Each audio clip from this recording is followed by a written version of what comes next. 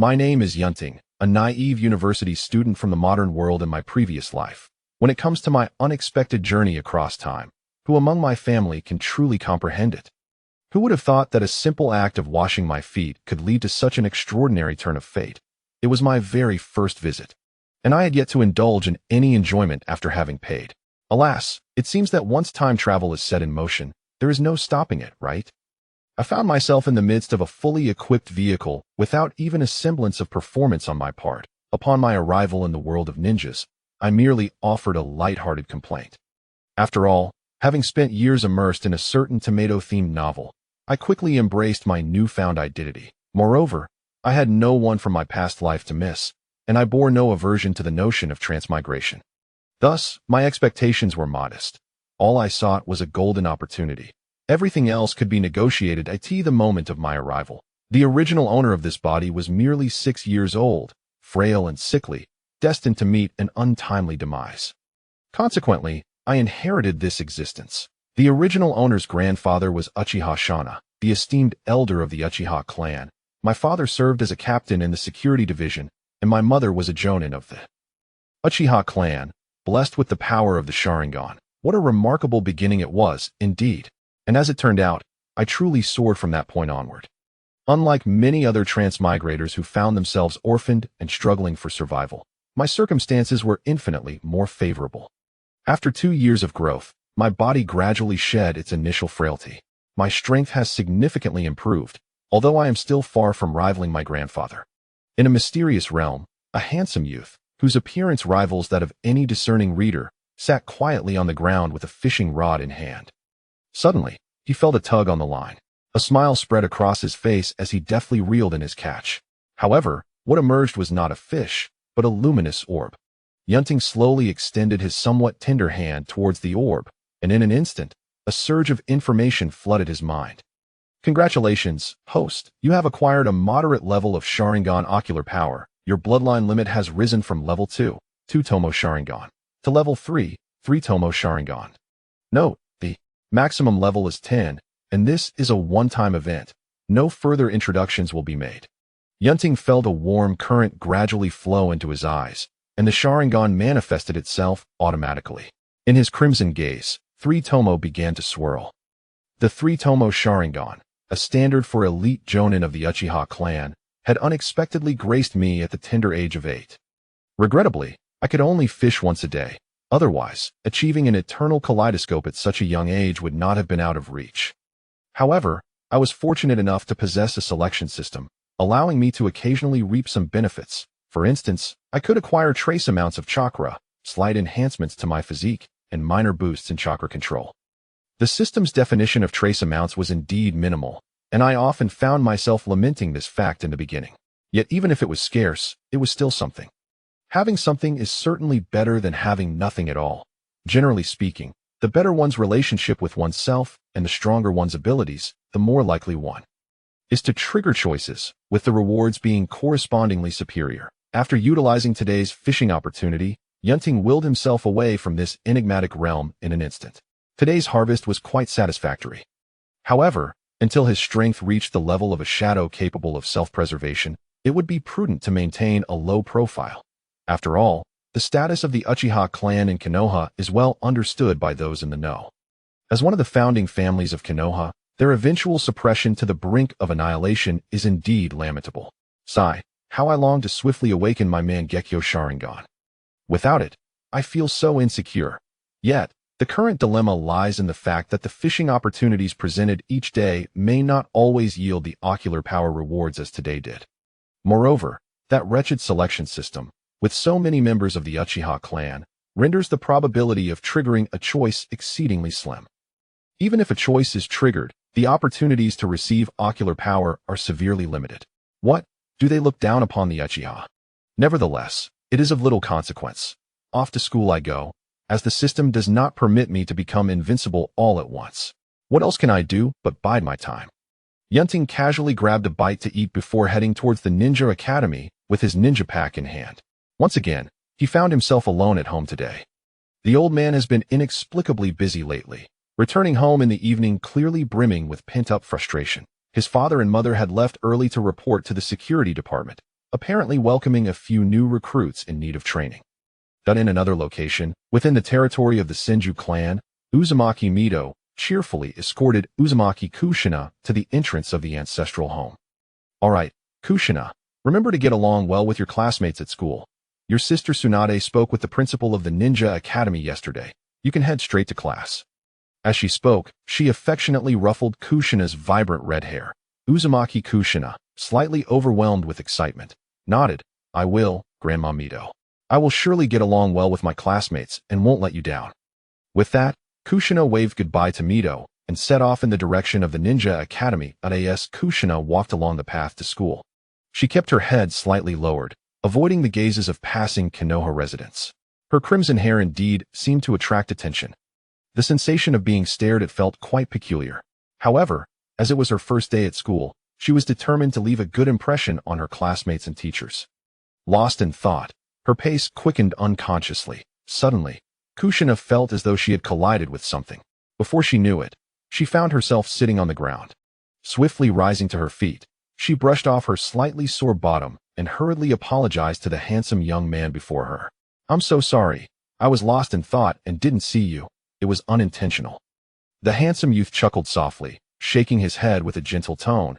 I'm perfectly fine, but you did just fall. I hope you're not hurt too badly. Feeling the warmth of the boy's concern and kindness, Kushina's heart swelled with comfort. The words of Grandma Mito ring true. The youth before her indeed exudes a warm and amiable aura. Today, she is determined to forge several new friendships. I have nothing to worry about. I just lamented my inattention to the path. By the way, I am Uzumaki Kushina. What is your name? The young man walks alongside Kushina, a subtle smile gracing his lips. Of course, I am aware that you are Uzumaki Kushina. Your distinctive features are rather unmistakable. My name is Uchiha Yun Ting. You seem to be a newcomer, am I right? Kushina nods with a smile upon hearing this. Indeed, Yun Ting. How did you come to know?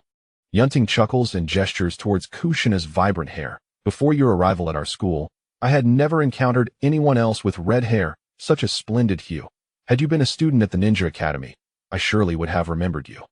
Upon hearing this, Kushina instinctively touches her crimson locks. Thank you, Yun Ting. This marks the first occasion since arriving in the village, aside from Grandma Mito and Sister Tsunade, that someone has complimented my hair.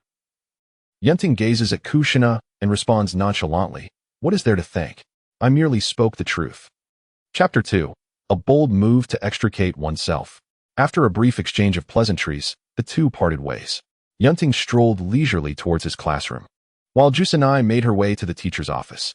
As she walked, Jusanai suddenly realized she had forgotten to inquire about Yun Ting's class. However, it was not a matter of great concern. The school was not vast, and surely finding someone would not pose much difficulty. With this thought in mind, she hurriedly ran towards the office, hoping her teacher would place her in a class with students as amicable as Yun Ting. Having made a good friend upon her arrival at school, she imagined the classmates would surely share Yun Ting's pleasant disposition. The anticipation of meeting her new classmates grew stronger within her. Meanwhile, as Yun Ting entered his classroom and took his seat, he eagerly claimed his reward. Ding! Congratulations, host, for choosing to forgive Jusanai and expressing your concern for her. You have received a reward, a portion of Jusanai's Vortex clan physique. At that moment, Yun Ting felt a surge of warmth coursing through his body, invigorating him, and even enhancing his chakra. It was akin to soaking in a hot spring, enveloped in comforting warmth, though regrettably fleeting.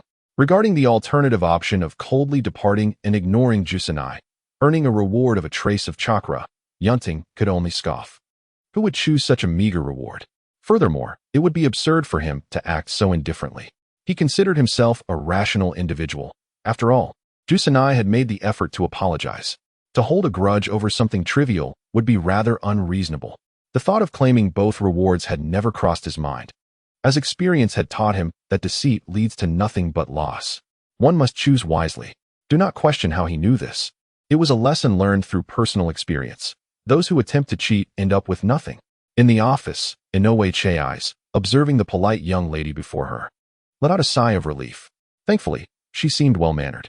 If she were anything like Lady Tsunade, Inoue would be sweating at the sight of the fist-sized hole in her desk.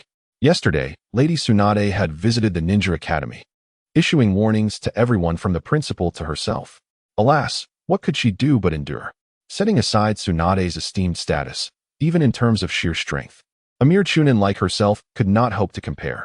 At that moment, Yun Ting, resting his head on the desk, sensed someone approaching.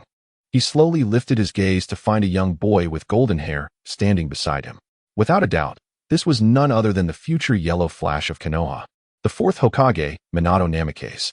Yun Ting was quite familiar with Minato, as both excelled in theoretical knowledge and practical skills, consistently ranking at the top of their class. While Yun Ting's achievements were attributed to the system and his clan, Minato's prowess stemmed solely from his innate talent. Yun Ting had investigated Minato's background and discovered that his parents were ordinary Konoha residents, with no ties to the world of ninjas. The notion of a past life does not exist. The speculation surrounding Minato's parents being members of the Senju clan integrated into Konoha is merely conjecture. Knowing the future prowess of Minato, I find no objection to fostering a good relationship with him. To Minato, our bond undoubtedly transcends that of mere acquaintances. As for myself, as long as Minato's character aligns closely with that depicted in the original narrative, I would be more than willing to befriend him. Thank you, Yun Ting, for the wind release technique scroll you provided last time. Yun Ting sat up, stretched lazily, and gazed at Minato with a nonchalant demeanor. It's nothing. You are aware of my identity, after all. It's just a scroll. Consider it an investment in you. Given your talent, Minato, who knows? You might even have the opportunity to be mentored by an elite jonin in the future. Listening to Yun Ting's words, Minato scratched his head, perplexed. I'm not nearly as remarkable as you suggest. Besides, would an elite jonin even consider me worthy? Yun Ting chuckled at Minato's self-deprecating attitude. Who knows? What if they take a liking to you? Just then, Inoue entered with Kushina, pushing the door open. Inoue surveyed the chattering classroom and called out loudly, "Silence! Everyone, return to your seats. Let us introduce our new classmate. Remember, it's essential to get along well with her." After a moment, once the class quieted down, Inoue gestured for Kushina to introduce herself. Kushina stood nervously at the front, fingers anxiously clutching the hem of her garment. Yet, she mustered the courage to look up and address the class. I'm Uzumaki Kushina. I'm thrilled to be in the same class as everyone. I hope to make many friends here. My dream is to become Konoha's first female Hokage. Before she could finish, a few mocking voices echoed through the classroom. The first female Hokage? What a joke. Exactly. And why do you say hope to as if it's uncertain? How odd. Look, her hair is red. My mom says demons are red too. I don't want to play with her. Really? Then I don't want to play with her either. Kushina stood there, feeling a mix of distress and helplessness. She hadn't done anything wrong. Why were these people so different from Yun Ting? Observing Kushina clenching her fists on stage, Yun Ting was about to intervene when a voice resonated in his mind. Ding. Congratulations, host, for triggering a selection task. Option 1, stand by and watch. Reward, minor chakra enhancement. Option 2, join in the mockery. Reward, several kunai. Option 3, assist Kushina. Reward, acquire a portion of Uzumaki Kushina's physique. Sealing technique 1. Yun Ting smirked. There was no need for deliberation. He grasped a textbook from his desk and hurled it at the most vociferous of the mockers. Several boys yelped in unison. With their cries, the classroom fell silent in an instant. Yun Ting surveyed the now quiet room, a satisfied expression gracing his features. Minato looked on with concern directed towards Yun Ting. Yun Ting, must you be so heavy-handed? One individual is already bleeding. This is likely to prompt a call to the parents, is it not? Yet, it seems this fellow is unperturbed by such consequences. Last time, he nearly beat a brash member of the Shimura clan to death when the parents were summoned. He ended up bringing his grandfather, Uchiha Shana, instead. Uchiha Shana, while patting Yun Ting on the shoulder, praised him for his actions. Meanwhile, the young Shimura and his father stood by like quail, not daring to utter a single word. Ding. Congratulations, host, you have made a choice. Reward, a portion of Uzumaki Kushina's physique and sealing technique 1. Will you accept it now? Not at the moment. Uzumaki Kushina, initially clenching her fists in confusion, looked up to see Yun Ting waving at her. Why are you still standing there? She hurried over to his side, taking 2 steps at a time. Yun Ting, you are in this class too? She inquired. Yun Ting, with a hint of exasperation, shrugged his shoulders. What did you expect? But someone was so engrossed in introductions that they didn't even notice me. Uzumaki Kushina, sitting beside Yun Ting, mumbled, "Who knew you were tucked away in the back corner?" And besides, I wasn't overly absorbed in the introductions. I was just nervous. Nevertheless, she thought with a smile, at least we are in the same class. So I am not entirely alone. Chapter 3. An unexpected turn? A sudden embrace? Inoue observed the casual exchange between Yun Ting and Kushina, a twitch forming at the corner of his mouth. What have I gotten myself into? What should I do now? Call the parents? Perhaps it's better to refrain. Should I summon Tsunade and Uchihashana? If I called them, it would likely result in them educating me rather than the two of them. I cannot provoke them. I can only avoid them. Wait, why is Lady Tsunade's sister involved with the grandson of Shana? But never mind. As a mere nin, it is not my place to interfere. Inoue instructed everyone to commence self-study before taking a few injured individuals to tend to their wounds. At this moment, Kushina finally realized the situation, glancing at Yun Ting with concern. You're not hurt, are you? Someone is bleeding. Yun Ting waved his hand nonchalantly. What could possibly happen? Worst case, they'll just call the parents. Upon hearing this, Kushina gradually relaxed. To her, a simple call to the parents was not a grave matter. She had initially worried about whether Yun Ting might face punishment from the teacher. Moreover, if the teacher truly pressed Yun Ting, she would have no choice but to invoke Sister Tsunade's name. After all, Tsunade had stated that if anything occurred at school, just to mention her name, it would surely suffice. After class, Minato approached Yun Ting slowly, his gaze filled with suspicion. I say, you seem a bit off today? Yun Ting replied coolly. You're overthinking it. Perhaps, Minato conceded, it might just be my imagination. Yun Ting gestured toward Minato, then turned to Kushina and said, this blonde fellow is Namikaze Minato. My friend. Kushina nodded in acknowledgement. Indeed, I have a faint recollection of this individual. They are among the few who have not mocked me, though they seem indifferent to my plight. Yet, who would extend a hand for a stranger? Minato Namikaze turned to Kushina Uzumaki and smiled. Greetings, I am Minato Namikaze. However, you must understand that you cannot become Hokage, for that title is reserved for me. Kushina, somewhat puzzled, inquired, are you so certain that you will become Hokage? Minato, feeling a bit embarrassed, shook his head, not entirely. But one must have dreams, don't you think? In the afternoon, during the practical class, the students gathered on the playground, forming small groups, each engrossed in their own activities. Yun Ting guided Kushina as they became acquainted with their surroundings. Say, Yun Ting, did I do anything wrong today? Yun Ting led Kushina to a secluded corner to sit down. Why do you ask? Kushina rested her chin on her small hands, reflecting. This morning, I had hoped to make friends with everyone in class. Yet, only you, Yun Ting, did not ridicule me and even stood up for me. My grandmother told me to get along with my classmates, but now I don't wish to befriend them. What should I do? Yun Ting, noticing the emergence of a selection task, looked at Kushina in surprise. Isn't the occurrence rate a bit high? This is the third one today. He regarded her gently, saying, we cannot be friends with everyone, so there is no need for you to be overly anxious about it. Throughout our lives, we will encounter a myriad of individuals, both good and bad. We need not force friendships or compromise ourselves for the sake of others. Kushina nodded slowly, as if grasping the concept. Oh, I see. So, Yun Ting, are we friends now? She turned her head away shyly, hesitant to meet his gaze, uncertain if he considered her a friend. Yun Ting smiled at the bashful Kushina and replied, I am delighted to be friends with you, Kushina. Upon hearing this, Kushina jumped up in excitement. Really? Yun Ting nodded with a grin. Indeed, more genuine than pearls. Kushina, brimming with joy, began to leap in place. Then, calamity struck. She lost her footing and fell onto Yun Ting. Her crimson hair cascaded over his face, and her charming countenance rested against his chest. Realizing her position, Kushina quickly sat up, her eyes slightly dazed, perched on Yun Ting's abdomen. She looked at him, her tone tinged with apology. I'm so sorry, Yun Ting. I was just too happy. It was unintentional. Yun Ting, witnessing her flustered demeanor, rolled his eyes and said, please don't just apologize. Get off me first. There are so many people on the playground. Be careful not to be seen.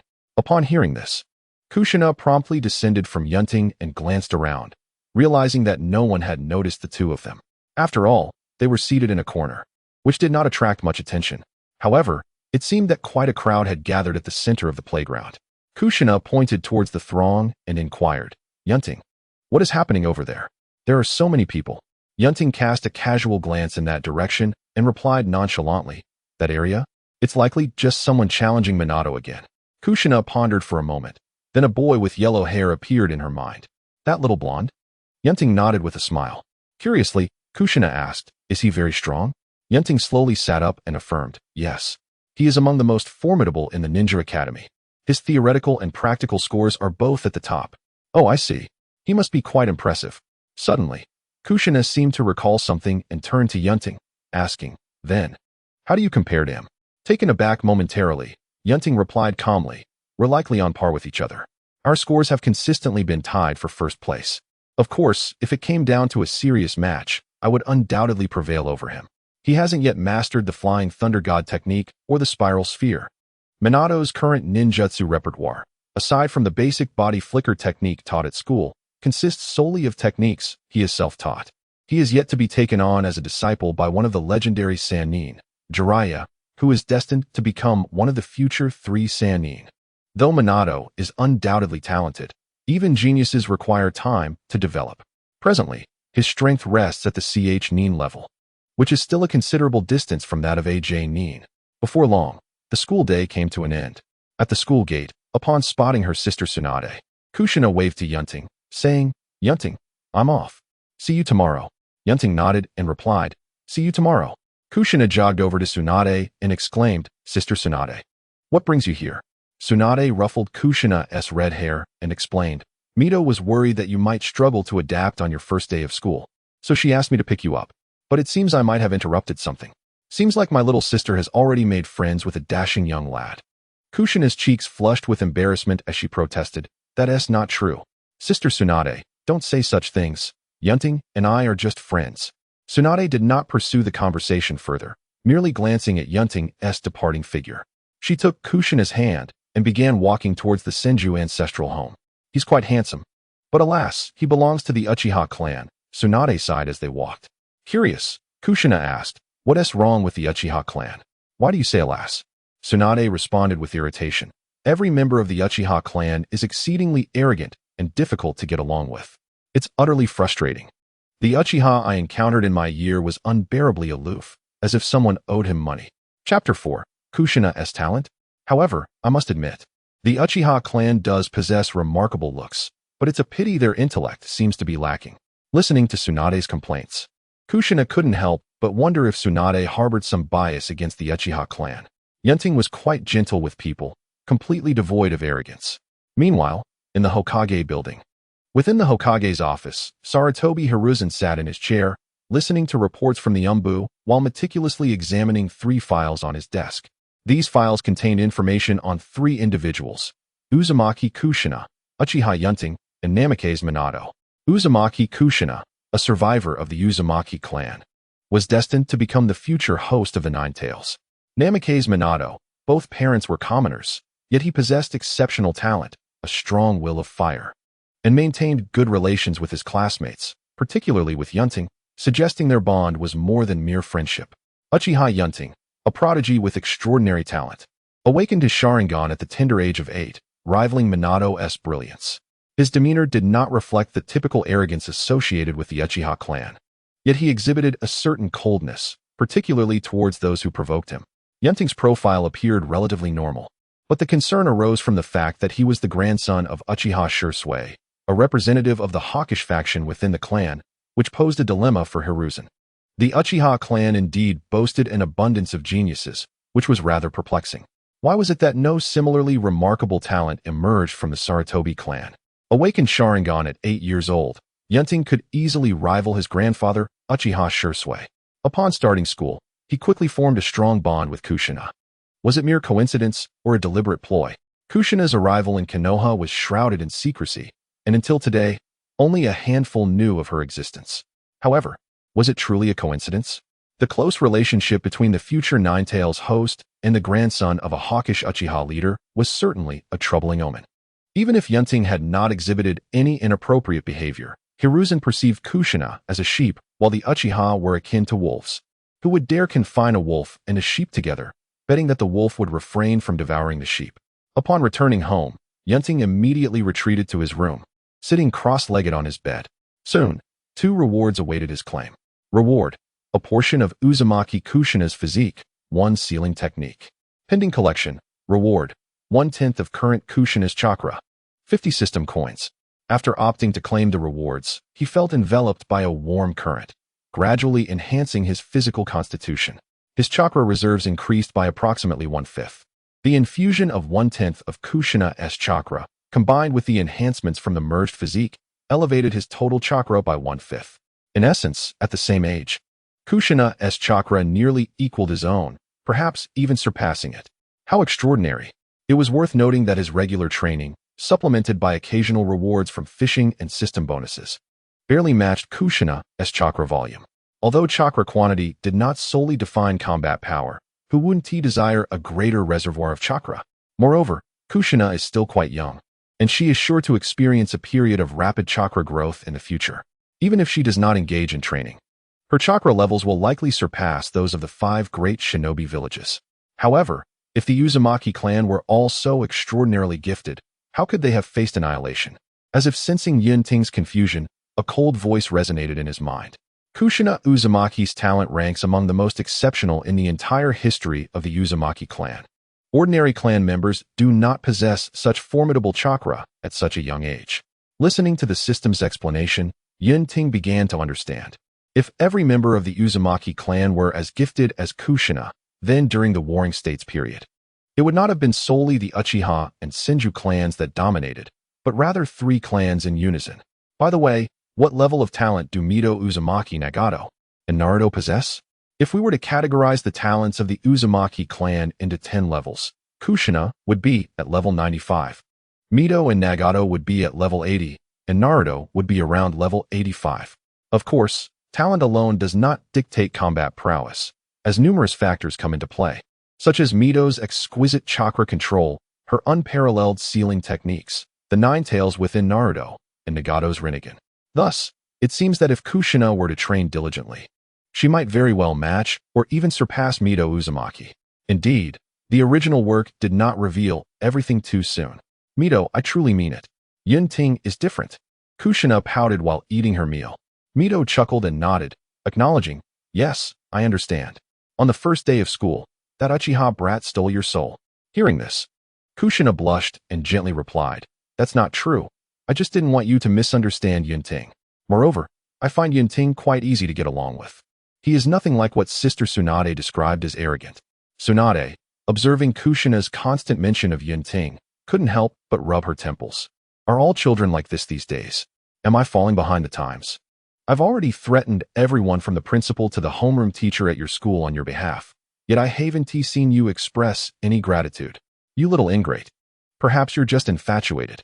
Don't let yourself be deceived, only to end up counting someone else's money. Aside from being reasonably good-looking and somewhat strong, what else does that Uchiha brat have? His temper is horrendous, easy to get along with. The Uchihas I've encountered have all been icy and prideful. Should I request Ju to keep an eye on Kushina at school? Knock, knock.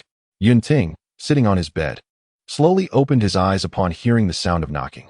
A slightly respectful voice then came from outside. Young Master Yun Ting, dinner is ready. Would you like to come out and eat? Yun Ting replied calmly, understood, I will be out shortly. He quickly tidied his clothes and then opened the door to step outside. Mu Sheng and Mu Yu are orphans from the Uchiha clan, taken in by their benefactor. In truth, their adoption resembles more of a strategic investment in their future. Both have unlocked the double Tomo Sharingan, and despite being nearly 10 years their senior, they are now 18. Nevertheless, their prowess is sufficient to establish them as formidable assets within the Uchiha clan. It is anticipated that each will eventually possess a trio of Tomo. Uchiha Yun Ting sat at the table, savoring a bite of his meal before inviting the two to join him. They complied without hesitation, adeptly taking their seats and dining alongside him. Interestingly, both refrained from serving themselves the dishes untouched by Yun Ting, as well as those he particularly enjoyed. This marked a significant improvement. At first, it had been a struggle to even coax them to the table. Overall, Yun Ting felt quite satisfied with the two protégés the elder had nurtured, obedient, capable, and even helpful with minor tasks. Having two reliable allies is indeed advantageous, especially as he cannot manage every task alone in the future. Chapter 5. The Hand of the Ruler and Future Plans. After dinner, Yun Ting retreated to his chamber, settling into a meditative position with the intention of practicing chakra control. Suddenly, a voice echoed in his mind. Ding! Choice activated. 1. Diligently practice chakra control for the night. Reward: minor enhancement in chakra control. 2. Why practice when one can sleep comfortably? Sleep. Reward: random ability X1, initial level 1. There was no need for deliberation. One knows that mere talent is insufficient. Without effort, even the gifted may find themselves lacking. Thus, he chose option 2. Ding! Congratulations to the host for making a choice. The random ability has been extracted. Congratulations on acquiring the ability Hand of the Ruler 1. Hand of the Ruler, a power acquired through the Jaegerlight trial, allows for physical influence over objects without direct contact. Yun Ting tested his newfound ability on a nearby cup, causing it to levitate effortlessly before him. It proved to be quite effective, reminiscent of Shinra Tensei. Moreover, he recalled that in the original narrative, this ability required no mana, suggesting it would similarly demand no chakra in the world of Naruto. Although it may not rival the core ability of the Shadow Monarch, Shadow Extraction, it is still a commendable power. One must not be too greedy. With that, it was time for rest. After all, he dared not risk the system's retraction of a skill it had graciously bestowed upon him. As was customary, upon awakening, Yun Ting hurried to the mysterious realm to fish. The first catch upon waking was always promising, even if he could only cast his line once a day. Before long, he reeled in a glowing orb. Low-level Spirit Awakening Pill, a basic elixir used by the Beastmaster sect to help spirit beasts initially awaken their intelligence. To a certain extent, it can promote the growth of spiritual beasts. As the luminous orb gradually faded, a circular elixir materialized in my hand. Strangely enough, it exuded a faint yet delightful fragrance. I pondered whether consuming it might enhance intelligence. However, I decided against it, as I deemed myself sufficiently astute already. Besides, it was proclaimed to be of a lower grade, unworthy of my attention. Lost in thought, I exited the mysterious space and formed a hand seal, summoning a raven. The raven, displaying an unusual intelligence, perched upon my shoulder, its gaze fixated on the elixir in my hand. Yet, it merely observed, showing no inclination to seize it. Seeing this, I chuckled and fed the elixir to my little companion, Xiaokai. Shortly thereafter, Xiaokai succumbed to slumber. Observing that there were no abnormalities aside from the deep sleep, I gently placed Xiaokai on the bed and departed. I understood that in novels, beasts often absorb medicinal powers through rest. Who says reading novels is futile? As for naming a raven Xiaokai, it was simply because I could name my own bird as I pleased. Have you ever heard of the term colorful black? I hope the elixir proves beneficial to Xiaokai. Of course, my primary objective remains to acquire the Mangeki Sharingan. I disregard concerns about the potential blindness that might ensue from using ocular powers. Losing one's sight pales in comparison to the loss of life. The Second Great War is not far off. Awakening the Mangeki Sharingan is undoubtedly the swiftest path to becoming a formidable figure. As for the eternal Mangeki, that is merely a thought for now. The Mangeki Sharingan is a means of self-preservation for the impending conflict. However, it would be unwise to wager all resources on the eternal Mangeki Sharingan. I cannot afford to exhaust it like the second Hokage, who required immense power for even a single battle. Even the eternal Mangeki Sharingan cannot withstand such excessive use. Exhausting the Mangeki in 3 days is a fate none have yet encountered. Currently, there appear to be 2 methods to mitigate the side effects of the Mangeki Sharingan. The first is to sustain its development. With my unique advantages, the eternal Mangeki Sharingan will eventually be mine. The second pertains to the so-called universal Senju cells. However, I doubt Orochimaru has even begun researching the Senju cells, rendering this path temporarily unfeasible. I wonder if inheriting Kushina's physique would aid in the recovery of ocular power for the Mangeki Sharingan. The Senju and Uzumaki clans are fundamentally intertwined. Logically, even if their effects are not as potent as the Senju cells, they should still provide some benefit. My recent objectives are as follows. First, to elevate my 3-Tomo Sharingan to the Mangeki Sharingan while mastering ocular techniques and Susanoo. Second, to engage more with Kushina, triggering as many choices as possible to inherit her physique. Third, to refine my mastery in lightning release, fire release, sensory perception, chakra control, swordsmanship, physical combat, and illusion techniques to level 5. At present, this is all there is, yet even this has consumed a considerable amount of time to attain. The ability to perceive grants one the capacity to detect adversaries. Mastery of swordsmanship enhances one's close combat prowess. Chakra control bolsters one's endurance and, to some extent, accelerates the release of ninjutsu. Proficiency in physical techniques endows one with a robust physique and exceptional bodily coordination. Mastery of illusion techniques, as those in the know would understand, not only appears impressive but can also catch one's opponents off guard. Moreover, does one not think it a waste for a Uchiha to forego illusion techniques, given the remarkable abilities of their eyes? As for the choice to prioritize the advancement of lightning and fire release mastery, it is not merely due to possessing only these two chakra natures, but rather a reflection of limited energy. Previously, I possessed all 5 basic chakra natures. Furthermore, with the unique Yin attribute from the Uchiha clan's bloodline limit and the Yang attribute chakra inherited from Kushina's physique, I now hold all chakra types. Nevertheless, despite my comprehensive mastery, I have resolved to first elevate the levels of fire and lightning ninjutsu. The Uchiha clan predominantly embodies fire release, followed closely by lightning release, which explains their extensive collection of these two ninjutsu. Prioritizing the enhancement of these two is undoubtedly a sound decision. Once these tasks are completed, should time allow before heading to the battlefield, I may choose to enhance the levels of my bloodline limit and perception abilities as much as possible. Of course, the system currency required for upgrading to level 5 varies significantly among abilities. For instance, the currency needed to elevate the bloodline limit to level 5 and unlock the Manjiki Sharingan far surpasses that required for culinary skills. However, with diligent practice, one can mitigate the expenditure of system currency. For example, my culinary skill is currently at level 3, seemingly attained through the remnants of my past life, coupled with occasional cooking endeavors. Chapter 6. Cleaning the wound. The following morning, Kushina, having finished her breakfast, eagerly set off toward the ninja academy.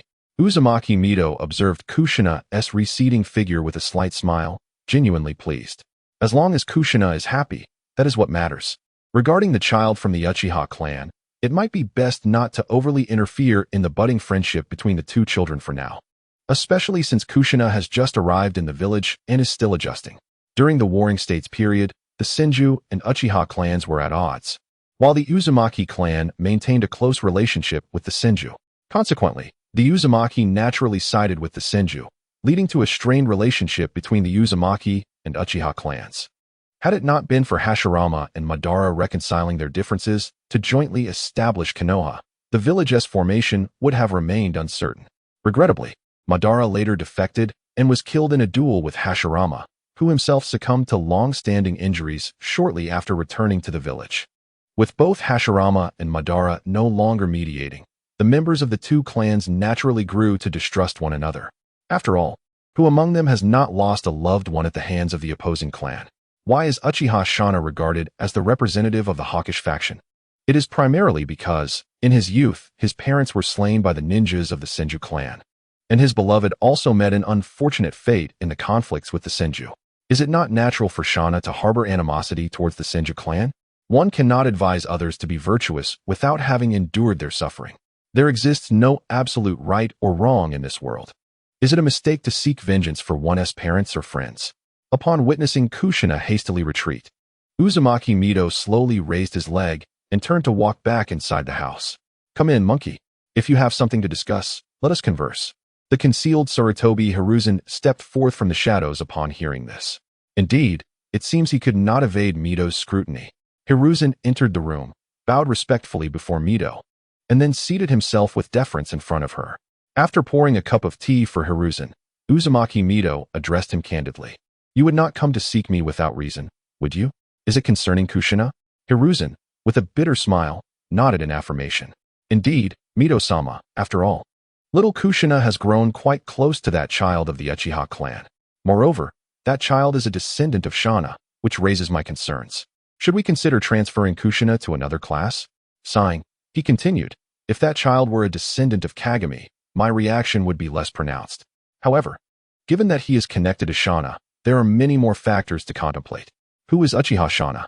He is the representative of the hawkish faction, is he not? Perhaps he even holds some interest in his position.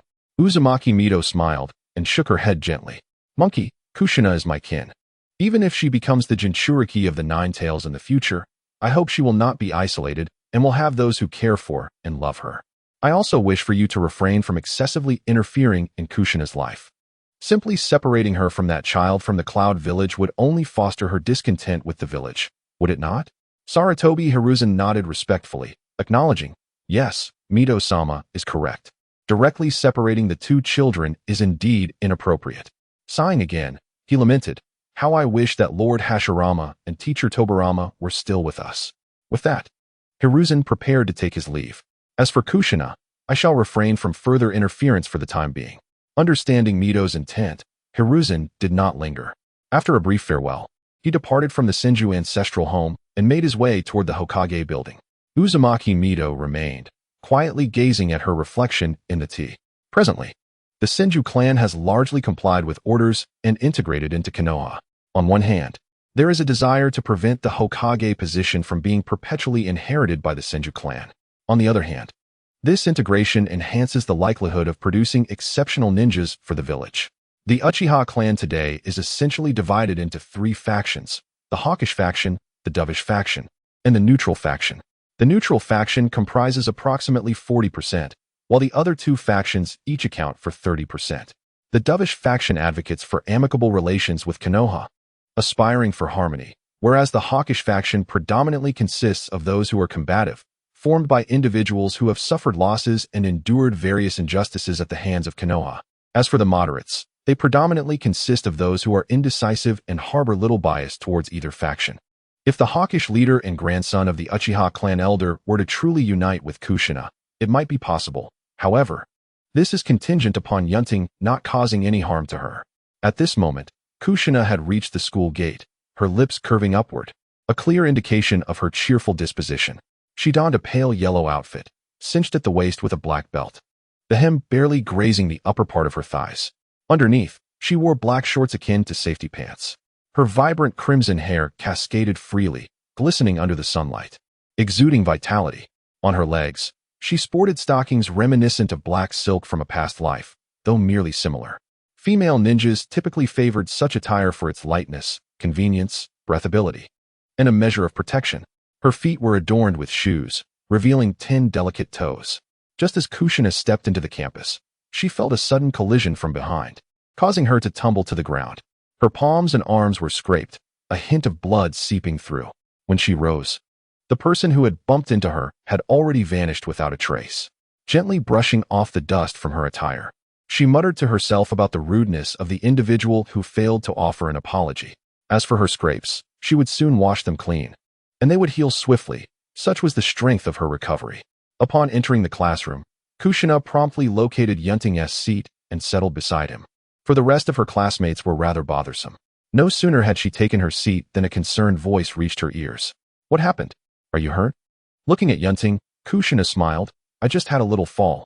It's nothing serious, just a minor injury. I'll just wash the dirt off. As she intended to rise and head to the restroom, Yun Ting gently restrained her.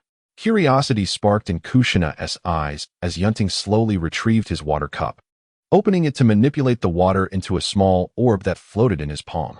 There's no need for that. I can assist you right here. Just extend your hand. Complying, Kushina presented her hand to him. Yun Ting guided the water orb, forming a slender stream that flowed gently over her wound, washing away the dust. A refreshing sensation enveloped her. His movements were delicate, causing her no pain. Once clean, Yun Ting concentrated his chakra in his palm, a soft glow emanating from it. The wounds on Kushina's skin healed at an observable pace, revealing her fair complexion beneath. After tentatively moving her arm, Kushina discovered that she felt no discomfort whatsoever. Upon completing his task, Yun Ting casually discarded the water orb out the window. Chapter 7. The Battle, the Performance. After tending to his wounds, the teacher had already taken his place at the podium, ready to commence the lecture. It was rather bothersome, perhaps due to influences from a previous life. The sound of the teacher's voice was akin to a lullaby for Yun Ting, whose quality of sleep was remarkably enhanced. Furthermore, the teacher was merely covering fundamental concepts, intended solely for the ordinary ninjas lacking any background. Given his current prowess, he was more than capable of holding his own against elite shinobi. Why bother listening to such trivialities? Before long, Yun Ting had succumbed to slumber, resting his head upon the desk. His steady breathing resonated softly in Kushina's ears. Upon noticing this, Kushina feigned attentiveness to her textbook, while secretly casting glances at the sleeping Yun Ting. His jet black hair, striking eyebrows, and captivating features rivaled the most handsome readers present. In a word, he was stunning. As she gazed, Kushina felt her cheeks flush involuntarily. No, Kushina. How can you sneak a look while Yun Ting is asleep? Fortunately, they were in the same class. Had she been assigned to a different one, with classmates exhibiting such disdain, she would have been at a loss. Before long, the class came to an end. Just as Kushina finished organizing her books, a tall girl with long black hair entered the classroom. After surveying her surroundings, she approached Kushina directly. Kushina regarded the girl, who towered over her, with a hint of confusion. Do we know each other?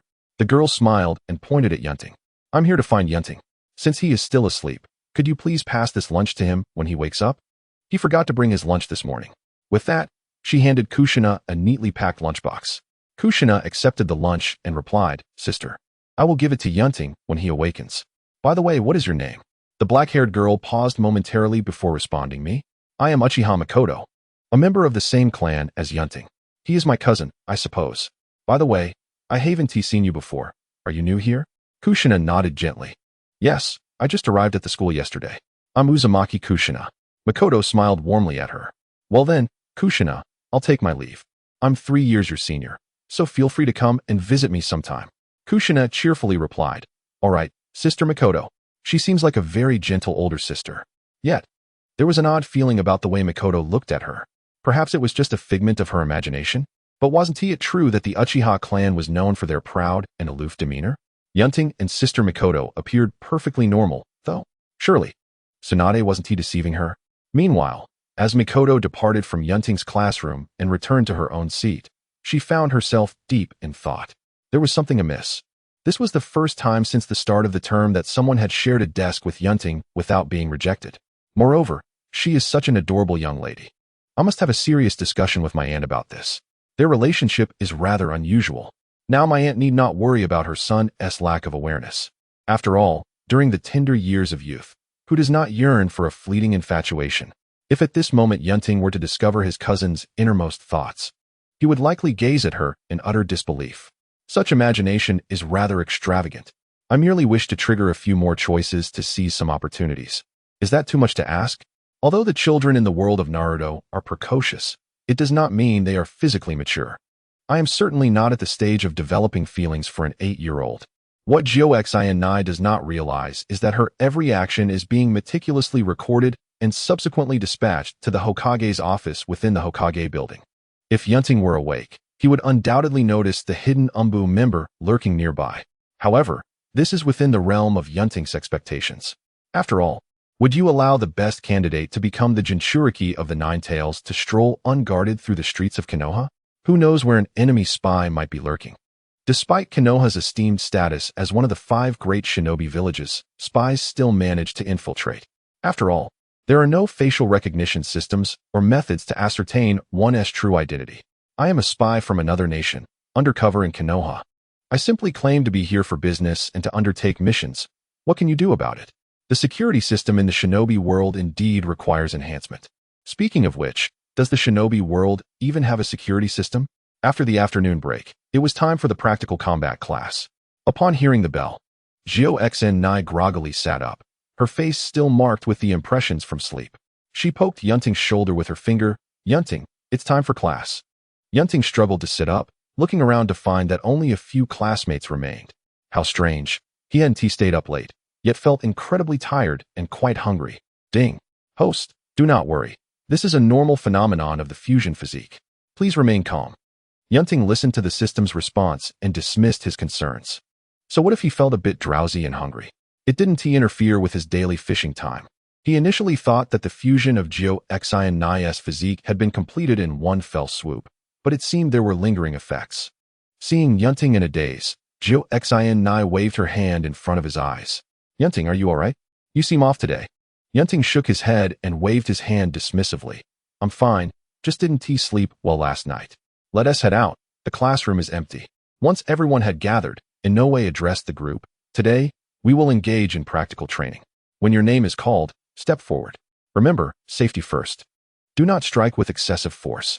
All right, Uchiha Yun Ting and Namikaze Minato, you are up first.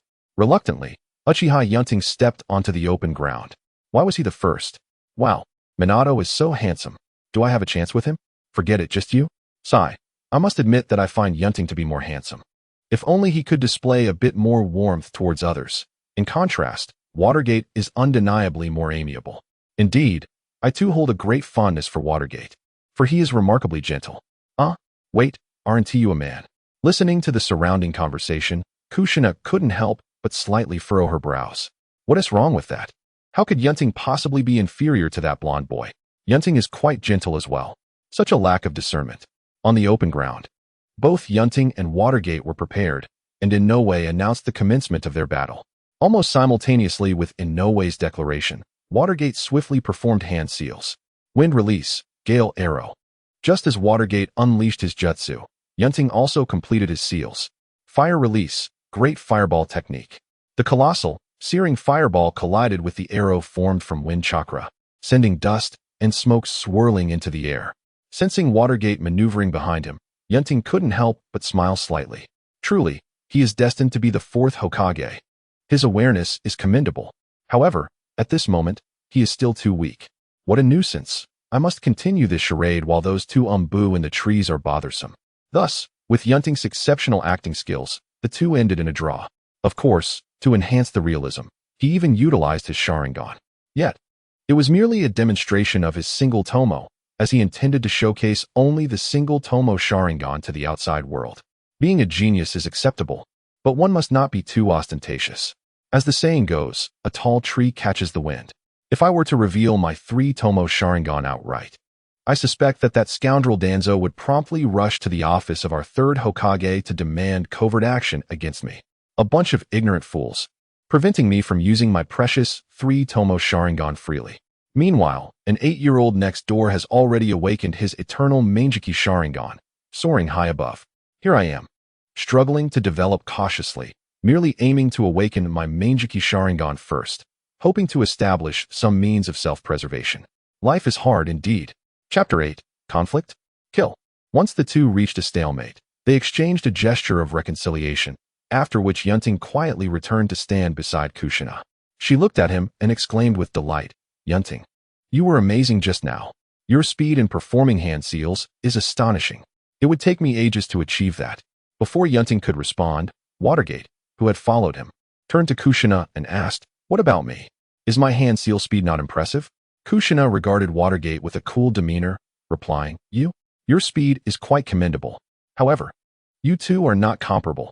After that, aside from the battle between Watergate and Uchiha Yun Ting being somewhat noteworthy, the other matches resembled mere childlike scuffles. Yet, it is true that they are indeed all children. It is rare to see someone like Yun Ting Sage capable of utilizing ninjutsu. When Kushina stepped into the fray, she landed a punch that left her opponent questioning their very existence. There was no technique involved, merely raw numbers. Once all the sparring concluded, it was time to dismiss school. After exchanging farewells at the school gate, Kushina and Yun Ting went their separate ways home. Upon returning home, Yun Ting was greeted by the sight of Shao Kai sprawled across his bed in an ungainly manner. The wings had nearly reached a span of 3 meters. Wasn't it the spirit awakening pill? Why did it feel as though it had been infused with hormones? Yun Ting lightly nudged Shao Kai's wings with his foot. Wake up. Return to your old nest for sleep, or you might crush my bed. Sensing the unusual disturbance at her wings, Shao Kai groggily opened her eyes. Upon spotting Yun Ting, she immediately shrank in size and perched upon his shoulder, her eyes glimmering with excitement. Master, I can speak now. Ga? Yun Ting smiled at her exuberance. Congratulations. It seems my efforts were not in vain. And from now on, you need not call me master. What should I call you then? Shao Kai tilted her head in inquiry. Just call me boss. Master feels rather odd. All right, boss. Ga? Boss, I feel a bit bloated and sleepy, ga. After a moment's contemplation, Yun Ting replied. It's likely due to not fully absorbing the medicinal effects. No need to worry. Just take your time to absorb it at home. With that, he instructed Shao Kai to return, as it was impractical for her to remain on his bed until the effects were completely absorbed. Time passed swiftly, and in the blink of an eye, a month had elapsed. During this period, Jiu Xian and Yun Ting had grown closer, and he was able to engage in simple conversations with Minato and some classmates. At this moment, within the residence of the Uchiha clan's elder, Uchiha Shana, Yun Ting sat alongside Uchiha Shana, seemingly engaged in a discussion. Uchiha Shana gazed at his grandson, a hint of satisfaction glimmering in his eyes. Truly, he was proud of his lineage. Uchiha Shana presented a long blade before Yun Ting. This is the long sword infused with chakra metal that you requested.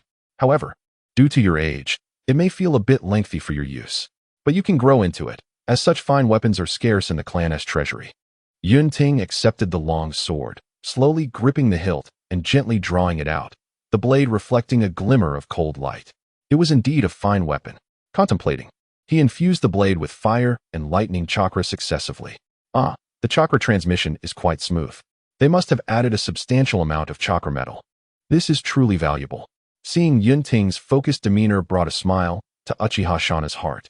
After all, his grandson was nothing like his father in his youth, rebellious and disobedient. This grandson was remarkably mature, not particularly interested in many things. Bringing joy to his grandson with this sword felt like a worthwhile investment. Moreover, given his grandson's talents, what harm could come from pairing him with a fine blade? Turning to Yun Ting, Uchiha Shana remarked, "By the way, I've heard that you've grown quite close to a girl at school." Upon hearing this, Yun Ting slowly shifted his gaze from the blade. "What do you mean by that? Please, be direct."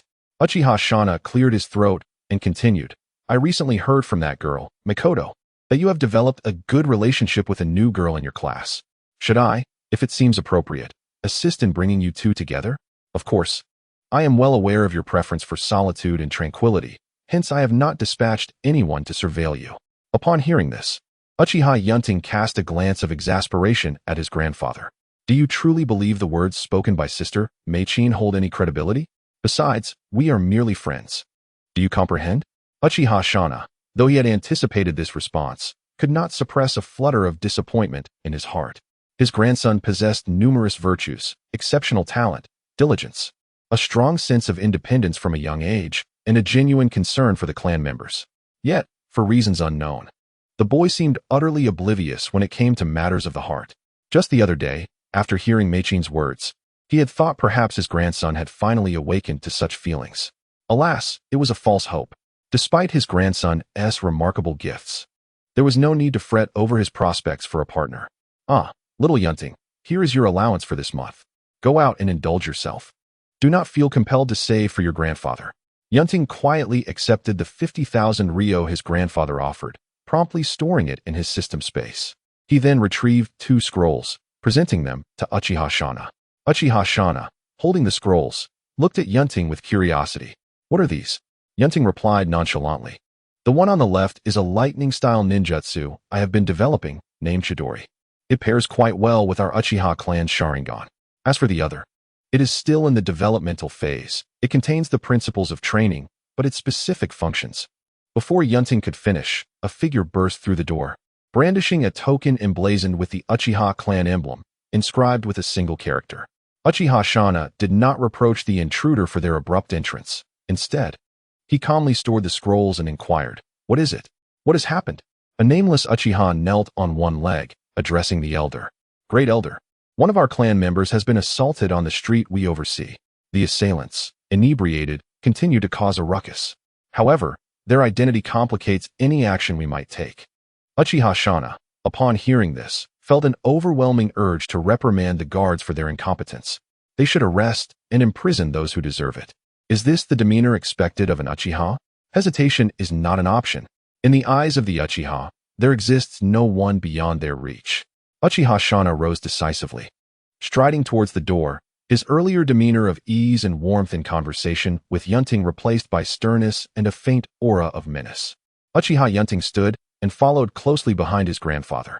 Meanwhile, within a shop adjacent to the Uchiha clan, chairs and tables lay overturned, the floor strewn with shattered dishes. In front of the establishment, a 6-year-old girl stood defiantly before a Uchiha clansman. Her eyes tinged with red as she gazed at a nearby youth who regarded her with mockery. "Why should they be spared? He struck my mother first. Why should they escape unscathed? Just because my mother and I are not ninjas and have not awakened a Sharingan?" The nameless Uchiha found himself at a loss for words, unsure of how to respond. The individual before him was an envoy from a foreign nation. Had it been someone like Yun Ting or Fuyue, perhaps there would have been cause for concern. Yet, the person at hand was merely a descendant of the Uchiha clan, their bloodline exceedingly diluted. Awakening the Sharingan was a formidable challenge, and for some, even extracting chakra was a daunting task. Apart from the almost non-existent Uchiha blood coursing through their veins, they were, for all intents and purposes, akin to commoners. From a pragmatic standpoint, offending foreign envoys over this mother and child was hardly justified. Moreover, it could be resolved later with compensation from the clan. As for the conflict, the young envoy regarded the little girl before him, clad in tattered, inexpensive garments, with a hint of mockery in his gaze. She was but an insignificant civilian. What did it matter if he had harmed her mother? Who would risk their reputation over two commoners? Even should he strike, it would be a privilege for her. Of course, bullying a member of the Uchiha clan, even a commoner, was a different matter. However, had the individual been adorned in fine attire and truly belonged to the Uchiha lineage, he would have needed to reassess. At that moment, Uchiha Shana had arrived at the scene. Observing the chaotic ground and the members of the Uchiha guard nearby, he angrily demanded, "Are the guards merely idle? Why are you not apprehending these individuals? Are you waiting for me to intervene personally?" No sooner had he spoken than a squad from the hawkish Uchiha guard, having just arrived, swiftly subdued the troublemakers. The doves among them, who had intended to intervene, were immediately cowed by a single glance from Uchiha Shana. Uchiha Yun Ting appeared beside the little girl, his tone gentle as he reassured her. "Do not fear, little Qing. Your brother will take care of this." Upon hearing his words, the girl looked up and, overwhelmed, rushed into his embrace. "Brother Yun Ting, they are bullying us. After finishing their meal, they refused to pay, and when my mother spoke out, one of them struck her with a bowl." The girl, who had been valiantly holding back tears, now wept uncontrollably in Yun Ting's arms. Gently, Yun Ting lifted little Qing and approached a modestly dressed woman seated nearby, offering her a slight nod. "I apologize for the inconvenience, Auntie." He then extended his right hand, enveloped in green energy. Almost instantaneously upon contact, the wound on the woman's forehead healed completely, as she felt the dizziness dissipate and recognized her benefactor. She spoke with a hint of gratitude. "I am sorry to trouble you again, Yun Ting." "It is no trouble at all, Auntie. After all, we are family, bound by the same bloodline. Helping one another is but a natural obligation," Yun Ting replied calmly. He then handed little Qing back to her mother before teleporting to the side of the troublemakers. Casting a glance at the elderly gentleman beside him, he inquired, "Grandfather, what do you intend to do?" Uchiha Shana responded with a cold snort, "What should we do? The oppression has reached our own kin, and yet we endure. I shall not be called Uchiha Shana." Upon hearing this, Uchiha Yun Ting realized that had the elder not acted thus, he would have begun to suspect that the old man had been possessed. After Uchiha Shana spoke, his three-tomo Sharingan manifested, casting a cold gaze upon the individuals opposite him. The self-proclaimed messenger, now subjected to Uchiha Shana's scrutiny, found himself rendered speechless, his earlier bravado evaporating. At that moment, a figure hurriedly stepped in front of Uchiha Shana. Upon recognizing the newcomer, a smirk of derision crept across Uchiha Shana's lips. "Ah, our esteemed second elder of the Uchiha clan arrives rather tardily, does he not? Not only does he arrive late, but while our adversaries have already encroached upon us, his associates still contemplate appeasement and submission? I begin to doubt whether they truly belong to the Uchiha lineage. Wouldn't you agree, Uchiha Tianyu? Let us not forget your own surname." Uchiha Tianyu, upon hearing these words, maintained a calm demeanor, donning a gentle expression. Despite Uchiha Shana's notorious temper, he had undoubtedly contributed significantly to the Uchiha clan. Nevertheless, Uchiha Shana's manner of handling matters had also led to a deteriorating perception of the Uchiha clan among others. Uchiha Tianyu cast a glance at the chaotic scene nearby, his gaze firmly fixed on Uchiha Shana, while discreetly employing a special technique to convey a message to him. It was evident to him that this old fellow harbored murderous intent once again. "Shana, grant me this favor. Confine these individuals to a prison. This matter must not escalate further. Are you not aware of how many have gathered around us?" Uchiha Shana, upon hearing Uchiha Tianyu's plea, could not help but smile, though the smile was not inspired by Tianyu's words. Just as Uchiha Tianyu stepped in to shield Uchiha Shana, the messenger youth involuntarily displayed a fleeting expression of relief and a subtle smile. However, simultaneously, Uchiha Yun Ting had already instantaneously appeared beside the messenger youth, seizing him by the throat and forcefully slamming him to the ground, creating several cracks in the earth. Uchiha Yun Ting sat upon him, one hand gripping his neck while the other struck his somewhat pale face. "Did you think you were saved just now?" The messenger youth gazing up at the boy with murderous intent seated upon him, felt a chill enveloping him. I didn't mean to, I was wrong. Before the messenger youth could finish his words, Yun Ting tightened his grip, his voice icy as it whispered in the youth's ear. Be mindful in your next life. My sister is not someone you can afford to offend. With that, Yun Ting summoned his strength, swiftly twisting the messenger youth's neck. As Yun Ting regarded the lifeless form sprawled on the ground, his eyes betrayed no emotion. The youth could never comprehend why this boy's sister dressed akin to a commoner. He would never fathom that, for any member of the Uchiha clan, Yun Ting would willingly assume the role of their elder brother, except for the likes of Itachi and Obito, of course. However, at present, those two had yet to make their entrance into the world. It seems that there is still a chance for redemption, after all. It could be considered a formidable force. If redemption proves elusive, one cannot help but think that the brilliant Senju Tobarama might ultimately devise a forbidden technique akin to body snatching.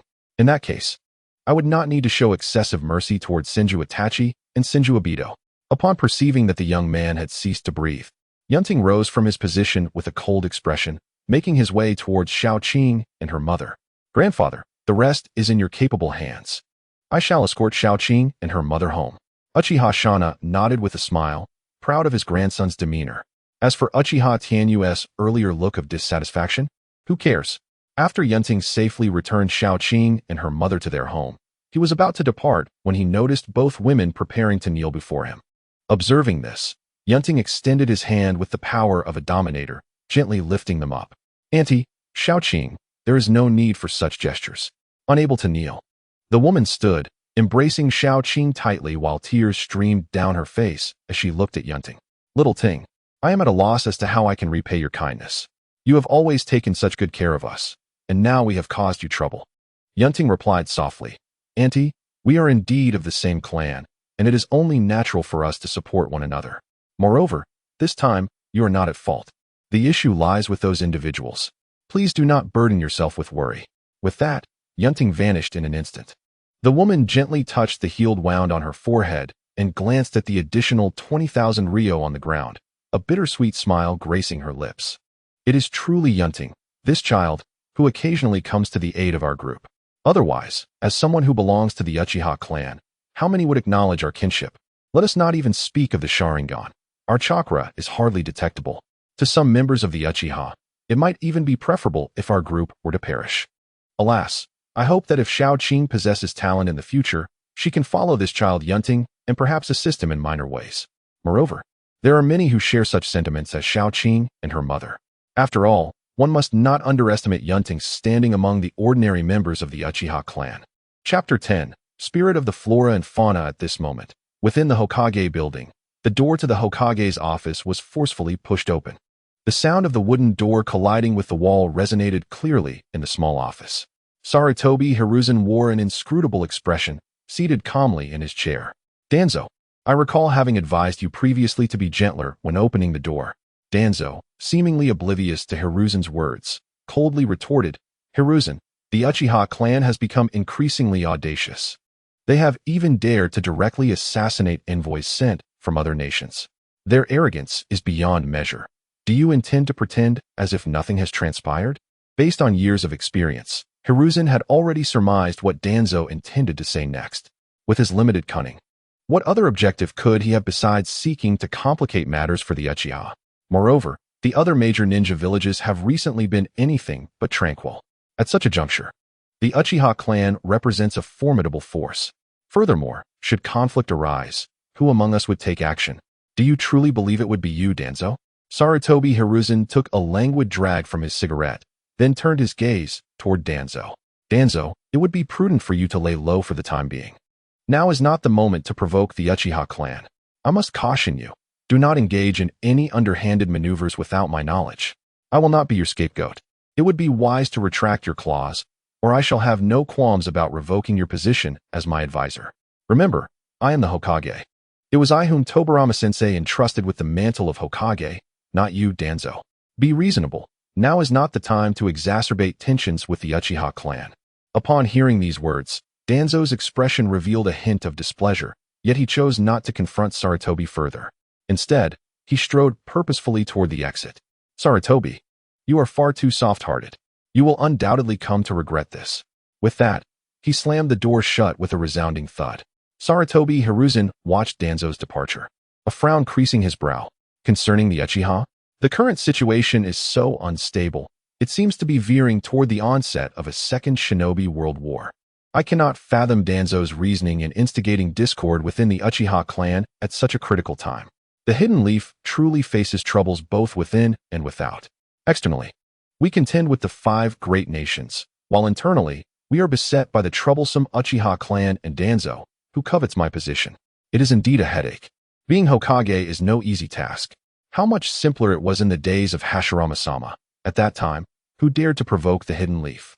Simultaneously, within the Uchiha clan's conference room, Uchiha Tenya regarded Uchiha Shana, who sat opposite him, and spoke slowly. Shana, your grandson's bloodlust seems rather excessive, does it not? Uchiha Shana's lips curled into a slight smirk at the remark. Oh, is retaliating for our kin what you deem excessive bloodlust? When others encroach upon your territory, should you cower like the pacifists among you? Uchiha Tenya nearly leaped to his feet in indignation. That is not what I meant. Surely, there are more prudent solutions at our disposal. We could detain them first and deliberate afterward, could we not? Uchiha Shana slammed his palm upon the table, laughing derisively at Uchiha Tenya. Deliberate? Likely, once Sarutobi gives one of his commands, you would simply release them, would you? A better solution? What a joke. Perhaps you should abandon the Uchiha name and adopt the name Turtle instead, since you possess such remarkable patience. No sooner had he finished speaking than Uchiha Genka, seated nearby, burst into laughter. Turtle Tenya? What a splendid name. However, before Genka could elaborate, a sharp pain shot through his side. Turning to see the disapproving gaze of Miyu, he quickly fell silent. Your father can be mocked, but what business do you have joining in? Do you think you can match them? Just laugh. Have you not noticed the second elder's furious expression? Though he longed to join in the laughter, he was certain he was not the only one who felt that way. However, aside from that rogue Shinhua, who else dares to laugh so brazenly? Even though the second elder approached matters with a touch of subtlety, his status within the Uchiha clan ranks just beneath the clan leader, standing on equal footing with Uchiha Shana. He is indeed a troublesome individual. Ultimately, the meeting concluded hastily, prompted by the clan leader's attempts at reconciliation. Symbolically, Uchiha Shana was made to hand over some funds to his grandson, and thus the matter was considered resolved. Of course, Uchiha Shana would never comply. After all, his grandson had done nothing wrong. In any case, this was merely a formality. What could they do if he refused? Were they to strip him of his esteemed position as the elder? As for the instigator of this affair, he was undoubtedly enjoying his comforts at home. As for concerns about his own safety, what a jest! Did they truly believe that Uchiha Shana was a paper tiger? Moreover, this behavior is characteristic of the Uchiha clan. At times, excessive restraint is even more peculiar and more likely to draw attention. The other clans of Konoha, naturally, remained indifferent, merely spectators to the unfolding drama.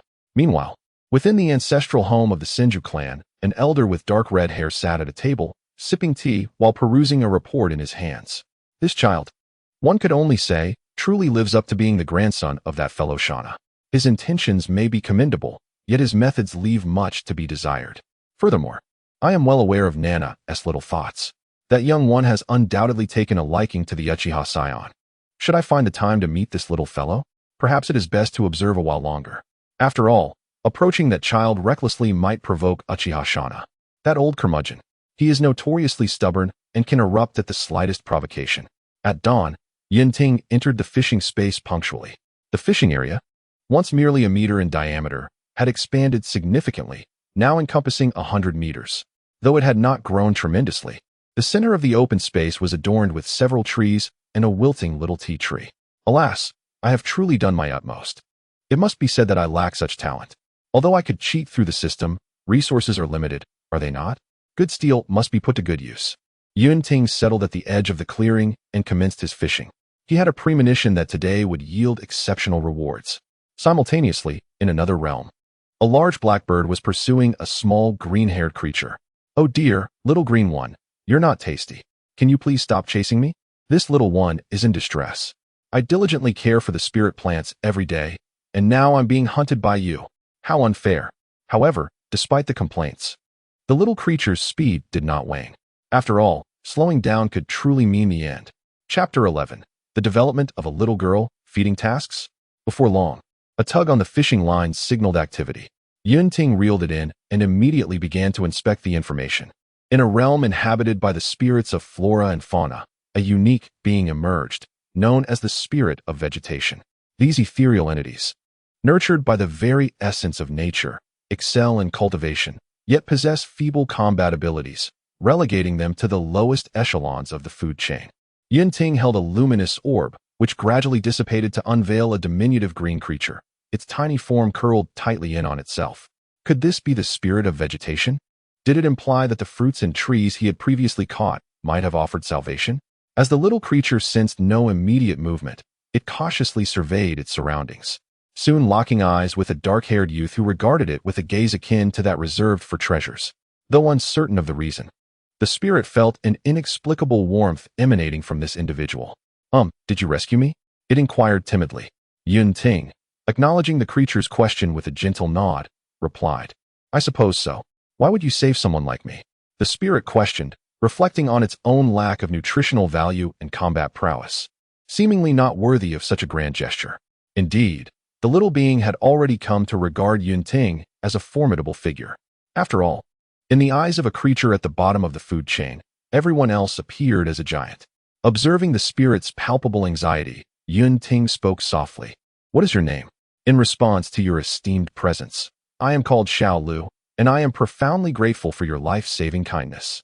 The youth waved his hand dismissively, encouraging the spirit not to take offense, and continued, "By the way, Xiao Lu, you must be quite skilled in cultivation, correct?" "Indeed, what's the matter?" Xiao Lu replied, somewhat bewildered. "Isn't it common knowledge that a spirit of vegetation excels in such endeavors? Many individuals of lesser cultivation often capture beings like me to nurture spiritual plants. However, you do not seem to be such a person, do you? Moreover, the fact that you brought me here without my knowledge suggests you might not be interested in cultivating lowly spiritual plants like myself." Yet, Yun Ting was not privy to the thoughts swirling in the creature's mind. He cradled the little being in his palm and sat cross-legged on the ground, providing a brief overview of their current circumstances. As for his calm demeanor, it stemmed from his understanding, acquired through the system, that the creature before him was indeed quite weak. No wonder it occupied the lowest tier of the food chain. Additionally, it appeared that any being he had previously caught possessed a natural affinity for him. Lastly, within this space, the little spirit could not leave without his permission. After Yun Ting's concise explanation, Xiao Lu began to grasp the situation. Its eyes sparkled with excitement as it turned to him. "So in this space, I need not worry about my safety, and I can freely cultivate spiritual plants? This is simply marvelous." Yun Ting offered a faint smile, "As long as you are pleased." With a satisfied glance at the little being, he acknowledged that, although it could currently only cultivate low-level spiritual plants, that would suffice for the time being. At long last, he need not fret over the fate of the plants he nurtured. Moreover, the presence of several small green plants has alleviated the oppressive atmosphere of this space. As Yun Ting contemplated, he bid farewell to the little greens and departed from the fishing space, mindful of his duties as a student and the necessity of attending school. In the blink of an eye, a month had quietly elapsed. The fishing space was now vibrant with flourishing greenery, and the modest plot was brimming with life. Of course, the little creature had reserved its own fishing spot.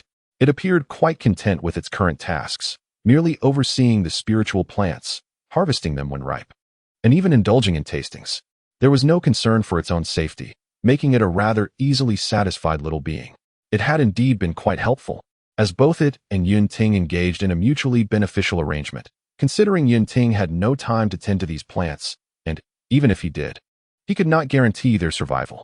After briefly stocking the system space with some fruit and exchanging pleasantries with the little green, Yun Ting exited the fishing space. Over the course of the month, the level of his bloodline limit had risen by 1 tier.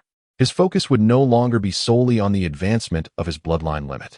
As for transforming the Sharingan into the Manjiki Sharingan and elevating his bloodline limit to level 5, that would hinge on the task concerning Kushina.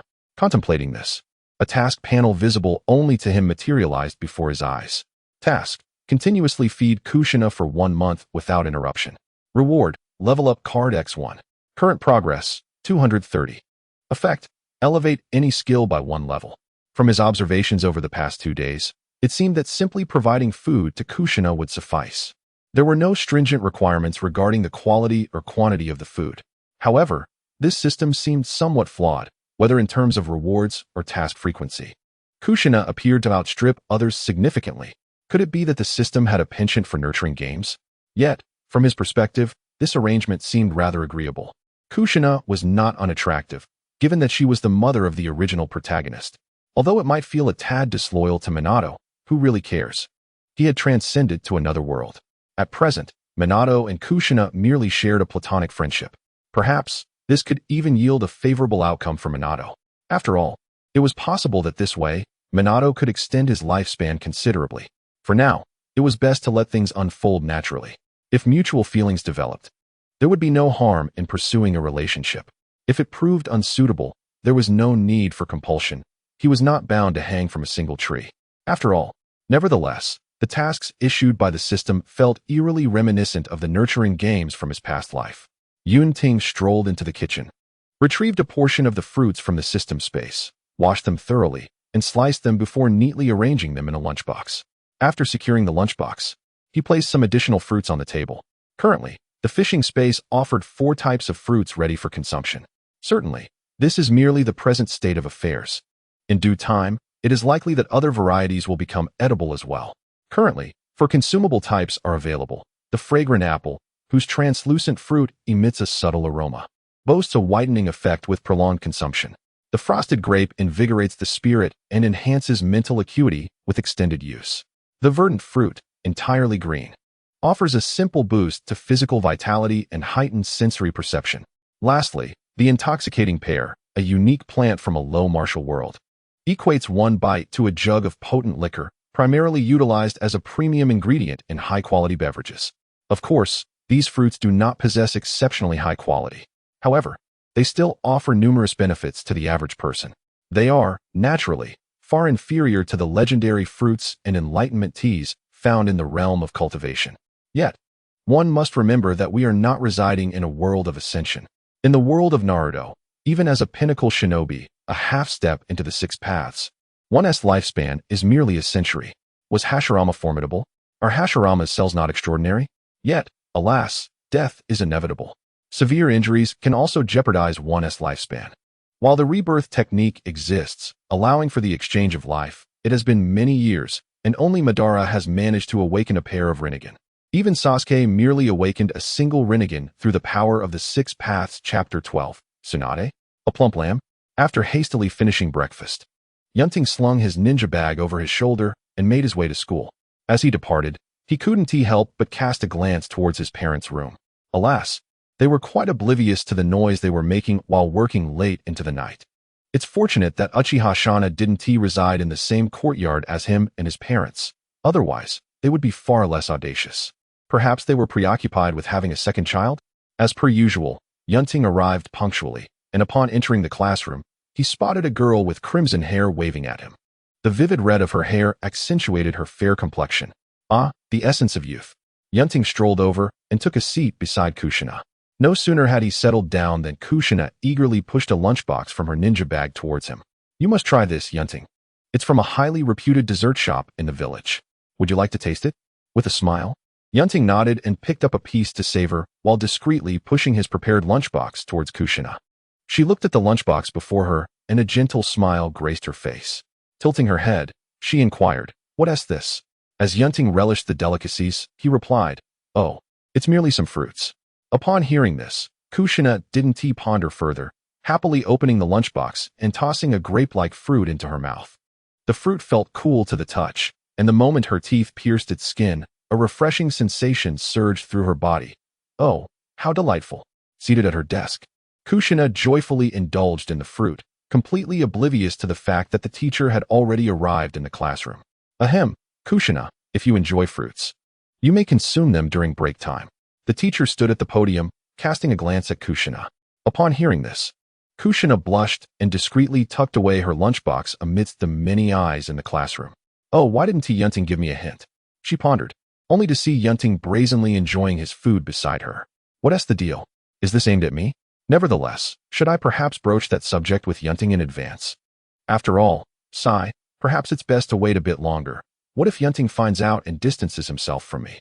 Though I cannot keep this secret from him indefinitely, I shall endeavor to conceal it for as long as I can. School at the Ninja Academy let out quite early, and soon Kushina and Yun Ting strolled side by side towards the school gates. Kushina occasionally stole glances at Yun Ting, as if she had something to say. However, just as they were about to exit the gates, she finally mustered the courage to speak up. Yun Ting, do you have any plans for tomorrow? Upon hearing this, Yun Ting instinctively replied, yeah, what is up? Kushina's cheeks flushed slightly as she continued, well, tomorrow is the weekend, right? Would you like to go out and have some fun in the evening? At that moment, a cold voice echoed in her mind. Ding. Choice triggered. 1. Accept Kushina's invitation. Reward. Upon awakening the Mangeki Sharingan, an additional ability can be selected. 2. Decline Kushina's invitation. Reward. Inherit a portion of Kushina's physical prowess. 3. Pretend not to hear. Reward. A small amount of chakra. So this is how it goes. It seems there are 3 options, yet only one truly matters, right? Yun Ting gazed at Kushina and slowly said, sure, just come find me at the Uchiha clan tomorrow when you're ready. If you're unsure of the way, just ask someone from the Uchiha. My grandfather is quite well known in the clan. As soon as he finished speaking, the reward for completing the task was automatically stored in the system space. Upon hearing this, Kushina happily nodded her head. In the distance, Tsunade, who had come to fetch Kushina, observed her delicate demeanor and couldn't help but twitch her mouth in response. Although Kushina's personality at home was not particularly volatile, her current behavior seemed a tad excessive. Once outside the school gates, just as Yun Ting intended to bid Kushina farewell, a towering figure appeared before him, towering over him by 2 heads. The newcomer sported a head of light yellow hair, and a faint scent of alcohol wafted from him. Yun Ting regarded the imposing figure before him, his tone icy. What do you want? Tsunade, perceiving the coldness in his voice, was already convinced. This brat is nothing like what Nana described. He definitely has the Uchiha air about him. Just speaking, he exudes Uchiha essence. Tsunade looked at Yun Ting, and although she had to admit he was quite handsome, it was a pity he belonged to the Uchiha clan. I say, is this how you speak to the elders of the village? At that moment, the system issued another task. Indeed, what a delightful target. Ding. Congratulations. Host has encountered Tsunade, triggering options. 1. Pinch your nose and say, could you keep your distance? Your Senju scent is overwhelming me. Rewards synchronize Tsunade's medical prowess at every moment. Coldly, she turns and disregards Tsunade. The reward inherits a fraction of Tsunade's physical constitution. Yun Ting gazes at the options and inquires, to what extent has Tsunade inherited Hashirama's constitution? Ding. If Hashirama's constitution is rated at 100, Tsunade's at most reaches a mere 1. Upon hearing this, Yun Ting is not taken aback. After all, how much can one expect a woman who has honed her ultimate technique to resemble Hashirama's passive abilities to inherit from him? In contrast to her physical constitution, Tsunade's medical ninjutsu is indeed her most remarkable trait. However, it is worth noting that Tsunade's role is fundamentally that of a healer, and a rather strong one at that. Uchiha Yun Ting looks coldly at Tsunade before pinching his nose and slowly speaking. Excuse me, could you maintain a distance? The scent of Senju is overwhelming. Tsunade's face begins to twitch as veins bulge on her forehead, her fingers clenching tightly. What did you just say, kid? Repeat that if you dare. How tiresome. Yun Ting retorts, briefly greeting Kushina before departing. As for Tsunade, she originally intended to teach this Uchiha brat a lesson, but the sudden appearance of Mokishu Mokuyu made her reconsider. After all, this was the school entrance, and it would be inappropriate to act excessively. Meanwhile, Rope Tree, who had just gotten out of school, silently stands beside Kushina and Tsunade. He can easily discern that his sister is undeniably angry, and he has no intention of provoking Tsunade further. Chapter 13, Dual Divine Might. Medical Arts Synchronization. Tsunade watches as Uchiha Yun Ting gradually recedes from view, her teeth gritting in irritation. That wretched Uchiha brat. He's even more infuriating than the Uchiha boy I attended class with. She scoffs. And he dares to complain about my Senju scent. Does he think his Uchiha scent is any better? I haven't complained yet he dares to criticize me first. Kushina stands puzzled, reflecting on the earlier encounter. Yun Ting is usually so amiable. Why does he act like this with Aunt Tsunade? Upon returning to the Senju ancestral home, Kushina cautiously retrieves a half-eaten fruit box and presents it to Tsunade. Here, Aunt Tsunade, have some fruit. Please don't be upset. Yun Ting might be in a bad mood today, so could you be the bigger person? Kushina pleads, shaking Tsunade's arm in a playful manner. Tsunade sits at the table, propping her chin on one hand, visibly dejected. After casually eating a green fruit, her eyes suddenly widen in surprise. This fruit has slightly enhanced her physical constitution and perception. Although the effect is minimal, her keen senses detect the slightest improvement. At that moment, Tsunade forgets her irritation towards the insolent boy. After popping another grape into her mouth and experiencing the changes within her body, she turns to Kushina and asks, "Where did you buy this fruit?" Kushina beams at Tsunade. "Yun Ting gave it to me. How is it?" "Delicious, right, Aunt Tsunade?" In truth, Yun Ting did not wait for Kushina to speak, as Tsunade hurriedly interrupted her, saying, "All right, I understand. That brat is quite a good person." She had discerned that the boy's demeanor towards her and towards Nanai was as disparate as the heavens and the earth. He was jovial and playful with Nanai, yet with her, he merely remarked, "The scent of the Sinju on you is overwhelming." Thus, she expressed her belief that she simply could not get along with that group of Uchiha. However, this fruit was indeed intriguing. It made her wonder where he had procured it. Given its effects, it was improbable that she had not encountered it before. As for Nanai, it seemed highly likely that she had yet to discover the fruit's properties. But that was understandable. After all, Nanai was still young and oblivious to such nuances. Just as she had consumed a third of the fruit and was reaching out for more, Kushina swiftly snatched it away, exclaiming, "Tsunade, you've already finished your share. The remainder is reserved for Grandma Mito and SHJ." Hearing this, Tsunade waved her hand with a smile. "Oh, it's no trouble at all. SHJ doesn't care for fruit. You can give me his portion." Meanwhile, SHJ cast a slightly resentful glance at his elder sister. He didn't like fruit? Wasn't that a choice he had made himself? Yet, he kept such thoughts to himself, for he knew he could not challenge her. Simultaneously, within the Uchiha clan's territory, Uchiha Yun Ting sat cross-legged on his plush bed, contemplating the system visible only to him as he meticulously selected the eye technique he wished to awaken. Amaterasu seems rather lackluster. I am reluctant to choose it. Tsukuyami, I shall consider. As for Kim Yui, the cooldown is far too lengthy. I shall pass. Izanagi is somewhat underwhelming. Once I enhance my chakra control, isn't it merely a matter of manipulating the fire attribute chakra? As for the 8,000 spears, they seem acceptable. Kim Yui again? My goodness, double Kim Yui. Perhaps there is no need for further deliberation?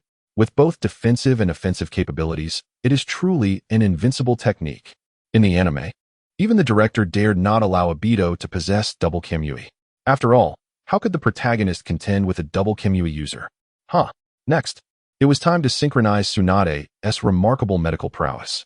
As his head began to feel slightly swollen, the synchronization commenced. 10 minutes later, Uchiha Yun Ting shook his somewhat swollen head and beheld the system panel displaying the words Medical Ninjutsu Level 6. This was indeed the first skill he had surpassed Level 5 in, and Tsunade would undoubtedly progress further. Tsunade's advancement would equate to his own growth, after all. To reap the benefits without exertion was a delightful prospect.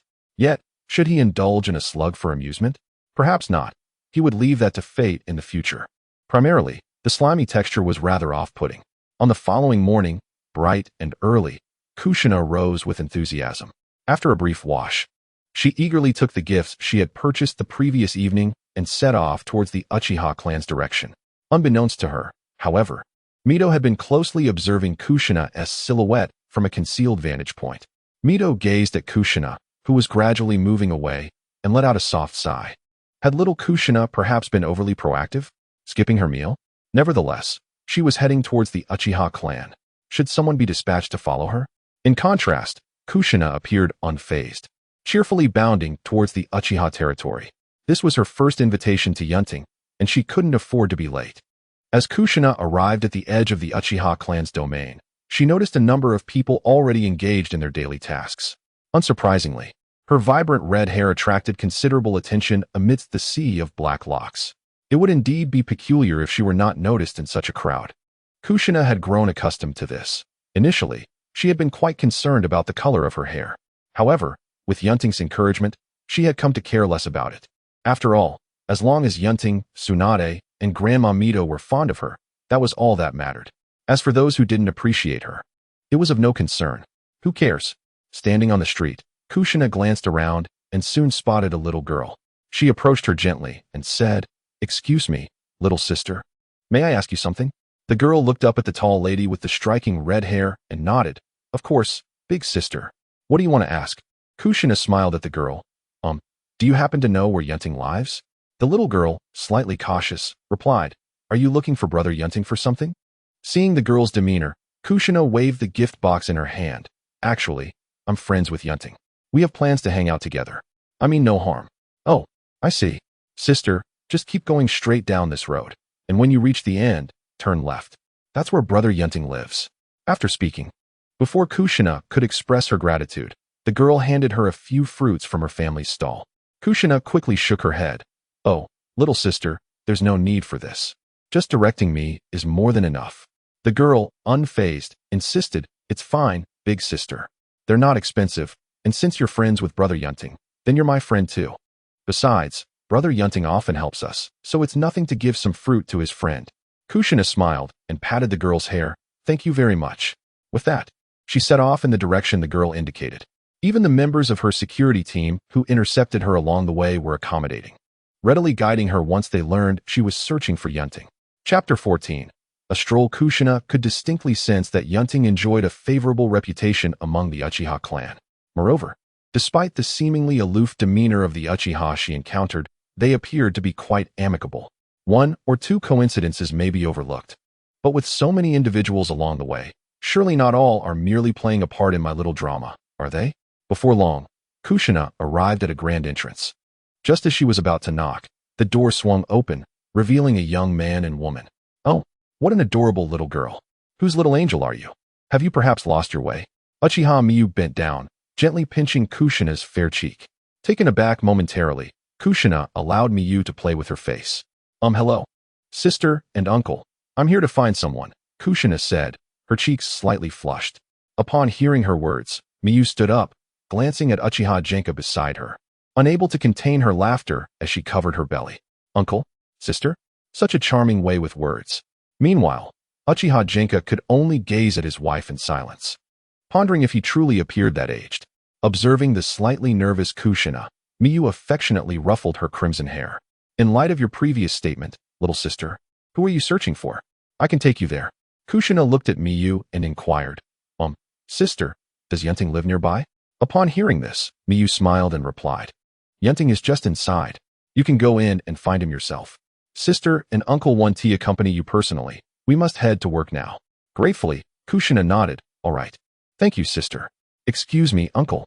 Before entering, she politely greeted Uchiha Genka, who felt it would have been better had she not. Strangely, Miyu felt as if this little one was a reflection of her own aesthetic. How she wished to cradle her in her arms. Uchiha Genka watched his wife with a gentle sigh. That little girl is undoubtedly a member of the Uzumaki clan. Isentishi, the vibrant red hair, the exuberant vitality, the light blue eyes. The Uzumaki clan has nearly been exterminated, and she might be the sole remaining sprout brought back to Konohagakure. It's obvious this is the next Jinchuriki of the Nine Tails. To be candid, he had initially intended to send Kushina away, given her background and the potential dangers ahead. He was not keen on her forming a close bond with his son. As for the reason, he was aware that his troublesome boy had a good rapport with the girl before him. It was unnecessary to contemplate. She had come to their home, which was indeed a rare occurrence in recent years. However, surely they were just friends? One could only hope. After the couple departed, Kushina gently pushed open the grand door and stepped inside. The house rivaled the ancestral home of the Senju clan in grandeur. After a brief exploration, Kushina located Yun Ting, who was practicing swordsmanship in the backyard. Noticing Kushina's arrival, Yun Ting placed his wooden sword back on the rack and led her into the main hall. I didn't expect you to arrive so early. I thought I would have to wait a while. I didn't want to keep you waiting too long. So I came over early, Kushina replied. Moreover, Yun Ting, your sister exudes a sense of tenderness, doesn't she? Yet your father seems rather aloof. Upon hearing this, Yun Ting cast a bewildered glance at Jio Xian, saying, Sister? I don't have a sister. I am the only child in my family. Jio Xian, momentarily taken aback, uncertainly replied, So, the older sister I encountered just now is actually your mother? With a smile, Yun Ting presented a plate of freshly washed grapes to Jio Xian, teasingly remarking, What else could it be? You silly girl. How could you mistake that? Jio Xian, feeling a bit embarrassed, silently popped a grape into her mouth and said, Well, it's just that your mother looks so youthful. Yun Ting, still smiling, gazed at Xi and, while enjoying the fruit, inquired, "Are you planning to stroll around the streets governed by our Uchiha clan? Or do you intend to visit other places?" Xi's face revealed a hint of astonishment as she exclaimed, "Huh? The streets governed by your Uchiha clan? I didn't realize you Uchiha were so affluent." Yun Ting casually responded, "After all, we Uchiha were one of the 2 founding families of Konoha. It's quite normal for our territory to be a bit larger. The chaos of the Nine Tails incident hasn't begun yet. And the Uchiha clan hasn't been forced to the outskirts of the village. As one of the clans that initially established the village alongside the Senju, the Uchiha naturally received a considerable portion of land. Unfortunately, it was disheartening to see that the position of Hokage had been occupied by a monkey. What perplexed Yun Ting even more was why Hashirama had decided to integrate the Senju clan's ninjas into the civilian population of Konoha. If, in the years to come, the descendants of the Senju no longer even recognized their own identity, then what truly distinguished the Senju from a clan that had been extinguished? Perhaps this was merely a difference in perspective. Had he been the one to establish Konoha, he would have undoubtedly concentrated power in his own hands. Even if he was reluctant to engage in such trivial matters, it wouldn't hinder him from entrusting that authority to those close to him. Look at how the 2 founding families of Konoha have fared. The members of the Senju clan were seized for experiments related to wood release, leaving perhaps only Tsunade as the last remnant. Moreover, Tsunade herself shows no signs of anxiety regarding age by the time it reaches her. The Senju clan might as well have been extinguished. As for the Uchiha clan, it is a tragedy of monumental proportions. Uchiha Shursui was incredibly powerful, yet tragically naive. Uchiha Itachi, bearing immense pressure, ultimately succumbed to mental collapse, annihilating the Uchiha clan in the name of some farcical peace for Konoha. It is essential to remember that, aside from the formidable ninjas, a significant portion of the Uchiha clan was comprised of civilians. What threat did they pose? Uchiha Fugaku, a genius, had a rather peculiar way of thinking. Why send his exceptionally talented son and Shursui to the Umbu, rather than nurturing them at his side? All in an effort to ease tensions between the Uchiha and the village? If he had cultivated 2 prodigies with Mangeki Sharingan loyal to the clan, who would dare to threaten the Uchiha? It truly is a case of squandering a winning hand. The arrangement for Itachi to serve as a spy is quite clear, isn't it? Of course, I almost forgot that scoundrel Obito Uchiha. Has he truly lost his sanity after the death of his beloved? After Rin was killed, he inexplicably harbored resentment towards his own teacher and subsequently orchestrated the Night of the Nine Tails. He even assisted Itachi in decimating the Uchiha clan, leaving only a lone survivor. When I first encountered this narrative, I found it perplexing. It's absurd. There are hardly any rational individuals involved. An irrational clan leader gave rise to an equally eccentric son, compounded by the madness of Obito and the brainwashing of Shursui by the will of fire. With these 4 combined, it would be a challenge not to annihilate the clan. Chapter 15. Meeting with Mito. Yun Ting observed Kushina, her mouth stuffed full, and couldn't help but let a slight smile grace his lips. Simultaneously, the system issued a selection task. 1. Spend the entire day with Kushina at home. Reward: a minuscule amount of Sharingan chakra. 2. Take Kushina to explore the streets of Konoha. Reward: a portion of Kushina's unique physique. 3. Accompany Kushina to tour the Uchiha clan. Reward: a sip from a low-grade spiritual spring. Upon reviewing the options, Yun Ting swiftly made his decision. Was there any need for deliberation? Certainly. He would take Kushina to explore the Uchiha clan. This would also afford her the opportunity to truly experience what the Uchiha are like. Hearing accounts from outsiders is never as convincing as first-hand experience, is it? The tales of the Uchiha being cold-hearted and merciless, killing without hesitation, left him somewhat speechless. Such slander is beyond comprehension.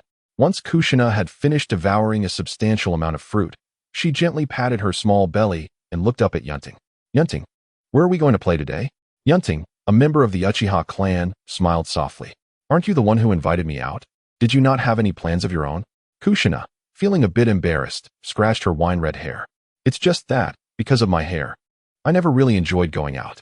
Thus, aside from a few select places, I genuinely have no idea where to find fun activities.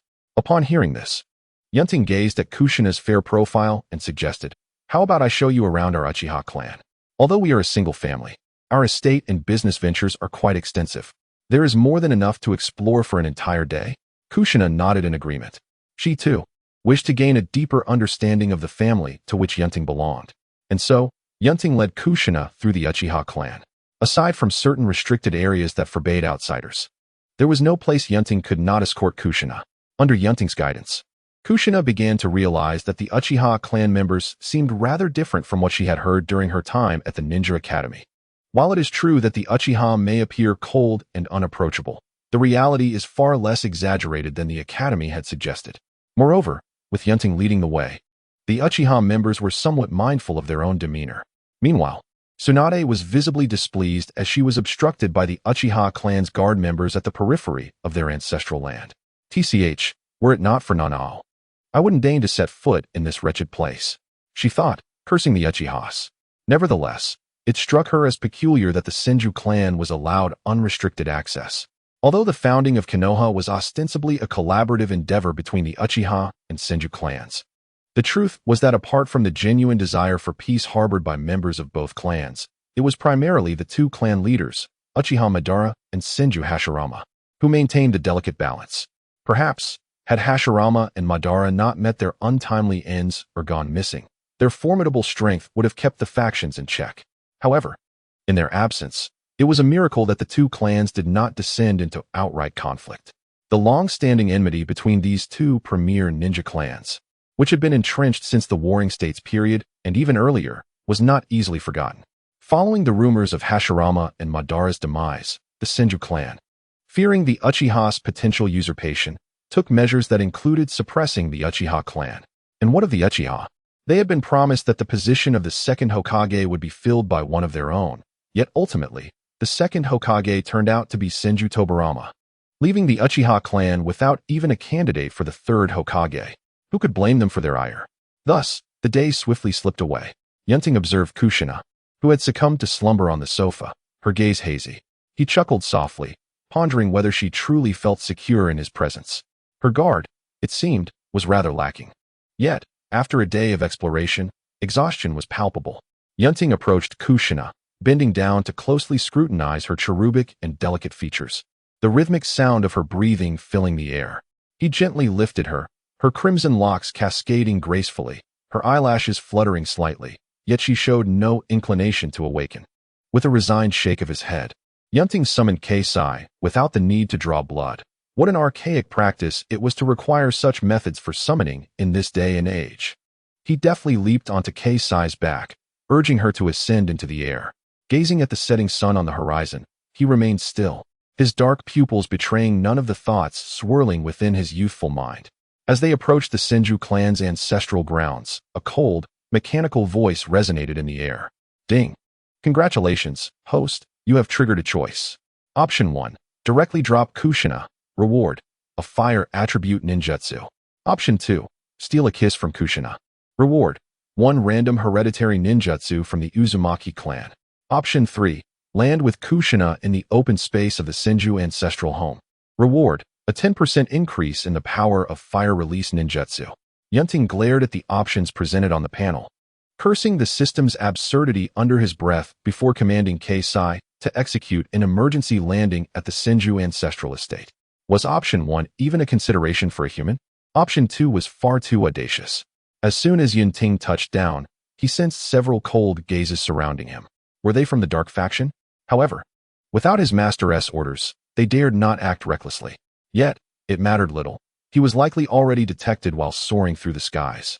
Contemplating this, Yun Ting cast his gaze toward the main house, feeling the overwhelming chakra emanating from that individual, gentle yet ferocious, akin to both Mito and the Nine Tails. Truly a monstrosity. Nevertheless, Yun Ting felt no particular anxiety at that moment. After all, if danger truly arose, he could simply retreat into his angling space. Moreover, Mito had no reason to strike at him. Speaking of which, did Kushina still drool in her sleep? Ding! Congratulations to the host for completing. Before the system could finish, he promptly silenced it. How annoying. Yun Ting gently shook Kushina, attempting to rouse her, but she showed no signs of waking. Just as he considered applying more force, a gentle voice drifted from within the house. Thank you for bringing Nana back. If it's convenient, would you care to come in for a moment? Taken aback for a brief instant by the invitation, Yun Ting then cradled Kushina and stepped into the house. Upon entering, He beheld a woman with dark red hair, a smile gracing her face. There was no doubt. This was the first Hokage, the deity of the ninja world, Hashirama Senju's wife, Mito Uzumaki. Following Mito's guidance, Yun Ting delicately placed Kushina on a bed, tucking her in before approaching Mito, bowing slightly in respect. Lady Mito, my apologies for the intrusion. Mito shook her head with a smile. If thanks are to be given, it should be from me. I appreciate you bringing Kushina back. She has few friends in the village and has always valued your companionship. Chapter 16. Conversation. Before Yun Ting could respond, Tsunade, who had been trailing closely behind him, burst through the door, instinctively inquiring, Grandma, is Kushina back? Upon spotting Yun Ting, her expression darkened immediately. What are you doing still in my house? Tsunade had not forgotten the disrespectful words this boy had once uttered about her. She harbored a fierce memory, especially since he belonged to the Uchiha clan. Noticing this, Mito's tone turned slightly serious. Tsunade, sit down. That is quite impolite. She then turned to Yun Ting with an apologetic expression. I'm sorry. Tsunade can be a bit rude. Yun Ting, unfazed, did not cast a glance at Tsunade and replied coolly, it's nothing. So, Lady Mito, do you have any matters to discuss? If not, I shall take my leave. As Yun Ting attempted to rise, Mito's gentle voice reached him once more. You are called Uchiha Yun Ting, correct? May I call you Yun Ting from now on? If you don't mind, could we have a conversation? Upon hearing this, Yun Ting nodded slightly in acknowledgement. Subsequently, the notion of departing immediately was dismissed. A sudden realization dawned upon me that it would be more prudent to complete a task before leaving. I do not blame myself for my lack of resolve.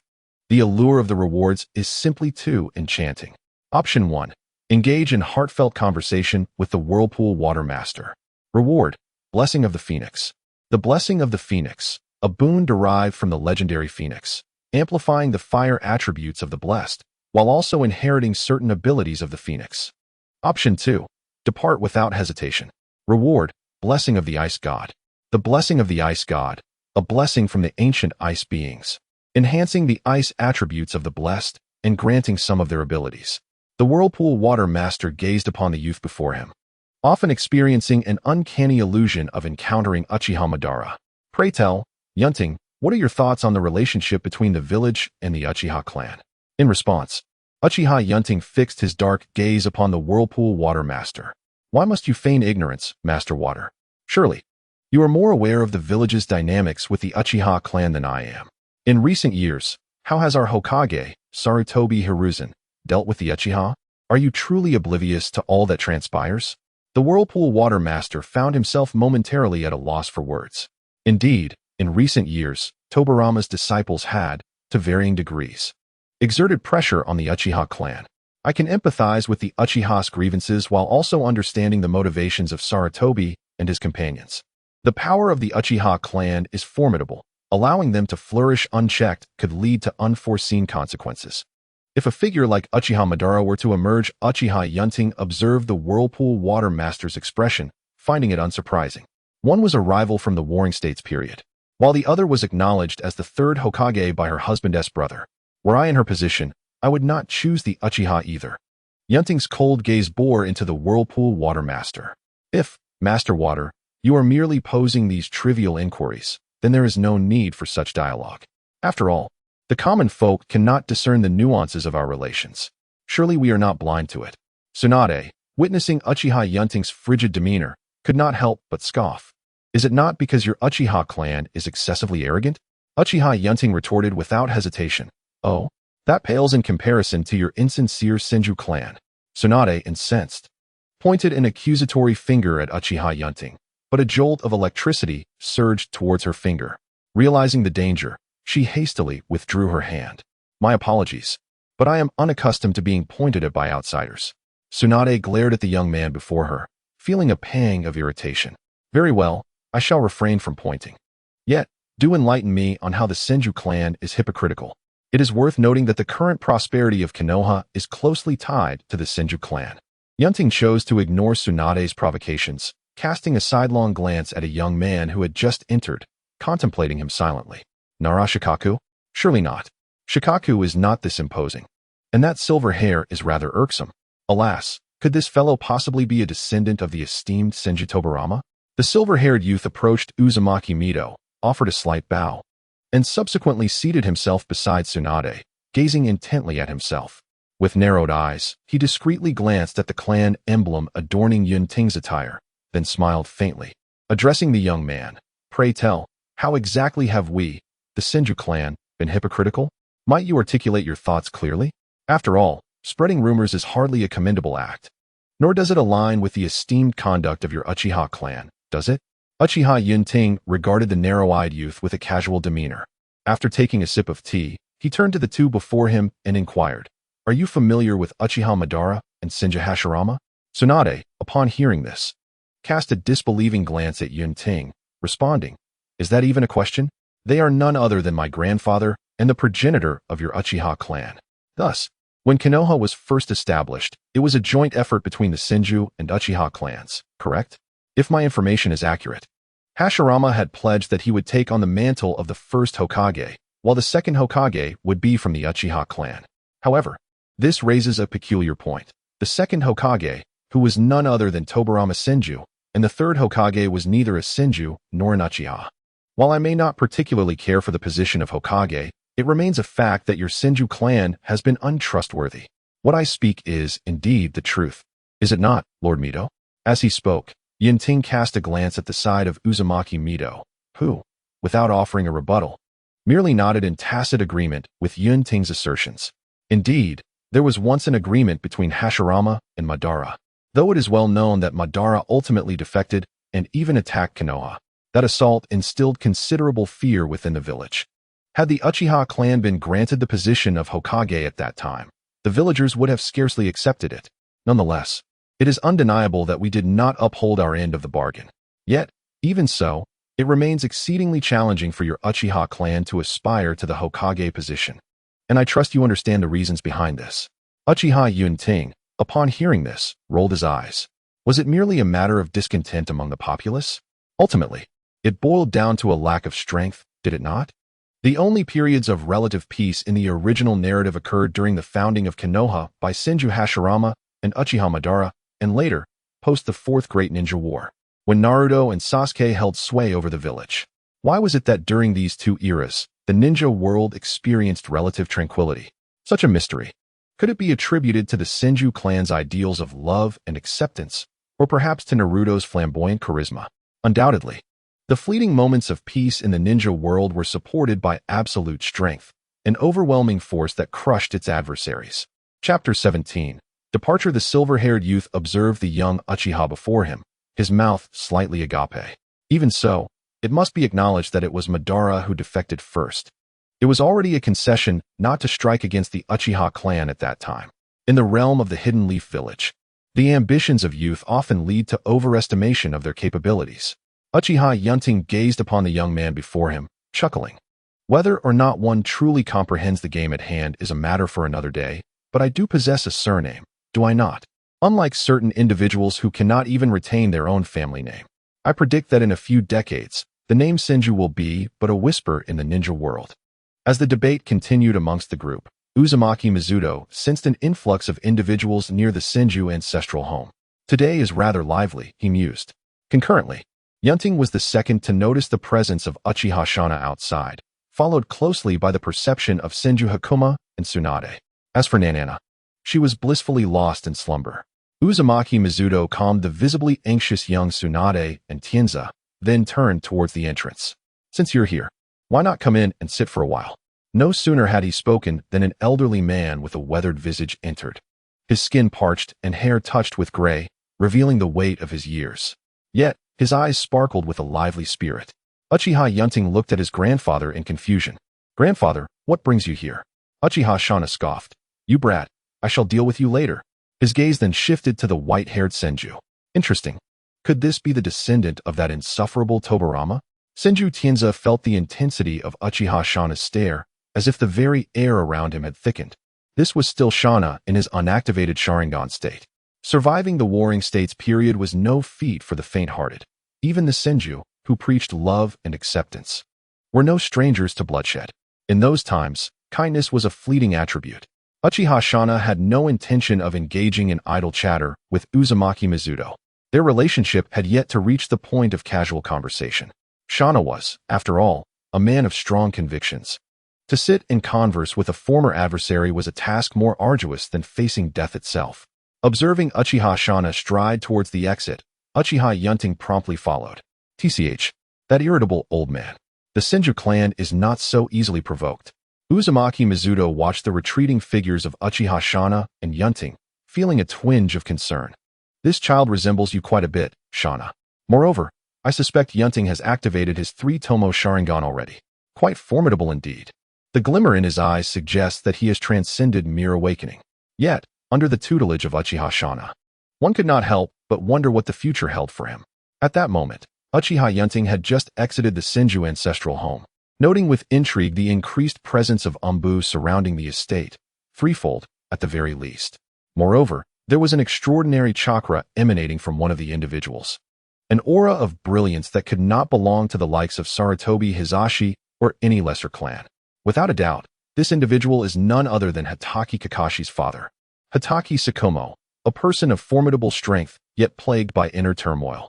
However, given the talents and abilities he has revealed thus far, it is unlikely that he would attract such significant attention.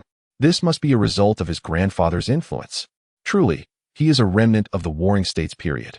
The sense of pressure he exudes is palpable.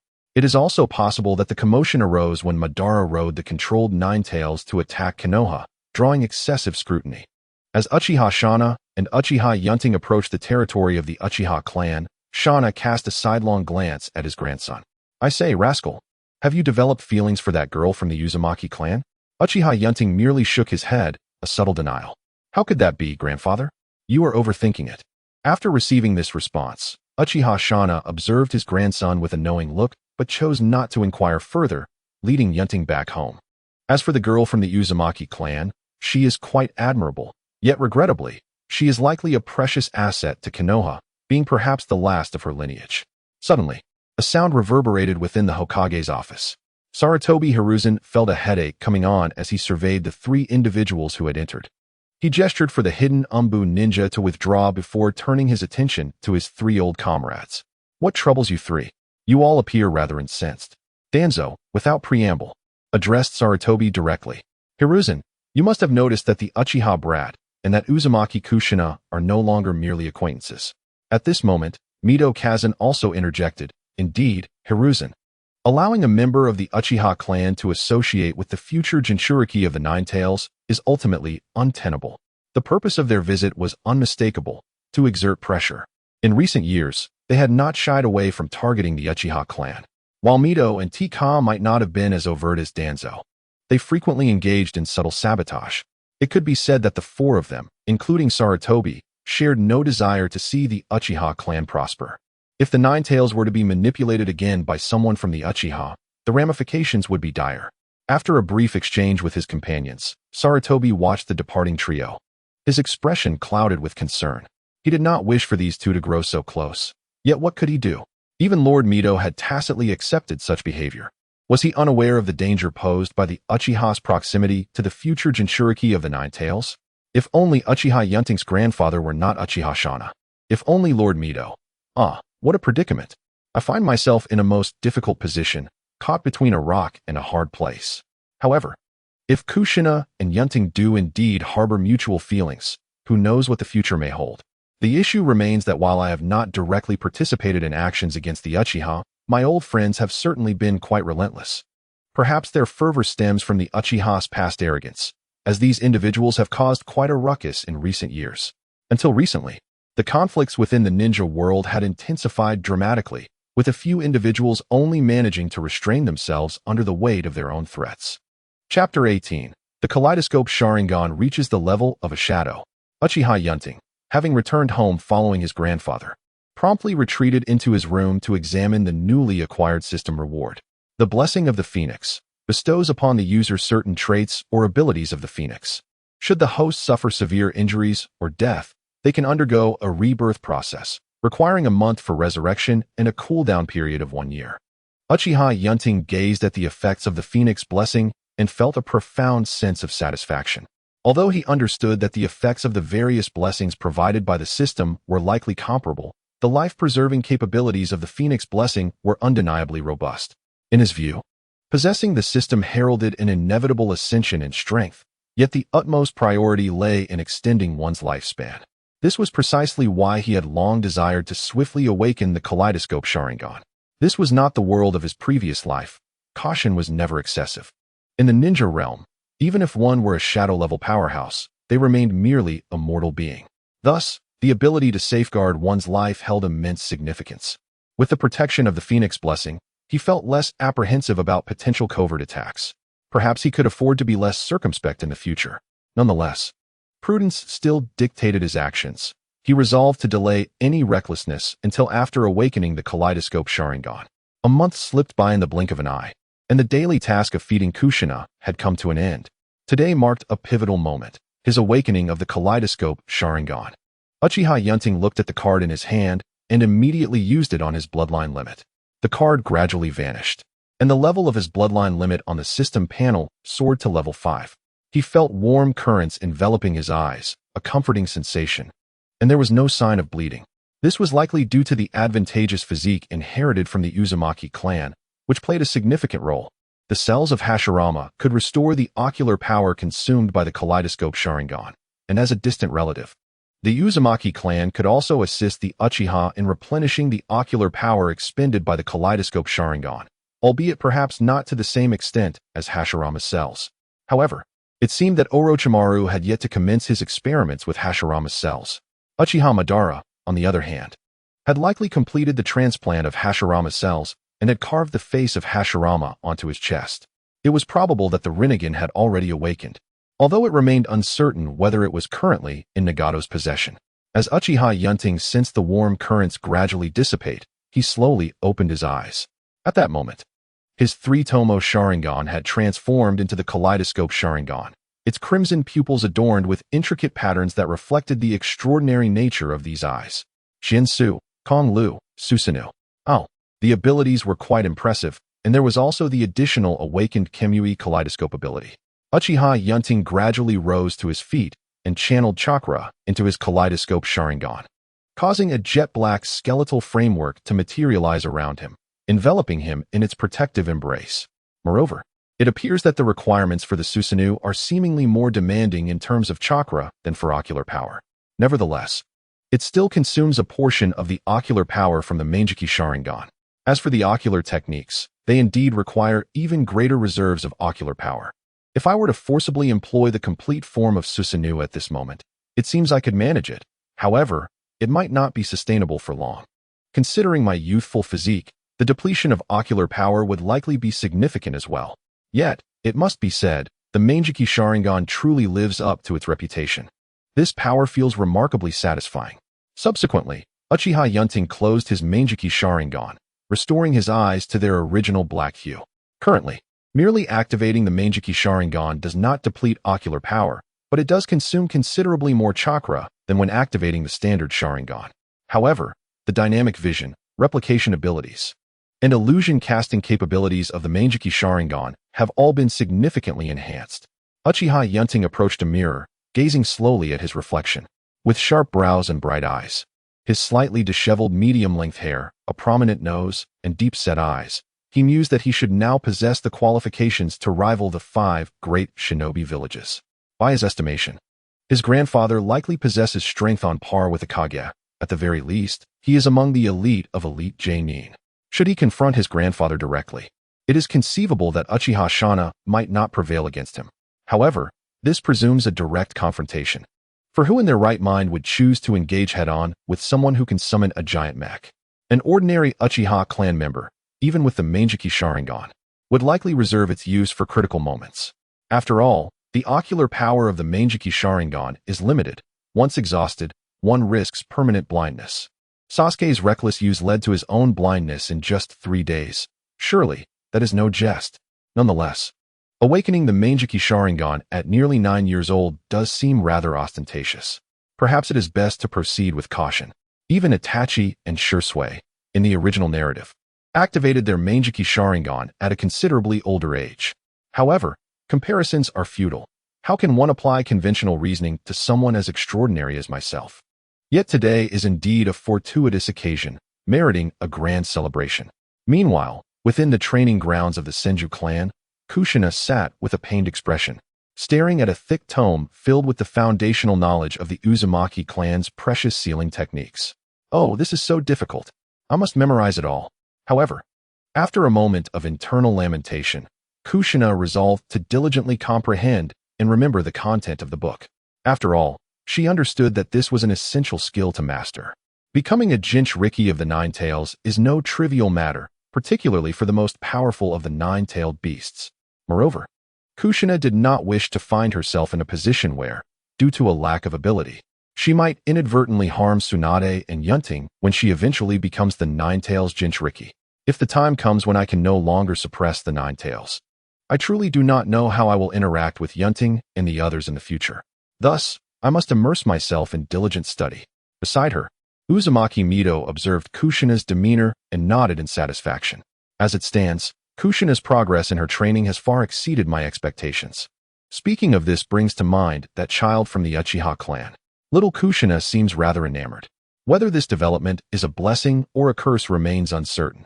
However, it appears that the boy harbors some fondness for Kushina as well. Yet, their identities present a delicate predicament.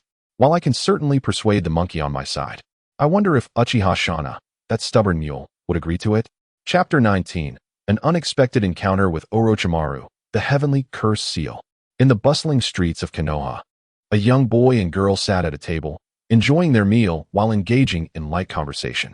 Oh, Yun Ting, you have no idea how hard my life has been lately. I have to memorize this thick book, and my head feels like it's going to explode, the red-haired girl complained, glancing at the black-haired boy as she indulged in grilled meat. Count your blessings. How many people wish to learn but have no one to teach them? The two conversing were, of course, Kushina and Yun Ting. Recently, their relationship had grown increasingly harmonious. It had become quite normal for them to share meals together after school. Suddenly, Kushina seemed to sense something and instinctively ducked her head like a quail. Yun Ting, noticing her reaction, chuckled and asked, "What is the matter? Are you hiding something? Afraid of being caught?" Kushina pouted in response, "Of course not. I just spotted Tsunade-sensei. If she finds out, she will definitely tease me again." Kushina wished to avoid Tsunade's playful jabs. After all, Tsunade had no filter when it came to her words. If she discovered Kushina dining with Yun Ting, she would surely bombard her with questions upon returning home. In a fleeting moment, Tsunade's figure disappeared from sight. Just as Kushina prepared to search for where Tsunade had gone, she suddenly felt a tap on her shoulder. Turning around, she caught a glimpse of Tsunade, who wore a mischievous grin on her face, her round cheeks displaying a hint of an awkward smile. "Ah, Tsunade-sensei, what a coincidence. Are you here for a meal as well?" Tsunade nodded. "I was indeed planning to find a restaurant to eat." Leaning closer, she whispered into Kushina's ear, "But I didn't realize you were here on a secret date." Kushina's face flushed slightly, and she cautiously glanced at Yun Ting before replying. "What are you talking about? We're just having a meal, Tsunade-sensei. Don't overthink it." Understanding the delicate nature of the situation, Tsunade decided not to tease Kushina any further. After all, she could empathize with the shyness of young girls. Oh, how contradictory. However, if someone from the Uchiha clan truly cares for you, it could indeed be a promising relationship. Certainly, this presupposes that the Uchiha clan genuinely cares for you. As for someone like Tsunade, merely refraining from a brawl upon meeting is quite an achievement. "Oh, Tsunade, shall we dine here?" A young man with silver-white hair approached Tsunade with a smile, his gaze inadvertently drifting to her adequately developed bosom. At this moment, Tsunade had not yet reached her future level of development, though she was certainly not lacking. Unsurprisingly, Tsunade did not bestow a kind expression upon Jiraiya and promptly delivered a punch to his head. TCH, that lecherous fellow, always casting his eyes about without any sense of propriety. I truly cannot fathom how such a man gained the recognition of those esteemed sages from Mount Myaboku. Beside them, at some point, a young man emanating an aura that discouraged approach had appeared. His skin was pallid, his eyes adorned with violet eyeshadow, and his long, raven hair fell carelessly around him. These three, of course, were destined to become the legendary Sannin, Tsunade, Jiraiya, and Orochimaru. Suddenly, a chilling voice from the system echoed in Yun Ting's ear. "Ding. Congratulations, host, you have triggered a choice. Option 1. Greet Tsunade amicably. Reward. Enhanced superhuman strength. Option 2. Greet Jiraiya amicably. Reward. The complete set of Ica Paradise authored by Jiraiya. Option 3. Greet Orochimaru amicably. Reward. Enhanced Heavenly Curse Mark. Uchiha Yun Ting gazed at Orochimaru before a slight smirk graced his lips. Shungshu is not dead, and yet Orochimaru has yet to grasp the essence of life? Who would have thought the system could procure futures as well? Nevertheless, it was not entirely surprising. After all, with such advantages, what could not be explained? Jiraiya's renowned work? Perhaps not, for if I truly desired to see it, it would merely be a matter of time. The Senju clan's enhanced superhuman strength? Quite impressive indeed. Yet Orochimaru's reward holds a particular allure. The Heavenly Curse Mark, if memory serves, was crafted by Orochimaru, drawing inspiration from Raigen's unique ability to autonomously absorb natural chakra. Though the side effects were notably significant, those who could not withstand it have long since perished. As for those who survived, utilizing the curse mark grants an immense boost in combat prowess.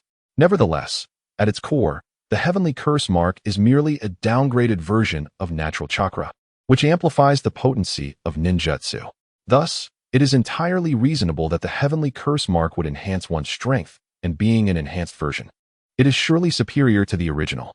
If I recall correctly, Orochimaru successfully resurrected himself using the unique chakra imbued with his consciousness from the Heavenly Curse Mark, ultimately being regarded as possessing the foremost life-preserving abilities among Hokage. I may not be able to defeat you, but you cannot kill me. Yet at this stage, Orochimaru remains engrossed in the study of various ninjutsu, not yet resembling the later incarnation known as the Einstein of snakes. Presently, it is evident that Orochimaru's reward is the most enticing to me. Thus, in the presence of Kushina, Tsunade, and Jiraiya, Yuzuki slowly rose to his feet and approached Orochimaru. He gazed upward at the towering figure of Orochimaru, who was nearly 2 heads taller than him, and gently extended his right hand. Greetings. I am Yuzuki from the Uchiha clan. Orochimaru regarded the young boy before him with a glimmer of curiosity, yet instinctively grasped the hand of the Uchiha youth. Hello. I am Orochimaru. Once Yuzuki confirmed that the rewards had been credited, he resumed his seat beside Kushina. As for the somewhat awkward Tsunade and Jiraiya, who truly cares? At least for now, among the future legendary 3, it is Orochimaru who captivates his interest the most. Tsunade's invaluable medical prowess has already been synchronized by him. As for Jiraiya, aside from the Sage mode, there is little else about his adeptness in the 5 basic elemental jutsus and Sage chakra that draws him in.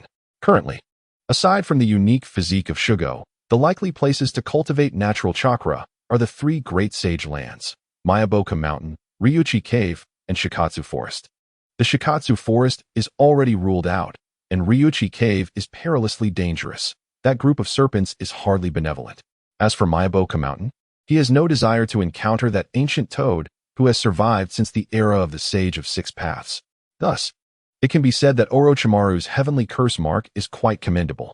In the original narrative, during the 4th Great Ninja War, Sasuke was unable to utilize natural chakra, yet he had Shugo as a power source, did he not?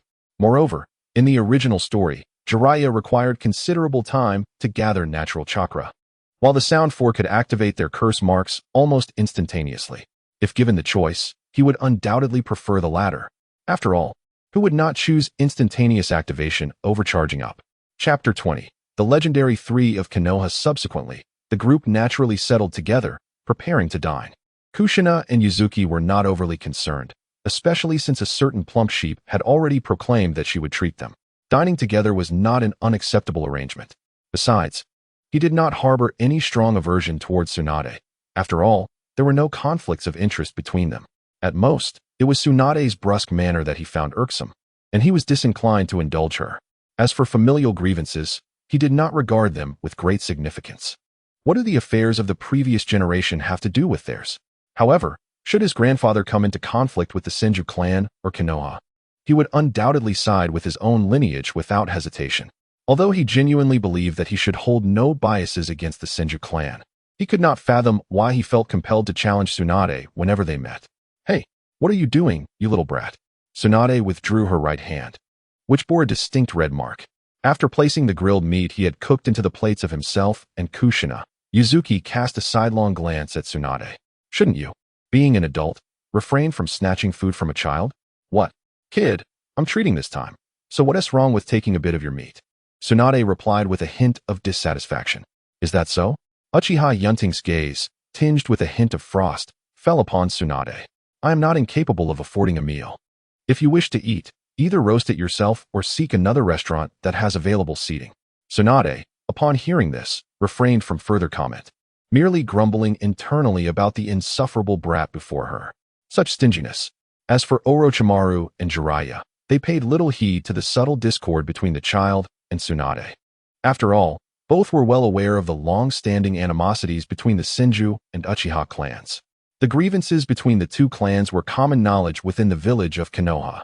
It was only after the Senju clan, following the council of Hashirama Senju, integrated into Konoha that the tensions began to ease. As Orochimaru grilled the meat, he observed Uchiha Yun Ting with great interest. How intriguing. Was the child's earlier interaction merely an attempt to provoke Tsunade? Yet, he sensed there was more to it than that. However, he could conceive of no other rationale. He was certain that prior to this day, he had never encountered this child of the Uchiha clan. Nevertheless, how could a child of the Uchiha be permitted to associate with a member of the Uzumaki clan? This child was, after all, the next generation. It appeared that much had transpired during his recent mission. Uchiha Yun Ting discreetly assessed the three individuals before him before taking a seat and quietly tending to the meat. The future legendary Sannin of Konoha, Tsunade, Orochimaru, and Jiraiya, were all disciples of the third Hokage, Hiruzen Sarutobi. Each would eventually rise to be among the most distinguished ninjas, with strengths that could reach the level of Hokage. At present, however, their abilities were likely on par with elite Jonin, and within that tier, they were among the finest. If at this moment Jiraiya had mastered Sage Mode, it would not be beyond the realm of possibility for him to briefly ascend to the level of a Hokage. Nevertheless, such considerations mattered little to Yun Ting. He had no intention of becoming overly entangled with these three. After all, the tacit approval of the third Hokage towards the subtle oppression of the Uchiha clan by individuals such as Nara Shikaku, Mito Gate Hayashi, and Shimura Danzo ensured that they belonged to opposing factions. In his plans, it would be best to wait until he possessed the eternal Manjiki Sharingan and achieved a strength surpassing that of a Hokage.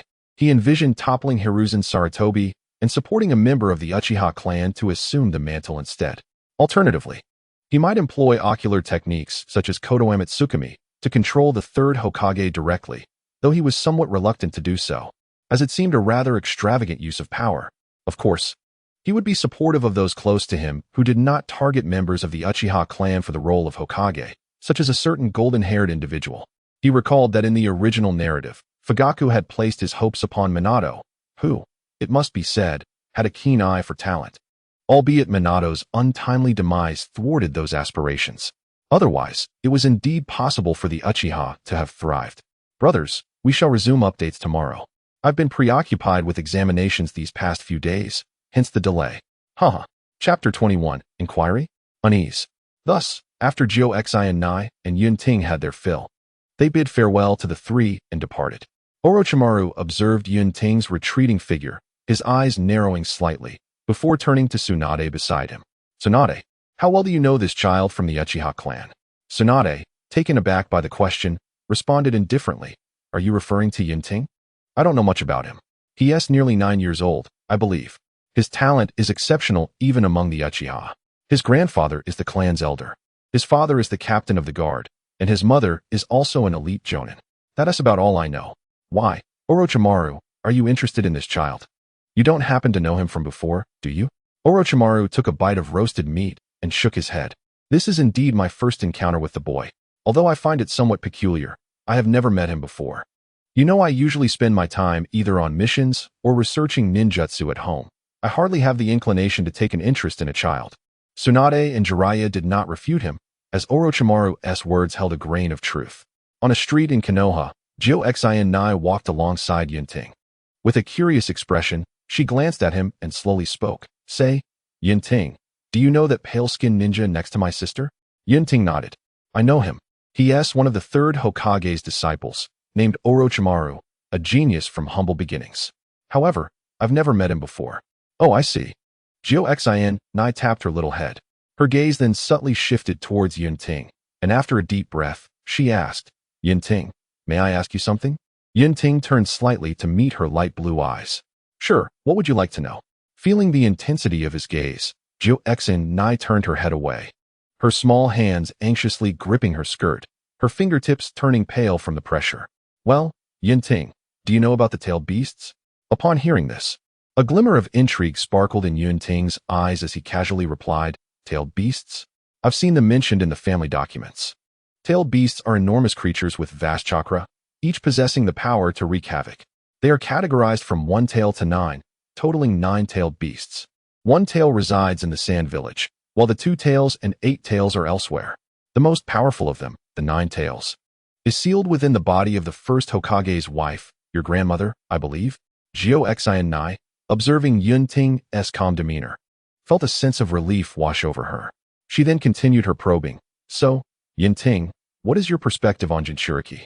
With a smile, Yun Ting replied, in my view, Jinchuriki are somewhat pitiable, as it seems the records in our Uchiha clan indicate. The existence of Jinchuriki has not been long or short. Tailed beasts are not easily controlled.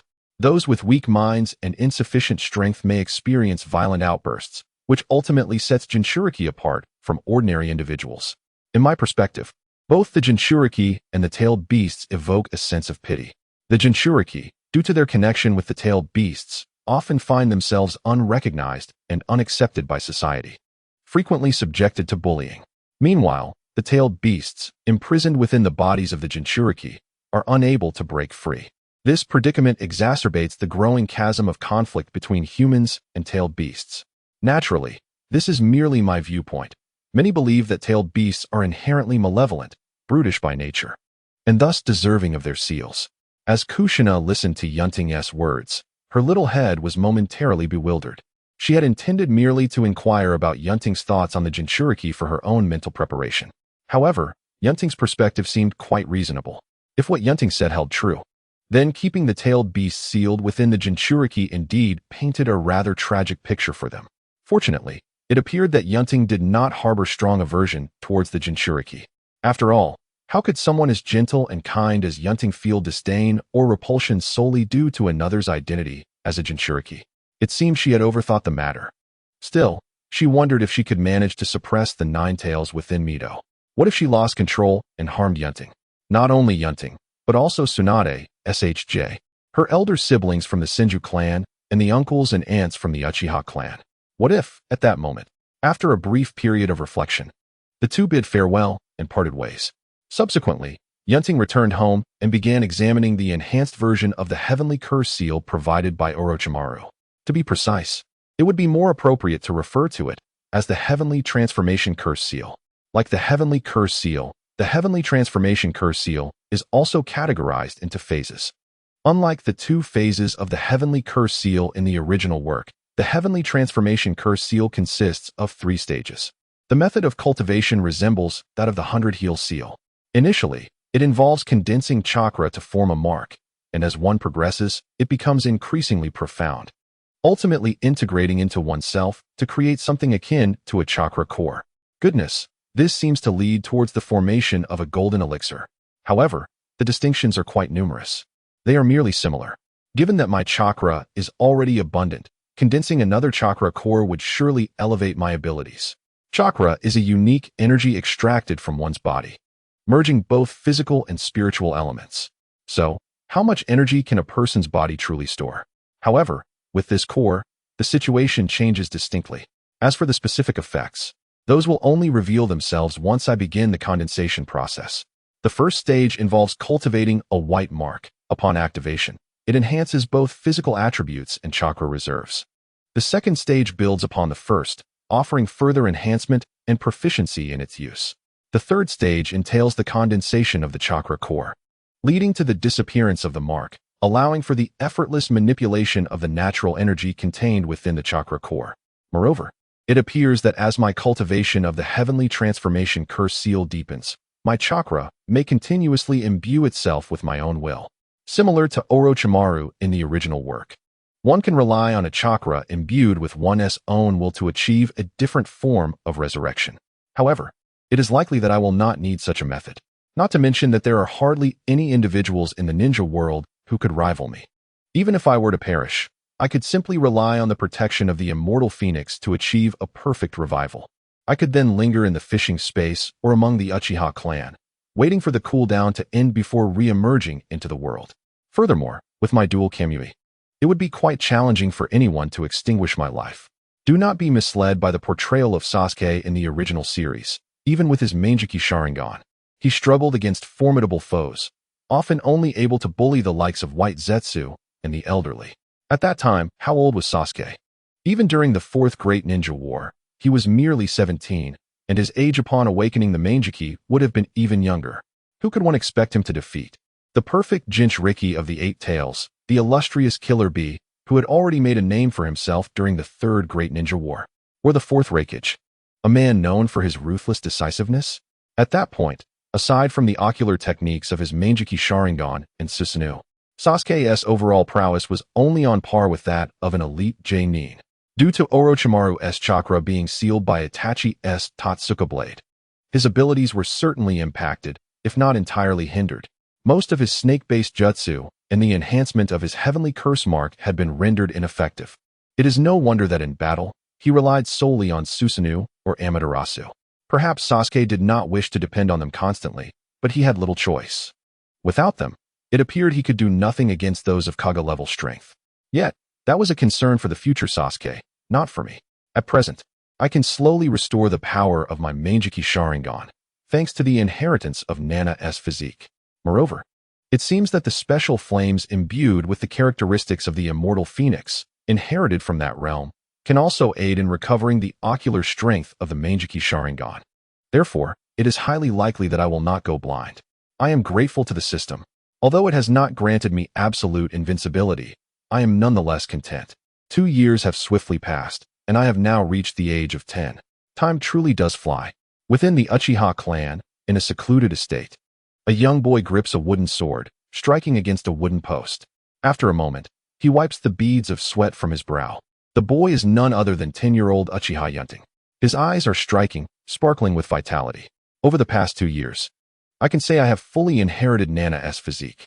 I have even acquired some of Tsunade's somewhat inferior Hashirama cells. My bloodline limit has advanced to level 7, having ascended to the eternal Manjiki Sharingan. Other abilities have likewise reached around level 5. My ninjutsu, taijutsu, kenjutsu, genjutsu, sensory perception, and dominion over hands have all attained level 5. Furthermore, I can proficiently utilize the first 2 stages of the heavenly curse mark. As for the final step of consolidating the chakra core, it appears that this will not transpire in the near future. War is on the brink of commencing. The clan has already received the summons from the Hokage, indicating that hostilities are imminent. This aligns with the information Fengyu communicated from the land of Rain. Initially, my intention was to remain comfortably within the clan, striving to enhance its prosperity and strength. However, the system does not permit such a course of action. Mission: dominate the entire ninja world. Option 1. Accept and complete. Reward of a perfect sage body and a fragment of the source of time and space. Option 2. Refuse. Reward of the host's bloodline limit degenerating into a single Tomo Sharingan. What choice do I truly have? Heaven knows the hardships I endured to obtain this Manjiki Sharingan. Degeneration is simply out of the question. Thus, I must conquer the ninja world. Moreover, upon completion of the reward, setting aside the sage body, that fragment of the source of time and space sounds exceedingly significant. Surely, it cannot be something trivial. Time reigns supreme, and space commands respect. Such concepts are not mere platitudes. Even a fragment is sufficient. After all, in the world of Naruto, even the mightiest of warriors only live for about a century. Even if bestowed with a complete source of time and space, I would be unable to utilize it. I dread the thought of being overwhelmed by its power. That would be quite a blemish on the reputation of a time traveler. Currently, the mission progress stands at a mere 3. However, this is to be expected, as the nations in question are so diminutive that they barely constitute half of Konoha, with Nin being the pinnacle of their strength. The 5 great nations are the true heavyweights here. At this moment, within the Senju ancestral home, Uzumaki Mido knelt at a wooden table, her slightly aged visage marked by eyes devoid of excessive emotion, gazing at the empty space where a crimson figure was practicing sealing techniques. War is about to unfold. Nanao is still somewhat unqualified, but I hope she can persevere for a while longer. Growing old does render one a bit feeble. Once Nanao possesses the strength to subdue the 9 tails, I can rest easy knowing I can seek out Hashirama.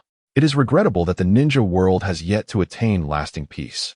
Nonetheless, the next generation will have their own fortunes. I can no longer concern myself with such matters. Before I depart this world, ensuring the Nine Tails is settled is my utmost priority. Recently, I have indeed become somewhat negligent, having failed to provide updates for several days. Chapter 23, A Birthday Gift? At this moment, within the Senju ancestral home, a red-haired girl burst into a room, excitedly addressing an elderly woman with dark red hair seated at a table.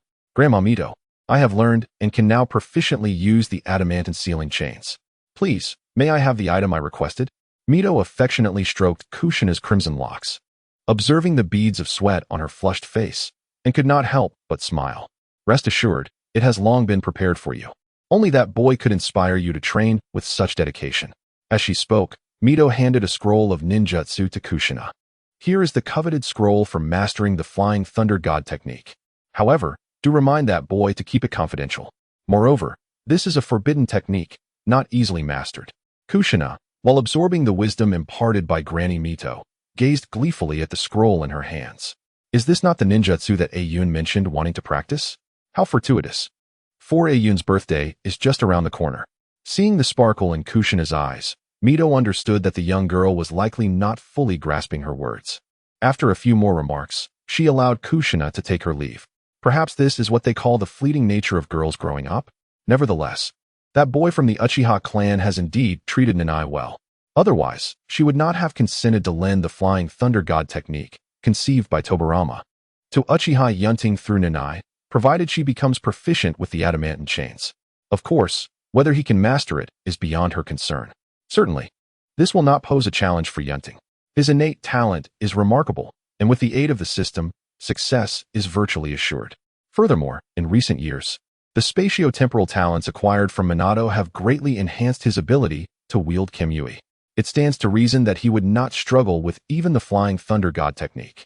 This spatio-temporal ninjutsu, invented by our second Hokage to counter the Uchiha clan, is particularly well suited for them, blending seamlessly with their formidable dynamic vision. A few days later, early in the morning, Kushina arose with enthusiasm, preening before a mirror. On her table lay a meticulously wrapped box, containing, of course, the method for practicing the Flying Thunder God technique. Before long, Kushina had adorned herself for the occasion. The ninja world, unlike her previous life, lacks an abundance of cosmetics. After all, in the world of Naruto, what could possibly nourish the skin better than chakra? At merely 10 years of age, Kushina's preparations consisted of arranging her hair, cleansing her face, and donning a lovely outfit. Just as she was about to step outside, she spotted Tsunade emerging from her room, her golden hair in disarray. "Good morning, Tsunade," Kushina greeted. Tsunade rubbed her eyes and replied, "Ah, it's you, Kushina?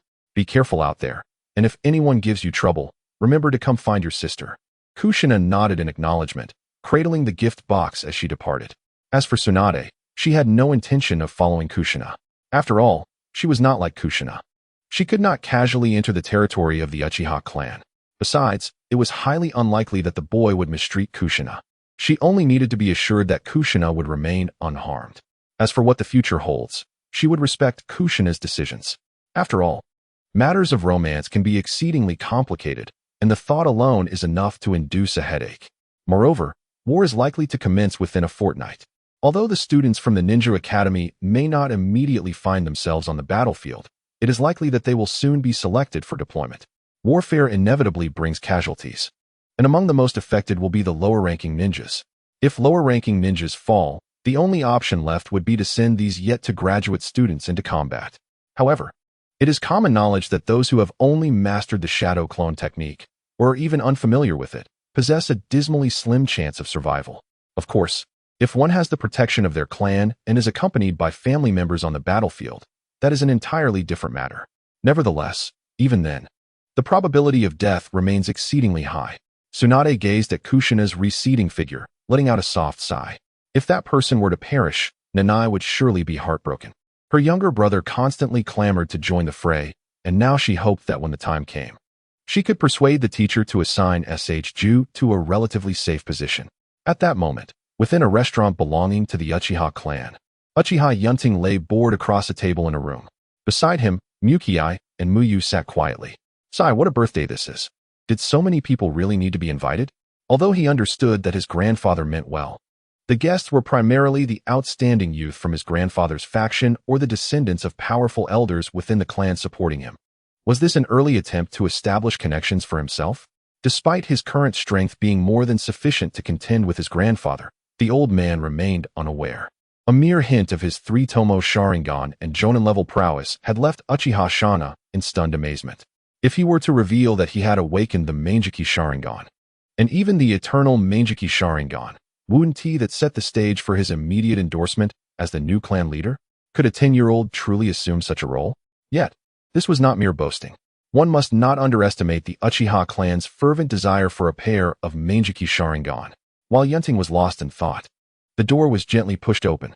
He looked up to see a small head peeking through, and he couldn't help but smile at the sight. Upon spotting Yun Ting, Kushina hurried over, exclaiming, "Ah, Yun Ting. Ahem, this is your birthday gift." Yun Ting accepted the gift, gesturing for the girl to sit down while pouring her a glass of water, which he then presented to her. "You arrived quite early. What have you prepared for my birthday?" he inquired, lightly shaking the gift box in his hand. After taking a sip of water and settling onto the chair, Kushina's small feet swung back and forth. "Well, this is the ninjutsu you wanted to learn. I must tell you, I begged Grandma Mito for quite some time to get this for you. You mustn't spread it around, or else Grandma Mito might get upset." Yun Ting smiled and nodded. "Rest assured, I will keep it to myself for my own studies." However, I never anticipated that a casual remark I made would lead to Kushina truly acquiring this space-time forbidden technique devised by Senju Tobarama. Reflecting on this, a warmth spread through my heart, and I promptly returned it to the system space. In addition to Kushina, I had also invited Minato. Apart from the two of them, the rest were all members of the Uchiha clan. Among them were the current clan leader's son, Uchiha Fugaku, my cousin Makoto, and the companions Mugen and Muyu. Predominantly energetic youths. Rather than a birthday celebration, it would be more fitting to describe it as a gathering for the younger generation. Regrettably, it offered me little in the way of utility. Once the kaleidoscope Sharingan is revealed, even the most pacifist individuals would humbly support my claim to the position of clan leader. The Uchiha clan, while not exhibiting the obsessive reverence for bloodlines seen in the Hyuga clan, nonetheless holds a profound regard for lineage. The status disparity between an Uchiha Jonin possessing a 2-tomo Sharingan and one with a 3-tomo Sharingan is substantial within the clan. This explains why many talented and esteemed individuals within the Uchiha clan often express their disdain for the ordinary clan members, who lack even the ability to sense chakra. How pitifully proud they are. Uchiha Madara truly elevated the pride of the Uchiha clan to its zenith. The legendary sons of the shinobi world were not mere titles. They were hard-won truths. In the presence of such a prestigious lineage, it seems justifiable to take pride. However, if such pride leads to disdain for the ordinary members of one's own family, then, in my view, that pride is better left unheld. Heaven knows how profoundly I was struck when I heard Madara's words. Who would become angry at a child? Even someone as formidable as Madara would not look down upon the ordinary members of the Uchiha clan simply because he possessed the eternal Mangekyo Sharingan. Subsequently, members of the Uchiha clan arrived one after another. Soon, the room was filled with over 20 young individuals. Kushina, observing the multitude of Uchiha youths clad in garments emblazoned with the clan's crest, felt a twinge of discomfort. Thankfully, Ayun and my sister Makoto were seated beside her. Meanwhile, Minato sat somewhat awkwardly next to Yun Ting, though he did not harbor much aversion towards the Uchiha clan. Being surrounded by a circle of them inevitably made him a little anxious. Once everyone had gathered, Uchiha Yun Ting gradually rose, gazing at the assembly with a smile. "Everyone, we are all part of the same family. Your elders likely share a close bond with my grandfather. Thus we are indeed one family. I warmly welcome you all to celebrate my birthday. Let us not waste words. Simply enjoy your food and drink." Upon concluding his words, Uchiha Yun Ting's eyes transformed into a vivid crimson, 3 black tomo slowly rotating within them. However, in the next moment, Uchiha Yun Ting retracted his 3-tomo Sharingan. He was not particularly familiar with these individuals, and moreover, they were rather weak. Among those present, it was commendable if any possessed the strength of a special Jonin. Displaying his 3-tomo Sharingan at the mere age of 10 was merely to showcase his potential. Even if they were to become his future allies, it was prudent to instill a sense of awe in them from the start. Who could predict how many would oppose him in the future? The outcome was evident.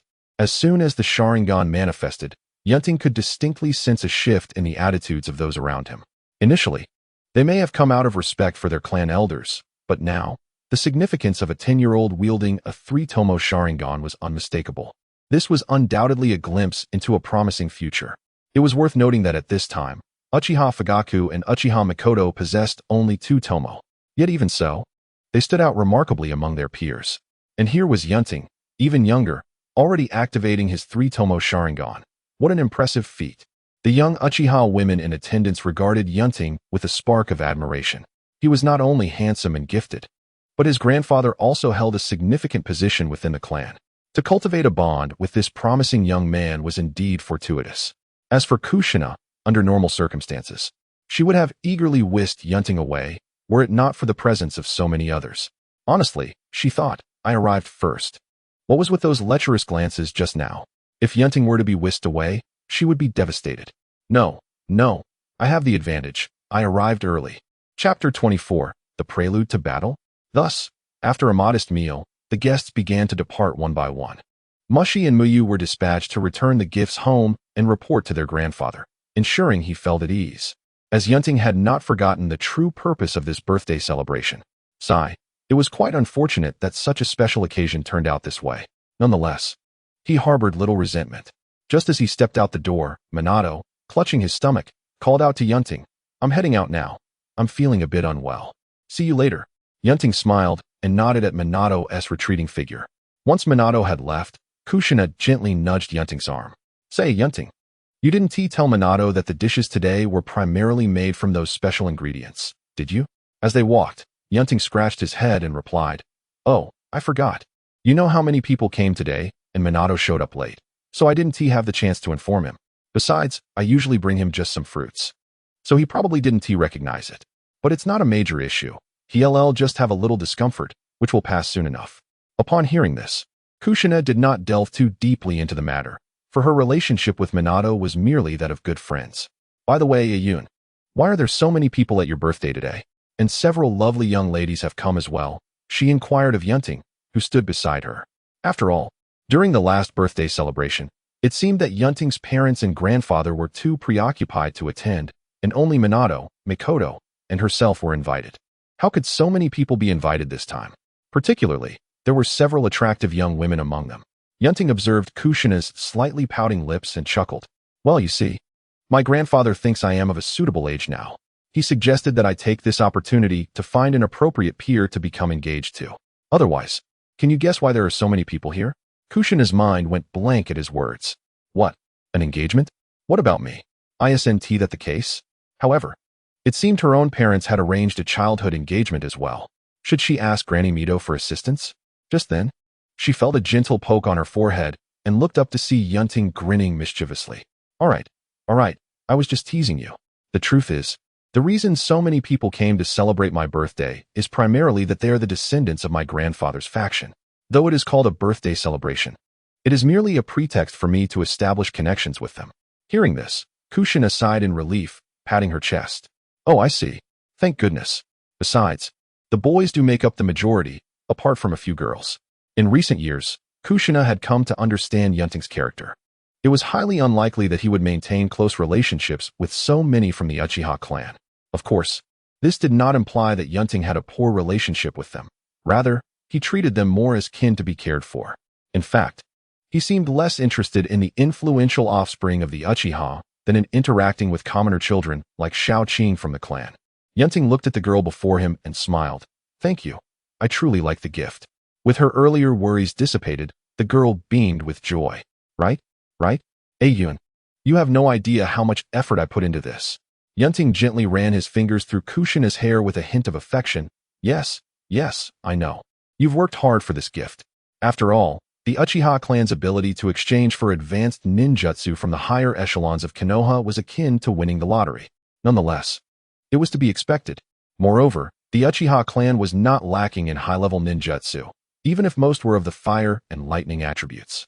However, one could not deny the allure of forbidden techniques like the Flying Thunder God technique. After all, who doesn't love teleportation, right? By the way, Yun, Do you know that it seems war is imminent? Kushina said slowly. Ah, I am aware. I've heard that the clan is already gathering manpower, Yun Ting replied. It is estimated that it won't be long before they are dispatched to the battlefield. So, Yun, are you, Mei Chin, and little yellow hair going to join Tsunade on the battlefield? Gio Xian blinked her large eyes while looking at Yun Ting. Well, it seems that your sister and the other ninjas will head to the battlefield first. After some time, we, the students from the Ninja Academy, will be sent to the front lines. Oh, is that so? Students have to go to war too? Gio Xian's tone revealed a clear sense of disappointment. Yun Ting smiled and shook his head.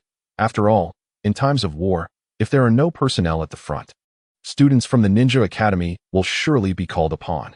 However, Nana should be exempt from the battlefield. Gio Xian pouted. Of course, I know that. Grandma Mito told me long ago. But war is so dangerous. Why must we initiate war? I don't want Tsunade, Sh Suk, Ayun, and Mei Chin to go to battle.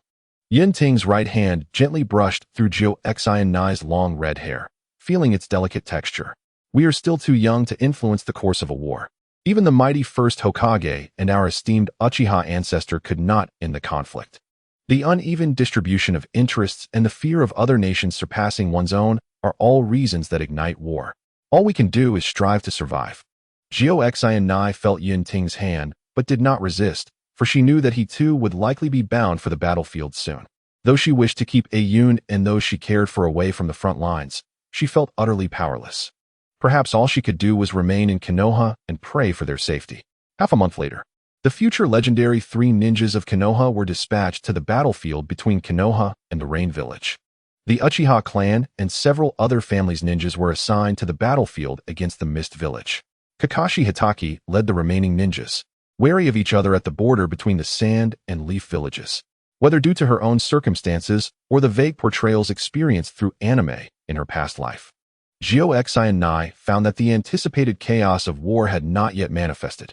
The legendary Hanzo of the Salamander was not leading the Rain Village, ravaging the Sand Village, Konoha, and the Land of Earth in succession as she had once imagined. Moreover, the tasks issued by the system were rather absurd. Option 1. Slaughter. Kill as many ninjas from opposing camps as possible for greater rewards. Only kills with a minimum strength of genin will be counted. Option 2. Strive to ensure the survival of Uchiha clan members in this war. The more that survive, the greater the rewards. Option 3. Find a way to avoid participating in this war. Reward. Decreased prestige within the Uchiha clan. Was option 3 even conceivable? As for option 2, although the majority of the Uchiha clan's main force was engaged against the Mist, many were also mixed in with the teams led by Kakashi and the legendary 3. After all, aside from the Sharingan, the Uchiha clan's fire release techniques were also quite renowned. It was impossible to keep a constant watch on them, was it not? Thus, it seemed only logical to choose option 1. The more opponents one eliminated, the lesser the threat would be to one's own clan. Moreover, the method of discerning whether individuals belong to the same faction is rather intriguing. Within Konoha, the Uchiha clan has been unanimously classified as part of the same camp. Surprisingly, Tsunade, Nanao, Zuru, Mito, and certain members of the Senju clan have also been assimilated into this faction. Naturally, our esteemed Hokage, Danzo Shimura, has been deemed part of the opposing camp. Furthermore, it appears that individuals from the other 5 great nations and Amigakure have also been classified as allies. It seems they must have some favorable ties with those 5 individuals.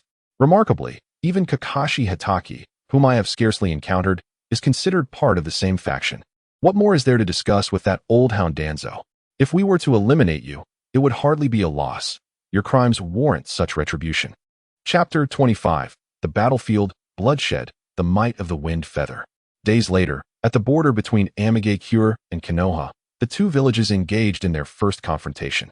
At this moment, within the ranks of Amigakure, a youth with short black hair and pale azure eyes stood languidly at the rear of the formation, stretching without a hint of the impending urgency of battle. His somewhat refined countenance starkly contrasted with the masked figures surrounding him.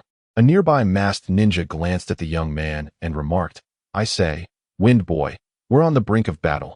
Could you perhaps muster a sense of urgency?" Wind Feather merely smiled nonchalantly.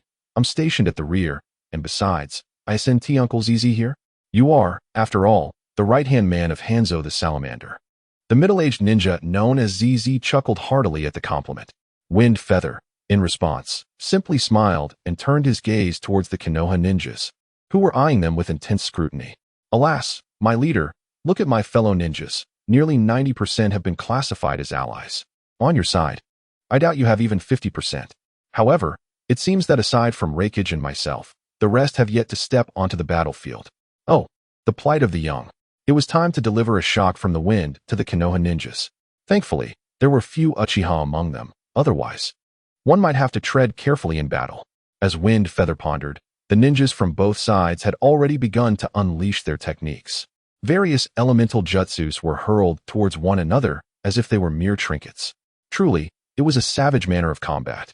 Notably, neither Tsunade nor Orochimaru was present on the front lines. Only Jiraiya was clumsily charging ahead. However, this was to be expected, as one was a medical ninja and the other a tactical commander. Their absence was quite reasonable. Upon witnessing his comrades being pushed back, Wind Feather slowly narrowed his pale azure eyes and spoke with a calm demeanor. Uncle ZZ, shall we commence? The fish are biting. Upon hearing this, ZZ's eyes gleamed with excitement. He had long been itching for action. Those Konoha ninjas had finally been lured in. Subsequently, both ZZ and Wind Feather bit their fingers simultaneously, swiftly forming hand seals before slamming them onto the ground. In an instant, a dozen colossal salamanders materialized. Among them, the largest, named Jinbu, was summoned by Hanzo the salamander. Gently caressing Jinbu's form, Fengyu coldly declared, "Jinbu, let us commence." No sooner had the words left his lips than, under Jinbu's lead, the multitude of salamanders simultaneously exhaled a noxious mist. The deep violet toxin surged forth towards the battlefield like a tidal wave. Fengyu, utilizing his chakra in sensory mode, surveyed the battlefield in its entirety. Today, let the omniscient wind deliver a slight shock to the ninjas of Konoha. Almost instantaneously, the advance of the purple mist quickened remarkably. In the distance, Orochimaru, witnessing the sudden emergence of the toxic haze, hastily employed a specialized ninjutsu to alert the wind release team to collaborate and disperse it.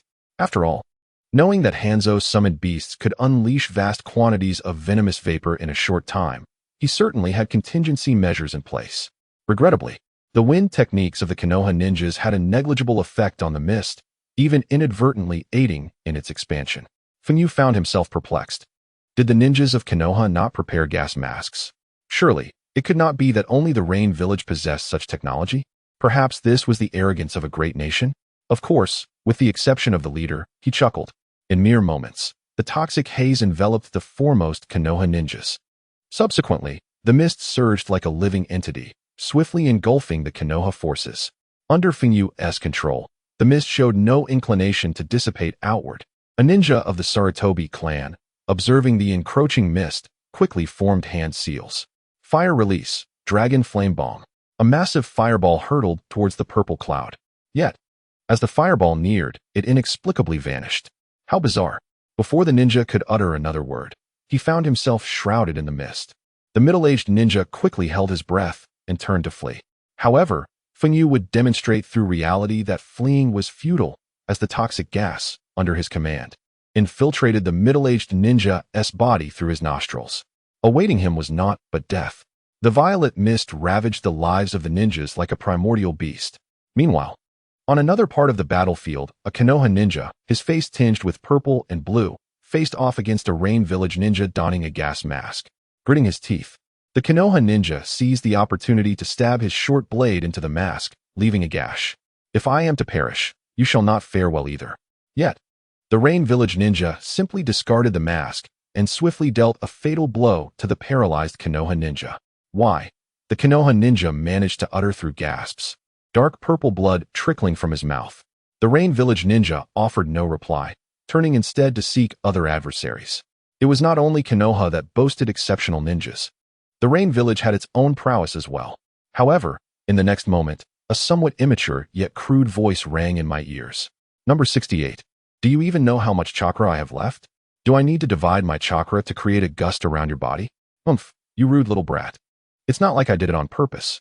Zuetsong, standing beside Fengyu, remained vigilant against any potential ambush while observing the boy who was employing ninjutsu to transmit his words over a distance, and couldn't help but marvel at his audacity. We are in the midst of a battle, my brother.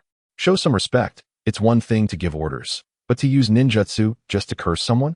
If you must scold, at least do it discreetly. Don't disrupt my focus, will you? And where did you learn to curse like that? You're even worse than I am. At that moment, from the Konoha side, Orochimaru solemnly issued orders to Jiraiya. If the wind technique is ineffective, we shall resort to a large-scale fire technique. For some reason, our previous wind tactics failed. Indeed, we underestimated our opponent. Initially, I thought there was only Hanzo the salamander worth noting on the opposing side. Jiraiya, prepare your toad oil fireball and unleash it directly upon our front line. We cannot allow that poisonous mist to advance any further. Listening to Orochimaru's command, Jiraiya shook his head with a hint of bitterness. There were still many Konoha ninjas on the front lines, yet there was no other option. That purple poison mist could not be allowed to spread any further. Chapter 26. Wind Feather, Heavenly Ice, Magnetic Dust. In Feng Yu's perception, an immense amount of chakra suddenly coalesced within a single individual across the battlefield. Soon, Feng Yu's gaze fell upon the massive silhouette of a toad in the distance, and a slight smile graced his lips. Indeed, it's Bunta and Jiraiya. However, it is quite normal. The Konoha lot has shown no reaction, which would be abnormal. Yet, it was truly ruthless. Within that poisonous mist, there were still several Konoha ninjas, though their chances of survival were slim. In the next instant, an expansive fire technique swept across the front lines of the battlefield. To be precise, it was a composite ninjutsu, the toad oil fireball. Oh, those with great power truly act without reason. Nevertheless, it was fortunate that my own strength was quite formidable. The extensive fire attack promptly eradicated the poison mist. The ninjas who had been enveloped in the poisonous fog were now likely reduced to nothing but ash. The charred earth bore testament to the tremendous power of the recently unleashed ninjutsu. However, it was only the Konoha ninjas who perished. The moment I sensed that overwhelming chakra, I had already used long-distance transmission to instruct our side to retreat. Thus, in terms of the current situation, our side could be deemed victorious. Yet, I had not anticipated that Hanzo would refrain from making a move. Logically, given Hanzo's nature, he should have been in the midst of slaughtering foes within the poison mist, not merely honing his skills, surely? Just then, the Konoha team began to retreat rapidly. In the blink of an eye, they had created a considerable distance. Feng Yu, feeling somewhat bored, glanced at Zhuo Song beside him. Say, Uncle, what is going on with Hanzo? Why isn't he pursuing the victory? Why just watch as they flee? Zhuo Song slowly spoke. Young one, the leader has his own intentions behind his actions. We merely need to execute them. However, I must commend you for your performance today. I suspect you will receive praise from the leader. Feng Yu rolled his eyes in response, dismissing the notion. Praise? More like empty words. There's nothing of practical use in it. I reckon the leader's purse is cleaner than my own face. Meanwhile, Orochimaru had already led his team away from their previous location. They now rested briefly in a dense forest. Observing the team that had narrowly escaped disaster, Orochimaru mused, what an inauspicious start. Jiraiya, clad in soft armor, stood beside him, while Tsunade was diligently researching an antidote for the poison of the pepper fish. Currently, the antidotes available at the camp could only barely delay the onset of the toxin, failing to eradicate it entirely. At this moment, on the battlefield between Konoha and the village hidden in the mist, casualties continued to mount, staining the earth with crimson blood. However, due to the formidable prowess of the Uchiha clan, the battle was relatively evenly matched. Among the chaos, a young boy with strikingly light blue hair wielded a short blade, methodically dispatching Konoha's ninjas. Yet, upon closer inspection, it became apparent that the boy was deliberately avoiding engaging with the Uchiha clan's ninjas. Of course, amidst the tumult of battle, few had the presence of mind to observe others. Just as the blue-haired youth dispatched another ninja and sought a new target, he suddenly turned to strike. The clash of his blade against the kunai produced a sharp sound, and he realized he had been encircled by 3 Uchiha ninjas. It seemed he had overestimated his stealth. He could not focus solely on Chunin and below. Perhaps he had drawn too much attention to himself. However, before he could ponder further, the 2 Uchiha ninjas opposite him quickly formed hand seals. In an instant, they unleashed a colossal fireball simultaneously. Meanwhile, another ninja, taking advantage of the fireball's cover, prepared to flank him. The boy swiftly formed his own seals. Ice release, crystal mirror. Instantly, a circular mirror composed of countless ice-blue diamond-shaped blocks appeared before him, effortlessly blocking the incoming fire technique. As the mirror shattered, a multitude of diamond-shaped ice shards surged toward the three Uchiha ninjas. Seizing the opportunity, the boy slipped away in search of his next target, leaving the Uchiha clan to contend with the aftermath of their own attack. Ah, isn't that Tian Bing? Why do you only target weaker opponents? A young man with gray-white hair, wielding a bone sword, called out to Tian Bing. A true man should seek an equally matched adversary. Tian Bing, unperturbed by the battle-hungry youth, merely replied with a hint of boredom. Huiyi Junzi, the most gifted young member of the Huiyi clan, observed the unfolding skirmish. The Kagaya clan possesses a unique bloodline limit known as the Shikatsumiyaku. It appears to be a diluted descendant of the Otsutsuki Kagaya, much like the Senju, Uchiha, and Uzumaki clans. One cannot help but notice the faint resemblance in the surname Kagaya, which echoes the name of the formidable Otsutsuki. This Shikatsumiyaku bears a striking similarity to the original, yet seems to be a weakened version of the Kagaya's grisly legacy. To claim there is no connection would be utterly implausible. Moreover, the side effects of this bloodline limit are quite significant, and their temperament leaves much to be desired. Junzi, witnessing Tenai's demeanor, remained unfazed and charged into battle wielding a bone sword against the Leaf Village ninjas. Remarkably, the bone armor adorning his body and the sharp bone sword in his hand rendered him remarkably agile on the battlefield. Meanwhile, on another front, Kakashi Shikaku gazed at the three magnet-release ninjas opposite him and felt a surge of frustration. When did magnet-release ninjas become so commonplace? He felt confident in his ability to confront the third Kazekage. Yet the additional two magnet-release ninjas posed a challenge as no one on his side could effectively restrain them. Although the strength of these two ninjas did not match that of the third Kazekage, it nonetheless underscored the substantial foundation of Sunigakure. These two magnet-release ninjas could easily be groomed as candidates for the next Kazekage or, at the very least, could become stalwarts of the village. Within the Sunigakure encampment, Rasha observed the young boy beside him, marveling at his exceptional talent. It was utterly astounding. He himself was in his 20s, yet this boy, merely around 12 years old, seemed only slightly less powerful than himself, perhaps even capable of matching him in combat. Sunigakure had indeed produced a prodigy. He could hardly fathom the heights of strength that Magikon would achieve in just a few years. Meanwhile, Magikon paid no heed to Rasha's scrutinizing gaze. He skillfully maneuvered his iron sand techniques, iron sand shower, iron sand trap, and wings of sand, engaging in a tactical exchange with the Leaf Village ninja across from him. Occasionally, he would launch accelerated iron blocks from a distance to wear down the formidable white-haired figure, who was none other than the father of Kakashi, Shikaku, one of the greatest contributors to the Second Shinobi World War. It must be said that, at present, apart from the elderly couple who had yet to arrive, only the third Kazekage could contend with such an opponent. Rasha and Yakura, both at the level of elite Jonin, found themselves at a middling position among their peers. Despite their relative youth, which accounted for their lesser strength compared to the older generation, it was not surprising. Both possessed bloodline limits, and it was well known how rare such ninjas were within Sunigakure. Unlike the Leaf Village, which boasted two powerful bloodline limit clans, the Hyuga and Uchiha, Sunigakure had few such practitioners. The reputation of the Byakugan and Sharingan was formidable, not to mention the existence of smaller clans within the Leaf Village that harbored other bloodline limits, such as the shifting technique. This is truly infuriating, as it seems that comparison breeds discontent. In the Sand Village, there are currently only 3 practitioners of magnet release and merely one with scorch release, Yakura. As for other users of bloodline limits, I regret to inform you, there are none. Indeed, there are only 4 ninjas in this vast village possessing bloodline limits, a number far less than even the initial members of the Uchiha clan. In Chapter 27, we witnessed the interactions between Reikage, Shenyan, and Nana's concern. At this moment, the Rock Village and Cloud Village are also embroiled in conflict. Within the Cloud Village's stronghold, the future 4th Reikage, AI, walks alongside a young boy with short black hair, fresh from his confrontation with the Rock Village.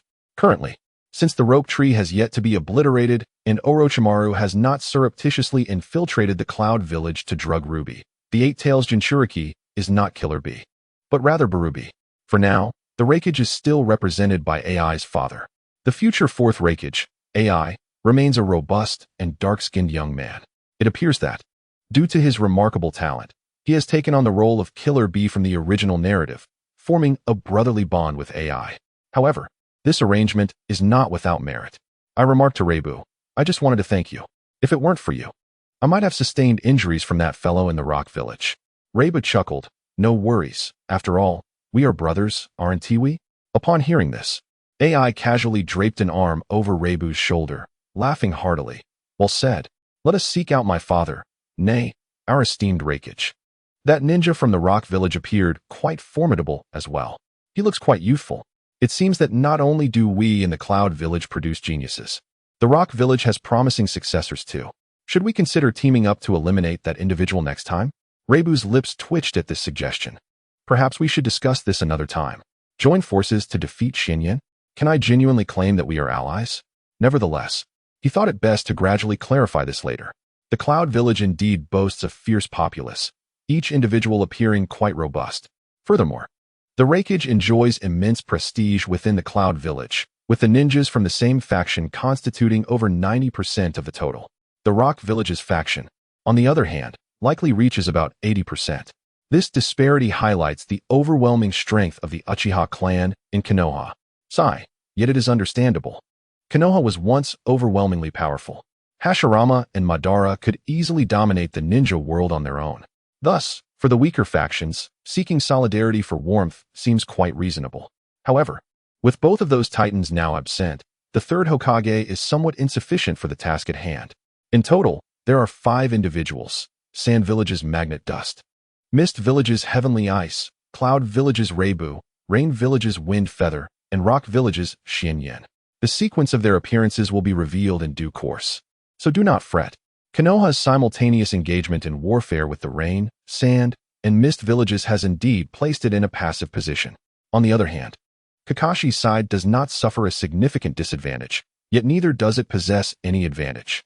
The balance in the Mist Village appears to be quite even. In the realm of Rain Hidden Village, the defeat of Konoha has been rather dismal. The initial battle failed to exhibit any semblance of vigor.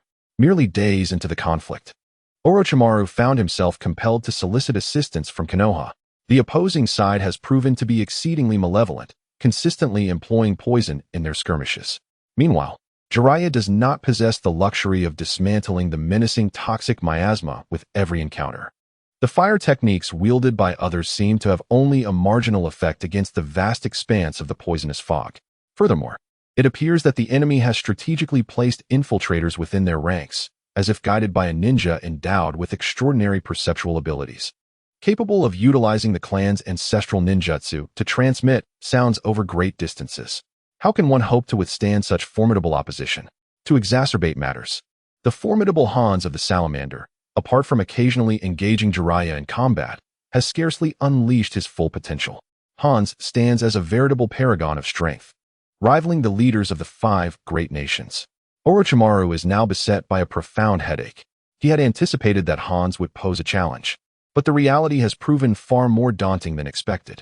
In the ensuing days, even as the Konoha ninjas donned hastily crafted masks, the surviving shinobi reported that something within the poisonous fog was surreptitiously damaging their masks, leaving marks akin to those inflicted by wind-based ninjutsu.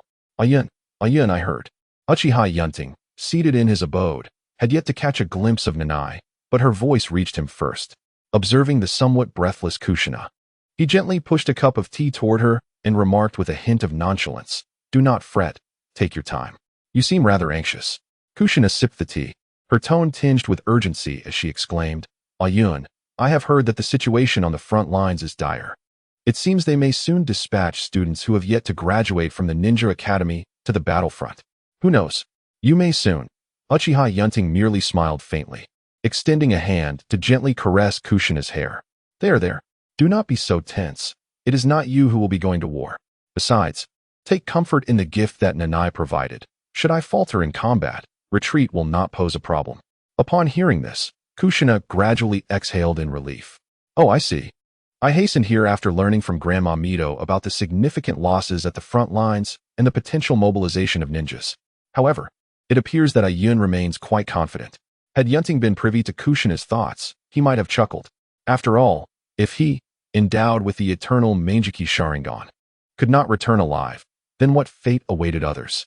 Yet, it is understandable that Nanai is unaware of his true prowess, and her concern is quite normal. It must be said that the sensation of being cared for is rather pleasant. Nevertheless, if all goes as expected, it is highly likely that he will be dispatched to the battlefield of Rain-Hidden Village, especially considering the considerable losses inflicted by the Wind Feather. Additionally, it seems that the Sarutobi and Shimura clans have received particular attention in this regard. Our esteemed Hokage may be feeling a bit restless. Chapter 28, Kazufuru. Did I really strike the boss? A few days later, within the Uchiha clan, Yun Ting meticulously examined his ninja tools and provisions to ensure he had everything he needed. Although he felt it was somewhat unnecessary, he could not ignore Kushina's persistent worries. After completing his inspection, Yun Ting glanced at the red-haired girl sitting beside him. Listen, Nana, everything is in order. There's really nothing left to check, he reassured her. However, Kushina remained unconvinced, glancing at Yun Ting with concern. Better safe than sorry. The battlefield is no trivial matter. Besides, while you may possess great talent, it's ultimately strength that matters in combat. After all, I heard from Granny Mito that even elite J-nin have suffered casualties on the battlefield, let alone someone like you, a fresh graduate. Yun Ting did not argue, merely nodding in agreement. It was amusing to recall how he had initially approached her due to their mission. As for now, one could only say she would undoubtedly be a future wife. Lost in thought, Yun Ting was suddenly jolted when Kushina, visibly irritated, approached him. Hey, Yun Ting, pay attention to what I'm saying. You're being rather dismissive. Don't you care about your own safety? Without responding, Yun Ting slowly rose to stand face to face with her. Kushina tilted her head in confusion, wondering what was going through his mind. Before she could ponder further, Yun Ting raised his right hand and gently tucked a strand of her red hair behind her ear, then pressed a soft kiss on her smooth forehead. Kushina felt a rush of warmth and her cheeks flushed crimson. Wait, who am I? Where am I? Wasn't I here to see Yun Ting off? But oh my. Although I'm not entirely averse to this, Yun Ting observed the dazed Kushina, picked up his ninja pack, and with a slight smile said, well then, Nana, I'm off. Wait for my return. With that, he vanished from the room. Once Yun Ting had disappeared, the blush on Kushina's cheeks began to fade. Sitting on the sofa, her fair hand gently caressed the spot where Yun Ting had kissed her. I must return safely with Tsunade and the others. And I definitely need to confront Yun Ting about that unexpected kiss. I deserve some time to prepare for such surprises. However, with Yun Ting gone from the village, she resolved to go to Granny Mito and study diligently. She had to ensure that she could control the Nine Tails when the time came. After all, she did not want to lose control and inadvertently harm Yun Ting. Meanwhile, at the gates of Konoha, Yun Ting had just arrived and noticed a considerable gathering at the entrance, predominantly consisting of lower-ranked ninjas, including some students who had yet to graduate from the Ninja Academy. Typically, most ordinary ninjas graduated around the age of 12. Based on Yun Ting's current capabilities, he could have applied for early graduation long ago. However, he simply chose not to. After all, the initial trivial tasks of catching cats and teasing dogs would elicit a shake of the head, even from a transcendent being. Observing the youthful faces before him, he couldn't help but find it somewhat amusing. A considerable number among them displayed an unexpected glimmer of excitement. Indeed, was it not excitement? Had they been brainwashed by the will of fire? Wasn't it obvious that they were unaware of their own strength? With their meager skills, should they not feel trepidation? Moreover, his team was destined for the battlefield against the Hidden Rain village. Those of the lower rank would surely become mere cannon fodder. Yun Ting was acutely aware that Fengyu had been on the verge of a breakdown in recent days. Before long, the reinforcement team had assembled. Standing beside him were 5 youthful members of the Uchiha clan. It seemed only logical for them to accompany him, though one boy with yellow hair appeared rather out of place. Nevertheless, it was worth noting that Minato, in the original narrative, distinguished himself at this very moment, earning Jiraiya's recognition. Shortly thereafter, a middle-aged man clad in Chunin attire approached, counted the members, and instructed everyone to follow him. The 5 Uchihas beside Yun Ting possessed commendable talent. 2 had already awakened their Sharingan, while the other 3 seemed close to doing so. Were it not for the ongoing war, it would have been no issue for them to awaken their Sharingan before graduation. Awakening a single Tomo by the age of 10 typically foretold a future as a Jonin, and even the potential for becoming an elite Jonin with a 3-Tomo Sharingan was not out of the question. Entering the realm of Kaga-level strength was also conceivable. Although the Manjiki Sharingan symbolizes the pinnacle of power, it does not imply that elite Jonin of the Uchiha clan with 3-Tomo lack Kaga-level combat prowess. This holds true across the 5 great nations. Elite Jonin are Elite Jonin, and Kage is Kage. A village can only have one Kage. The shinobi world does not operate on a tier system of Kage, Super Kage, or Sage levels. Within the realm of Naruto, Kage represents the utmost symbol of strength. The classifications beyond Kage are not elaborated upon in detail. It seems that the original narrative prefers to express such distinctions through divine titles. For instance, the god of shinobi, Hashirama Senju, symbolizes an overwhelming superiority in strength. Similarly, there is the demonic figure of the shinobi world, Madara Uchiha, and the semi-divine Hans of the salamander. Whether or not there is exaggeration in such titles remains unknown, but it is likely that those bestowed with such names possess considerable power. Otherwise, why would only Hans be labeled as a semi-divine figure, rather than the likes of Noki or the Third Reikage? Thus, after a day of travel, as night approached, the group finally arrived at the camp established by Konoha near the battlefield of the Hidden Rain. Upon arrival, they were immediately assigned to various squads to replace fallen comrades. To Yun Ting's surprise, he found himself placed in the same team as Minato. At this moment, Tsunade was cheerfully greeting the members of the team. Naturally, both the captain and the members chose to ignore him. After a long day of exertion, who had the energy to engage in pleasant conversation? Instead of wasting time, they could simply rest and regain their strength.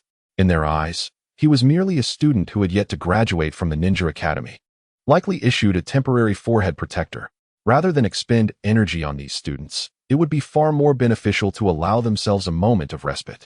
Chapter 29. The Unprincipled Senju with Yellow Hair.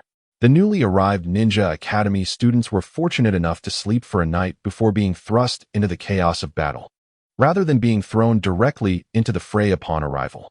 Meanwhile, Yun Ting and Minato found themselves huddled together in a single tent. The confined space felt rather cramped as Yun Ting, Minato, and a few others lay together, but given the circumstances of war, they made do. Before long, a gentle rhythm of breathing filled the tent, revealing their vulnerability. Indeed, they were merely children. After a grueling day of travel, it was clear they were exhausted. Once Yun Ting noticed that everyone had succumbed to slumber, he cautiously slipped out of the tent. He made no sound as he climbed up a tree with a trunk large enough for two to embrace. Perched on a high branch, he gazed up at the magnificent stars scattered across the night sky. The view from home paled in comparison to the battlefield, evoking an entirely different sentiment. As he munched on an apple retrieved from the system's space, he marveled at the stars above. Concern over being discovered was a trivial matter. He certainly did not underestimate the vigilance of the Konoha patrolling ninjas. Moreover, with his heightened perception, he felt confident in his concealment. Suddenly, a figure appeared on the branch beside him. It casually settled down next to him and gestured for a share of his fruit. How brazen! Who else could it be but Tsunade? Yun Ting observed the once pristine features of Tsunade, now marked by disarray, her light blonde hair no longer flowing smoothly, and dark circles under her eyes that spoke of sleepless nights. What Yun Ting was unaware of was that, due to Fn's influence, Tsunade had been tirelessly researching the toxic mist for days on end, while also tending to injured ninjas. Under such intense pressure, it was a wonder she had not collapsed, were it not for the Senju clan's formidable physical constitution. Seeing Tsunade in such a state quelled any teasing remarks Yun Ting might have made. He reached into his ninja pouch, rummaged around, and eventually handed her 4 or 5 small berries, which were both nourishing and capable of alleviating fatigue. Had he not known that Tsunade lived to see the modern era in the anime, he might have suspected she was on the brink of collapsing. Tsunade seized a berry and promptly tossed it into her mouth without a second thought about its potential toxicity. Kushina, with a sense of delight, finished several fruits and then promptly leaped down from the tree, heading straight towards her tent. On her way back, she yawned while muttering, "Humph, that insufferable little brat. For Nana's sake, I shall graciously lend a hand." However, it's truly remarkable how satisfying a few fruits can be. Meanwhile, Yun Ting observed Kushina's departing figure from a distance in the tree, similarly murmuring, "Blonde-haired Senju, for Nana's sake, do help protect your brother." Soon, the sun rose above the horizon. Yun Ting, leisurely nibbling on a rice ball while perched in the tree, stood in stark contrast to the others, who were likely chewing on their dry, hard rations. Even the soldier-s food was considered strategic supplies, reserved only for critical moments. The rice ball in Yun Ting's hand, freshly retrieved from the system space, still emanated a gentle warmth, setting him apart from the other Konoha ninjas who were merely consuming dry rations accompanied by water. As Yun Ting savored his meal, Kushina, drawn by the enticing aroma, approached. Having risen early that morning, she stretched and, disinterested in the unpalatable rations, intended to request a few fruits from the bothersome Uchiha brat. To her surprise, she found him blissfully enjoying a rice ball. Although Uchiha Yun Ting was confident, he displayed no expression while eating. To Kushina, his demeanor exuded sheer delight. Without hesitation, this Konoha delicacy, oblivious to the concept of modesty, extended his palm towards her. Yun Ting casually tossed a rice ball to Kushina, saying nonchalantly, "All right, take it and go. Your foul odor is affecting my appetite."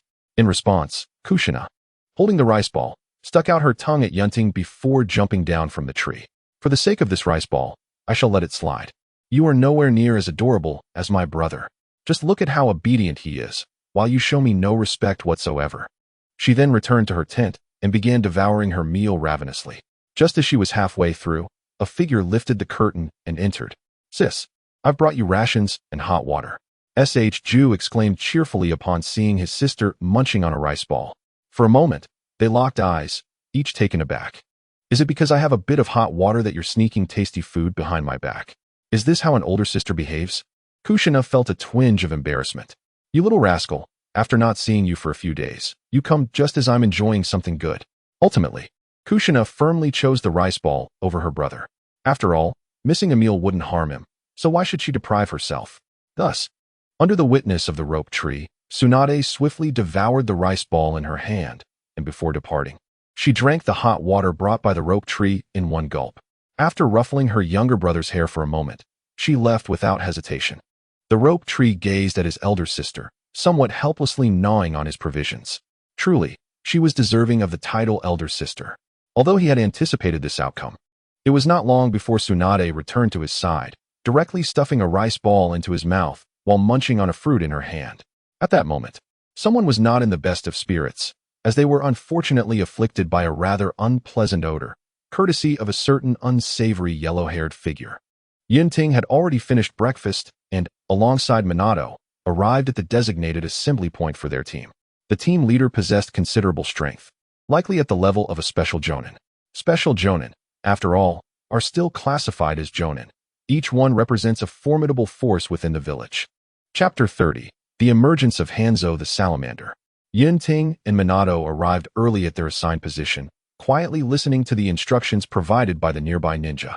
Naturally, these were merely the elderly's survival tips on the battlefield, offering new recruits a brief overview to mitigate the risk of exposure due to carelessness. "I must say, Hanzo, the toxic mist of the salamander has diminished significantly, has it not? Surely, the antidote must be nearly perfected by now. Considering you are aware that the granddaughter of Senju Hashirama is quite the troublesome medical ninja. Moreover, why have you refrained from engaging in battle these past few days?" Within the camp of Hanzo the salamander, a languid youth, seemingly out of place amidst the battlefield atmosphere, posed his inquiries to a tall middle-aged man. He understood that Hanzo's incursions into other nations were fundamentally a response to the unique position of the Rain Village, which was impoverished and vulnerable. Every action taken by Hanzo was a manifestation of his discontent towards those great nations, as well as an act of resignation. Hanzo gazed at the youth before him, slightly shaking his head. "If the opposition cannot even handle you, then they do not warrant my personal intervention." The reality was that, after all this time, no effective countermeasures had been devised against the toxic mist of the salamander. It seemed that without Senju Hashirama and Uchiha Madara, Konoha had diminished considerably. However, it was undeniable that the absence of a powerhouse like Hashirama had left Konoha's foundation far beyond the reach of the Rain Village. It is important to note that Konoha was not solely engaged in conflict with them. The Hidden Mist and Sand Villages still harbored many of Konoha's elite warriors. Of course, Hanzo's restraint in action was also a means of nurturing the potential within Fuyaharu. He could see that the boy possessed exceptional talent, aside from a somewhat lackadaisical demeanor. He was quite admirable. The war had only just begun, and the true top-tier warriors had yet to face one another. He also recognized that, given the Rain Village's resources, conquering Konoha was utterly unrealistic.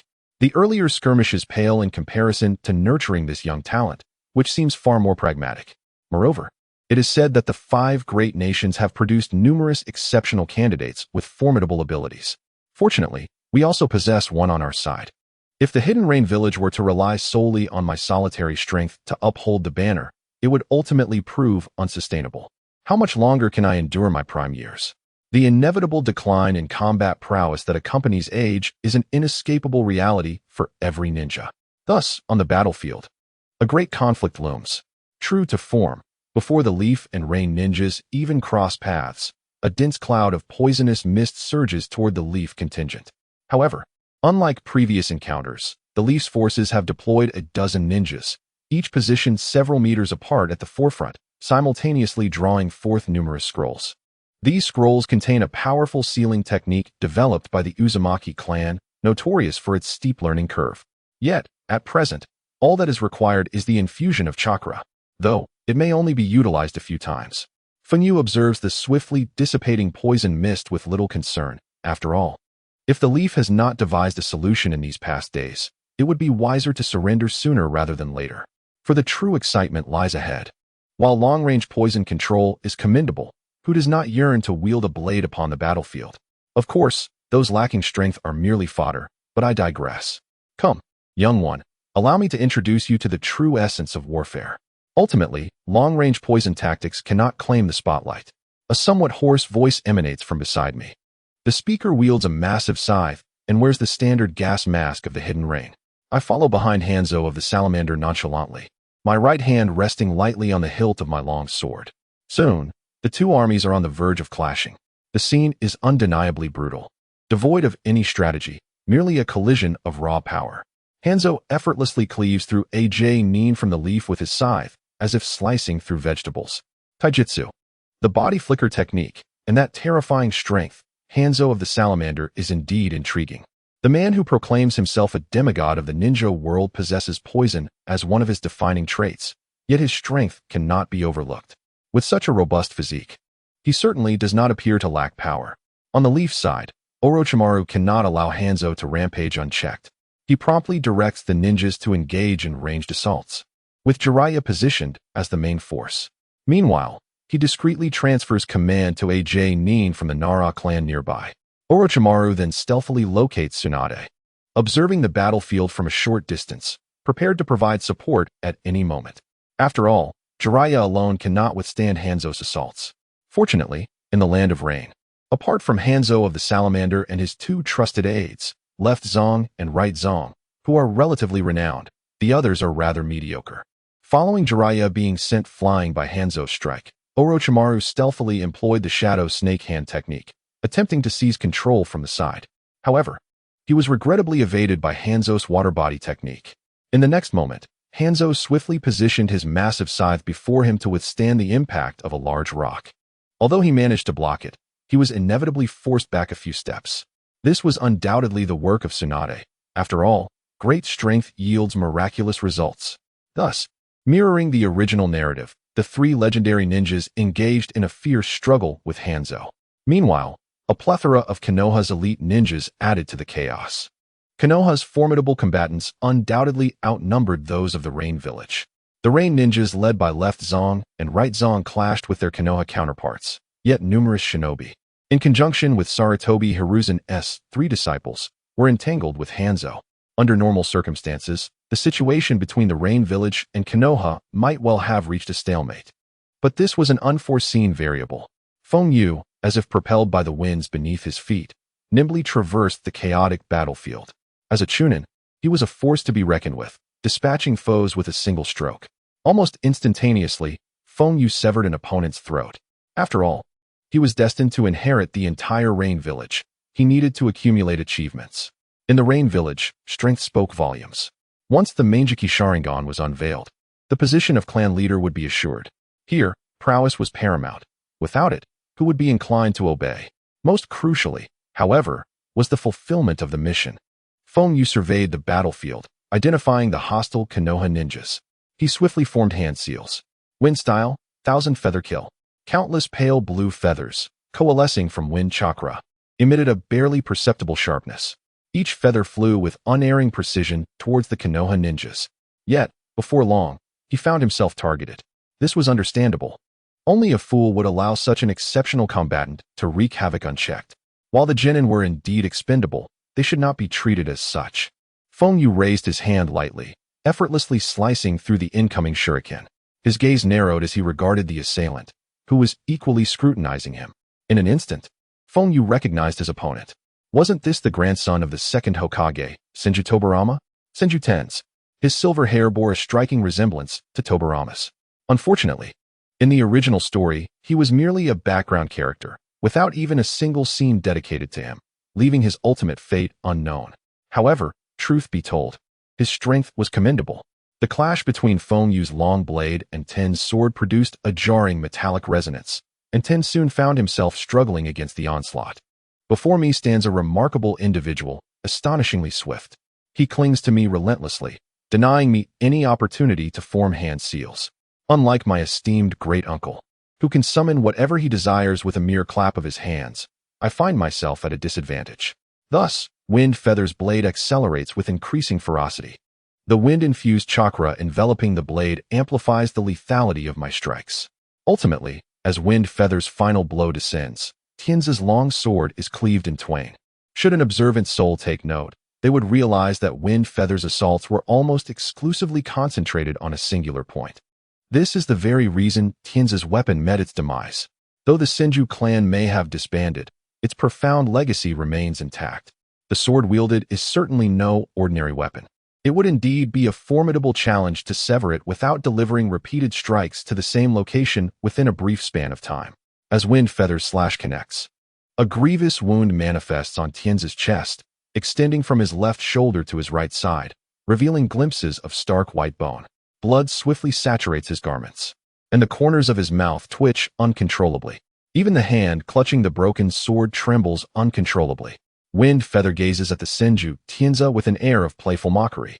Alas, considering that he is not an adversary, I shall refrain from delivering a fatal blow. Nevertheless, I feign the motion of raising my blade, posturing as though to strike again. In this moment, Tianzi's right hand quivers as he grips the edge of an explosive tag within his ninja pouch. His gaze steadily fixed upon the youth before him, who is but slightly larger than he. Truly a prodigy. Although, I can't help but feel that had I the ability to employ ninjutsu, I would not have faced such a dismal defeat. After all, I have diligently studied the forbidden techniques devised by my grandfather. Regrettably, my circumstances may not permit it. Meanwhile, Tsunade, sensing Tianzi's plight, momentarily loses her focus, only to be confronted by Hanzo of the Salamander, who closes in upon her. Huh, you dare to engage me while distracted? Prepare to meet your end. Hanzo's scythe, subtly infused with chakra, arcs menacingly towards Tsunade's neck. Fortunately, a wall of earth materializes around her, momentarily impeding Hanzo's advance. Tsunade is then swiftly drawn beside Orochimaru, who employs the shadow snakehand technique. Concurrently, Jiraiya, having just utilized the wall of earth, quickly bites his fingertip and summons Bunta into the fray. Orochimaru, too, calls forth Manda. Though this individual requires a living sacrifice for every summoning, his prowess remains commendable. As for Tianzi, just as Wind Feather prepares to deliver his strike, a great fireball hurtles towards him. Wind Feather cleaves it in two, and in that instant, Tianzi is whisked away by a young lad with golden hair. As Wind Feather attempts to advance, he is halted by his superior. Wind Feather casts a glance at Yun Ting, who stands before him, marginally more handsome, and can't help but smirk. Finally, he has arrived. Otherwise, would I have had to practice high kicks like Admiral Kizaru? It's exhausting to hold back, you know? Yun Ting, observing Wind Feather's handiwork, regards him with a look that conveys an inexplicable meaning. Are you truly intent on incapacitating that fellow? Nevertheless, it matters not. The mere fact of having retained a sliver of life is already a blessing. At this moment, Tsunade gazed upon the sight of Tianzi being rescued, her heart inexplicably lightened. Concurrently, the figures of Yun Ting and Feng Yu collided with one another. Prestige arises from strength, and engaging in combat with formidable adversaries serves as the most profound demonstration of one's prowess. After all, what merit lies in slaying a mere genin or chunin on the battlefield? Ultimately, two long blades, entwined with wind and fire chakra respectively, met in a fierce clash, causing both combatants to stagger back a dozen meters. Swiftly, they began forming hand seals. In almost an instant, they completed their seals in unison. Wind release, thousand feather kill. Fire release, great fire extinguishment. Countless feathers of wind and searing flames collided with one another, creating a commotion that attracted the attention of many. The magnitude of their actions was not insignificant. Dust and smoke erupted, obscuring the vision of the onlookers. Yet, for Fenyu and Yun Ting, this haze was inconsequential. Their perceptive abilities were far from weak. Not to mention, Yun Ting possessed the Sharingan. Soon, amidst the smoke, the crisp sounds of clashing blades resonated. It was as if the two sides shared an unspoken understanding. After reaching a certain intensity, they mutually withdrew. As Hanzo the salamander retreated, he cast a lingering glance at the figure who had been locked in such an evenly matched battle with Fenyu. The crimson tomo of the Sharingan and the Uchiha clan emblem on his back proclaimed his heritage. Indeed, the Uchiha clan is a wellspring of talent. The young wielder of the three-tomo Sharingan possesses boundless potential. Fenyu's ability to perform so admirably is commendable. Moreover, the old monkey must be feeling quite restless. Upon returning to the camp, the few Uchiha youths who had accompanied him gathered around, chattering excitedly, their eyes gleaming with admiration. At this moment, they appeared no different from ordinary children. Yet, he recognized that the impressions forged during the fierce battle had left an indelible mark on them.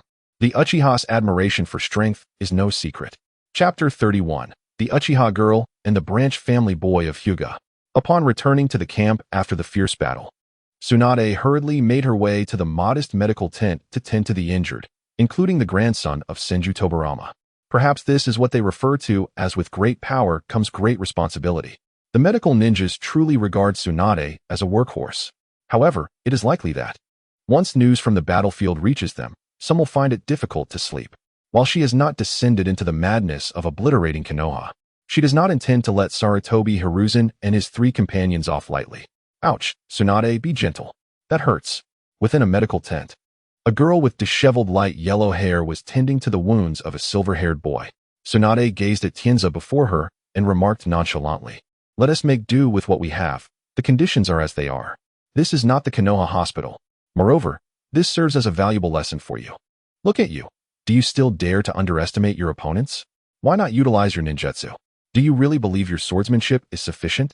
Tienza, upon hearing this, could not help but smirk. How was I to know that kid from the Rain Village would be so formidable? He is practically on par with that Uchiha brat. After Tsunade skillfully bandaged his wounds, she let out a slight sigh. And what was that boy's name again? I wonder who saved you today? Enduring the pain, Tienza struggled to sit up. Indeed, it was that Uchiha kid who saved my life. If my grandfather found out, I'd probably be in for quite the scolding. He lamented. This is absurd. The kid from the Rain Village and the Uchiha are both a handful. Tsunade observed Tienza's expression and replied coolly, "Oh, come now. Your great-grandfather would be more pleased that you survived than anything else. By the way, your injuries are quite severe. Do you want me to send you back to the village to recuperate? I'd rather not have you causing me trouble on the battlefield." A bitter smile crept onto Tienza's lips. What else can I do? Returning is my only option now. Staying here would only burden you further. Besides, I might heal faster back in the village. What a disastrous start to my campaign. I hardly set foot on the battlefield before I had to retreat to recover. However, considering his own resilience, he estimated he would be back to near full strength in about 10 days. It was unfortunate that for the time being, he would be a source of concern for Tsunade. Shungshu had always yearned to join the fray. If not for Tsunade's insistence on keeping him at the rear, he might have already faced a fatal blow from that morning's adversary. Yet, he felt a sense of gratitude towards that Uchiha boy for saving his life. Perhaps, in the future, they might even become in-laws. Despite his lingering bias against the Uchiha clan, he couldn't deny that Kushina was utterly smitten with that fellow. You're truly something else, he mused.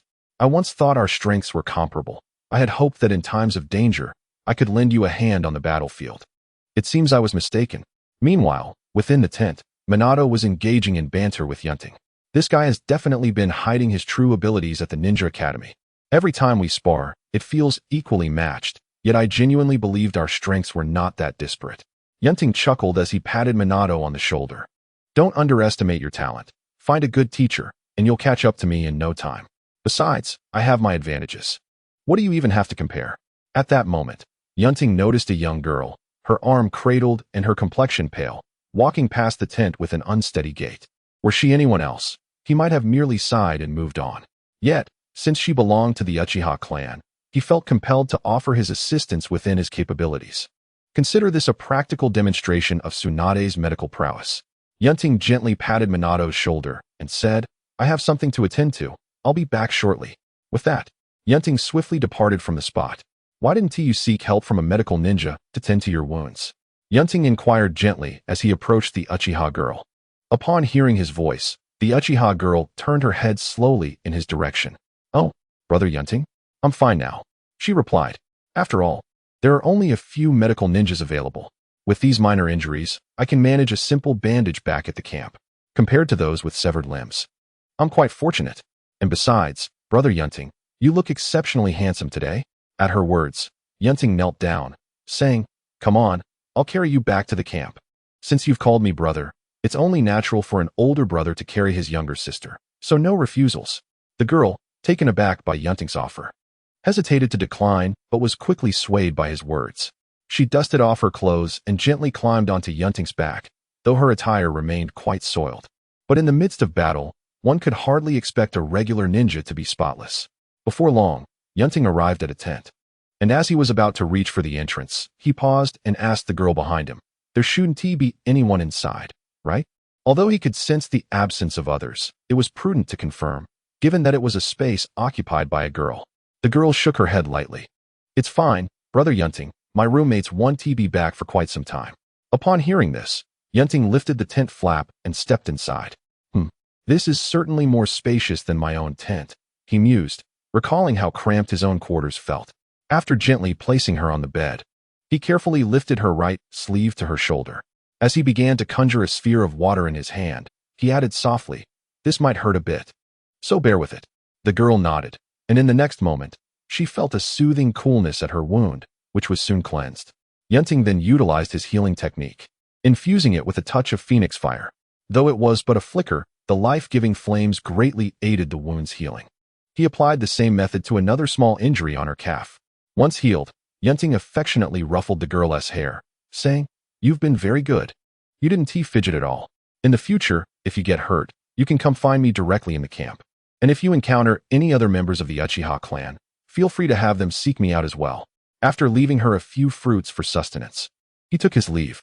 Once Yun Ting had departed, the girl slowly came to her senses. Bursting out of the tent, she realized Brother Yun Ting had already vanished. Ah, Bingwe, you silly girl. Can't you even remember to say thank you? And at least tell Brother Yun Ting your name. Fool. Big fool. I suppose I will have to express my gratitude to Brother Yun Ting the next time we meet. With that thought in mind, Bingwe reluctantly returned to the tent, lying down on her bed and gazing at the fruits in her hand. For some reason, a smile broke across her face. Brother Yun Ting, are you treating me like a child? We are clearly in the same grade. Just then, a figure strode into the tent. Xiaoya, I brought some alcohol from the medical ninja. You can trust me with your injury. I am quite confident in my bandaging skills. Bingwe looked at the newcomer and smiled softly. No need. My injury has already been treated. What? Didn't we say there were too many injured when we went earlier? Oh, right. Where is the other member of our team? Didn't she take you back first? She had something to attend to and left before me. Bingwe replied nonchalantly. What? How could she do that? She belongs to a prominent family. After all, if it weren't for her, how could you have been injured? And she didn't even escort you back to the tent. Bingwe gazed at the girl who stood up for her with gentle reassurance. It's all right, Qianhua. After all, we are not from the same family. And if she hadn't left, perhaps Brother Yun Ting wouldn't have encountered me at all. Maybe this is a blessing in disguise. After Bingwe showed Qianhua her healed wound, Qianhua refrained from poking around her own injury. Once Bingwe recounted the events to Qianhua, the tent was filled with her wails of despair. What? No way, Yaya. Your luck is unbelievable. I almost envy you. Why wasn't it me who got hurt? You see, my parents are ordinary people, and Brother Yun Ting has helped them immensely. My parents even said that if I have the chance after graduation, I should go and hang around with Yun Ting. In the following days, neither Konoha nor Yun displayed any significant movements, resembling the calm before a storm. At night, raindrops continuously fell from the sky, washing the leaves and producing a crisp sound. In the pitch-black surroundings, the only sound was the rain striking the leaves. At this moment, Orochimaru wore a slightly grave expression as he observed the outside of the tent. It had been several days without conflict, and now he worried about a sudden attack from Yun. However, Orochimaru's concerns were unfounded. Yun had no intention of launching a nighttime raid on Konoha. Meanwhile, in Konoha, 5 or 6 youths from the Uchiha clan huddled in a corner, enjoying the additional rations provided by Yun Ting. They sat in their makeshift tent, eating and chatting as if they were not on a battlefield, but rather a group of peers camping outdoors. Of course, the additional rations consisted merely of some fruit and jerky, but compared to the hardtack, it was quite a treat. At this hour, with the darkness enveloping them, a single blonde amidst a sea of black hair was unmistakably conspicuous. Yun Ting, these days, why is there no news from the rain-hidden village? Xianhua inquired, while stuffing fruit into her mouth. How would I know? I am not a parasite residing in their belly, Yun Ting replied nonchalantly. Besides, their absence allows us a few days of tranquility, does it not? If there is any concern, it is the esteemed Leaf Elite Jonin orchestrating this battle who ought to be worried. We should simply focus on enjoying our meals. Indeed, let us first savor our food. Xianhua nodded with her cheeks puffed out. Although in this pitch-black atmosphere, it is unlikely anyone could see. In their exchange, she also learned that the Uchiha girl she had treated a few days ago was named Uchiha Bingwe, the daughter of 2 middle-ranked Uchiha shinobi. Compared to her parents, who at that age could only awaken a single Tomo Sharingan, Bingwe was a prodigious talent, having successfully opened her eyes at the tender age of 10. On the boys' side, 2 had also awakened their eyes, while Qianhua, the only one with commoner parents, had quickly struck up a conversation upon their first meeting. It seemed that Qianhua's smooth progress thus far was due in no small part to her assistance. Although the help she provided felt trivial to her, it had indeed been beneficial to Qianhua. Nonetheless, she pondered whether her actions were right or wrong. Without her, Qianhua might not have reached this point and would likely be living a mundane life with her parents in the Leaf Village. Yet, this girl, much like Kushina, was carefree and seemingly unbothered.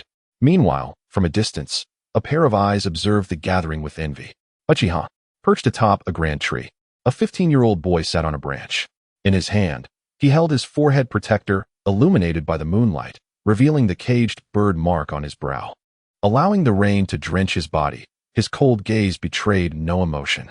The wretched clan, the contemptible Hyuga main family. If it were not for them, his icy eyes fixated on the Uchiha feasting in the distance, revealing a flicker of envy he himself did not notice. Such sentiments were rare within the Hyuga clan. Typically, the main family members held the branch family in disdain, viewing them merely as lesser beings. Although they belonged to the same clan, a hierarchy of nobility and inferiority was imposed. In the Hyuga clan, even if one possessed exceptional talent, being born to the wrong lineage rendered them inferior from the outset. What difference was there between the mark upon his brow and a leash for a dog? Merely that he could speak and wield greater strength. One day, he vowed to shatter the main family's control over the branch family, even if it meant sacrificing his life. Even if he could not ultimately break the curse, he would ensure the main family paid a price. Having reached this point, I find myself unwilling to let my child enter the world under such circumstances. However, it is perhaps too early to dwell on such thoughts. Surviving the impending war is the first step before contemplating anything else. Chapter 32, An Unintentional Gift. Hinata Shin gazed into the distance, shaking his head quietly before he intended to retreat to his tent for some rest. Unexpectedly, the next moment, a fruit came hurtling towards his chest. Startled, he instinctively caught the flying object. Unbeknownst to him, his gaze had already transformed into a shade of white, the veins around his eyes becoming prominent. Fortunately, the assailant bore no malice. What a formidable junior indeed. 2 days later, Ten successfully returned to Konoha for recuperation. In a hospital bed within Konoha, Tens lay expressionless. Beside him, a figure clad in red held a basket of fruit. Kushina looked at the young man on the bed, her tone laced with concern. Tens, how did you sustain such injuries? A faint smile appeared on Ten's lips. Well, it is war after all. In battle, who emerges unscathed? How about Tsunade and Shinji? Kushina inquired further. They are certainly better off than I am. Tsunade, being a medical ninja, spent most of her time in the medical tent, ensuring her safety. As for Shinji, prior to the conflict, I had arranged for him to be stationed safely in the rear with Tsunade. Therefore, he sustained little to no injuries. Hearing this, Kushina finally exhaled in relief and then turned to Tens, her cheeks tinged with a slight blush. By the way, how is Yun Ting faring on the battlefield? Hasn't he been injured, has he? Observing Kushina's demeanor, Tens couldn't help but reflect on the adage that a sister should not be left behind. Moreover, Yun Ting likely surpassed him in strength. Who was truly worried for whom? Rest assured, That lad is just fine, not a care in the world." After a brief exchange, Kushina settled quietly on a nearby stool, picking up a tedious sealing scroll to peruse. Although she was reluctant to engage with the scrolls, she found herself influenced by Yun, developing an even greater desire for strength than in the original narrative. After all, power is indeed a currency in the shinobi world. Furthermore, a significant part of her motivation stemmed from Yun's exceptional nature. What if she did not strive for improvement and faced disdain from Yun's grandfather and parents? She certainly did not wish to witness Yun wed someone else. Absolutely not. Tens observed his non-biological sister and shook his head. Little Kushina was working so diligently. He too could not afford to fall behind. As the grandson of the second Hokage, Senju Tobarama, he had inherited that formidable talent. Coupled with the fact that he could grasp ninjutsu with relative ease, it resulted in him being far ahead of his peers. Yet he had not devoted himself rigorously to training. The blade of Fengyu severed the thread of pride within his heart, revealing to him the truth of his existence. In the realm of ninjas, prodigies abound like fish crossing a river.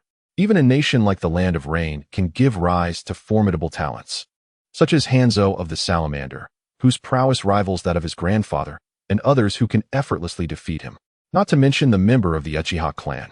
Indeed, geniuses continue to emerge in droves. Fengyu could never have anticipated that the mercy he extended with his blade would forge a being more terrifying than Senju Tobarama. A silver flash of unparalleled potential. Within the confines of a tent in the village of Amigakure, Hanzo was engaged in conversation with a young boy. "Enough. I understand your concerns for the little ones back home. I'll grant you a respite, after all. Konoha is currently besieged on multiple fronts and is unlikely to launch an assault against us anytime soon." The boy nodded in acknowledgement and swiftly departed the tent. Hanzo gazed after the retreating figure of Fengyu, a hint of melancholy etched upon his visage. Could he truly entrust the future of Amigakure to this youth? Sighing, he resolved to teach him gradually. The quality of the ninjas in Amigakure had been lamentably low, which had compelled him to contemplate attacks on the other 5 great nations. His intent was merely to safeguard Amigakure from becoming a casualty in the conflicts among the 3 great ninja villages. However, with Fengyu's emergence, Hanzo came to a realization. The future of Fengyu was boundless. Surpassing himself seemed merely a matter of time. Of course, since the battle had already commenced, seeking reparations was hardly unreasonable. After all, he had nothing to lose. The old monkey, Sarutobi Hiruzen, was now beset on all sides. "Ah, Hiruzen, you wouldn't wish to engage in an all-out war with my Land of Rain, would you? Such a conflict would surely deplete your strength." Thus, Hanzo resolved to seize every opportunity that presented itself. As long as he could avoid total annihilation, he would grasp every chance with fervor. Previously, he had felt cornered, but now he saw no need to persist down a path fraught with uncertainty. As long as Fengyu could evolve into a powerful ninja akin to Uchiha Madara or Senju Hashirama, Amigakure could undoubtedly rise to become the 6th great ninja village, standing shoulder to shoulder with the 5 greats. Given the limited number of outstanding ninjas in Amigakure, it would be wiser to cultivate a high-end combatant akin to Uchiha Madara. Under the protection of such a young prodigy, Amigakure would flourish, and other ninja villages would think twice before initiating hostilities. In the meantime, Fengyu was swiftly making his way toward Amigakure. A gentle azure wind swirled around him. Fengyu had taken in numerous children in Amigakure, including future stalwarts such as Konan and Nagato. After all, offering refuge to these children was hardly a burden for him, and it was partly due to their pitiful circumstances. Soon, he arrived at a spacious courtyard, a property he had purchased. In Amigakure, no fool dared to provoke him. There were far too many orphans in Amigakure. In the original narrative, Nagato, Konan, and Yahiko merely represent a minuscule fraction of the countless orphans in Amigakure. There are many who have endured greater hardships than they. After all, the trio had the fortune of encountering the methods of chakra cultivation. Conversely, the vast majority of orphans in Amigakure might not even survive for a few days. One must ponder, how long can a small child sustain themselves alone? It is not an exaggeration to say that in their early days, Konan and Nagato relied heavily on Yahiko to survive amidst a sea of orphans. Stealing food from robust adults is no simple feat, should they be caught. The consequences could be fatal. Even if they managed to procure sustenance, what about the next time? No one can guarantee they would evade capture repeatedly. Moreover, those driven by extreme hunger can commit desperate acts. This is the world of shinobi, not merely a game of pretend. The reality is far more brutal than one can imagine. Chapter 33. Plans and Schemes of the Five Great Nations.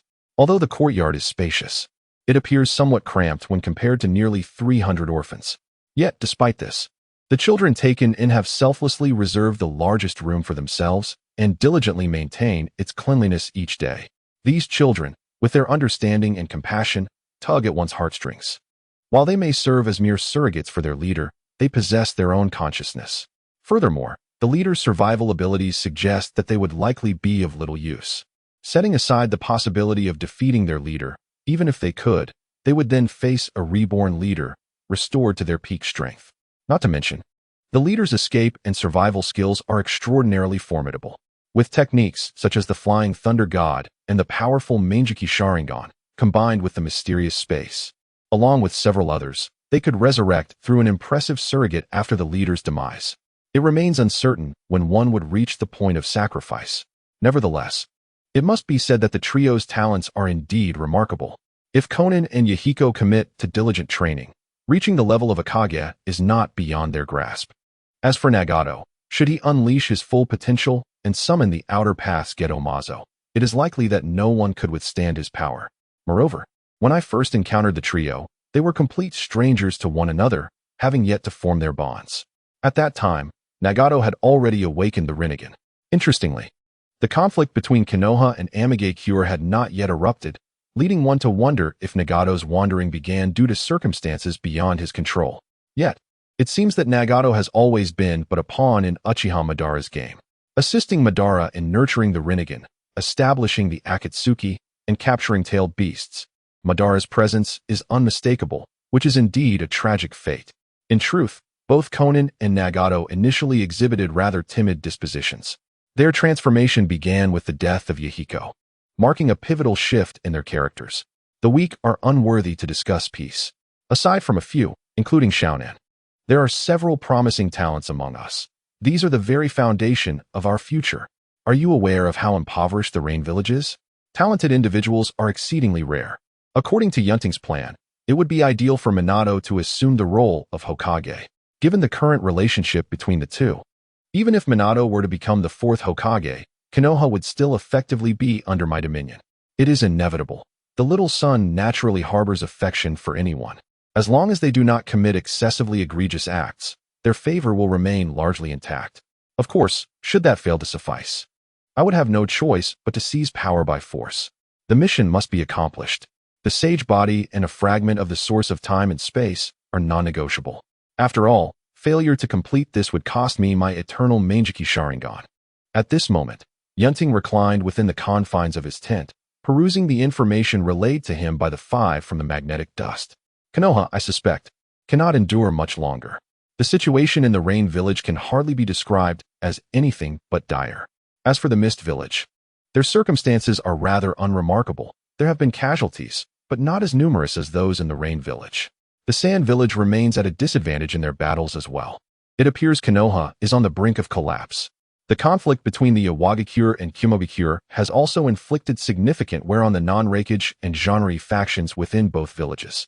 Our next step should be to bring this war to a swift conclusion and gradually encroach upon the powers of the ninja world. While the five great nations are renowned for their might, there exist numerous smaller nations within the ninja realm. Though their strength may not be formidable, their numbers are considerable. Subduing them one by one is indeed a laborious endeavor. Days later, in the Hokage's office, Sarutobi Hiruzen gazed grimly at the information in his hand. How audacious! They have slain so many of Konoha's shinobi and now demand compensation. What audacity they possess! Those ruffians from the Rain Village, Hanzo of the Salamander. Meanwhile, Hiruzen's comrades sat together, their expressions somewhat sinister. It is hardly surprising, as their family's animosity towards the Uchiha clan has naturally categorized them as adversaries in the system. Fengyu, in particular, has taken numerous lives. The Sarutobi, the Mito family, the Nara, and the Shimura clans have all suffered significant losses. Although Shimura Danzo may not be overly concerned with his clan, the death of many of his kin has severely diminished his influence within the upper echelons of the Hokage. He had originally hoped to persuade Sarutobi Hiruzen to provide him with funding after this war to establish a force known as Root. However, it seems that may now be rather improbable. The group convened to deliberate on strategies. Ultimately, they resolved that Konoha would compensate the Rain Village for its losses in this conflict and provide additional reparations, contingent upon the confidentiality of this agreement. Naturally, the Rain Village was more than willing to accept greater gains, and thus readily acquiesced. The reason why a few individuals ultimately chose to compromise was entirely due to the looming threat of their kin being on the brink of annihilation. They harbored suspicions that someone within their clan had offended the ninjas of the Hidden Rain Village. Though the calamity of war inevitably incurs casualties, one could observe that the Uchiha clan suffered only moderate injuries at most. In stark contrast, the families of the four endured devastating losses. Deaths and grievous injuries abounded. Heaven knows the anguish that weighed heavily upon their hearts. It remains uncertain how many years of development will be required to restore their clan to its former glory. Finally, I have completed my writing. In light of the challenges faced by the author, might there be anyone willing to extend a gesture of support? Chapter 34 concludes, awarding Shana the Mangeki Sharingan. A few days later, the Hidden Leaf Village officially announced its withdrawal from the war. On the surface, it appeared to be a simple retreat. However, behind the scenes, the Hidden Rain and Sand Villages reaped considerable benefits from this decision. As for the Hidden Mist, due to the majority of its participating Uchiha clansmen being stationed there, they did not suffer significant disadvantages and had no intentions of undermining the Hidden Leaf. Moreover, one must consider that exploiting resources should not be done recklessly. As the saying goes, a steady stream is preferable to a rushed harvest. It is far wiser to avoid depleting one's resources. Most importantly, they reside within the Hidden Leaf, and the slow development of the village has a lingering impact on them. Furthermore, the Hidden Sand and Rain are indeed in dire straits, necessitating a modest infusion of capital. The Hidden Mist is evidently in a far superior economic situation compared to the other two. Once the Hidden Leaf, Sand, and Rain ceased hostilities, the Hidden Stone and Cloud villages also coincidentally halted their conflicts. After all, they are not foolish. If everyone else has stopped fighting, it would be unwise to continue. Akin to a mantis stalking a cicada while a yellow bird lies in wait. Thus, the days in Yun Ting returned to their usual rhythm. Notably, the Uchiha clan emerged from this ordeal with minimal casualties. Even their recently graduated genin were largely unscathed. However, in the immediate aftermath, few took notice of this, as each clan was preoccupied with addressing the aftermath of the war and strategizing on how to swiftly recover their losses. Observing other clans was far from their minds. The Uchiha clan, on the other hand, found joy in their safe return. Meanwhile, Sarutobi Hiruzen, seated within the Hokage's office, surveyed the list of casualties among the Leaf Ninjas with a clouded expression, puffing on his cigarette. A mere 10% of the nearly 100 Sarutobi clan members who had taken to the battlefield returned, with fewer than 10 surviving.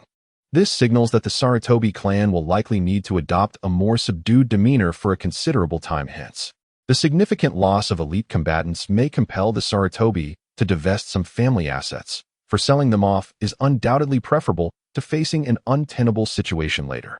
The clan also requires ample resources to nurture new blood. At present, Yun Ting reclines within the fishing space, which has expanded immensely, offering numerous resting spots. A gentle fragrance wafts through the air, enveloping the surroundings. In this place, there has also emerged a considerable number of plant spirits akin to Little Green. After all, with the expansion of the area, it has become quite unmanageable for Little Green alone.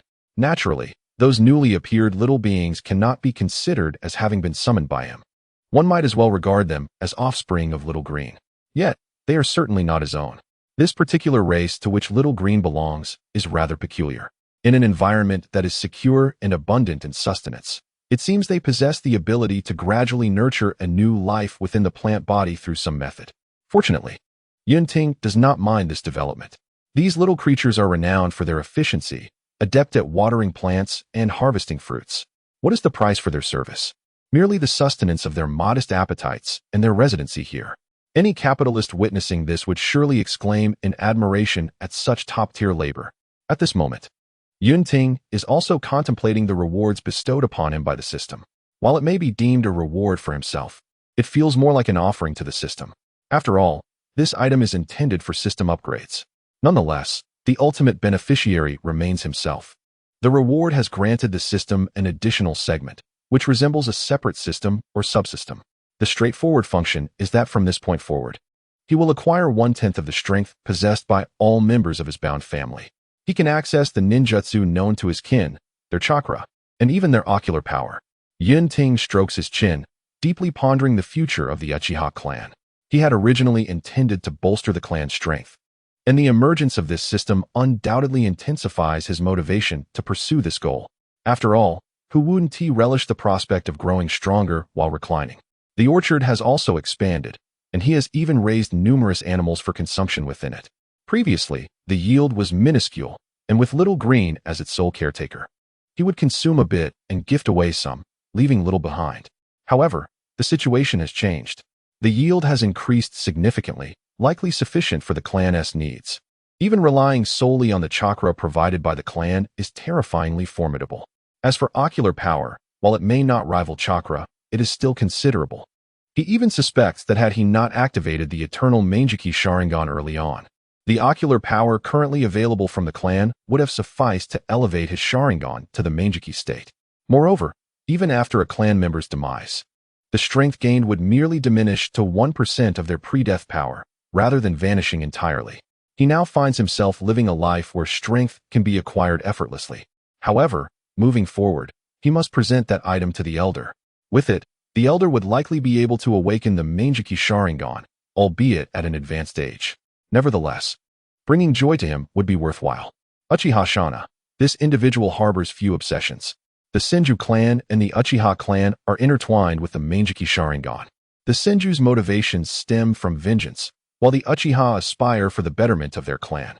As for the Kaleidoscope Sharingan, it is indeed a coveted treasure long desired by every member of the Uchiha clan. "Ah, my good grandson, what brings you here?" An elderly man, with a head of white hair, yet possessing a robust physique, gazed upon him. Yun Ting chuckled softly, stating that he had come for a purpose. However, it seemed that the old man was in good spirits today. Uchiha Shana, upon hearing this, replied slowly, "Indeed. You must understand, within our Uchiha clan, not a single soul has perished this time.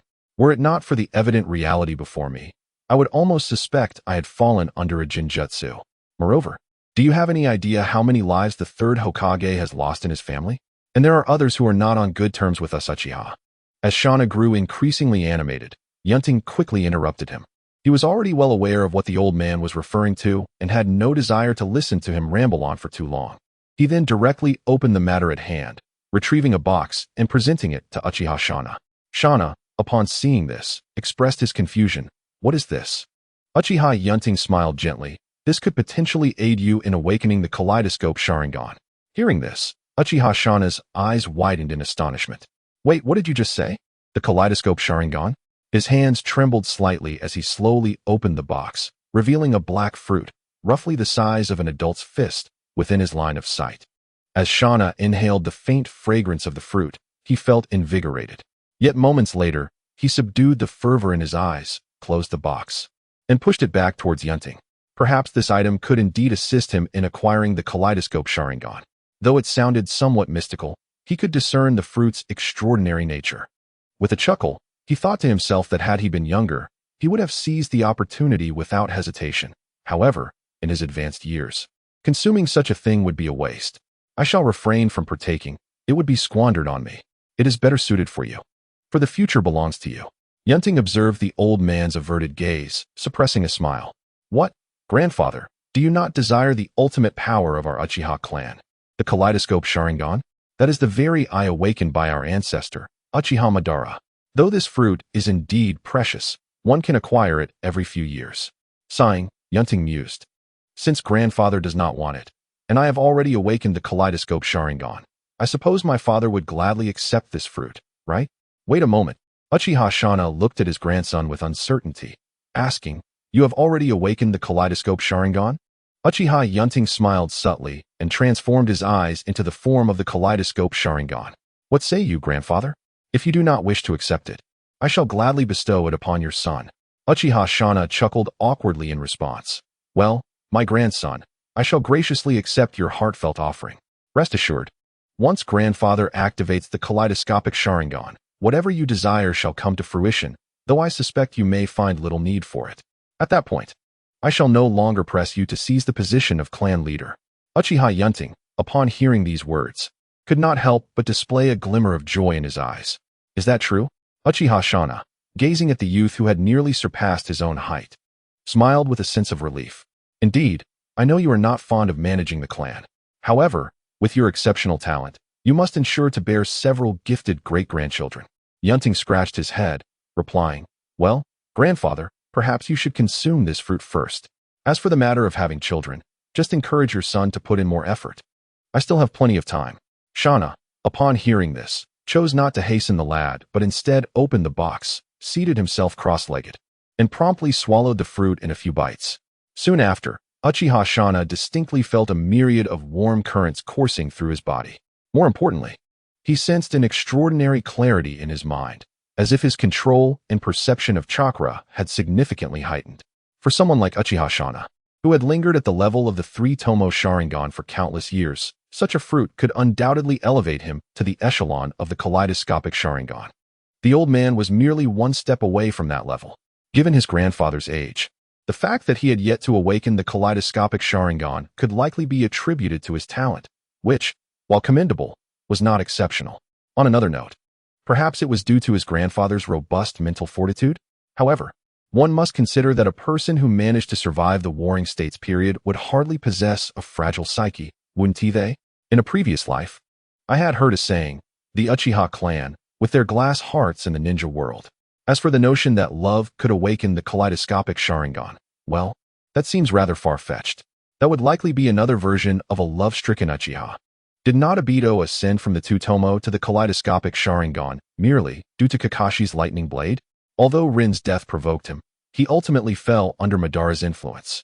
Oh, one can never fathom how far a fragile Uchiha can evolve. As I pondered these thoughts, Uchiha Shana gradually opened his eyes. Uchiha Yun Ting gazed at the patterns within his eyes, a smile unfurling at the corners of his mouth. How is it? What ocular technique has the old man awakened? How does it feel? Uchiha Shana picked up a small copper mirror to inspect himself, soon erupting into joyous laughter, reminiscent of a child in his 30s.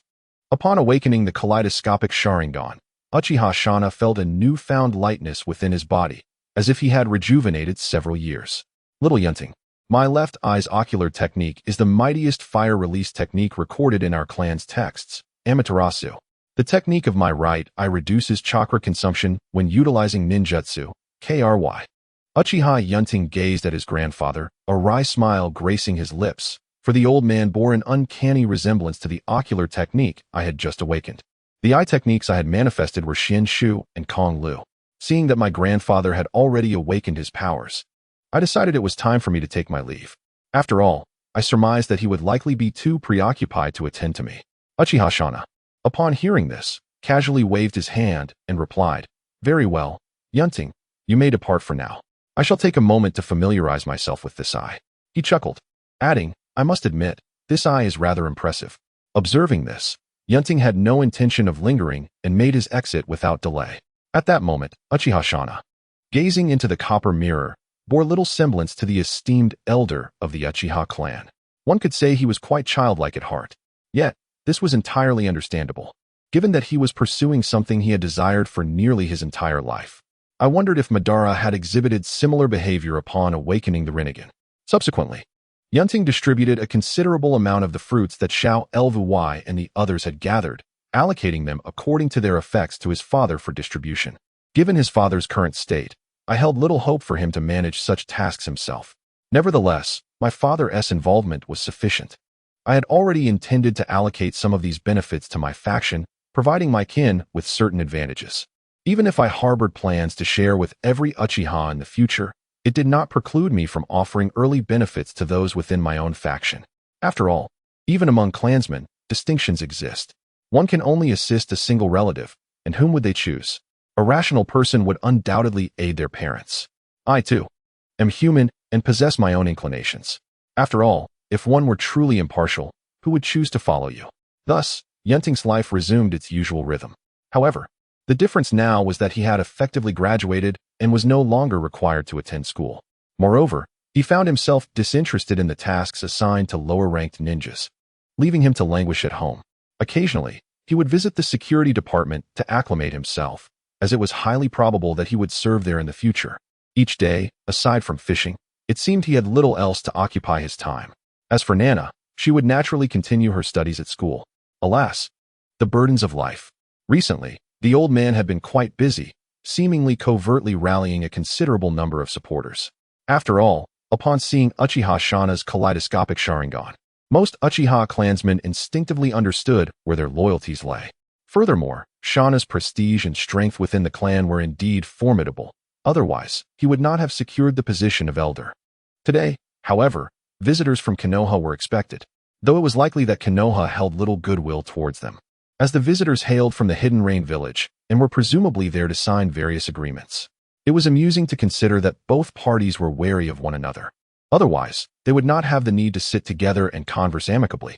The delegation from the Hidden Rain village was led by Zuozong, a trusted confidant of Hanzo of the Salamander. The Wind Feather naturally accompanied them, and not only did he arrive alone, he brought along the trio of Konan, Nagato, and Yahiko. The reasons for their presence were twofold.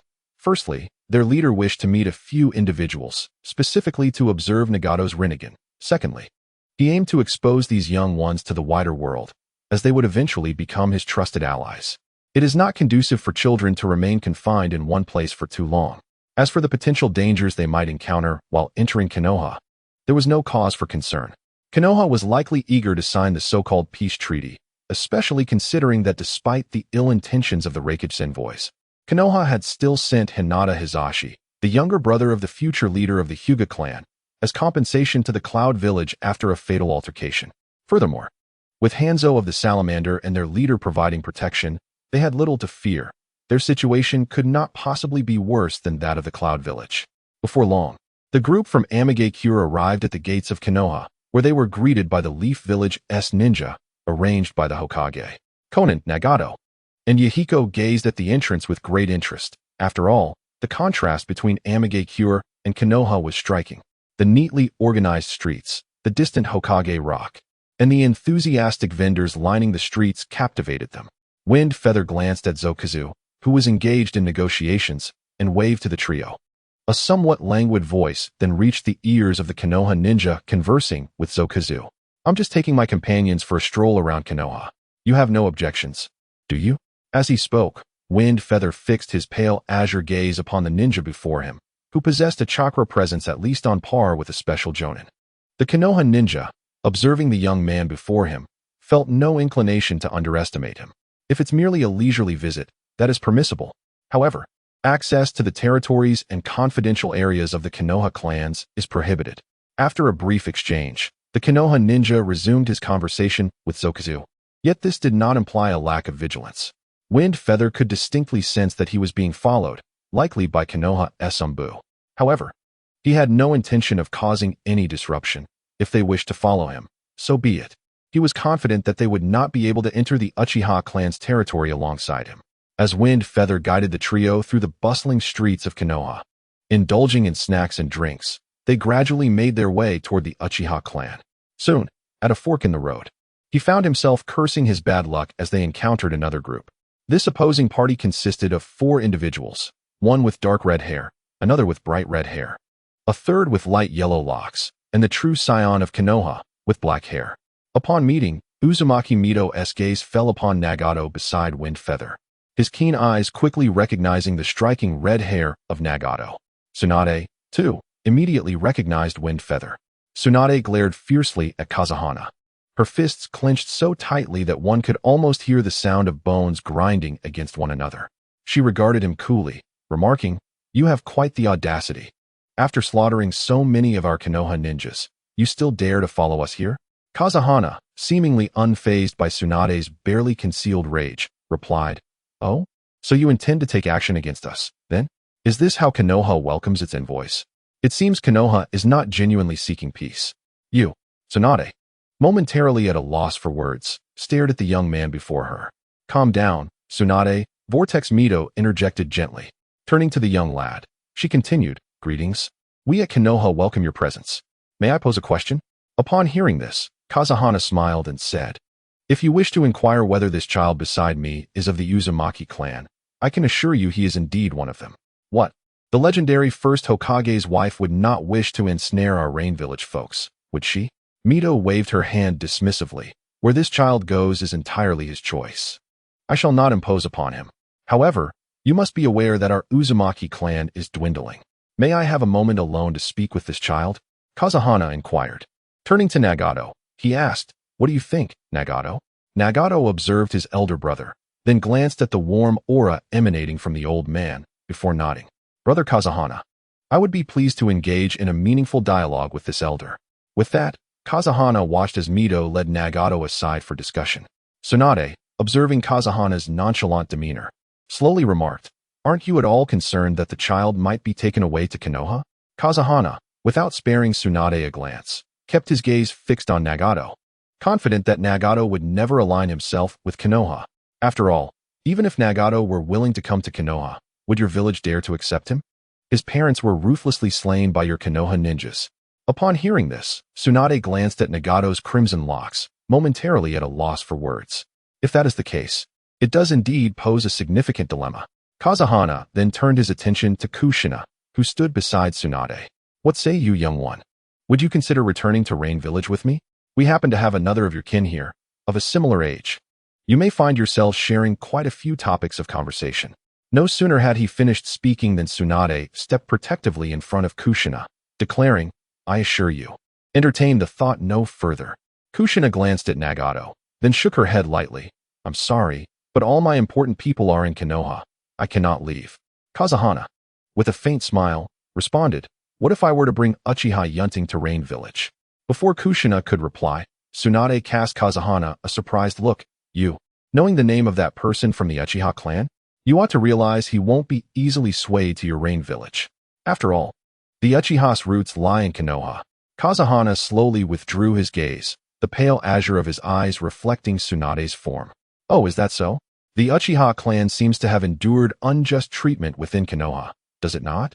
Regardless, it appears that Konoha has never been on amicable terms with the Uchiha, driving them out of the village, which, in a way, aligns with our mutual intentions. Upon hearing this, Tsunade couldn't help but roll her eyes. Do you take me for a fool? To expel the Uchiha from the village? Setting aside whether we possess the capability to do so, even if we did, it would be unwise to push such formidable forces into the hands of our adversaries. Conversely, Nagato's conversation bore a gentler tone. Uzumaki Mito gently stroked Nagato's hair. Child, do you have any relatives with the Uzumaki surname? Nagato shook his head. No, neither my parents nor I bear a surname. Mito sighed softly upon hearing this, acknowledging the reasoning. After all, carrying the Uzumaki name could pose a danger.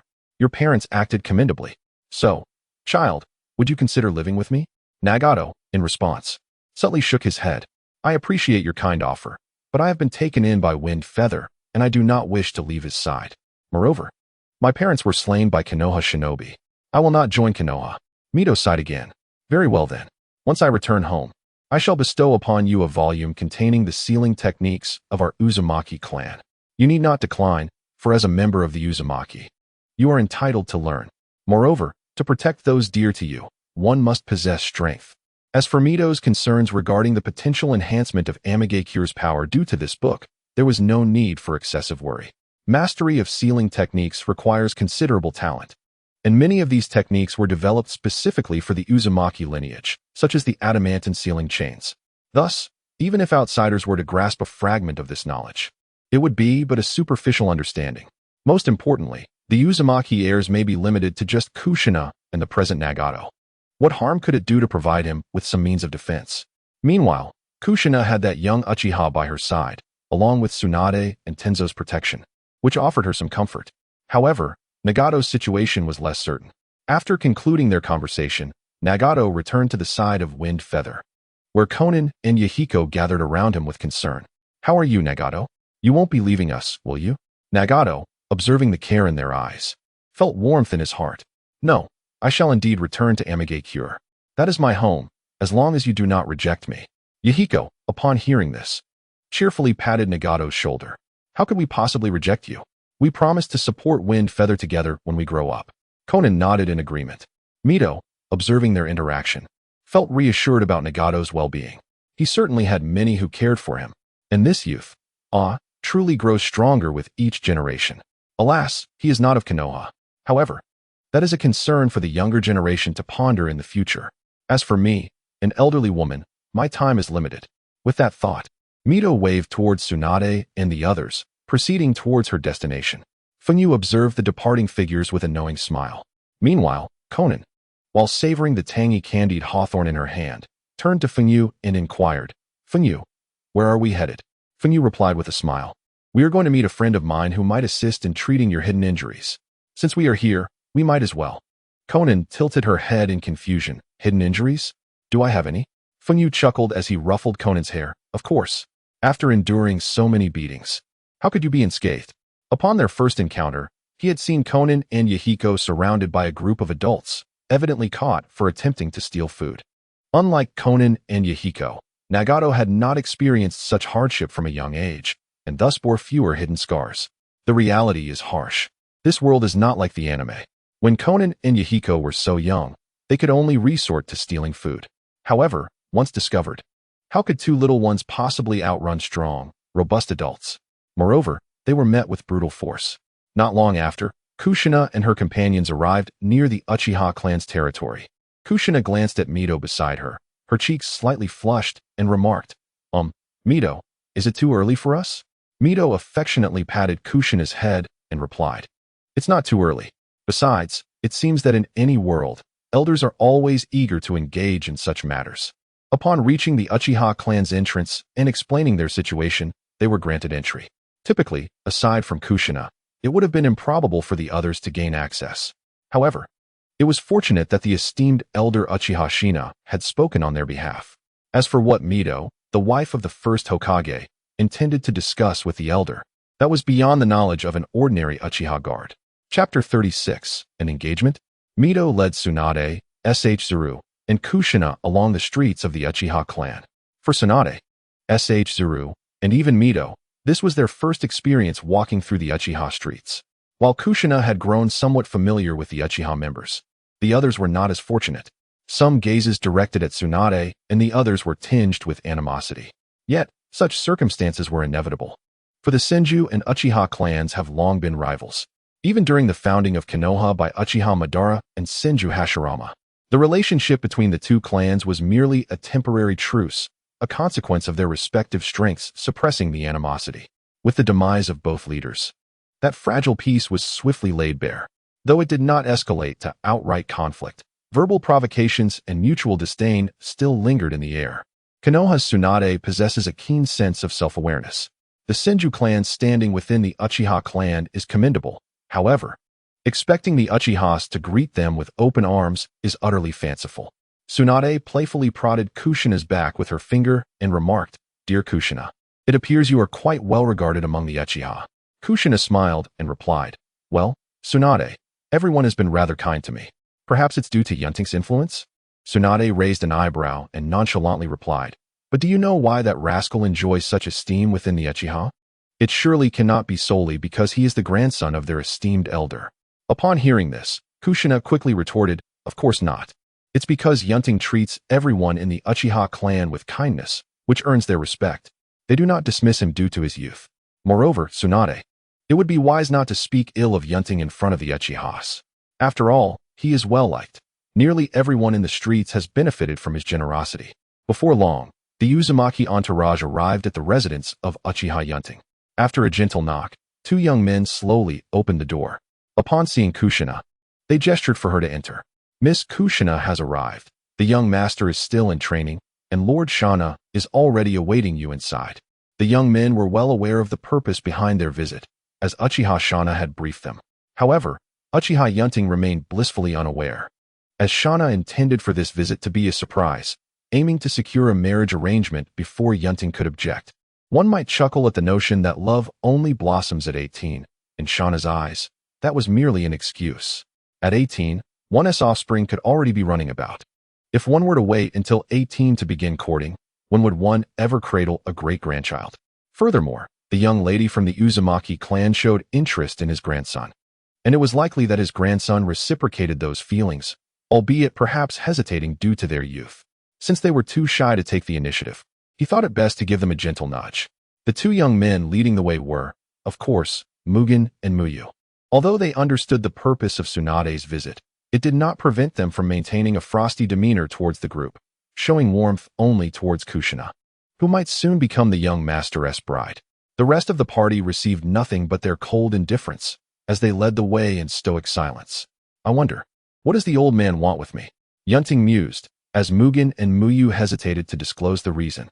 Dressed in loose black attire emblazoned with the Uchiha clan crest, Yun Ting entered barefoot, having just completed his training. Beads of sweat lingered on his face, yet his eyes sparkled with vitality. As Uchiha Yun Ting stepped inside, he pointed at his grandfather and inquired, "Old man, what do you want?"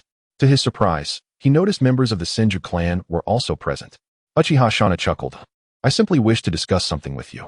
Uchiha Yun Ting raised an eyebrow. "Oh, you suddenly have something to discuss with me?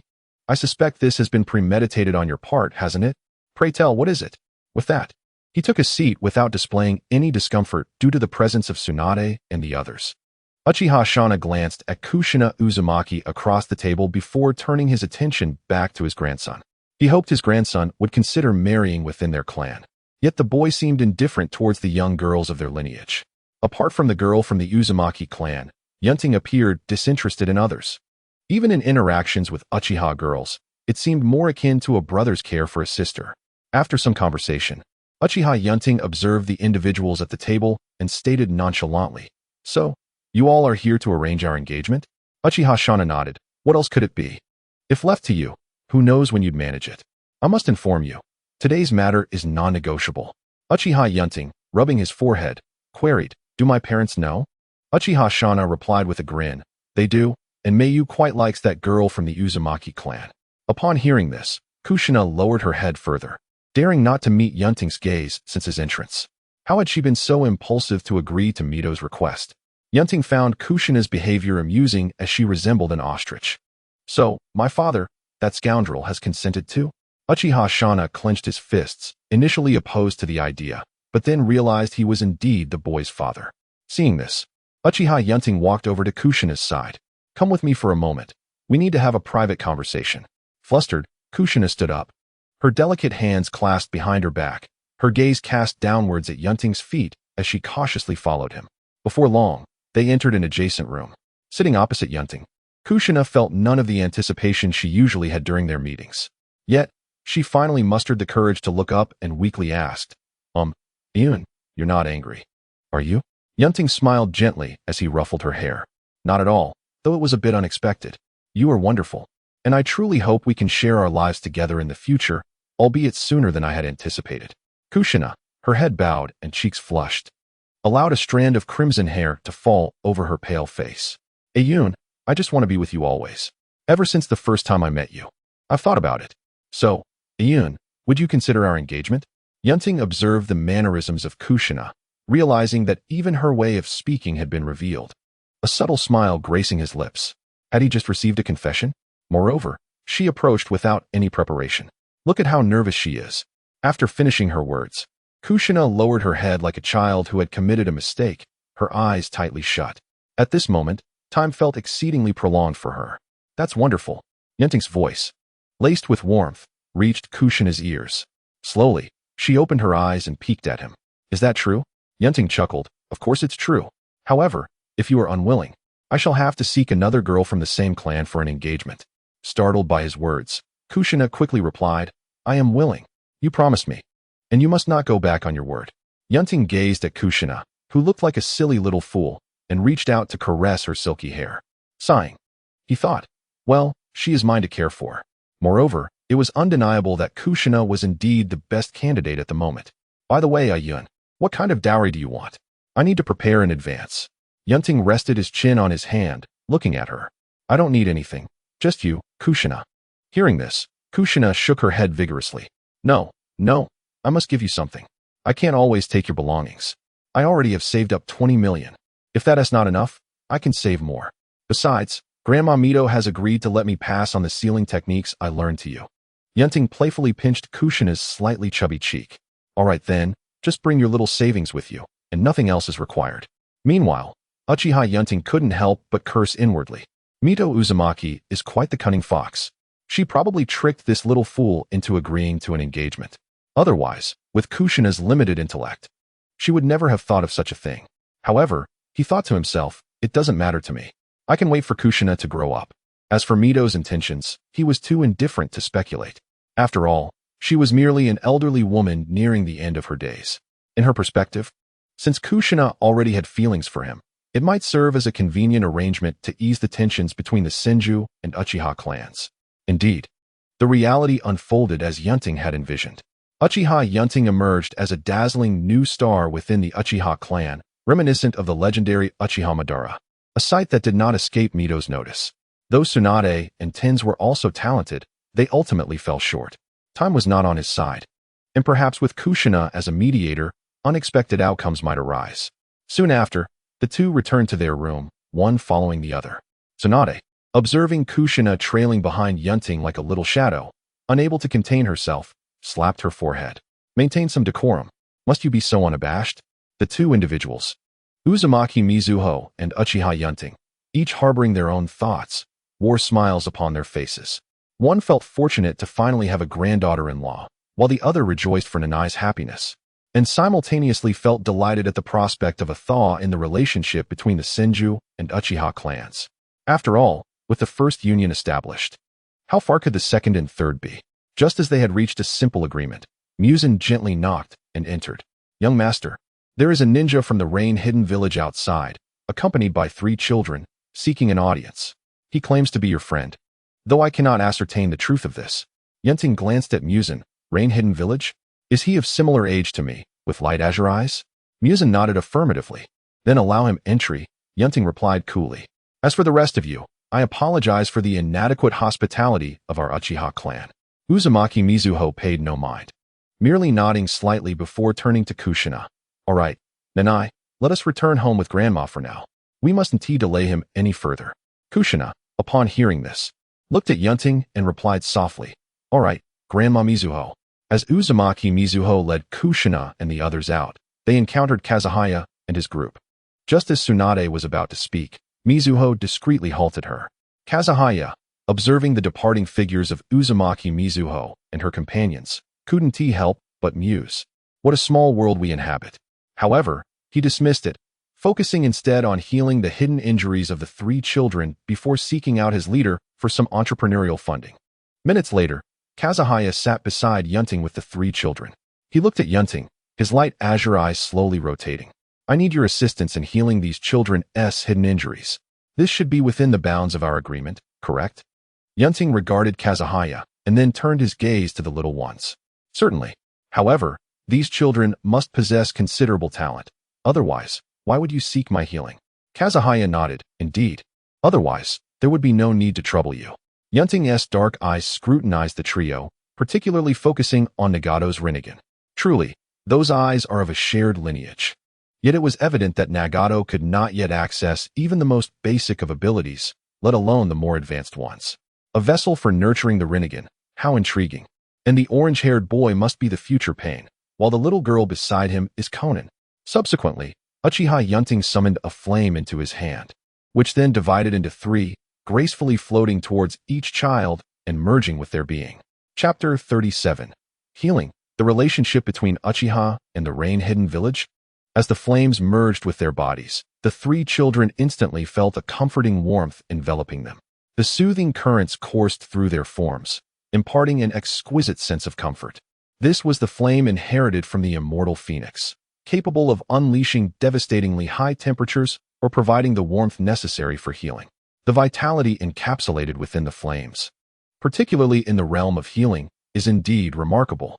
However, matters such as hidden injuries are often overlooked within the shinobi world.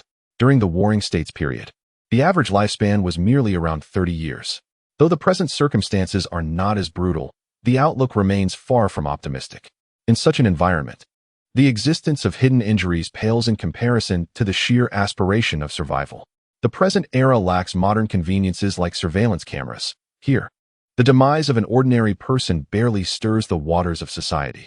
It is a harsh reality, yet it is the truth. The distinction between ninjas and common folk is staggering. Uchiha Yun Ting placed his hands upon the shoulders of Yahiko and Nagato, affirming their complete healing before he rested his hand on Konan's shoulder. Similarly, her concealed injuries had vanished. Following this treatment, While they may not surpass their counterparts in the original narrative, they would certainly not fare poorly.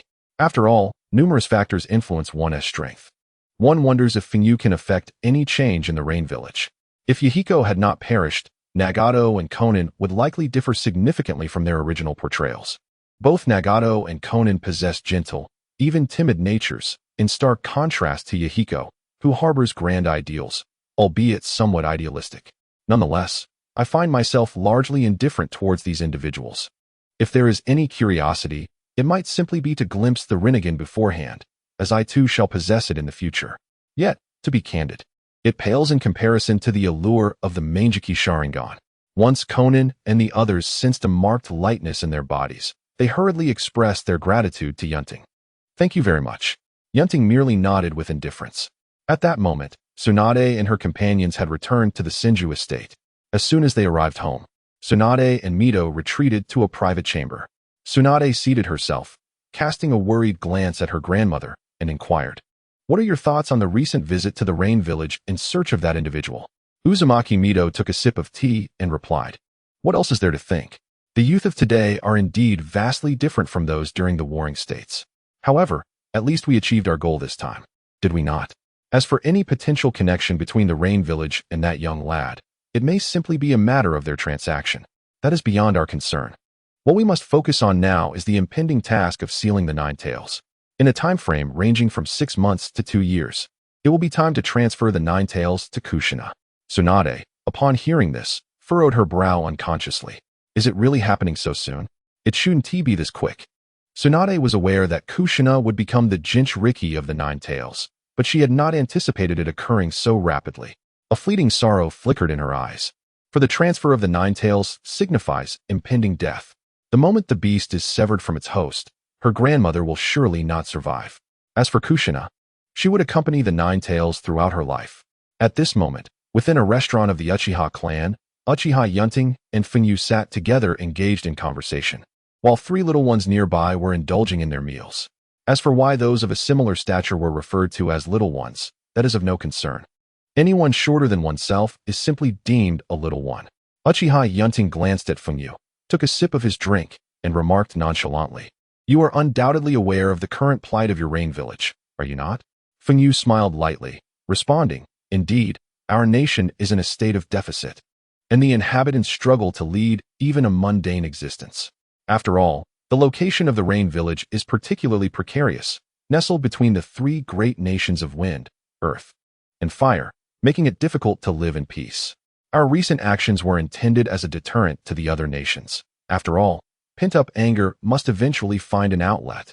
Although Konoha has offered us compensation, it is merely a drop in the bucket."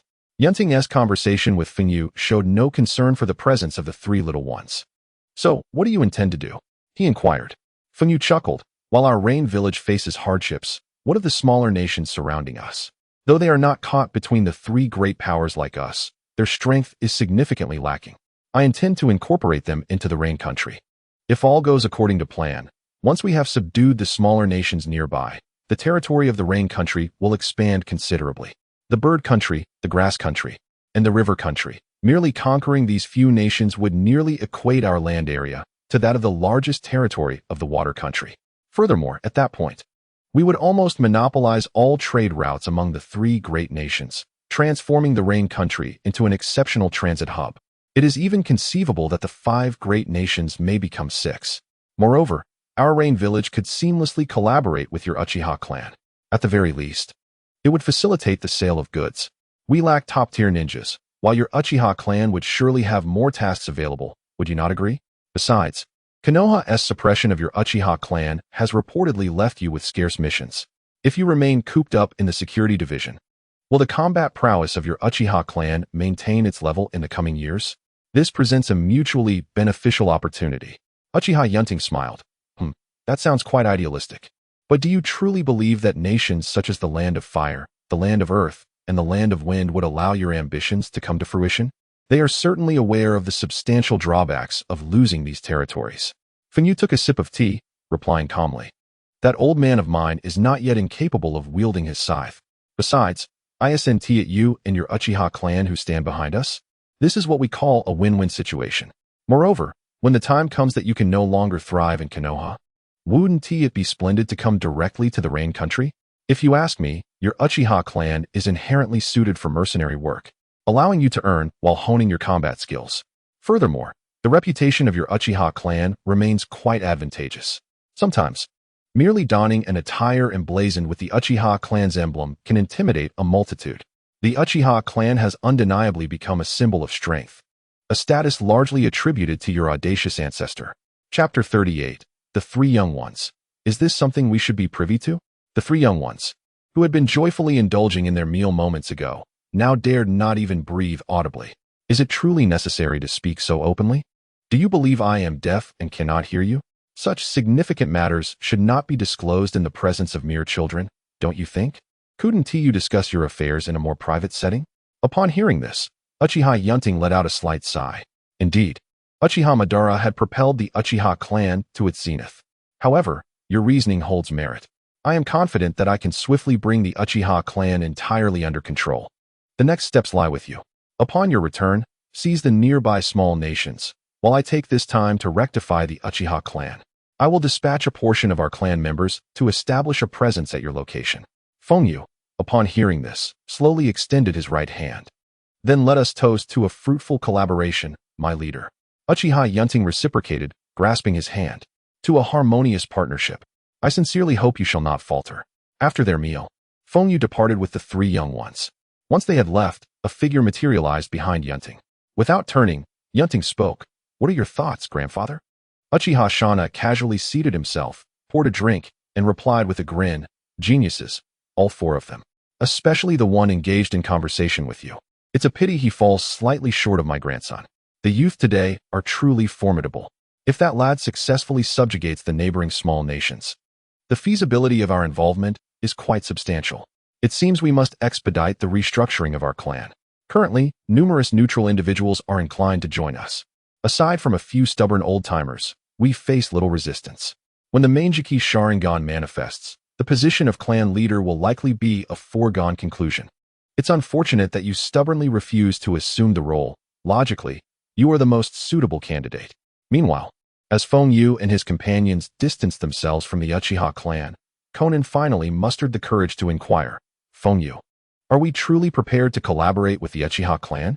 Fengyu, keeping his gaze fixed ahead, allowed a slight smile to grace his lips. Of course, our village, Amigakure, remains too feeble. Relying solely on myself and Hanzo would surely lead to our exhaustion. Powerful ninja cannot be cultivated overnight. The Uchiha clan's strength is widely acknowledged within the shinobi world. Collaborating with them is advantageous. Amigakure requires a formidable ally, and the Uchiha clan seeks a refuge. Why not embrace a mutually beneficial arrangement? Conan responded thoughtfully, Oh, I see. At this moment, Mia's eyes sparkled as he gazed at Fengyu. Brother Fengyu, once I become powerful, I shall certainly assist you.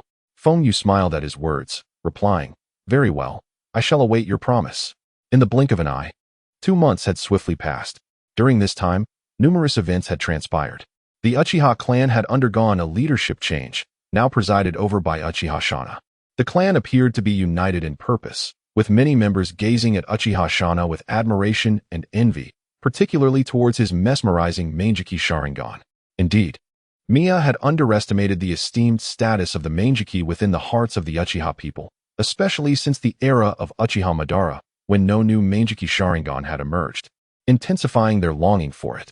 The most significant transformations had occurred in the Land of Rain, where its territory had expanded considerably, despite opposition from several major nations. However, at this juncture, Hanzo of the Salamander remained a demigod within the ninja world.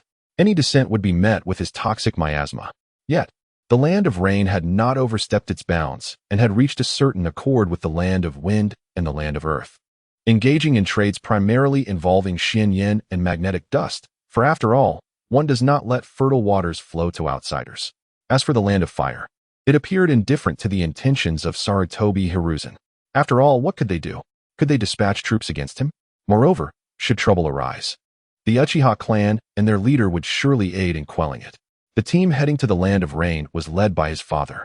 In these 2 months, he had gifted his father with a similar fruit, awakening his Manjiki Sharingan. His mother, too, could not be neglected. though perhaps due to insufficient accumulation. She had not awakened her Mangeki. Yet, if one was inadequate, two would suffice, and thus a Mangeki Sharingan was produced. Notably, Meiyu was not among those heading to the Land of Rain. She was tasked with guarding the Uchiha home. Meanwhile, in the Land of Rain, Hanzo of the Salamanders studied the map of the ninja world, a hint of concern flickering in his eyes. After all, conquering these nations was one matter, but maintaining control over them was an entirely different challenge. He could not always be present, could he? He hoped the Uchiha clan would prove to be reliable. At this moment in Konoha, within the Hokage Tower, a man bearing a cross-shaped scar on his chin was conversing with our third Hokage, Sarutobi Hiruzen. Hiruzen, have you noticed that the Uchiha clan seems to be on the brink of rebellion? They have not only changed their leader, but have also nearly depleted half of their elite combat strength. We cannot allow this to continue. Hiruzen, puffing on a cigarette, furrowed his brow. I am aware of what you speak, but Konoha can ill afford internal strife at this moment. Furthermore, if we are to take action against the Uchiha, will it be you, or shall I? Or perhaps you know of a foolish clan willing to ally with you. Recently, the Uchiha clan has indeed become quite active. However, I find myself at a loss. The Great War has just concluded, and each family is preoccupied with recuperation, with only a handful of clan members remaining. Who has the leisure to engage in frivolity? Moreover, I harbor a deep-seated fear of a potential counterattack from the Uchiha that could annihilate my Sarutobi clan. That being said, Sarutobi Hisashi does not harbor a significant fear of the Uchiha. My three disciples are still alive and well, and there are numerous ninja clans allied with the Hokage's faction. In the original narrative, Konoha's White Fang, Hatake Sakumo, has yet to meet his demise. Additionally, there is the Senju clan, to which Tsunade belongs. Although they appear to be integrated into Konoha, Tsunade undoubtedly possesses the capability to rally them together. Furthermore, there is Senju Tens, whose talents rival those of my own master. While he may have suffered setbacks on the battlefield, he has nonetheless survived, and his growth is not to be underestimated. Moreover, Lord Mito has yet to conduct the Nine-Tails transfer ceremony. It is no small feat to be the wife of the first Hokage and the one who can keep the Nine-Tails at bay. If communication with the Uchiha proves challenging, what of the child named Uzumaki Kushina, brought back by Uzumaki Mito? If fighting is not an option, surely fostering a good relationship is feasible. After all, solutions abound where difficulties arise. In recent days, due to time constraints, I may have made several typographical errors. I appreciate your understanding, and once things settle down, I will revise the earlier sections. Chapter 39, Journey to the Land of Rain. Son, why not let your father go? Wouldn't it be better for us to stay here in the village? At this moment, within the Uchiha territory, a fair-skinned woman in her 20s cradles her son, Yun Ting, her eyes brimming with reluctance. Yun Ting replies softly, "It's all right, Mom. After all, this transaction is between me and that individual from the Land of Rain. It is my first time. I must be present. Besides, I have already awakened my Mangeki Sharingan. Few can contend with me." Meiyu ponders this, realizing her son speaks with conviction, as she too has awakened her own Mangeki Sharingan. Yet, what parent isn't concerned when their child ventures afar? Though perhaps, I am no longer a match for that impoverished brat at home. At the entrance of Konoha, nearly 100 armed ninjas have gathered. Discretion is not an option. Among these nearly 100 ninjas, even the least experienced possesses considerable skill as a seasoned nin. As for the younger clan members or those still in the ninja academy, they have not been included in this expedition. After all, matters in the Land of Rain have yet to be properly arranged. Even if members of the clan are to be dispatched for training, it will only be once the area is deemed relatively safe. At this moment, standing before the assembled Uchiha is a middle-aged man, none other than Uchiha Genka. It is unavoidable. With his father recently appointed as clan leader, it is expected that he, as the son, sets an exemplary standard. Moreover, the selection of the leader for this expedition to the Land of Rain was initiated by my own application. There was no other choice. As a pure-blood Uchiha, remaining in the security department would inevitably drive me to madness. I have truly had my fill of those bothersome villagers from Konoha. Do you know the torment of having to manage mundane affairs daily, while possessing the strength of an elite Jonin and the power of the 3-Tomo Sharingan? After confirming that all 116 Uchiha had assembled, I coldly commanded, "Let us depart." Following that, Uchiha Genka took the lead, guiding over 100 Uchiha clansmen forward in grand procession. Uchiha Genka had keenly observed the excitement glimmering in the eyes of several Uchiha members. It appeared that many shared my sentiments, having grown weary of the security department's duties. As for concerns about ambushes along the way, that was a jest. Did they truly think that over 100 elite Uchiha could be mere fodder for lower-ranking ninjas? Furthermore, since awakening the Manjiki Sharingan, I had felt an overwhelming sense of invincibility. Due to the strength of our collective, we arrived at the Land of Rain in less than half a day. At this moment, Uchiha Genka and Uchiha Yun Ting stood side by side at the entrance of Amigakure, with the Uchiha clan lined up neatly behind them. The welcoming committee consisted of none other than Hanzo's trusted aides, ZZ and YZ. As they beheld the formidable assembly of Uchiha behind Genka, beads of sweat formed on their brows. If not for their knowledge of the situation, they might have assumed we were preparing to attack the Land of Rain. This display was indeed worthy of the Uchiha name, the legendary clan from which the feared warrior of the ninja world, Uchiha Madara, hailed. The expressions of ZZ and YZ did not escape Uchiha Genka's notice, and he was quite pleased with their demeanor, as well as the awe reflected in the eyes of passers-by. Observing life back in Konoha, what could one expect? Every day spent toiling diligently, yet still receiving complaints about one's work ethic. Fine, if that was how it was perceived, then I would no longer tolerate such disrespect. I shall seek a different place where I can live in peace. Uchiha Yun Ting was unaware of his father's thoughts at that moment. He merely approached ZZ and YZ and coldly inquired, "Where's that guy, Kazekage? Just take me to him. As for our clan members, you may arrange accommodations for them." ZZ smiled at this and replied, "Very well, just follow me." He assured, "We will not treat your clansmen poorly in Amigakure."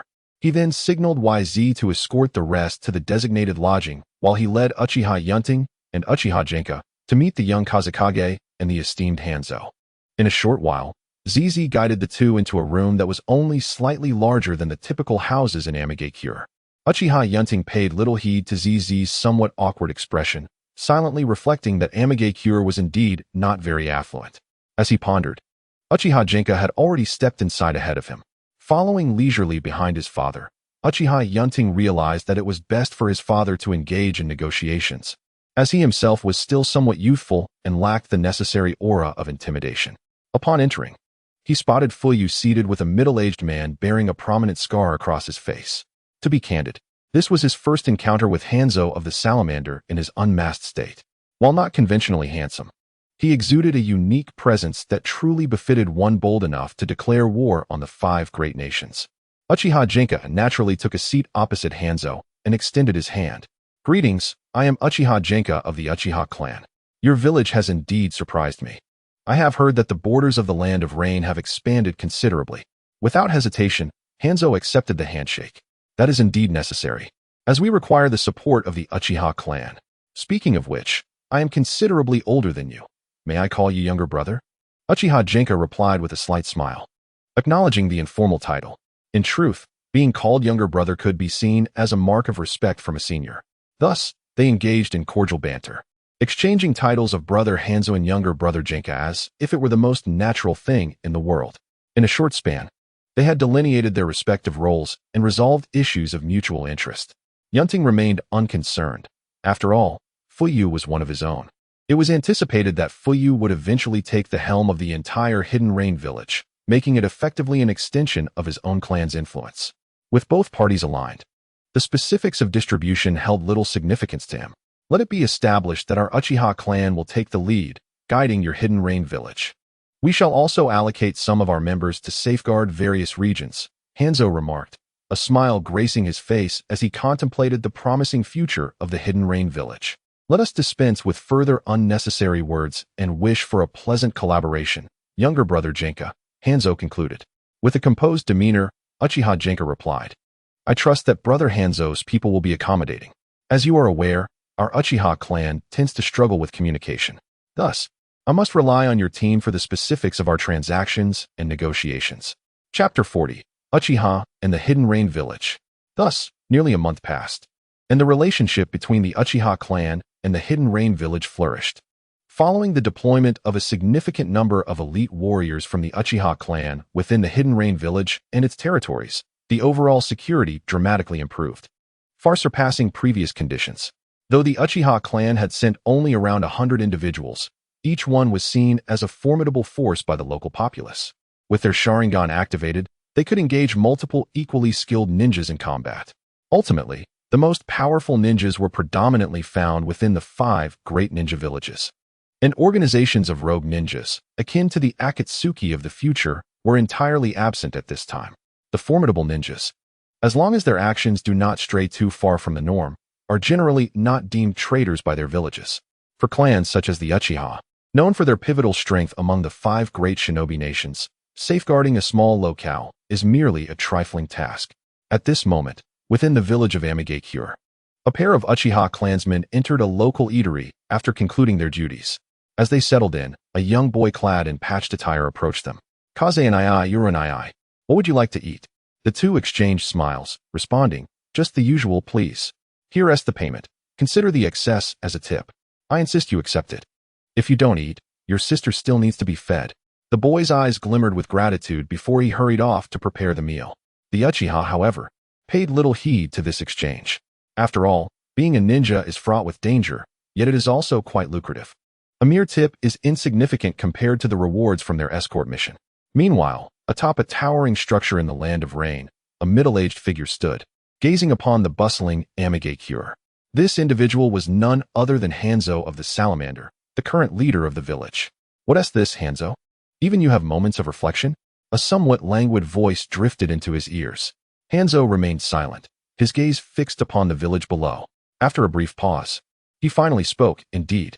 My initial wish was for Amigakure to flourish. Now, that dream has come to fruition, and it is all thanks to you, Kaze." Kaze, upon hearing this, shed his lazy demeanor for a moment. "It is the result of everyone's efforts, not solely my own. By the way, what are your thoughts on the Uchiha clan?" Hanzo paused momentarily before responding. "The Uchiha? They appear to be excellent allies at present, powerful, diligent, and quite dependable. Not at all arrogant as rumored, perhaps just a tad aloof." Kaze narrowed his eyes slightly. "Oh, so that's your view of the Uchiha? I assumed you still held disdain for the ninjas of the 5 great nations as you did before." Hanzo placed his large hands on Kaze's head. "You brat. My previous aversion to the ninjas of the 5 great nations stemmed from their actions that embroiled the Land of Rain in conflict for their own gain. Now, thanks to the Uchiha, our country is indeed improving. I am no ingrate." Kaze sighed. "Well, let us save this discussion for another time." Upon hearing this, Kaze rolled his eyes. "You know, Hanzo, people who speak in half-truths can be quite exasperating." Hanzo slowly rose and, in an instant, vanished from sight. A voice echoed from afar, piercing through the tranquility of the air. "What I do is not for you, you little brat, to critique." Upon hearing this, Feng Yu could only shake his head in resignation. "Boss Hans, ever since the arrival of the Uchiha, you have indeed undergone significant changes. Alas, I hope all is well with the others. In any case, my situation here is already set in stone." "Very well, I shall take my leave. Just be cautious here. I do not wish to hear of your demise in the near future. My mother would be heartbroken." Uchiha Jinka responded slowly. "Am I such an easy target? I am your father, after all. And remember to assist that old man more. He is quite stubborn. With so many of us taken away this time, there will be a noticeable void in our clan's defenses. Although it's highly unlikely that Konoha will strike against our Uchiha clan at this moment. Indeed, as Uchiha Jinka stated, Konoha would not easily turn against the Uchiha clan, even with nearly half of their elite members absent from the village." Meanwhile, within the Hokage's office, Sarutobi Hiruzen was visibly troubled as he scrutinized the data compiled by the Umbu. The Land of Rain, under the leadership of Hans the Salamander, had successfully annexed several surrounding small nations into its territory. Astonishingly, the Uchiha clan had dispatched nearly half of its elite to support the Rain Village's garrison. Most disconcerting was the fact that Sunagakure and Iwagakure had made no attempt to intervene. Currently, the routes between the 3 great nations had been effectively obstructed by the Rain Village, which would undoubtedly impact Konoha's development. Hans truly possesses formidable capabilities. He has managed to win over the Uchiha clan and annex neighboring territories while somehow persuading Sunagakure and Iwagakure to remain silent. Sarutobi Hiruzen found himself overwhelmed by the weight of these events. The clan had suffered significant casualties, and Konoha faced threats both internally and externally. At times, he couldn't help but wish for the strength of the first Hokage. During Hashirama's reign, would other villages have dared to act as they do now? Moreover, He had repeatedly warned those three fools not to underestimate the Uchiha clan. Yet, none heeded his counsel, believing themselves immune to the Uchiha's influence, leading to their reckless behavior. And now, with Uchiha Shana becoming the clan leader, they were filled with trepidation. But what could he do? They had created this mess, yet expected him to clean it up. The dilemma was vexing. However, it was unlikely that the Uchiha clan would directly ally with the Rain Village. Otherwise, if this trend continued, Konoha's strength would diminish drastically. Chapter 41. The Return, the Turmoil, in Konoha. As dawn broke, the sun began its gentle ascent above the horizon, casting its warm glow upon the vast expanse of the ninja world. At this moment, a figure was approaching the gates of Konoha from afar. Shortly thereafter, a young boy adorned in clothing bearing the Uchiha clan emblem appeared at the registration area by the gates. The boy cast a somewhat frosty glance at the two nin, then calmly stated, "Uchiha clan, Uchiha Yun Ting." Upon hearing this, the two nin swiftly registered his information and immediately granted him passage. Thus, Uchiha Yun Ting traversed unhindered back to the Uchiha clan's territory. Sighing, he pondered whether there might be any foolish or dim-witted individuals seeking to provoke him for a few coins. Yun Ting slowly pushed open the door to his home, only to be enveloped in a warm embrace by his mother the very next moment. "My dear son, you have finally returned. I missed you terribly. How did everything go over there?" Yun Ting gently pushed his mother away, replying, "The trade in the Land of Rain has been progressing smoothly, and father is there as well. It's highly unlikely we will encounter any issues. By the way, mother, has anything significant occurred in the village recently?" Uchiha Mayu contemplated for a moment before responding, "Well, nothing major has happened lately, considering we just concluded a battle. However, the head of the Nara clan secretly sent a letter to your grandfather. As for the specifics, grandfather did not elaborate.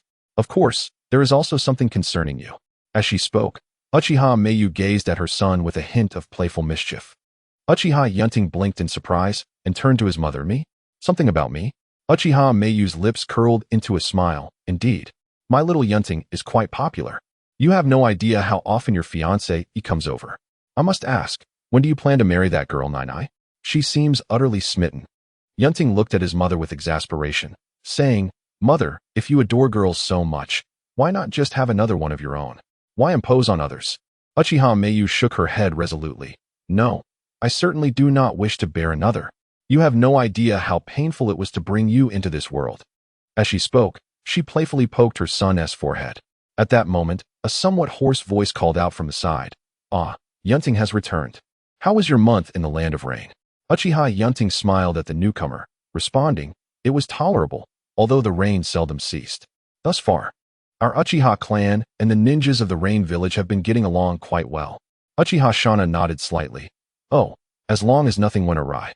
Yun Ting, could you step inside with me for a moment? I have something to discuss." Yun Ting nodded in agreement, briefly informing his mother before following Uchiha Shana into a side room. After pouring himself a glass of water, Uchiha Yun Ting inquired, "What is it? Does grandfather require my assistance?" Uchiha Shana smiled softly, and then spoke. "There are indeed matters to discuss. After your departure, the leader of the Nara clan sent me a letter, the implications of which are quite clear. They wish to foster a cordial relationship with our Uchiha clan. However, they are affiliated with the Hokage lineage, which has left me pondering how to appropriately respond to the Nara clan. The Nara clan has historically been closely linked with the Yamanaka and Akimichi clans." Uchiha Yun Ting stroked his chin, his fingers gently tapping the table, causing the tea in his cup to ripple lightly. "The Nara clan, in the original narrative, they are renowned for their exceptional intellect. It appears that even those within the Hokage faction are not entirely united. Surely, they cannot discern the extraordinary circumstances surrounding the Uchiha clan through mere hints? If that is indeed the case, it would be rather unsettling. Nevertheless, in the face of absolute power, all else is futile. Given that the Nara clan has extended a gesture of goodwill, it would be unnecessary for us to put them in a difficult position, would it? Elder, we could engage in a simple dialogue with the Nara clan. As for their affiliation with the Hokage, there is no need for excessive concern. After all, in our presence, they appear minuscule." Upon hearing this, Uchiha Shana nodded in agreement, as he shared the same sentiment. Considering that his grandson also deemed it a viable course of action, it wouldn't hurt to try. Just as his grandson had often reminded him, the Uchiha clan might have to concede that they are not particularly adept at strategy. The reason for the Uchiha clan's defeat in the climactic battle against the Senju was not solely due to Hashirama's strength surpassing that of Madara Uchiha. Another factor was the presence of numerous allied clans under the Senju banner, temporarily united by Tobirama's Senju. In contrast, the Uchiha clan was engaged in a multi-clan conflict. Even if the Uchiha perceived those smaller clans as insignificant, it is undeniable that even the smallest of ants can pose a challenge when united. That said, Yun, I have something I wish to discuss with you. What is it? Yun Ting inquired, gazing at Kushina. Kushina, feeling somewhat anxious, looked at Yun Ting and timidly asked, "Do you think I am inadequate?" Yun Ting's expression shifted slightly, becoming more serious. "Oh, has someone said something to you?" Upon hearing this, Kushina quickly shook her head. "No, not at all. It's just that I've been frequenting the Uchiha clan lately, and I've noticed that everyone seems to regard you differently. Moreover, there are so many beautiful older sisters. I feel so foolish, especially since I will become the Jinchuriki of the Nine Tails. And you, Yun, are already the young head of the Uchiha clan. You won't think less of me, will you?" Uchiha Yun Ting observed the girl before him, her head bowed. Seemingly transformed from the vivacious youth she once was. Had she changed so significantly in just 1 month of his absence? Uchiha Yun Ting gently caressed Kushina's hair, soothing her fragile spirit. He extended his hands to cradle her delicate face, compelling her to meet his gaze. "Kushina, listen closely. I, Uchiha Yun Ting, swear by the name of these eyes that you are my betrothed. Therefore, I shall never turn away from you. Do you understand?" Kushina gazed blankly at Yun Ting's crimson, eternal Mangeki Sharingan, momentarily captivated by its beauty. After hearing his words, she instinctively nodded. Her eyes remained fixed on his remarkably beautiful eyes. Chapter 42. The increasingly agitated Nine Tails as the ritual approaches. Upon regaining her senses, Kushina suddenly realized how peculiar Yun Ting's Sharingan appeared. Why did it differ from those of other Uchiha clan members? Could it be that Yun Ting was unwell? "Yun Ting, is there something wrong with your eyes? They seem different from the others in our clan. Should I ask Tsunade to check on you?" Yun Ting merely smiled faintly, placing a hand on Kushina's shoulder. And in an instant, they vanished from their original location. They reappeared on the rocky cliff where Hokage Monument stands. Yun Ting slowly sat at the edge of the steep cliff, glancing back at Kushina, beckoning her to join him. Kushina obediently sat beside him and spoke. "Yun Ting, is that the ninjutsu I taught you?" Uchiha Yun Ting nodded slightly. "Indeed, it is the Flying Thunder God technique you bestowed upon me. Moreover, my eyes are not afflicted. Rather, the eternal Mangeki Sharingan is layered upon the 3 Tomo Sharingan. Each member of our Uchiha clan possesses a unique eternal Mangeki Sharingan, each with diverse forms. Yet, without exception, every eye harbors 2 unique ocular techniques. It was this very eye that earned our clan's ancestor the title of Shura of the ninja world." Kushina, upon hearing this, touched the back of her head and said, "Oh, I see. I thought you were ill." Uchiha Yun Ting playfully tapped Kushina's forehead with a finger. "You, don't be so dramatic next time." In the blink of an eye, Yun Ting was already 12 years old. Tomorrow marked the day that Kushina would become the Jinchuriki of the Nine Tails, coinciding with the anniversary of Uzumaki Mido's passing. He contemplated whether to reveal his Mangeki Sharingan in the name of the Uchiha clan to spare Kushina from this fate. Yet, regrettably, it was Kushina's own choice, and he could only respect her decision. At that moment, Kushina clung to one of Yun Ting's arms, her eyes filled with apprehension and anxiety about the future. Meanwhile, within the Senju ancestral home, Tsunade, Shizuru, Tens, and Uzumaki Mido were present. At that moment, a red fox with 9 tails was bound by golden chains within Mido's body. Yet, even so, the 9 tails gazed menacingly at the woman with dark red hair before it. Its crimson-slitted eyes filled with wrath. It was this very individual who had imprisoned it within her being for countless years. Now, astonishingly, this same person yearned to select another child, intending to seal the beast within once more. Uzumaki Naruto regarded the colossal-tailed beast before him with an unwavering calm, devoid of any trace of fear. His gaze resembled that of one observing an unthinking creature, yet the 9 tails was far from a mere mindless beast. It could easily discern the implications behind Naruto's stare. The 9 tails roared in frustration, unable to tolerate such a look. Despite being confined within her for so long, she appeared almost liberated. This infuriated the beast, which harbored a deep-seated disdain for humanity. This was a clan that preached love and peace. Yet when the 9 tails had been controlled and had fought against Hashirama Senju, Had he ever engaged in meaningful dialogue? All he had offered was a curt remark, deeming the beast too dangerous to be left unchecked. With a simple wood-release technique, he had ensnared it, claiming it was excessively powerful. The Nine-Tails slowly closed its eyes, choosing no longer to look at Uzumaki Naruto. After all, it could do nothing against him. It was better to turn a blind eye. As for the little girl selected to become the next Jinchuriki of the Nine-Tails, if it struggled against Naruto, how could it possibly contend with a mere child? Perhaps, in due time, it might find a way to escape. Meanwhile, outside of Konoha, a young man and woman leaned against each other, exuding an air of beauty and charm. Are we really going to let him go alone? After all, this time there might be some danger, the girl inquired. The boy's gaze was fixed in the direction of Konoha. Do not worry. That kid isn't as fragile as we think, and besides, we will be watching over him. His battles are still too trivial. Gaining more experience will only serve him well. At that moment, Uchiha Yun Ting was accompanying Kushina for a leisurely stroll, noticing her apparent tension. After a while, Uchiha Yun Ting escorted Kushina back home. Once he had seen her safely inside, he made his way down a secluded street. Just as he entered, a stealthy figure trailed closely behind him. The instant the shadowy figure stepped onto the street, it felt a kunai pressed against its neck. Yun Ting swiftly pinned the figure, who was of similar height, to the ground and demanded, "Why are you following me and Kushina?"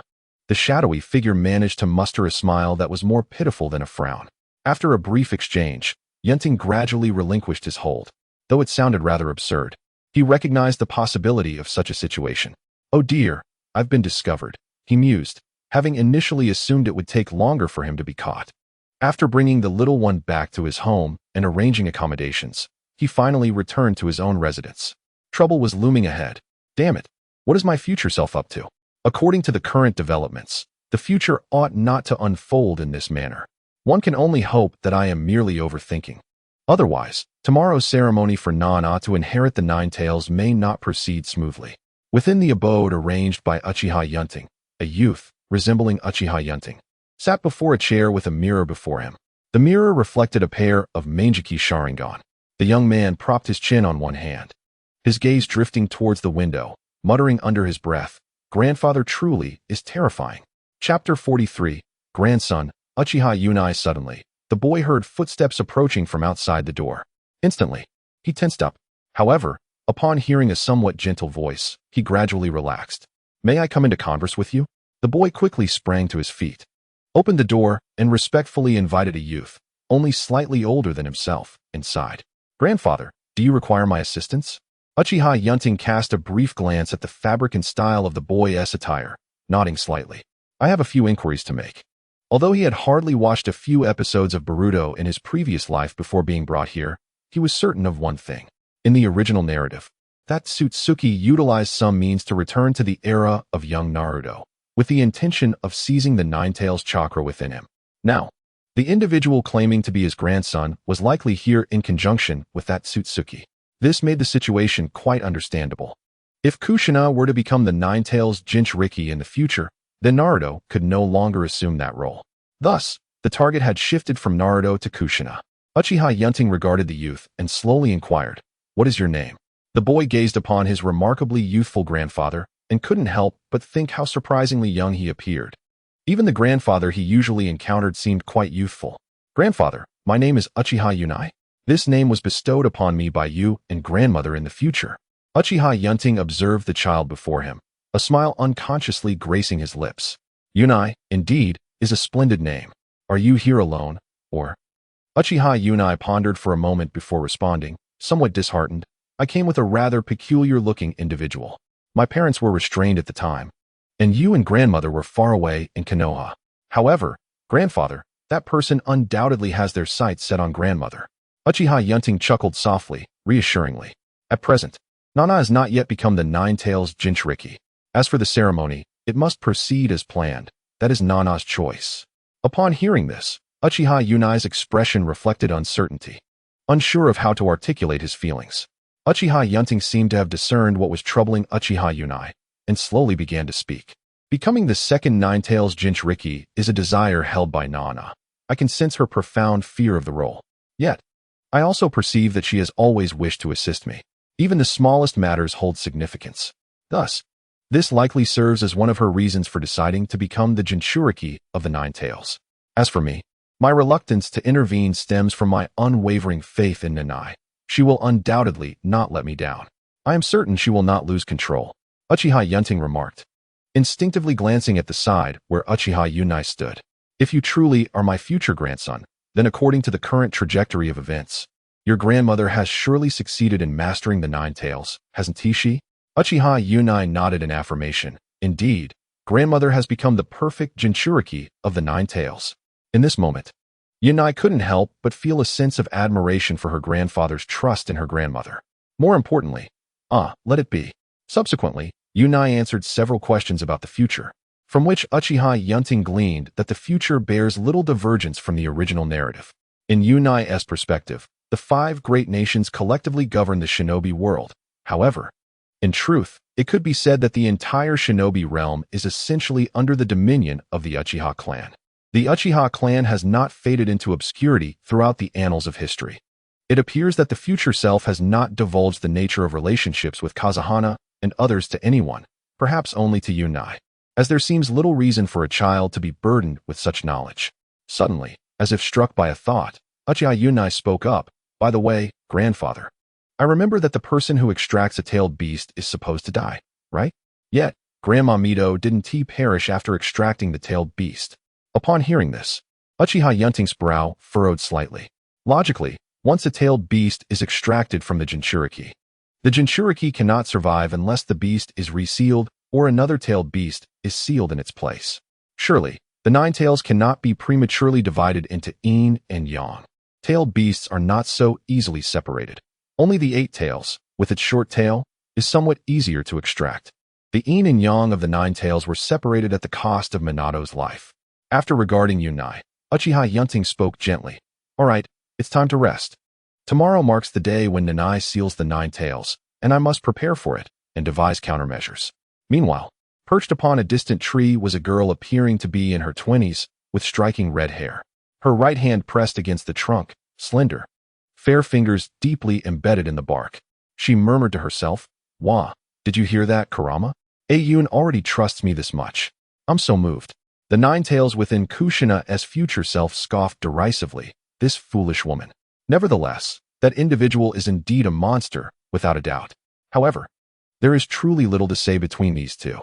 After all, I am aware of every detail of their future interactions. Simultaneously, Uchiha Yunting, specifically, the future Uchiha Yunting, stood quietly within the room of the Senju clan, where Kushina resided. Gentle eyes gazed upon the anxious young girl before him. Unable to find solace in slumber, Uchiha Yunting waved his fingers, and in an instant, the restless Kushina fell into a peaceful sleep. The rhythm of her steady breathing resonated distinctly within the quiet room, and a soft smile graced Kushina's face. Yunting, you are the best. After tenderly tucking her in, Uchiha Yunting departed from Kushina's chamber. Good night, Nana. Shortly thereafter, the future Kushina and Uchiha Yunting, upon encountering their youthful selves, convened at their predetermined meeting place. As soon as they met, Kushina leapt into Yunting's embrace, her fair visage nuzzling against his neck, her slender legs wrapped around his waist, her entire form half-hanging from him. Uchiha Yunting chuckled as he caressed Kushina's long hair, while his other hand encircled her waist. You're already a grandmother, and if others were to witness this, they would surely laugh at you. Kushina, unfazed, retorted, I don't care. Besides, you promised to indulge me as a child for a lifetime. As she spoke, she tilted her graceful neck, her light blue eyes sparkling with mirth as they met Yunting's gaze. A hint of exasperation flickered in Uchiha Yunting's eyes. Indeed, my Nana will forever remain a carefree child, regardless of age. Meanwhile, the 9 tails within Kushina rolled its eyes in exasperation. Seriously? Am I merely a backdrop for your daily displays of affection? After decades, isn't it tiresome? Certainly, love is love, but what about me? How long must I remain here? At that moment, the 9 tails wore a woeful expression, utterly bereft of its former grandeur as the leader of the tailed beasts. Chapter 44. Otsutsuki Urashiki, A Storm Approaches. Yunting's Dominance. Uchiha Yunting sat upon his bed, gazing up at the moonlit sky, feeling a twinge of headache. An outsider, perhaps?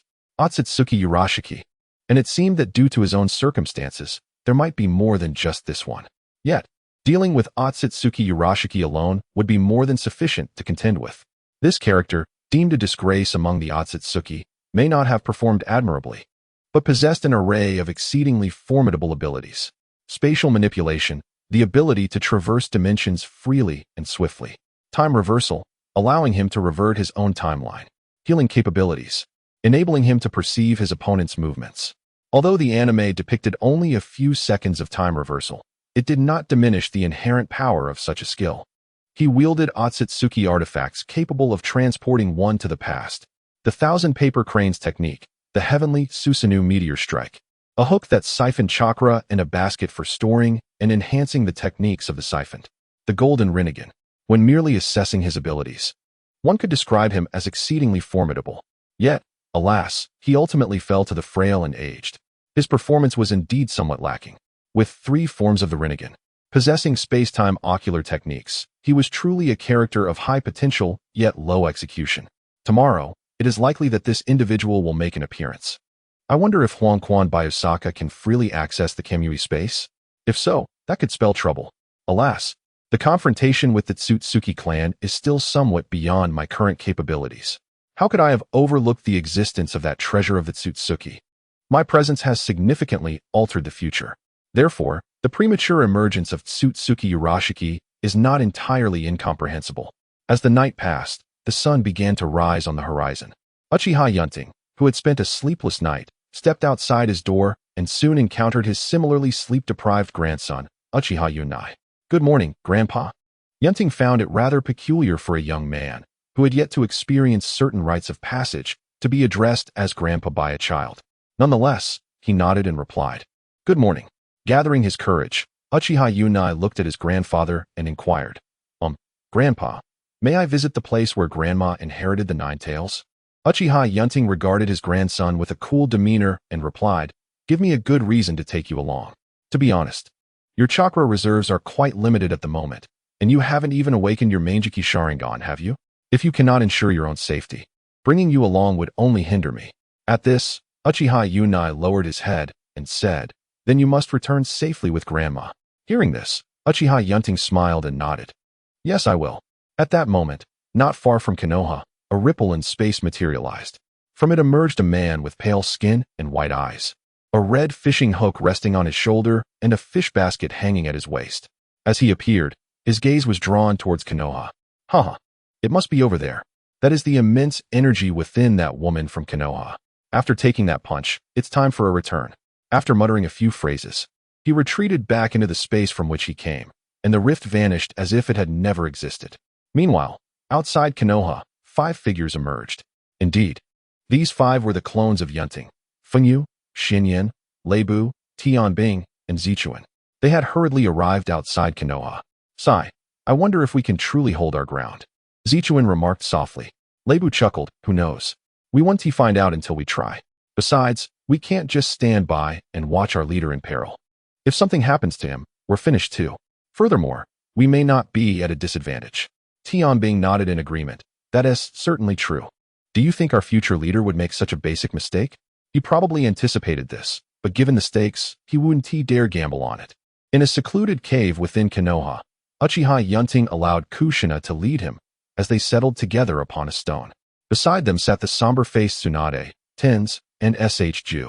Yet, the dying Uzumaki Mido displayed little fear on her countenance, as if she were not the one facing death, but rather, it was others who were destined to perish.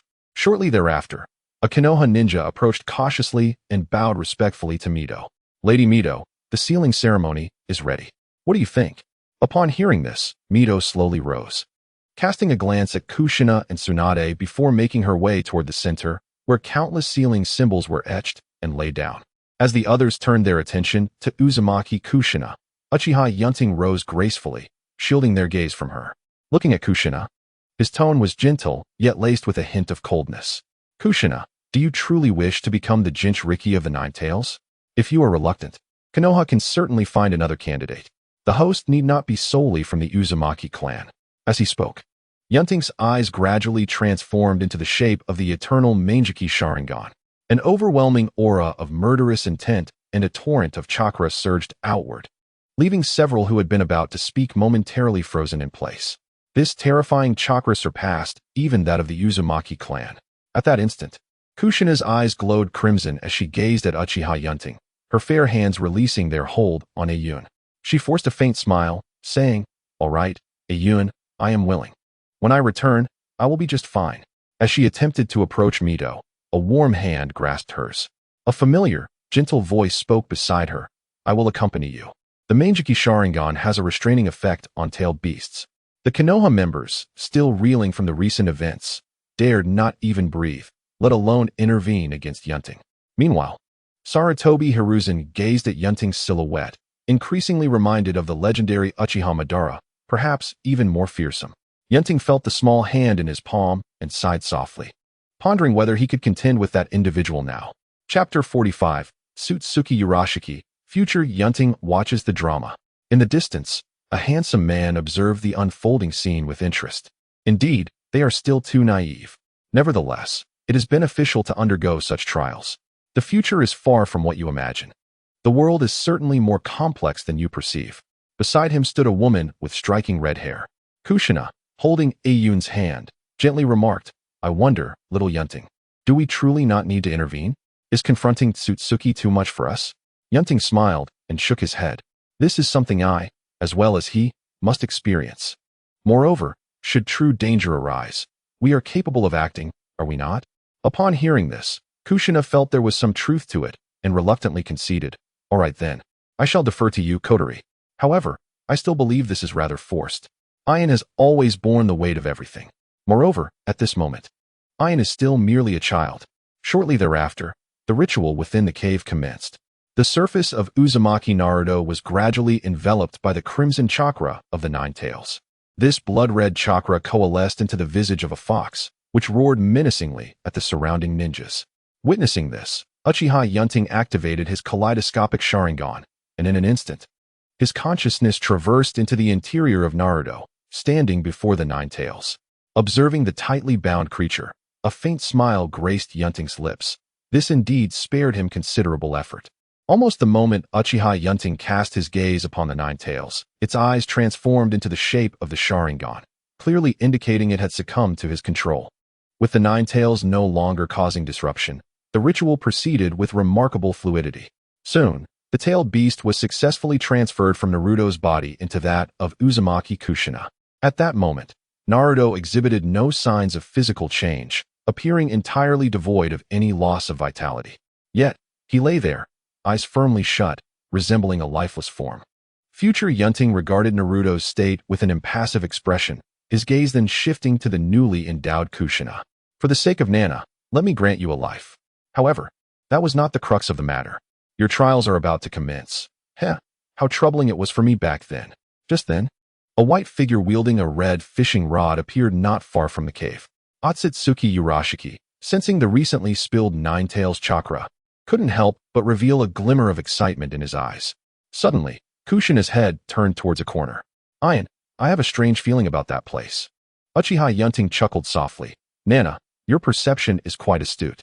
That's the intruder who crossed over. We shall remain here, quietly observing the spectacle, and they will not discover our presence." In response, Kushina gestured to Yun Ting to indicate her understanding. At that moment, Yun Ting had already spotted Urashiki's figure through the aerial vantage point provided by the small bird.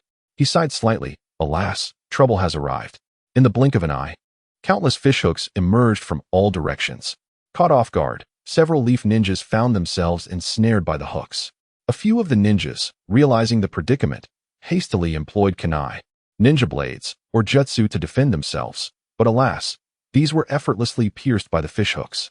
After all, these rods and hooks were akin to the chakra of the truth-seeking orbs, forged through yin-yang release.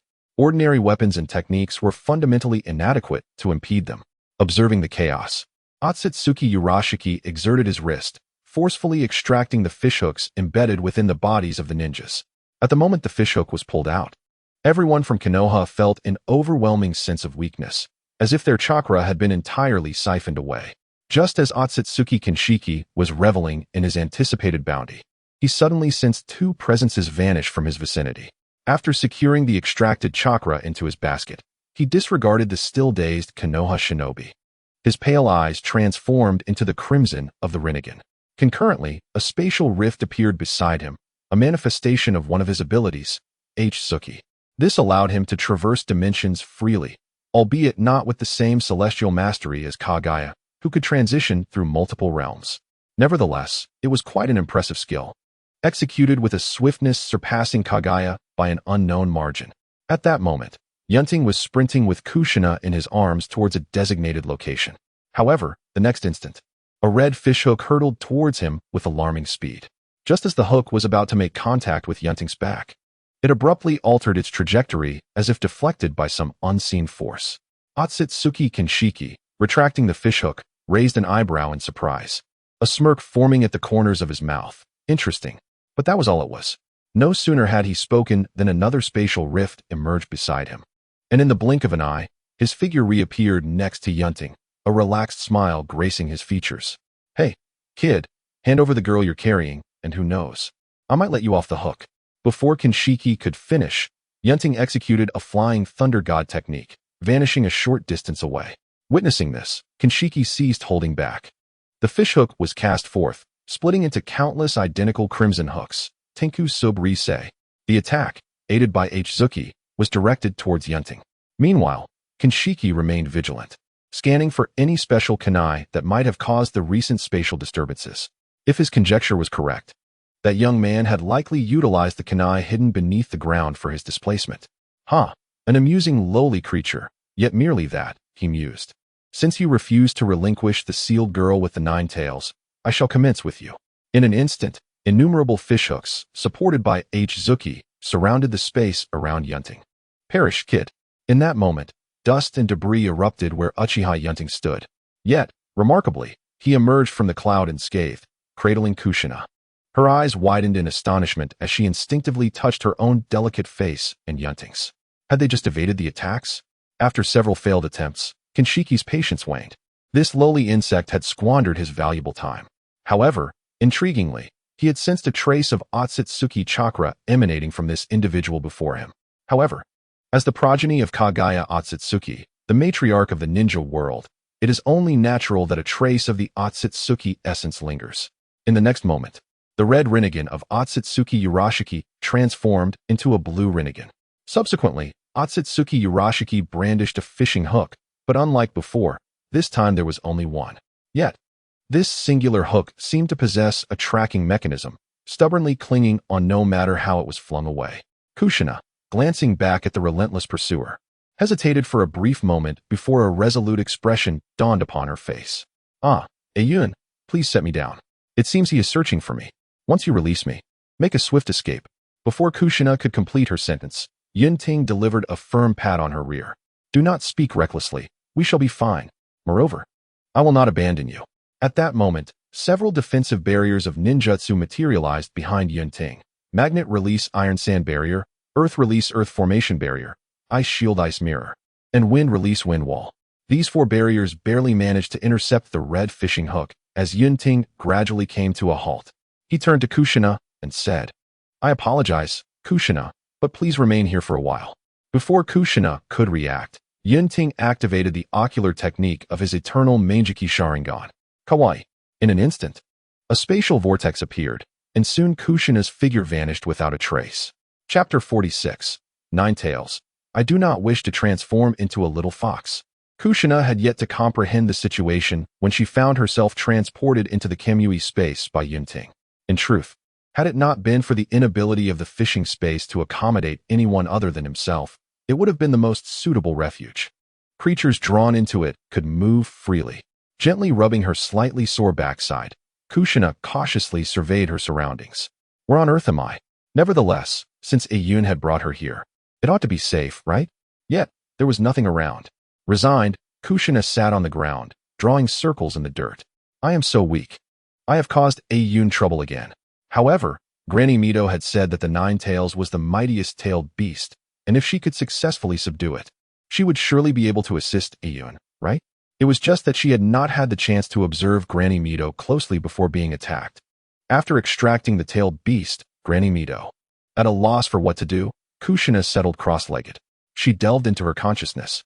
Soon, Her petite figure found itself in a peculiar space. Before her lay a colossal red fox, its limbs and tail pinned down. The massive creature gazed vacantly ahead, its enormous pupils resembling the shape of 3 Tomo Sharingan. Kushina recalled the teachings imparted by Granny Mido. That's right. I can seize a portion of its chakra while the Nine Tails remains unaware. If successful, she would be able to stand shoulder to shoulder with Yun instead of being left behind. With that thought, Kushina summoned her courage and cautiously approached the immense fox before her. Kushina gazed at the towering, fierce visage of the fox before her, silently rallying her courage. You can do this, Kushina. If you're truly terrified, you can always retreat.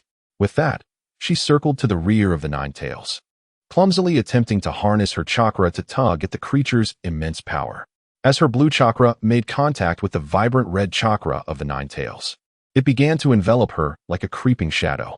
Summoning every ounce of strength, Kushina pulled at the chakra emanating from one of the Nine Tails' tails, straining with great effort. Before long, she found herself breathless and seated upon the ground. Through her relentless endeavor, she had managed to extract a minuscule fraction of the Nine Tails chakra, a mere 1/10,000th, which she could now wield at her discretion. Just as she contemplated experimenting with this newfound power, a thunderous roar reverberated through the space. Damn that vortex water gate! Damn that Uchiha brat! The Nine Tails attempted to raise its head to unleash further roars, but found itself bound by numerous chains, rendering it immobile. Suddenly, the Nine Tails realized that its chakra had diminished slightly. While this loss was inconsequential to it, the notion of someone pilfering its chakra was intolerable. It then spotted Kushina, who had been the source of its irritation. The Nine Tails fixed its blood-red gaze upon her, its slitted pupils narrowing in disdain. Kushina trembled involuntarily under its scrutiny. However, after a brief moment, she dared to observe the imprisoned Nine Tails from a distance, noting its lack of immediate aggression. The Nine Tails, regarding the young girl before it, felt a wave of discomfort wash over it. Just as it had rid itself of the troublesome vortex water gate, another pesky child had appeared. To add insult to injury, this child had audaciously seized its chakra while it was incapacitated. A disgrace.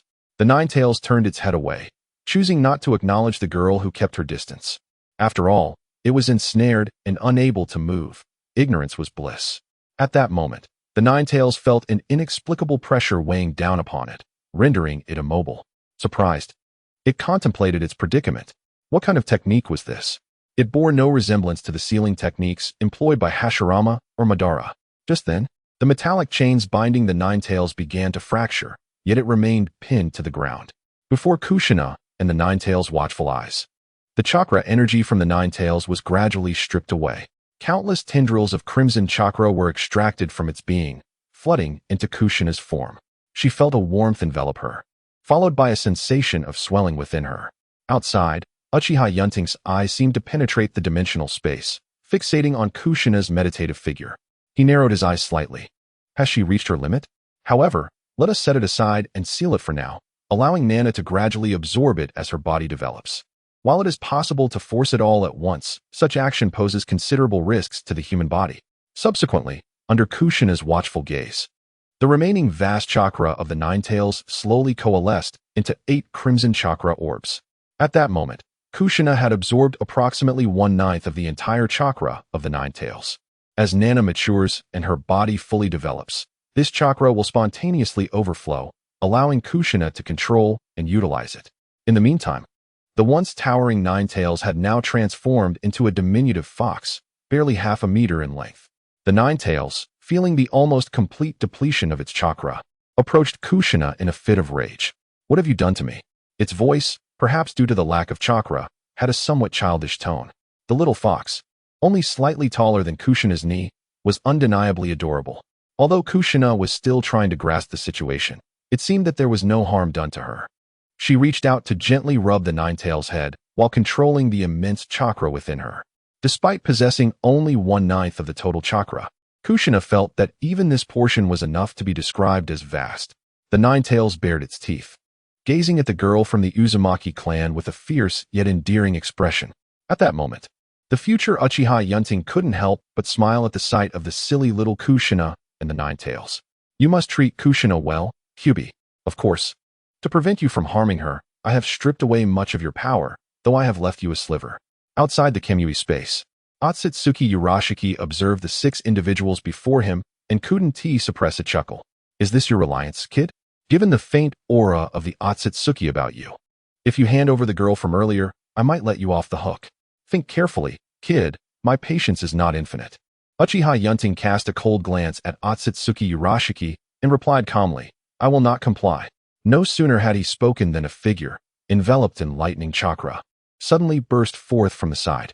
However, its speed, akin to instantaneous movement, failed to even graze a corner of Otsutsuki Urashiki. Yun Ting contemplated the blue Rinnegan of Urashiki. Time reversal, is it? One more question. Is writing about shadow clones or outer body clones truly detrimental? Can't I simply introduce my wind feather clone without excessive details? Or must I clarify its origins? Why can't it just be a result of the protagonist's orchestrations over the years? The dialogue during the initial appearance of the wind feather was merely intended to serve as an introduction to several characters. Of course, I acknowledge that my skills are merely adequate, the plot is average, and my writing may contain flaws. I welcome any feedback and am willing to make improvements. However, those who traverse the realms of yin and yang have departed, and I feel no particular pride in my writing, for I still consider myself a novice. I sincerely extend my gratitude to those who have taken a liking to this book.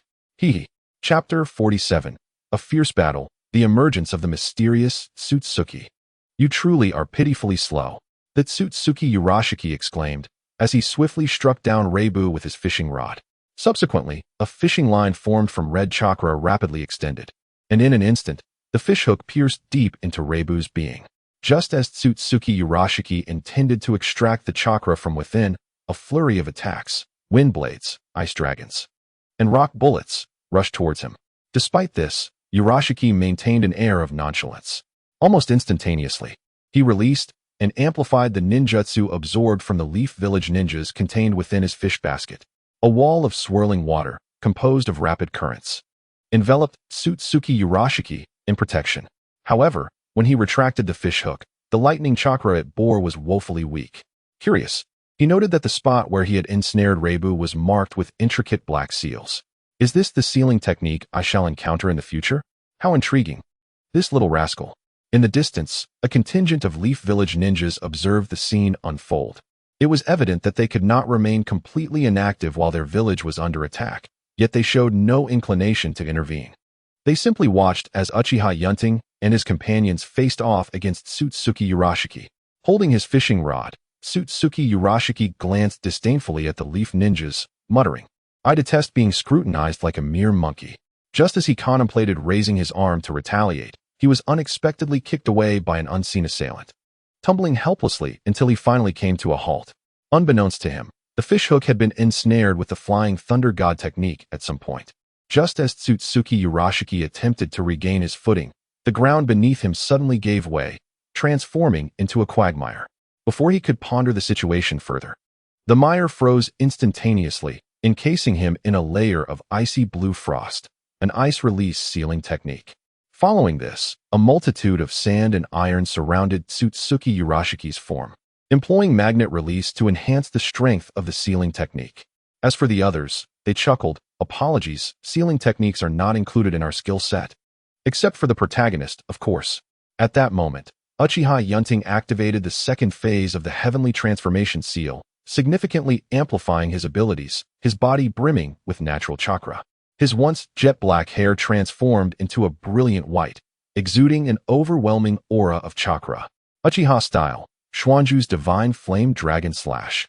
Xianzhu, one of the abilities of the protagonist's Meijiki Sharingan, enhancing the power of his own ninjutsu while diminishing that of his adversaries. A magnificent fire dragon surged forth, directly aimed at Otsutsuki Purushi. Just as it was about to strike, Otsutsuki Purushi deftly dispelled the rather rudimentary sealing technique. He then swiftly employed the yellow springs of Hiryo, evading the blast radius. Almost instantaneously, a bottomless pit emerged where he had just been standing, while the flames continued to scorch the earth.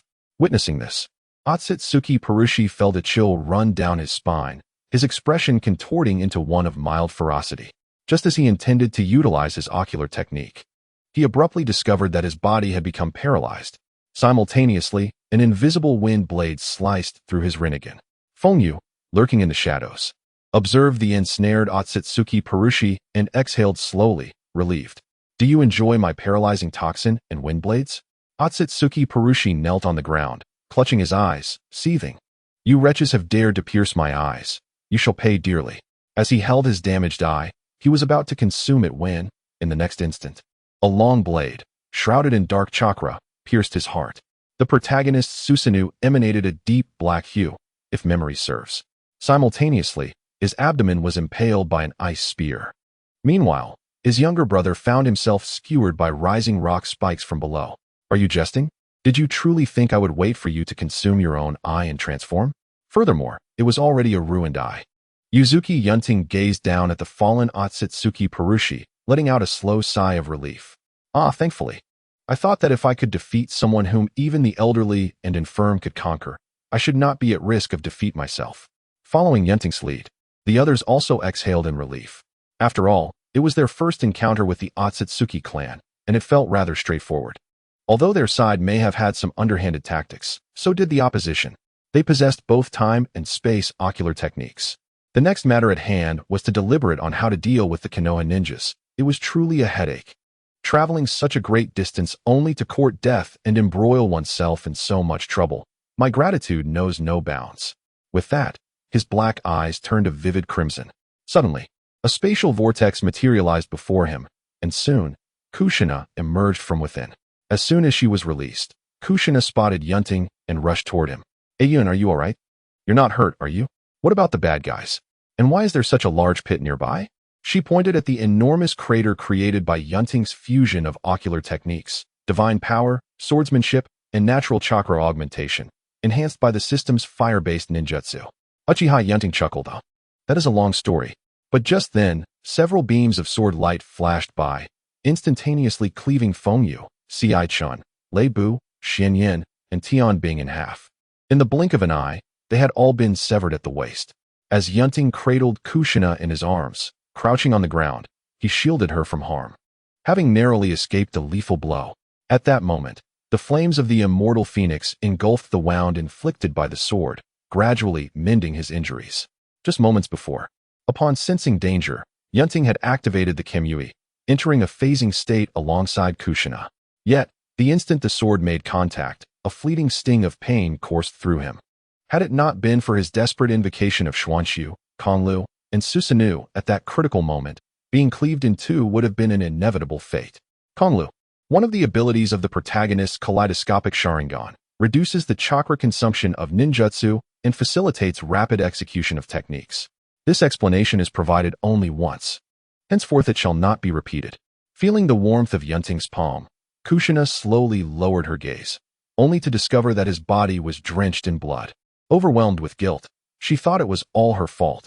Had she not been a burden, none of this would have happened. Instantly, Kushina broke free from Yun Ting's embrace.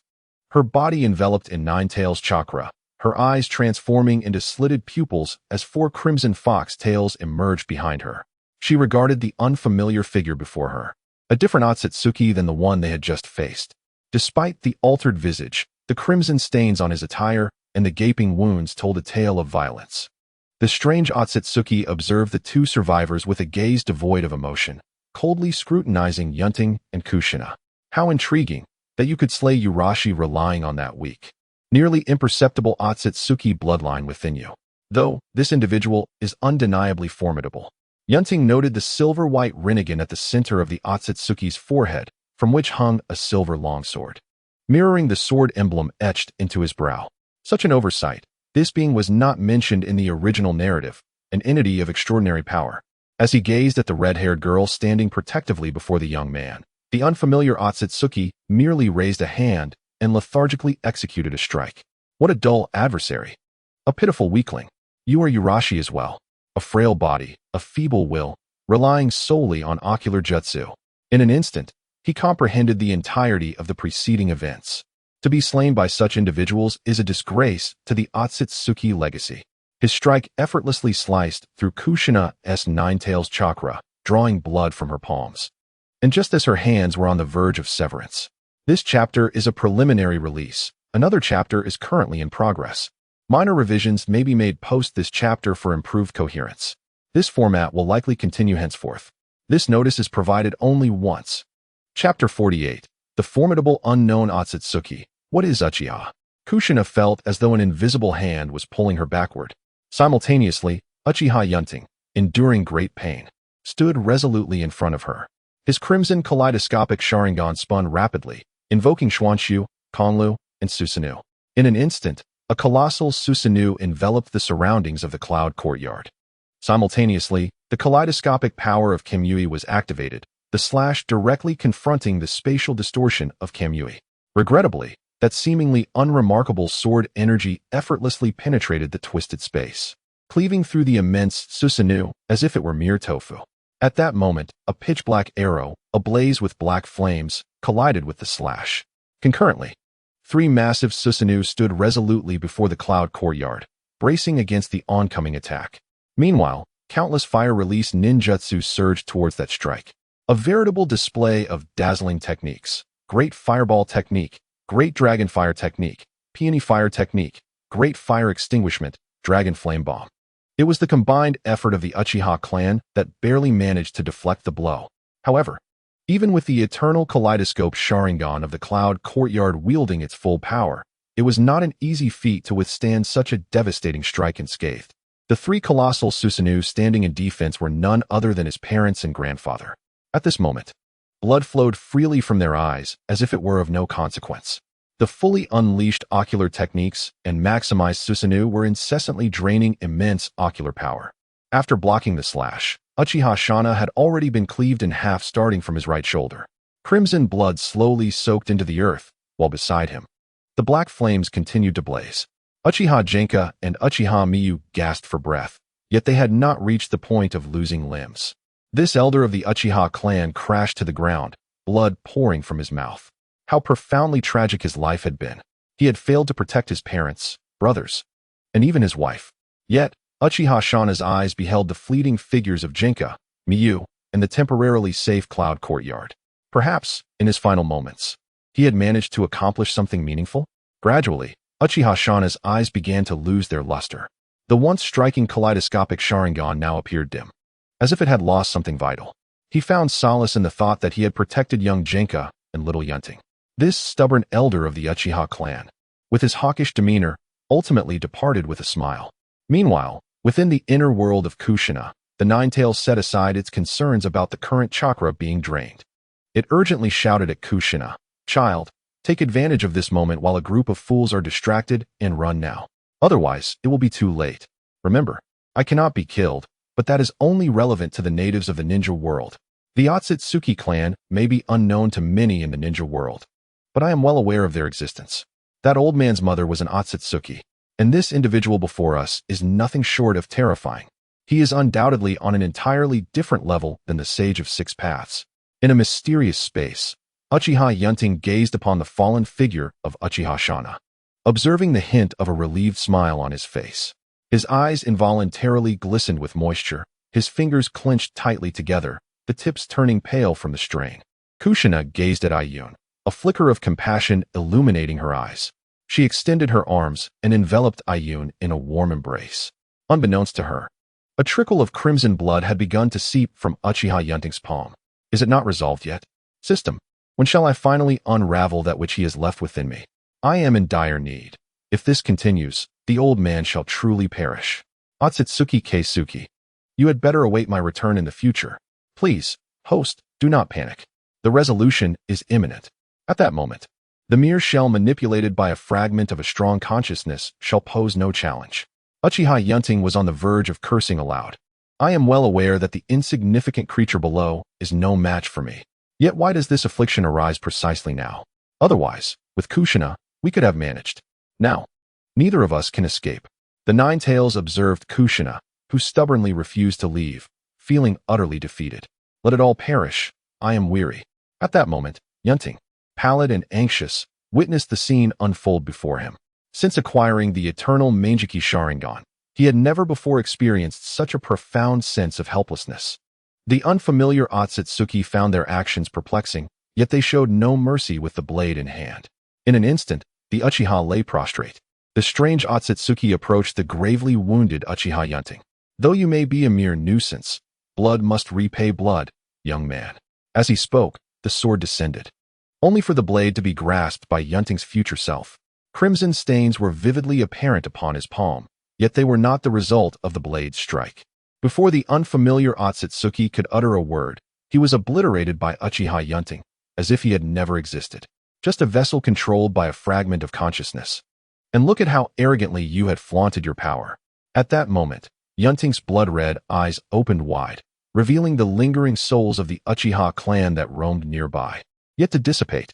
With a gentle flick of his finger, countless souls instantly returned to their rightful places. The corporeal forms of the Uchiha began to mend rapidly. Under the dominion of divine authority, all could be governed: time, space, life, and soul. Surrounding him, it felt as if time had come to a standstill. Everything appeared frozen in place. Chapter 49, Resurrection, a Future Crisis. Moments later, the recently deceased regained their vitality. Wounds and blood vanished as their tattered garments restored to their former glory. With another wave of his finger, Yun Ting unleashed a unique force field, rapidly expanding outward from his core. He sensed the residual essence of the Otsutsuki emanating from below. One technique, perhaps? I shall reserve it as a whetstone for myself. And that troublesome woman, Kagaya Otsutsuki. The ravaged land from the battle around him began to restore itself to its original state. The memories of those who witnessed this conflict in Konoha were entirely erased. In this realm, it seemed as though only Yun Ting could move freely. At this moment, both Xiaoyun and Jiu-Xian were gazing around in a daze. The enemy had vanished in an instant, leaving the surroundings in a state of suspended time. A bird in the distant sky appeared as if it were suspended in midair. Xiaoyun's injuries had been healed, and he slowly rose to stand protectively in front of Jiu-Xian, his gaze warily assessing the man before him. Are you my future self? The man nodded slightly and replied, yes. However, circumstances arose that delayed my arrival. Xiaoyun cast a glance at the surrounding clansmen, questioning, are they all right? With a reassuring smile, he responded, they are fine. I merely erased some of their memories. Looking at his future self, Xiaoyun inquired calmly, and who was that Otsutsuki just now? The future Yun smiled at his younger counterpart, the corners of his mouth lifting. That Otsutsuki is named Otsutsuki Kenshiki. He holds a significant position and strength within the Otsutsuki clan. Just know that his power surpasses that of Ishiki and Kenshiki. Though, it matters little whether you comprehend this. For one side apart, I will also erase the memories of you two little ones. This is essential for your safety. Undoubtedly, you, or rather I, as this butterfly, have altered many events. The Otsutsuki clan is far more complex than you perceive. After briefly explaining certain situations to his former self, Yun chose to say no more, as knowing too much could prove detrimental. He had no desire to leave too many traces in the past, which might allow Otsutsuki Keisuke to pinpoint their location. Seeing that his future self was unwilling to elaborate further, Xiaoyun restrained his curiosity, reasoning that there must be valid reasons for this reticence. Surely, he could not be foolish enough to undermine himself. Fortunately, his future self had come alongside Yura, or else. However, Xiaoyun remained unaware that his future self had not arrived through that artifact. It was indeed possible for certain powerful or uniquely capable Otsutsuki to return to the past, provided they had something akin to coordinates. Otherwise, they would be left to wander through the vast expanse of time and space, risking the perils of being lost or exiled. Thus, most individuals would not attempt such a venture. At this moment, Jiu-Xian, gazing at the younger Xiaoyun, slowly extended her finger to poke his cheek. Just as she prepared to push him away with force, she realized she could not budge him at all. This person before her was most likely her future self. Wasn't he it? She discovered that her intangibility and flying thunder god technique were rendered futile. No way. Is the future really this absurd? As Jiu-Xian contemplated pinching the younger Xiaoyun's cheek, a red figure suddenly stood in front of him. Don't do that. A Yun doesn't like it. Jiu-Xian smiled at her younger self, retorting, oh, but what can you do about it? Besides, I am your future self. So affectionate gestures towards my former husband are perfectly normal, aren't they? Do you remember the old me? Little Kushina found herself at a loss for words, uncertain whether to feel joy or sorrow. The prospect of a future where she and Yun were indeed together brought her happiness. Yet the thought of her future self getting too close to the present Yun troubled her. Oh, you already have him, yet you still wish to seize him from me. Little Kushina positioned herself protectively in front of Yun, locking eyes with her future self. If you truly intend to approach Yun, then, she glanced pointedly at Yun Ting, who stood nearby. In that moment, a hint of disdain flickered across Kushina's face, and she placed a hand on his shoulder. Oh dear.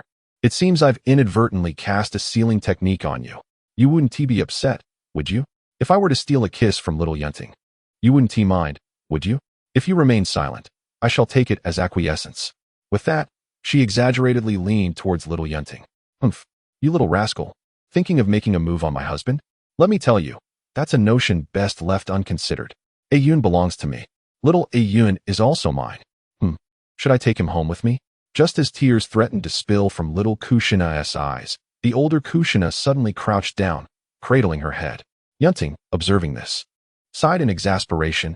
At your age, bullying a child? And even bullying yourself. As he spoke, he casually removed the sealing technique from Kushina. Yun Ting then looked at little Kushina before shifting his gaze to the older Kushina, who was still crouched on the ground, holding her head. All right, we should be on our way. If you have any messages for the old me, be sure to convey them soon, although they will ultimately be erased. However, I believe you have much to say to the past version of me, don't you? And so do I. With that, Yun Ting took little Kushina by the hand and departed, leaving behind little Yun Ting and the older Kushina still cradling her head. At that moment, Yun Ting had brought little Kushina to the summit of the first Hokage's stone statue, where the two of them sat together. A gentle breeze tousled their hair, intertwining strands of black and red. Little Kushina gazed at Yun before her heart racing with excitement and concern. Was it truly all right for Yun Ting to be alone with her future self? As if sensing her unease, Yun Ting gently stroked Kushina's head, his tone soothing. Rest assured, Kushina is sensible. She merely intended to frighten you a little. Yun Ting looked at the young girl, his mind replaying decades spent with Kushina. He then spoke sincerely. To me, you are wonderful, Kushina. So, please, do not harbor any doubts. My recollection of you is that of a lively and somewhat carefree girl. There is no need to fear revealing your clumsiness or carefree nature, for perfection is unattainable. Even I have my shortcomings. The future Kushina has aided me immensely, and I am grateful to share my life with her. As she spoke, Yun Ting extended a finger and playfully placed it before Kushina. So please, Nana, do not lose me. Upon hearing this, Kushina smiled and linked her pinky with Yun Ting's. Rest assured, I will never let Yun be taken by anyone else.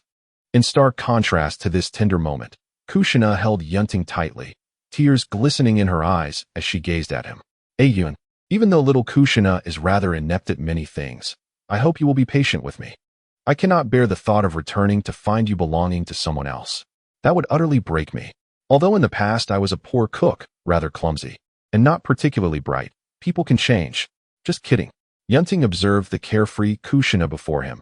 Perhaps this was indeed her true nature. She might have been more reserved in his presence before. Do not worry. At least for now, I have no other intentions. Besides, Nana is not as hopeless as you might think.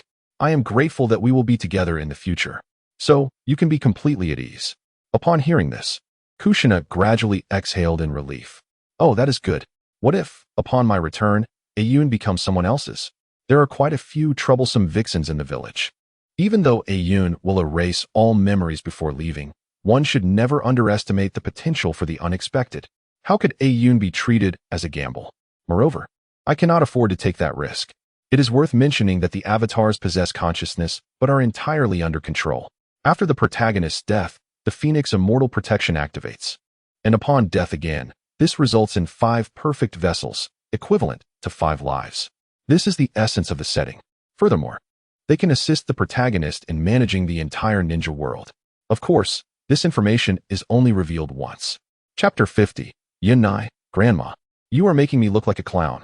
After a brief moment, the 4 individuals reconvened. Yun Ting raised his right hand, and the divine authority was instantly activated.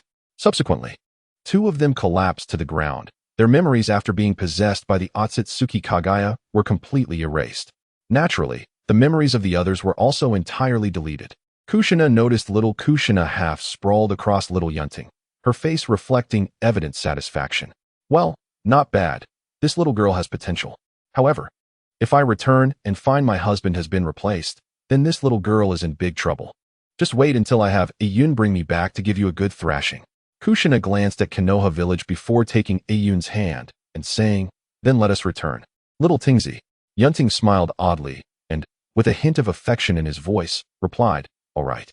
His eyes then transformed into the eternal Mangeki Sharingan, and a spatial rift emerged before the three of them. As for why there were three, it was because Yun Ting had just pulled Yun Nai from a distance.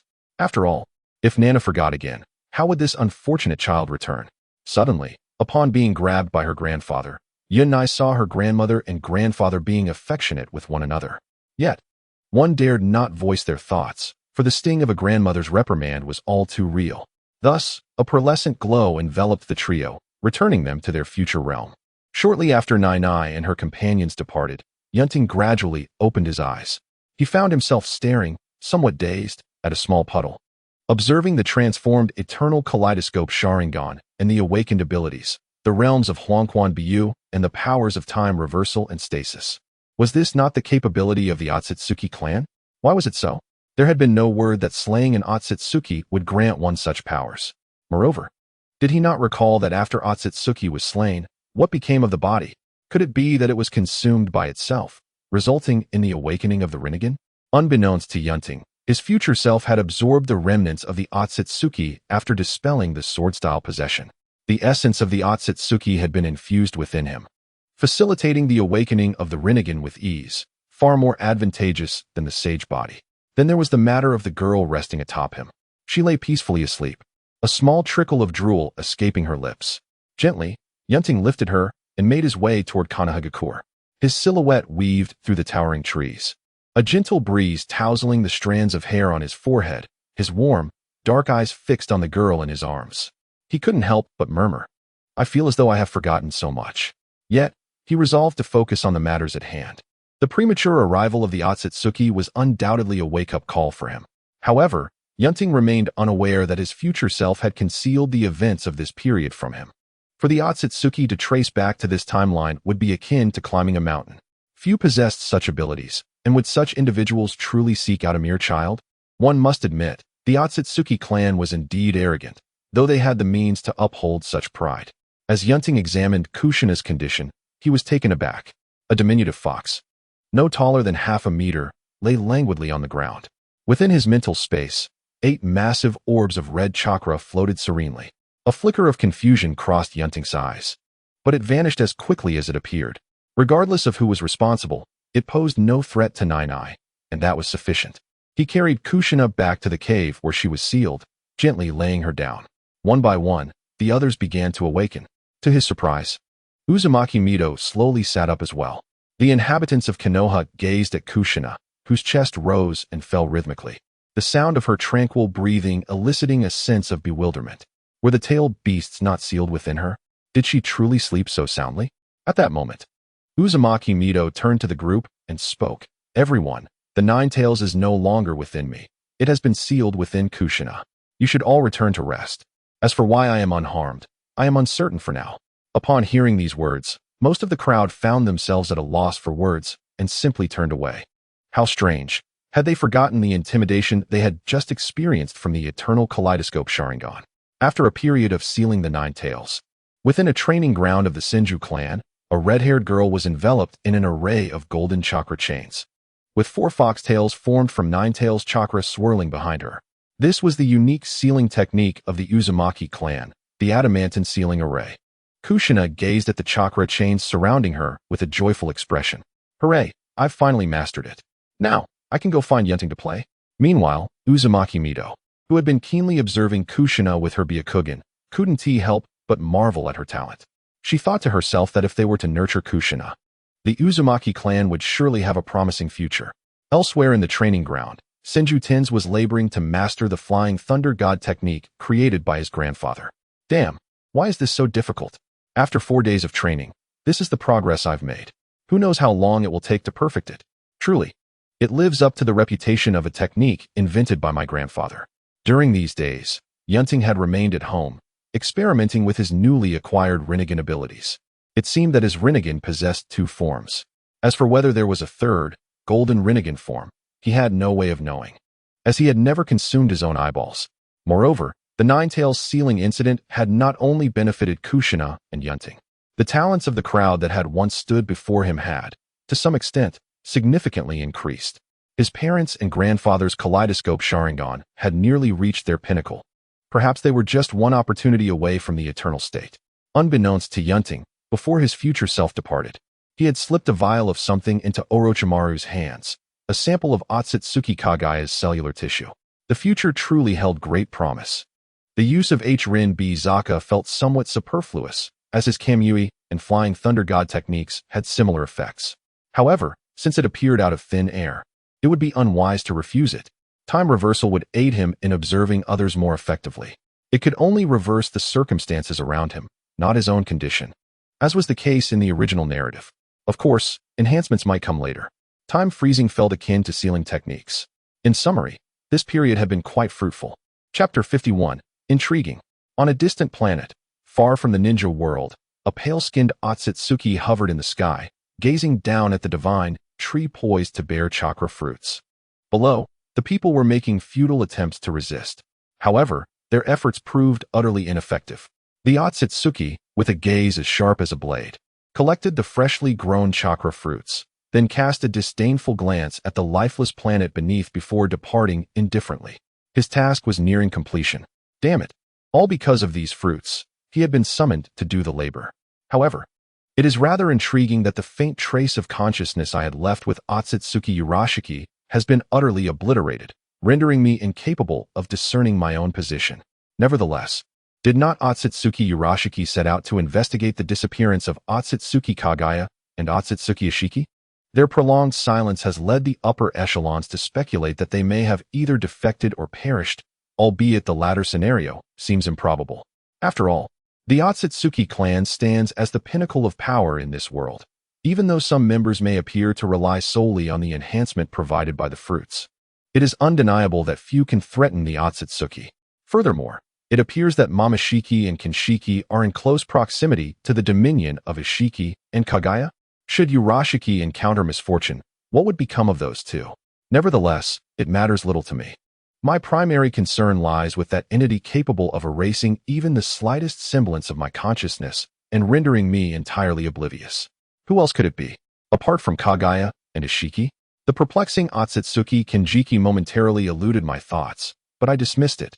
With a swift motion, I unleashed a beam of sword light, creating a rift through which Kinjiki's figure vanished. It is imperative that I complete my tasks promptly and then retreat to reflect upon the insights gained from this expedition. At this moment, Yun Ting sat within his chamber, scrutinizing the recently acquired Rinnegan. Everything seemed satisfactory, save for the fact that he found the eyes rather unappealing. Suddenly, Yun Ting's eyes transformed into the crimson form of the Rinnegan, subsequently activating the technique of Yomi Hirazaka. A spatial passage opened, leading into the vastness of outer space beyond the world of ninjas. Yun Ting stepped into this realm, finding himself amidst the cosmos. He marveled at his newfound ability to navigate effortlessly through the void. Am I still a mere human? Although I no longer require the sage body granted by the system, it had originally been one of the motivations for obtaining the Rinnegan. However, it appears that such a transformation is now unnecessary. Yet, one should not refuse a gift, especially with that fragment of temporal essence at stake. The notion of temporal essence sounds exceedingly sophisticated. With Urashiki's demise, I ponder the implications for the future. Will I be equipped to handle Momoshiki, Kinshiki, or perhaps the elusive Ishiki? In the next moment, Yun Ting found himself back in his room, scarcely having time to catch his breath before a series of knocks resonated upon his door. Yun, are you there? I'm coming in, Yun Ting replied nonchalantly. The door is unlocked. Please enter. No sooner had he spoken than a crimson figure appeared beside him. Kushina adeptly seated herself opposite Yun Ting, crossing her legs and pouring herself a glass of water. Yun Ting cast a casual glance at the remnants of dust clinging to Kushina, smiling as he remarked, I recall that aside from myself, no one else was home today. How did you gain entry, Nanai? Upon hearing his words, Kushina hesitated, her hand poised to grasp the cup. This. Hee. After knocking for quite some time, Yun, did not open the door for me. So, I simply climbed in. Yun Ting walked over to a cupboard, as if searching for something. I said, Nai, aren't you concerned that I might not be home? Nai took a sip of water and replied, well, I ran into Auntie on my way here. She told me. No sooner had she finished speaking than Yun Ting tossed something towards herself. Nai instinctively reached out to catch it, and then asked with some confusion, Yun, What is this? Yun Ting smiled at her and said, "It's the key to my house. Do you want it? If not, give it back." Upon hearing this, Xin Nai promptly tucked it into her pocket. "Of course I want it. By the way, Yun, shall we go to that newly opened dessert shop today? I've heard the reviews are quite good." Yun Ting nodded.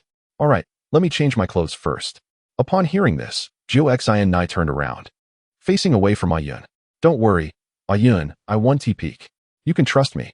However, before Yun Ting could respond, Xin Nai was lifted up like a large cat and gently tossed outside, with the door shut behind her. "No, Nai, you can't stay inside." Xin Nai pouted, her little face scrunching up. "You clearly don't trust me, Yun. I swear, Xin Nai, have no ill intentions." Shortly after, Xin Nai's consciousness entered her body, and she grabbed hold of the nine tails to stroke it. "Right, isn't that so, cutie?" The nine tails, feeling the humiliation of being petted, replied, Yes, you are absolutely right." Xin Nai squatted outside the door, blinking her big, sparkling eyes. "Wait, didn't I just learn the Kagura hard-eye technique? Although I'm still not very proficient." Just as Xin Nai was about to sense the situation inside, Yun's face unexpectedly appeared right in front of her. Startled by Yun Ting's sudden appearance, Xin Nai exclaimed, "Yun, what are you doing? You scared me." Yun Ting extended her slender finger to poke Xin Nai's forehead. "I haven't said anything yet. Why are you the one to accuse first?" Xin Nai, standing her ground, met Yun Ting's gaze defiantly. "I didn't Besides, we haven't done anything yet," she muttered quietly to herself. Shortly thereafter, the two arrived on a bustling street in Konoha. Xin Nai led Yun Ting into a shop, and after ordering a variety of treats, they settled down. They sat together, chatting idly while waiting for their snacks to be served. Xin Nai looked at Yun and smiled. "Yun, my classmates at school say the snacks here are delicious, and they're limited edition. I heard these pastries are quite expensive, though it seems the ingredients used aren't cheap either. But this time it's my treat. After all, when I visited you, you treated me to plenty of delicious food." Yun Ting nodded with a smile. Both she and Xin Nai were not lacking in funds. As for who treats whom, it was of little consequence. After all, a meal wouldn't cost too much. However, when will this foolish girl realize that the so-called precious raw materials are merely the fruits she consumes daily? Although these fruits indeed originate from the land of rain. Chapter 52. Shopping. The land of rain ascends to the sixth great nation. When the small cake was brought to the table, Kushina eagerly held it, cutting a small piece and offering it to Yun Ting. "Hey Yun, tell me how it tastes." Yun Ting slowly opened his mouth to take his first bite, savoring it before nodding. It was quite delicious. Upon hearing this, Kushina contentedly began to enjoy the cake herself. "Yes, it is indeed delightful. Yet it feels somewhat less extraordinary than what my classmates described." The flavor felt oddly familiar. How strange. Perhaps it was just an illusion. Just as Kushina finished her snack and prepared to settle the bill, she discovered that Yun Ting had already paid. Kushina glared at Yun Ting, who was still seated, waving at her, and then huffed as she approached him. "Did we not agree that I would pay?" Yun Ting shrugged. "The payment has already been made. Next time, I will definitely let you pay." At that moment, Kushina's eyes sparkled as she gazed out the window towards the street across. "Hey Yun, look, isn't that the blonde boy? Who is the girl next to him?" Yun Ting turned his head slowly and saw Minato walking alongside a red-haired girl. His eyes narrowed slightly, revealing a faint smile. Fate truly is wondrous. Besides Kushina and Mito, when did the village of Konoha gain another member of the Uzumaki clan? Could it be that Karui's mother has returned to Konoha? Observing Yun Ting's expression, Kushina pouted slightly. "Hey Yun, do you think she's pretty?" Yun Ting, noticing Kushina's sulky demeanor, gently ruffled her hair. "Why the jealousy? It's merely that the girl shares your hair color, and I glanced at her a few extra times. By the way, Kushina, do you know when Konoha welcomed another member of the Uzumaki clan?" Kushina tilted her head in curiosity. "The Uzumaki clan? I don't know. I haven't heard Mito mention anything about it." Leaning closer to Kushina's ear, Yun Ting whispered, "Shall we follow them and see?" Kushina's eyes sparkled with excitement. Yes. The two then quietly trailed behind them, maintaining a discreet distance. "Hello, my name is Minato Namikaze. What is your name?" At that moment, Minato greeted the red-haired girl, who was tasked by the Hokage to explore Konoha. The girl surveyed her surroundings, clearly feeling a bit shy in the presence of the unfamiliar. "I am Uzumaki Shira, a ninja from the land of grass brought here by Konoha." Minato smiled warmly upon hearing this. Oh, I see.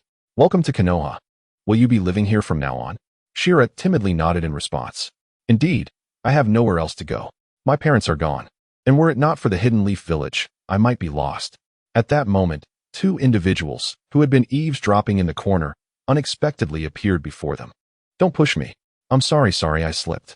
The two exchanged glances, their eyes filled with embarrassment. After all, eavesdropping is hardly a noble act. Moreover, who could have anticipated that Kushina would suddenly slip and nudge her companion? Yun Ting looked at the two before him and waved his hand. Long time no see, Minato. Upon recognizing the visitor, Kakashi Minato smiled. Ah, Yun Ting, is that you? What brings you here? As he spoke, Minato's gaze swept over Yun Ting and Kushina. Yun Ting glanced at Kushina, who was hiding behind him, and replied nonchalantly, Oh, just out shopping with Kushina. I happened to see you, and thought I'd come over to say hello. By the way, who is this next to you? Yun Ting quickly shifted the topic. Minato looked at the girl beside him. This is someone I brought back from the land of grass at the Hokage's request. He asked me to show her around. Meanwhile, as Yun Ting conversed with Minato, Uzumaki Haku's eyes were fixed intently on Yun Ting, or more accurately, on the red-haired Kushina behind him. Haku could sense that the crimson-haired maiden was from the same clan as herself, one of the few remaining family members she had left. Unbeknownst to Haku, her nails had already embedded into her flesh, and a hint of moisture formed in her eyes. In the next moment, Haku rushed forward, taking 2 steps at once, and embraced Kushina tightly. Caught off guard, Kushina looked at Haku, who had suddenly wrapped her arms around her. Woo! Haku wept, her tears flowing uncontrollably. Portions of her clothing slipped down her arms, revealing a patch of pale skin, marred by bite marks. Embraced by Haku, Kushina felt a strange yet familiar sensation. Up close, through her sensory abilities, she could clearly perceive Haku's excitement, joy, along with a hint of anxiety and fear. Kushina allowed Haku to hold her, gently stroking her hair. It's all right. Everything will be okay. We are family, and we will live happily together from now on. Kushina spoke softly to the girl who was nearly her age. She understood Haku's feelings all too well. This sensation must have been far more intense than her own upon arriving in the Hidden Leaf. After all, even after her clan was annihilated, she had experienced profound sorrow. Yet, she was soon taken in by Mito and eventually met Yun. However, Haku clearly did not share such fortune. As the saying goes, when a whale falls, myriad creatures thrive. After the demise of the Uzumaki clan, everyone sought to claim a piece of the remnants. The fate of those children of the Uzumaki clan, bereft of their clan's formidable protection, was all too predictable. Surviving is already a feat in itself. As for the desire to thrive, that is merely a thought to entertain. The harshness of reality is undeniable. How could the young ones possibly flourish within this realm of ninjas? Yun Ting glanced at Bai Fun and then at Minato, a faint smile gracing his lips. How intriguing, truly captivating. Is it not Naruto who has arrived? Moreover, according to Minato's earlier remarks in the original narrative, the bond between him and Kushina surely owes much to these individuals. Chapter 53. Has the land of rain ascended to the 6th great nation? Yun Ting observed Bai Fun, then shifted his gaze to Minato, who wore a smile. But wait, isn't it inevitable that Naruto is indeed Minato's son? With Ninagon, another member of the Uzumaki clan has emerged? Nevertheless, it matters little. After all, if Naruto is indeed the reincarnation of that individual chakra, it saves him the trouble of searching. At this moment, within the office of the Hokage, the leaders of the 5 great nations were frowning as they perused a letter in their hands. The contents pertained to the Land of Rain's application for elevation to the status of the 6th great nation. It is essential to note that while the ninja world is populated by numerous small nations beyond the 5 great ones, without exception, the entire realm is undeniably led by these 5. Currently, the 5 great nations, when paralleled to the realm of cultivation, represent the pinnacle of power. The 5 great nations are unequivocally opposed to the Land of Rain's aspirations to become the 6th. Consequently, arrangements were soon made for both the 5 great nations and the Land of Rain to convene for a face-to-face discussion regarding this matter. As for Yun Ting, he naturally did not accompany them. After all, would one expect the 3rd Hokage to bring along the Uchiha clan to a meeting? The old man was accompanied by his 2 chosen companions, his disciple Jiraiya and the esteemed Kakashi Hitaki. Of course, Sarutobi Hiruzen had originally intended to bring Orochimaru along. However, even he, as the mentor was somewhat curious about what his apprentice was up to. Ever since the last sealing ceremony for the Nine Tails, the young man had been holed up at home, engaging in unknown pursuits. Reluctantly, he decided to bring Jiraiya instead.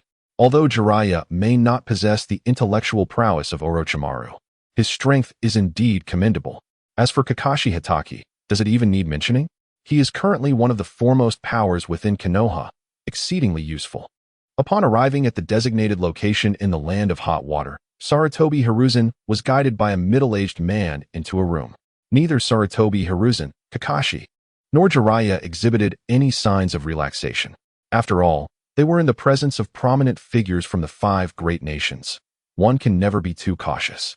Meanwhile, the representatives from the other 4 great nations and the Land of Rain were seated in a spacious room, awaiting the arrival of Konoha's delegation.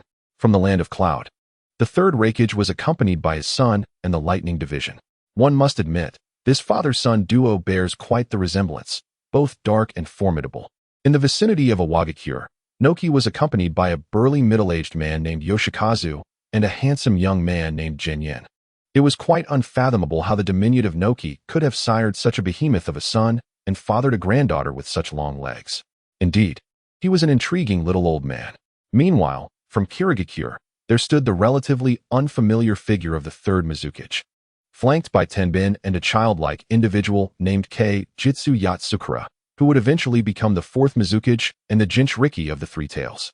In Sunagakure, the 3rd Kazekage led the delegation, accompanied by Rasha and Jiten. As for Amigakure, it was naturally Hanzo at the helm, with Right Zong and Fu following closely behind.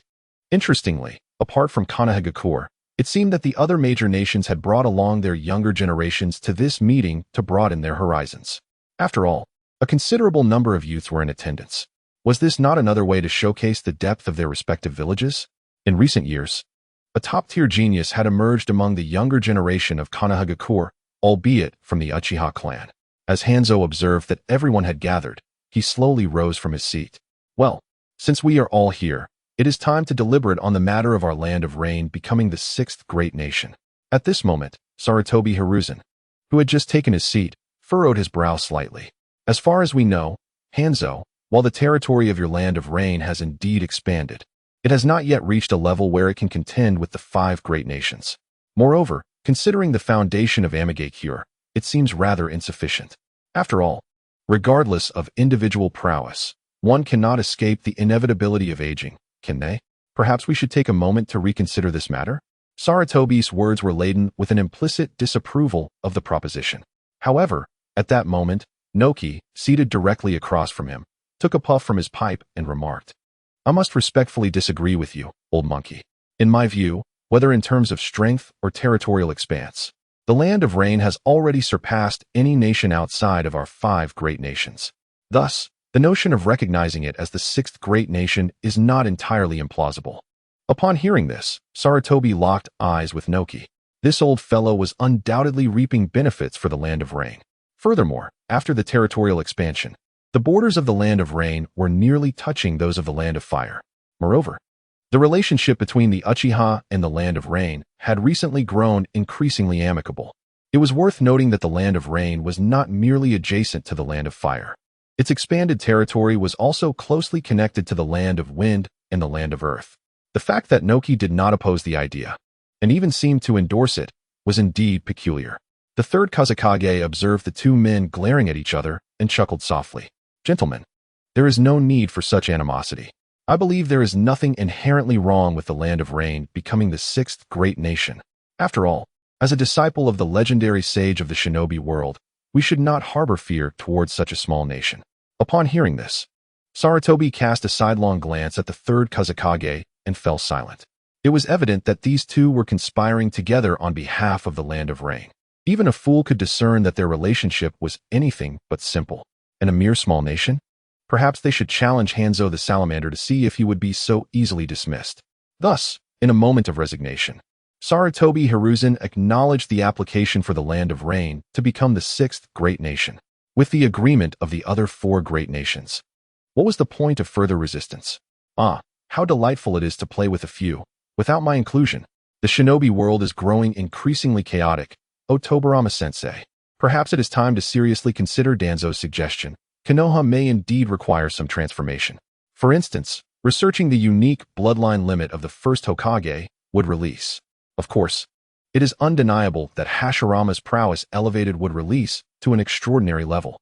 His would release could summon colossal Buddhas, wreaking havoc on the world. In contrast, Yamato's would release is limited to mere landscaping and the construction of a modest 3-bedroom apartment. The true strength lies not in wood release itself, but in the immense chakra reserves and the enhancement of yang release chakra that Hashirama possessed. The same can be said for the Sharingan.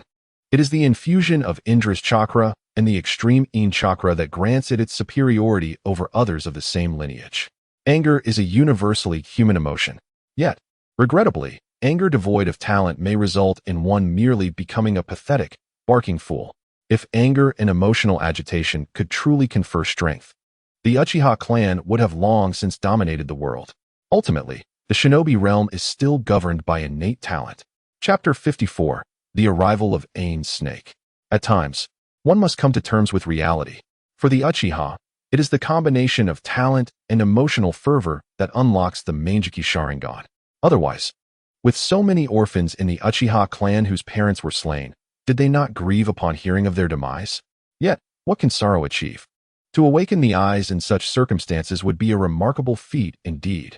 Meanwhile, within Konoha, in a secluded cave nestled deep within the dense forest, an unexpected laboratory had been established in a remarkably short span of time.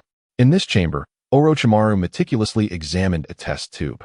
Since acquiring this test tube, he had devoted himself to studying this enigmatic substance. To his astonishment, the cells of this unidentified organism could autonomously absorb chakra from the surrounding air for self-replenishment and reproduction. Truly, a peculiar phenomenon. Dressed in a white lab coat, Orochimaru's pallid visage was reflected in the glass of the vial. With a hint of reluctance, he carefully secured it. Judging by the degree of its invasive properties, it seemed to rival, if not surpass, Hashirama's cells. Thus, it would be prudent to proceed cautiously, beginning with the study of Hashirama's cells. Moreover, he had recently drawn some inspiration from Jiraiya's sage mode. Lately, he had been quite busy. If Yun Ting were present, he could only marvel at the undeniable brilliance of Ain's Snake, the sole ninja in the shinobi world engaging in scientific pursuits. As a formidable antagonist ultimately redeemed, and the only man of the new era who remained unweakened, he was, in many ways, quite impressive. The shinobi world would not enjoy a prolonged peace. The lurking Black Zetsu and Madara were ever present.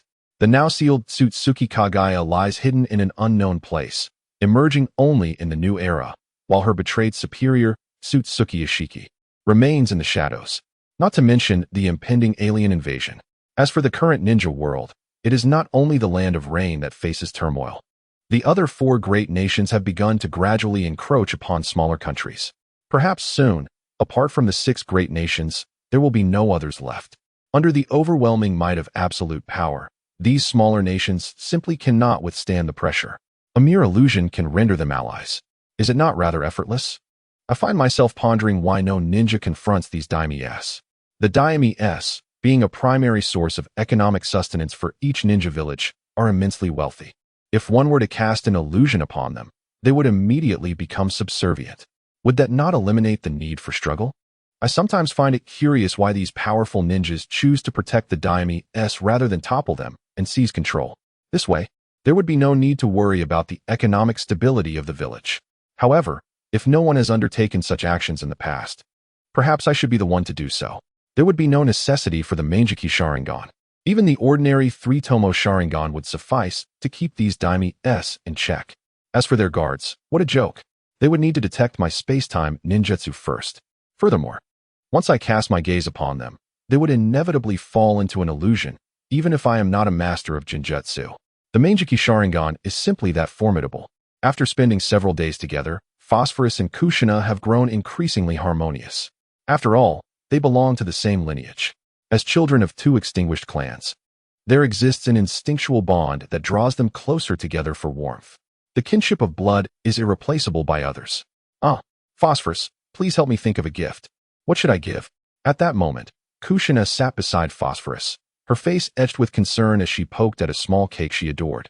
Phosphorus, glancing at the young girl of her own clan, smiled and remarked, "Nanane, you must have feelings for Yun Ting, right?" Upon hearing this, Kushina's cheeks flushed crimson. She extended her slender fingers to gesture lightly. "Well, I do like him a little. After all, we are already engaged.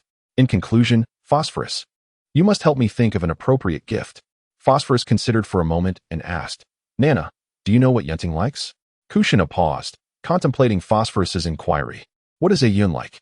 But given his status, anything he desires within the ninja world can be easily acquired. A small cake? No, that is merely my own preference. Training? I have nothing to offer in that regard. I already gifted him the Flying Thunder God technique last time. This time, a ninjutsu scroll is also included. Would it be somewhat awkward? As she pondered, Kushina sheepishly scratched her head. She then glanced at Phosphorus beside her. It seems that Yun lacks nothing at all. I am uncertain about what to present as a gift. Phosphorus paused momentarily before suggesting, "How about Kushina gives Yun Ting a one-of-a-kind present?" Kushina, momentarily bewildered, mused over the notion of a unique gift. Phosphorus chuckled softly. "For instance, you could personally knit a towel or create something truly distinctive." "Oh, I see. That sounds rather delightful." Once the dilemma was resolved, Phosphorus turned to Kushina and inquired, "By the way, Sister Nanai, how did you and Brother Yun Ting meet?" After taking a gentle bite of cake, Kushina's mind drifted into reminiscence. "How did we cross paths?" At that time, I had just arrived in Konoha. On my first day heading to school, I was so excited that I accidentally bumped into Yun Ting. That was our first encounter. Unlike the others, who casually commented on my red hair, Yun Ting seemed to regard my hair as if it were merely black. Later on, I was mocked during a speech, and Yun Ting stepped in to help me deal with those bothersome individuals. From then on, we grew increasingly familiar with one another. Until now. Chapter 55. Another year has swiftly passed. The Uchiha clan is on the brink of extinction. Unbeknownst to me, yet another year has flown by. I wonder if the unification of the ninja world is progressing at a similar pace. The progress is truly remarkable. The developments are all according to plan. The Land of Rain has nearly become one of the most prosperous regions in the entire ninja world. After all, the origins of those things are all rooted in the Land of Rain. Even the 5 great nations cannot resist partaking in the bounty. However, since it will all be my territory in the future, a little division is acceptable. As for the smaller nations, they have nearly all become our own. Some of those countries do not even possess a single elite Jonin-level ninja. Controlling them is akin to having them firmly in hand. In summary, Yun Ting is in quite a good mood these days. His strength is continuously augmenting. The Rinnegan has already been awakened, along with the eternal Mangeki Sharingan of the Uchiha clan.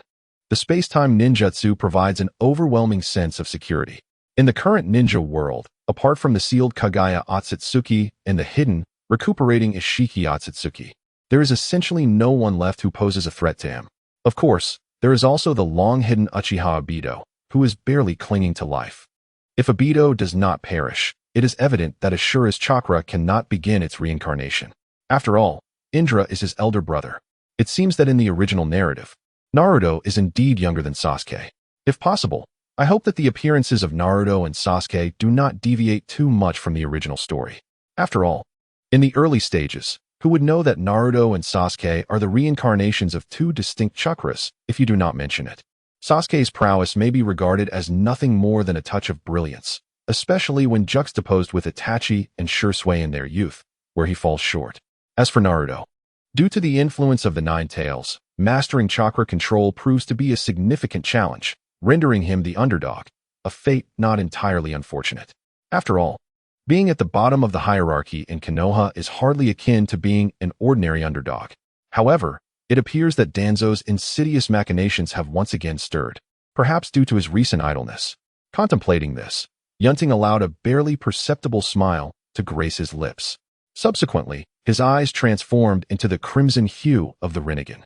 In that instant, a spatial rift materialized beside him, and Yun Ting stepped through it. As for the location on the other side of that rift, it is needless to inquire. It is undoubtedly the territory of the Shimura clan, where Danzo resides. Even during the Second Great Ninja War, his targeted efforts had diminished their numbers significantly. Yet, a withered camel is larger than a horse. Their remnants still amount to 100 scattered souls. Considering the tasks ahead, Yun Ting felt a surge of joy. Indeed, the ancients spoke true. It is only when one engages in nefarious deeds that one feels invigorated. He relished the forthcoming spectacle of dogs turning on each other. The moment Yun Ting manifested, a plethora of elemental ninjutsu erupted, accurately targeting the ninjas of the Shimura clan both within and outside their dwelling.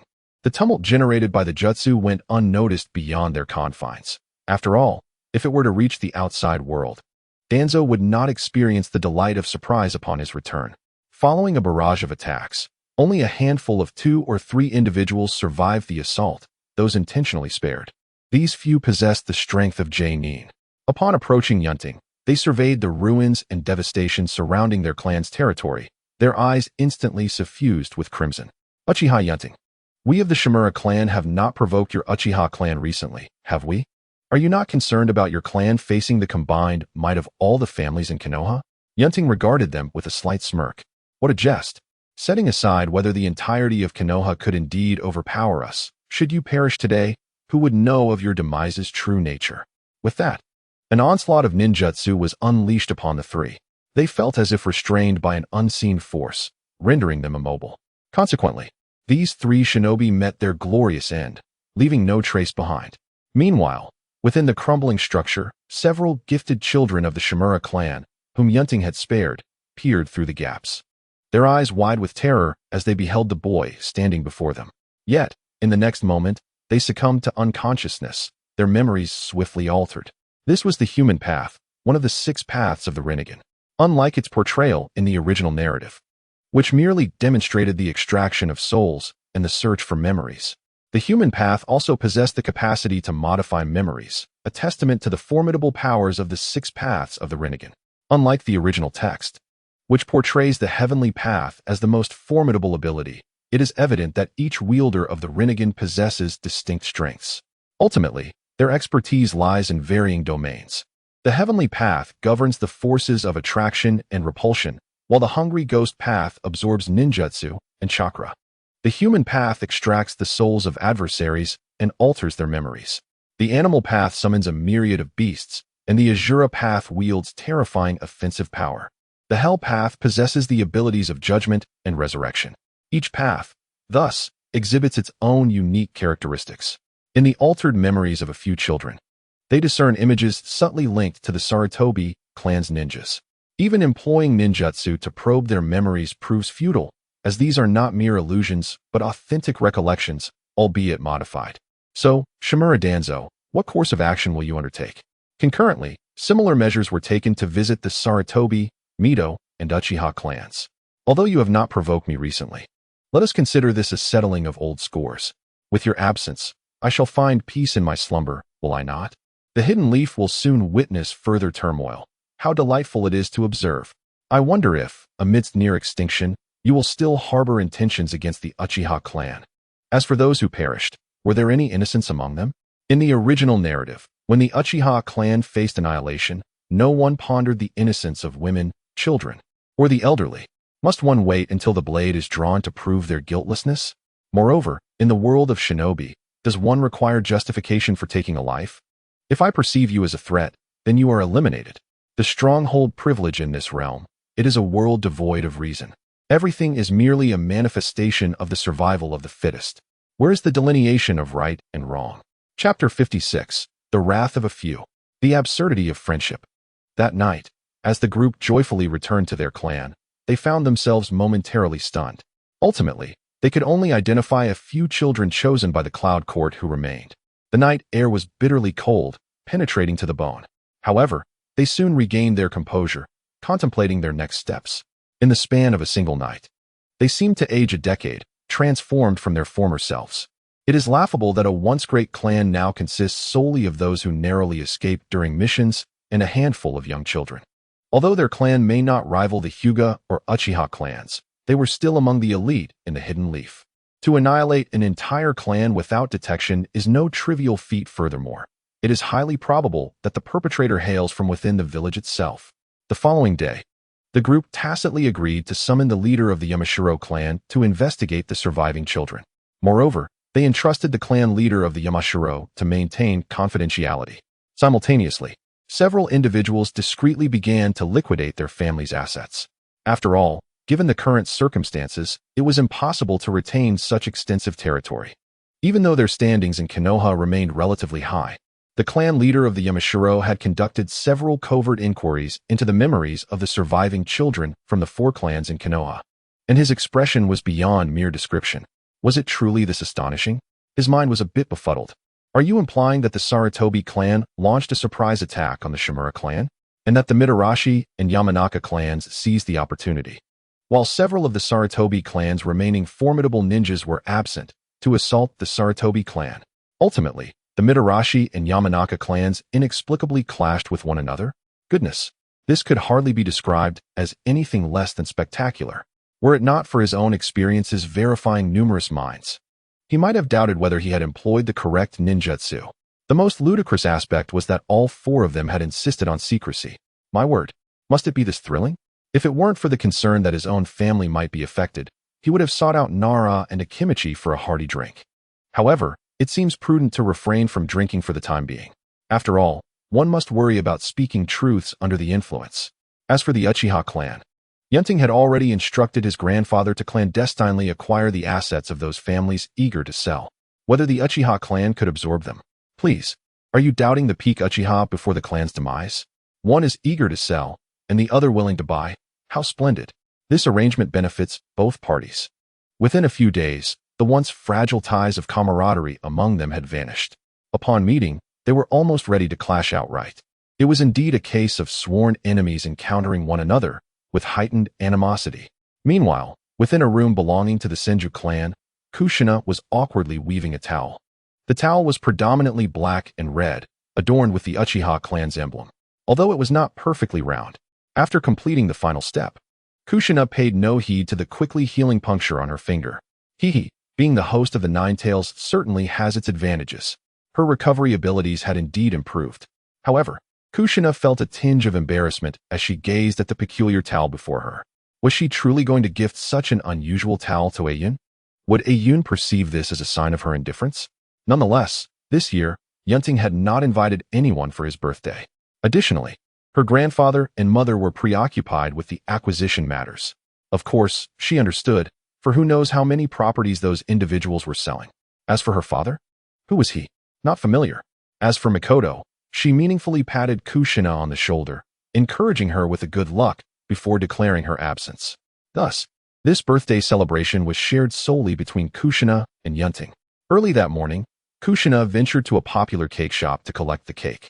Essentially, this cake shop does not permit cake orders, particularly for such a large cake. After all, resources are limited, and producing something of that size would yield few servings. However, with the essence of Jusanai at hand, such constraints seem trivial. There exists no challenge that cannot be resolved with sufficient financial means, if any do arise. It simply implies that the investment was insufficient. Thus, filled with delight, Jusanai made her way towards the Uchiha clan's territory, cake in hand. At that moment, a girl with black hair and white eyes entered the shop, accompanied by several others of the same clan. As the Hyuga girl was about to request a cake, she was informed that they were all sold out. The staff pointed to Jusanai, affirming their honesty regarding the shortage. If she desired a cake, she could return the following day or explore other establishments. The Hyuga girl glanced at the large cake held by Jusanai, perplexed. Wasn't it said that only small cakes were made? Had their principles been disregarded? Without hesitation, the Hyuga girl trotted over to Jusanai and tugged at her sleeve. Sensing the movement, Jusanai turned curiously, momentarily dazed upon recognizing the girl. Weren't they familiar? The Hyuga girl pointed at the cake in Jusanai's hands and smiled. Could you possibly share a little with me? I can pay. Jusanai promptly shook her head. No, this is a gift I intend to present. The girl sighed in disappointment. What a pity. Then, farewell. With that, she turned and left. Once the girl departed, Jusanai exhaled slowly, feeling a sense of relief. How odd it was for a stranger to harbor malice toward her. Had she misjudged the situation? Nevertheless, it was best to proceed to Yun. Yet, shortly after, she found herself encircled by several young men from the Hyuga branch family.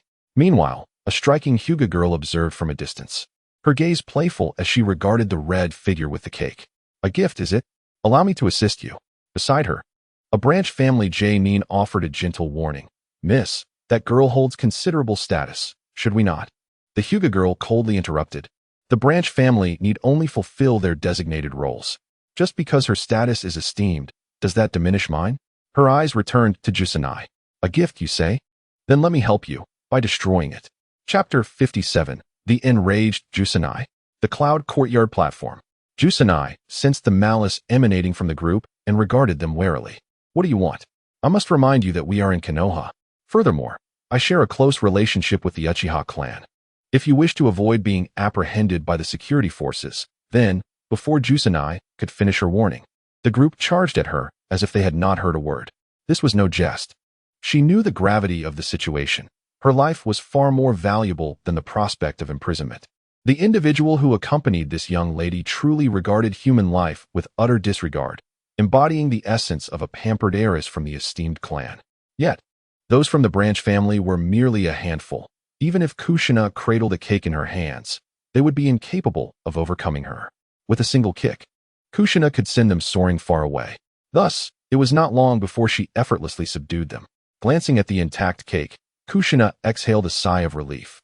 Thankfully, the gift for Yun remained unharmed. Meanwhile, from a distance, the Hyuga girl observed the fallen branch family members and remarked coolly, "The branch family truly is insufferable." Tianny, you too.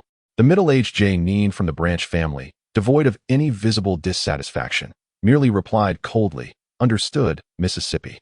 Of course, whether the middle-aged J-nin truly felt no dissatisfaction at all was a matter only he could ascertain. In an instant, the middle-aged J-nin distanced himself from the spoiled heiress of the Hyuga clan and approached Kushina, who was preparing to dash towards the Uchiha territory. Due to the absence of malice from the middle-aged J-nin, Kushina remained oblivious to his presence. However, in the next moment, a kunai pierced through the cake box, embedding itself into the cake. As Kushina beheld the hole in the cake box, the chakra of the Nine Tails began to leak uncontrollably from her body. Although she had fully mastered the Nine Tails chakra and the beast itself could not exert control over her, Kushina was undoubtedly engulfed in a profound fury, an overwhelming rage. In the state of being enveloped by the Nine Tails chakra, her perception of malice heightened significantly. Kushina's gaze sharpened towards the source of the most intense malevolence. Her eyes transformed into crimson slits, directed at the mischievous and vile heiress of the Hyuga clan. Engaging in the delight of destroying what others cherish will ultimately yield unfavorable outcomes. You, prepare to meet your end. In an instant, three tails formed from red chakra erupted behind Kushina. Almost in a blink, she vanished from her previous location, leaving behind a web of fine cracks on the ground. As Kushina materialized beside the unsuspecting Hyuga heiress, she delivered a resounding slap. A figure was sent hurtling away, none other than the J-nin from the branch family. After shielding her from the blow, the J-nin collapsed to the ground, motionless, as several bones had indeed been fractured. Yet, unbeknownst to anyone, a faint smile graced the corner of the middle-aged J-nin's mouth. As a ninja, employing no jutsu, no taijutsu, nor jinjutsu, and relying solely on sheer physical strength, what more need be said? You, a branch family J-nin, are quite the rogue. At this moment, the previously composed Hyuga heiress could not help but panic. Gazing at Kushina, cloaked in blood-red chakra, fear flickered in her eyes. The primal, beast-like crimson slits of her gaze exuded an overwhelming sense of oppression. What a monster! Stay away from me.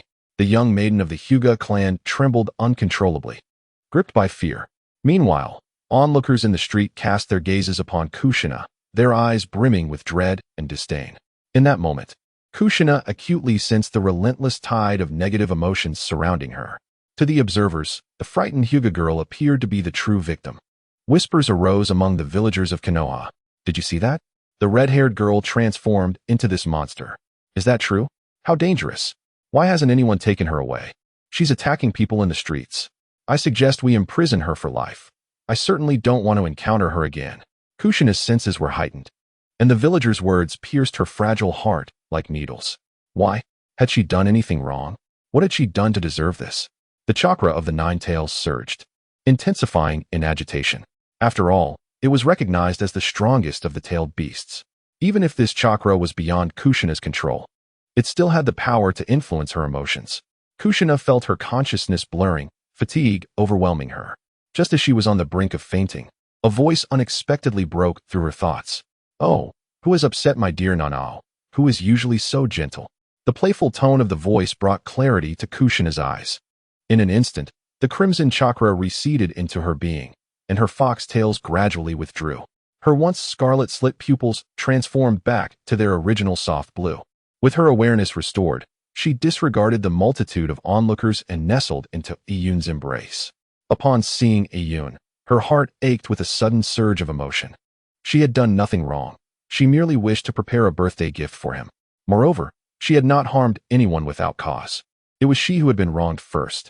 Yun, observing Kushina tightly clinging to him, gently wrapped his arms around her waist. Today, Nanao has endured much.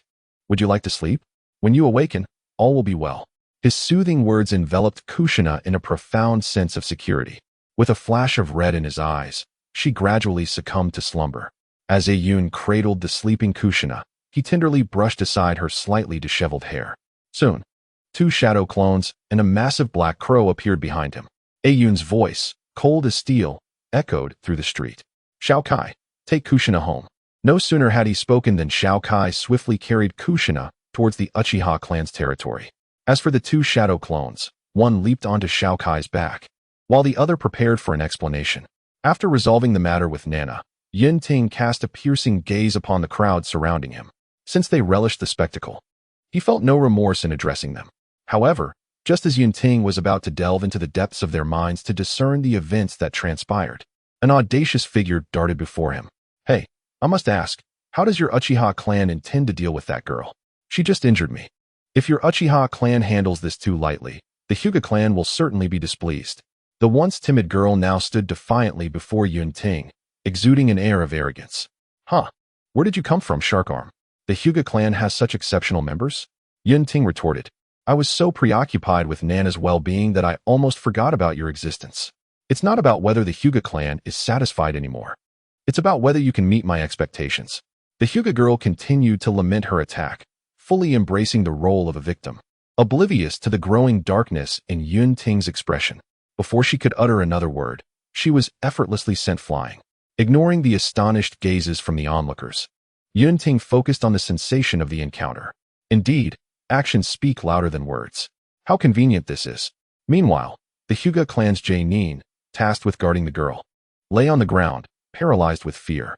This was it. While she flaunted her arrogance within the clan, she displayed no awareness of the gravity of her actions outside. The Uchiha clan's true heir stood before her. Although her status within the branch family was relatively high, the Hyuga clan had more than one prominent member. In an instant, an oppressive atmosphere enveloped the surroundings, leaving everyone feeling as though their minds had been emptied. Yun Ting, having gleaned the course of events from the crowd, seethed inwardly. How could one so formidable as I be overshadowed by this individual from the Hyuga clan? What nonsense regulations do they adhere to? A Jae-nin encircling someone who likely possesses no more than Genin-level strength? Just then, a group of Uchiha clan members arrived, a contingent of over 10 elite warriors, most of whom had activated their 3 Tomo Sharingan, the pinnacle of Konoha's strength. As for the spectators, they had been deprived of the recent memories. For the image of Kushina was hardly favorable. For Nana's sake, I must impose upon you. Feeling dizzy is normal. Being dazed is also to be expected. As for the instigator, Yun Ting's gaze shifted to the fallen Hyuga girl. She was doomed. Besides, the Hyuga clan ought to be expressing their gratitude towards me. Yun Ting seized one of the nearly lifeless legs of a young girl from the Hyuga clan, dragging her towards the direction of the Hyuga estate. Let us proceed to the Hyuga clan for some amusement, he proclaimed. Hardly had his words echoed when a dozen Uchiha Jonin followed closely behind, eager for action. Looking for trouble? Count me in. Indeed, the chance to venture to the land of rain was on a rotational basis, and these individuals had been dreadfully bored of late. When there was an opportunity for entertainment, they would undoubtedly seize it. Thus, the group set forth with great vigor towards the Hyuga clan, though the number may seem modest. These were elite Uchiha Jonin, each capable of single-handedly taking on multiple opponents. Frankly speaking, their prowess could easily overpower all the clans within Konoha at present. Shortly thereafter, they arrived at the entrance of the Hyuga estate. The patrolling Hyuga branch ninjas observed the approaching Uchiha with furrowed brows. Isn't that so? One remarked, recognizing several formidable Uchiha Jonin among them. Their demeanor hardly suggested a friendly visit, and considering the nature of the relationship between the two clans, the likelihood of such a visit was exceedingly slim. Hey, you, go fetch the clan leader from within. I'll stall them for a while, instructed a middle-aged ninja to a younger comrade. Understood, replied the young ninja, exerting every ounce of strength to dash towards the residence of the Hyuga clan leader. Meanwhile, Yun Ting and the Uchiha had already reached the entrance of the Hyuga estate. Excuse me, esteemed members of the Uchiha clan, what brings you to our Hyuga residence? Yun Ting remarked, casting a casual glance at the branch clan ninja before him. Of course, there was a reason for their visit. Otherwise, who would waste their time here? This one, you recognize, I presume? Yun Ting inquired, slightly shaking the young lady from the main branch he held. The ninja from the Hyuga branch, glancing at the individual in Yun Ting's grasp, exhibited a look of surprise, followed by a meticulous examination. She is the granddaughter of our clan's third elder. May I inquire as to what grievances you hold against her? At this point, even the most oblivious of Hyuga ninjas could deduce the situation. The Uchiha had come seeking retribution. This young lady, once unruly within her clan, was now facing the consequences of her actions. Nevertheless, the priority remained to delay the situation. It was beyond their capacity to manage. Awaiting the arrival of the clan leader was the wisest course of action, especially since they typically handled arduous tasks and should refrain from escalating matters of such seriousness. Before long, the current clan leader of the Hyuga and several elders arrived. One elder, upon noticing the figure being dragged by Yun Ting, exhibited a particularly intense reaction. This man was undoubtedly the grandfather of the spoiled young lady, the third elder of the Hyuga clan. No wonder she had once displayed such audacious confidence. The third elder of the Hyuga suppressed his urge to intervene, his gaze sharp as he fixed it upon Yun Ting. Do you realize whom you are dragging? I, a member of the esteemed Hyuga clan, must inquire whether you, the Uchiha, intend to wage war against us. Uchiha Yun Ting gazed unwaveringly at the elder opposite him. Am I dragging along just an unreasonable and obstinate member of your Hyuga clan? Furthermore, dear elder, considering your advanced age, you surely comprehend the implications of declaring war, do you not? I stand here representing the Uchiha clan. Can you claim the same for the Hyuga? Have the privileges of your esteemed lineage clouded your understanding of your own identity? You, the third elder of the Hyuga, found yourself momentarily speechless, fully aware that you could not represent your clan in a conflict against the Uchiha. Yet, upon seeing your granddaughter, covered in dust and wearing tattered clothes, with numerous cuts marring her face and faint traces of blood upon the ground, one cannot help but feel a surge of indignation. When has your granddaughter been subjected to such treatment? Let me clarify. Regarding the correction of typographical errors, I shall attend to them when time permits. My response indicates that I have acknowledged your message and taken a screenshot. It does not imply an immediate correction. Therefore, do not be overly eager, pestering me after just an hour about why the changes have not yet been made. I understand your desire to have me correct typographical errors, but relentless pursuit is uncalled for. Chapter 59, Happy Birthday. Reluctantly, the third elder of the Hyuga turned his gaze towards his clan leader, hoping for assistance. After all, as the head of the Hyuga clan, the Uchiha would surely regard him with some measure of respect. However, the Uchiha of today are far removed from those of the original narrative. The Hyuga, a clan both laughable and tragic. Just as the Hyuga clan leader was about to speak, intending to demand the return of his kin and prepared to offer some form of compensation, Uchiha Yun Ting's black eyes underwent a profound transformation. 1 tomo, 2 tomo, 3 tomo, his Sharingan awakened. The crimson kaleidoscope of his Sharingan captivated the gaze of all present from the Hyuga clan. A subtle manifestation of ominous chakra emanated, instilling fear within the hearts of the Hyuga. Uchiha Yun Ting chuckled as he shook the refuse in his hand. A cold, indifferent voice resonated in the ears of all from the Hyuga clan. I trust that the Hyuga clan leader will make the correct choice, yes? After all, we merely seek an explanation. Of course, if your clan truly wishes to engage us in battle, we shall not shy away. However, to speak frankly, your current strength is rather lacking.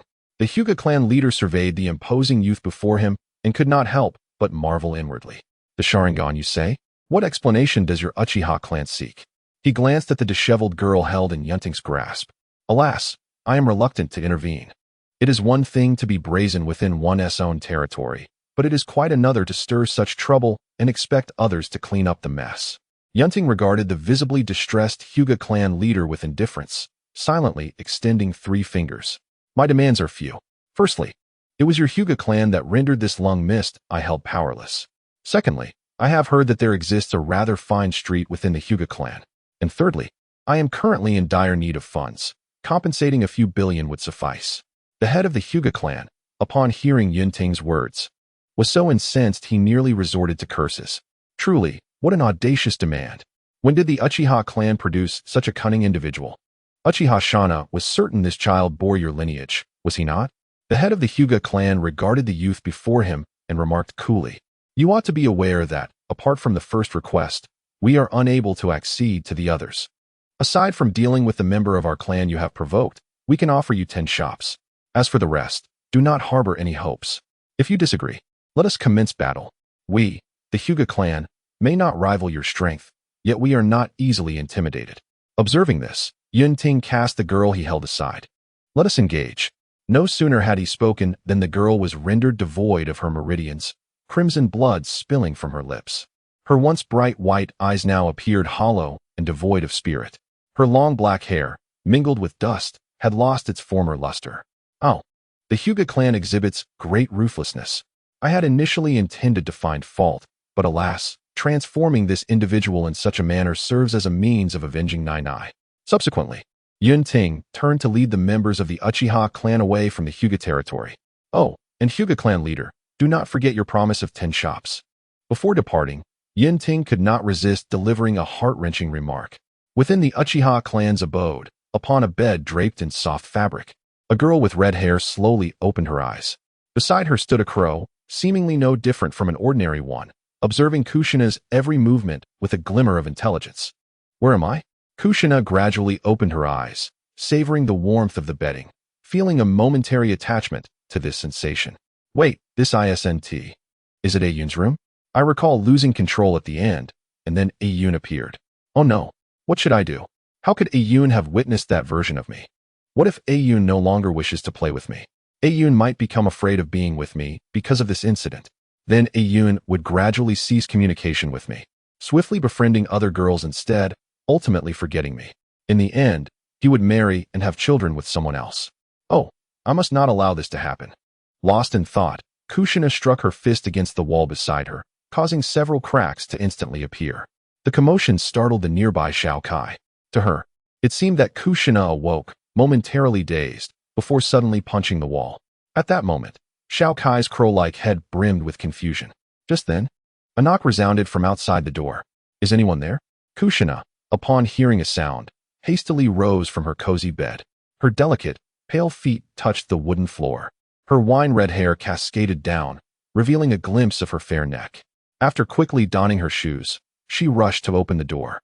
Upon opening it, she was greeted by the sight of the cake shop owner standing before her, holding a cake that was a size smaller than the one she had ordered. "Owner, what brings you here?" Kushina inquired, tilting her head in curiosity. "This is, well, while preparing your cake today, I realized that some ingredients were inadvertently left out. Thus, I had to make a smaller version and bring it to you. I hope you don't mind," the owner explained. Kushina immediately shook her head. "I don't mind at all, thank you so much." After exchanging a few pleasantries, she bid farewell to the cake shop owner and took the cake in her hands, marveling at it. Indeed, there are still many kind-hearted people in this world. Just as Kushina turned to close the door, the figure of the cake shop owner vanished, only to blend into the large tree nearby. "Hey, what do you think of my acting?" A young boy addressed his identical shadow clone beside him. Not particularly impressive. Would the owner really venture so far into the Uchiha clan? "It seems absurd," the other shadow clone retorted. The first clone waved his hand dismissively and turned his gaze toward Kushina, who was cautiously examining the cake, a gentle smile gracing his lips. "Don't worry about that. As long as someone believes it, that is sufficient." "True enough," the other clone chuckled lightly. Chapter 60. Rapid developments. Meanwhile, shortly after Uchiha Yun Ting departed, a Byakugan youth from the Hyuga clan, who had just witnessed the scene, quietly returned to his room. His chamber was somewhat secluded, tucked away in a corner of the clan's territory. Although it was isolated, at least he was undisturbed. Upon entering, the boy slowly revealed his forehead, which bore the conspicuous seal of a caged bird. His rough fingers gently traced the mark, and he murmured softly, "Perhaps I should indeed consider accepting that fellow's request. Who knows? If things continued this way, he would inevitably become a mere shadow of his father and others. Power, absolute power. He fervently wished that one day he could be like that individual from the Uchiha clan. Unfortunately, as a branch family member, even freedom was often not guaranteed. Upon returning home, Yun Ting feigned surprise and shared the cake with Kushina. The shinobi world appeared remarkably harmonious during this period. Indeed, when the Konoha Force settled down, the Uchiha clan experienced a notable tranquility. At that time, various nations were secretly conducting ceremonies to seal the tailed beasts. In the land of wind, golden sands stretched endlessly, with hardly a trace of green in sight. It was difficult to imagine that a community thrived in such an environment. Magnet dust, why? Even though Fuku's physical condition is deteriorating, he pondered. However, there is no need for you to become a Jinchuriki, is there? Both of us are prodigies. Invaluable assets to our village, and we certainly do not require such a fate. Luosha gazed at the brilliant young man before him and earnestly advised him. The youth did not meet Luosha's gaze. Instead, his eyes were fixed on the location within Sunagakure where the one-tailed Jinchuriki, Fubuki, was imprisoned. Fubuki has endured enough suffering in this lifetime. It is time for him to find peace. Moreover, my resolve to act is backed by a measure of confidence. Nevertheless, I appreciate your concern, Luosha. Luosha sighed as he regarded the young boy before him, who was younger than himself. You rascal. Fine. How about this? Your sister Karuro has asked you to return home for a meal. Aren't you grateful? Without our hospitality, you wouldn't be able to enjoy such fine fare. Tianbing, after you seal the three tails within you, will you spar with me once more? Huey Juanza asked as he playfully hooked his arm around Tianbing's neck. Tianbing coldly pushed him away and replied with a hint of frost in his voice, we'll see. With that, Tianbing stepped forward into the ritual to seal the three tails. A different expression emerged on Huey Juanza's face, a stark contrast to his usual carefree demeanor. After all, the Huey clan had few friends, owing to their volatile and combative nature. Tianbing, however, was one of the rare normal friends he had, excluding the battle-crazed members of his own family. Meanwhile, within Kumogakure, a youth with slightly darkened skin forcefully kicked open the door to the Raikage office. The third Raikage, AI, looked at his impetuous son, a vein throbbing on his forehead.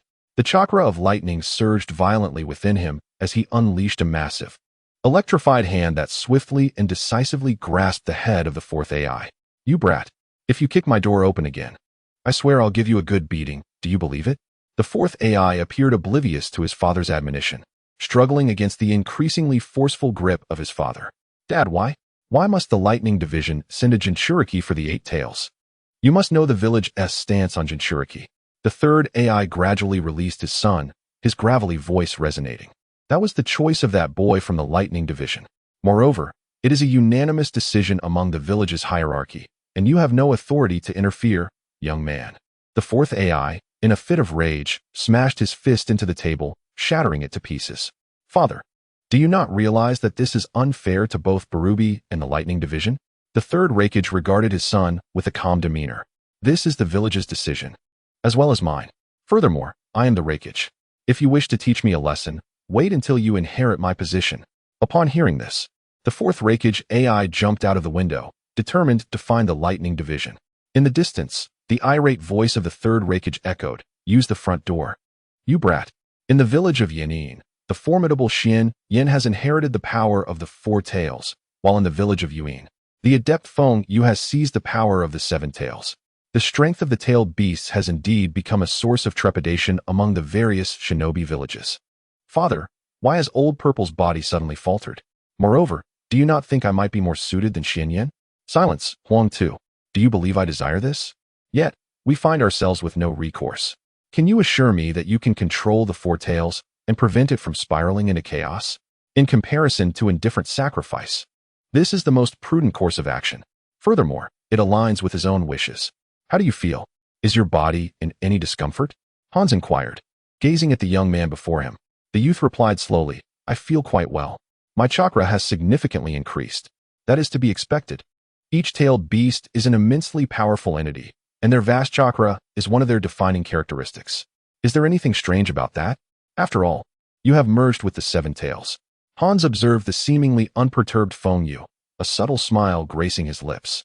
It appears that the sealing techniques of the Uzumaki clan are indeed commendable.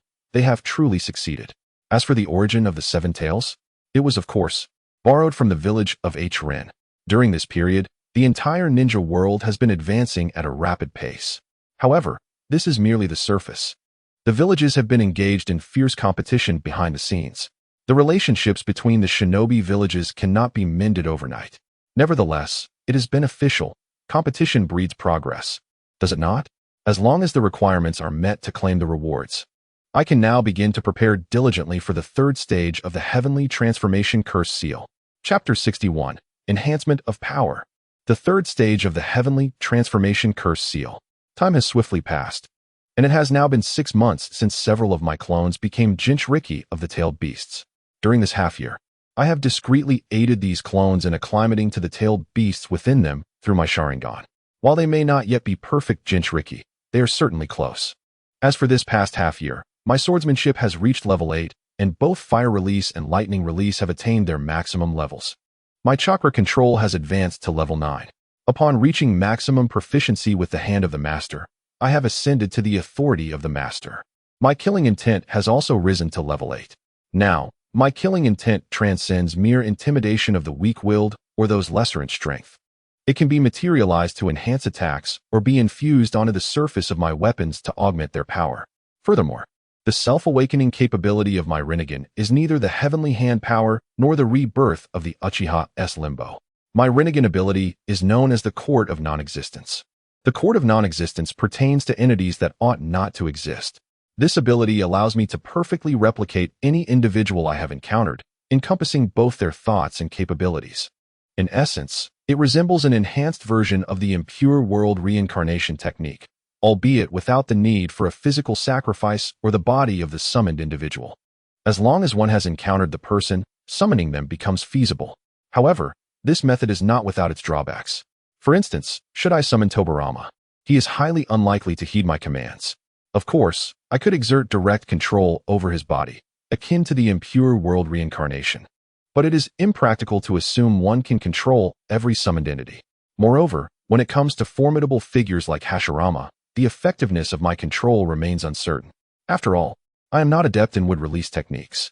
Additionally, one of the awakened abilities of the Rinnegan, time reversal, has been bolstered, at the very least. I can now revert my own state, albeit only for a few seconds. My sealing technique has barely reached level 4, a feat achieved solely through my studies with Nanai, without expending any system currency. Attaining level 4 is quite commendable, considering Nanai is likely only at level 6. Uzumaki Mito's sealing technique is set at level 9. As for today, I shall focus on mastering the third phase of the Heavenly Seal, as I have already delayed this endeavor for far too long. Once Yun Ting had arranged everything meticulously, he entered the fishing space to enter a state of seclusion. Both his current chakra control and the enhancement brought about by the increasing strength of his clan members indicated that the time was ripe. Furthermore, he had accumulated enough system currency. Should the need arise, he could directly harness the power of the system. If successful, it would be even better, allowing him to amass a considerable fortune. Upon entering the fishing space, Yun Ting was greeted by a diminutive wood spirit, adorned with a pair of translucent emerald wings and standing about 1 meter tall. "Master, what brings you here?" The spirit's natural aura was refreshing to Yun Ting. "Oh, little green, I have come here to cultivate something. You may continue with your tasks and need not concern yourself with me." Little green, upon hearing this, bowed slightly and replied, "Understood," before swiftly departing, discreetly instructing other wood spirits to avoid disturbing Yun Ting. Watching Little Green's retreating figure, a gentle smile graced Yun Ting's face. The once tiny creature had grown significantly, now even with a multitude of offspring. It evoked a sense of pride within him, akin to witnessing his own child mature, despite having merely allowed it to roam freely within the fishing space. Following this, with a mere thought, Yun Ting arrived at a relatively open area. He seated himself cross-legged and began to draw upon the immense chakra within him, comparable to or even surpassing that of a tailed beast. In accordance with the method for cultivating the third phase of the Heavenly Seal, the chakra within him gradually coalesced at the dantian, slowly forming a chakra vortex. Subsequently, the Tianyin curse mark advanced to its second stage, manifesting black markings reminiscent of Tsunade's Byakuga state, albeit in white upon his own form. His once ebony hair transformed into a cascade of snowy locks. Within the space, an immense surge of natural chakra surged fervently through the white markings on his body, akin to a torrent rushing into his being. This natural chakra, like his own, began to flow purposefully towards his dantian. As the natural chakra integrated, The two types commenced a harmonious dance, swirling and melding into one another, forming a miniature vortex. Thereafter, Yun Ting maintained the curse-mark state. After an indeterminate passage of time, he abruptly opened his eyes. Within him, the natural chakra and his own had achieved a sublime equilibrium. He then exerted control to compress this perfectly serene chakra vortex. Upon sensing his body had reached its limit, he utilized system currency to complete the final step. In an instant, a plethora of intricate and complex symbols materialized at his dantian, creating a space akin to a dimensional ring capable of storing objects. The meticulously compressed chakra vortex was ensconced within this newfound space, continuously absorbing both his own and external chakra. Alas, this endeavor consumed nearly half of his system currency. There was no alternative. How else could he accomplish this final stage? He had diligently studied under Nine Eye.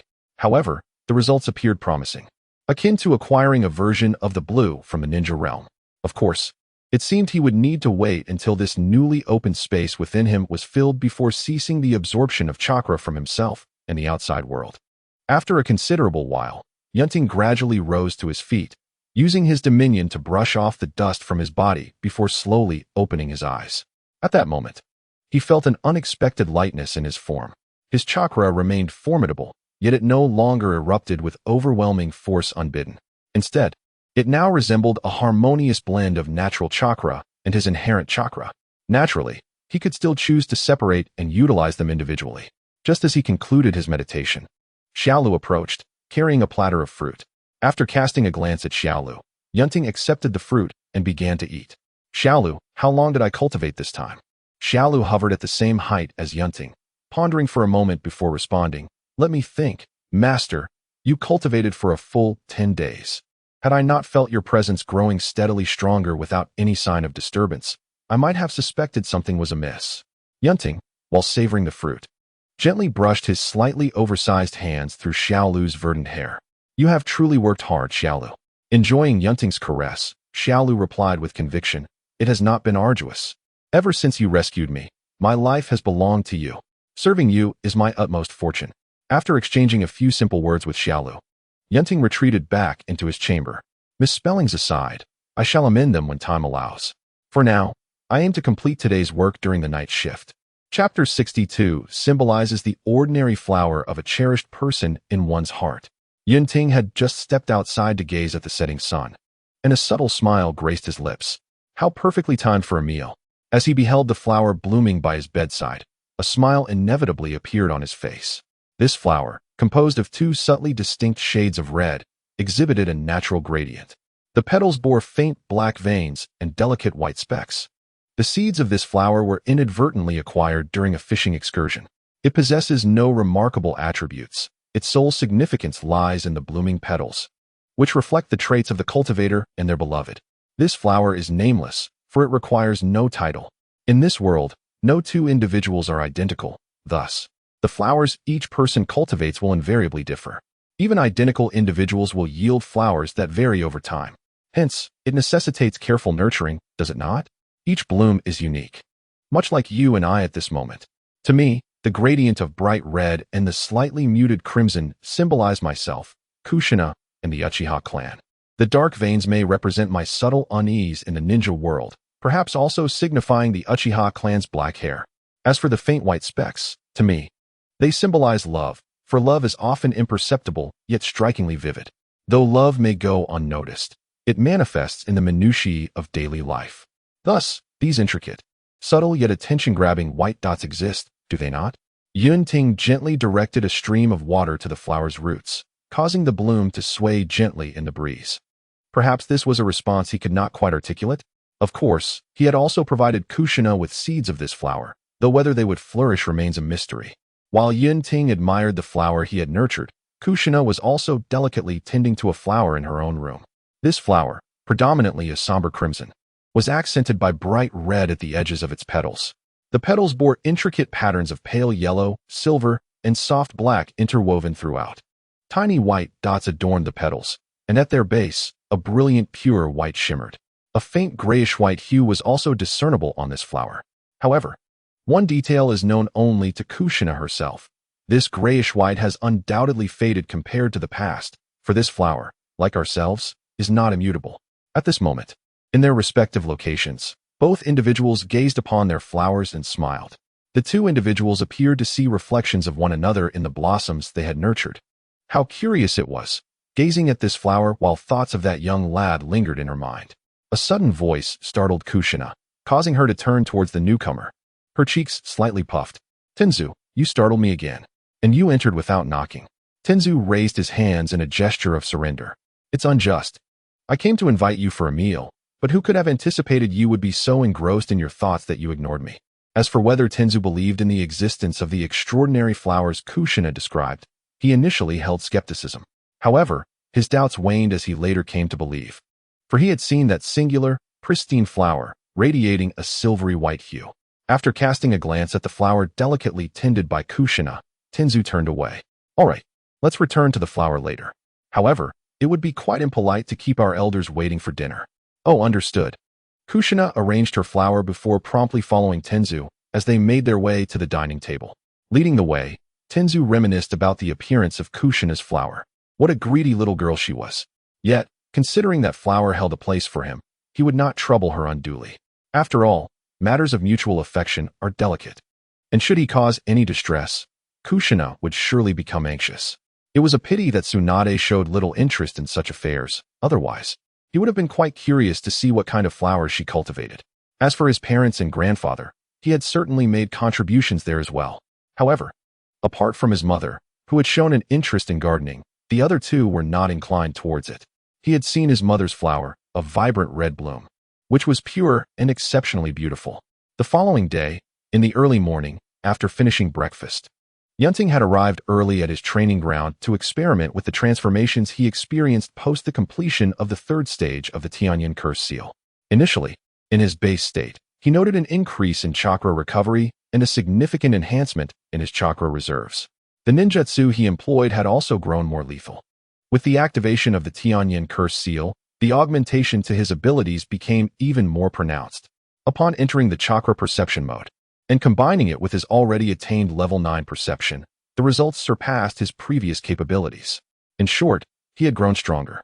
As for Nanana, during this period, the chakra of the nine tails had dwindled to just 8 segments. Kushina's chakra had experienced exponential growth. As she matured, her physical chakra increased rapidly, and her development allowed her to absorb more of the nine tails chakra. This, in turn, propelled further physical growth, creating a flawless cycle of enhancement. While Kushina had also begun to learn the Tianyan Curse Seal, she had merely grasped the first stage. Although this technique was typically reserved for elite jonin of the Uchiha clan, it had been offered to Yun Ting, allowing him the discretion to pass it on as he wished. Should anyone have objections, they could take it up with his Susanoo. After the experiment and Yun Ting concluded, he languidly reclined in a chair, gazing at the heavens. One cannot help but wonder where the devoted Black Zetsu is hiding. The tale of Naruto, also known as the Chronicle of Black Zetsu's maternal rescue, is well known, is it not? A millennium of clandestine plotting solely to save his mother, truly an unparalleled display of filial piety. Although the ultimate defeat of Kagaya Otsutsuki was somewhat lackluster and tragic, one cannot deny that Naruto's charm was employed to great effect. The Otsutsuki clan is not devoid of emotions. They are merely individuals endowed with immense power. Moreover, having been sealed away for so many years, a moment of bewilderment is quite understandable, such is the nature of humanity. Finally, I have completed the writing, and my workday approaches. Until tomorrow, my dear friends. Chapter 63, Uchiha Obito. In a clandestine and somewhat dim underground chamber within the ninja world, an elderly man, his face adorned with numerous wrinkles, sat upon a stone chair. Before him stood a humanoid entity composed entirely of white tissue. If Yun Ting were present at that moment, he would undoubtedly recognize this pale being alongside the elderly figure, who exuded an aura of impending demise. Indeed, it was none other than White Zetsu and Uchiha Obito. Listening to the recent intelligence gathered by White Zetsu, Obito displayed no superfluous expressions. As anticipated, Hashirama, I had previously asserted that your resolve was too weak. Had you decisively eradicated the remaining great nations back then, we would not be beset by such turmoil today. Without your and my protection, the ninja world has already witnessed 2 wars in merely a few years. Nevertheless, many prodigies have emerged from the various villages. Furthermore, It seems the Uchiha clan has also birthed a genius. Uchiha Yun Ting. Is he not the grandson of that boy Kushina? Obito held a vivid recollection of this individual, who had performed admirably during the final confrontation between the Senju and Uchiha clans. Regrettably, at that time, the clan members yearned too fervently for the hard-won peace. None were willing to follow me. But alas, it matters not. As long as I can awaken the infinite Tsukuyami in the future, everything will come to an end. In that world, devoid of suffering, bereavement, and war, where children are not thrust onto the battlefield from an early age, shall finally emerge. Contemplating this, Obito's eyes sparkled with a radiant brilliance, starkly contrasting with his withering form. However, it was evident that this pair of Sharingan was not the original set belonging to Obito. After awakening the Rinnegan, his body had nearly reached a state of total depletion. Were it not for this, he would not have temporarily entrusted his Rinnegan to the descendants of the Uzumaki clan. Moreover, there was another reason for placing it in the hands of that Uzumaki youth. It was a preparation for his future resurrection. The Rinnegan possesses a unique ability, a technique that can resurrect the deceased. The cost, of course, is the life of the individual wielding this ocular jutsu. Naturally, if one's life force is sufficiently robust, one might survive. However, their body would likely be left in ruins.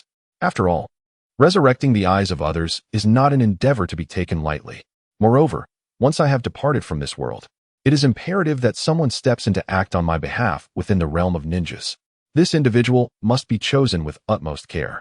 Logically, Uchiha Yun Ting and Uchiha Shana would be the most suitable candidates, particularly the former, who has awakened the Mangeki Sharingan at a remarkably young age.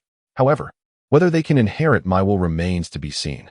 Ideally, I would prefer someone like Uchiha, who, after succumbing to despair, becomes emotionally extreme. Such individuals are indeed easier to control. At this moment, within the Uchiha clan, Uchiha Yun Ting gazes at his grandfather, exasperated. Isn't it a hassle to lead a team? Can I opt out? Besides, why must I be the captain? I'm not in need of money. Uchiha Shana, upon hearing this, shrugged and replied, there's no choice. As you know, although the Uchiha clan has established a connection with the Land of Rain, our family's defense forces are insufficient. These gaps must be filled by you recent graduates or those with only a few years of experience.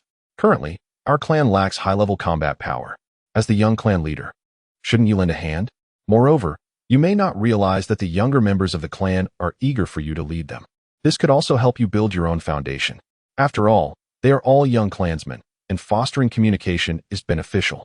Uchiha Yun Ting nodded in resignation. Being young is one thing. It's merely leading children in play. If I must, then so be it.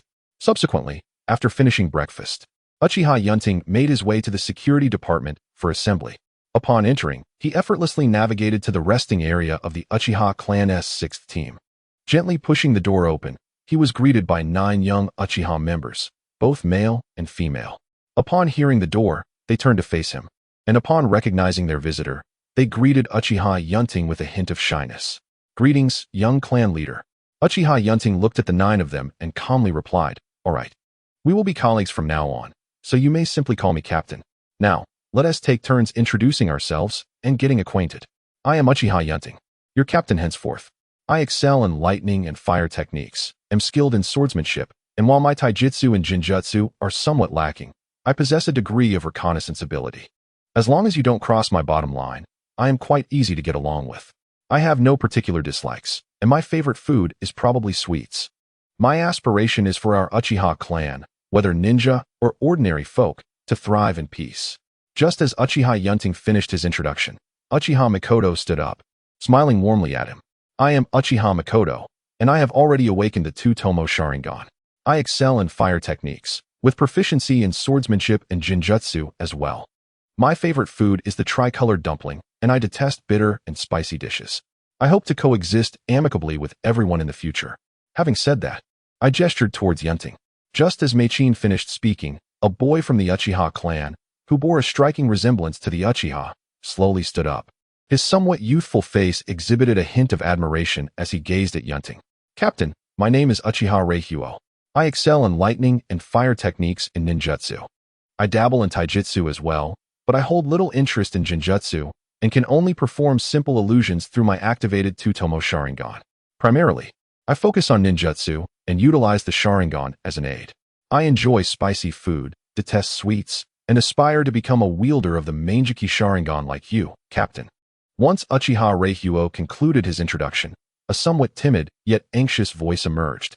Hello everyone, I am Uchiha Sia. I currently possess a 2-tomo Sharingan.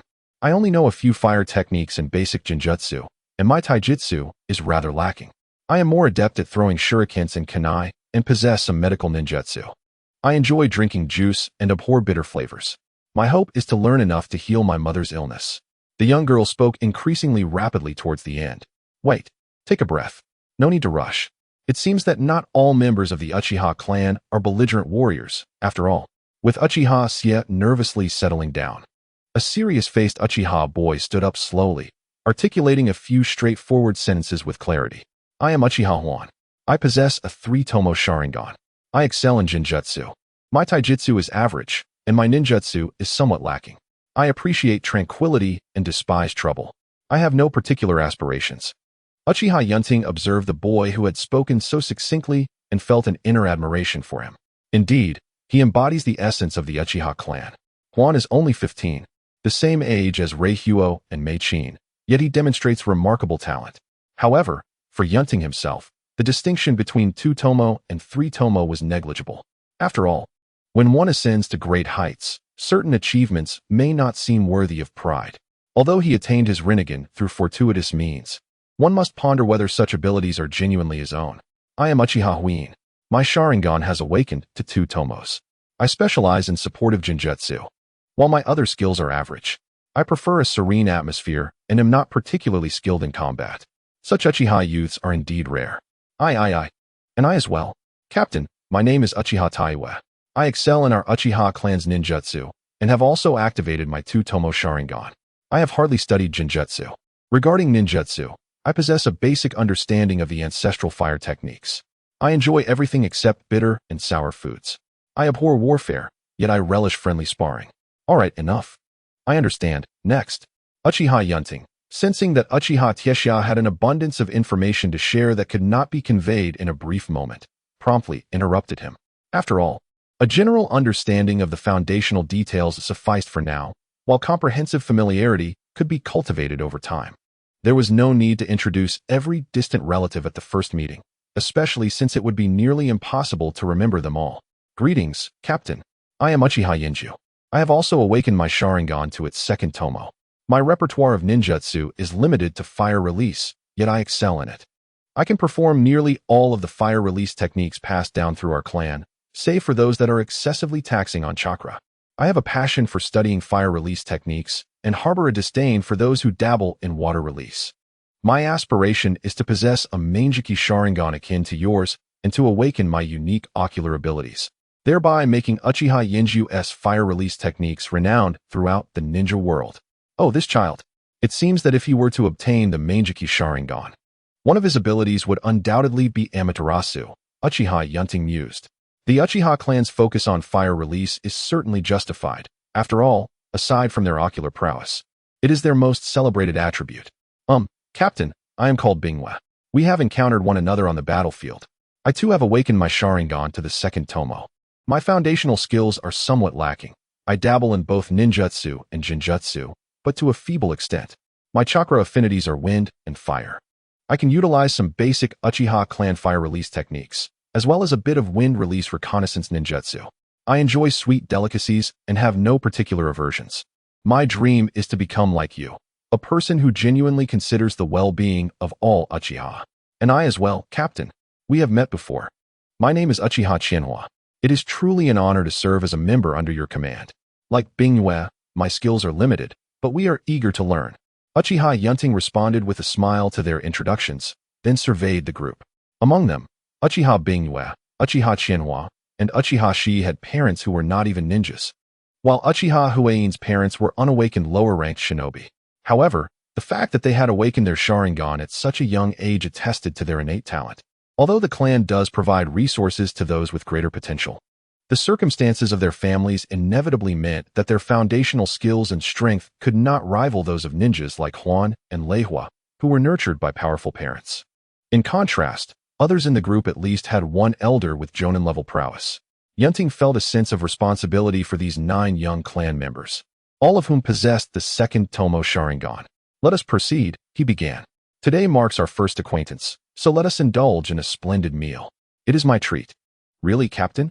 How generous of you, exclaimed Leihua and Yinju in unison. Uchiha Yun Ting merely smiled and led the way, while the four girls, Bingyue, Qianhua, Shi, and Meiqin, followed him at a leisurely pace, neither hurried nor slow. A few individuals engaged in conversation, and before long, they became quite familiar with one another. Leihua, Taiyu, and Yinyu had known each other for quite some time, naturally walking shoulder to shoulder behind. Their parents were close comrades, which allowed the three to grow up together.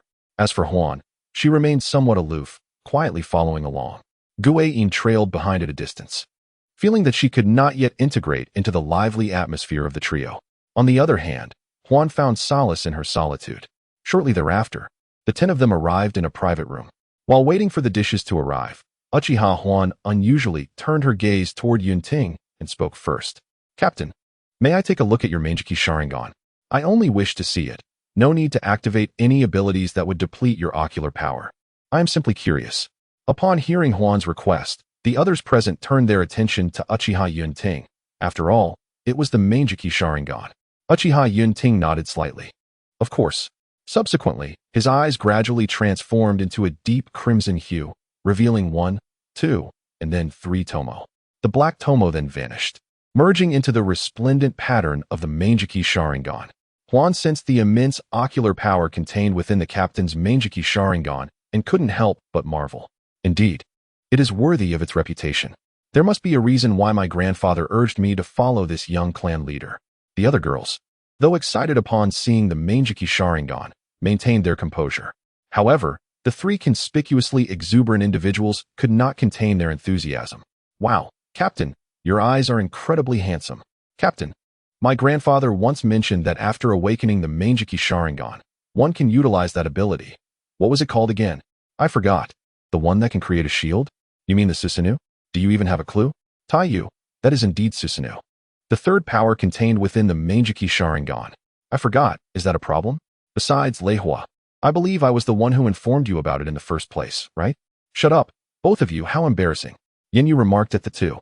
Yet soon after, Yinyu gazed longingly at the captain's eyes. Oh, how I wish to have it too. I envy you so much.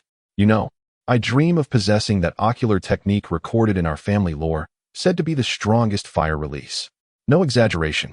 Taiyu, Leihua, do you know how incredible Amaterasu is? It is said to be black flames that never extinguish. Just thinking about it is exhilarating. Taiyu and Leihua exchanged glances at the overly enthusiastic Yinyu and turned their heads away, in embarrassment. What a disgrace. We don't know this fool. Chapter 65. A battle, perhaps? The Uchiha style. After a simple meal, the group had grown more familiar with one another. Even those who were not previously well acquainted had established a basic understanding. Wait, I must ask, Guiyin, it's one thing for those girls. But why are you like this too? Rayfire gazed at the somewhat timid Huayin, who momentarily felt the weight of everyone's scrutinizing gazes, causing a flicker of anxiety. I don't want this either, alright? It's instinct, pure instinct. Besides, I'm truly not adept at combat. I initially intended to work in logistics, or something similar. If it weren't for, yet that last sentence remained unvoiced in the public sphere. If it weren't to repay a debt of gratitude. Upon hearing this, Uchiha Yinwu immediately clasped Huayin's shoulder. Alright. Since we are all part of the same team now, don't squander your talent. You must know that among our clan, very few young ones awakened the 2 Tomo Sharingan at such an early age. But fret not, for I, the future most formidable fire style user of the Uchiha, will protect you. Haha, you, the strongest in fire style? You might not even be able to defeat me, so spare us the boasting. Uchiha Rayfire retorted disdainfully. Exactly. Uchiha Tizu chimed in supportively. Are you two planning to brawl? Uchiha Yinwu eyed his 2 childhood friends, gritting his teeth. Oh, someone else gotten angry. But I won't reveal who it is. Right, Tizu? Rayfire said, draping an arm over Tizu's shoulder with a mischievous grin. Huh, is it not obvious? Just look at Yinwu's face. It's as red as a tomato. Moreover, I suspect this guy will soon be on the verge of losing his teeth. Tizu replied, mirroring Rayfire's playful expression. Let him weep, Yinwu. Ha. Both thought internally. Yet, just as Yinwu found himself in a bit of a predicament, a cold voice rang out from the side. Captain, although you hold the title of captain, might you indulge me in a match? Allow me to gauge the disparity between us and to better understand the caliber of those I will be following in the future. Admittedly, while it may not be pleasant to hear, for us Uchiha, proving your subordinate's worth through combat is paramount, is it not? Uchiha Yun Ting regarded the speaker with a hint of astonishment. After all, he had presumed that the most likely challengers today would be the trio of lively individuals. It seems that Huan also possesses a considerable enthusiasm for battle, albeit with a rather frosty demeanor. Before Yun Ting could respond, Ray Fire and the others had already positioned themselves between the two. Wait, I almost forgot. Before dinner, I, too, was eager to have a bout with the captain. Yes, please. Captain, do grant me the opportunity for a match first. Unbeknownst to them, the expression on one individual's face had grown increasingly frigid, with a pair of three-tomo Sharingan flickering ominously. Uchiha Yun Ting surveyed the group with a resigned tone. Very well, gather at training ground number 6. Let me also assess the prowess of my subordinates. After all, if they are too weak, I shall be quite disappointed. Shortly thereafter, the 10 individuals arrived in an imposing manner at training ground number 6. Uchiha Yun Ting looked at the 9 standing opposite him and spoke slowly. All right. You may all come at me together. I shall grant you 5 minutes for preparation. Wait, Captain, do you think? Yinwu began, but he was cut off, pondering if the captain was underestimating him, but was abruptly silenced by the illusion. Subsequently, the illusion instructed a few individuals to form a small circle. After a moment, Lei Hua, Tai Yu, and Yin Yu, you 3 will be the main attackers. She will stand at the back, while Bing Yu and Qian Hua will protect her. If possible, the 3 of you may look for opportunities to unleash some ninjutsu to disrupt the captain. Mei Chun, Hui Yin, and I will create diversions and wait for our moment to act. However, I must remind you all not to use illusions against the captain. While your little tricks may work on outsiders, I assure you, they will be utterly ineffective against the captain, and there is a risk of being caught in a counter-illusion. Even ninjas with the Manjiki Sharingan who are not specialized in illusions are not to be trifled with by those of us wielding the 2 or 3 tomo. Are there any objections? After the somewhat indifferent voice of the illusion echoed in everyone's ears, they all nodded in agreement, eager to impress the new captain. Meanwhile, outside the 6th training ground, a considerable number of Uchiha clan members had gathered. Oh, is that Lei Hua? What is he up to? Wait, isn't that Yin Yu? Why do those individuals look so serious? Oh, are they going to fight Yun Ting? Then it's nothing to worry about. No one doubted the outcome of the confrontation, as victory over Yun Ting was deemed impossible. After all, he possessed the Manjiki Sharingan. Although the Uchiha clan had exaggerated the prowess of the Manjiki Sharingan, having not seen a pair in decades, its formidable abilities remain undeniable. Nonetheless, the crowd was quite intrigued by this spectacle of a clash among prodigious talents. Moments later, the group had taken their positions, bracing themselves to face Uchiha Yun Ting. Yun Ting observed them with a smile. Since you are all prepared, let us begin. With that, he slowly drew a standard short blade of the Uchiha clan. Almost instantaneously upon the unsheathing of the blade, 9 pairs of Sharingan activated, their crimson gaze fixed intently on Uchiha Yun Ting. Lightning release, thunderstorm, fire release, great fire extinguishment. In an instant, Lei Hua and Yin Yu launched their attacks simultaneously. The fierce lightning and intense flames intertwined, surging towards Uchiha Yun Ting. The collision intensified the already volatile chakra of both elements. Yun Ting, meanwhile, swiftly formed hand seals, allowing the ferocious lightning chakra to swirl around his palm. With a flick of his fingers, the wild lightning chakra coalesced and surged forward. Lightning release, Chidori Sharp Spear. Upon impact, the Chidori Sharp Spear effortlessly pierced through the combined assault, diminishing its power as it advanced toward the 2 attackers. Just as it was about to strike them, Lei was suddenly kicked Yin Yu aside with force. Apologies, Yin Yu, but this spotlight is mine. Following this, Yin Yu hastily formed hand seals. Fusion Ninjutsu, Thunderfire Assault. Indeed, the comfort of employing fusion ninjutsu is unparalleled. Inryu, after all this time as adversaries, your mastery of the fusion of lightning and fire chakra remains abysmal. Chapter 66, Confrontation. Devastating defeat, conviction. After being kicked aside, Inryu hastily regained his footing and glanced towards Raikase. Raikase, you show off without me. I have repeatedly stated that in future usages of fusion ninjutsu, you ought not to be so miserly with your chakra. However, I suppose your capacity is limited. Isn't it? Fool. Imbecile. In the end, Raikase managed to clumsily deflect the leader's assault, but not without assistance. Those last two wind strikes, were they from those two girls? Yet, the captain is quite formidable. What a person. Nevertheless, this ninjutsu appears rather impressive, I wonder. Meanwhile, on another front, during the initial clash of three ninjutsu, Uchiha Taiwe maneuvered around the side. At the same time, a ninjutsu approached from that direction.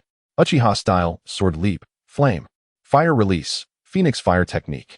Uchiha Taiwe regarded the captain before him, a faint smile gracing his lips.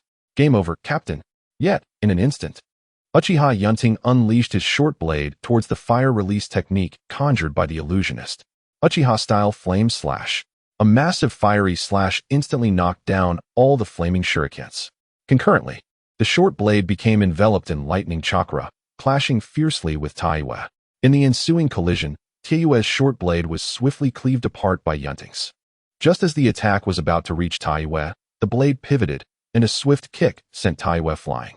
He then collapsed to the ground, unable to rise. Raikes and Enryu exchanged exasperated glances. Seriously, how weak can one be? Can't even withstand a single kick? As for Uchiha Taiwe, who now lay defeated, he felt the lightning chakra of Uchiha Yun Ting coursing through his body. While not fatal, it induced temporary paralysis. Uchiha Taiwe muttered, "You all think you're so tough. Let us see you withstand a hit."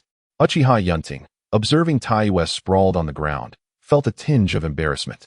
Haha, I lost control, but never mind. Let us see how the remaining few perform. Enryu approached Raikes, who was somewhat charred, and touched him lightly. Raikes, you go first and hold them off. I'm preparing a big move. Raikes promptly rolled his eyes in response. I was about to suggest you hold them off while I prepare my ultimate technique. Is it as simple as just holding? Perhaps we should surrender instead. After all, the captain is also an Uchiha. There's no shame in that. Yun Ting, observing the group, smirked slightly as he rapidly formed hand seals. Lightning release. Lightning beast pursuit Fong. In an instant, a ferocious beast-like ninjutsu composed of wild lightning attributes materialized, exuding an aura of terror as it surged towards the others in the back. Raikes, on the verge of tears, helplessly watched the lightning beast charging forward. Instinctively, he positioned himself in its path. What if it uses wind release? This is quite urgent. I'll give it my all. Once again, I offer my sincerest apologies. Yenyu, I hope this strike does not dazzle you too greatly. Yet, at that moment, a sharp pain coursed through my waist, and I was sent flying. Yenyu took the place of Lei Hua, who had just been there. Within him surged a formidable amount of fire chakra. Fire release, fire dragon bite. Huh. What a satisfying kick, Lei Hua. Allow me to teach you how the Uchiha exudes style. My rear was on the verge of agony. I had long informed you that fire release is the most potent technique, yet you insisted on mastering both fire and lightning. In an instant, the tumultuous fire chakra dragon entwined with the lightning beast. Each collision resonated with a deafening sound, akin to an explosion of flames and thunder. Ultimately, after the lightning beast's might was diminished by 80%, it charged towards Yenyu's position. Observing the approaching beast, Yenyu's expression soured considerably. Alas, his chakra was depleted. However, surely the captain would have a plan, right? Yet as the lightning beast drew nearer, Yenyu couldn't help but feel anxious. In the next moment, a mocking voice echoed in his ear. Fool, unleashing your ultimate move does not mean exhausting your chakra completely. You truly are an imbecile, leaving no room for retreat. Lei Hua swiftly intervened, dispelling the remaining force of the lightning beast, gazing at Yenyu in disbelief. TCH, as if I need your advice. Moments later, Yun Ting held his blade to Huan's throat. Have you surrendered? Huan, gazing at what remained of his team, felt a surge of defiance and madness stirring within him. Illusion technique, illusion corridor. Yet, even without activating his Sharingan, Yun Ting's formidable Yin chakra and mental prowess rendered Huan's technique futile. Huan sighed slightly at the clarity in his captain's eyes. I concede, Captain. To be honest, I feel utterly restrained. My illusions have proven ineffective, lacking any ground to showcase their potential. The disparity in ocular power is insurmountable. Although it was a devastating defeat for the 9, to the observing Uchiha clan, this was sheer madness. Who among them, a mere teenager, possessed 3 tomo? Who among them could seamlessly execute fusion ninjutsu of fire and lightning at such a young age? Who among them could perform such formidable fire techniques? Who among them, a mere team of adolescents, consisted entirely of Uchiha geniuses, each possessing at least a pair of 2 tomo Sharingan? Not to mention, while the performances of Bingyu and the others may not have been outstanding, it was merely due to a lack of prior resources, rendering them somewhat weaker. Now, it was evident to all that they would undoubtedly have access to ample resources in the future. After all, how could Uchiha Yun Ting's foundation lack resources? Although these combat abilities may hold little significance for Yun Ting, it mattered not. Nurturing a few of his own would serve well for future management of the clan. Moreover, their enhanced strength would equate to his own growth. After a brief exchange, Yun Ting dismissed everyone to rest, acknowledging that they were likely exhausted from the day's events. Of course, with the exception of Tai Yue, who had merely lain about throughout the entire match, only making a fleeting display of skill with a Uchiha-style sword leap at the beginning. Soon after, each of them made their way homeward. "Mom, Dad, I'm back. You won't believe how handsome Yun Ting was today. None of us could measure up." Upon arriving home, Bingyu eagerly recounted her day to her parents, who listened patiently to their daughter's enthusiastic narration. "Ugh, Mom, I'm so tired. I'm starving." Upon her return, Qianhua exclaimed, feeling the aches in her body. "Your precious daughter is on the verge of starvation." At this, Qianhua's mother quickly took the ninja pack from her daughter's shoulders. All right, we've been waiting for you. Your father is over the moon about you becoming a member under the young clan leader. We bought plenty of good ingredients today." Hearing this, Qianhua rushed to the dining table without even washing her hands. "Oh, it's so delicious, Mom. You have no idea how much I was tormented by the captain today. It was utterly insane." However, just as she finished speaking, a sharp pain struck her head, and she turned to her father. "Old man, what are you doing? Just remember, you can count on your daughter to bring honor to the family," she warned, clutching her head. "If you break anything, you'll surely regret it. Besides, if you push me too hard, you might not be able to handle me." With that, Qianhua puffed out her chest proudly as she gazed at her father. "Huh, even if I can't beat you, I'm still your father. And let us not forget, I'm the elder. Though he is a good person, that doesn't excuse your rudeness.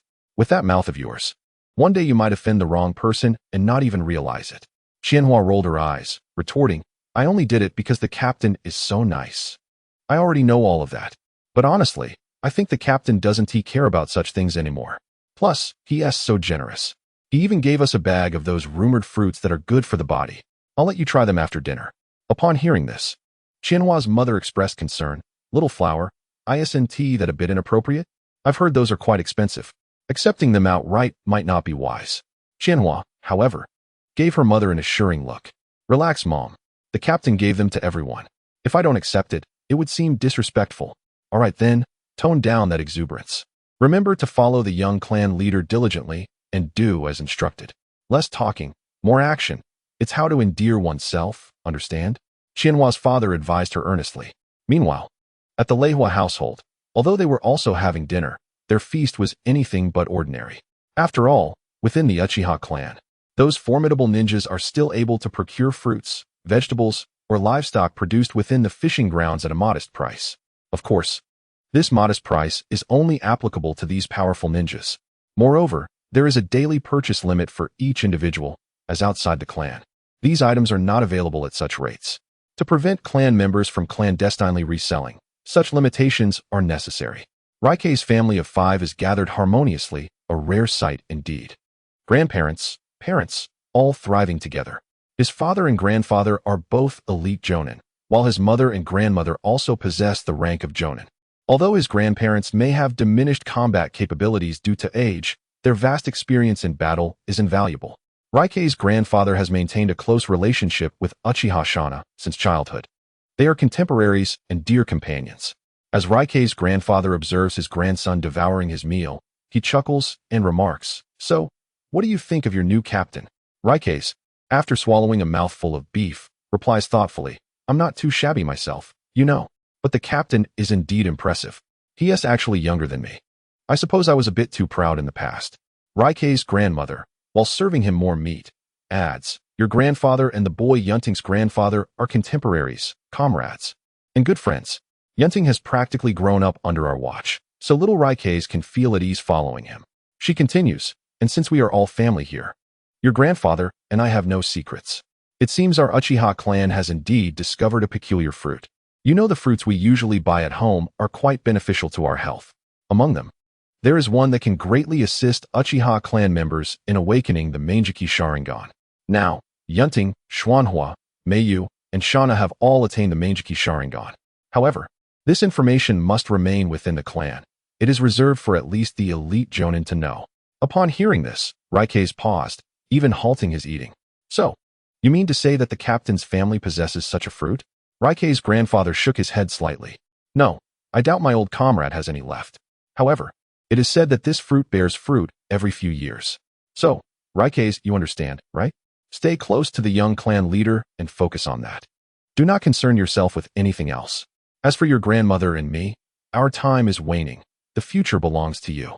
If the opportunity arises, I may muster the courage to purchase a fruit from my old friend. When the time comes, that fruit shall be yours. Raikes' grandfather refrained from elaborating further, as he perceived this fruit to be exceedingly precious, and acquiring even one would be remarkable. Do you know how much fine wine I expended to secure your position? Otherwise, would you have been able to settle in so comfortably?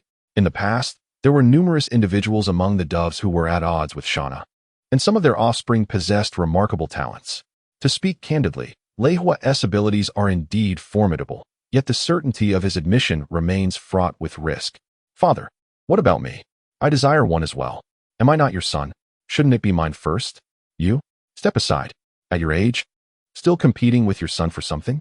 Grandfather Lei Hua cast a sidelong glance at his son, while Lei Hua's mother discreetly pinched her husband's soft flesh at the waist. Heh, it's just one, so it's not even mine to begin with. But giving it to my own son is equally valid. What are you doing, you great oaf? Lei Hua looked at his father in exasperation. In the face of familial bonds and self-interest, one could only say, apologies, dear father. This one, I cannot relinquish. Grandfather has also stated that the future belongs to us. The youth. Heh. Meanwhile, Lei Hua's father sat aside, feeling wronged as he picked at his meal, unable to voice his grievances or even entertain thoughts of them. I want one too. Yet he acknowledged that Lei Hua's talents undoubtedly surpassed both his own and those of his father in their prime, being of the same generation as that boy from the Xianhua clan. Thus, Lei Hua was indeed the most suitable candidate for consumption. Ultimately, he could only grumble, knowing that if his son consumed it, it would yield the same result. Not a trace of envy lingered within him. Chapter 68. The Gratitude of Shi. The circumstances at Yin Yu's home were not much different from those at the Lei Hua household. As for Tai Yu, well, stop, grandfather, don't hit me. I'm the only heir in this family, you know? Uchiha Tai Yu looked at his grandfather with a face full of dread. You, my boy, truly bring me pride. You execute one move and then lie down, is that it? Those two old fellows are nearly dying of laughter. An elderly man, resembling Tai Yu to a great extent, brandished a wooden stick, his eyes betraying a hint of dissatisfaction. Is that my fault? ISNT at the captain's outrageous strength? Uchiha Tai Yu muttered softly. What did you say? Tai Yu's grandfather raised the wooden stick. Nothing, grandfather. The captain gifted me some fruit. Would you like some? He chuckled. The old man sighed slightly as he gazed at his grandson. Get up and eat. After the meal, I'll teach you a technique, lest you embarrass me when you go out in the future. Yes, grandfather. Tai Yu replied slowly. I'm not weak, you know. It was just my first time not dodging properly. At the home of Huin, his parents, both low-ranking ninjas, celebrated his achievements with great joy. The situation with Mei Qin was similarly positive. Meanwhile, at Huan's residence, a middle-aged man inquired, how does it feel? Is there truly someone beyond the realm of mortals? The youth, Huan, nodded slightly. Yes, the captain is exceptionally strong. I'm in awe. Even without utilizing the Meijiki Sharingan, or even the basic Sharingan, he still managed to completely overpower me. The man smiled, patting Huan's shoulder. All right, since you've acknowledged his strength, follow the young clan leader closely. Building a good relationship is beneficial for both you and me. Now, only the two of us remain in the family. In a moment of desperation, one might resort to selling their possessions, yet it is uncertain if one's own child can truly ignite hope. Meanwhile, she cautiously tread along the path home. She glanced nervously at the captain standing beside her. Captain, are you truly coming? My home is rather dilapidated, she murmured, a hint of fear flickering in her gaze as she looked at Uchiha Yun Ting.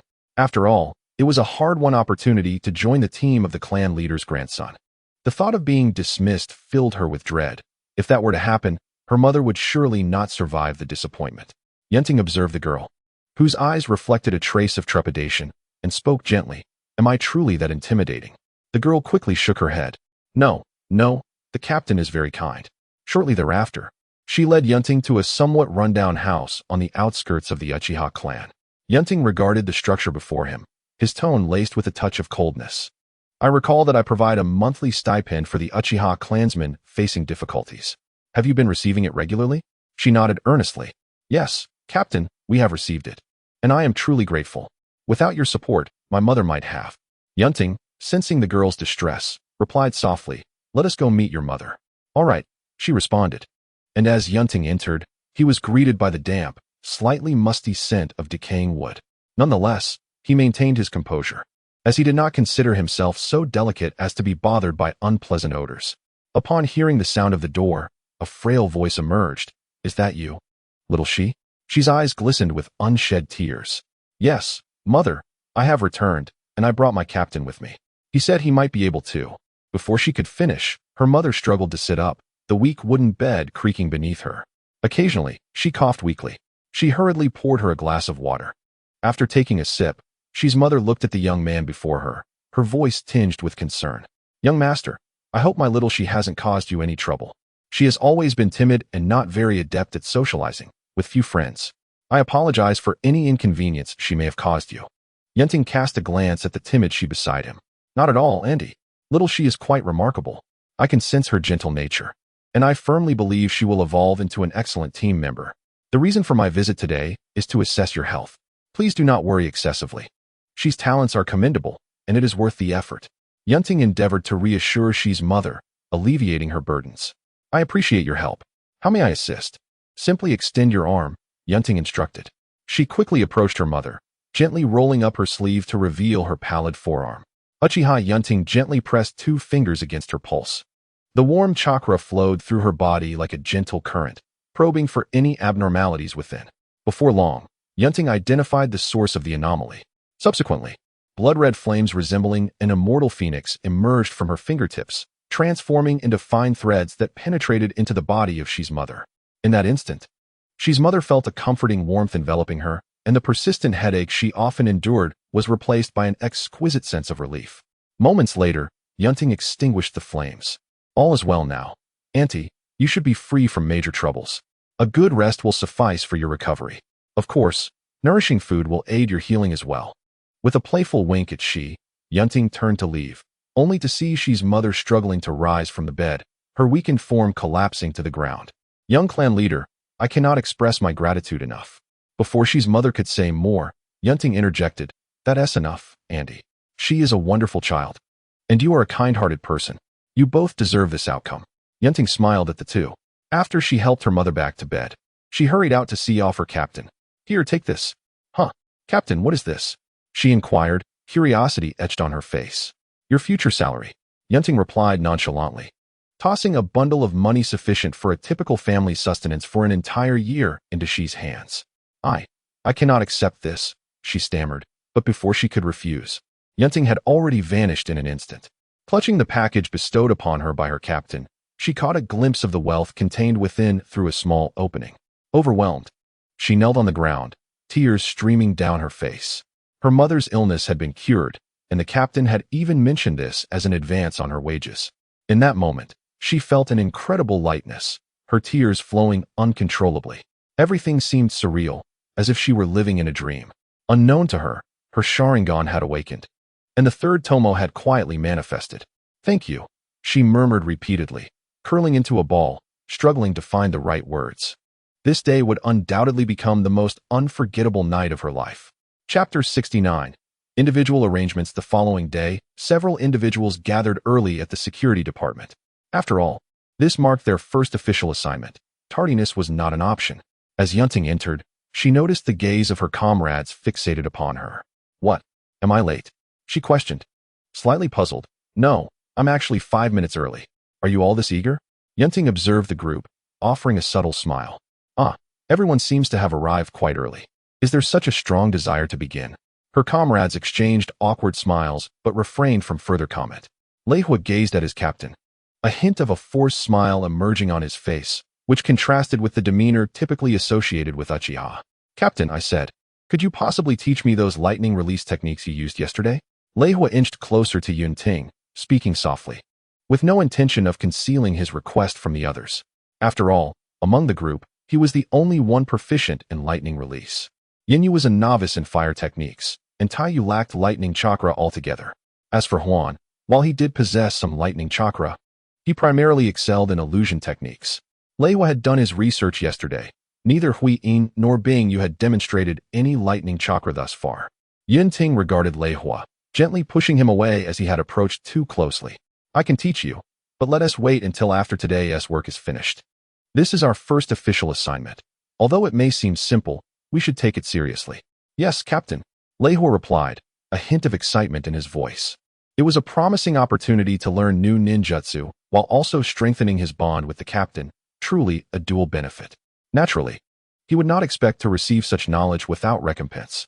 After all, the connections his grandfather had were one thing, but he and the captain had yet to cultivate such a relationship. Yunyu glanced at Lei Hua's shameless demeanor, rolling his eyes. What a brazen fellow. Indeed, those with thick skin often have their advantages in certain aspects. All right, let us commence our patrol, Yun Ting announced. We are a party of 10, so we shall divide into 2 teams of 5. Huan, you will lead one of the teams. Understood, Captain, Huan nodded. The group began to form their teams, and Huan led Lei Hua, Hui Yin, Mei Qin, and Qian Hua away, while Taiyu, Bing Yu, Shi, and Yunyu followed Yun Ting. Be cautious, and notify me immediately if anything arises. Your safety is paramount, Yun Ting instructed. Yes, Captain, Huan responded before leading his team away.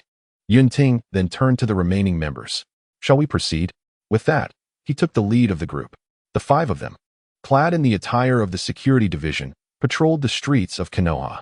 The uniforms, emblazoned with the Uchiha clan emblem, prompted passers-by to step aside. This is so dull. Captain, Yunyu complained as he walked beside Yun Ting. Nothing ever happens. Yun Ting regarded Yunyu with a calm demeanor. Doesn't this indicate that our Uchiha clan is performing well in this duty? Yunyu nodded in agreement with the captain's statement. By the way, Captain, do you think there are areas where I need improvement? Or is it truly acceptable for me to specialize in fire release? Yun Ting's gaze swept the surroundings as he responded in a measured tone. Growth and strength requires accumulation. You are already one of the most outstanding in our clan for your age. There is little to improve upon. Specializing in fire release is not a disadvantage either. Most of the ninjutsu scrolls within the clan pertain to fire release, which serves as your strength.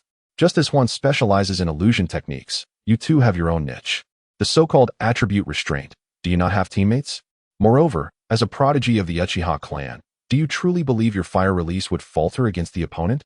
Upon hearing this, Yunyu could not help but lift his head slightly. In this light, perhaps he was not lacking after all. Yesterday, he had been a bit too self-critical. Just as Yunyu finished his inquiry, Bing Yu promptly followed up with her own question. Then, Captain, what about me? Was my performance yesterday unsatisfactory? Upon uttering these words, she instinctively lowered her head, as if bracing herself for criticism. In the next moment, Yun Ting's gentle voice reached her ears. In yesterday's battle, your performance indeed did not match that of Huan, Lei Hua, and the others. However, this is understandable, as they all have elders guiding them. It is evident that you possess remarkable talent, having awakened the double Tomo Sharingan at such a young age. Your fundamentals in throwing shurikens are quite solid. While you have some battle experience, it is still lacking. Your combat skills are rather disorganized, but it is reasonable given the absence of guidance. Nevertheless, this is not a cause for concern. With effort, all of this can be remedied in due time. You may seek counsel from Huan regarding Jinjutsu. For fire release, both Lei Hua and Yunyu are excellent instructors. In terms of Taijutsu, Taiyu excels. During your free time, feel free to consult them, and of course, you may approach me in private as well. As for battle experience, that requires time to cultivate.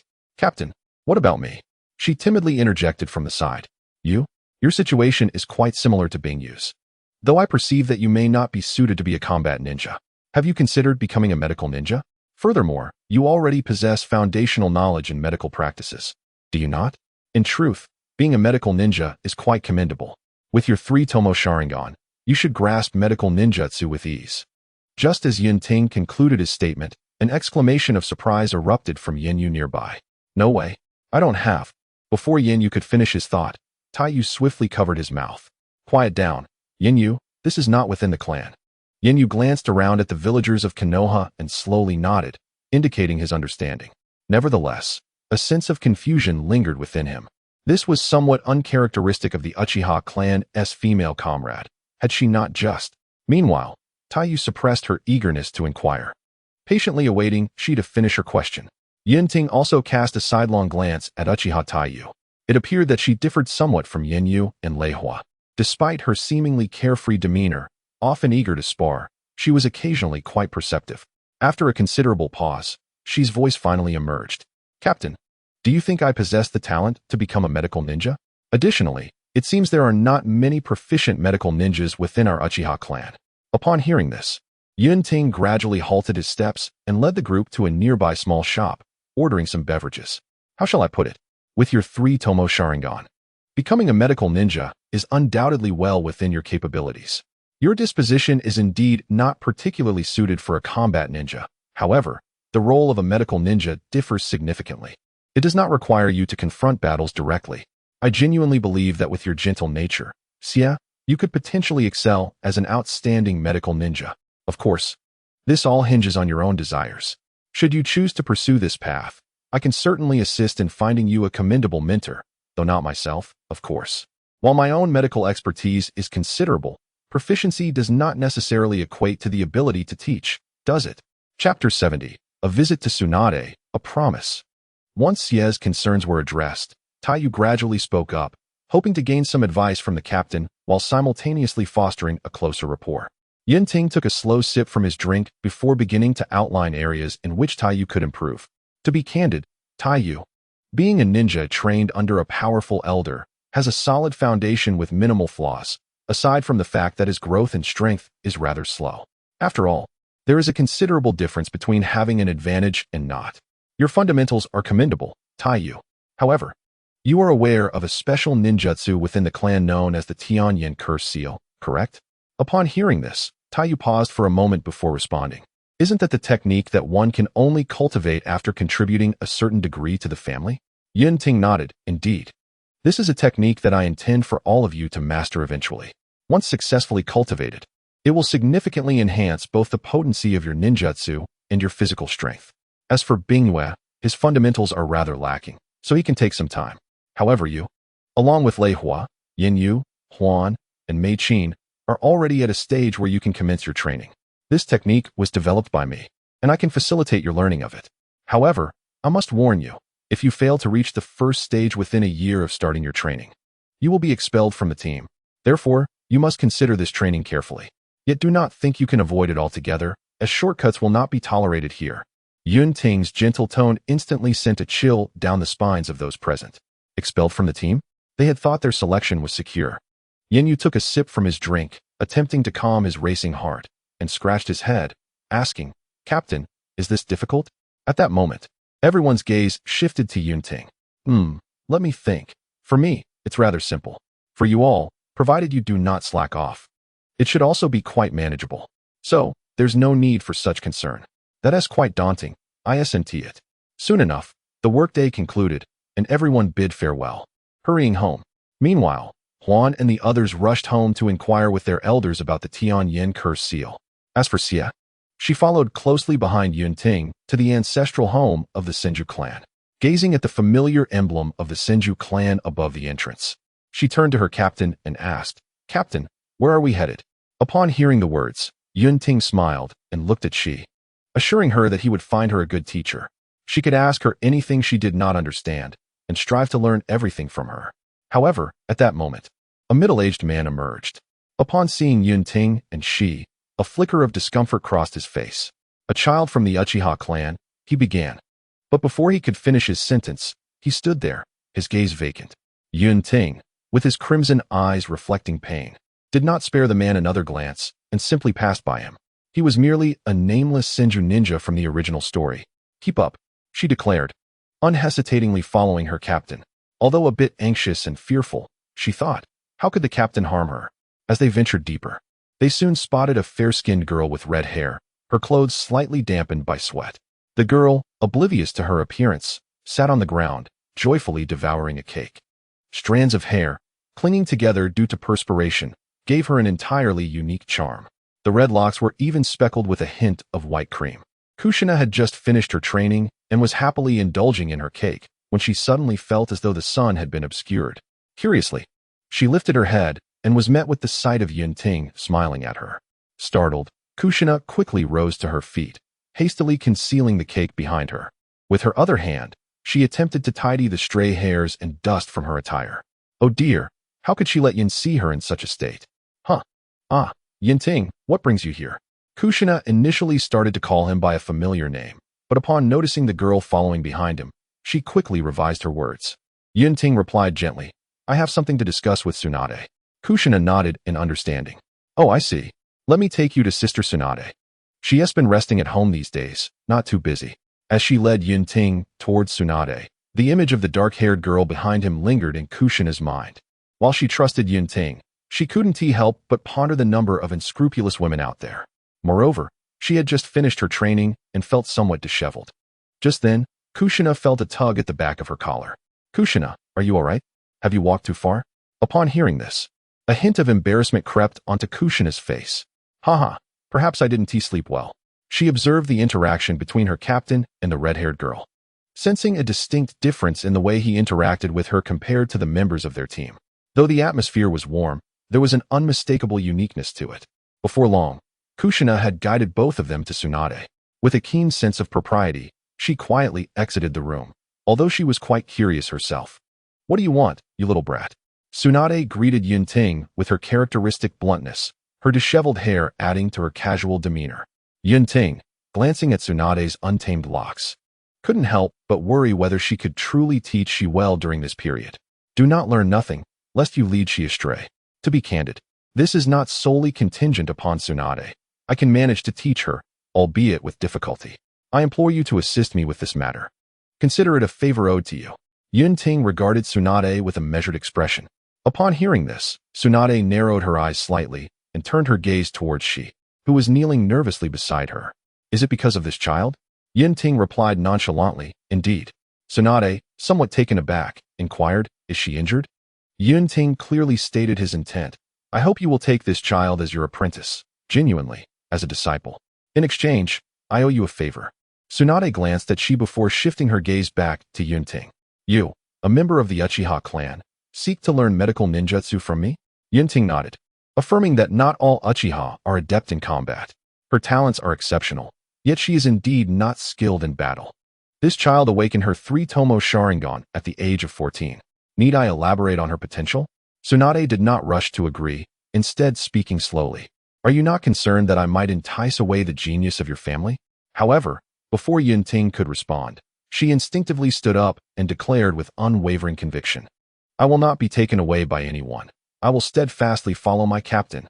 Having spoken, she's demeanor abruptly shifted, as she lowered her head like an ostrich and obediently resumed her seated position. Chapter 71. Establishing Authority. Well, from the way it looks, this seems unlikely, Tsunade mused. Upon hearing the girl's tone, she discerned that even if she intended to sway she, the probability of success would be slim. It was truly baffling how this girl interacted with the members of the Uchiha clan. Were it not for her evident embarrassment, one might think she was a trained assassin of sorts. Tsunade glanced at Yun Ting, raising a finger in inquiry. You genuinely promise to unconditionally assist me with the task? Yun Ting nodded. Yes, within reason, anything I am capable of. Tsunade rolled her eyes in response. Humph, you make it sound so easy. Do you think I can be easily deceived like my nana? Within reason, you say? How am I to gauge the extent of your principles? Noting Tsunade's skeptical expression, Yun Ting cleared his throat and asserted, as long as it does not endanger the Uchiha clan, it is permissible. Tsunade, observing Yun Ting, did not suspect he would go back on his word and promptly agreed to his request. Very well, I accept. However, whether she can learn is beyond my concern. You should prepare yourself for that possibility. Not every talented ninja can master medical ninjutsu. If you are indeed ready, have her come to the Konoha hospital tomorrow. But if this little girl fails to learn, do not blame me. Upon Tsunade's acceptance, Yun Ting stood and made his way towards the door, prompting she to hurriedly rise and follow. I believe she will succeed.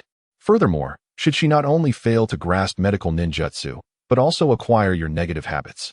At that moment, do not claim that I am the only one owed a favor. It will be you who must provide me with an explanation. With those words, he departed with she. Tsunade gazed at the receding figure of Yun Ting, casually lifting a bottle of sake to her lips. To accept a member of the Uchiha clan as a disciple? It is not entirely out of the question. Though the old man and those few irksome families have suffered setbacks, the teacher still firmly occupies the position of Hokage, yet the stability he once enjoyed is now diminished. Perhaps earning a favor from Uchiha Yun Ting may prove beneficial in the future? As Yun Ting emerged with Shi, he noticed Kushina seated alone on the wooden steps. What brings you here all by yourself? Yun Ting approached her gently, his tone warm. This little one, is she sulking over Shi? Upon hearing his voice, Kushina sprang to her feet, briefly meeting his gaze before hastily averting her eyes. I was just a bit tired after training, so I sat down for a moment. I'm not unhappy at all. Seeing her reaction, Yun Ting chuckled lightly. I see. Then we shall take our leave. The day is getting late. With that, he departed with Shi. Thankfully, it seemed Kushina was not unusually distressed. Kushina watched the slowly departing figures of Yun Ting and Shi, feeling a strange sense of unease within her. After an indeterminate span of time, a gentle hand patted Kushina on the head, bringing her back to reality. She looked up at the newcomer, puzzled. Sister Tsunade, what brings you out here? Tsunade smiled at Kushina. Well, if I hadn't come out, who knows how long you would have remained lost in thought. If you wish to chase after them, then by all means, do so. Upon hearing this, a faint blush crept onto Kushina's cheeks. However, she quickly turned to Tsunade and inquired, what was Yun Ting doing with that girl? Tsunade regarded Kushina with a playful glint in her eyes, pinching her delicate face. Take a guess. Kushina, in a fit of excitement, hugged Tsunade tightly, shaking her. Please just tell me. Tsunade gently pushed her away and replied, all right. I won't tease you anymore. Actually, your little fiancé came to ask me to take that young lady as my disciple. Disciple? Kushina looked at Tsunade, her head tilting in confusion. But Sister Tsunade, why would a Uchiha want to be a disciple of someone from the Senju clan? Tsunade detected the uncertainty in Kushina's words and playfully poked her fair forehead. Don't underestimate me. I am not lacking in worth, you know. Is it shameful to have me as a mentor?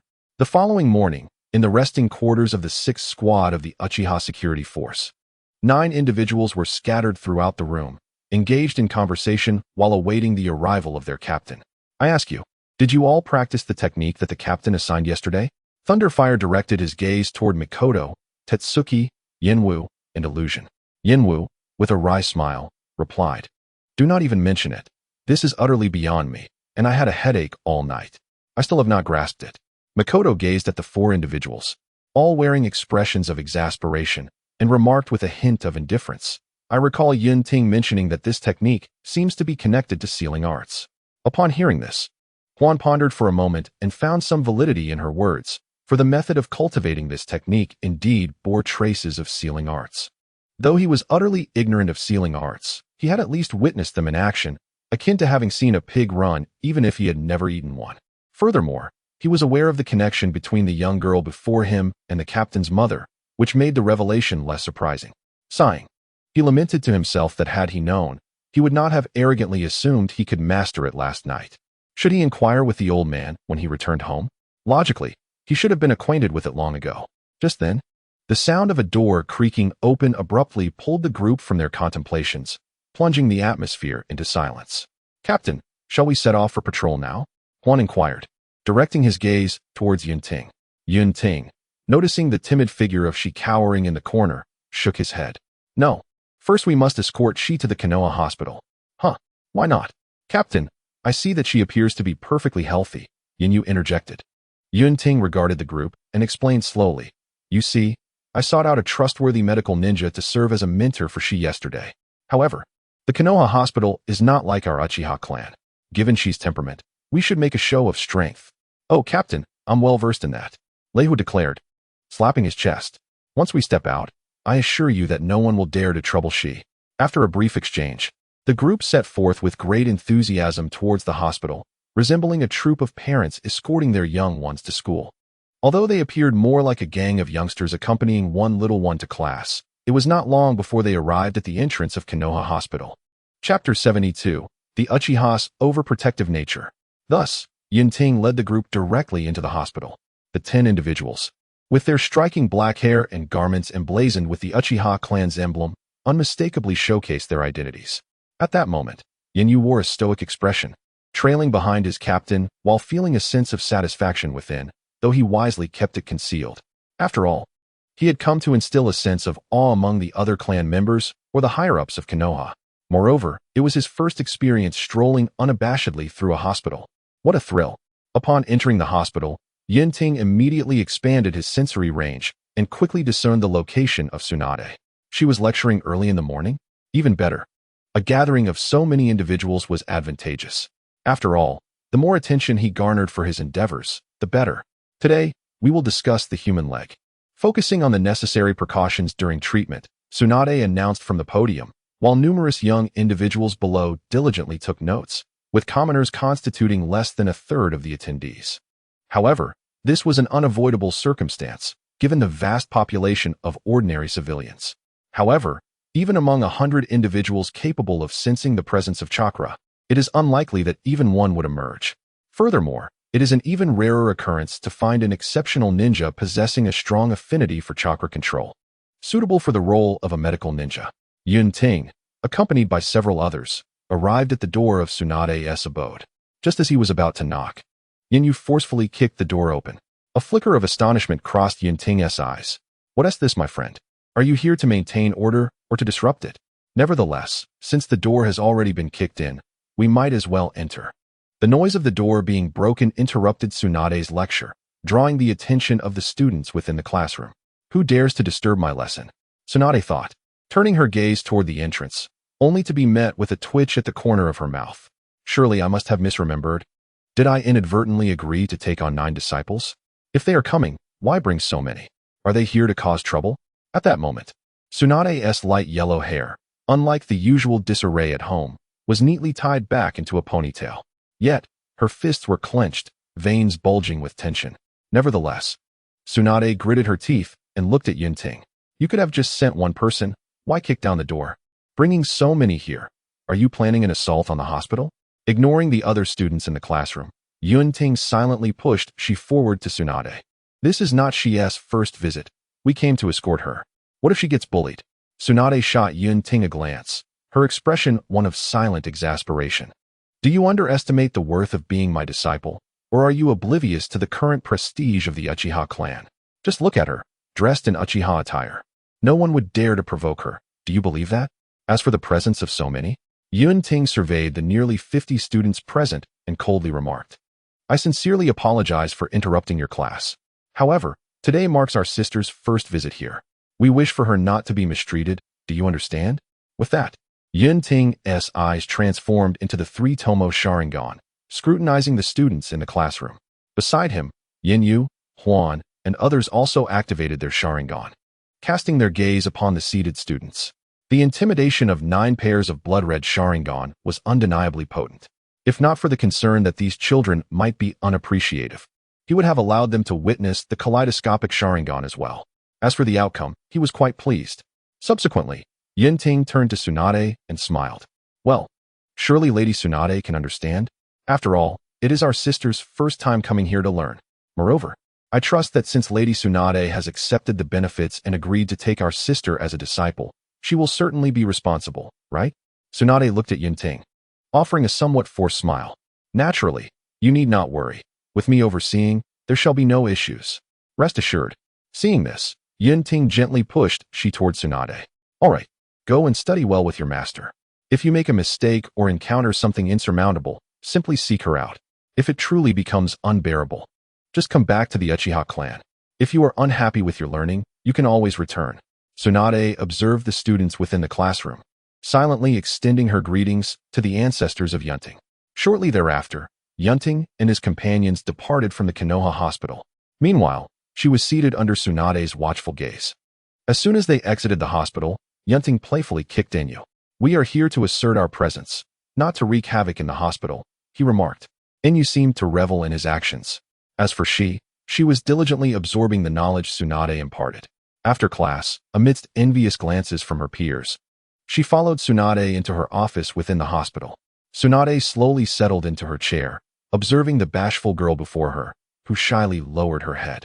She couldn't help but exclaim, is this a Uchiha? Tsunade casually posed some questions regarding the material just covered. To her surprise, the girl answered fluently, as if she had not encountered this knowledge for the first time. Subsequently, Tsunade turned her gaze to Shi's eyes and inquired, "May I take a look at your Sharingan? Although your captain, Yun Ting, has mentioned that you have awakened the three-tomo Sharingan, I would like to confirm it myself." After a moment of contemplation, she nodded, and her crimson three-tomo Sharingan manifested before Tsunade. After scrutinizing Shi's Sharingan for a while, Tsunade instructed her to retract it. Looking at Shi, Tsunade spoke thoughtfully. "Since I have agreed to the terms with that fellow Yun Ting, I shall teach you diligently. However, I must confirm something in advance. Do you wish to be a purely medical ninja, or do you aspire to be a medical ninja with combat capabilities?" Curiosity evident in her voice, she asked, "What is the difference?" Tsunade extended 2 fingers, explaining, "The first type is a purely medical ninja. This type specializes in medical ninjutsu, but lacks significant combat strength, necessitating protection from others. For someone like you, being from the Uchiha clan, finding someone to safeguard you should be quite simple." Contemplating this, she inquired, "Then, what about the second type, teacher?" Tsunade smiled and replied, "The second type is akin to myself, a ninja who possesses both combat prowess and medical ninjutsu. However, this path requires considerable talent and entails much hardship. Yet, based on your potential, it is not out of the question for you to attain such capabilities. Nevertheless, Yun Ting has cautioned that you may not be entirely suited for this path. Ultimately, the choice is yours. Regardless of your decision, I will teach you earnestly." Chapter 73, Each One's Training. After a moment of reflection, she took a deep breath and looked at Tsunade. "Teacher, I choose the second option. I humbly request your guidance." Tsunade, somewhat taken aback, responded, "Why? According to Yun Ting, your disposition seems more fitting for the first option. After all, none of the companions surrounding Yun Ting are weak. You should have no shortage of formidable allies." Slowly raising her head, she met Tsunade's gaze with determination in her eyes. "I understand that choosing the first option might be easier. However, the captain and the others have treated me with great kindness. Merely becoming a pure medical ninja seems insufficient to repay the captain's gratitude." Upon hearing this, Tsunade slowly rose to her feet, flexed her wrists, and remarked, "Very well. I respect your choice, but be prepared to endure hardships. Being a medical ninja is not an easy path." "Yes, Lady Tsunade," Sia replied with a hint of reverence. Meanwhile, beside a waterfall near Konoha, a golden-haired youth gazed in delight at the half-meter-tall toad he had summoned. Standing beside him was a white-haired ninja in his 20s. Upon successfully summoning, the youth's face lit up with joy as he turned to the white-haired ninja. These two were undoubtedly Minato and Jiraiya. Jiraiya observed the old man's chosen disciple with a glimmer of satisfaction in his eyes. After all, Minato was indeed among the most talented individuals he had ever encountered. Even Tsunade and that rascal Orochimaru lacked his innate gifts. Jiraiya smiled at Minato and said, "Now that you have mastered the summoning technique, let us proceed to teach you some fusion ninjutsu that can be used in conjunction with your summoned beasts." With that, Jiraiya bit his finger, formed hand seals, and summoned a 2-meter-tall toad. "Wind release, toad oil." As the words left his mouth, the toad expelled a high-pressure water column composed of toad oil. Simultaneously, Jiraiya quickly formed seals. "Fire release, fireball jutsu." Fusion ninjutsu, toad oil fireball. Upon collision, the flames surged more ferociously. The roaring inferno collided with the waterfall, generating a substantial amount of steam and causing the river's water level to drop slightly. Of course, this was the result of Jiraiya's restraint. If he had unleashed his full power, the riverbed would have likely been scorched to ruin. Indeed, Minato, your wind chakra harmonizes splendidly with the toad's fire and water attributes.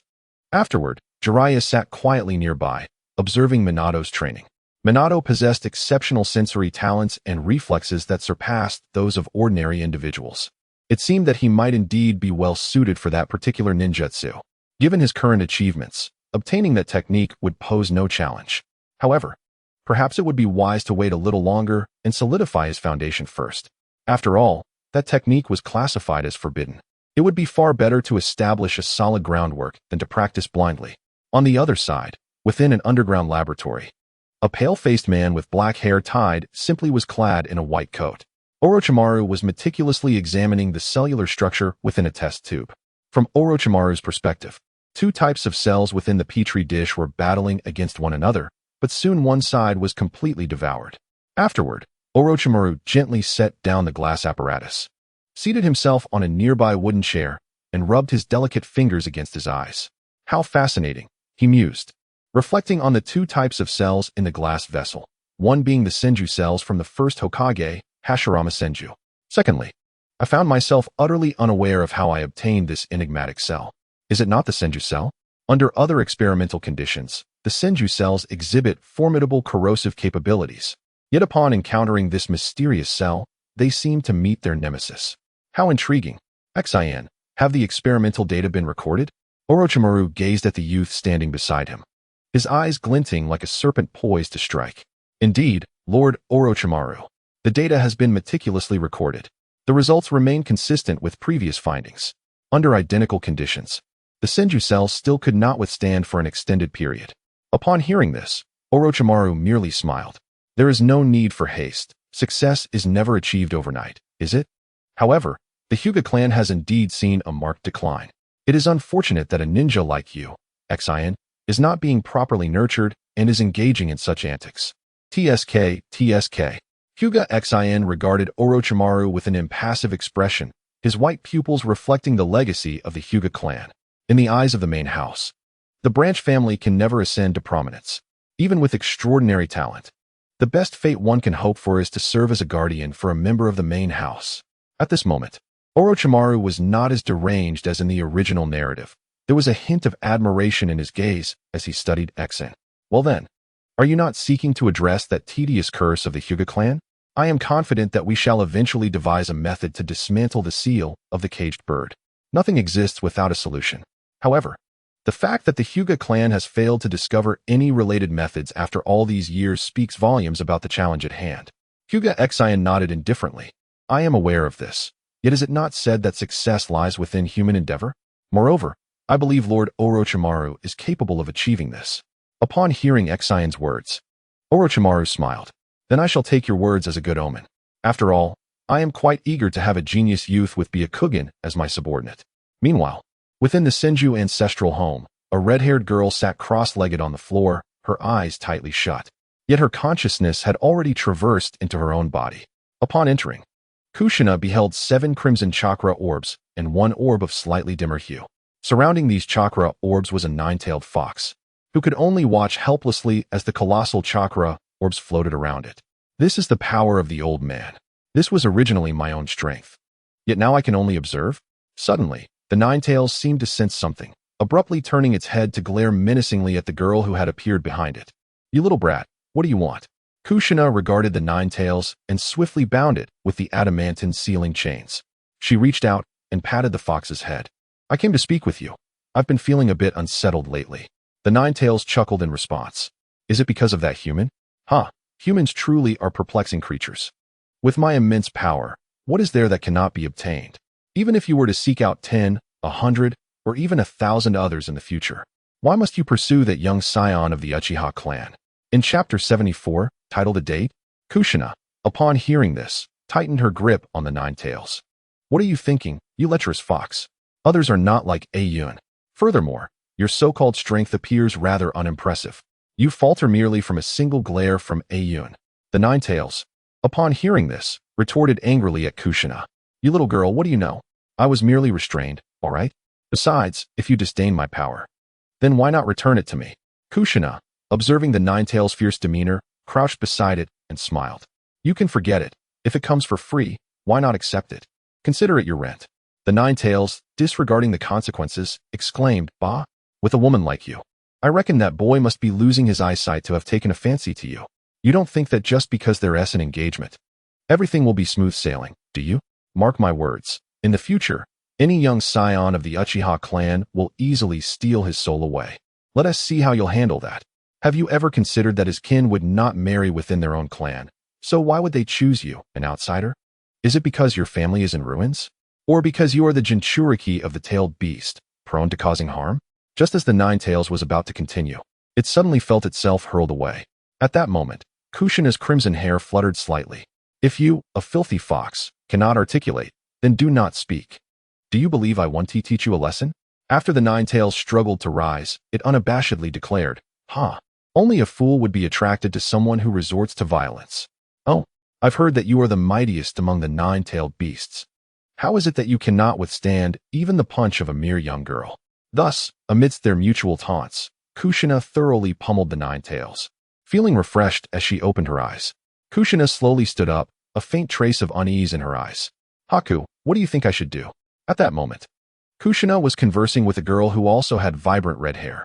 Haku regarded Kushina and gently replied, I believe, Nene, you ought to place more faith in Yun Ting. Trust that he will not act out of line. Upon hearing this, Kushina pouted, It's not that I don't trust Yun, but Haku. Do you have any idea how many people in the village harbor ill intentions towards him? The last time Yun and I went to the market, you wouldn't believe it. Some vixen was flirting with him right in front of me. It was utterly shameless. Haku, feeling somewhat awkward, scratched her head. Well, Yun Ting does have a rather appealing appearance, and considering his status, it would be unusual for no one to approach him, right? Haku looked at Kushina and slowly inquired, So, what do you plan to do, Kushina? Upon hearing this, Kushina momentarily stood there in a daze. I don't really know. That's why I came to discuss it with you, Haku. As Bai Lin gazed at Jiu Xi and Nai, he pondered aloud. Indeed, Sister Nai has a point. There are quite a few beautiful girls in the village. Have you considered inviting Brother Yun Ting out for a date? Upon hearing this, Jiu Xi and Nai's small face lit up, and her cheeks flushed a deep crimson as if a thought had struck her. Is that really appropriate? She stammered.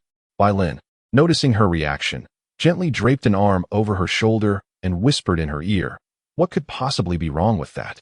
Sister Nai, you are already engaged. After all, in that case, Brother Yun Ting is still your fiancé, isn't he? What harm is there in sharing a meal together?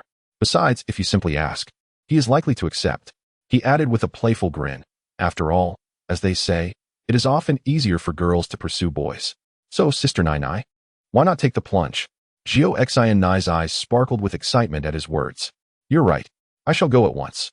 Just as she was about to leave, Bai Lin halted her with a firm grip. Sister Nai, shouldn't you prepare a bit first? Where are you planning to go? Where will you meet? And you're not considering wearing that outfit on a date, are you? Jiu Xi and Nai, feeling a bit embarrassed, scratched her head. She glanced down at her somewhat unkempt clothing, which still had a sticky residue. In that case, this attire might not be suitable after all. The next morning, under Bai Lin's watchful gaze, Jiu Xi and Nai set off, impeccably dressed, towards the rendezvous point with Yun Ting. However, she wondered if Bai Lin's suggestions had truly been wise. Adorning her head was a charming animal hairpin, and she wore a white dress that fell just above her knees, her vibrant red hair fashioned into a single ponytail. Topped with a white sun hat, she felt somewhat out of place. Before long, she spotted Yun Ting standing in the distance. With a burst of enthusiasm, she dashed toward him. Brother Yun, you haven't been waiting long, have you? I invited you out, and here I am making you wait. Yun Ting, observing how Jiu Xi and Nai seemed to have grown a little taller since their last meeting, chuckled. Not at all, I arrived early. Yet, he couldn't help but appraise Jiu Xi and Nai's current appearance. At 12 years old, she was just beginning her first year of junior high in her past life. However, given the maturity common in the Naruto world, it was quite normal, although in Jiu Xi and Nai's case, it felt unusual. If only I could offer these eternal Mangeki Sharingan to someone without guidance, he mused to himself. Jiu Xi and Nai, clutching the hem of her dress and lowering her head shyly, asked, So, Brother Yun, how do I look? Yun Ting smiled at her and replied, You look wonderful. Although it is a bit different from how you usually are, this outfit suits you beautifully. Unbeknownst to Jiu Xi and Nai, Yun Ting himself was dressed differently today. Clad primarily in black attire, devoid of the Uchiha clan emblem, his hair was neatly arranged, presenting a more polished appearance than usual. After all, strolling through the streets clad in garments emblazoned with the Uchiha clan's emblem always feels somewhat unnatural. If it were solely for myself, it would not matter much. However, today I am accompanied by Nanai, am I not? And how fortunate Nanai is. Upon our first meeting, she has bestowed upon me a grand surprise. Quest, spend a delightful day with Kushina. Accept, acquire the exclusive weapon of Susanoo, the Heavenly Lock. Decline, receive a fine chakra weapon, the Thunderfire Sword. Chapter 75, A Date. An exclusive weapon, one can only wonder what its effects might be. Yet, before I can ponder further, I feel my hand enveloped by a pair of soft little hands, as Kushina gently pulls me forward. At this moment, Kushina feels her heart race as she grips my hand. Is it truly this easy? What comes next? Ah yes, we should head to the place that Baifan mentioned. Just as Kushina eagerly prepares to stride ahead, The hand not held by her gently encircles her waist. A tingling sensation rushes through her, and her mind grows a bit hazy. Is this developing too quickly? Yet, it does not seem unwelcome. However, before Kushina can continue her fanciful thoughts, my voice breaks through. As we walk absent-mindedly, we nearly collide with something. How old are we? Yet we still lack caution. I gesture towards a wooden post, barely 10 centimeters away from Kushina. Instantly, her face flushes with embarrassment, and she stammers, "Well, I might not have slept well last night." Meanwhile, within Kushina's being, the Ninetales covers its eyes with its paws. Feeling utterly mortified. "Oh, is that so? Should we find a place for Nanai to take a proper nap?" Upon hearing this, Kushina quickly shakes her head. "No, that's unnecessary. I'm not that sleepy. I just momentarily zoned out." Not wishing to expose her apparent fib, I let her lead the way. Watching the red hair sway gently in the breeze, a smile unconsciously creeps onto my lips. Before long, Kushina guides me into a shop. After pushing me down to sit, she rushes off to select some food. "Yun, please wait a moment. This time I will pay," she calls, gesturing for me not to eavesdrop. With my hands over my ears, I assure her, "Rest assured, I promise not to listen." The sight of her blushes my cheeks with warmth. Oh, how I long to tousle her hair and pinch her cheeks. But surely, Yun would not appreciate such gestures. Yet, in the next moment, Kushina shakes her head and strides toward the counter. As she approaches, the shop assistant glances at her and smiles. "Ah, is that not Kushina? Here to purchase cake yet again? Moreover, this little girl has brought along a young gentleman?" Upon hearing this, Kushina's cheeks flushed slightly. "No, that's just my friend," she retorted. "We haven't." "What? Haven't what? Haven't shared a bed yet?" teased the salesgirl, casting a playful glance at Kushina. Instinctively, Kushina stole a furtive glance in Yun Ting's direction. Noticing his lack of reaction, she turned back to the salesgirl and whispered, "Could you keep it down? What? Are you shy? And look at how lovely you are today. Dressed as if for a date." I would believe it. Kushina, feeling averse to continuing this line of conversation, swiftly declared, "We'll have 2 strawberry cakes and 2 cups of juice." "All right, just a moment. But Kushina, do your best. It's not every day one sees such a handsome boy." Kushina, unusually unembarrassed, merely nodded. "Of course, I'll do my best." After placing her order, Kushina took a seat directly across from Yun Ting, patiently awaiting the arrival of the cakes. Unbeknownst to her, as she turned her back, a peculiar smile flickered across someone's face. As soon as Kushina settled down, she eagerly engaged Yun Ting in conversation.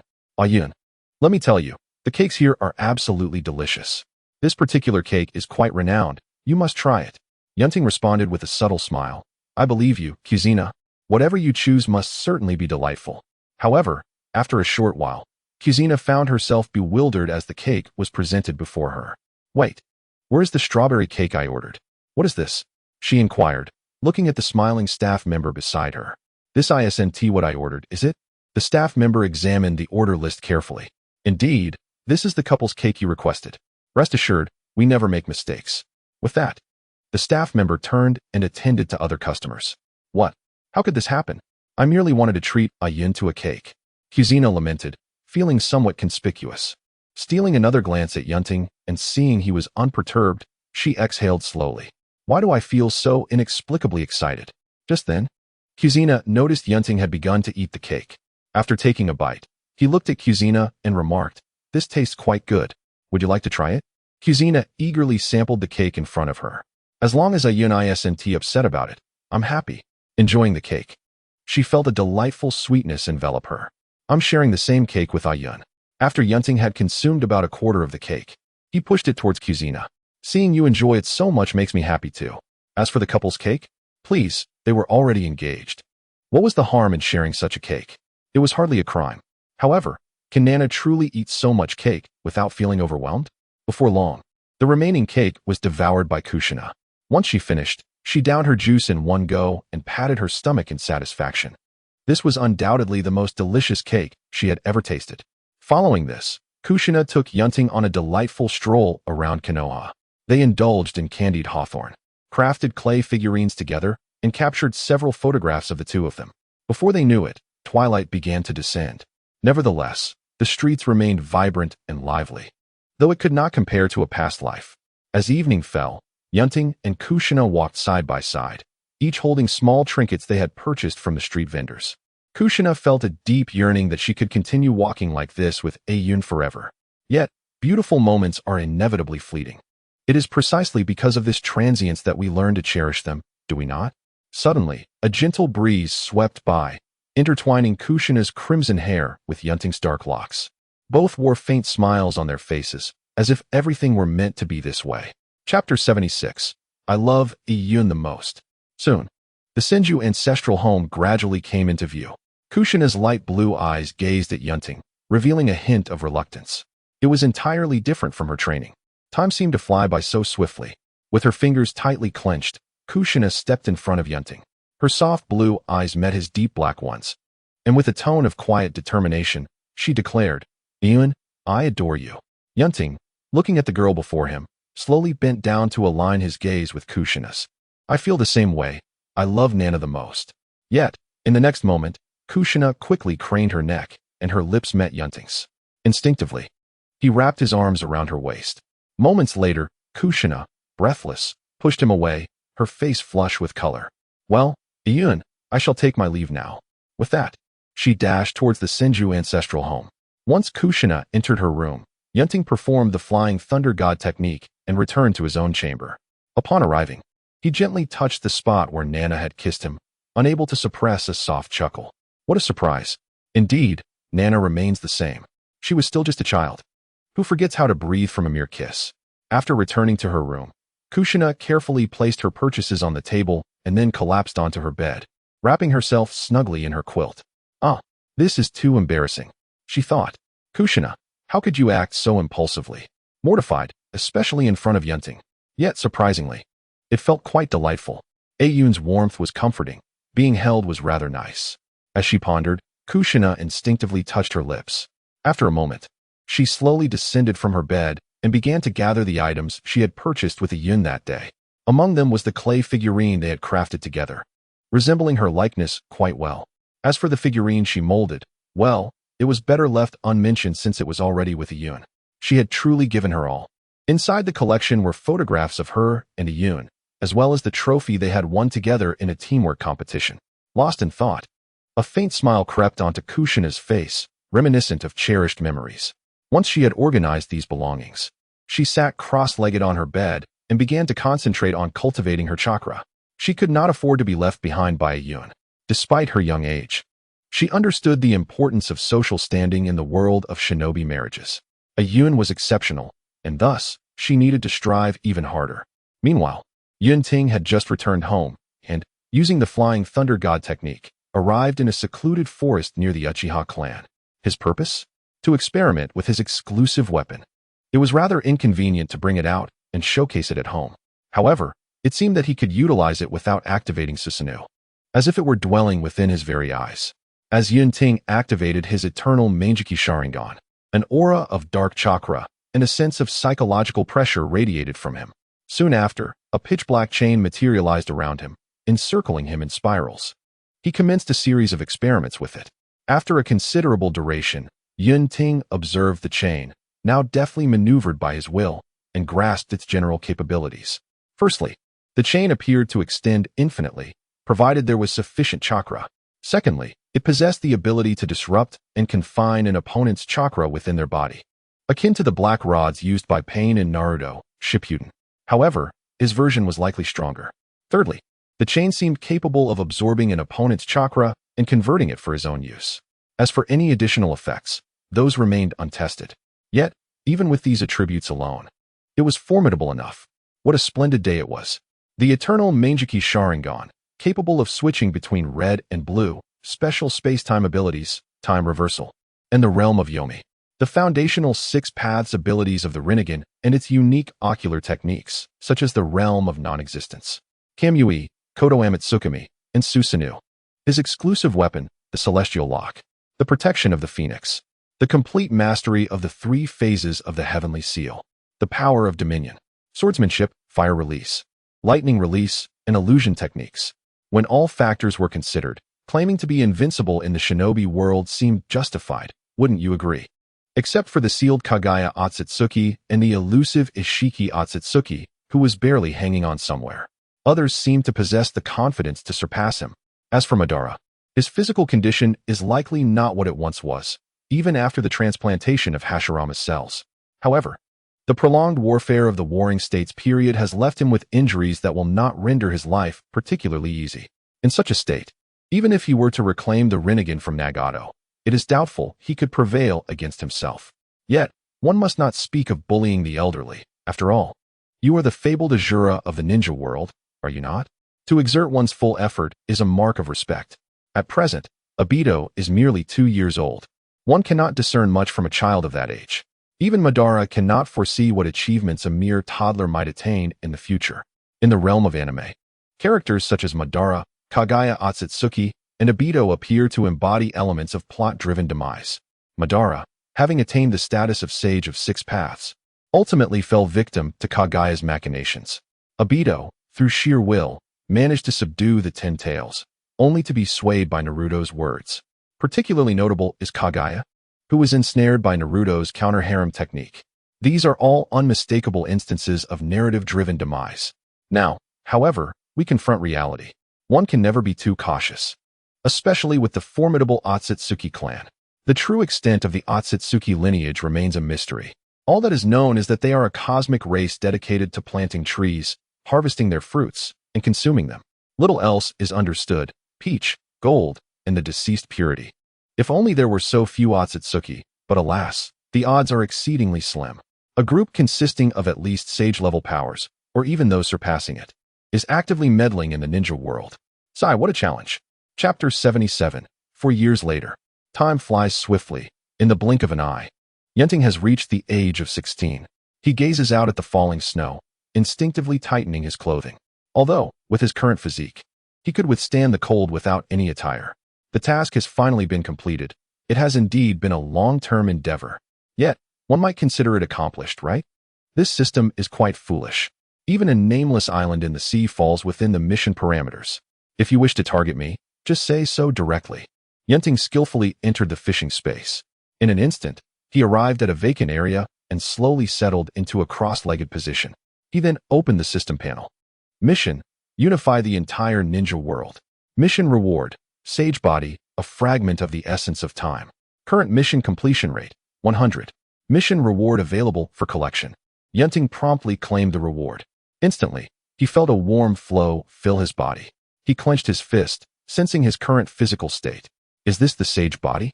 His physical prowess has significantly improved, and even his chakra has increased considerably.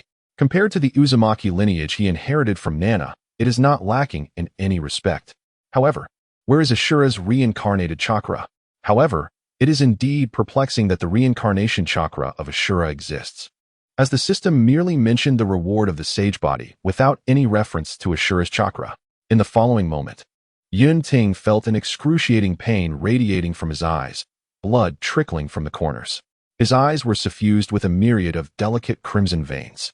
Hastily, Yun Ting channeled chakra from within his body to his eyes, drawing upon the abundant chakra stored in a special space he had created. Was it possible that his eyes could still be of use? Could this discomfort be a result of merging with a fragment of the origin of time and space? Merging even a fragment could cause such agony? His hands gripped the hem of his clothing tightly, veins bulging on his hands. And he was unaware that beads of sweat had soaked his dark hair. Time seemed to stretch indefinitely until Yun Ting finally felt a sense of relief, loosening his clenched jaw. At that moment, his clothes were tattered and scattered remnants lay on the ground. Feeling nearly drained of chakra, he stood up unsteadily. Mysterious silver patterns still faintly shimmered in his eyes.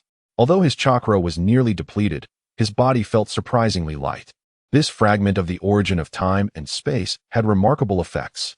Not only had his inherent spatial abilities been significantly enhanced, but he seemed to have acquired something intriguing. Suddenly, a pair of blue Rinnegan eyes manifested. Subsequently, the enhanced version of time reversal was activated. In Yun Ting's vision, the scene around him began to flow backward, and his physical state returned to what it had been before merging with that fragment of the origin of time and space. However, the abilities gained from the merge and the enhanced spatial capabilities remained intact. Moreover, his chakra was entirely replenished. If it had been in the past, such a feat would have been impossible. Yet, all those years of diligent effort in completing tasks had not been in vain. Although he had spent most of that time at home, one must ask, Have you ever seen a leader personally undertaking labor? Yun Ting adjusted his clothing, now restored through time reversal, and returned to his room in the ninja realm.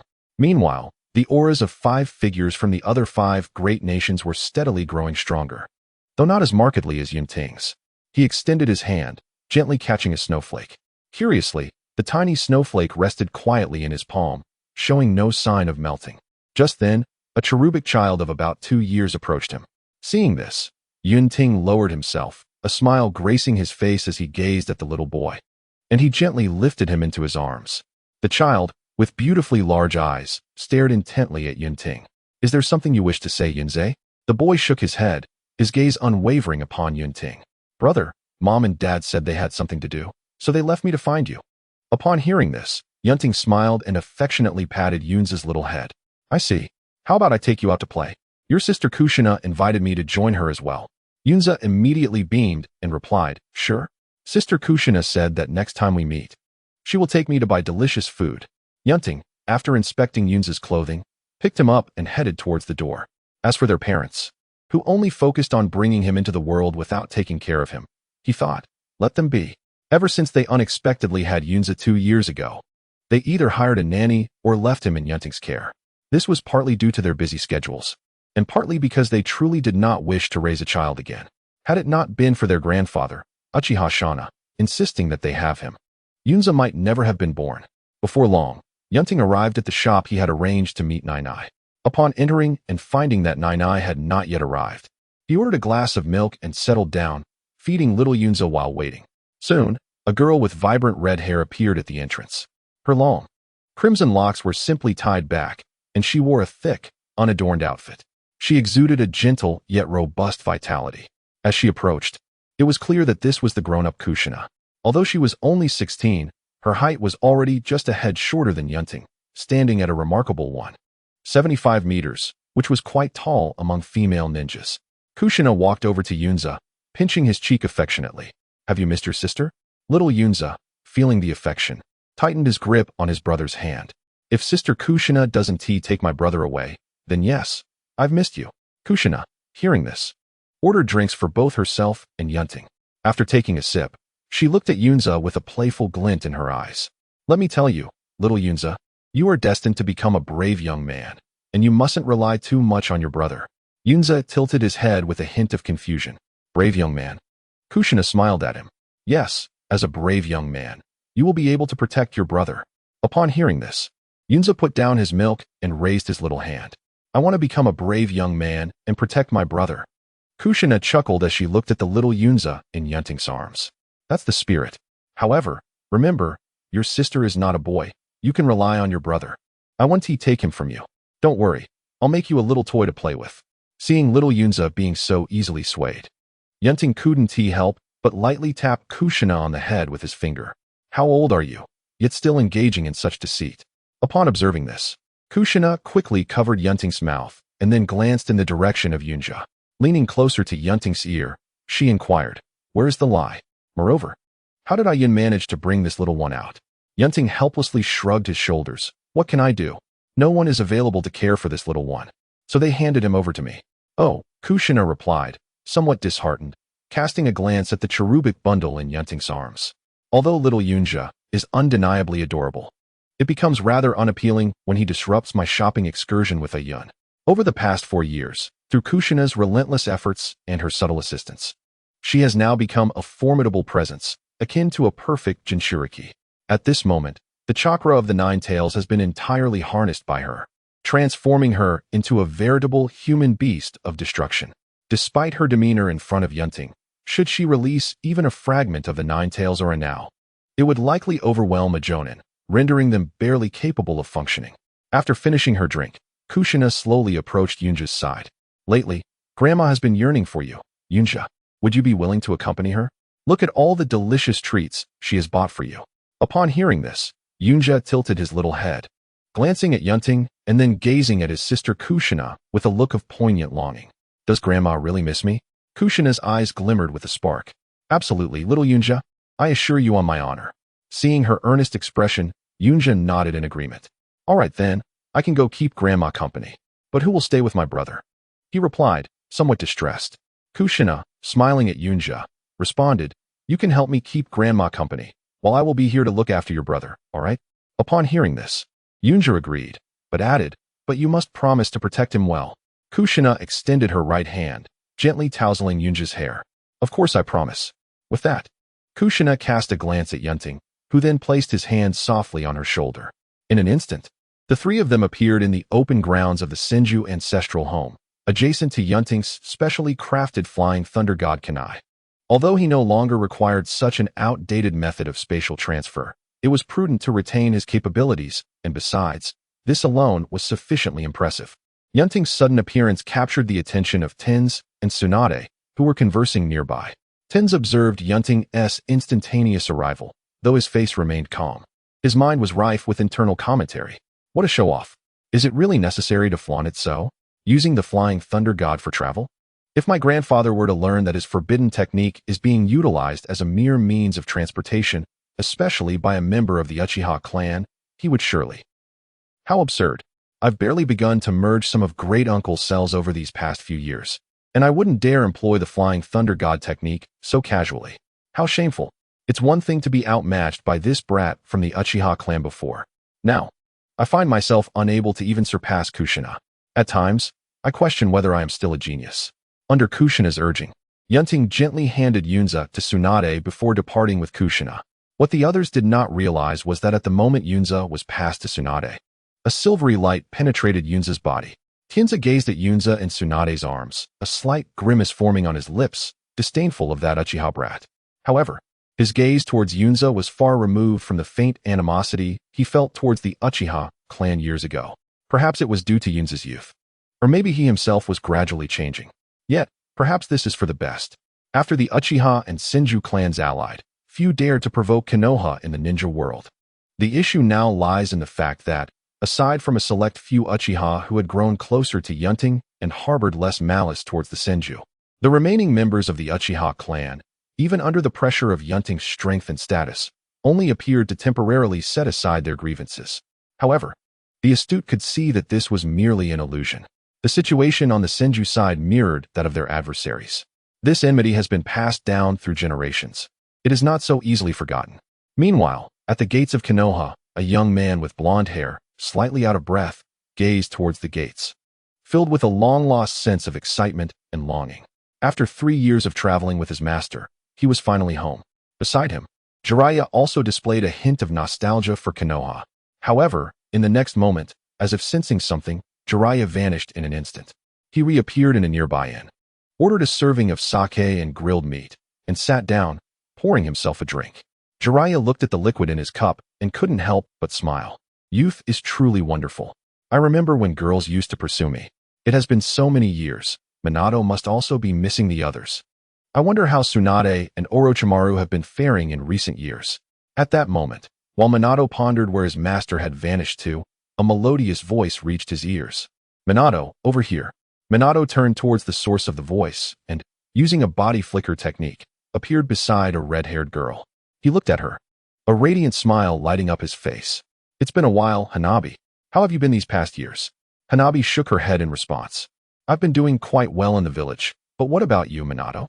Has traveling with Jiraiya-sama treated you well?" Chapter 78. Concerns for Konoha's future. At this moment, in the Hokage's office, Sarutobi Hiruzen appeared even older than a few years prior, with a notable increase in the strands of white in his hair. Although he was considered long-lived compared to those from the Warring States period, this is certainly not that era. His family has dwindled to nearly a few remaining members. Within the remnants of the family, a few individuals continue to vociferously demand vengeance. However, the situation is perplexing. Initially, I too was consumed by anger, yet upon further reflection, I recalled that Chikush, Mito, and Shimura Danzo, members of their respective clans, had all claimed to have seen the shadows of each other's ninjas on the night of the massacre. Yet, the outcome was devastating. Nearly the entirety of 4 clans was obliterated. Subsequently, I discreetly dispatched agents to investigate. Nevertheless, the findings revealed that none of the prominent clans in Konoha, whether it be the ascendant Uchiha, the reclusive Hyuga, the Senju mingling among the commoners, or other esteemed families, had the opportunity to act. It seemed as though the truth aligned with what the surviving members of the clans had recounted. on that fateful night, the four clans had indeed clashed with one another. Moreover, in recent years, it has not merely been this incident that has plagued Sarutobi Hizashi. The other five great nations, apart from the Land of Fire, have been advancing rapidly. This tome notes the Rain country's elevation to the sixth great nation, not a typographical error. Yet, the pace of development in the Land of Fire is difficult to articulate. To label it as tortoise-like would be an understatement. Unbeknownst to Sarutobi Hizashi, the overall strength of the Uchiha clan, excluding the Yun Ting, is now capable of contending with the entire village of Konoha. The fact that a single clan can withstand an entire village speaks volumes about the Uchiha's current martial prowess. It can be said that, apart from Sarutobi Hizashi and his few close allies, there are virtually no factions within Konoha that harbor animosity towards the Uchiha clan. Furthermore, the daimyo of the Land of Fire has had his memories subtly altered by Yun Ting, albeit not excessively so. The changes merely softened his stance towards the Uchiha clan. As for those within the village who oppose the Uchiha, they are simply to be eliminated, were it not for the Sarutobi and Shimura clans, which do not impede my quest for rewards and my desire to observe the tragic fates of a few individuals. Perhaps even these last remnants would not be spared. However, from Sarutobi Hizashi's perspective, the current situation resembles a group of individuals huddled together in stagnation, refusing to engage with Konoha. The only faction in Konoha that maintains cooperation with the other five great nations is the Uchiha clan. Regrettably, Sarutobi Hizashi does not entertain any notions of reconciliation or collaboration with the Uchiha. It would be a jest to consider that the Uchiha, who have not yet eliminated the remaining heirs of my family, would be inclined to cooperate. The prospect of relying on Kushina and the Uchiha to ease tensions seems faintly hopeful, but for now, one can only dream. Moving forward, we must adopt a desperate strategy. As Konoha finds itself in dire need of assistance, we must convene a summit of the 5 Kage, nay, the 6 Kage, to explore the possibility of securing a share of resources. Of course, Yun Ting remains entirely unaware of these machinations, merely providing goods and leaving the rest to that fellow, Fuyu, while awaiting payment, is all that is required. As for to whom these goods are sold, it is of little consequence to me. After all, would one, in their past life, take notice of the scraps of food that ants toil to transport? Such items hold negligible value for me, and the Uchiha clan cannot possibly exhaust their usefulness. Disposing of them in exchange for some currency is a matter of practicality. The fruits cultivated within the fishing spaces currently circulating in Konoha also trace their lineage back to the Uchiha clan, or have been procured at high prices through the black market. Naturally, over these past few years, many have endeavored to cultivate plants capable of bearing such fruits from seeds. However, the outcome has been rather dismal. Even should they miraculously bear fruit, the yield is often dry and tasteless, devoid of any significant effect. Thus, this business has effectively become my monopoly. Through Fuyu's efforts, leveraging the advantageous geographical position of the Land of Rain, these goods are sold to various nations. Yet, while the current stock in Yun Ting could indeed satiate the Uchiha clan's needs, it falls short of what is required for broader dissemination across the ninja world. But what concern is that of mine? As long as I have enough for myself, that suffices. After all, Yun Ting is not lacking in funds. The proceeds from just a day's sales of these items could sustain me for several lifetimes. Now, in the original narrative, several renowned characters have begun their schooling. First among them is Kakashi Hatake, son of Tsukumo Hatake, who, at the tender age of 6, has already garnered significant renown at the Ninja Academy. Following him is Obito Uchiha, destined to become one of the future's pivotal figures. At this juncture, he behaves much like an ordinary Uchiha youth, though there are distinctions. For instance, his enthusiasm appears somewhat atypical of the Uchiha temperament. Indeed, the transformation of a good person into a villain is often the most terrifying of changes. Meanwhile, Shursui Uchiha remains merely an infant, a mere 1-year-old. Currently, the Uchiha clan, while not entirely homogeneous, exhibits remarkable unity. The relationship between the Uchiha and the village is relatively harmonious, having been relieved of the incessant rumors propagated by a select few individuals within the village. While the Uchiha clan may not be universally adored, they certainly do not lack respect. After all, the Uchiha clan enforces the law without bias towards any family, for they firmly believe their own clan to be the most esteemed. They are neither intimidated by nor susceptible to bribery from others. Over time, The simple-hearted villagers have come to appreciate the merits of the Uchiha clan's security forces. As for those villagers who once dared to stir trouble within the Uchiha clan, they are no longer indulged. Should they dare to confront us now, the Uchiha clan can only admire their audacity. If they manage to leave unscathed, they may as well give us a middle finger. I would have no objections. However, reality has shown that in recent years, not a single soul dares to seek trouble with the Uchiha clan. Even the trivial matters of seeking out lost pets have ceased to attract the attention of the Uchiha clan. Presently, the Uchiha clan has regained some semblance of the formidable presence it wielded during the Warring States period. However, to speak candidly, those who survived from that era were truly exceptional talents. A Jonin possessing the three-tomo Sharingan from that time could effortlessly dispatch the current Jonin of the Uchiha clan, who also bear the three-tomo Sharingan. While this may seem somewhat exaggerated, it is indeed the reality. One might wonder why Hashirama and Madara later gained such notoriety. It was primarily due to their unparalleled strength and their role in bringing a long-awaited peace to the ninja world, albeit for a fleeting moment. Chapter 79. The Clan Tournament. Envy abounds among the Uchihas. It can be asserted that without the emergence of Hashirama and Madara, the Warring States period would not have concluded. Despite the intensity of the Second Great Ninja War in the preceding years, such conflicts would pale in comparison to those of the Warring States era, where skirmishes occurred almost daily. At that time, even 6-year-old children could be considered seasoned ninjas and were thrust onto the battlefield. Thus, it is fair to say that the ninjas who survived the Warring States period could easily dominate the current generation. Tomorrow marks a significant day for the Uchiha clan, an annual event that appears to be in its third iteration. As for the prizes, they are indeed substantial, ranging from the selection of ninjutsu within the clan to special items beneficial for training. Participants will also have the privilege of purchasing rare fruits at a reduced price. Essentially, anything available in the ninja world can be procured for the Uchiha clan, particularly for the younger members under the age of 20. Notably, those who possess the Manjiki Sharingan are prohibited from participating. The most enticing aspect for the Uchiha clan is the opportunity to acquire the right to purchase the fruit that can elevate the three-tomo Sharingan to the Manjiki Sharingan, granted to the top 5 competitors. Securing first place allows one to purchase it for merely half the price. For instance, if the fruit costs 10 million, the winner would only need to pay 5 million.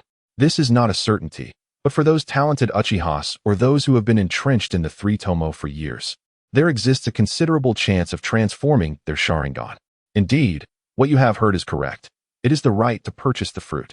Aside from acquiring it through an immense amount of clan contributions, this is the sole method of attainment. Of course, there is another option, should one dare. They might attempt to breach the Uchiha clan's treasury, where particularly valuable items are stored. Who knows what success might await? Naturally, if a young Uchiha without a Jonin among their elders were to win the tournament, Yun Ting could offer the fruit at a reasonable price, allowing the winner to sign an IOU.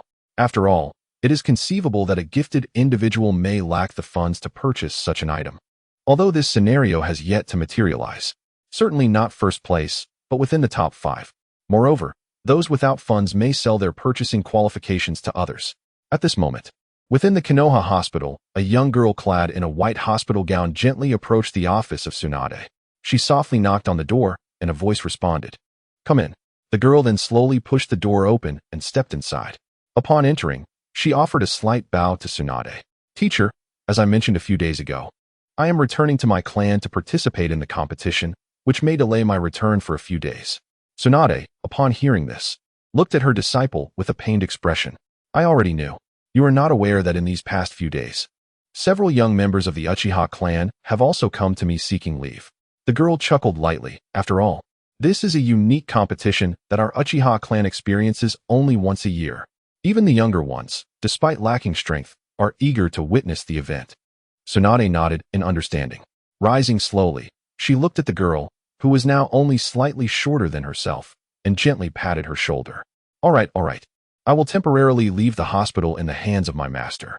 You focus on your competition, but remember to take care of yourself. And if anyone dares to bully you, although the Senju and Uchiha clans still harbor animosity, my reputation does carry some weight." Uchiha Shiki smiled and nodded. "While I appreciate your concern, with the captain looking out for me, I doubt many would dare to create trouble." After bidding farewell to Tsunade, Shiki made her way to the hospital's changing room. gradually removing her work attire. Once clad in her usual garments, she prepared to head towards the Uchiha clan. Along the way, Uchiha Shiki clenched her fists, gazing at the distant location of her clan, a smile gracing her face. Mighty Strength, 100 Heal Technique, Heavenly Seal Phase 1. 3 Tomo Sharingan. I hope to secure a position within the top 5. Shiki had participated in the previous 2 competitions. However, in the first competition, the eventual victor was an illusion, and the fruit was claimed by the illusion's grandfather. In the second competition, the winner was a seasoned elite Nin from the Uchiha clan. Although he was only 20, he had already reached the level of elite Nin, demonstrating remarkable talent. In the earlier competitions, her combat prowess had been somewhat lacking due to her focus on learning medical ninjutsu. However, now, as she prepared for her third competition, she was determined not to bring shame to her captain. Over the span of 4 years, the once timid girl had grown immensely in confidence. Meanwhile, on the other side, a young man gazed nervously at his grandfather. It was not that his grandfather intended to harm him. Rather, it was the overwhelming kindness that sent shivers down his spine. He still vividly recalled the first time he had missed the top 5 due to an accident and received a thorough scolding from his grandfather. Before the second competition, grandfather was equally gentle. That time, he secured the 6th place, and upon returning home, he subjected himself to a thorough reprimand. Now, whenever Yinyu gazes upon his grandfather's tender expression, a sense of dread envelopes him. Oh, Taiyu and Lei Hua, could you possibly show some leniency during the competition? I truly wish to avoid another beating. Xiaohua, do not be anxious, even if you place in the top 5. Your parents lack the means to indulge in extravagant purchases. Relax, eat well, and sleep soundly. Bingyu, make sure to give it your all tomorrow. Just putting forth your best effort will suffice. Meanwhile, Hui Yin, gazing at the unique chakra insignia in his hand, slowly turns his gaze skyward. May fortune bestow upon him a commendable rank. At that moment, within Taiyu's dwelling, he was lifting a wooden sword, from which 3 stones were suspended by rope. Sweat flowed incessantly down the side of his face, his upper body showcasing well-defined muscles, while his trousers were thoroughly soaked. The ground beneath him bore small puddles formed from his perspiration. Conversely, at Lei Hua's residence, he lay on the ground of his backyard, his eyes devoid of light. At that moment, he found no concern with the dirt beneath him. He simply wished to remain there indefinitely. Yinyu?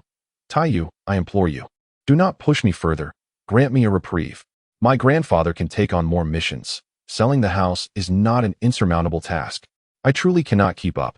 Meanwhile, at Uchiha Mikoto's home, Mikoto was likewise engaged in training. Beside her, her mother watched her daughter with a heart full of concern. This simply won't do. Perhaps I should leverage my connections. I should beseech my dear sister to see if she can discreetly procure a single gem. I forgot whether Mikoto is an orphan or has parents. If I am mistaken, please remind me, and I shall amend it. Chapter 80. The competition begins. On the following morning, at a location within the Uchiha clan, nearly all clan members with the luxury of time congregated. Apart from a select few tasked with guarding certain areas and patrolling, virtually all Uchiha clansmen were present. After all, during this period, entertainment options were woefully scant, and the allure of witnessing a competition of prodigies naturally drew a large crowd. Fortunately, the venue was spacious enough. Otherwise, it would have been quite impossible to accommodate everyone. Of course, outsiders were generally not permitted entry, though those with close ties to the Uchiha clan were allowed to observe. However, it is well understood that the Uchiha clan seldom entertains friendships with outsiders. Within the Uchiha clan, a 6-year-old child with black hair was accompanied by a silver-haired companion and another with violet face paint.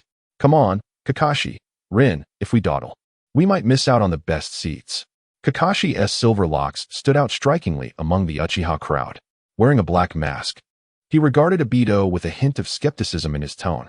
I must ask, Obito, can you truly lead us in? With your current standing? Obito, hearing this, discreetly glanced at Rin, who was distractedly surveying the surroundings. Once assured she was not paying attention, he cast a displeased look towards Kakashi. Whom do you look down upon? I retorted. Our Uchiha clan is not as embroiled in treachery as those outside. Under the leadership of Brother Yun Ting, our clan will undoubtedly ascend to greatness.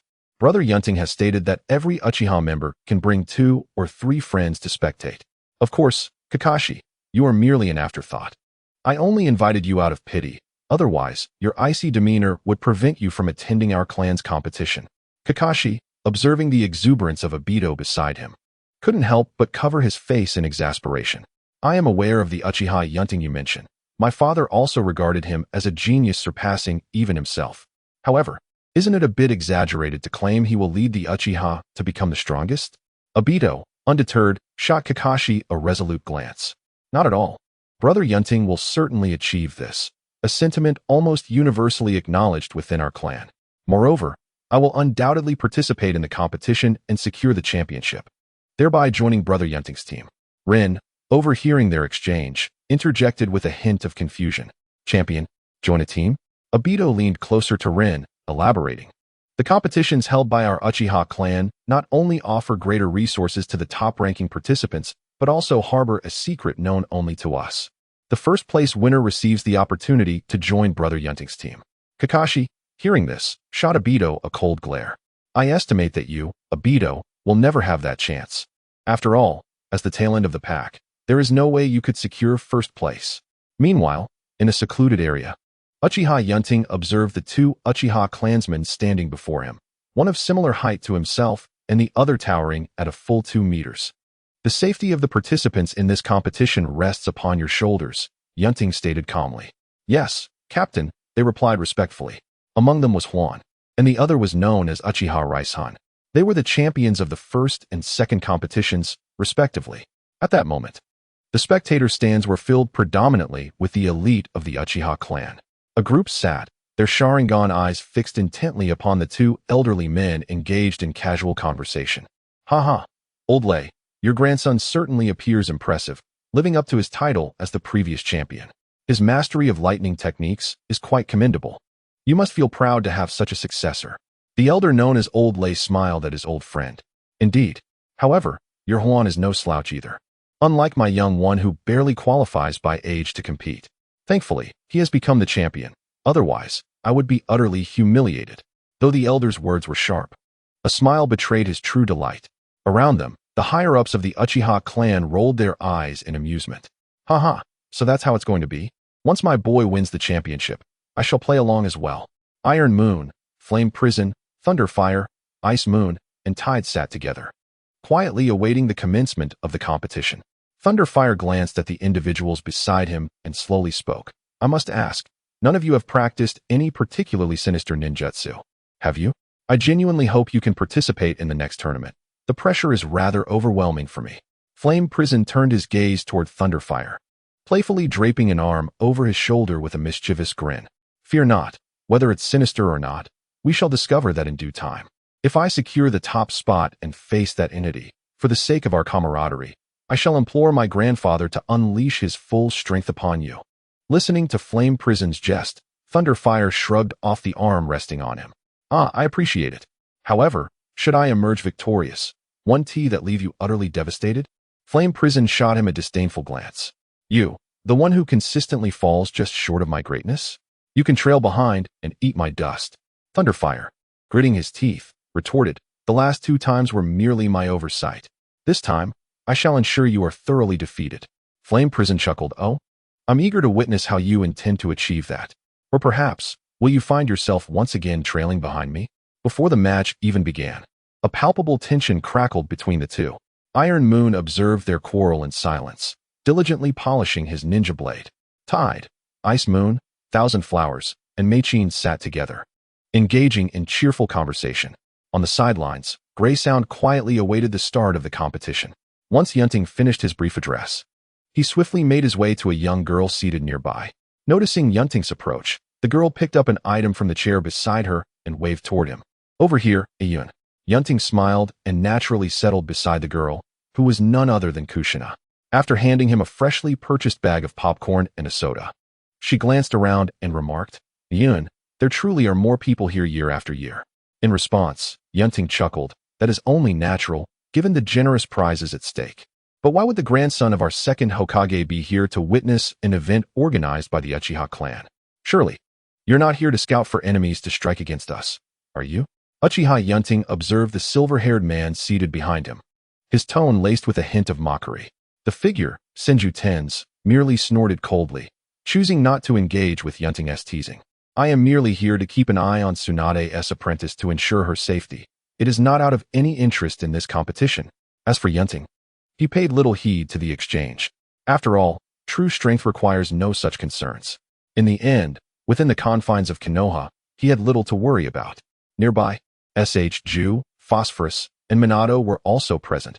While it was clear that the Sarutobi and Shimura clans would not be in attendance unless they had family members participating. Chapter 81. A casual battle, intra-team conflict. As the combat commenced, the members of the Uchiha clan engaged in battles according to the pre-established roster. The conditions for victory were straightforward: either incapacitate the opponent or compel them to concede. However, to mitigate the encounters between the more formidable clan members in the early stages, such confrontations were largely avoided at the onset. After all, one cannot have the strongest fighters clash immediately. It would detract from the anticipation of the ultimate showdown. Wouldn't you agree? Before long, nearly half of the participants from the Uchiha clan had been eliminated. Most of these were merely young Uchihas familiarizing themselves with the process, as this competition occurred annually and was open to those under 20.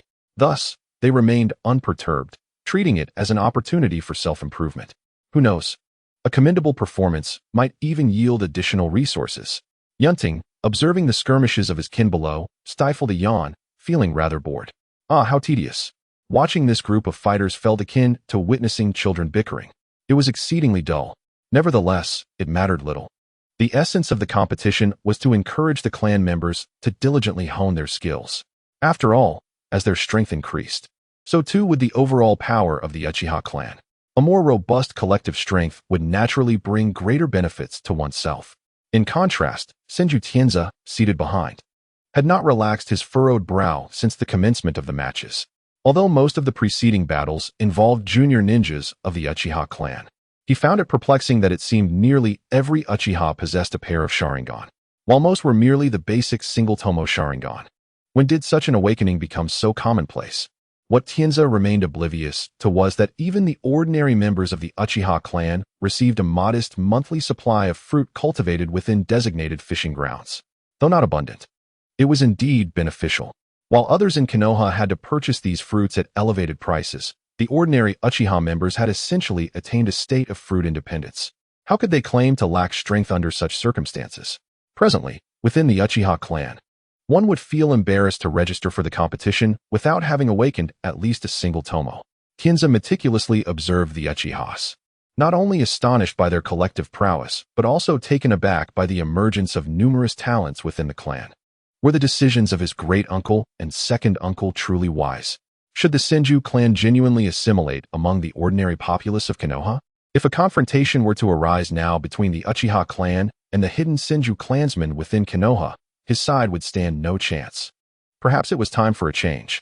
The Senju clan might indeed need to cease their concealment. The notion of reuniting the Senju clan suddenly blossomed in Tianza's mind. Surely, even if his grandfather were to learn of it, he would lend his support, wouldn't he? The Uchiha clan was developing at an alarming pace. Despite the mediation of Nana and Uchiha Yun Ting, one's life is ultimately best kept in one's own hands, is it not? No one desires to have their existence held captive by another, especially by a former adversary. As the competition deepens, the battles grow increasingly exhilarating. Approaching dusk, today's contests have concluded, with the remaining 16 set to determine their rankings together on the morrow. Members of my team, notably, are among them, none absent. This is hardly surprising, as my grandfather had meticulously arranged for these elite members from within our clan. Their talents are unquestionable. It would indeed be peculiar if they failed to reach the top 16. However, while the initial rounds may prove manageable, the subsequent ones are less certain.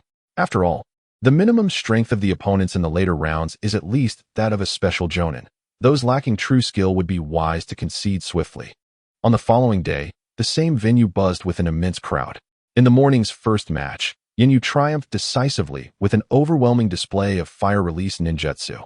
The second match saw Lehua also emerge victoriously with ease, leaving some of his trump cards unused. In the third match, she secured a comfortable win, albeit with the arena sustaining cracks from the battle.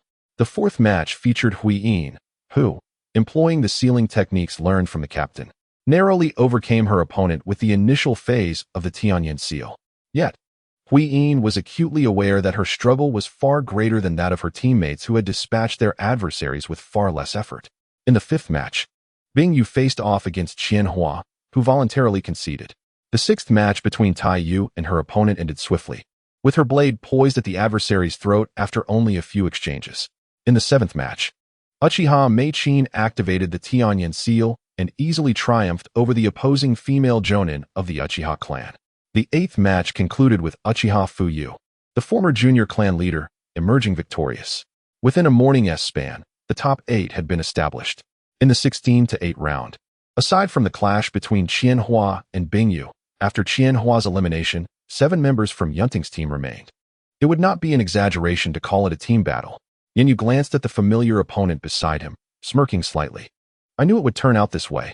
Cry, Leihua, soon you shall witness my prowess. Following this, the list for the quarterfinals was announced. The first match pitted Uchiha Tai Yu against Uchiha Fuyu. The second match featured Uchiha Bingyu against Uchiha Shi. The third match showcased Uchiha Yin Yu against Uchiha Huiyin. The fourth match had Uchiha Leihua facing Uchiha Mei-chin. Upon seeing the matchup, Yin Yu let out a sigh of relief. Ah, thank goodness it's Huiyin. You're the best, brother. If only the occasion permitted, I would shout my affection for you. Meanwhile, Leihua felt a sense of relief upon seeing his opponent, though he chose to mask his relief. After all, she was the captain's sister, and while they were not closely related, it was prudent to maintain a composed demeanor. Who says the Uchiha clan lacks intellect? As the first match commenced, in the afternoon, Uchiha Tai Yu and Uchiha Fuyu stood poised upon the expansive battleground, positioned 100 meters apart, ready to engage. The two individuals instantly assumed their stances, poised to commence the battle. With the declaration of the matches beginning, both sides simultaneously performed hand seals. Fire release, great fireball technique. The encounter commenced with a signature greeting from the Uchiha clan. Even though the great fireball is a mere ninjutsu, its execution by the two surpassed the typical prowess of such techniques. The surging heat ignited the atmosphere of the contest. Go Tetsuki, don't lose. I'm eagerly awaiting our match, shouted Rika and Inu towards Tetsuki. However, Gray and Mei-chin, who were about to cheer, abruptly halted their gestures, their gazes fixed upon the competitors. What is this? Do you truly believe you two will win? Though they were outmatched, they pondered whether they could at least exhaust their opponents during the match. As the flames collided, a cloud of dust erupted. Almost simultaneously, both activated their Sharingan with 3 tomo. Amidst the haze, Uchiha Tetsuki swiftly approached Uchiha Fugaku from the side. Uchiha Flow, sword leap of flames. Unlike their previous encounter with the captain, this time, Tetsuki's flames were somewhat subdued, yet their power remained undiminished. Just as he was about to strike Fugaku, a defensive barrier of swirling water intercepted Tetsuki's fiery assault. Water release, water barrier. The swiftly flowing water effortlessly thwarted Tetsuki's onslaught. Subsequently, Fugaku hastily retreated. After all, engaging in close combat with a formidable Uchiha adept in ninjutsu was hardly a prudent decision. In the instant of his retreat, Fugaku quickly formed hand seals. Fire release, great dragon fire technique. In an instant, deep crimson flames coalesced into a fire dragon that surged towards Tetsuki. Observing this, Tetsuki channeled his lightning chakra. Lightning release, thunder body flicker. In a fleeting moment, Tetsuki vanished from the blast radius of the flames. Note, the previous setting has been slightly modified. The first place winner can purchase the fruit at half price. For instance, if it is auctioned at 10 million, they only need to pay 5 million. This adjustment is made to eliminate contradictions later in the narrative, considering they are all descendants of top-tier powerhouses.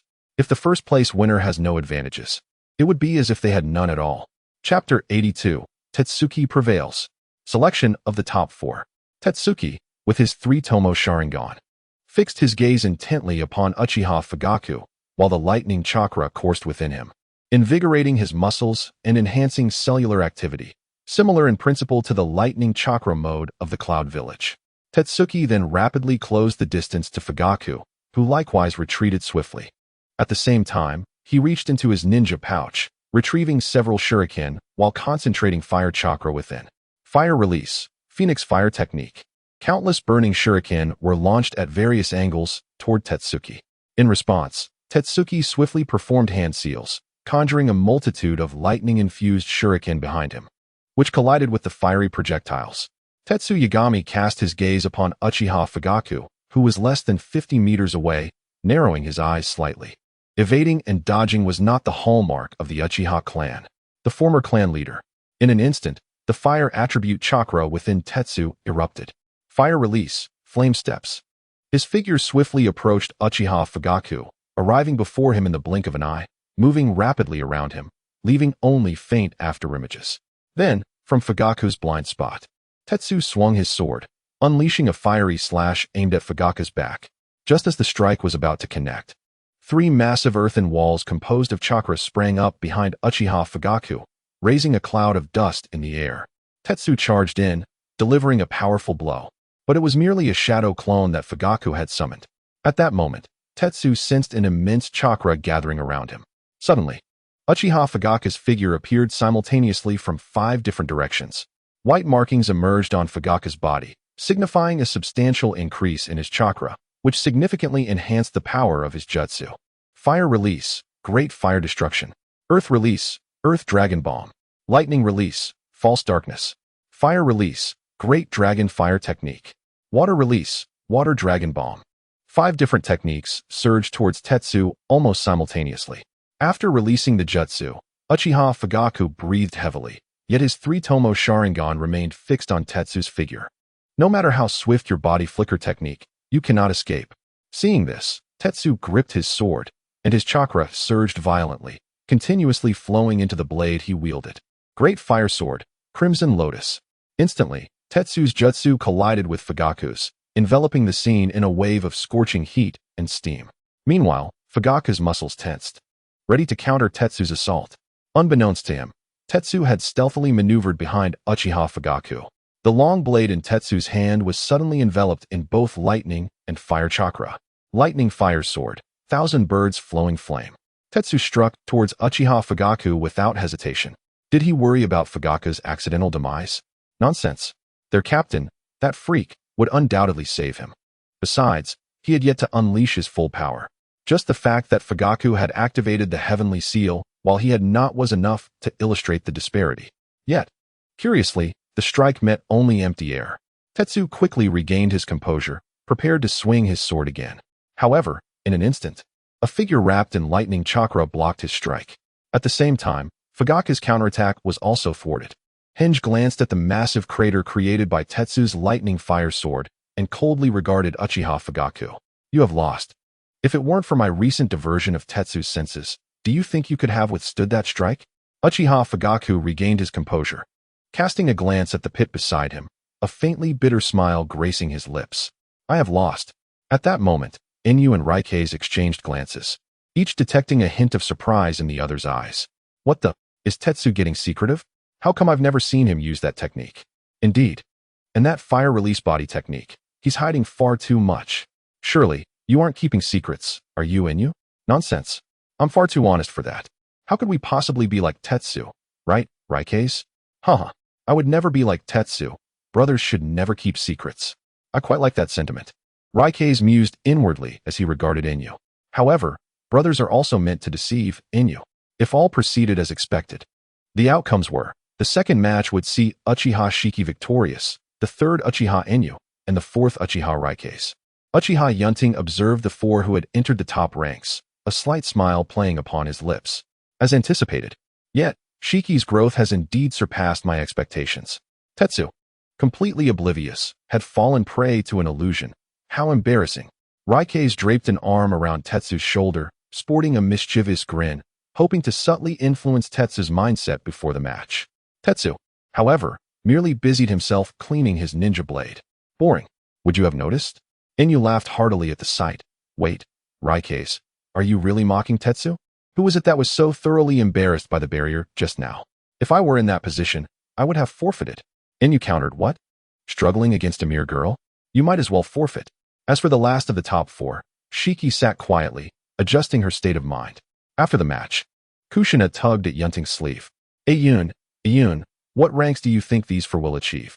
Yun Ting, stroking Kushina's silky red hair, replied, Shiki will likely secure 4th place. Tetsu will take 1st. The 2nd and 3rd will be contested between Raikes and Inu. Kushina tilted her head. Oh, is that so? Shiki can only attain 4th? Just then, a voice laden with discontent reached Yun Ting's ears. What is this? Shiki is my student. She should at least place fourth. Yun Ting cast a glance at Tsunade, who sat behind him, responding coolly, I merely state the facts.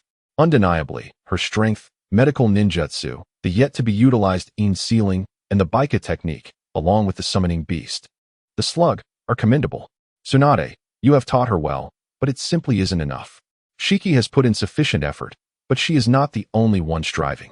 Training in medical ninjutsu consumes an immense amount of time. Achieving fourth place is already quite an accomplishment. Tsunade replied dismissively, oh, is that so? But I fail to see how the other three surpass my disciple in any significant way. Chapter 83, Tetsu and Shiki. Uchiha Obito glanced at Kakashi beside him, a hint of pride in his voice. So, Kakashi, are you surprised to the point of being speechless? Kakashi stared at Obito with his lifeless eyes. Indeed, it's impressive, but what does their prowess have to do with you? In a competition of this intensity, I doubt you'll ever claim the top spot.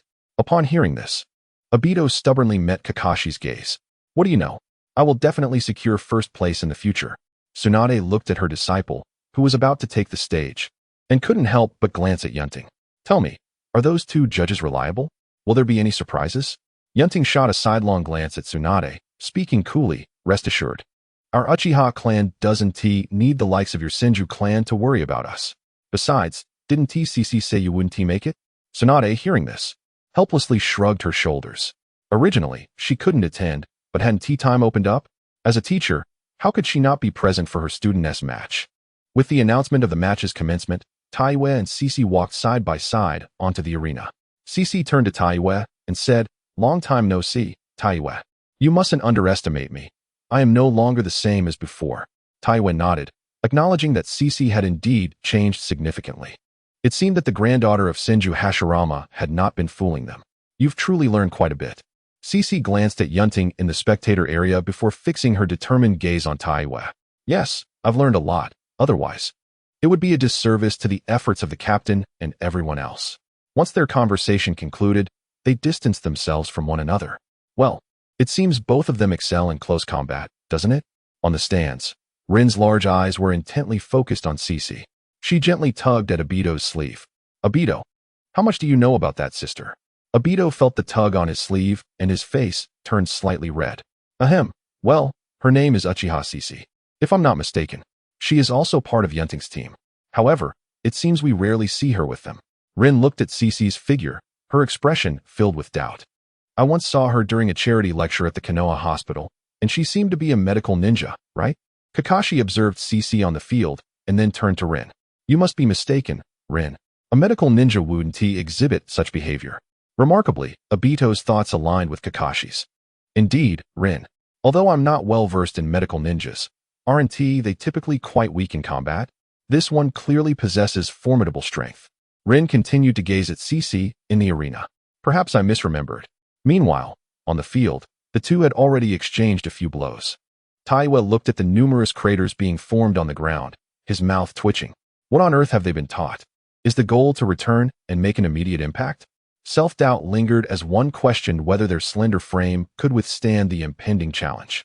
After swallowing hard, Taiwe hastily channeled his chakra to augment his speed, seeking to evade Shi's onslaught. Meanwhile, in the stands, Qianhua grasped Bingyue's cheek firmly and gave it a playful pinch. Turning to Bingyue, she inquired, does it hurt? Bingyue swatted away Qianhua's hand and rubbed her face. What do you think? Why don't you pinch your own cheek? Qianhua chuckled. Well, I'm afraid of the pain, aren't I? But is this truly she? The transformation is remarkable when we spend time together. I only sensed her becoming more cheerful and less intimidating. Who would have imagined that she could now potentially deliver a fatal blow with a single punch? Bingyue sighed as she gazed at Shi on the stage. Indeed, she did not exert her full strength during our battle. Her power has grown immensely. Yun Ting observed Shi's movements intently. Is this the famed strength of the Senju clan? Though the magnitude of such power is still linked to one's physical prowess, exceptional chakra control can significantly enhance brute strength. However, if one cannot land a hit, what does it matter how strong they are? It merely leads to a depletion of energy. After narrowly dodging Shi's attack, Taiwe seized the moment and swiftly formed hand seals. Fire style, dragon fire technique.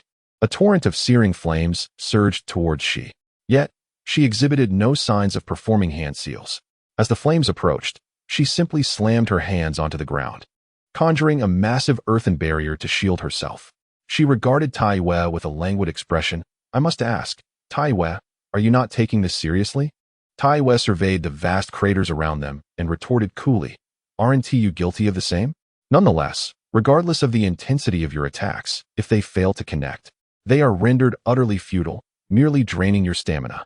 Our consumption rates are hardly proportional, are they? If you continue like this, she interrupted with a smile, is that so? I have just perfected the Yin seal and the Baiken no Jutsu. Admittedly, it may not match the effectiveness accumulated over years like my teachers, but it is still quite formidable. At this point, she is at least 16 years old, possibly even older. Sakura mastered the Yin seal and Baiken no Jutsu at 17. With her 3-tomo Sharingan and direct tutelage from Tsunade, alongside companions skilled in sealing techniques, it seems reasonable for her to achieve this level of proficiency. Suddenly, it dawned on her that Tsunade must also be adept at the Yin seal, a technique presumably passed down through the Senju or Uzumaki clans. She recalled that Mito was likely proficient as well. Almost simultaneously, both participants activated the first stage of the heavenly transformation sealing technique. She unleashed her newly acquired Baiken no Jutsu, and the dual-layered enhancement was strikingly evident. In an instant, she charged towards Tai Yue, the ground cracking under the force of her might. She executed a devastating stomp at the very spot where Tai Yue had just stood. Although Tai Yue had already utilized the explosive flame step to vacate the area, the residual force of Shi's attack still impacted him. The uneven terrain undoubtedly imposed certain limitations on Tetsujetsu's speed. With a swift motion, he unleashed the blazing sword of the Crimson Lotus. A fiery red lotus surged forth, aimed directly at Shio. In response, Shio quickly formed hand seals, invoking the water release, water dragon bullet technique. The water dragon collided with the Crimson Lotus, and for a moment, neither could gain the upper hand. It must be noted that both Tetsujetsu and Shio, after employing the heavenly transformation seal, experienced a significant enhancement in the potency of their ninjutsu. In Chapter 84, during the second phase, Tetsujetsu emerged victorious, seizing the opportunity amidst the thick veil of water vapor. He swiftly repositioned himself, intending to maneuver behind Shio. However, Shio bit her finger, rapidly forming seals, summoning a colossal slug. As the creature materialized, it addressed Shio, "Little Shio, what is the situation?" Perched atop the giant slug, Shio, with her 3-tomo Sharingan, cautiously surveyed her surroundings. Apologies for the intrusion, great slug. But I am currently engaged in a match, and my opponent poses quite a challenge. So, I must ask for your assistance. While explaining her predicament to the slug, Shio utilized her Sharingan and innate chakra sensing abilities to locate Tetsujetsu's presence. Meanwhile, Tetsujetsu, concealed in the shadows, sensed Shio's situation and stealthily created several lightning clones. 4 of these clones quietly surrounded the slug and Shio, while others launched feigned attacks. With the lightning release, Thunder Flash, the clones struck from various angles toward Shio. A few were immediately detected by the slug, which unleashed a torrent of corrosive acid, obliterating them. Others met their end at the hands of Shio, who dispatched them with a flurry of punches. Observing the remnants of the shattered clones, Shio mused, so, these were lightning clones? She gradually flexed her somewhat numbed fists, the residual electric discharge from defeating Tetsujetsu's clones leaving a tingling sensation. A feigned attack? Is he preparing to unleash a powerful ninjutsu, or? Before Shio could ponder further, a terrifying surge of chakra enveloped the area. Suddenly, a storm of lightning coalesced into a vortex, encircling both the slug and Shio. Lightning release, thunder prison waltz. The frenzied lightning swiftly engulfed Shio's figure. At that moment, on the viewing platform, Tsunade clenched her fists anxiously. Is the match not to be halted? This has escalated beyond mere competition. Such magnitude of ninjutsu could lead to dire consequences. Have you Uchiha not considered the repercussions? Yun Ting observed the dust stirred by the lightning on the arena floor and slowly opened his mouth to speak. As long as Shio has not conceded, the match must continue. That is the essence of her resolve, as it is with Tetsujetsu. To intervene recklessly before the final moment would be a disservice to them. Of course, you may interfere with the duel if you believe you can succeed under the watchful gaze of our Uchiha clan. Upon hearing this, Tsunade reluctantly redirected her attention to the center of the tempest unleashed by the lightning. TCH, as expected, most of the Uchiha are indeed madmen. Why would such a gentle child as she participate in such a perilous competition? Moments later, the thunderous whirlwind gradually dissipated, leaving the arena's ground marred by the ravages of lightning. At the center, a figure emerged from a significantly smaller slug than before. This individual was none other than Uchiha Shi. Gazing at the slug before him, Uchiha Shi spoke softly. "That's enough, Lord Slug, please return now. I shall handle the rest." The slug nodded slightly and vanished in a puff of white smoke.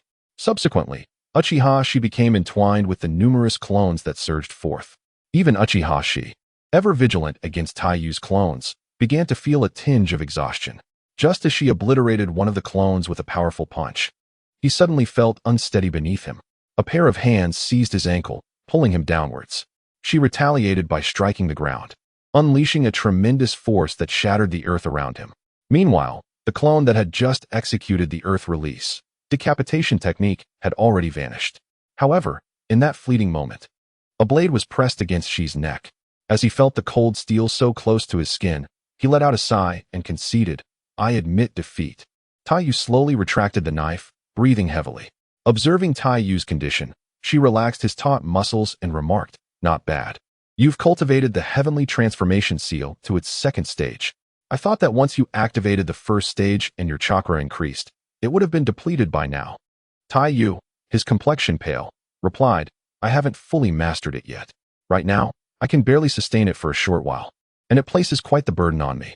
If I weren't aware that I couldn't outlast you, I wouldn't have pushed myself to this extent." She chuckled. Glancing at Taiyu, "Aren't you concerned that I might inform Yinyu and the others?" Taiyu responded nonchalantly, "I doubt it. You're not one to gossip. Besides, they must have sensed something from our recent battle. Pretending to have reached the second stage could still intimidate those two." Meanwhile, Yinyu was vigorously shaking Lei Hua, exclaiming, "Lei Hua, that was undoubtedly the second stage of the heavenly transformation seal. Taiyu has concealed his strength so well. What are we even fighting for?" Lei Hua pushed Yinyu away, adjusted his attire, and calmly replied, "Calm down. Just look at Taiyu's expression. It's clear he hasn't fully grasped it yet. Furthermore, I haven't even passed my own trial, so let's not worry about distant matters. Besides, I suspect you came to rattle me just as we were about to face off, hoping to disorient me for an easy victory." Yinyu shot a sidelong glance at Lei Hua and retorted, "Come on, we Uchiha don't resort to such tactics. Otherwise, the water I gave you earlier would have been poisoned." Lei Hua, hearing this, looked at Yinyu with suspicion. "You didn't actually poison me, did you?" Yinyu swore to the heavens, "I assure you, I did not. Moreover, to defeat you, one must resort to poison. Have you perhaps misjudged my character? What of the camaraderie we share?" Upon hearing this, Lei Hua gazed at Yinyu and inquired, "Oh, which do you prefer, Brotherhood or the Mangeki Sharingan?" Yinyu chuckled. "Without a doubt, the Mangeki." As she and Taiyu exited the stage, Lei Hua and Yinyu engaged in a verbal sparring match. Taiyu found a spot outside the arena to rest and recuperate from her exertions. Meanwhile, she, unconcerned about her own chakra restoration since she had no subsequent matches, greeted Bingyu and her companions before making her way towards her mentor. Upon reaching Tsunade, she smiled and asked, "What brings you here, sensei?" Tsunade's gaze fell upon Shi's slightly tattered garments and the wounds inflicted by fire and lightning, prompting a pang of concern within her. "What? Am I not allowed to be here? You do realize that if your opponent were to strike carelessly, it could be disastrous, right?" She took a seat beside Tsunade, her eyes fixed on the two combatants preparing for battle below. "I understand your worries, master, but Yun Ting has assured me that we are comrades. I have faith that they will show restraint. Besides, you are here with me, right? I trust that even if I were gravely injured, you would be able to save me. Moreover, I have my own reasons to fight. I wish to do something for the one who has provided me with everything I have now." As she pondered, Shi's gaze inadvertently drifted toward a red-haired girl seated next to a Uchiha youth. What a pity, but then again, this is quite satisfactory. I hope our captain remains safe in the future. Chapter 85. The Duality of Lei Hua and the Purity of Fire. Just as she was about to utilize a basic medical ninjutsu to bandage her wounds, a faint flicker of flame surged into her body. Her injuries began to heal at an astonishing pace. Simultaneously, Taiyu's eyes snapped open. The pain from Shi's earlier attack had vanished. The adverse effects of forcibly employing the second stage of the Tian Yin seal now dissipated. "Is that so, Captain?" They both remarked in unison. their gazes instinctively shifting towards Yun Ting. At that moment, on the competition stage, Yin and Lei Hua locked eyes. Lei Hua taunted Yin. "Well, Yin, are you prepared to embarrass yourself before the captain and our juniors?" Yin discerned Lei Hua's intent to unsettle him and chose to disregard the provocation entirely, instead directing his attention to Huan and Lei Shun, standing nearby. "Shall we commence?" A certain individual was already eagerly anticipating his third defeat. Observing the palpable tension between the two, Huan promptly declared the match to begin. As the contest commenced, both combatants exhibited white markings upon their bodies, their auras surging dramatically. Simultaneously, they began to weave hand signs, culminating in nearly synchronous completion. Lightning release, false darkness. Fire release, great fire annihilation. The ferocious flames clashed violently with the tempestuous lightning in a spectacular display. The scorching waves of ninjutsu surged forth, striking the faces of the spectators. Yet, not a single soul, particularly among the Uchiha clan, exhibited any sign of disdain. Instead, their gazes were filled with envy, admiration, and respect for the formidable prowess on display. The Uchiha clan inherently values strength above all, while Yun Ting could extend a helping hand to those clan members in need, providing them with a better quality of life. Earning the respect of one's kin and achieving a more prosperous existence necessitates commensurate strength. As the residual effects of fire release and lightning release lingered, the two combatants clashed their ninja blades against one another. What a troublesome opponent. You possessed the heavenly seal from the very beginning, and it seems the pressure I exerted upon you is indeed substantial, Enyu remarked, observing Lei Hua. Lei Hua, with a swift motion, forcefully repelled Enyu, retorting, "That should be my line." In the very moment he pushed Enyu back, Lei Hua executed a couple of hand seals with remarkable speed, conjuring a surge of electricity that surged across the ground towards Enyu. Witnessing this, Enyu merely concentrated his fire chakra and swung his blade, unleashing a crescent-shaped flame that effortlessly countered Lei Hua's ninjutsu. With a determined gaze, Enyu formed hand seals, summoning the fire release, fire serpent binding. Several vivid crimson fire serpents swiftly darted toward Lei Hua. In response, Lei Hua hastily formed seals of his own, invoking the lightning release, Chidori sharp spear. In an instant, a cluster of lightning chakra coalesced around him, manifesting as multiple long, lightning-infused spears that charged directly at the fire serpents, pinning each one to the ground. However, at that moment, one fire serpent twisted and evaded the onslaught, lunging directly at Lei Hua with its jaws agape. Lei Hua instinctively sliced it in half with his blade and delivered a swift kick to its remains. "Damn it, that was flashy. You nearly gave me a heart attack." Now even ninjutsu has become a game of dodging like a snake. Turning to face Enyu with a smile, Lei Hua reached for his ninja pouch. "I suggest we refrain from playing with these childish tricks, Enyu. Or is this all you can muster?" There's a distinct lack of creativity. In response, Enyu chuckled, "Simple, you say? Then allow me to show you something more formidable." He unleashed the fire release, Fire Dragon Bite, summoning a colossal fire dragon that charged directly toward Lei Hua, radiating an intense heat that scorched all present.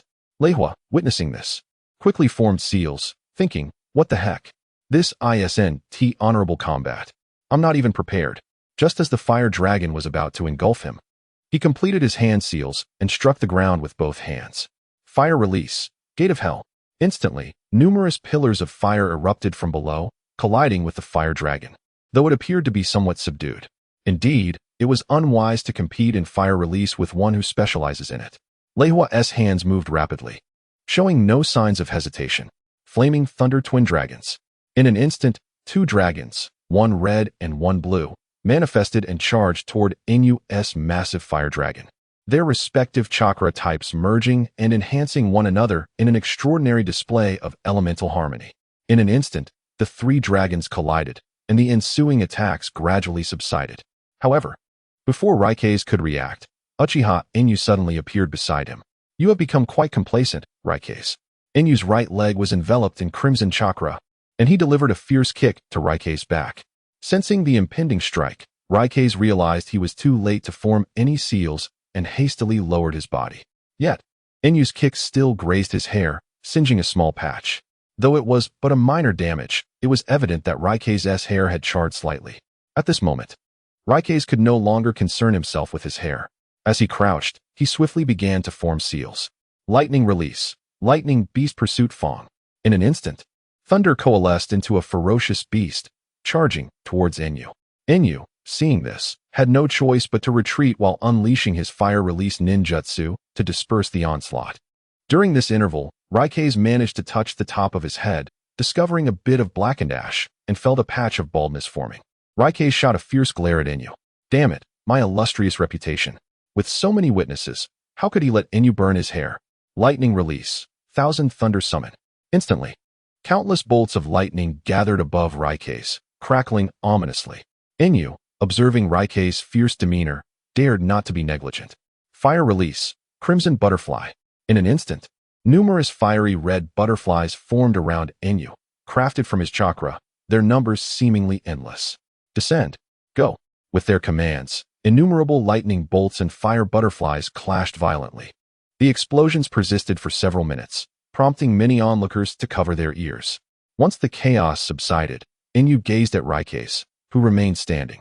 I truly did not intend to singe your hair. Who told you to dodge? What a madman. Does this show off your chakra?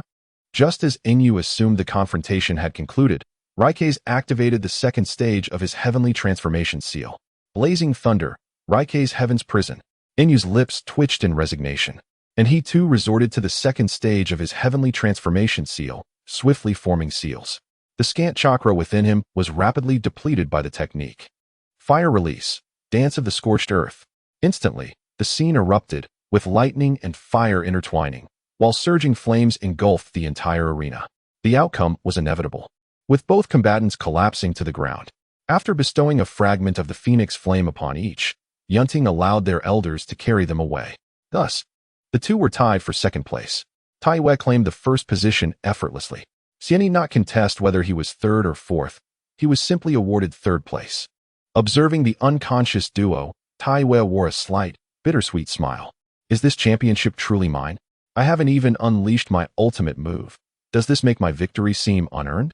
The name of Raikes' technique, Blazing Thunder, is essentially a nascent form of a bloodline limit, albeit still immature at this stage. Chapter 86. The Looming Kaleidoscope Sharingan. Thus, Uchiha Raikes and Uchiha Enyu, each accompanied by their respective grandchildren, made their way back to their homes. Upon arriving, Enyu's grandfather gazed at the tranquil figure of Enyu lying on the bed. He tenderly tucked him in before silently closing the door to his room and proceeding to the residence of Uchiha Shana. It was merely a matter of spending a bit more money and contributing to the clan, a concession I can accept. Little Enyu will not be participating in the next competition.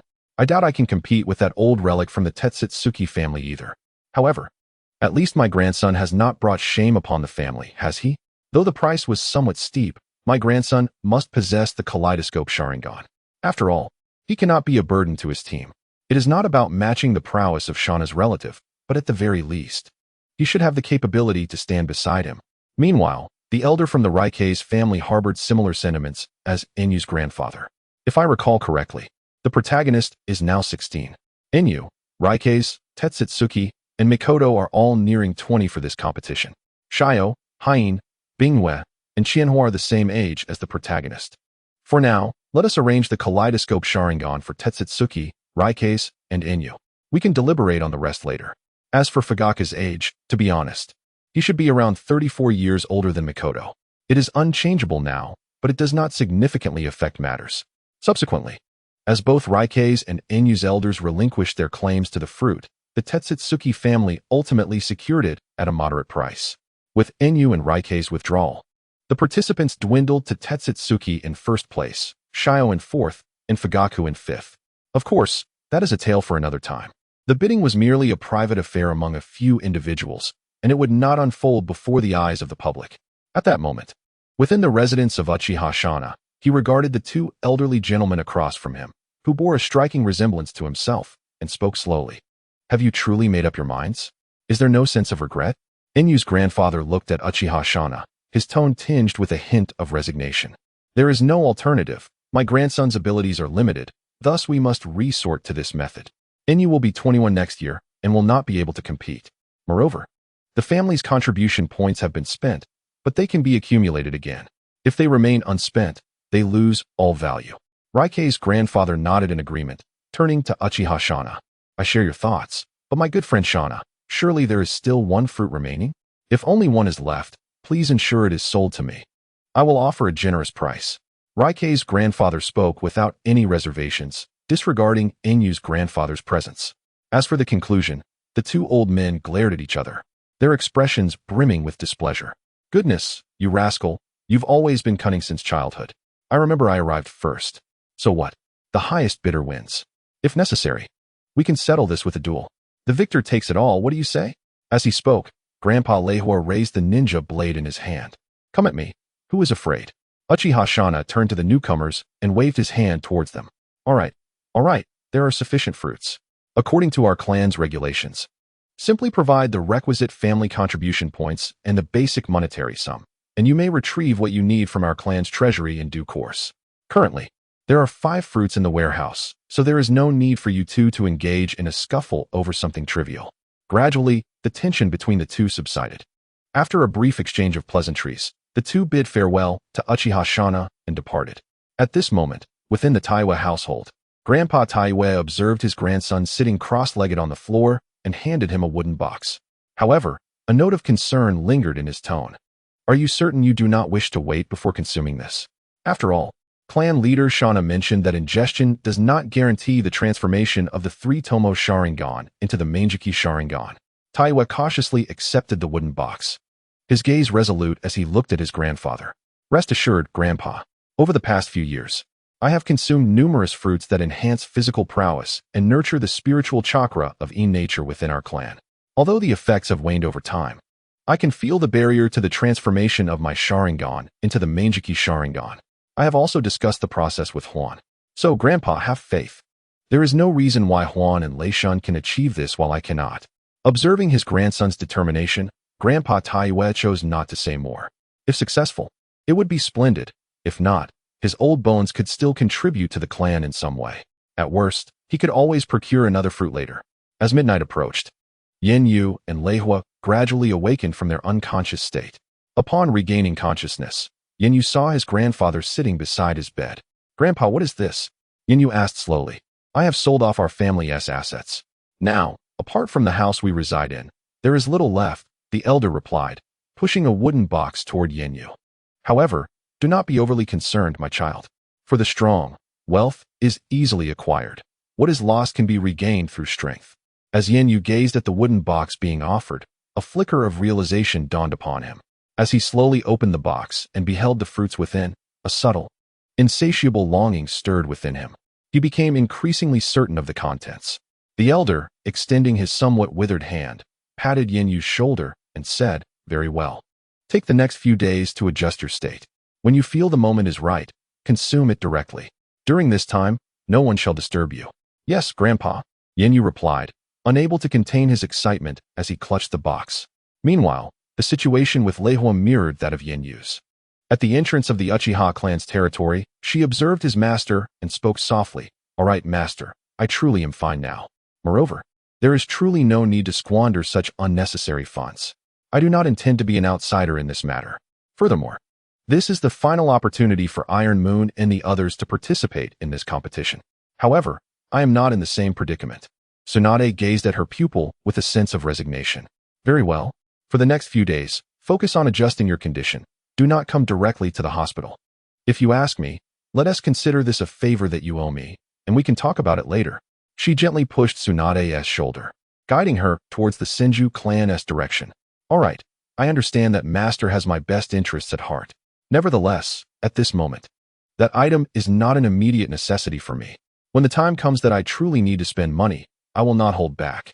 After all, besides my mother and the captain, you are the one who has treated me the best. Hearing this, Tsunade glanced at she and couldn't help but pout. After all these years of teaching you, am I still not as good as that little brat? She, noticing her expression, poked Tsunade's shoulder and said, All right. We are equally important, right, master?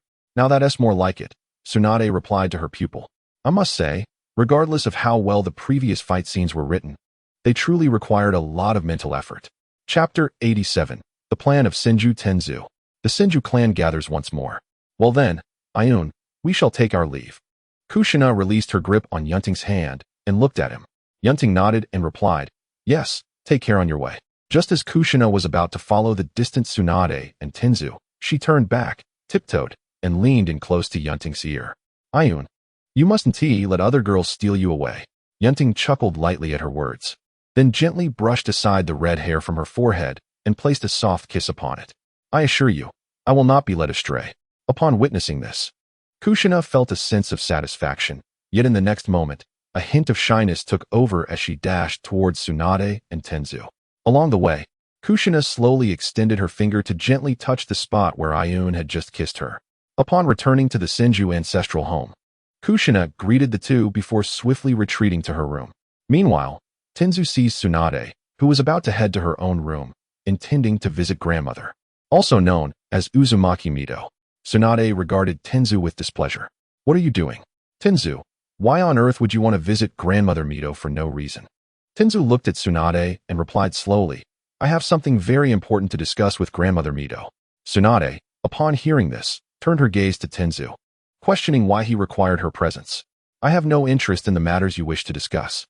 Tenzu walked ahead of Tsunade, pausing momentarily to say, "Tsunade, I intend to reunite the scattered Senju clan." Tsunade, taken aback by his words, looked at Tenzu in surprise. "Have you lost your mind? What has prompted you to think this way all of a sudden?" Furthermore, the order for the Senju clan to conceal their identities and disperse throughout Konoha was issued by Grandfather Hashirama and carried out by Grandfather Tobarama. "Are you certain you want to proceed with this?"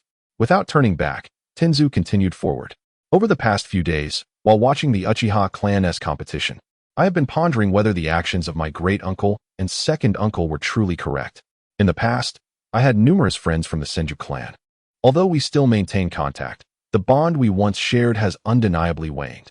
During the recent days of watching the matches, I found myself pondering whether this is truly the right state of affairs. I can no longer meet with friends from my clan in a normal manner. Our encounters are now shrouded in secrecy. This is not how a family should function.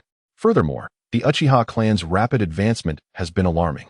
The Sarutobi, Nara, Akimichi, and Mido clans are suffering significant losses, and the influence of the Hokage lineage has dramatically diminished. It is imperative for the Uchiha clan to have a family openly balancing their power. Otherwise, I fear the village may witness the Uchiha clan dominating independently. Although I have developed a somewhat more favorable view of the Uchiha clan, we cannot simply rely on the hope that they will not turn against us. Thus, I implore you, Tsunade, to assist me. I also need your help when it comes to persuading Grandma Mido." Upon hearing this, Tsunade rubbed her light golden hair, feeling a headache coming on. All right, I shall heed your request. I truly struggle to contemplate these matters. However, I do support the idea of the Senju clan reuniting. Though I believe that with that rascal Yun Ting around, the Uchiha clan is unlikely to overstep their bounds." Before long, the two arrived at the doorstep of an exceedingly ordinary house. Tienza approached the door, gently knocked, and soon a warm voice emerged. "Is that you, Tienza and Tsunade? What brings you here?" The door isn't locked. "Come right in." Heeding the call, they entered the room side by side and settled down before Uzumaki Mido. Tienza gazed at his great-grandmother and gradually spoke. "Grandma Mido, I wish to gather the Senju clan once more."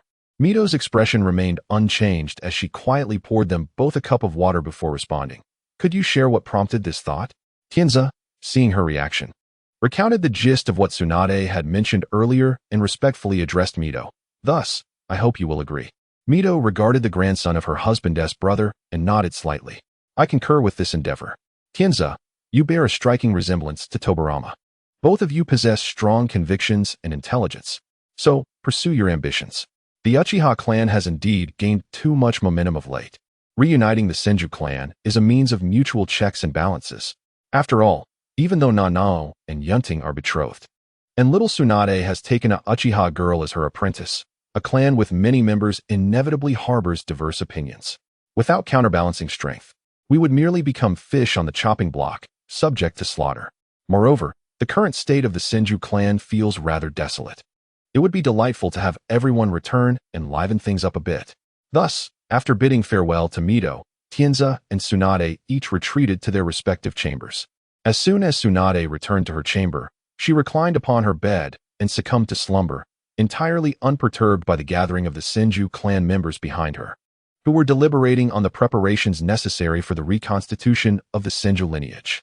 After all, this was not her forte. Besides, Tsunade believed that with Nanai and Yun Ting, herself and Kushi, alongside the promise Yun Ting owed her, there was truly nothing to fret about. If Yun Ting were to preside over the Uchiha clan, even if they possessed a modicum of strength, it would not be a detriment. In fact, an increase in their might would instill a sense of trepidation in other nations, thereby diminishing the likelihood of war.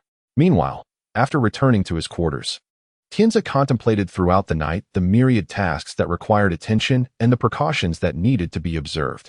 Given that Mito was of advanced age, Tsunade was somewhat unreliable, and SH Jutsu was still in his youth, it became evident that the onus fell upon him alone. Tianzi diligently reviewed the detailed records of the dispersed Senju clan members residing throughout Konoha. Currently, there were approximately 10 elite jonin, nearly 50 regular jonin, and around 80 special jonin, with the number of lower-ranked ninjas being even greater. This was still the case despite the casualties incurred during the war. As one of the two dominant clans during the Warring States period, their current strength, while seemingly adequate, paled in comparison to their former prowess. Without Yun Ting's intervention, the Uchiha clan's power would likely mirror that of the Senju clan. However, with Yun Ting's influence, their overall strength had indeed surpassed that of the Senju. At this moment, Tianzi found himself somewhat overwhelmed by the information he was perusing, as many of the clan members had already married and begun families, establishing their own lives and legacies throughout the village. The task of reuniting the Senju clan was far from trivial, particularly in light of those who had opposed the separation yet were ultimately subdued by his granduncle and grandfather. These individuals were formidable and were not necessarily inclined to heed his call, especially in the absence of his granduncle and grandfather. As a direct descendant of the Senju clan, he could think of no other viable strategies beyond sheer strength. After all, the aggressive dispersal of the Senju clan members by his granduncle and others had surely left lingering grievances in the hearts of those affected. In Chapter 88, The Decaying Hyuga, we find ourselves in Kushina's room, where she lay upon her bed in a nightgown, her crimson locks cascading haphazardly across the sheets. Her fair legs rhythmically tapped against the surface, while her small head was buried deep within her pillow, her mind replaying the moment when Yun Ting had kissed her. Oh, she mused, she should have seized the opportunity to kiss him back. In the following days, the Uchiha clan gradually resumed their tranquil existence. Senju Tianzi remained preoccupied with the task of reassembling the Senju lineage. Uzumaki Kushina diligently trained in sealing techniques alongside Mito. Meanwhile, Tsunade continued her routine of traversing between her home and the Konoha hospital. At this juncture, within Orochimaru's clandestine laboratory, he sat engrossed, observing an intriguing forbidden technique. At this juncture, Orochimaru had not yet descended into the madness depicted in the original narrative. At this time, he was merely a scholar who dabbled in minor ninjutsu, conducting experiments and engaging in research. As he perused the scrolls detailing various techniques, a slightly hoarse voice escaped his lips. "Ah, it's my teacher. I wonder what brings you to my laboratory today." Shortly thereafter, a somewhat aged figure emerged from the shadows. "Orochimaru, how is your research on the cells of Hashirama progressing?" Upon hearing this, Orochimaru slowly set aside the forbidden scroll he had been holding. He casually retrieved a test tube containing Hashirama's cells. "Teacher, these cells are exceedingly domineering. Regardless of the type of cells they are cultured with, the outcome remains unchanged. They gradually erode everything, reducing it to mere wood pulp. Even the cell tissues I obtained from Tsunade could not withstand the encroachment of Hashirama's cells. Currently, there are 3 potential solutions. First, to dilute the Hashirama cells to match their rate of erosion on human subjects. Second, to seek out ninjas with exceptionally robust physical constitutions as candidates for injection. And third, I have stumbled upon an intriguing observation, although I am not yet entirely certain of it." Hiruzen Sarutobi gazed at his disciple, prompting, "What have you found intriguing?" Orochimaru gradually rose, locking eyes with his teacher. "I have also examined the Sharingan left behind by the Uchiha clan members after their demise, as you suggested. Interestingly, the rate of erosion by Hashirama's cells appears to differ when interacting with the chakra of the Uchiha clan. Rather than mere erosion, a more fitting term would be fusion. Nevertheless, even the 3-Tomo Sharingan ultimately succumbs to the Hashirama cells, which renders some of my hypotheses untestable. Of course, if you could procure a Manjiki Sharingan, I could conduct further experiments." With a resigned expression, Hiruzen replied, "Enough with the Manjiki Sharingan. The limited resources I have for you were scavenged from Danzo." There aren't enough materials for extensive experimentation, especially considering the current state of the Uchiha clan. It is fortunate that they remain relatively stable for now. Indeed, the Uchiha clan had once stood as one of the two most formidable clans. However, it is reassuring to hear that members of the Senju clan have begun to relocate back to their ancestral territory. Should the Senju clan reunite, it would alleviate some of the pressure on us. Orochimaru nodded in agreement with Hiruzen's observations. Nevertheless, he mused, it matters little. I've recently come to realize how troublesome the role of Hokage can be. In truth, I find myself preferring to remain in this quiet base, immersed in research and the pursuit of various ninjutsu, all while seeking the secret to eternal life. Hiruzen sighed softly as he regarded Orochimaru. Please expedite the research on interstitial cells as much as possible. Furthermore, refrain from allowing that young Hinata to wander about for the time being. It would be prudent for him to remain within the confines of this base. Recently, the Hyuga clan has been rather inquisitive, seeking information about this young man. Understood, master, came the slightly chilling response from Orochimaru. Shortly thereafter, Sarutobi Hiruzen departed with several high-ranking officials from Konoha.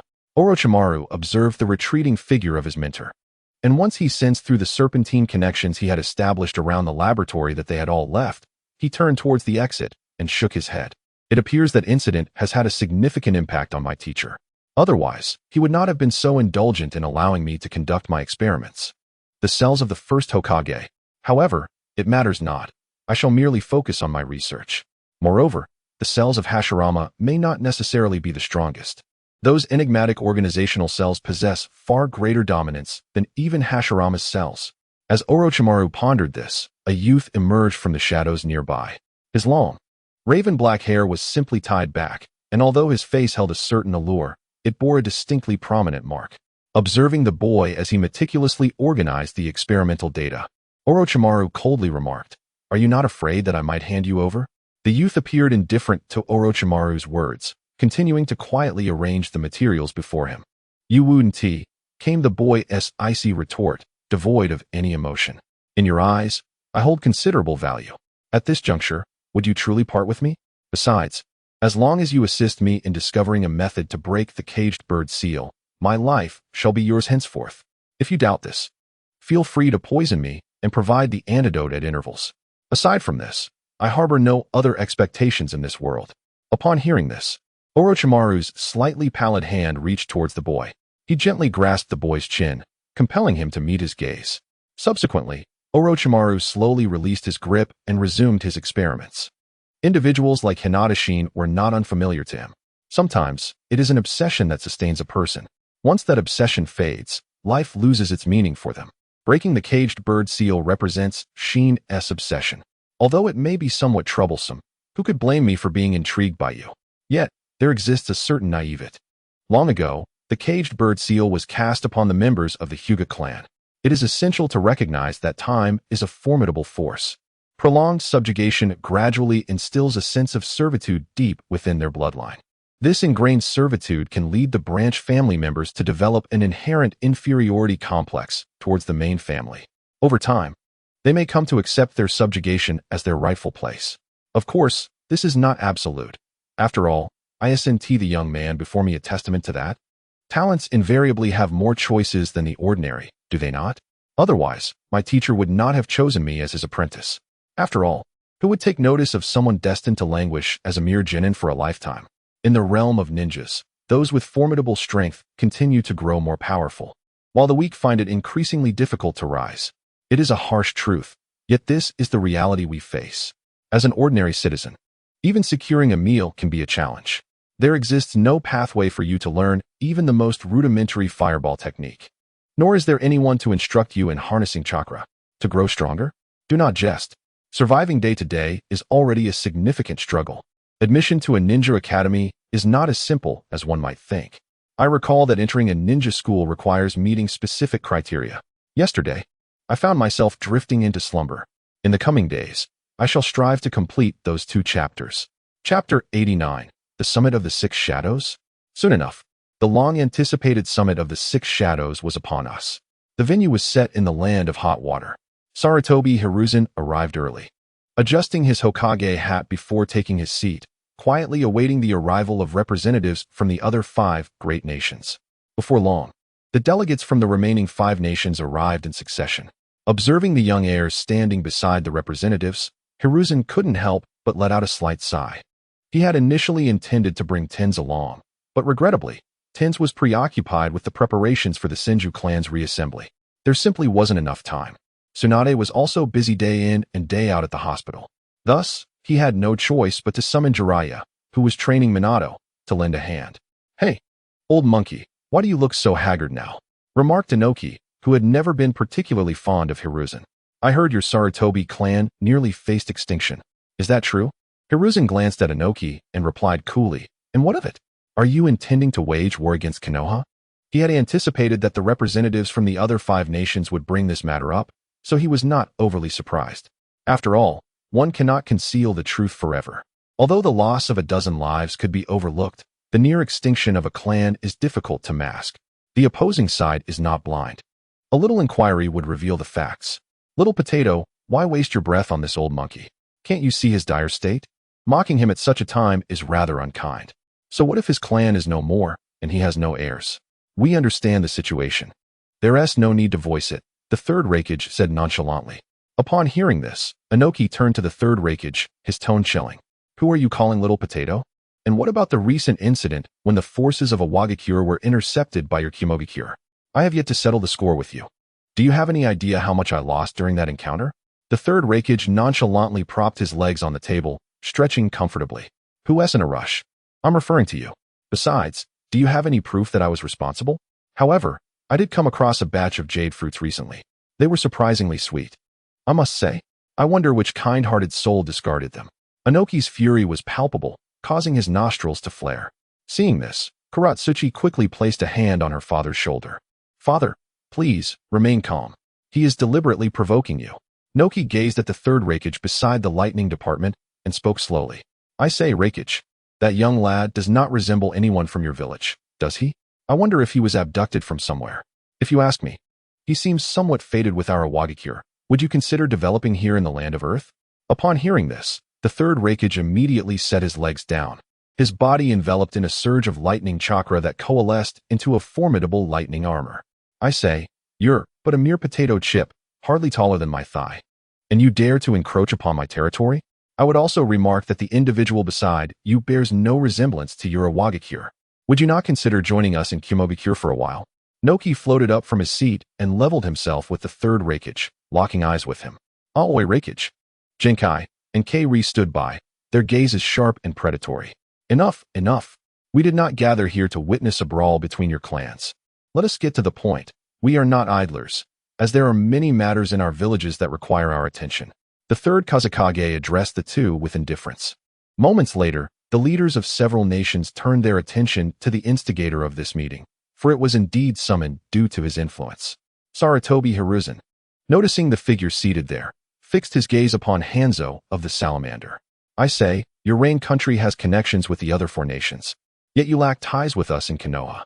Does that not seem rather unsatisfactory?" Hanzo, feeling the spotlight shift to himself, shrugged nonchalantly. "Who says I have no connection with Konoha? Do not cast unfounded aspersions. You must understand, the success of our reign country owes much to the Uchiha clan's brothers. For without them, our business would not have flourished to this extent, would it?" Upon hearing this, Sarutobi Hiruzen's expression darkened. "So, you are merely cozying up to the Uchiha clan? Is it really that in Konoha, there exists only the Uchiha clan?" Hanzo regarded Sarutobi Hiruzen and spoke slowly. "Recently, our market has not been thriving. If you Konoha join in, wouldn't that diminish the share for the other nations? However, it does not imply that all transactions must occur within our reign country. There exists a black market as well." Sarutobi Hiruzen, upon hearing this, nearly laughed in exasperation. While it is feasible to purchase from the black market, the costs are exorbitant. Sarutobi Hiruzen turned to Hanzo, directly unveiling the disputes over interests among the nations. "I say, your reign country has profited handsomely from this, have you not? Are you not concerned that we might unite to obliterate you? And then we could cultivate and consume our own produce?" As soon as his words fell, Hanzo sensed that all eyes in the room had shifted toward him. Hanzo coldly scrutinized the assembly. "I refuse to believe that in these past years, you have not attempted to cultivate these fruits yourselves. I am not afraid to disclose this.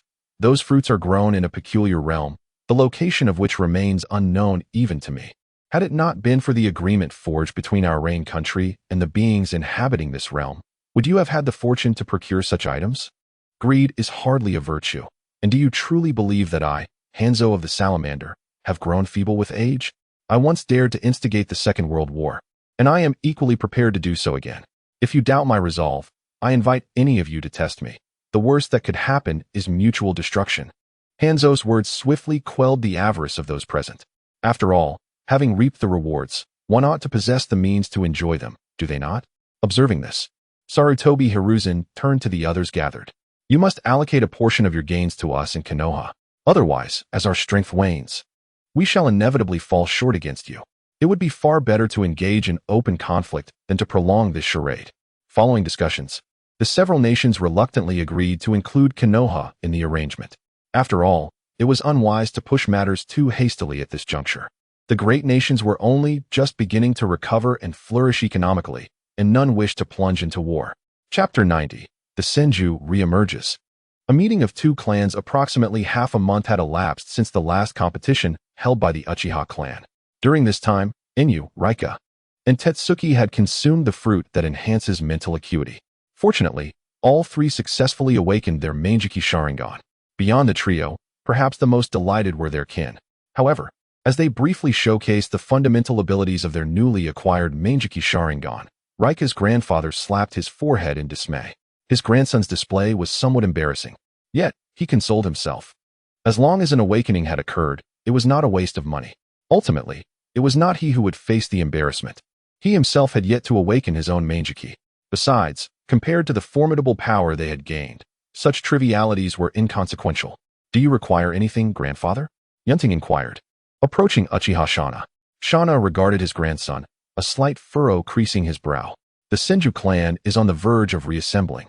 Uchiha Yun Ting looked at Shana in surprise. Reassemble? Indeed, Shana affirmed with a nod. Recently, the grandson of Senju Tobarama has gathered the dispersed members of the Senju clan. Furthermore, not long ago, they extended an invitation for us, the Uchiha clan, to convene at their ancestral grounds, claiming there were matters to discuss. Uchiha Yun Ting pondered this for a moment before smiling. Ah, so the Senju clan, wary of our flourishing development, seeks to regroup? Uchiha Shana nodded slightly. I believe so. Moreover, I intend for you to lead your team to negotiate with the Senju clan. I have confidence in your abilities to handle the discussions. Besides, the young ones, Inu, Rika, Tetsuki, have all acquired their Manjiki Sharingan, so safety is assured. There are certain experiences that the youth must encounter. Uchiha Yun Ting replied calmly. Very well, I shall go. I am curious to see what the Senju clan has in store. The Senju are indeed re-emerging. It appears that I, this butterfly, have already rendered the future unstable. Or rather, my very presence has significantly altered the plot of the original work. The following day, Yun Ting leisurely finished his breakfast before leading his team towards the clan grounds of the Senju. Huan walked beside him, speaking in a calm tone. Captain, what is our purpose in visiting the Senju clan? Yun Ting did not turn to face him, but replied slowly, I'm not entirely certain. However, it seems the Senju are planning to regroup, and they have extended an invitation to our Uchiha clan. Before Huan could respond, Inu leaned in closely to Yun Ting, nudging Huan aside. Wait, Captain, could this be a trap? Would the Senju really be so benevolent? Indeed, even Lei Hua, usually reserved, concurred with Yin. Among their team, aside from Bingyu, Qianhua, Hui Yin, and Shi, the others likely held no favorable impressions of the Senju clan. Nevertheless, being from the Uchiha clan and the children of hawkish elders, it was only natural that they grew up harboring a disdain for the Senju. As for Bingyu, Qianhua, and Hui Yin, their difficult childhoods, owing to their parents' circumstances, left little room for lessons about the Senju's character. Mei Qin, if one were to categorize her, could be deemed neutral, neither particularly fond nor disdainful towards the Senju. She, influenced by Tsunade, maintained a relatively calm demeanor towards the Senju, albeit with a lukewarm disposition. It wasn't that she liked them, but neither did she harbor any strong aversion. As for myself, I held little regard for the Senju. Even if they were to regroup now, their strength remained, at best, trivial, insignificant in 4 words. At this moment, Lei Shun glanced at Yun Ting. Captain, Do you think the Senju might harbor ulterior motives in extending their invitation? Yun Ting, hearing this, slowly turned to Lei Shun, who towered over him by a head, and replied, "What does it matter? We possess 6 pairs of Manjiki Sharingan within our ranks. Even if they harbor ill intentions, what of it? Or do you lack confidence in your own eyes?" Lei Shun, upon hearing this, nodded lightly in agreement. Indeed. Meanwhile, within the Senju ancestral home, a considerable number of Senju clan members had gathered. The individuals present were all formidable, each possessing at least the strength of a special jonin. Moments later, Yun Ting and his companions arrived at the entrance of the Senju ancestral home. Yun Ting took the lead, striding confidently into the courtyard. Upon entering, he drew the attention of numerous Senju clan members. Soon, a Senju ninja appearing to be in his 20s regarded Yun Ting and his companions coldly, asking, "What brings you Uchiha here?" Yun Ting cast a casual glance at him before proceeding as if in his own home, walking past the young Senju, and, alongside Huan and the others, found a spot to sit leisurely. Kenshu Tenz and Tsunade observed Yun Ting's actions, their lips twitching in disbelief. "Is this your home? So at ease? Moreover, you send merely a handful of younglings, barely in their 20s, to discuss matters of great import between our clans?" The young man from the Senju clan felt a sense of indignation as he noted that none of the gathered individuals even acknowledged his presence. "This is unacceptable. With such demeanor, it appears you have come to disrupt our gathering. Is this how the Uchiha clan conducts itself? Are you preparing for war against the Senju clan?" No sooner had he uttered these words than Huan activated his 3-tomo Sharingan, fixating on the youth from the Senju clan, his lips curling into a cold smirk. "We can represent the Uchiha clan in declaring war upon you. Can you do the same? Beware, for words may bring calamity." As soon as Huan's words fell, some members of the Senju clan discreetly grasped their kunai, while Chihua, Bingwe, and Huin positioned their hands on the ninja blades at their waists. The atmosphere grew increasingly oppressive. Suddenly, a voice, somewhat languid yet resonant, echoed within the not-so-spacious venue. Yun Ting surveyed the members of the Senju clan with his piercing black eyes. "Is this the attitude with which you invite the Uchiha clan to negotiate? If so, there is no need for discussion." His tone was tinged with indifference and disdain, which instantly provoked the ire of the Senju clan. Yun Ting, with a hint of mockery, relished the opportunity to tease the Senju clan. Meanwhile, Kenshu Tenz hurriedly sought to calm the agitated emotions of his kin. Tsunade swiftly approached Yun Ting's side, her teeth clenched in irritation. "Can you not speak with a modicum of decorum?" In response, Yun Ting slowly turned to regard Yin Yu and the others. "Was I not speaking properly?" Lei Hu chimed in, eager to support. "I've never seen the captain treat a member of the Senju clan with such civility. We all noticed how, upon our entry, those Senju gazes seemed as if they wished to devour us whole. If I were to say, the captain's restraint is remarkable. Had they glared at me a moment longer, I would have introduced them to the sensation of the Chidori. Patience, I am diligently updating." Chapter 91. The Grievances Between Clans. There was no attempt to veil the words exchanged between Lei Hua and Yun Ting. The gathered individuals, all of considerable strength, could clearly hear their dialogue. The Senju clan had only just managed to quell some of their emotions when they were once again ignited. Just as the situation threatened to spiral out of control, a voice, somewhat aged yet gentle, reached the ears of everyone present.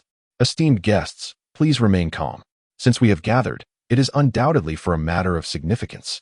Furthermore, we are currently in a time of peace in Konoha. Even if not for ourselves, we must consider the well-being of our children, mustn't we?" Yun Ting turned to identify the speaker, who was none other than Uzumaki Mito. With dark red hair meticulously groomed, he emanated an aura of gentleness. However, the magnitude of his chakra was indeed formidable. Even in the absence of the 9 tails, the chakra within him was impressively vast. Naturally, in comparison to my own chakra, which had reached the 3rd stage of the heavenly seal and synchronized with a portion of my family's chakra, his was still somewhat lesser.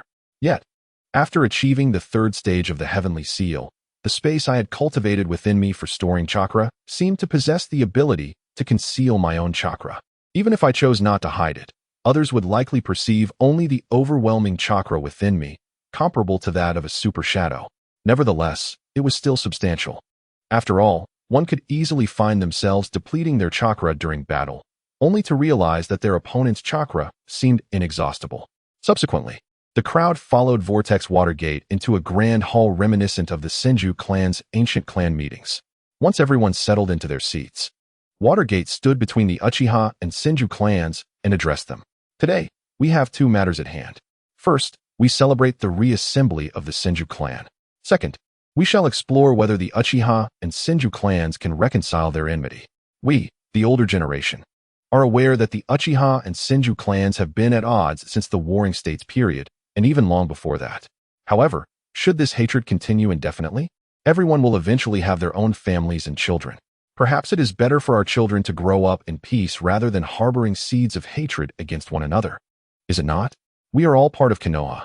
My late husband, Senju Hashirama, and Uchiha Madara once united to bring an end to the relentless chaos of the Warring States. Although their paths diverged in the end, the outcome was, at the very least, a period of rare peace for Konoha.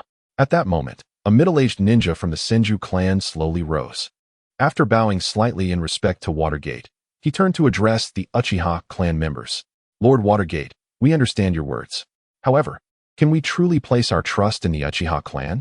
It was due to Uchiha Madara's betrayal and assault on Konoha that Lord Hashirama met his untimely demise. It was after that incident that Konoha's relations with the other four great nations soured. As soon as he finished speaking, Enyu could no longer contain himself. He stood, pointing an accusatory finger at the middle-aged ninja across from him. How dare you speak so sanctimoniously? Even if our ancestor, Uchiha Madara, betrayed Konoha, at least we did not abandon it, did we? Setting aside whether Madara's decision was correct, what were the terms agreed upon when Konoha was initially established by the Senju and Uchiha? The first Hokage could indeed be chosen from the Senju clan, but the second must be from our Uchiha lineage. Yet here we are, in the third generation, and not a single one of us from the Uchiha clan holds the position.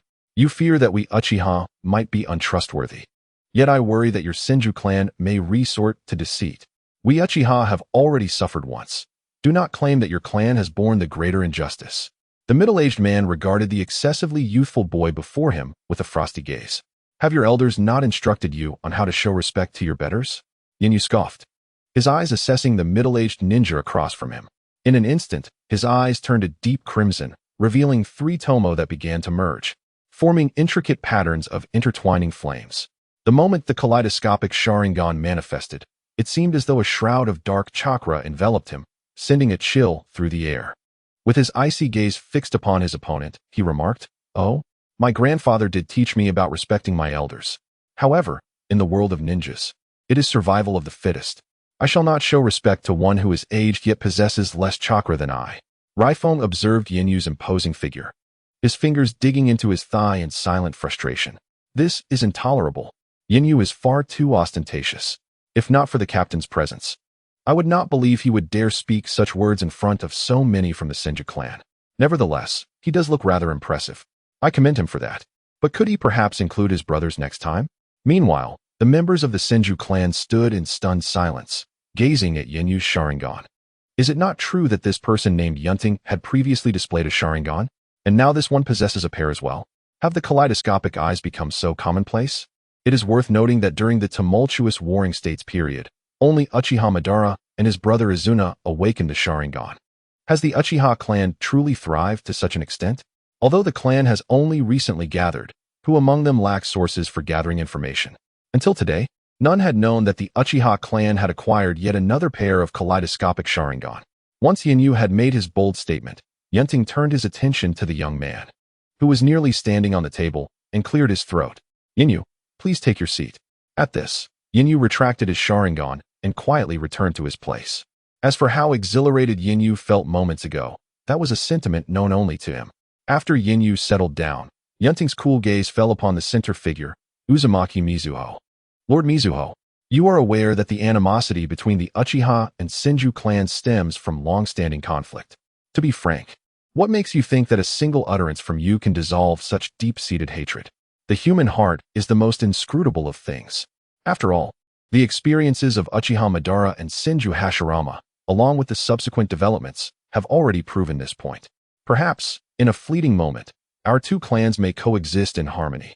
Reminiscent of the initial days when Senju Hashirama and Uchiha Madara founded Konoha. Yet, following their demise, the fragile peace that once existed has devolved into a mere jest. Has it not? If this conflict remains unresolved, What prospects for peaceful coexistence can we truly envision? The deep-seated enmity born from blood cannot simply be cast aside at will. Chapter 92, Senju and Uchiha. To speak candidly, it is true that Lord Madara did indeed defect, but in truth, were we not all guilty in some regard? And how did your Senju clan respond subsequently? I believe I need not elaborate further. Uchiha Yun Ting stood resolutely, locking eyes with the members of the Senju clan. In my view, the Senju clan holds little credibility. Of course, if Lord Mito possesses compelling reasons to sway us, we might reconsider. Our presence here today signifies our authority to determine the future relations between the Uchiha and Senju clans, whether it be mutual hatred, forming alliances, or reaching compromises. I remain indifferent. After all, the current Senju, TSK, such a youngling, holds quite the audacity. Can a mere junior truly dictate matters that affect the rise and fall of an entire clan? An elite shinobi from the Senju clan could scarcely tolerate Yun Ting's tone and retorted, or perhaps one of your Senju could declare war against us Uchiha. Yun Ting that reveal whether I can indeed wield authority? Yun Ting regarded the individual with a faint smile, yet the elite shinobi ultimately refrained from responding.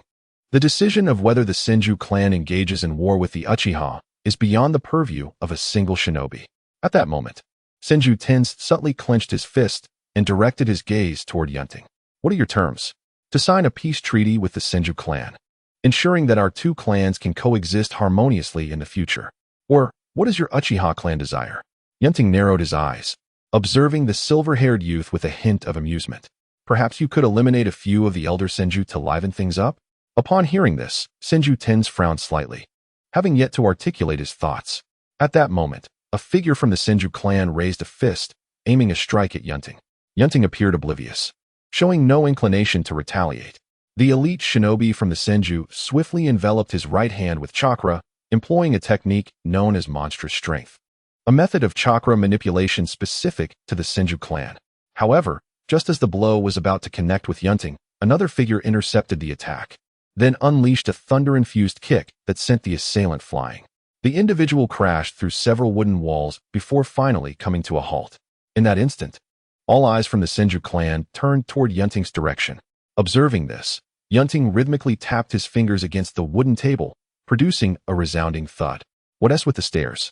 You initiated the attack first. This is merely a case of passive defense. At this moment, Uchiha Yun Ting, seated behind the cloud courtyard, gazed with concern at the tightly clenched fists of his counterpart, Tsunade. Sigh, hold on, master. Please endure a little longer. Do not act rashly. Otherwise, what exactly are you planning, young man? Is it truly so difficult to coexist in peace? Tsunade, biting her silver teeth, regarded her opponent and spoke. Yun Ting responded with a smile. It is not difficult at all. Your Senju clan could simply become a vassal of the Uchiha clan, and that would bring about peace. Would it not? Surely, the Senju clan, once renowned as the clan of love, would willingly make sacrifices for the stability of Konoha and accept their role as our vassals. Wouldn't they? Or do you merely speak of resolving hatred without any genuine intent? Upon finishing, Yun Ting's eyes transformed into the shape of a kaleidoscopic Sharingan. Beside him, Lei Shun, Huan, Lei Hua, Yin Yu, and Tai Yu all activated their kaleidoscopic Sharingan, coldly observing their adversaries. The 6 pairs of kaleidoscopic eyes instantly intimidated the Senju clan members who had just exhibited some slight movements.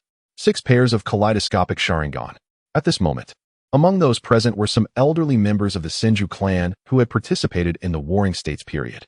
Their slightly murky eyes scrutinized the 6 pairs of kaleidoscopic Sharingan before them.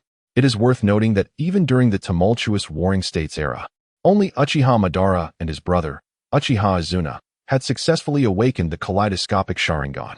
Back then, the kaleidoscopic Sharingan symbolized unparalleled combat prowess. With 6 pairs of kaleidoscopic Sharingan.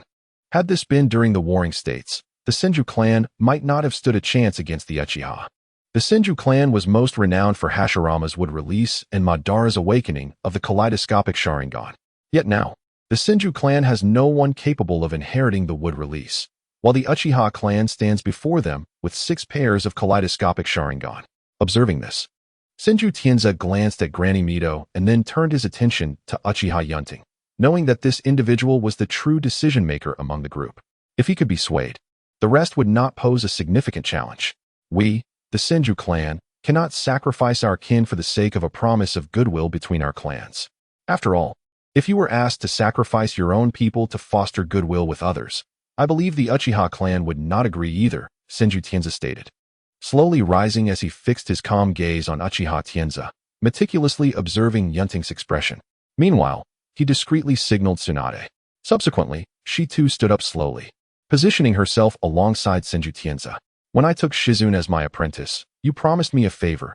You must acknowledge this debt, Tsunade said through gritted teeth, fixing her gaze on Yun Ting. Upon hearing this, Yun Ting straightened slightly and looked at Tsunade, whose light yellow hair trembled slightly. Yes, I acknowledge it. So you wish to apply this favor to this ridiculous notion of reconciliation? Tsunade, upon hearing this, felt as if her lungs might burst from indignation. What do you mean by a ridiculous reconciliation? This is about friendly coexistence. Do you not understand? Last night, I foolishly believed that Yun Ting would at least consider the bonds with Nana and myself as his master, and that the process would proceed smoothly. However, the outcome was utterly disastrous.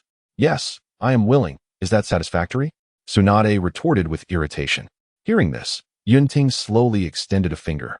Wait, don't panic. Though I can represent the Uchiha clan and agree to a temporary truce with your Senju clan due to personal connections, let me make myself clear. If your clan provokes me, I will not hesitate to sever our ties. Of course, I have a good temper. Just don't overstep your bounds. There is also one condition. Although I have no interest in the position of Hokage, it is high time for our Uchiha clan to assume the role, given that your Senju clan has held it for long enough. I will grant you 3 days to have that so-called Hizashi relinquish his position. If you agree, I will consent to a temporary truce and guarantee that the Uchiha clan will refrain from any actions that could harm Konoha or instigate conflict with the Senju clan for the next 10 years. If our relationship remains amicable during this period, I may consider extending that time frame. The following merely reflects the author's grievances and does not count towards the word limit. I am truly baffled. Why are there still discussions about the pairing of Naruto and Sakura on Douyin today? The comments infuriate me. Some claim that Sakura meets modern dating standards while Hinata is too conservative. Nonsense. What do they know? If given the choice, would you select Hinata or Sakura? Am I the one being conservative or out of touch with the times? Or is it that they prefer Sakura over the others? Even shipping Sasuneru is more acceptable than this pairing. Chapter 93, Reconciliation. Uchiha takes the Hokage position. Upon hearing this, Senju Ten's turned to Yun Ting and said, We cannot judge based solely on your standards, can we? If you continue to deny our perspective, what are we to do? If we were to evaluate the future interactions between the Senju and Uchiha clans solely through your lens, it would be excessively biased towards your clan. Yun Ting responded. Then what do you propose? After a moment of thought, Senju Ten suggested, How about we let Kushina be the judge? During this period, we shall keep the specifics of today's discussion from one another. Yun Ting nodded slightly, signifying his agreement to this proposal. Moreover, regarding the Hokage position that your Uchiha clan desires, I will negotiate on that matter. However, it involves many complexities. Before Tens could finish, Uzumaki Mizuho, who had been listening intently, spoke up gently. There is no need for you to concern yourself with the Hokage matter, Tens. I will handle it. Mizuho then stepped forward to address Yun Ting, his tone surprisingly gentle. While I can negotiate with Hizashi to have him relinquish the Hokage position, I still hope that your Uchiha clan will manage Konoha with care. Regardless of the historical biases certain clans have shown towards your Uchiha clan or the long-standing enmity between the Senju and Uchiha, there are many innocents among the common folk of Konoha. Some among them are fortunate merely to survive. Thus, even if you seek to punish those who have provoked the Uchiha clan, I implore you to spare the innocent. Yun Ting nodded slightly upon hearing this. Naturally, subsequently, amidst the reluctant and fearful expressions of the Senju clan members, he signed a treaty aimed at fostering peaceful coexistence between the two clans. Following this, Yun Ting departed with several companions. Once they had left, the members of the Senju clan gathered beside Vortex Mizuho, patiently awaiting an explanation for his actions. Vortex Mizuho regarded the assembled crowd with a gentle smile. I understand that many of you may be feeling uneasy. However, despite the child's words, I can sense that he is genuinely a good person. The conflict between the Senju and Uchiha clans should have been resolved in the era of Hashirama and Madara. Nevertheless, it is not too late. Indeed, the appointment of the third Hokage, Hiruzen Sarutobi, exemplifies this notion. The Hokage of Konoha must be a person of great capability for the village to thrive. Moreover, the rapid advancement of the Uchiha clan is evident to all. Their strength is formidable, yet it is a double-edged sword. If wielded wisely, it could lead to a significant reduction in warfare for Konoha. If mishandled, it may even result in the village's destruction. Hashirama and Madara's aspiration was to ensure that the children of their clans would not be thrust into battle at such a tender age. Therefore, in the future, we may need to endure some inconveniences for the sake of the Senju clan and the entirety of Konoha. After Mizuho spoke, he offered a slight bow to the crowd. Rest assured, Lord Mizuho, we will attempt to coexist with the Uchiha clan. Indeed, Lord Mizuho, we are willing to heed your counsel. As long as the Uchiha do not overstep their bounds, we can tolerate certain grievances. Although some may find it difficult to accept, I will strive to make an effort. If this truly leads to a decrease in warfare for Konoha, I would not mind the Uchiha taking the position of Hokage. Mizuho gazed upon the members of the Senju clan with a look of contentment. The Senju's willingness to compromise signifies a considerable success. The Uchiha clan, while often prideful, has younger generations who harbor a natural aversion to the Senju, largely due to their upbringing. Likewise, the Uchiha place immense value on emotional bonds. Since the demise of the Vortex clan, I have reflected deeply on many matters. Even powerful clans may vanish from the annals of history. The Vortex clan did, and so too could the Senju and Uchiha. Rather than perpetuating this enmity through generations, it is better to bring it to an end in our own time. The gradual integration of the two clans, fostering mutual understanding, has frequently crossed Mizuho's mind. However, the specifics of this integration must await the passage of time for evaluation. At this moment, Yun Ting, having distanced himself from the Senju ancestral home, suddenly wore a faint smile. The whirlpool of Mizukichi. Indeed, surviving from the Warring States period is no small feat. The long-standing enmity between the Senju and Uchiha clans, will it finally be resolved in this generation? I am quite eager to see. After all, this is a task that even the god of shinobi and the Azura of the shinobi world could not accomplish. War invariably imparts profound lessons. Yun Ting is intrigued to meet the two individuals who carved their names in history during the Warring States period. Unfortunately, there is no chance to meet Hashirama. As for Madara, there might be a glimmer of opportunity. However, the aged and feeble Madara, will he truly be the same person Yun Ting wishes to encounter? As Yun Ting walked the path back to the Uchiha clan, he slowly extended his right hand and then clenched it tightly. Indeed, he is a traveler from another world, endowed with a system akin to a golden finger and a fishing space. Presently, the Uchiha clan stands unparalleled in strength, with the entire shinobi world under his dominion. Yet, his journey thus far has been too smooth, leaving him with a lingering sense that something is amiss. This is certainly not merely a matter of enduring hardships. If one examines the original narrative, Madara has always exuded a sense of contradiction. Together with Hashirama, he brought an end to the chaos of the era, ultimately forming Konoha through an alliance with the Senju clan, despite enduring the pain of his brother's death. Yet, differing ideologies drove him to leave Konoha, returning with the Nine Tails to engage in a fierce battle with Hashirama. It was in this clash that he acquired Hashirama's cells and feigned death, awakening the Rinnegan beneath the earth. The shadows of Madara can be discerned in figures such as Obito, Nagato, Yahiko, Konan, and Rin. As one of the final antagonists of the anime, his characterization is undoubtedly successful. Power, ambition, and will. His aim was to shatter the curse of war that has plagued the shinobi world through the infinite Tsukuyomi. In the infinite Tsukuyomi, others would peacefully pass away within their own worlds, while Madara intended to guard them in solitude. It must be said that Madara's approach is somewhat extreme. However, from another perspective, is it not also quite noble? If Madara's ultimate ideal were merely to refine others to enhance his strength, perhaps his charisma would diminish significantly. As for Yun Ting, he wonders if he has been a tad too complacent of late. Without the system and the fishing space, he may merely be an average genius of the Uchiha clan. By the way, for those wishing to join the fan group, feel free to follow. A group can be established with 500 followers. The first 500 will receive a follow back from the author. Of course, if you unfollow, I will reciprocate. Chapter 94, Journey, Scenic Wonders of the Shinobi World. At this moment, outside the Senju ancestral home, several elderly men were exchanging glances, each attempting to defer responsibility to the other. Hurry, hurry, the little rascals are about to emerge. Let us skedaddle before we're caught. The moment the words left their lips, the elders vanished without a trace. However, they could not escape Yun Ting's keen perception. Alas, as long as the old men are happy, that is what truly matters. It is entirely understandable to be concerned for one's own grandson. This situation is akin to having a child who has painstakingly gained admission to a prestigious university, only to flaunt it before adversaries. Who wouldn't he fear potential repercussions? Along the way, Uchiha Raisen walked beside Yun, inquiring, "Captain, are we truly to reconcile with the Senju clan?" Raisen's question immediately piqued the interest of those nearby.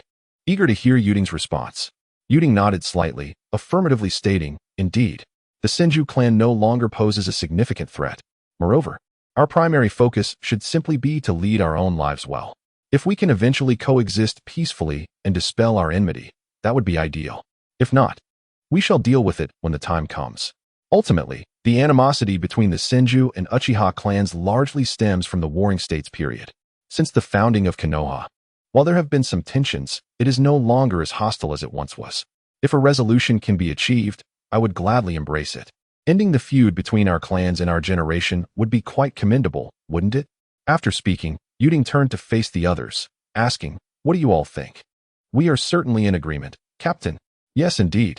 If the Senju clan is sensible, I believe this would be quite favorable." "I am indifferent, Captain. Do as you see fit." "Bah, Rifire, you flatterer." Thus, after returning to their respective homes, Yun also made his way back and slowly approached his grandfather's room. Upon entering, he found Uchiha Shana seated. Seemingly aware of Yun's impending arrival, Yun naturally took a seat opposite him and spoke softly, "Grandfather, the matter has been settled. In the coming days, please arrange for someone from our clan to assume the position of Hokage. I have also assured that there will be no conflicts between the Uchiha and Senju clans for the foreseeable future. What are your thoughts regarding grandmother's situation?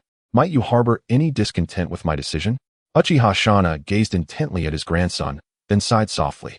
"Well, since I chose to send you rather than go myself, it is clear that I trust you to make your own decisions. As for your grandmother, allowing her to pass on might not be such a bad thing. After all, who in that era was truly immortal? Furthermore, I had already dealt with the individual responsible for her demise long ago, when Konoha was first established. I pondered whether a union between the Uchiha and Senju clans would spare the younger generation from the struggles we faced. Alas, the outcome is known to you. However," Uchiha Shana suddenly placed a hand on Yun's shoulder, "I believe in you and your capacity to lead the Uchiha clan toward a bright future. Yet, you do not intend to become Hokage, do you?" Upon hearing this, Yun promptly shook his head in firm denial. No, I shall not pursue that." Observing his response, Shana couldn't help but smile slightly. "Very well, I shall not insist. It truly cannot be helped. Xianhua has likely had his fill of amusement outside and should be summoned back." Yun Ting pondered the system task that had just been issued. To be candid, had it not been for this turn of events, he might have nearly forgotten about the system altogether. System task: journey through the ninja world for 1 year. Task reward: random abilities previously acquired elevated to maximum level. Maximum level abilities transcended to the next tier and also maximized. Additionally, a secret map will be awarded. Task is optional. Current status: not yet selected. Yun Ting regarded Uchiha Shana with a measured tone. "Grandfather, I intend to explore the ninja world for a while. With the clan currently devoid of pressing matters, I believe a brief sojourn would be in order." Uchiha Shana chuckled softly. It was about time for this. Though our Uchiha clan may not excel in social interaction, you have seldom engaged with your peers. Now that no one in Konoha dares provoke the Uchiha, feel free to enjoy your time. If funds are lacking, inform the family. Take as much as you require. After a brief exchange, Yun Ting bid farewell to his grandfather. Simultaneously, the system task status shifted to selected. Once Yun Ting departed, Uchiha Shana summoned a messenger raven, affixing a freshly penned letter to its claw before instructing it to deliver the correspondence to the Senju clan's ancestral home. What journey is complete without companions? There is no need to worry about strength. Resources will be ample. I shall have that young girl from the Uzumaki clan accompany him. They are both young, after all, and it is only natural for adventures to unfold along the way. Alas, at 16, he remains quite unperturbed. When I was that age, I was already taking my first steps.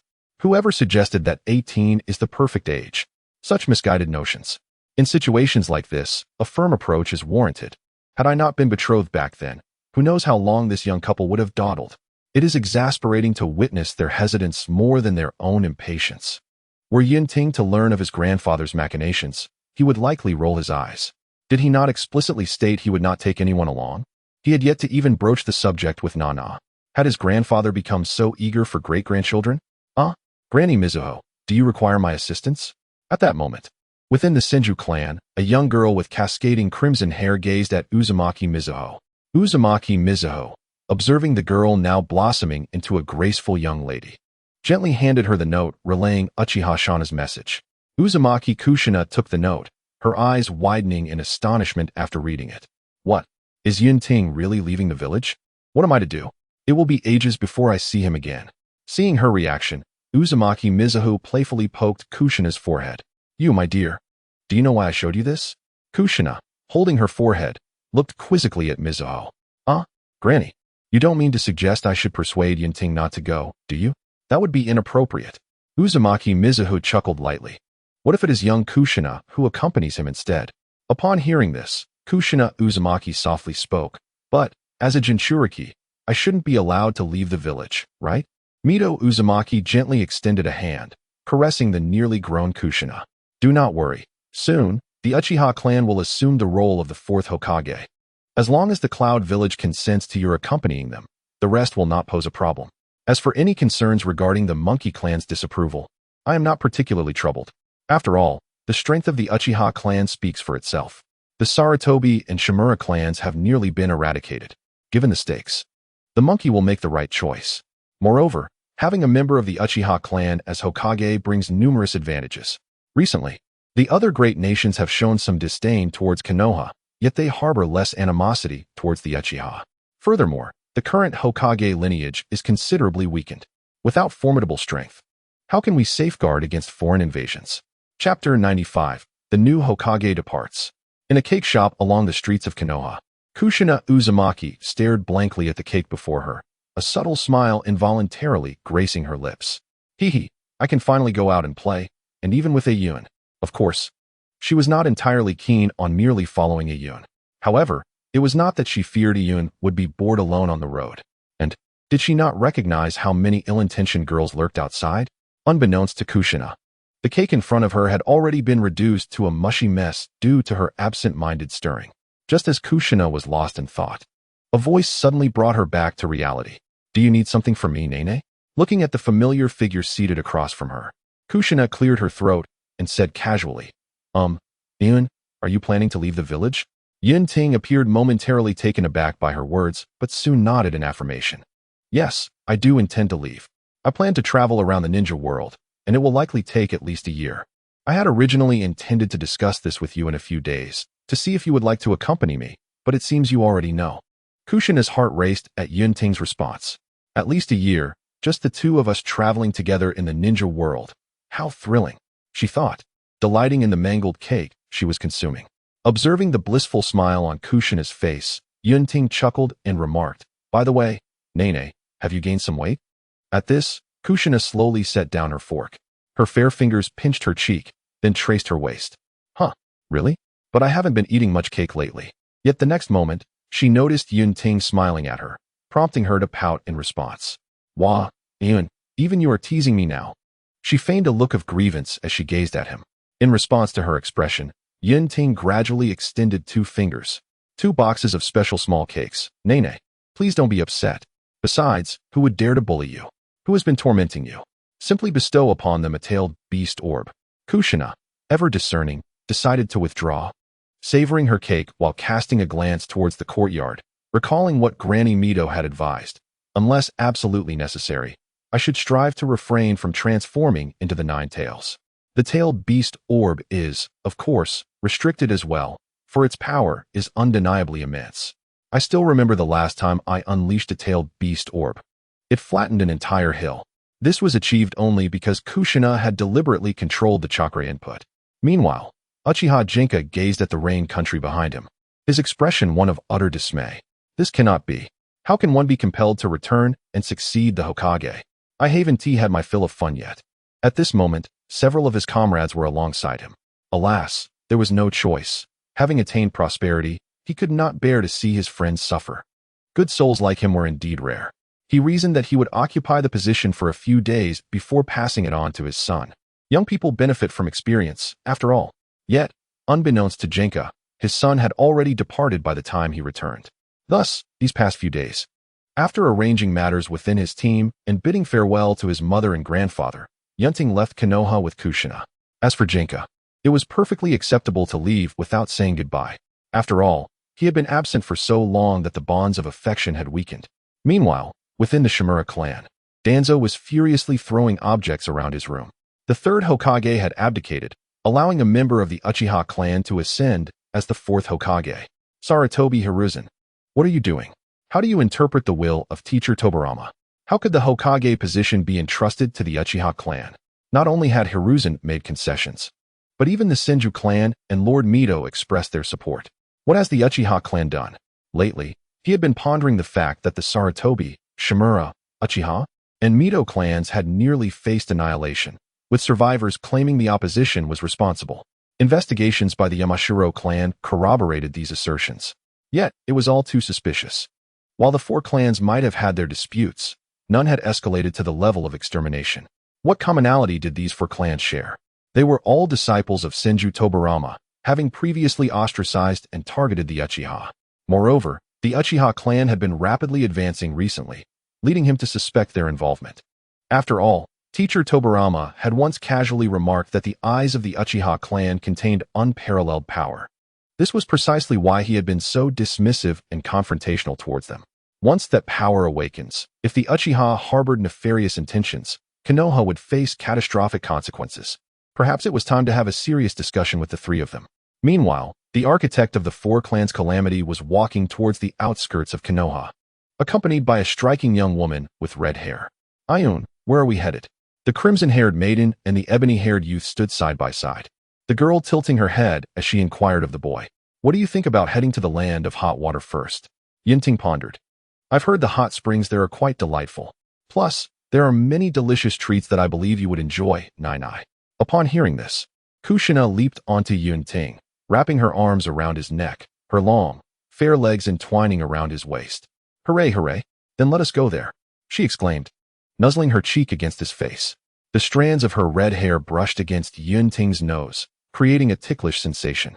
The soft touch from her developing form was evident, and even through the fabric, her delicate, fair skin imparted an oddly enchanting feeling. Yun Ting gently encircled Kushina's waist with one arm, while the other supported her thigh. How old are we now, still acting like children? He remarked. Kushina replied playfully, No, just as you said, I'm merely a child of 192 months. She burrowed deeper into Yun Ting's embrace, feeling the warmth and comfort radiating from him. In her previous life in the village, surrounded by so many people, she would have never dared to act this way.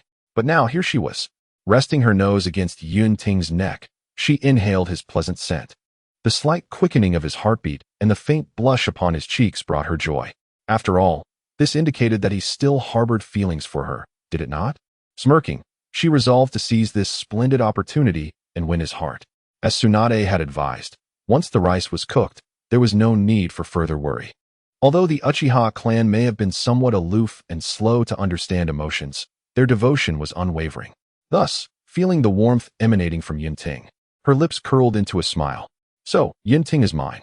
After all, individuals like him are quite rare. If I were to lose him, it would be disastrous, and I would have no place to weep. Having accumulated her thoughts, they continued on. Chapter 96, Hot Springs. Rest stop. Leisurely adventures. Thus, Yun Ting journeyed with Kushina from Konoha towards the land of hot water. Their pace was leisurely, as the purpose of this excursion was merely to explore the ninja world without any pressing missions to attend to. Why rush? Even if one were to traverse the entire ninja realm in a month, it would amount to little significance, would it not? During their unhurried travels, half a month later, the pair reached the outskirts of the land of hot water. Standing side by side, Kushina peered through the tall, sparse trees, catching glimpses of distant, shadowy citadels. Excited, she tugged at Yun Ting's sleeve. Yun, look, we have arrived in the land of hot water. Yun Ting gazed perplexedly at the nearby Kushina, wondering why she appeared so exhilarated. Upon hearing his inquiry, Kushina awkwardly diverted her gaze, nervously toying with her long, crimson hair. Oh, is that so? I have simply been eagerly anticipating the hot springs in the land of hot water for quite some time, she exclaimed, her excitement becoming evident. Yun Ting found her reasoning quite plausible and decided not to delve further into the matter. However, the land of hot water. He had heard that it also possessed institutions akin to the Hidden Leaf Village. Yet, it seemed the individuals there were rather weak. Perhaps the strongest among them was merely a special J-Nin. It could be said that in terms of combat prowess, few dared to challenge the 5 great nations. No, it would be more accurate to refer to them as the 6 great nations. Kushina grasped Yun Ting's hand and trotted eagerly towards the city. Just then, a somewhat simple-minded voice reached their ears. "Excuse me, are you two also heading to the land of hot water? Would you care to catch a ride with us? It won't cost you anything." Yun Ting slowly turned his gaze towards a carriage drawn by 2 horses. The driver, with a sincere expression, looked at them. Yun Ting maintained an impassive demeanor, while Kushina regarded him with caution. Noticing their hesitance, the driver quickly reassured them. "Please, there is no need to be alarmed. I assure you, I am not a villain. My young lady noticed you two are quite young, and as we are heading into the city, we would be glad to offer you a lift if you so wish." Upon hearing this, Kushina replied thoughtfully, "Oh, I see." She glanced at the carriage before shifting her gaze to Yun Ting, curious about his decision. Observing her, Yun Ting performed a slight bow to the driver. "Thank you very much," he said, taking Kushina's hand and slowly entering the carriage. As they settled inside, they were greeted by a gentle-looking older sister, clad in simple attire. Her modest blue garments complemented her brown hair, which was neatly tied back, and she wore a jade pendant at her waist. Kushina sensed no malice from this woman, prompting her to smile and express her gratitude. "Thank you for offering us a ride." "Not at all. It's merely a matter of convenience," the kind older sister replied. "There is still room in the carriage, and seeing how young you both are, I thought it best to bring you along. But tell me, are you here to enjoy the land of hot water? By your attire, it seems your family is quite well off. Why did you not bring a few bodyguards with you? It's always wise to have extra protection when traveling. You know, one can never be too cautious against potential threats." Kushina, puzzled, responded, "But sister, you do not have any bodyguards with you either." The gentle older sister smiled at Kushina and replied, "Ah, dear sister, you are unaware of certain truths. Those with wealth often prefer to hire powerful ninjas for protection. Do not be deceived by the presence of just this driver beside me. He is, in fact, a ninja, one capable of defeating several ordinary men. By the way, what is your sister's name?" Jiao Xian pondered her elder sister's question, recalling the simple-hearted coachman they had just encountered. This person? Quite formidable. Yet it seems he possesses little chakra. Nevertheless, Jiao Xian chose not to dwell on it. If something eluded her understanding, she opted to let it be. After all, a Yun was by her side. "Sister, I am Jiao Xian, and this gentleman beside me is Yun Ting. We have come to the land of hot water for a leisurely visit." Following Yun Ting's instructions, Jiao Xian refrained from revealing their surnames. After all, one being a whirlpool and the other an Uchiha would undoubtedly attract undue attention. The Uzumaki clan, despite its demise years ago, was still well known, and many were aware of its legacy. As for the Uchiha, anyone familiar with the 6 great nations in Konohagakure was likely to recognize the name. After all, Uchiha Madara had done a splendid job of promoting the Uchiha clan in the past. The gentle elder sister smiled warmly upon hearing this.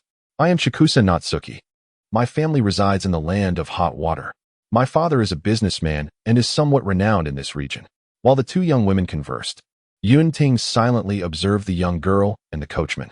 Perhaps he was being overly cautious. The chakra within the coachman was likely only at the level of a chunin, and even among them, he did not stand out. However, this level of chakra sufficed to handle ordinary bandits and ruffians. As for Chikusa Natsuki, she was merely an average girl, with a physique lamentably weak and nearly devoid of chakra. However, in the ninja world, only a select few could successfully refine their chakra. In a great nation like Konoha, they might dismiss such ninjas at the chunin level, but within the entirety of the ninja world, their strength was still commendable. Before long, the carriage had passed through the city gates and entered the land of hot water. After briefly bidding farewell, Natsuki departed, leaving Jiao Xian with a map she had just obtained, inquiring about the local attractions. "Hehe, a Yun, we are indeed fortunate. We encountered such a wonderful person in Natsuki. Otherwise, we would have had to search for the interesting places in the land of hot water one by one." Yun Ting, with a hint of affection, gently ruffled Gyo Xin's hair. Indeed, it is evident that she is a very kind and gentle person. Such benevolence is rare in the ninja world. Gyo Xin, while studying the map, savored a Yun's tender touch. Meanwhile, in the distance, the coachman, having traveled a fair distance, curiously remarked, "Miss, do those two have any significance?" Shikusa Natsuki, lightly parting the carriage curtain with her slender fingers, gazed at the pedestrians on the street. "You may call me Natsuki, as you were friends with my father in your youth. As for those two, I cannot discern their depths. They appear to be a charmingly innocent girl and a remarkably handsome young man. At such a tender age, one emerges with garments still so pristine. Either they have encountered no trouble along the way, a rather lamentable probability, or their family has arranged for a guardian to follow discreetly. Alternatively, it may be that their own prowess is exceptionally high. Perhaps both hail from renowned ninja villages." Kiku's delicate hand rested gently upon her chin, a subtle smile gracing her lips. These two individuals, despite their efforts to conceal their identities, remain undeniably youthful. The girl spoke with an exaggerated intent, deliberately omitting her surname. "Moreover, when I mentioned that you were a ninja, these two exhibited no surprise whatsoever. And besides, what is the harm in accompanying them for a brief journey? What if the elders of those children are distinguished merchants or formidable ninjas?" The young lady remarked that her abilities were adequate for dealing with ordinary folk. However, with her limited skill set, she might struggle against even the ninjas from lesser villages. After all, any technique from those villages could be something we may never encounter in our lifetimes. Chapter 97. This is the essence of youth. "Good night, Nanai." "Ayun. Ayun, look at that shop.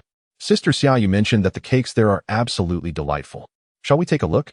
Kushina tugged at Yun Ting's hand, her senses intoxicated by the sweet aroma in the air, involuntarily swallowing.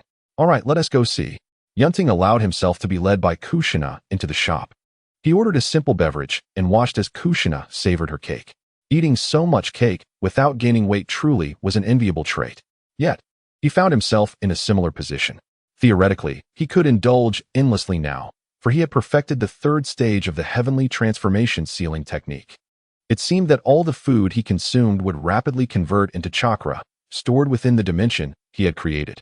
Furthermore, when provisions were scarce, he could replenish himself from it. How convenient, wouldn't you agree? What is this called? Am I learning to cultivate immortality within the ninja realm? Yun Ting observed Kushina with her mouth full, and a faint smile crept upon his lips. He then slowly rose and approached her, gently brushing through her long crimson hair, deftly arranging it with a hairpin, revealing her fair neck and nape. Kushina, akin to a docile kitten, remained still, as if her hair were not her own. Just as Yun Ting settled back down after securing her hair, Kushina pierced a piece of cake with her fork, her eyes sparkling as she gazed at him. "Ayana, open your mouth. You must try this. It's so delicious." Yun Ting was momentarily taken aback, but obliged, tasting the cake. Upon witnessing his reaction, Kushina felt the cake had become even sweeter. "Hee, Ayun doesn't he mind sharing a fork with me anymore? This brings me one step closer to winning his heart. Nanai, I must persevere. Someone as wonderful as Ayun must not be lost." As the others in the shop observed the two individuals, they couldn't help but feel a sweet sensation in their hearts. In modern parlance, they might exclaim, "Goodness, someone is indulging in cake while spreading romantic vibes. Oh, how I long for someone to style my hair like that. If I could experience such affection, I would gladly part with all my wealth. Wake up, dear friend. Stop daydreaming. Just enjoy your cake. Alas, that young man is so gentle and handsome. Why can't I encounter someone like him? Huh? Am I the only one who finds that girl quite lovely? Although her hair color is a bit peculiar, she is still quite attractive, isn't she?" After finishing their cake, Kushina joyfully bounced around the streets, with Yun Ting following closely behind, smiling. The two then took photographs together, purchased candy resembling their likenesses, and crafted clay figures that mirrored each other's features. They triumphed in a dart game, winning a small plush toy, and fashioned a delicate paper fishing net to catch goldfish. The shopkeeper was nearly in tears, as both Kushina and Yun Ting exhibited remarkable control over their bodies. Ultimately, Yun Ting paid extra, for their sole aim was to revel in joy. As for money, it only holds value when spent. In the blink of an eye, the sun had set. However, the country did not descend into silence with the twilight. The nighttime streets buzzed with even more vibrancy than during the day. Nevertheless, they had enjoyed their time sufficiently, and with plenty of days ahead, they decided to return tomorrow. Yun Ting lifted Kushina in a princess carry, her small arms gently encircling his waist, her head nestled comfortably in his embrace, sleeping peacefully. Strolling through the streets, sampling snacks, and engaging in playful games. These were once mundane activities in his former life, at least in his homeland. Yet, how many in the shinobi world could lead such lives? Even Kushina was fortunate. What must life be like for the lower classes in other nations? As Yun Ting felt the warmth of Kushina in his arms, he made his way to an inn. He approached the front desk and addressed the staff. "Good evening. I would like 2 rooms, please." The staff, looking troubled, replied, "I apologize, sir, but due to recent events in the Land of Water, we only have 1 room available. Would you prefer this room? Or would you like to check elsewhere? Though, I must warn you, other places may have limited availability as well. Our room can accommodate 2 people comfortably." Yun Ting, undeterred, replied calmly, "Let us take this room." After completing the payment and acquiring the key, he ascended the stairs. Once inside the room, he gently laid Kushina on the bed, and with a flick of his fingers, a warm stream of water appeared out of thin air. Under the dominion of the Master's powers, the water gently cleansed the sweat from the Nai's body. Subsequently, Yun Ting approached the bedside, delicately removed Kushina's shoes, placing them carefully aside, and then, with equal caution, removed his own shoes before climbing onto the bed. Listening to the rhythmic sound of Kushina's calm breathing, he tenderly brushed aside her long, red hair from her forehead, bestowing a gentle kiss upon it. After meticulously covering Nanai with the blanket, he lay down beside her. "Good night, see you tomorrow." With a flick of his finger, the room was enveloped in darkness. Gradually, only the synchronized breaths of the 2 remained in the quiet room. The following morning, Kushina slowly opened her eyes. Oh, she felt so warm and cozy that she didn't wish to rise. Wait, had she fallen asleep while wandering about yesterday? Upon opening her eyes, she realized she was nestled in Yun's embrace, her small head resting closely against his chest, merely a layer of fabric separating them. Her right hand was placed gently on his waist while her left rested on his abdominal muscles. "Ah, never mind. Let us just sleep a little longer." With this thought, Kushina maintained her position, gradually closing her eyes once more. Of course, slumber would elude her, but Yun was indeed so warm. A little longer wouldn't hurt. Yet, considering Yun was still asleep, perhaps she could cough, cough, cough. The thought caused her cheeks to flush slightly. Kushina gently shifted her head from Yun's chest and slowly raised her gaze to his face. With her heart racing, she leaned closer, her lips yearning to press against his. As the distance between them diminished, her heartbeat quickened, and she could distinctly hear the sound of her own pulse. Chapter 98. The Hot Spring. Kushina gazed at the sleeping Yun, her cheeks aflame. Would this be inappropriate? Nevertheless, she resolved to take the plunge. After all, fortune favors the bold. Cautiously, she inched closer to Yun. Observing his visage, she swallowed hard. It's not that she was enamored with Yun's looks alone. She assured herself that even if he didn't possess such handsomeness, her affection would remain unchanged. Though, of course, his current charming appearance was a delightful bonus. With her hands braced against the soft bed, Kushina lowered her head gradually. Finally, she pressed her lips softly against Yun's. However, mere seconds after their lips met, Yun Ting's eyes fluttered open. Instantly, they locked eyes, and Kushina quickly retreated, wrapping her pale arms around her legs. Her head bowed as she found it difficult to meet his gaze. Oh no, how foolish could she be? What if Yun disliked her for this? Kushina, how could you not restrain your impulses? Yet, as she sat quietly curled in the corner, Yun Ting approached her side. Gently, he lifted her chin with his palm, prompting her to meet his eyes once more. Then, under the somewhat astonished gaze of Kushina, Yun Ting leaned in and kissed her. After a brief encounter, Yun Ting smiled at Kushina and remarked, "Now we are even. Well, didn't you mention that there are still many places left to explore today? Hurry up and get ready for breakfast, so we can head out together." Upon hearing this, Kushina gently nodded. After tidying her attire, she followed Yun Ting out of the room. As they stepped outside, the enthusiastic front desk attendant from yesterday greeted them warmly. "Good morning to you both. Did you sleep well last night?" Yun Ting nodded slightly in response. He then ordered some breakfast and sat down with Kushina at an unoccupied table. Shortly after, their breakfast was served. Noticing their unfamiliar faces, the attendant inquired, "You two must be here for the recent events, right?" Kushina tilted her head in curiosity. "Events? Oh, you don't know? I thought you both were here to participate in the recent festivities." The attendant observed them with a glimmer of keen interest in his eyes. Seeing this, Yun Ting slowly took out a tip and placed it on the table. Please, elaborate. The attendant quickly pocketed the money, a fawning smile spreading across his face. Ah, young sir. You may not be aware, but the famed Heart Companion Festival is currently taking place in the Land of Soup. This is a new holiday introduced in recent years, so it is understandable if you haven't heard of it, especially if you are from far away. It is one of the measures implemented to encourage childbirth in the Land of Soup. On this day, couples can joyfully enjoy their time together, and there are opportunities for declarations of affection during the festival. That is why there are so few rooms available these days. As Kushina chewed her food, she listened attentively to the attendant's explanation. Oh, I see. That is perfect. Kushina turned to the attendant and asked, when does this festival start? It officially begins today and will last for 3 days. I hope you both have a wonderful time. The attendant responded diligently to the young woman's inquiries, knowing that a good attitude was essential after receiving payment. After finishing their breakfast, Kushina eagerly took Yun Ting's hand and led him to the location of the event mentioned by the attendant.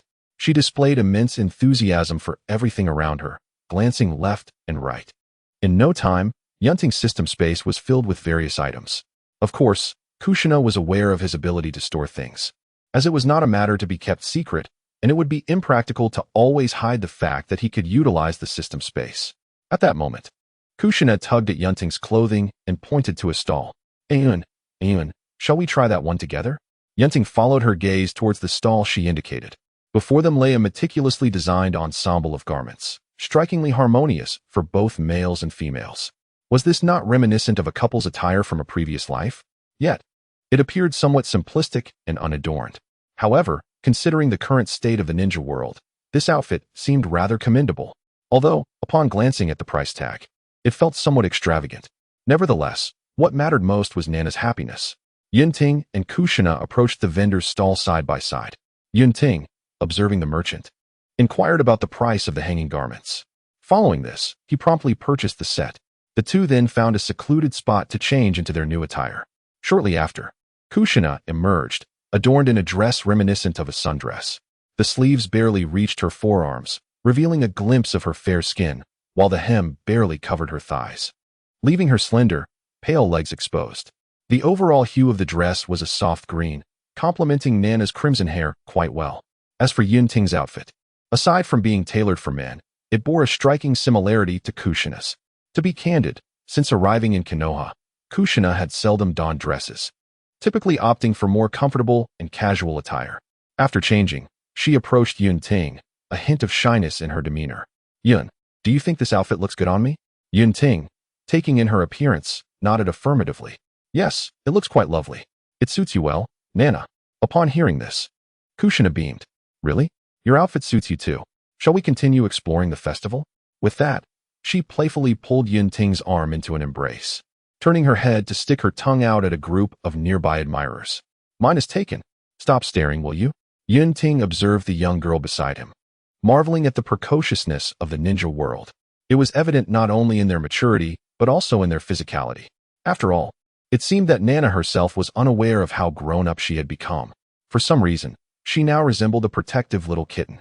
Indeed, Kushina was quite possessive, aware of the many who harbored ill intentions towards Yun Ting, given her ability to perceive the hearts of others and wield the chakra of the Nine Tails.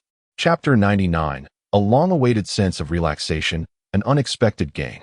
Kushina had noticed several girls casting flirtatious glances at Yun Ting. Humph, a bunch of vixens.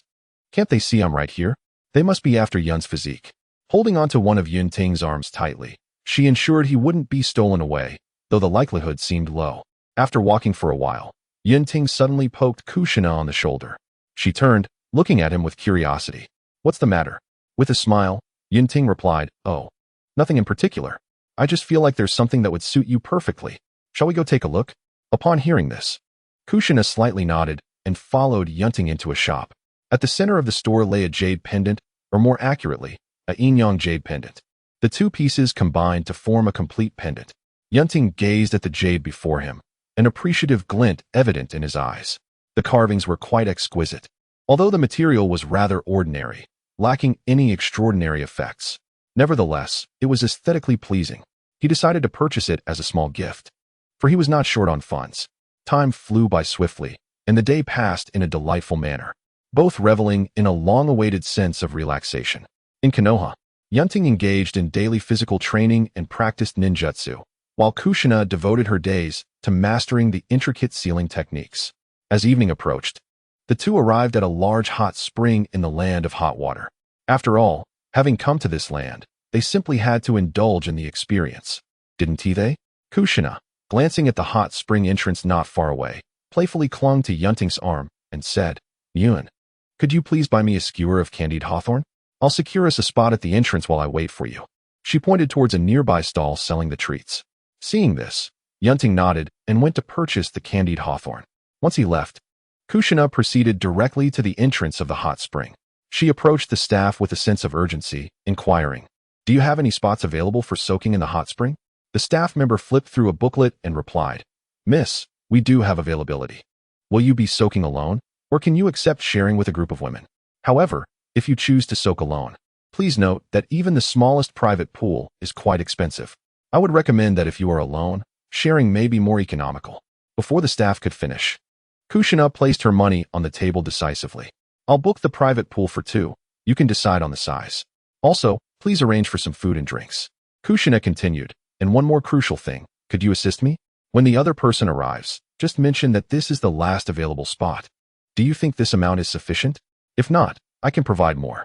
The staff, smiling at Kushina's earnestness, assured her the amount is more than adequate. In fact, you are not the first to do this. Recently, due to special events, the number of people soaking in the hot springs has indeed increased. However, it is typically the boys who engage in such practices discreetly. Kushina's cheeks flushed slightly at this. "Oh, how did you know the other person would be male?" The staff chuckled.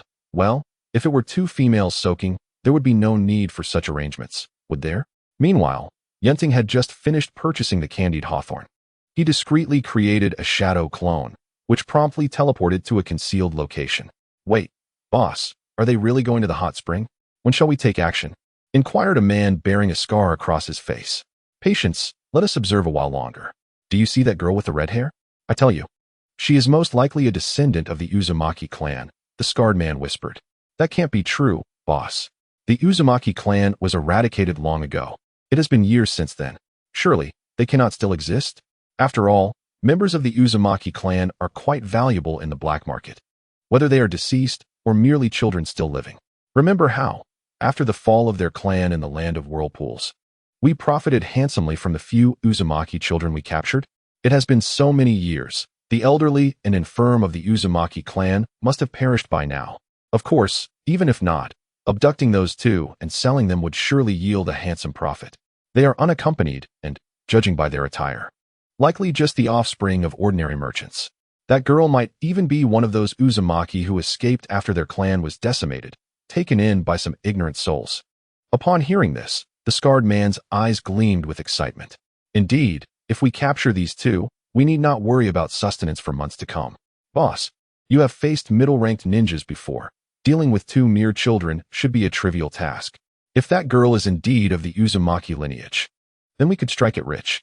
Before the scarred man's leader could respond, both men were suddenly struck with a force as if they had been hurled by some unseen power, crashing violently against the wall. The immense force pinned them against the surface, rendering them immobile. Their eyes, filled with terror, turned towards the young man who slowly materialized before them, one of the very individuals they had plotted to abduct. "Sir, we were mistaken. We shall not dare again. Please, spare us this once." At that moment, realization dawned upon them. They had encountered a formidable opponent. With nothing left to do but plead for mercy, they were met with silence. The shadow clone of Yun Ting, perceiving their plight, increased its grip, effectively silencing them. Subsequently, standing 5 meters away, Yun Ting raised a finger slightly. Only he could see the translucent souls of the two men being drawn towards him. Their identities were of no particular significance. They were merely thugs with a bit of strength.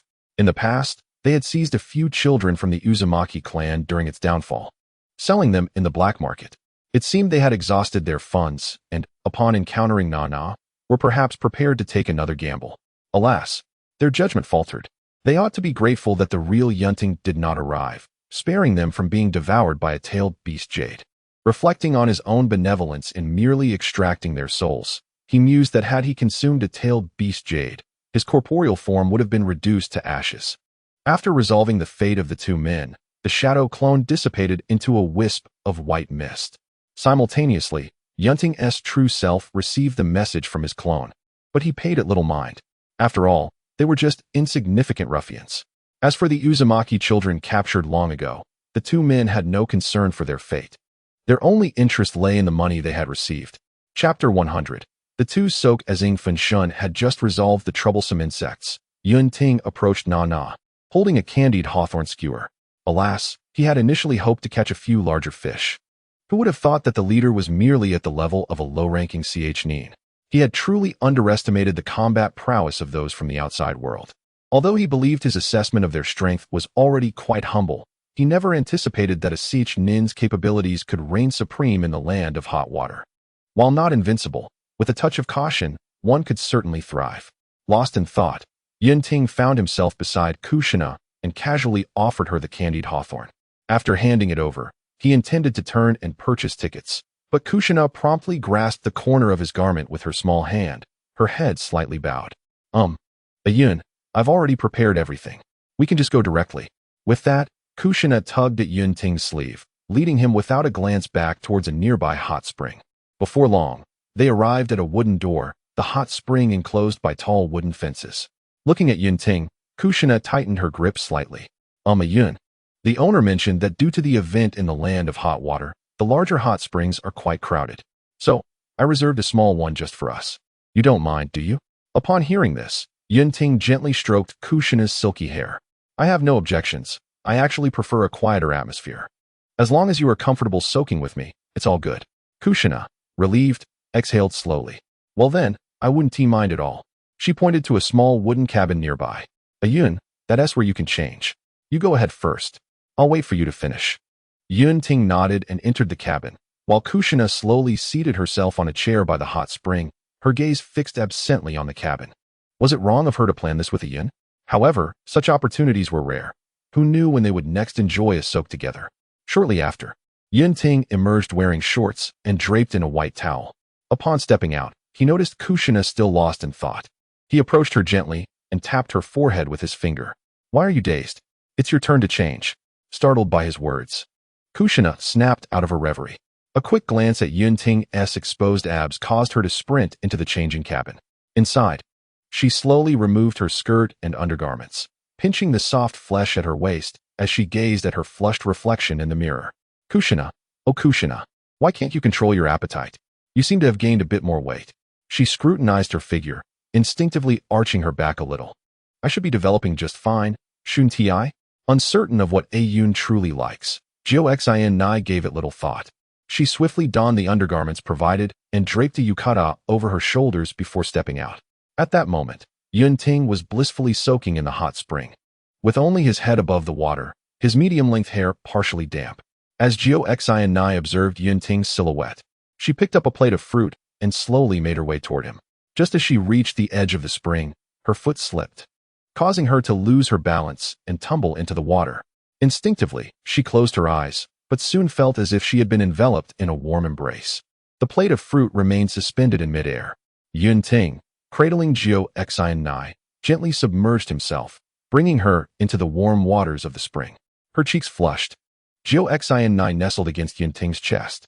After a moment, she slowly lifted her head, her eyes slightly reddened. Yun, am I really that incompetent? I can't even carry a plate of fruit properly. Hearing this, Yun Ting wrapped his arm around her shoulder, applying a gentle pressure. Not at all. Nai. Your intentions are what matter. Look at me. I didn't even think to bring you some fruit. So, I should be the one thanking you. No one is infallible. Slipping is quite normal. At his words, Xin Nai buried her head deeper into his embrace, her delicate nose twitching slightly. Yun, the truth is, I'm not as great as you think. I'm clumsy and careless. And if you don't mind me, I should consider myself fortunate. Besides, today, I've deceived. Before she could finish, Yun Ting popped a grape into her mouth, interrupting her words. All right, let's just enjoy the hot spring happily. A frowning Nai is far from appealing. At his remark, Xin Nai felt a sudden warmth surge through her, and without hesitation, she straddled Yun Ting, wrapping her arms tightly around his neck. Her small head nuzzled against his cheek from time to time. Yun Ting, in turn, gently embraced her waist, occasionally patting her back. What's the matter? Nai seems a bit peculiar today. Jiao Xn Nai shook her head lightly, then lifted her gaze to meet his, a faint smile gracing her lips. I just feel incredibly fortunate to have met you, Yun. With that, she boldly leaned in and kissed him. Yun Ting could distinctly sense the tension in Jiao Xn Nai's body. Her wet, red hair clung to him, creating a ticklish sensation. As she embraced him, he felt a pressing warmth against his chest. Nai, you've truly grown up. He mused. Perhaps this is what they call a nurturing girlfriend? And was he being forcefully kissed? Savoring the slick sensation of her body, Yun Ting opened his eyes to behold Jiao Xn Nai, her own eyes tightly shut. An unusual sensation coursed through my body. As I observed Kushina inching closer with her tongue, I gently pushed her away. Little one, are you playing with fire? Kushina looked at me with a hint of confusion. Gazing into her pale blue eyes, I affectionately brushed the tip of her nose with my hand. Can we wait a bit longer? I hold deep affection for you, Kushina, but I would appreciate a little more time to prepare. You are still quite young, though not too young, I suppose. For some reason, engaging with Kushina in this manner fills me with guilt. Yet, I am aware that such behavior is not uncommon within the ninja realm. At that moment, Kushina recalled the earlier scene, her cheeks flushing with warmth. Whether it was due to the hot spring's heat or some other reason, I gently pulled her into my embrace, my lips slightly parted. Would Kushina find me troublesome? Upon hearing my thoughts, she softly shook her head. Not at all. I will wait patiently until you are ready to accept me. As long as you don't reject me, that is enough. Chapter 101. The Big Bad Wolf and the Little White Rabbit. After a while, we dressed and held hands as we made our way to the exit. Following our time in the hot spring, Kushina felt a wave of relaxation wash over her. Her slightly damp red hair swayed gently in the evening breeze. Relishing the warmth in my palm, her spirits soared. Before departing, she glanced at the front desk staff, who smiled and greeted her from the shadows, and discreetly winked at the sister there. In a way, I truly owe her my gratitude. Although the streets were not as bustling as they had been in the morning, there remained a fair number of people enjoying leisurely strolls. As Kushina and I walked along the street, we did not appear out of place. Holding Ayun's hand, Kushina looked up at the twinkling stars above, pointing to the brightest one. Ayun, look at that star. It's so bright. I slowly raised my gaze to the star she indicated, my lips parting slightly. Yes, it is indeed quite radiant. Just like when I first met you, Kushina. Kushina tilted her head in confusion, pondering my words. Me? Bright? I chuckled, playfully tapping her forehead with my finger. That is not what I meant. I meant that you were as dazzling as that star when I first encountered you. Hearing my compliment, Kushina felt a bit bashful and scratched her head. How could that be? I feel quite ordinary. In contrast, Ayun, my first impression of you left a profound mark on me. You were my first friend upon arriving in Konoha. At that time, the Uzumaki clan had been annihilated, and my parents were gone. It was Granny Mito who brought me back to Konoha. Tsunade and Tenzo were also very caring towards me, although I was raised as the Jinchuriki of the Nine Tails after coming to Konoha. However, I am genuinely grateful that Grandma Mito brought me to Konoha. I am fortunate to have encountered such a gentle soul as Ayun on the very first day of school. I am also delighted that Ayun and I were placed in the same class. For me, Ayun shines as the brightest star in my heart. Having said this, Kushina released Ayun's hand, circling in front of him, her eyes fixed on Yun Ting as she spoke. Therefore, from now on, I shall hold on to Ayun tightly. Yun Ting gazed at the red-haired maiden before him, tenderly cupping Kushina's cheeks in his hands. I, too, shall keep hold of Nanao closely. Thus, amidst their light-hearted banter, the two soon arrived 50 meters from their lodging. Kushina observed that they were nearing their destination. She reached out to embrace Yun Ting, her eyes eagerly looking up at him. Ayun, shall we sleep together tonight? Upon hearing this, Yun Ting looked down at the embracing Kushina, who tilted her head up to meet his gaze, gently flicking her nose with his finger. What? Nanao, do you plan to do something mischievous? At his words, Kushina's cheeks flushed slightly. Looking at Yun Ting, she stammered. I wouldn't tea. Ayun, didn't you say you weren't ready yet? Then let us wait a little longer. But we are already engaged. Sleeping together is quite normal. Isn't it? We won't do anything. Just consider it a way to get accustomed to each other. Please agree to my request, Ayun. Yun Ting, after a moment of reflection, finally responded. All right. Since Nanao has put it this way, what more could I say? Hee, you're the best, Ayun. Kushina exclaimed, jumping up with excitement, wrapping her arms around Yun Ting's neck and planting a kiss on his cheek. Yun Ting gently touched the spot where Kushina had just kissed him, feeling it still slightly damp. I must say, Nanao, you've left me with a face full of your saliva. Upon hearing this, Kushina, seizing the moment while Yun Ting was distracted, planted another kiss on the other cheek. Yun, you won't dislike me, will you? Kushina blinked her big eyes, looking somewhat pitifully at Yun Ting. In response, Yun Ting playfully swatted her lightly on the backside. Stop fooling around. A girl should be a bit more reserved in public. Only then did Kushina slowly release her embrace, sticking her tongue out at Yun Ting before pulling him towards the room they had occupied the previous night. As for being reserved in public, that was out of the question. She had already come to terms with it. If she didn't take the initiative, would she simply wait for someone else to do so? Once both entered the room, Yun Ting settled on the edge of the bed, addressing Kushina. All right, Nanao. You go change first, I will follow after. With that, he turned his face away. Hearing this, Kushina promptly took out her clothes and began to change.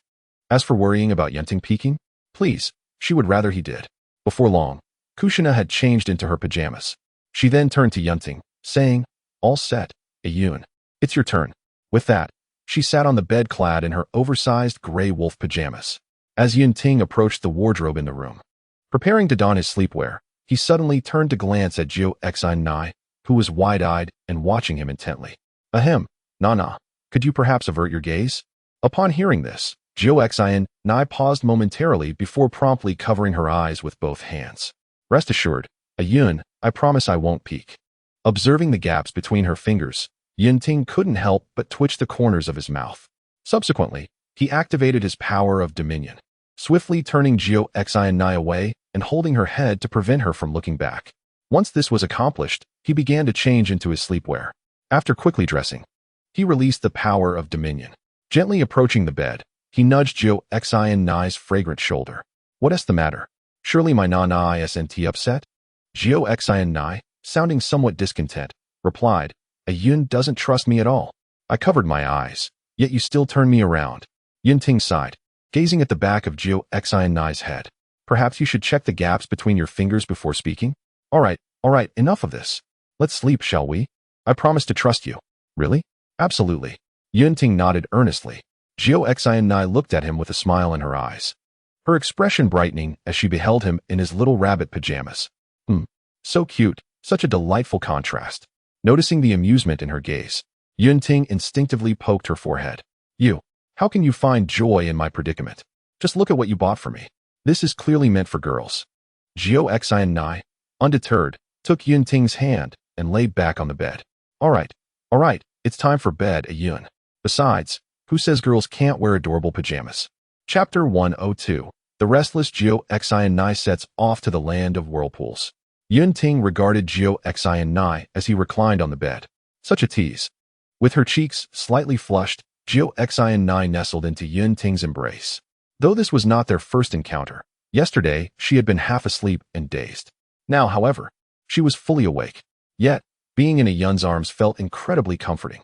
Jiu Xin buried her little head into his chest, relishing the warmth emanating from him, which instilled a profound sense of security. Before long, the soft sound of her breathing filled the air. Yun Ting, feeling the gentle weight of Jiu Xin in his arms, cast a glance down at her. Nana, you sleep quite soundly. However, he couldn't help but ponder how he was to rest himself, especially as she occasionally snuggled closer into his embrace. One of her legs draped over his, and even through the fabric of their sleepwear, he could feel the smoothness of her skin. Indeed, girls seemed to be made of water, their forms soft and yielding. Embracing her felt akin to holding a delicate, soft mass. Yun Ting wrapped his arms around Jiu Xin's slender waist, pulling her closer into his warmth. As if cradling a large plush toy, Yun Ting had just contemplated closing his eyes when he suddenly reopened them, revealing a pair of kaleidoscopic Sharingan. In that moment, the nine tails within Kushina transformed its eyes into the same kaleidoscopic shape, staring vacantly.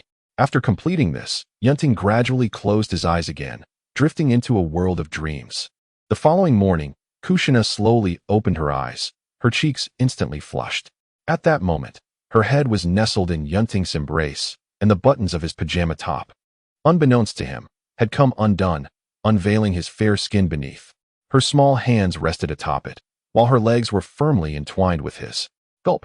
Kushina instinctively swallowed, and then cautiously pinched Yun Ting's skin. The sensation was undeniable. This was no dream. But just then, she felt a playful slap on her backside, followed by Yun Ting's drowsy voice. Don't be a nuisance. Let us sleep a bit longer. Feeling a tingling sensation in her rear, she glanced at Yun Ting before retreating once more into his embrace. Just a little longer, please, she thought, reasoning that it was not her taking advantage of him, but rather his own suggestion. Moments later, Yun Ting slowly opened his eyes and beheld Kushina nestled against him. While this was unremarkable, he couldn't help but wonder why his pajama top was askew. Gently prying her arms apart, he rebut-toned his shirt, observing Kushina, who was blissfully unaware of her disheveled state. A hint of affectionate amusement graced his features. You truly can't rest peacefully, can you? Yun Ting adjusted her sleeping position and tucked her in before stealthily changing his clothes and heading downstairs to procure breakfast. Thus, after spending several delightful days in the land of soup, Yun Ting and Kushina found themselves in their room, contemplating the ninja world map in their hands. Where should they explore next? Kushina perused the various countries depicted on the map until her gaze fell upon the mark in the lower right corner, denoting the land of whirlpools. The land of whirlpools, home to the hidden whirlpool village, her former abode. Throughout their time together, Kushina had grown increasingly at ease around Yun Ting, and there was little left unsaid between them. After a moment of hesitation, she looked at Yun Ting and asked, Yun Ting, could you accompany me to the land of whirlpools?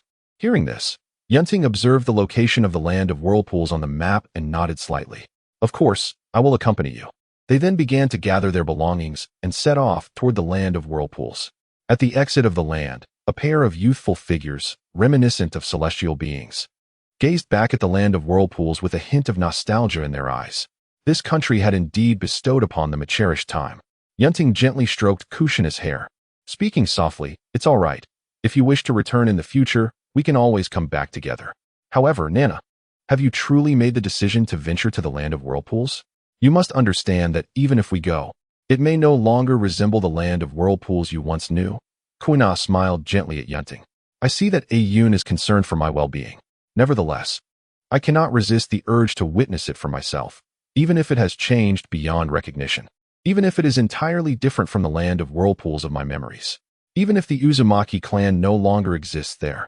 Yet, that is my heritage. Thus, I must trouble Yun to endure the journey alongside me." And so, the two embarked on their expedition to the land of whirlpools.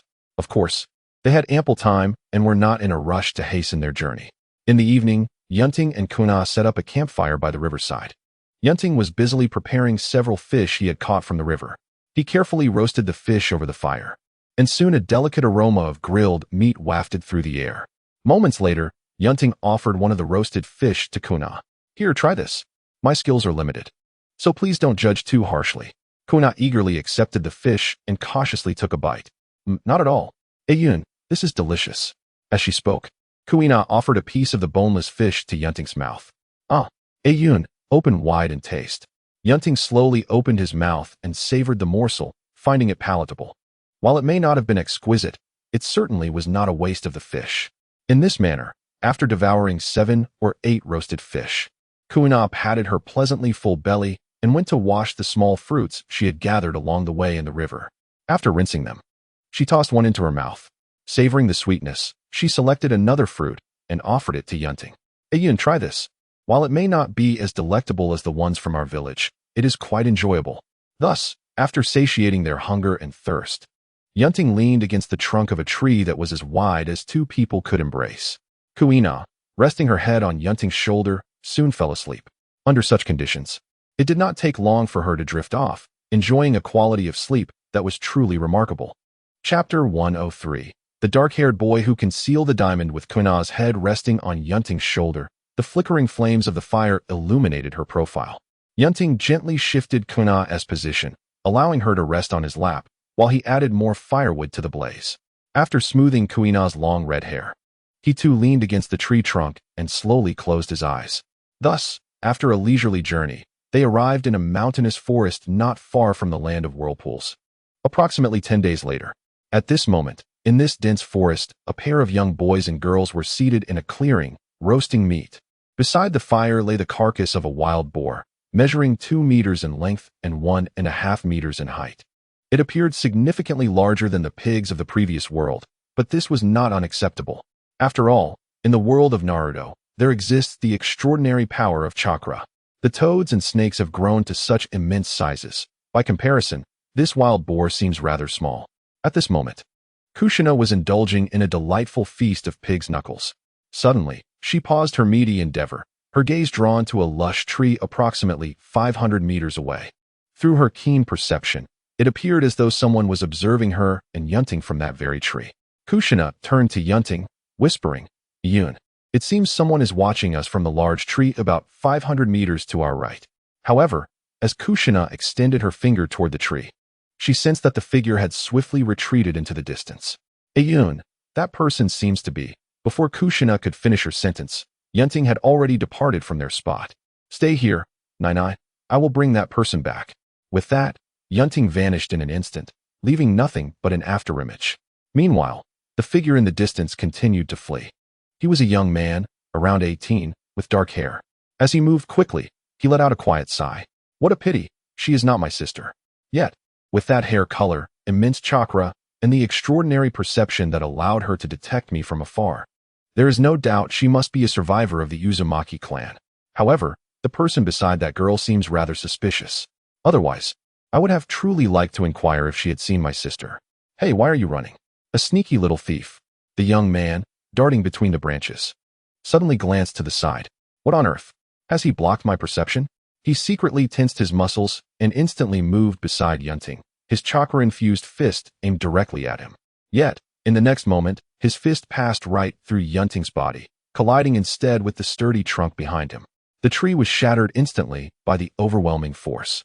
Seizing the opportunity before the young man could turn around, Yun Ting delivered a powerful kick, sending him flying. He crashed into several trees before finally coming to a stop. Amidst a cloud of dust, struggling to rise, the young man coughed up crimson blood, his entire body racked with excruciating pain. Damn it, where did this monster come from? Before he could ponder further, Yun Ting approached him with deliberate steps. "Speak, why were you spying on us? What is your intent?" The young man, now mere inches from Yun Ting, spat out blood. "I mean no harm. I was merely passing through." In the next instant, the young man summoned all his chakra, conjuring countless chains of chakra that surged toward Yun Ting. However, a skeletal Susanoo of deep black chakra materialized around Yun Ting, rendering the chains utterly ineffective, unable to even leave a trace behind. Although the defense of Susanoo is not invincible in the anime, Sasuke had just acquired the Mangekyou Sharingan's Susanoo defense. While it is formidable, the elite shinobi of the 5 great nations possess their own methods to breach it. However, the individual before him does not belong to the ranks of such elite shinobi. Apart from his remarkable chakra reserves, he likely holds the strength of a Nin. Yet, this chain, it must be the adamantine sealing chains, right? So, is this young man a survivor of the Uzumaki clan? At that moment, the youth also caught sight of Yun Ting's crimson eyes. Under the gaze of those eyes, his body involuntarily trembled. "Is that the Mangekyou Sharingan?" The young man regarded Yun Ting, his tone tinged with a hint of trepidation. "Are you of the Uchiha clan?" Yun Ting, upon hearing this, fixed a cold stare upon the youth. "Indeed, I am of the Uchiha clan. However, you would do well to answer my earlier question, or else." The youth, sensing the gravity of the situation, slowly replied to Yun Ting. "As you can see, you should recognize me as well. I am a survivor of the Uzumaki clan. My sister and I were separated during the onslaught against our clan. Since then, I have been living in seclusion within these mountains. Using the powers of the Kenii, I would investigate any individuals with immense chakra or red hair, hoping to find my sister. Upon realizing they were not her, I intended to leave, but as you know, after finishing his explanation, the youth appeared anxious that Yun Ting might not believe him, and he summoned chakra to brush his hair aside. In the next moment, black dust fell from his head, revealing a vibrant mane of red hair, particularly striking under the sunlight. "If you can still move, follow me, and do set aside your little schemes. You won't escape from me." With that, Yun Ting leaped to the ground, heading towards Nanai. Moments later, Yun Ting was the first to appear within Kushina's line of sight. Seeing this, Kushina hurriedly trotted over to Yun Ting's side, her small, slightly greasy hands meticulously exploring his form. "Hey Yun, are you alright? Did you subdue that guy? He was so strange." capable of disrupting my canny eye's perception. Yun Ting gently pushed Kushina away and glanced at her hands, exasperated. I'm fine, stop touching me. If you keep this up, my clothes will be in trouble. Upon hearing this, Kushina giggled sheepishly. I was just worried about you, Yun. Simultaneously, she bashfully tucked her greasy hands behind her back. But the next moment, upon noticing the figure trailing behind Yun Ting, she was taken aback. Oh no, this feeling. Kushina gazed at the awkwardly walking youth, and then turned to Yun Ting. Hey Yun, is he from the Uzumaki clan? Yun Ting, in response, lightly flicked Kushina's fair forehead. If even your kin cannot recognize you, must I be the one to enlighten you? Kushina instinctively scratched her head. Well, I was just uncertain. Oh no, my hair. I just washed it. Kushina suddenly regained her senses and hastily set down her hand that had been scratching her head. Chapter 104. Survivors of the Uzumaki clan. The red-haired youth gazed at the somewhat clumsy girl before him and couldn't help but cast a sidelong glance at Yun Ting, who effortlessly subdued him. This clan member seems to be well protected. Moreover, the Uchiha beside her possesses the Mangeki Sharingan. I recall that the family records indicated that those who awaken the Mangeki Sharingan are invariably top-tier powerhouses in the ninja world. One could say that the Mangeki Sharingan serves as a ticket directly to the realm of formidable warriors. Just as the youth was deep in thought, a figure suddenly appeared beside him, smiling warmly. Hello, I am Uzumaki Kushina. I haven't seen you in the clan before. What is your name? The youth regarded the girl's gentle smile and replied slowly, Uzumaki Eslan. Forgive my intrusion. I did not mean to eavesdrop on you both, Eslan said. Glancing at the innocent Kushina, his feelings momentarily complex. If the clan had not been attacked, his sister would likely be just like her. Afterward, Yun Ting briefly tended to Eslan's injuries before joining Kushina to engage in conversation. Wow, this is incredible, Eslan. I had no idea there were so many clan members left. Eslan observed the excited girl before him and slowly shook his head. They are merely children and the elderly. In total, there are only a handful, a mere fraction compared to the entire clan of the past. Kushina's expression darkened at his words. Indeed, in comparison to the once thriving Uzumaki clan, these few individuals are ultimately too few. After a moment, Kushina turned to Eslan and asked, Then, why don't you lead the clan members to seek refuge in Konoha? At the very least, Granny Mito could protect us there. Eslan silently shook his head in response. I need to remain here and wait for my sister's return. Moreover, the clan members I've saved over the years are either too young, severely injured, or elderly. Given our current situation, and considering that I was still young at the time, it would have been impossible to lead them to Konoha. Furthermore, can we truly trust Konoha? They did not come to our aid then, nor did they search for our clan members afterward. Of course, I understand they had no obligation to do so. After a brief silence, Kushina spoke softly, but Granny Mito is equally saddened by the destruction of the Uzumaki clan. If she were to learn that so many of us have survived, she would surely be delighted. Eslan regarded Kushina's innocent words and simply responded without much thought. With this young boy beside her, Kushina was assured of her safety. However, what reason did Konoha have to accept her and the remaining members of the Uzumaki clan? While Mito could indeed protect herself and the surviving clan members, how long could that protection last? The esteemed Lord Uzumaki has reached an advanced age, and the nine tails within him is akin to a ticking time bomb. A handful of individuals have secluded themselves in the depths of the mountains, and the matter of Konoha sealing the nine tails is undoubtedly confidential. Thus, it is not surprising that they remain unaware that Kushina has become the host of the nine tails. Rather than risking numerous dangers on the journey to Konoha, perhaps remaining hidden in this forested sanctuary is a prudent choice. I am still too weak. Who knows what tribulations I might face in such a large village? In times of prosperity, people may seek to curry favor with you, but in times of decline, those who once sought your favor may turn against you. The rampant destruction and plunder wrought by bandits 8 years ago, coupled with the bounties on members of the Uzumaki clan in the black market, have not been insignificant. 8 years is no trivial span. How many such spans can one experience in a lifetime? 8 years' time is sufficient for a youth to grasp the harsh realities of the shinobi world. Kushina gazed at Aolan, a flicker of anticipation stirring within her. I say, Aolan, could you take me to meet the members of the Uzumaki clan? Aolan cast a sidelong glance at Yun Ting before shaking his head at Kushina. I apologize, though I sense no malice from you. I cannot risk bringing such a dangerous individual to where our clan resides. Upon hearing this, Kushina turned to Yun Ting, her brow furrowed in confusion. Ah Yun, am I truly dangerous? Did you perhaps frighten me earlier? Indeed, Yun Ting had been somewhat heavy-handed just moments ago. Kushina lifted Yun Ting's hand before her, stating, you see, Ah Yun generally refrains from violence. It was only because you were lurking in the shadows that he reacted. Ah Yun is not a villain. Ao Lan observed the two holding hands, his lips twitching slightly. You are unaware of how fiercely he struck me moments ago. I would never bring such a person along. However, in the next instant, Ao Lan felt a momentary haze cloud his vision, which quickly cleared.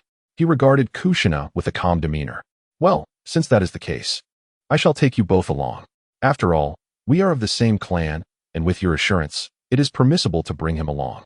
With that, Ao Lan began to lead the way, while Kushina, reluctantly casting a last glance at her roasted pig trotter, hurriedly gathered the 3 untouched trotters.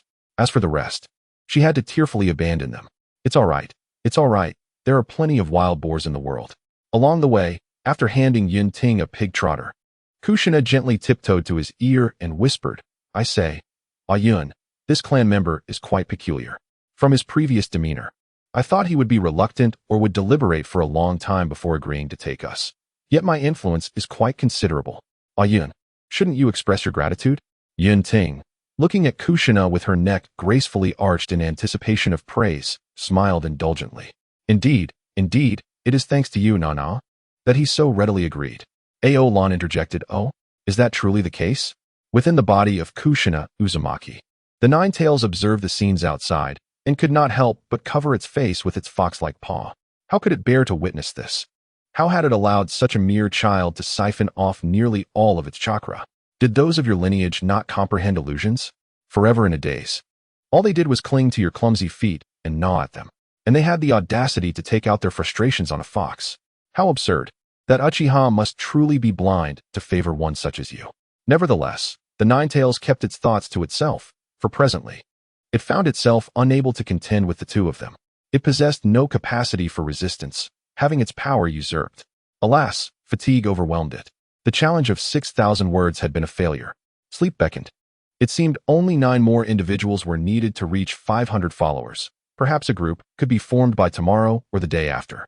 The threshold would likely be something trivial, like a day of following. After all, priority would be given to the fans. As for how many groups would be established, that would depend on circumstances. Chapter 105, Astonishment and Dread. Before long, Yun Ting and Kushina, under the guidance of Kanglin, twisted and turned until they arrived at a profound cave. The passage was narrow, barely allowing one person to pass, and required them to stoop. Just as Kushina was about to bend down to navigate through the cave, Yun Ting gently tapped her shoulder. What is the matter, Yun? Kushina turned to look at Yun Ting. Yun Ting, observing Kanglin who had already entered the cave, smiled slightly, then effortlessly lifted Princess Kushina into his arms. We shall not proceed this way. I have sensed that the cave leads to a location resembling a small valley, where chakra fluctuations are quite pronounced. This steep rock face may deter others, but that is the extent of its utility. It would not be prudent to destroy it outright. It is merely a matter of Susanoo wielding a blade. Within the narrow cave, Kanglin felt as if she had momentarily lost her senses. Upon opening her eyes, she discovered herself in the confined passageway leading to the small valley. Panic surged within her briefly. Subsequently, employing her divine vision, she surveyed the conditions of the cave with clarity. Kanglin dashed through the cave, hoping fervently that no mishaps would occur. At that moment, Yun Ting had already brought Kushina to the small valley. However, due to his failure to conceal his presence, it wasn't long before several elderly figures with dark red hair approached him. Upon reaching their destination, Kushina took a deep breath and patted her well-developed bosom, reassured that she was unharmed. How miraculous! She had thought she was about to collide with the rock wall. Yet, before she could fully regain her composure, Kushina sensed several malevolent intentions directed not at her, but towards Yun. In the next instant, a searing sensation surged towards Yun Ting, accompanied by several blades of wind. Upon witnessing the unfolding situation, Kushina positioned herself protectively in front of Yun Ting, conjuring several chakra chains behind her that effortlessly countered the assailant's fire and wind techniques. After successfully thwarting the attack, Kushina turned to Yun Ting and inquired, "What do you think, Yun? Am I not striking?" Yun Ting nodded in affirmation, exclaiming, "Indeed. though you would appear even more dashing if you weren't clutching that pig's trotter. He gestured toward the trotter in her grasp. To this, Kushina replied with a gentle smile. This was made by Yun. I certainly won't part with it. Yun Ting playfully tapped her on the head, remarking, what are you thinking? If this were lost, we could easily procure another. Your safety is paramount. Kushina nodded, her smile unwavering. Yes, I understand. I am confident in my abilities. She asserted, I am quite clever. Meanwhile, Kanglin, slightly out of breath, had traversed the passage into the small valley. Upon spotting the duo, particularly Yun Ting, a shiver ran through him. This individual exuded danger. The ability to manipulate others without their awareness, even in the absence of direct confrontation, suggested that one who employs illusions so carelessly cannot be deemed virtuous. At that moment, three elders approached Kushina and Yun Ting, effectively sandwiching them between themselves. The elder with dark red hair scrutinized Yun Ting, questioning, from whence do you hail, and what brings you here? His murky eyes betrayed a hint of malice. Yun Ting, however, dismissed the ominous intent with ease. After all, they were merely elite shinobi from the long-established Uzumaki clan. Yet, Kanglin's behavior was equally suspect. This was not the scenario he had described as a simple rescue of the frail and elderly. The group before them, comprising men, women, and children, numbered at least 30. Yun Ting felt little surprise. He too would not divulge his true circumstances to unfamiliar faces, though the number appeared modest. It was significant when considering the anime's portrayal of the surviving Uzumaki clan members, a mere handful, Kushina and her mother, along with Nagato from the Rain Country. Kushina, despite her usual innocence, sensed the precariousness of the situation. Swiftly, she shielded Yun Ting behind her. Looking at the elder with a sense of familiarity, she spoke. We harbor no ill intentions. Yun is kind and will not strike. The elder, perceptive to the shared essence resonating from the young girl, signaled for his companions to lower their defenses. In a voice that carried a hint of raspiness, he addressed them, Children, do not take offense. We, the remnants of the Uzumaki clan, may be few, yet we must exercise caution. What is your name, child? I can sense the immense chakra within you. Alongside your vibrant red hair, your potential must be remarkable. With that, the elder invited Yun Ting and Kushina to take a seat in the wooden lodge. As they journeyed, Kanglin succinctly recounted the events to the elder, simultaneously informing him of Yun Ting's possession of the kaleidoscope Sharingan and his identity as a member of the Uchiha clan. At that moment, Uzumaki, Kushina, and Yun Ting were seated at a wooden table, opposite Kanglin and an elder from the Uzumaki clan. The elder gazed at the two, offering a gentle smile. I apologize for the meager fare.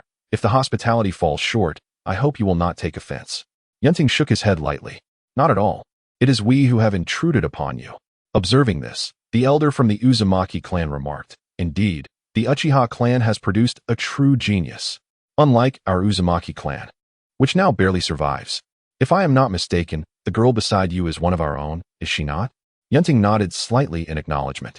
Yes, Kushina is my fiancée. At this, Kushina shyly tugged at Yun Ting's sleeve. Please do not say such things in front of so many people. It's rather embarrassing. Oh, I see. Then I must thank you for your care of young Kushina, the elder said. I am Uzumaki Shinue, the third elder of the Uzumaki clan, and I appreciate your kindness towards my kin. Yun Ting glanced at Kushina and smiled. It was merely a small gesture. It was my duty. They subsequently engaged in further conversation. The elder, Uzumaki Shinue, regarded the two before him, a faint smile tinged with sadness gracing his features. Indeed, it is understandable. For our Uzumaki clan's strength was one of the reasons for the downfall of the Land of Whirlpools. Our clan's ability to restrain the tailed beasts made them wary of us. Furthermore, we have always been the prime candidates to serve as hosts for the tailed beasts. Mito's actions were thus predictable. This is also why I have refrained from leading the remaining clan members to seek refuge in Konoha. As you can see, aside from Kanglin, the only fighters left in the Uzumaki clan are us few old souls. If we were to pass, would our remaining kin not be condemned to serve as vessels for the tailed beasts for generations to come? How awkward. It seems that 500 followers is the maximum number of members in a group. Now, I bear both good and bad news. The bad news is that forming a group requires 1,000 followers, but the good news is that the first 1,000 to follow back. I apologize for the confusion. As Chapter 106 of the Ninja World Federation unfolds, Kushina found herself momentarily taken aback by the conversation between a Yun and elder Xianhua. Will the tailed beasts cause trouble? Will they rampage? Especially that little fox? I can easily handle it with one hand. Moreover, it seems that I can also enter the tailed beast mode. I grasped it rather effortlessly. After absorbing the third chakra sphere, I could transform into a tailed beast. However, it looks rather unappealing. I tried it once and have not used it since. Subsequently, Yun Ting and elder Xianhua conversed for an extended time, leaving Kushina bored to the point of struggling to keep her eyelids from drooping. As Kushina's petite head swayed from side to side, just before she was about to topple, she instantly shook her little head and assumed a posture of earnest attentiveness. Upon witnessing this, Yun Ting felt a flicker of warmth in his gaze, and soon Kushina succumbed to slumber. He gently cradled her falling form, allowing her to rest upon his lap, while he tenderly brushed aside the crimson strands of hair that adorned her face. Uzumaki, Xianhua observed Kushina's demeanor and chuckled softly, remarking on how well she seemed to get along with Yun Ting, indicating her profound trust in him. Yun Ting smiled in response, perhaps acknowledging the truth in Xianhua's words.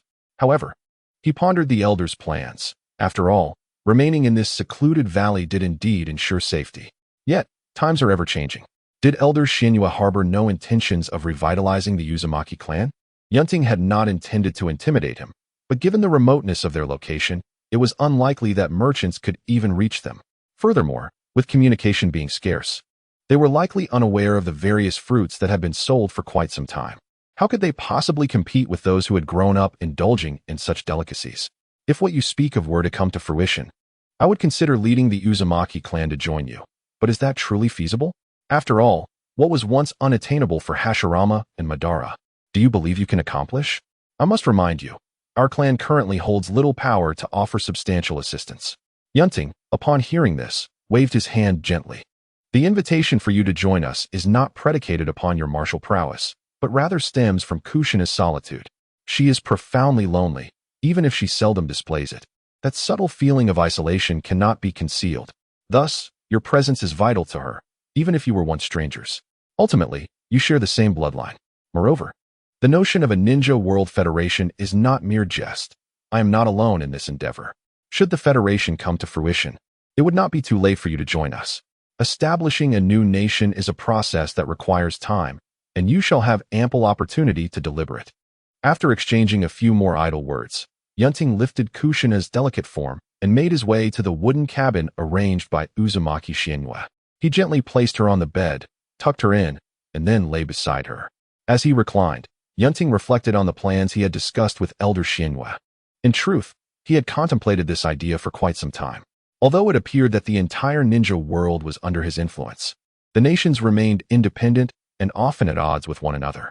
Strengthening oneself was undoubtedly essential, yet these rivalries also constituted formidable forces. After all, one cannot manage every matter single-handedly. Rather than allow internal strife among various factions within nations, it would be far more prudent to cleanse the world of its impurities and establish a completely new core institution within the ninja world. Envision a research initiative led by Orochimaru, Tsunade's medical prowess, Jiraiya's formidable combat skills, and Kakashi's mastery of swordsmanship, alongside the future potential of the Hitaki clan. The Senju, Uchiha, and Hyuga form a formidable alliance within Konoha.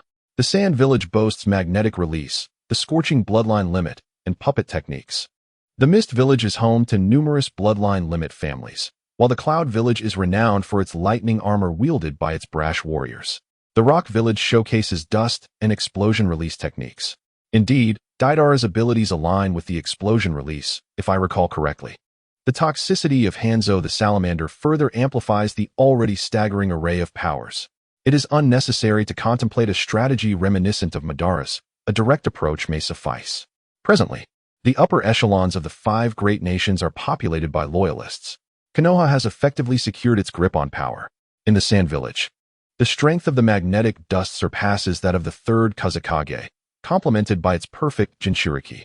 The ascension of the 4th Hokage is all but assured. In the Rock Village, Inoki has developed an immense appreciation for the precious mineral, especially after mastering dust release in recent years. In the Mist, a considerable following has gathered around Tenten, with the 3rd Mizukage harboring a favorable disposition towards her. The future 4th Mizukage, Shichiro, is a close ally.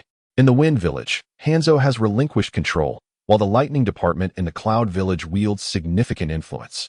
Once the pests akin to Danzo are purged from each village, a grand performance can be staged, ensuring the establishment of a ninja federation is all but guaranteed.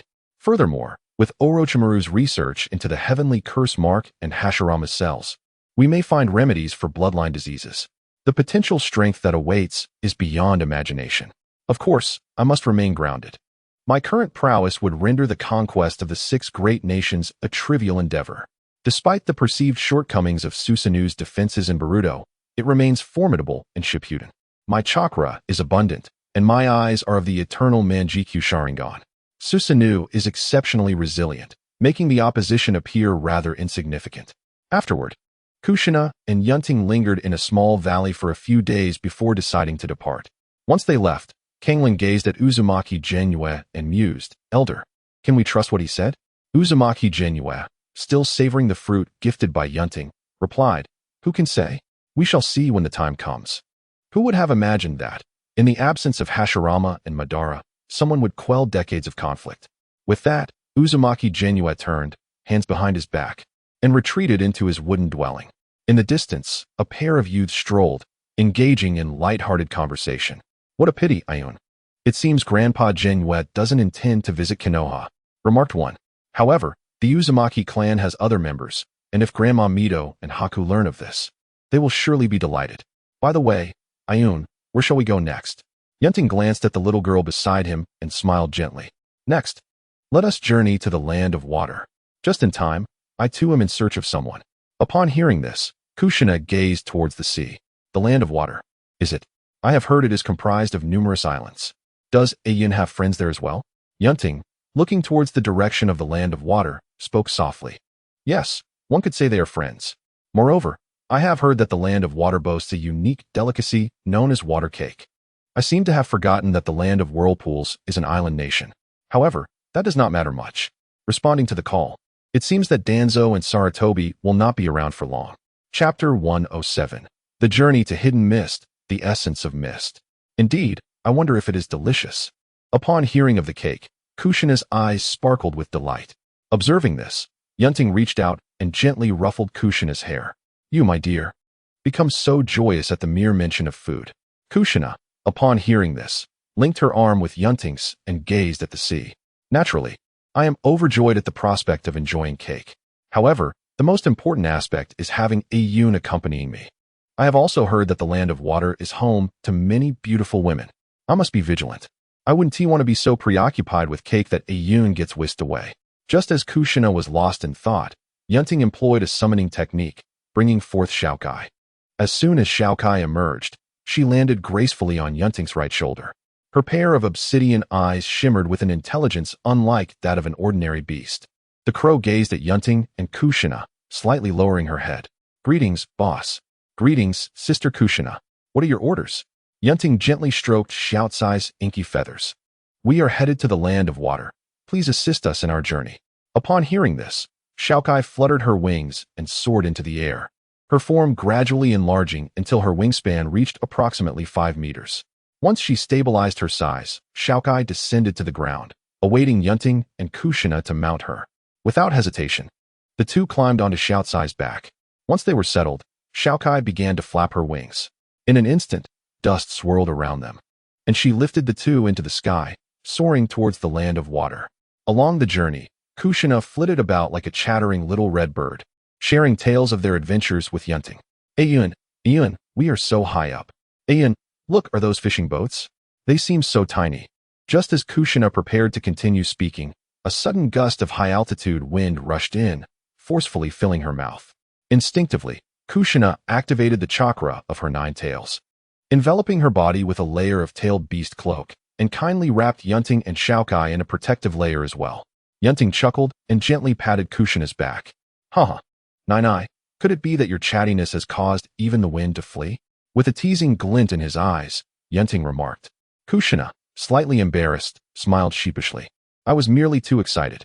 When the two arrived at a small island on the border of the land of water, Yun Ting leaped to the ground with Kushina.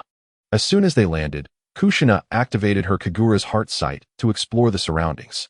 Her sensing range effortlessly enveloped the modest island. Under her perception, no one was detected on the island. Kushina glanced at Yun Ting and remarked, Yun, it seems there is no one else around this island. Why are we here?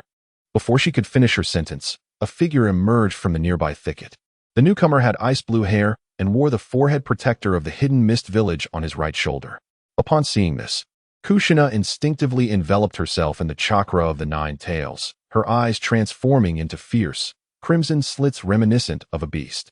Yun, I sense a substantial amount of chakra within this individual, nearly rivaling my own total chakra. He seems quite dangerous. Look, is this even human speech? Yun Ting gently patted Kushina's shoulder in response. Calm down. This is the friend from the hidden mist village I told you about. Hearing this, Kushina gradually exhaled, releasing the nine tails chakra mode. Ah, friend, you startled me. But why does his chakra feel so familiar? It's almost like the chakra of the nine tails, yet distinctly different. Observing the confusion in Kushina's gaze, Yun Ting pointed toward the newcomer and introduced him. Kushina, this is Tianbing. Like you. He is also a Jinchuriki of a tailed beast. He is the Jinchuriki of the three tails from the hidden mist village, a perfect Jinchuriki just like you. At such close proximity, the nine tails and the three tails naturally sensed each other's presence, as the three tails prepared to establish a mental connection with the nine tails. The latter outright rejected the invitation. Are you kidding? With my petite stature, meeting the three tails? I would be the laughingstock. It was absolutely out of the question. The three tails, sensing the refusal, puzzledly shook its head within Tianbing. Isn't it merely sealed within a Jinchuriki? What's the big deal? Moreover, I wasn't even sealed. I was forcibly shoved into Tianbing and subdued. The sealing technique the hidden mist village prepared was utterly ineffective. I didn't even mind it. I truly wonder why that pesky fox rejected me. Inside Tianbing, the three tails swayed its enormous three tails, contemplating why the nine tails declined the connection. Has it really been so long that it doesn't want to chat? After a brief introduction, Kushina and Tianbing followed him toward the main island where the hidden mist village resided. The land of water consists of many smaller islands surrounding the central one. As Kushina and Yun Ting trailed behind Tianbing, she quietly sighed in relief, thankful that she had not sensed any malice from him. However, for some inexplicable reason, this fellow was not detected by his own divine Kagura heart. What if he possesses the ability to shield himself from the malicious perceptions of the nine tails? Contemplating this, Kushina quietly leaned in to speak with Yun Ting. Say, Yun, can we trust this guy? I have a feeling his strength is formidable as well. Upon hearing this, Yun Ting offered Kushina a reassuring glance before responding. If his strength is considerable, does that imply yours is lacking, Nana? Besides, our bond remains strong. This fellow, barring any unforeseen circumstances, is likely the next Mizukichi. Therefore, allowing him to guide us through the hidden mist village should pose no problem. At that moment, Tianbing turned slowly to face the two, remarking, I believe whispers should not be articulated in such a manner, should they? Discussing schemes so loudly makes it quite awkward for me. In response, Kushina, somewhat flustered, hid behind Yun Ting, puzzled by the fact that she had employed a sound-absorbing ninjutsu. Shortly thereafter, Tianbing led Yun Ting and Kushina to the central island where the hidden mist village is located. Although referred to as an island, its expanse is indeed vast. Ultimately, the land of water, home to the hidden mist village, was once one of the 5 great nations. Its relatively small size is merely a comparison to other larger nations, not accounting for the numerous surrounding satellite islands. The very island on which the hidden mist village is established is even larger than the former land of rain. Before long, Yun Ting and his companions had entered the hidden mist village. However, while it may be termed a village, many would likely believe it to be a nation in its own right. As the group strolled through the streets of the hidden mist village, several masked ninjas, reminiscent of the Konoha Yanbiyu, approached them. The leader, whose voice bore the timbre of a middle-aged man, greeted Tianbing with a slight reverence before addressing the 2 individuals behind him. Lord Tianbing, who are these 2? Tianbing replied nonchalantly, they are my friends, here to enjoy the sights of the hidden mist village.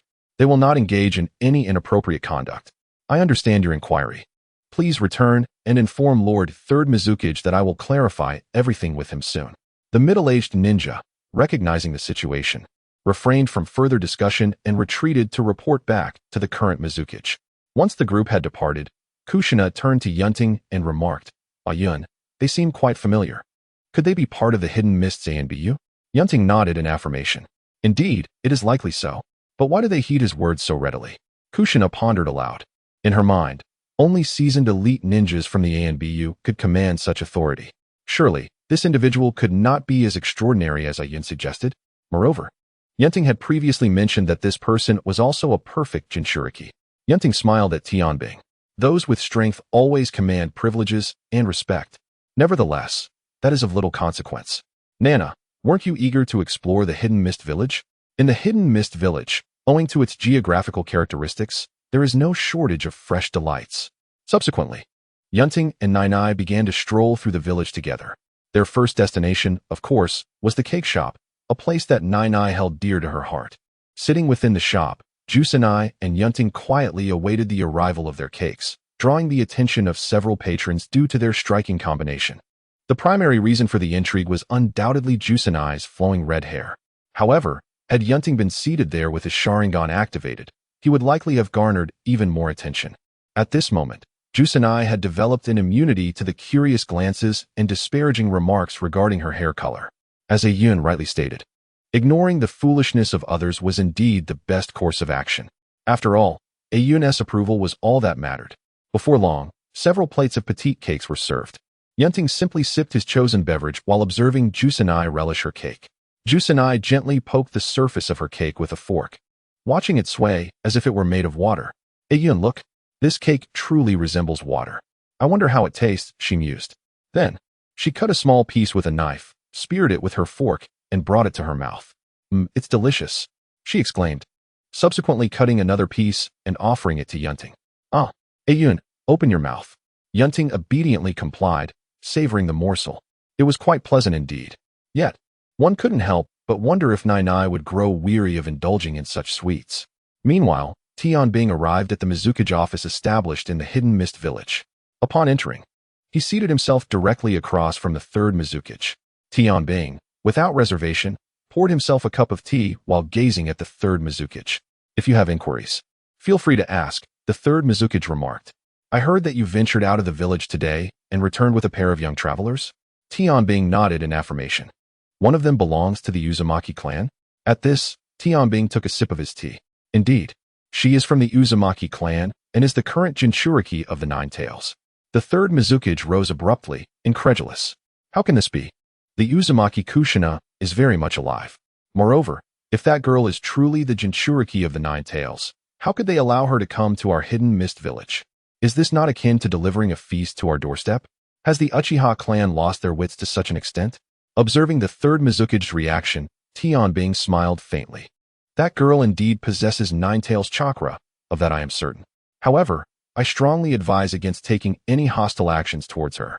The consequences would be dire. Gradually, the third Mizukage retook his seat, recognizing the gravity of the situation. It is true, a rampaging Nine Tails is not to be trifled with. At this, a hint of amusement graced Tianbing's features. That was not my point. Do you know who the young man accompanying that girl is? He is the young clan leader of the Uchiha clan, a formidable wielder of the Mangeki Sharingan. These two individuals are perilous beyond measure.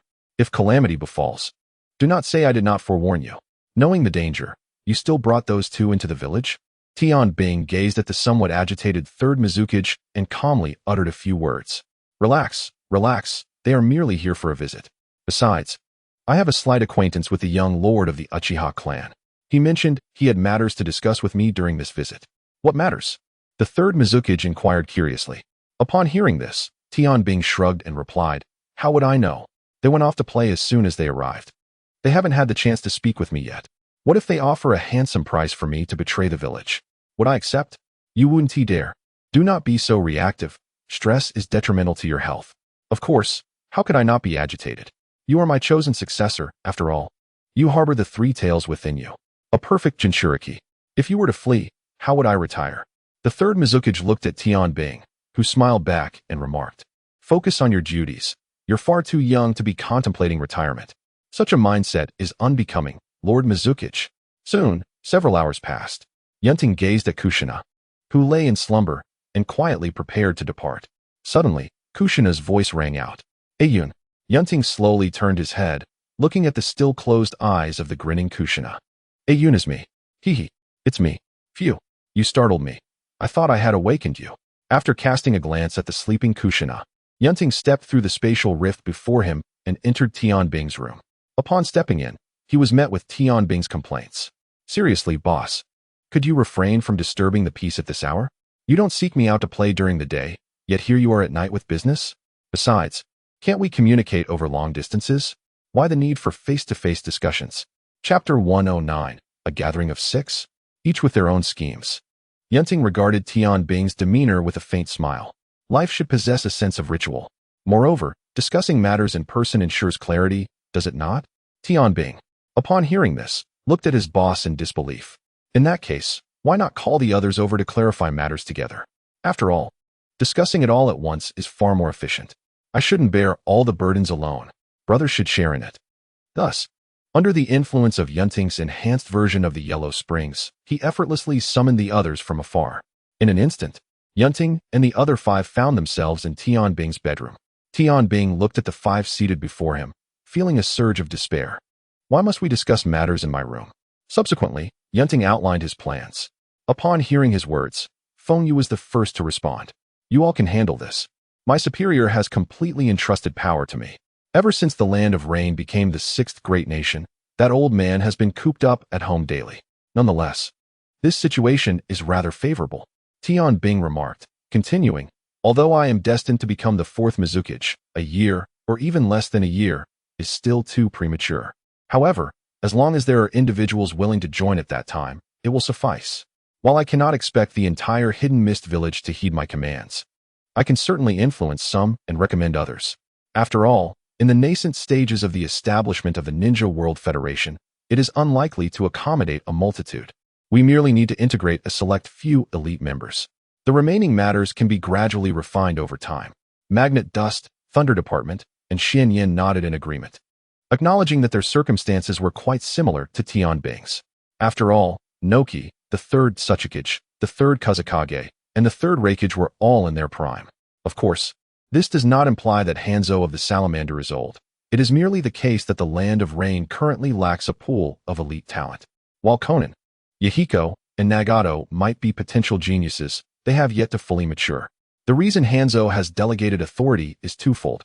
Firstly, he aspires for the Land of Rain to thrive, and his dream of alleviating the chaos of war has largely been realized. Once a person loses a particular conviction, they forfeit the motivation to strive for it. Little do they know, the demigod of the ninja world once reclined at home as a recluse. Secondly, it is undoubtedly a testament to the capabilities of Fuyuki. With such an exceptional heir present, what further effort is necessary? So, my friend, where do you intend to establish the foundation of the Federation? Yun Ting pondered for a moment before responding. "I believe the Land of Fire would be quite suitable." Why has the Land of Rain become a hub of trade? It is precisely because it maintains connections with the 3 great nations. However, if we are to speak candidly, the Land of Fire is the true center for commerce. Surrounded by the Land of Iron, the Land of Soup, the Land of Waterfalls, and the Land of Grass. It is also bordered by the Land of Earth to the northwest, the Land of Wind to the southwest, the Land of Lightning to the northeast, and the coastal Land of Water to the southeast. One could assert that the Land of Fire is an exceptional origin for the dissemination of various goods. Its previous obscurity stemmed from the fact that the Land of Fire lacked the capability to engage with other nations simultaneously.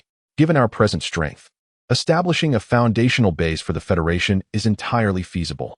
The Hokage and even the lords of the major nations are virtually under our influence, and a base can be established at any moment. However, prior to that, we must first address the malignant elements within our country. Once resolved, the Federation can firmly root itself in the Land of Fire, drawing nourishment and rapidly establishing itself, subsequently spreading throughout the ninja world. Although the current ninja world is free from warfare, it remains chaotic. In due time, the Federation will ostensibly be composed of our 6 great nations at its core. This, in essence, encapsulates our preliminary plan. If there are no objections, please refrain from disturbing my slumber, everyone. With that, Yun Ting utilized the Yellow Spring Hirazaka to create a spatial rift, sending everyone back. After all, who is truly disturbing whom's sleep? 5 individuals silently expressed their dissatisfaction within. Just then, Yun Ting emerged from the spatial passage formed by the Huangquan Bilyang slope and entered the room. There, he beheld a crimson figure seated upon the bed. her gaze fixated intently on the doorway. The sound of Yun Ting pushing the door naturally drew the attention of the red-haired maiden. Observing the pouting Kushina perched on the bed, Yun Ting awkwardly inquired, "Kushina, why aren't you asleep at this late hour?" He then casually settled himself at the edge of the bed, his eyes drawn to her slightly puffed cheeks. Unable to resist, he playfully poked Kushina's cheek. "What's the matter? Are you upset with me?" At his words, Kushina turned her head slightly away, retorting, "I'm not." Yet, as she spoke, a hint of moisture glimmered in her eyes. Noticing this, Yun Ting gently embraced Kushina, his tone softening. "What's wrong? Who has made my dear Kushina unhappy?" Nestled in Yun Ting's embrace, Kushina shook her head lightly. "It's nothing. It's just I hope you haven't gone to any strange places." In truth, she continued, "You don't need to go there. I came before Kushina could finish." Yun Ting shot her a look of exasperation. "Stop right there. Who told you such things? I absolutely did not go to that sort of place." Kushina, slightly stammering, replied, "Well, Tsunade said that men like to visit those places. When I noticed you suddenly missing, I thought you might be sneaking off without me." Yun Ting, still holding Kushina, gradually lay back on the bed, tenderly stroking her silky hair. "There's nothing of the sort. Let us just sleep, shall we?" "Okay." Thus, Yun Ting and Kushina remained in the hidden mist village for approximately another month, exploring all the delightful and picturesque locales before heading northward towards the land of lightning. Meanwhile, as Yun Ting and Kushina indulged in their adventures, their companions were not idle. Fengyu had the lightest task, effortlessly dealing with a handful of troublesome elements before selecting candidates for their inaugural journey to the Federation. The old man's trusted aides were certainly eligible, as they were essentially my trusted aides as well. Next in line were Konan, Yahiko, and Nagato. The trio exhibited remarkable talent, particularly Nagato, who had already mastered ninjutsu of all 5 elemental chakra types with ease. Konan and Yahiko also made substantial progress, given their top-tier abilities. If they continued on this path, achieving a level akin to that of a Kage was inevitable. Surely, these individuals would suffice, as genuine elites are not easily found. Chapter 110. Deceit, Deceit, and More Deceit. Is it true? Does the land of lightning really possess such exceptional places? Are there truly so many formidable warriors? You're not being deceived, are you? The fourth Raikage regarded the land of lightning with a hint of skepticism. The Raikage, observing the fourth's demeanor, casually draped an arm around his shoulder. "Relax. Just follow my lead when the time comes. Thinking isn't exactly your strong suit, is it? Do you want to astonish your father with your prowess? Do you wish to ensure that everyone in the land of lightning enjoys a prosperous life? We are indeed good friends. Would I ever harm you?" The fourth Raikage glanced at Reibu, nodding in acknowledgement. "Indeed. However, what do you mean by saying that I am not suited for intellectual endeavors? I am quite capable of contemplating issues, you know." Upon realizing that the fourth Raikage had no objections, Reibu could not help but exhale in relief. Yes, you can think. That is settled. However, perhaps your mind is filled with muscle, considering those biceps of yours. With just a single elbow strike, you could accomplish what needs to be done. Why think at all? Naturally, Reibu was not merely jesting. He had recruited the fourth Raikage alone. Although there weren't many candidates of elite caliber within the hidden cloud village, there was certainly an abundance of Jonin-level ninjas. Coupled with the village's unique lightning release ninjutsu, they excelled in close combat. On the other hand, Tianbing had forged connections with the Kagaya clan through the young master Kagaya Junzai. As for how to persuade them, just offer a chance to fight. They are undoubtedly a bunch of battle maniacs. Nevertheless, this group possesses considerable martial prowess. Furthermore, Tianbing had also established links with the Mizuki and H-Zuki clans. Some smaller families had agreed to join him as well. The Mizuki clan, featured in Naruto Shippuden, includes the young boy who follows Zabuza, Mizuki Bai. He wields a unique ice-release bloodline limit, composed of wind and water chakra, having previously dominated battles against Sasuke and Naruto. Currently, the Hidden Mist Village has not yet begun the third Great Ninja War, and Rin has not been captured, thus avoiding her tragic fate. Consequently, the fourth Mizukage, Yagura, remains uncorrupted, and the Blood Mist has not yet emerged. The clans possessing bloodline limits in the Hidden Mist Village have not yet dwindled in talent, representing a significant force. As for the H-Zuki clan, in the original narrative, only a few notable figures stand out, such as the second Mizukage, H-Zuki Mangetsu. An interesting character. He shares similarities with Gaara, lacking eyebrows, and possessing the ability to summon the instant transmission giant clam. During the Fourth Great Ninja War, he was resurrected through Edo Tensei, but ultimately became difficult to seal. The second prominent figure is Zuki Suigetsu, who was chosen by Sasuke early on to join Team Hawk, dedicated to collecting all 7 ninja swords from the hidden mist village. He also possesses a technique that allows him to become a flowing liquid, rendering him immune to physical attacks. Unfortunately, he has an aversion to lightning release, becoming weak when confronted with it. Lastly, there is Suigetsu's elder brother, Zuki Mangetsu, who is noted for his mastery of all ninja swords but, regrettably, met an untimely demise. Additionally, there is the character of Kisame Hashigaki, who has a prominent role early in the series as a member of the Akatsuki, known as the Tailless Beast. It raises the question of whether I should present him with the sword Samahata sooner rather than later. Currently, among the 7 ninja swordsmen, few are willing to heed my commands. As for the Iwagakure side, they have indeed gathered some manpower, though not in large numbers, as both Inoki and Mu are still alive and well.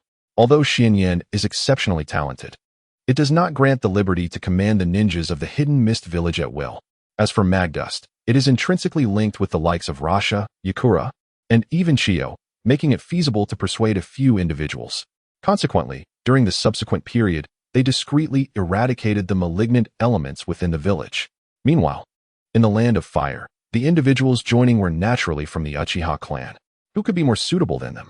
After Yun Ting and Kushina departed from the Land of Water, they ventured into the Land of Thunder, where they beheld towering mountains. With the hidden cloud village perched upon these majestic peaks, they subsequently traveled to the Land of Earth, the Land of Wind, the Land of Moon, and other nations. However, their journey was not merely for amusement. They diligently found time to train. For instance, Kushina had become proficient in her tailed beast transformation and had mastered the manipulation of the adamantine chains. Moreover, she had successfully unlocked the first stage of the Heavenly Seal, enabling her to tenuously harness natural chakra. At this moment, Yun Ting and Kushina sat beside a crackling bonfire, surrounded by several skewers of freshly prepared grass carp. Their location was already within the borders of the Land of Fire. Over the past year, they had traversed numerous places. Though it was impossible to explore the entire ninja world, a fleeting glance might have been achievable through the Yellow Springs, but what significance would that hold? At this juncture, both Kushina and Yun Ting had reached the age of 17, the tender age of youthful innocence. Their relationship had evolved over the year to a state of unparalleled harmony. Save for the final layer of intimacy, they had more or less experienced everything that was appropriate and inappropriate. The fish soon began to sizzle and exude a delicate aroma that wafted through the air, tantalizing Kushina's taste buds. "Huh, is my culinary prowess a joke?" she exclaimed. When out in the world, one must never neglect their own palate. Once the fish was perfectly cooked, Kushina deftly accepted the skewer from Yun Ting. She gently blew on it before savoring it in delicate bites, all the while glancing at Yun Ting beside her. "Ah Yun, are we preparing to return?" Yun Ting nodded slowly. "Indeed, we do have such intentions, but before heading back, we must first visit a certain place to retrieve something." Kushina, intrigued, inquired, "Ah Yun, what is it that we seek?" Yun Ting cast a glance at the secret map obtained from their year-long exploration of the ninja world and replied, "To be precise, I am searching for someone, as the Uchiha have committed many transgressions against them. Those who err must indeed bear the consequences," he added. Upon hearing this, Kushina pouted. "But why must I Yun bear the burden? You have done nothing wrong." Gently ruffling her hair, Yun Ting reassured her, "It's merely an apology. It's not a monumental issue. After all, we were at fault from the outset. Aside from that map, there exists another system reward. It directly elevated his full-fledged dominion powers to the pinnacle of divine authority. With this divine authority, he could govern all elements: gold, wood, water, fire, earth, wind, thunder, clouds, time, and space. All were within his grasp. The application of space-time ninjutsu became increasingly effortless, and his command over chakra advanced significantly. Moreover, it required no consumption, truly a remarkable advantage. However, it seemed that he had possessed such an advantage from the very beginning. Chapter 111, Northern Fire Country, Assault. Thus, Yun Ting, accompanied by Kushina, arrived directly at the border between the Northern Fire Country and the Earth Country. As they drew closer to the location marked on the map, Kushina noticed a cliff ahead, leaving no path to follow. She turned to Yun Ting with a hint of curiosity. Ah Yun, are we not lost? Yun Ting gently shook his head in response. No, the location is right below the cliff. Let us proceed. With that, he lifted Kushina into his arms and leapt down. As they descended, the furious winds tousled Kushina's hair, and the sound of rushing air filled her ears. In Yun Ting's embrace, she curiously gazed downwards, devoid of any fear. After all, it was likely that any ninja of nin rank or higher, with a simple control over chakra, could survive, let alone someone of their caliber. However, the cliff was indeed quite high, nestled deep within the mountains, proving to be quite secluded. Just as Kushina was contemplating this, Yun Ting had already landed gracefully, having used his divine authority to cushion their fall, resulting in minimal disturbance. Once he set Kushina down, she lifted her petite head to gaze at the summit of the cliff. This must be nearly 1,000 meters, right? Below, a dense thicket of trees stood tall, with ancient giants flourishing abundantly. The surroundings were eerily quiet, indicating that few ventured here. Indeed, in such a desolate place, one would not wish to visit. Kushina closely followed Yun Ting to a vine-covered rock wall at the base of the cliff. Before she could voice her perplexity, Yun Ting effortlessly incinerated the vines with a fire technique. Yet, rather than executing a traditional fire technique, he did not form a single-hand seal. His divine authority allowed him to command all natural chakra within the realm and transform it into chakra of all attributes. The fundamental elements, fire, water, earth, thunder, and wind, were mere trifles. As for space-time manipulation, he had yet to experiment, having only recently acquired it. Though he possessed the ocular techniques for instantaneous ninjutsu and space-time ninjutsu, it was wise to have a diverse array of skills at his disposal. Furthermore, these abilities exhibited subtle differences. Once the vines were consumed by flames, Kushina extended her delicate, fair fingers to gently wipe away the dust from the rock wall, revealing intricate sealing techniques etched into its surface. A familiar sensation washed over her, reminiscent of the sealing arts of the Uzumaki clan. Oh, wait, there are traces of sealing techniques here. They seem somewhat reminiscent of what I have learned. Yun Ting remarked as he slowly approached Kushina, his gaze steady upon the stone wall before them, his fingertips gently caressing its surface. Does this feel familiar to you, Kushina? If I am not mistaken, the individual who originally employed this sealing technique must have belonged to your Uzumaki clan. Upon noticing a phrase etched into the rock face, Yun Ting could not help but smirk wryly. The one who sealed this cave is exceedingly dangerous, having taken countless lives, wicked to the core. Do not release them. Remember this. Sarutobi, Uzumaki, Senju clans. Yun Ting murmured while scrutinizing the inscription. Wicked to the core indeed. They were responsible for numerous deaths in their time. To them, they were undoubtedly malevolent. Yet, it is rather amusing that several prominent clans united against a mere girl. How audacious. Particularly the Uchiha clan back then. Truly absurd. All of this chaos stemmed from that pair of Mangeki Sharingan. Kushina observed the inscription with growing concern. Hey Yun, are we really going to release it? In response, Yun Ting gently tousled Kushina's hair, channeling his lightning chakra as he extended his claws and obliterated the markings. Fear not, Kushina, there is nothing to worry about. These are merely remnants of the past. The victors always possess the right to reshape history. I could just as easily inscribe that within lies a benevolent and courageous hero. Thus, until one witnesses the truth firsthand, such information should be taken merely as a reference, rather than an absolute. Kushina nodded, reassured by his words. In truth, she was not superstitious about the inscriptions. Her anxiety stemmed from the fear of unforeseen misfortune befalling them. After all, in uncertain matters, who can truly ascertain the outcome? However, considering their combined strength, they should be fine, right? Just as Kushina was about to step forward to see if she could dispel the sealing technique on the stone wall, Yun Ting gently patted his shoulder. All right, let us simply teleport through.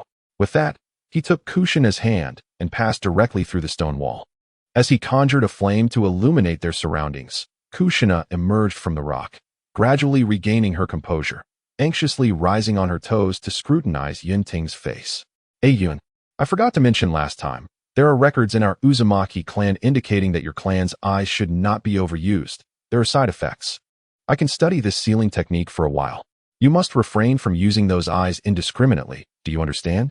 Seeing that Yun Ting's eyes appeared normal, without any signs of the bleeding mentioned in the records, she finally breathed a sigh of relief. Nevertheless, Kushina remained vigilant. After all, it could merely be that Yun Ting's use of them had been brief. The records did state that excessive use could indeed lead to blindness. Yun Ting smiled as he gazed at the serious expression of Jiu Xinai, gently tapping her forehead. It's all right, I'm fine. Just so you know, even if I use my eyes for an extended period, they will not fail me. Upon hearing this, Jiu Xinai interpreted it as Yun's attempt to console her. After all, it would be prudent for him to use those eyes sparingly in the future. Perhaps she should inquire with Tsunade about a potential eye transplant surgery when she returns, just in case Yun were to lose his sight. Having a plan in place would be wise. Yun Ting, noticing Jiu Xinai's demeanor, understood that she had not absorbed his words. In this day and age, even the truth was met with skepticism. Realizing this, he grasped a fireball with one hand and took hold of Nai Nai with the other, leading her deeper into the narrow passageway. As they ventured further, the tunnel gradually widened, yet the temperature continued to drop. Apart from the flickering flame in Yun Ting's hand, there was no semblance of warmth or light, only the suffocating darkness and silence. The only sounds were the breaths and footsteps of the two. Jiu Xinai instinctively tightened her grip on Yun Ting's arm as she surveyed the pitch-black surroundings. Observing her reaction, Yun Ting softly asked, "What is it? Afraid of the dark?" Jiu Xinai nodded slightly, admitting, "A little." Yun Ting's dark pupils scanned the seemingly endless passage. Indeed, it was both cold and dark. Yet, someone had imprisoned a girl here, one who simply wished to live with her parents. Unfortunately, her awakening of the kaleidoscopic Sharingan had turned her into a pawn of her clan. A casualty of war, he resolved to put an end to this tragic conflict upon his return. However, he pondered that he might not be so different from those he loathed. To him, the conclusion of war inevitably meant the demise of some. Individuals like Sarutobi Hiruzen and Shimura Danzo were not ones he intended to spare. As for imprisonment or persuasion, he felt they were undeserving of his time.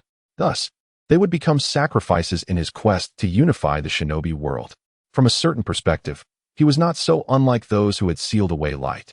Yet he had never considered himself a virtuous person.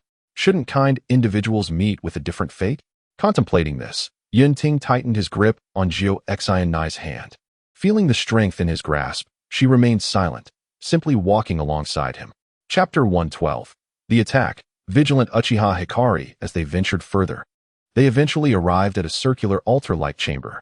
In the center of the altar lay a girl of around 12 years old, her small frame curled up.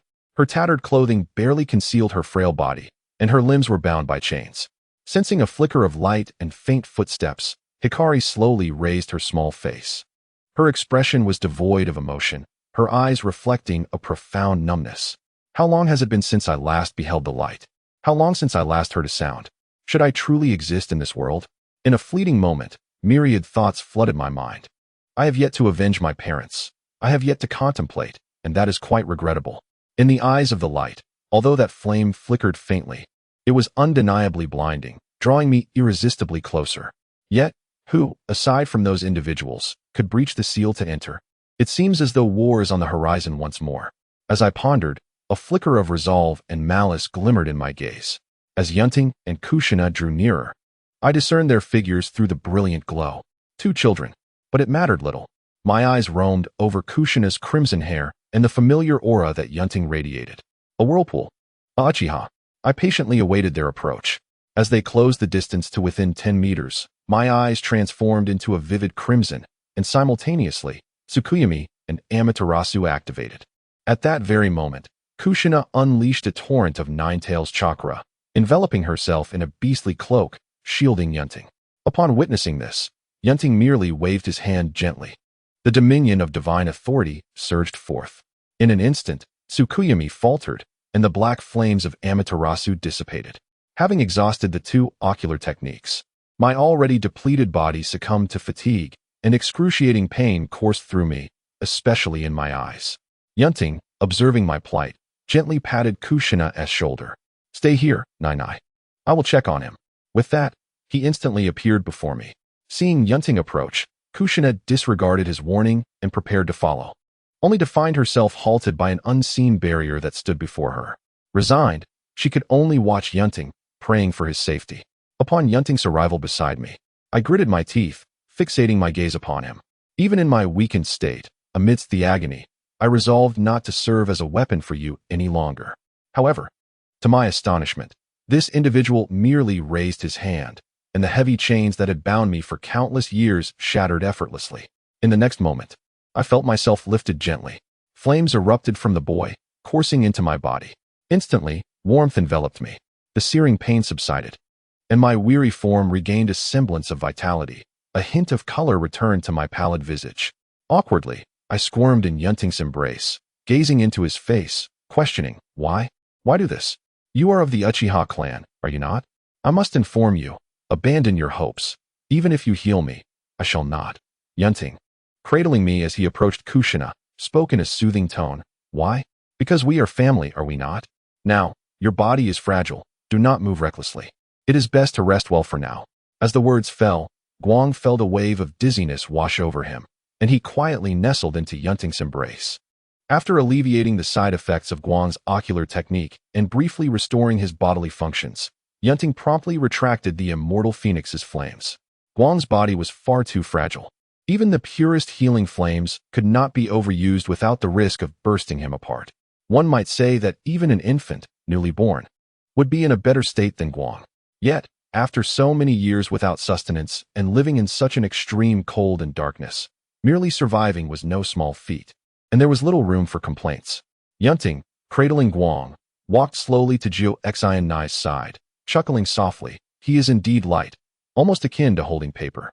Nai, let us find a place to settle down. With that, a rift in space materialized before Yun Ting, who stepped through it while still holding Guang.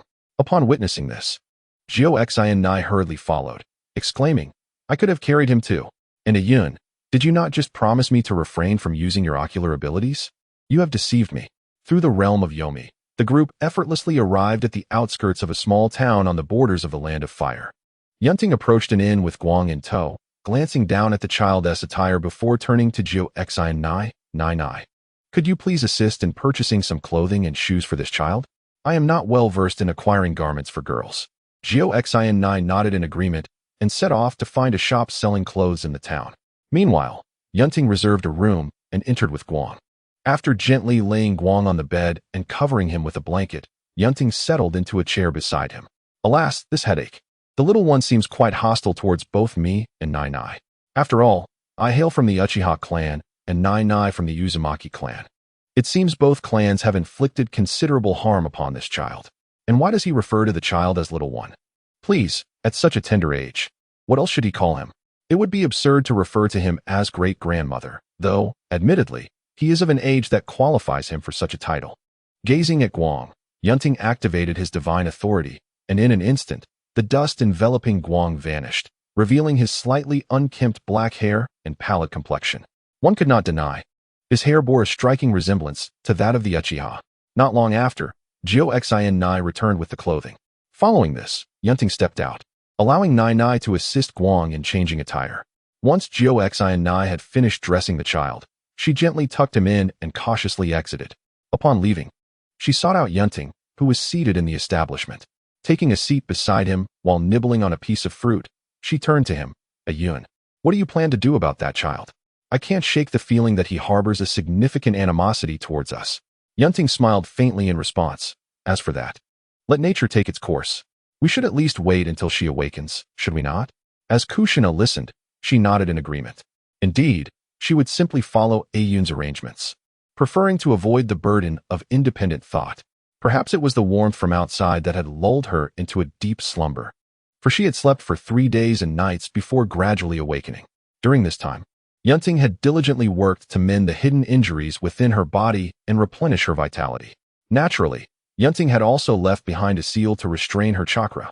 Firstly, to prevent her from causing harm upon awakening, and secondly, to ensure that this little one did not further deteriorate her already frail condition.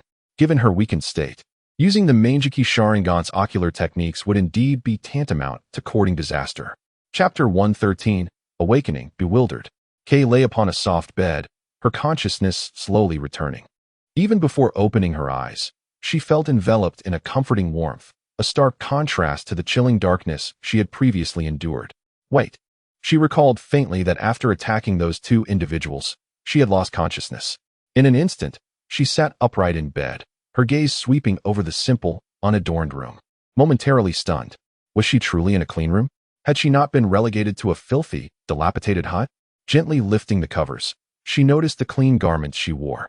A wave of bewilderment washing over her. Barefoot, she stepped onto the floor and ambled toward the window, gazing out at the scenery. The warm sunlight bathed her in its embrace, a delightful sensation that evoked a sense of nostalgia. She wondered how many years had passed since her sealing. Yet, it mattered little. After all, her parents had long since departed this world. Clenching her fist, she marveled at how the pain that had once plagued her seemed nearly healed. Had the advancements in medical science reached such heights? However, it appeared she could not channel her chakra. She was unable to even activate the most basic form of her Sharingan. Gurgle, gurgle. A peculiar sound echoed in the air, enduring the strange sensation in her stomach. Her eyes drifted to a fruit knife resting on the table. She quietly approached, grasping the knife and concealing it within her sleeve. Yet, a phrase spoken by that boy before her collapse lingered in her mind. Family. Had the Uchiha of the future become so naive? Had those inherently unchangeable beings truly transformed, or were they merely feigning sincerity? At that moment, the door swung open unexpectedly. Instinctively, she concealed herself beside the entrance. The fruit knife had now shifted to her palm, ready for action. The door opened, but no one entered immediately. Kushina stood at the threshold, holding a plate of fruit. The little girl had awakened, but what should she do about the one hiding with a knife? Kushina felt fortunate that she had sensed the situation inside before entering. I, Kushina, am exceptionally clever. However, Yun had mentioned that she seemed unable to utilize even a trace of chakra. After a brief pause, Kushina stepped inside slowly. Her chakra poised to erupt at any moment. As Jay Shernai entered, she immediately sensed a fruit knife pressed against her neck. She gazed at the girl before her and let out a slow sigh. It was you who initiated this altercation, after all. Jay Shernai deftly summoned her chakra, manifesting a chakra chain that bound the girl tightly. She then approached the bedside, gently laying the girl down, before taking a seat on a nearby stool. While idly toying with the fruit knife she had just confiscated, she observed the girl, who glared at her through clenched teeth. Hello, I am Uzumaki Jay Shernai. I bear you no ill will, and, in fact, both Yun and I rescued you. Over the past few days, we've even aided in healing your injuries. Please refrain from attacking us so readily. The girl, still maintaining a degree of detachment, replied, That boy accompanying you, he is from the Uchiha clan, isn't he? Jay Shernai nodded slightly in acknowledgement. How did you know? Yun did not reveal his Sharingan, nor was he clad in attire bearing the Uchiha clan's insignia. After receiving her answer, the girl turned her head away, dismissing Jay Shernai. At a loss for what to do, Jay Shernai decided to wait for Yun's arrival to see how he would address the situation. She only needed to keep an eye on the girl. Though Yun had shared some information about her, evoking sympathy, Jay Shernai remained vigilant. After all, this was the same girl who had attacked them upon their first meeting. After a brief wait, Jay Shernai sensed Yun's return and stood, her gaze drawn to the familiar figure at the doorway. Yun, you're back. This child has awakened. What do you intend to do? Yun Ting bypassed Jay Shernai and looked at the girl, now bound like a zongzi on the bed, and smiled gently. I plan to take her back to the Uchiha clan. However, Jay Shernai, how did you manage to bind her in such a manner? Jay Shernai recounted how she had anticipated the girl's ambush and subdued her. Yun Ting, his neck elongated in curiosity, listened intently. Upon hearing her account, he affectionately ruffled Jay Shernai's hair and effortlessly dissipated the chakra chain she had conjured. He then stood before the girl, who watched him warily, and bent slightly at the waist. I apologize for the suffering that the Uchiha clan has caused you. I understand that no words can truly amend the past. The actions of the Uchiha were indeed egregious. However, I believe we can at least offer you some form of compensation. The girl regarded Yun Ting with unblinking eyes. Compensation? Can you bring my parents back? Have you any notion of the pain I have endured? Compensation? If I were to murder your parents, would you forgive me and accept my compensation? Yun Ting responded, If someone were to take my parents from me, I certainly would not forgive them or accept any form of compensation. But, ultimately, that is merely a grudge between you and the Uchiha clan from the Warring States period. Is it not? The individuals who harmed your parents have long since departed. I believe your parents would wish for you to relinquish the past and embark on a fresh chapter of your life, would they not? As he spoke, Yun Ting gradually approached Guang, gazing into his tranquil, dark eyes. The Uchiha clan is evolving, The Uchiha of today no longer treats their kin as they once did. My intention in releasing you is not to thrust you into battle, but rather to atone for the transgressions of the Uchiha clan from the past. Furthermore, you are still young and should not remain confined within that cold, dark dungeon. Guang met Yun Ting's gaze with unwavering resolve. How can I trust that you are not deceiving me? Who knows if your intention in freeing me is merely to exploit me? Yun Ting chuckled softly at this. How about we allow time to reveal the truth? It has been many years since your era. The Warring States period ended nearly decades ago. You may doubt my words, but surely you will come to believe what your own eyes witness? Guang nodded slightly, tacitly agreeing. He then turned to Yun Ting and said, Could you help me lift the restrictions on my chakra? Yun Ting regarded Guang and nodded. That can be arranged. However, you must promise me not to use your ocular techniques recklessly on others. This is also for your own well-being. Understood. Guang replied coldly, just 3 icy words. Observing this, Yun Ting waved his hand, releasing the restrictions on Guang's chakra. Upon feeling the chakra coursing through him once more, Guang's eyes transformed into the form of the kaleidoscopic Sharingan, emanating an aura of intimidation. He had not anticipated that this individual would so easily lift the limitations placed upon his chakra. Chapter 114. Return to Konoha. Decapitation Mission. Guang's crimson eyes turned to Yun Ting. You trust me so readily? Yun Ting smiled in response. It is not trust, but rather confidence in my own abilities. Of course, if you doubt me, you are welcome to test your strength against mine. As I have mentioned before, our intention in freeing you is devoid of any ulterior motives. Upon hearing this, Guang's kaleidoscopic Sharingan gradually faded. This individual had effortlessly nullified both Amaterasu and Tsukuyami, even when Guang was in a weakened state. Nevertheless, those techniques were undeniably real, even though he still had his 8,000 spears left to wield. Kushina, witnessing this, quickly positioned herself between the two. Haha. Let us not be hasty. Using those eyes will drain your ocular power. Overuse will lead to blindness, so it is prudent to use them sparingly. I certainly do not wish for Yun and this young lady to engage in conflict using ocular techniques. Yun Ting cast a glance at Kushina. All right, Nai, since Guang has awakened, let us gather our things and return to the village. We have been out for quite some time. Those old geezers should have lived long enough. Upon hearing this, a smile crept onto Kushina's face. Yes, I miss Granny Mito and the others as well. Observing the two conversing, he slightly pursed his lips before quickly resuming his composure. Since he had nowhere else to go, visiting the Uchiha clan seemed a reasonable choice. Once everyone had prepared, Yun Ting placed his hands on their shoulders and, utilizing the flying thunder god technique, transported them to a large tree not far from the gates of Konoha. This tree bore the mark of Yun Ting's teleportation. As for why he didn't choose the more convenient Yomi Hirazaka, that was a matter understood by those in the know. It was certainly not due to any fear of Nai.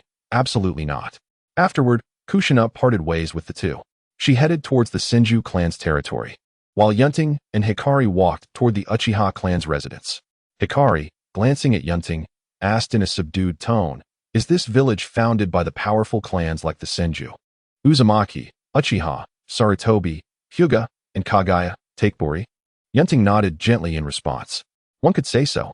The Warring States period was concluded by the collaboration of Senju Hashirama and our Uchiha Madara. Konoha was established by these two individuals. However, the clans you mentioned, such as Kagaya and Uzumaki, did not join Konoha. The Uzumaki clans separated after the war and established the Land of Whirlpools, but tragically, they were annihilated years ago. Kushina is one of the few surviving members. As for the Kagaya clan, they predominantly reside within the Land of Water. Yun Ting then shared with Hikari some foundational knowledge about the ninja world, which she attentively absorbed, diligently etching his words into her memory. Among the information, there were indeed some uplifting tidings. Many of the clans that had initially sealed away their powers were nearly forgotten throughout history. Yet, the Senju and Uchiha clans seemed to thrive, flourishing as if in their prime. Just as Hikari followed closely behind Yun Ting, he suddenly halted and offered her a skewer of candied hawthorn. Hikari looked up at him, puzzled. What is this for? Yun Ting, shaking the skewer in his hand, replied, It's for you. Can't you tell? Hikari, upon seeing the candied hawthorn, almost retorted that she was no longer a child, but in the blink of an eye. The treat was thrust into her hands. Along the way, Yun Ting made several stops to purchase various little items. Hikari, while nibbling on the candied hawthorn, scrutinized the boy before her. Is he truly from the Uchiha clan? And can he really make objects vanish into thin air using space-time ninjutsu? What a peculiar person. Before long, Yun Ting had brought Hikari back to his home. As he pushed open the door, a small bundle of joy rushed towards him. Brother, you went out to play without taking me. From now on, stay away from Sister Nai. She stole my brother. Yun Ting gently lifted the little one clinging to his leg. It was my fault, little one. Next time, I promise to take you along, all right? Moreover, dear Sister Nai is not wicked. She has brought numerous gifts for little Yunza. After Yun Ting sent Yunza away, he approached his grandfather with Hikari in tow. Coincidentally, both his mother and father were present at home. Uchiha Shana observed the little girl beside Yun Ting, a glimmer of satisfaction flickering in his eyes. The young lad has finally come to his senses. Although she is rather young, bringing back another girl is indeed a step forward. With such high potential, his grandson should certainly have more offspring to strengthen their lineage. Before Yun Ting could utter a word, he noticed his father gazing at him with a look of deep resentment. What is the matter? Are you not satisfied with being the Hokage? Do you realize how rare such an opportunity is? However, in the next moment, Yun Ting chose to disregard it. They were not well acquainted. The matter at hand was of greater importance. Subsequently, Yun Ting briefly explained the situation regarding Hikari. He turned to Uchiha Shana and said, "So, Grandpa? I took the liberty of rescuing her. Undoubtedly, this is indeed a mistake that our Uchiha clan has committed in the past. I thought it best to allow her to attempt to integrate into our clan. Naturally, during her period of assimilation, I will keep her close to ensure she does not harm anyone." While Yun Ting spoke, Hikari remained calm, observing those present. Yet internally, she was anything but tranquil. In the next moment, she felt herself being embraced. Miyu gently wrapped her arms around Hikari. Little Hikari wooed mind considering the aunt as her mother. Alas, those people were truly excessive. But fret not, little Hikari, the Uchiha clan will certainly not allow such a situation to arise again. If anyone bullies you, just come to us, we will support you. Hikari looked at Miyu, nodding slightly, a glimmer of tears forming in her eyes. It was strange. She had intended to observe for a longer period. Yet, Miyu bore an uncanny resemblance. Yun Ting, noticing this, breathed a sigh of relief. As long as she does not harbor animosity towards the Uchiha, that is sufficient. After all, he could not possibly keep a watchful eye on Hikari at all times. Could he? Mitigating hatred is essential, but only if there exists an opportunity for reconciliation. If there is absolutely no chance for easing tensions, what is the point of attempting to do so? That would simply be a waste of time. Next, who should familiarize Hikari with the Uchiha? Shiki? No, she is too occupied. Reikage? Enju? Well, perhaps they are not reliable. Ultimately, Yun Ting decided to have Bingyue and Chihua guide Hikari. After all, they needed to patrol regularly. Taking along a little one wouldn't be an issue. Moreover, at present, few dare to provoke the Uchiha clan. After all, who would risk trouble? A VIP seat in Konoha prison awaits. Thank you. Chapter 115. The decapitation operation and the growth of several individuals a few days later. Yun Ting chose a day when those fellows were enjoying their time with their respective clans to summon Reikage and the others. Inside a room in the Konoha security department, Yun Ting gazed at the members of his small team. Aside from Bingyue and Qianhua, the remaining individuals had all arrived. During my absence over the past year, the championship was claimed by Yoshi, thus no new members had joined. With 8 individuals present, it was perfectly aligned for each family to send 2 representatives. Yun Ting observed the 8 individuals before him, rhythmically tapping his fingers on the table. The purpose of summoning you today is to assign you a task, of course. You may choose to decline. As Yun Ting's words fell, Yinyu sprang to his feet in excitement. Really? Captain, you have no idea how rigorously my grandfather trained me this past year. My hands have been itching for action. You should have assigned us more challenging tasks long ago. Before Yun Ting could respond, Huan pulled Yinyu back into his seat, his gaze fixed on Yun Ting with an air of indifference. Captain, what is our mission? Huan's inquiry instantly piqued the curiosity of everyone present. Yun Ting regarded Huan before replying nonchalantly. The task is quite simple. To utterly annihilate the Sarutobi, Shimura, Mito, and Tanaka clans, along with a few restless minor families. I will disclose the specific targets shortly, and the distribution of responsibilities is up to you. However, I have one stipulation. Not a single one must be spared. Additionally, once the mission is completed, ensure you bid farewell to your families. Subsequently, We will be heading to a location that may take us away from Konoha for an extended period. Understood, Captain. As soon as he concluded, Yun Ting placed the task list on the table. The moment it was set down, Lei Hua eagerly snatched it up, glancing hastily at the contents before pointing at Shimura Danzo's name. Brothers, give me some face. I'll take care of this guy. However, before Lei Hua could finish, Taiwa delivered a swift kick to his side, sending him flying while retrieving the fallen task list. Seriously? You think you're worthy, little brother? It's better left to me. After some amicable exchanges, it was decided that Huan and Lei Shun would deal with Shimura Danzo, while Yinyu and Taiwa would confront Sarutobi Hiruzen. Lei Hua and she would handle the Mito clan, and Huin and Mei Qin would attend to the T Naka clan. It is worth mentioning that, aside from Huin, the others had all awakened their Manjiki Sharingan. Mei Qin, due to her mother's influence, directly consumed a fruit that enhanced mental acuity, resulting in the natural awakening of her Manjiki Sharingan. As for Huin, given his age, an opportunity would arise in due time to grant him a chance. The lineup on Yun Ting's side could no longer be described as merely luxurious. Even Huin, who was not inherently combat-oriented, had reached the level of an elite jonin. Confronting those elderly and weakened opponents should be relatively effortless. After the assignment of tasks, the group departed under Yun Ting's watchful gaze. However, as the saying goes, on a moonlit night, the winds are ripe for killing. Such deeds were naturally reserved for the night, while Yun Ting had more pressing matters to attend to. Soon, the night quietly descended. Under the moonlight, Konoha village emitted faint sounds of insects chirping. At this moment, outside the Shimura clan's territory, the figures of Huan and Lei Shun stood atop a towering tree, surveying the situation of the Shimura clan below.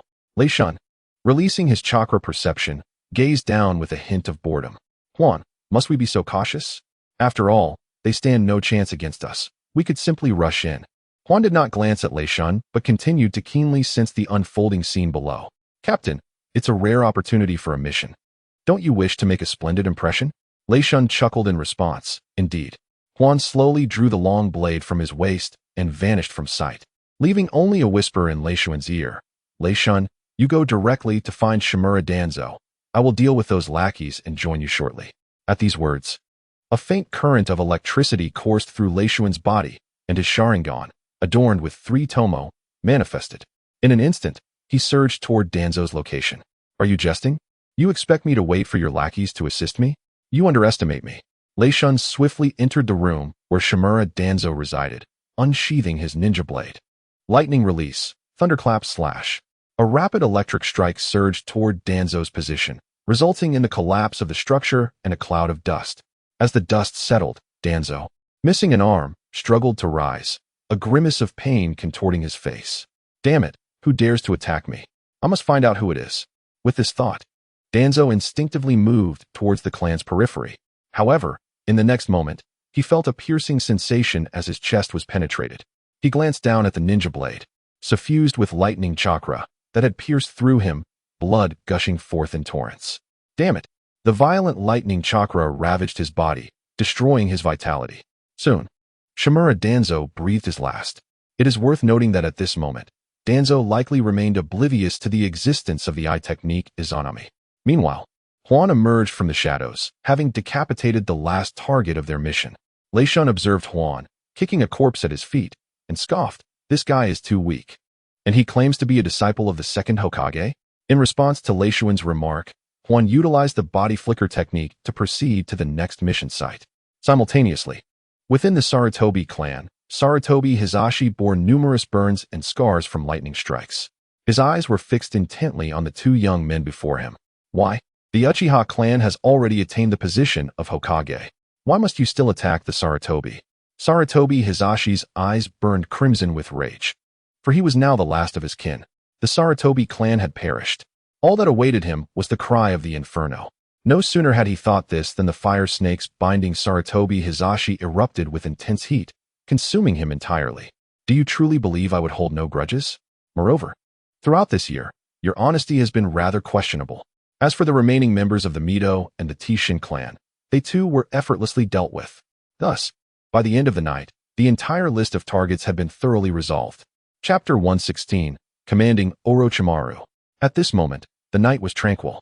In a clandestine laboratory within Konoha, Orochimaru gazed intently at a youth submerged in a glass container filled with a liquid, his bare form aided by a breathing apparatus. As Orochimaru meticulously recorded data, the liquid was steadily extracted. Moments later, the substance within was nearly depleted. The youth slowly removed the breathing device. His white pupils fixated on Orochimaru before him. With a hint of rasp in his voice, Orochimaru expressed his curiosity. "How do you feel?" "I have successfully analyzed and infused a portion of the Hyuga clan's elite genes into your body. Has there been any change in your Byakugan?" Logically, the members of the Hyuga clan possess a peculiar genetic code within them.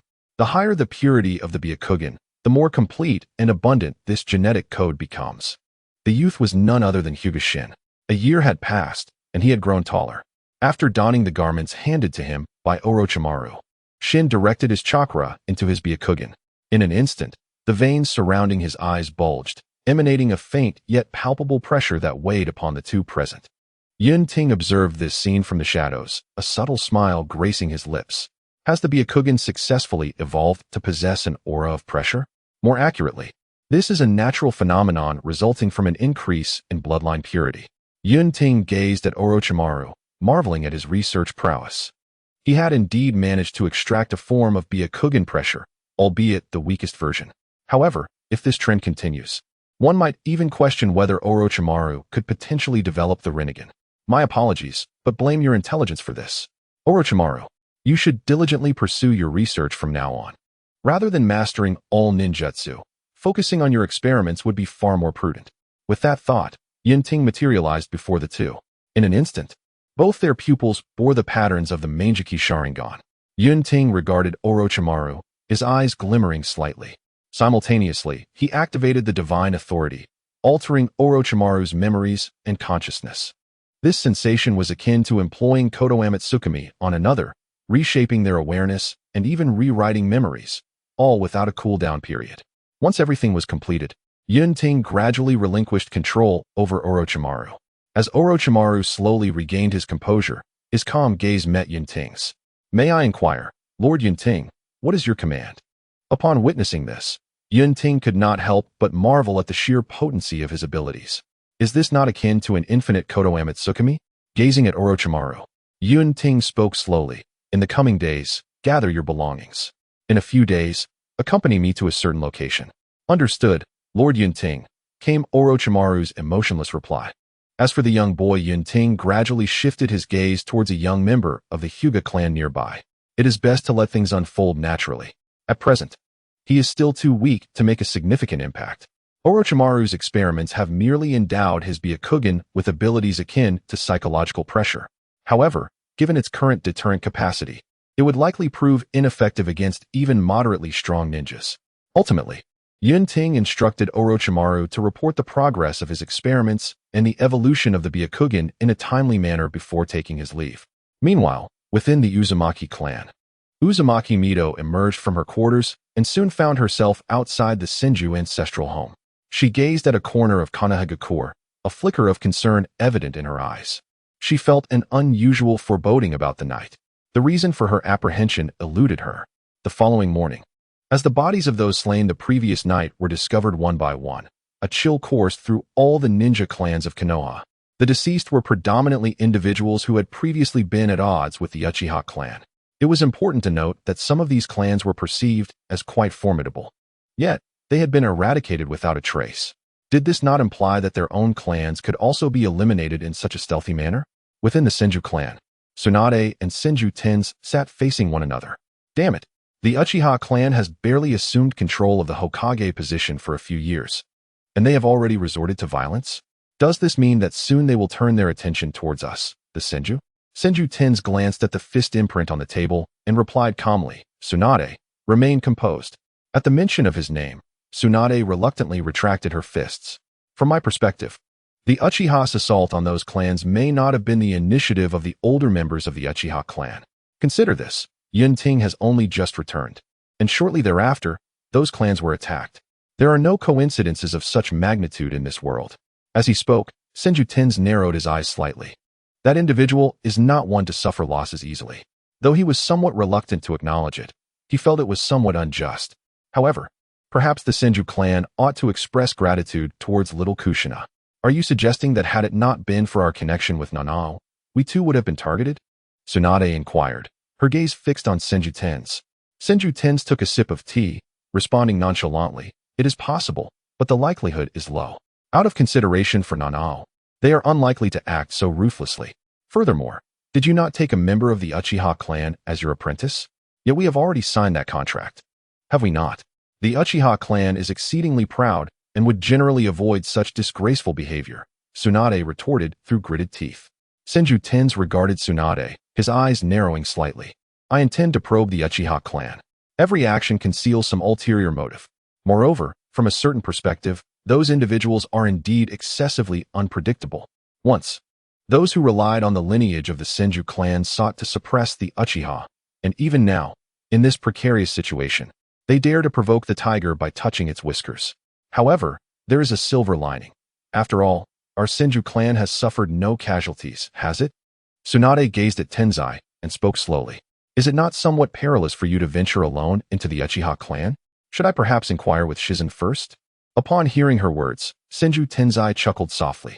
Your disciple is utterly devoted to Uchiha Yun Ting. She might divulge some information, provided it does not pertain to core matters. Thus, it is best that I go personally. It brings me peace of mind. And who says I am going alone? I have little Kushina to accompany me. Moreover, I have become quite adept at the flying thunder god technique left by my grandfather, so meeting that fellow should pose no significant issue. The following day, Kushina observed Senju Tenzai trailing beside her, her expression one of bemusement. Tenzai, if you're going to meet Yun Ting, at least give me a heads up. I had already planned how to spend my day in Konoha. Tenzai seemed oblivious to her words, continuing to follow her closely. I say, little Kushina, do you perchance know anything about what transpired yesterday? At this, Kushina hesitated for a moment, then diverted her gaze. What are you referring to? I have no idea. I went to bed quite early last night. I know nothing at all. With a smile, Tenzai replied, I never specified whether it occurred at night or in the morning. How would you know? I was just rambling, Kushina stammered, trying to explain herself. Tenzai merely looked toward the direction of the Uchiha clan. It matters not if you remain silent. After all, there were no fatalities in the Senju clan, and I am quite relieved. But, little Kushina, you will protect me, won't you? With that, Tenzai cast a pleading glance at Kushina, his silver hair framing his eyes. You wouldn't abandon me in my time of need, would you? Seeing Tenzai's expression, Kushina let out a sigh of relief. Thankfully, Tenzai did not press the matter further. What could she have possibly said? Tenzai had always treated her well, and Yun Ting had been quite considerate towards her as well. This matter had indeed been conveyed to her by Yun Ting. Though Kushina felt a twinge of reluctance at the thought of annihilating an entire clan, those families had long been at odds with the Uchiha. She had no right to interfere with Yun Ting's decisions. After all, such is the nature of the ninja world. Before long, Tenzai, under Kushina's guidance, arrived at the entrance of the Uchiha clan's guard department. It was, after all, Tenzai's first time delving so deeply into Uchiha territory. Despite the fact that a friendly treaty had been established between the two clans, relationships do not mend so swiftly. At most, the ties among the younger members had softened slightly. The members of the Uchiha clan were, without question, fiercely formidable. Before long, Kushina escorted Tianza into a private office. Indeed, Yun Ting had just returned, and Uchiha Xuanhua, Yun Ting's rather unremarkable father, had promptly promoted him, even suggesting that Yun Ting would inherit his position as Hokage. What a jest! What worth does that title hold? Even his own son is a source of concern. Yet, upon further reflection, perhaps the bond isn't as strong as one might think. He could remain there for a lifetime. Beside him stood Uchiha Hikari and Uchiha Yunza. Why was he obliged to look after these two youngsters?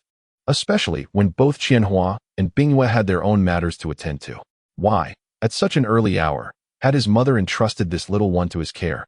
Uchiha Hikari observed the somewhat sullen Uchiha Yun Ting, who was resting his head on the desk, and gently inquired, Are you not happy? Uchiha Yun Ting shot a glance at Hikari and pinched his cheek. Are you pleased to watch over these two children? Hikari promptly swatted Yun Ting's hand away and pointed at Uchiha Yunza. Not me, it's him. At that moment, Yunza, standing on the desk, gazed at Hikari and declared, I am not a child. Mother said I am already an adult and can stay by Gogo's side to protect him. Uchiha Hikari looked at the little bundle before him, his lips twitching in amusement. You? Auntie truly knows how to pamper. Just then, the door swung open. and Kushina entered with Tianzi.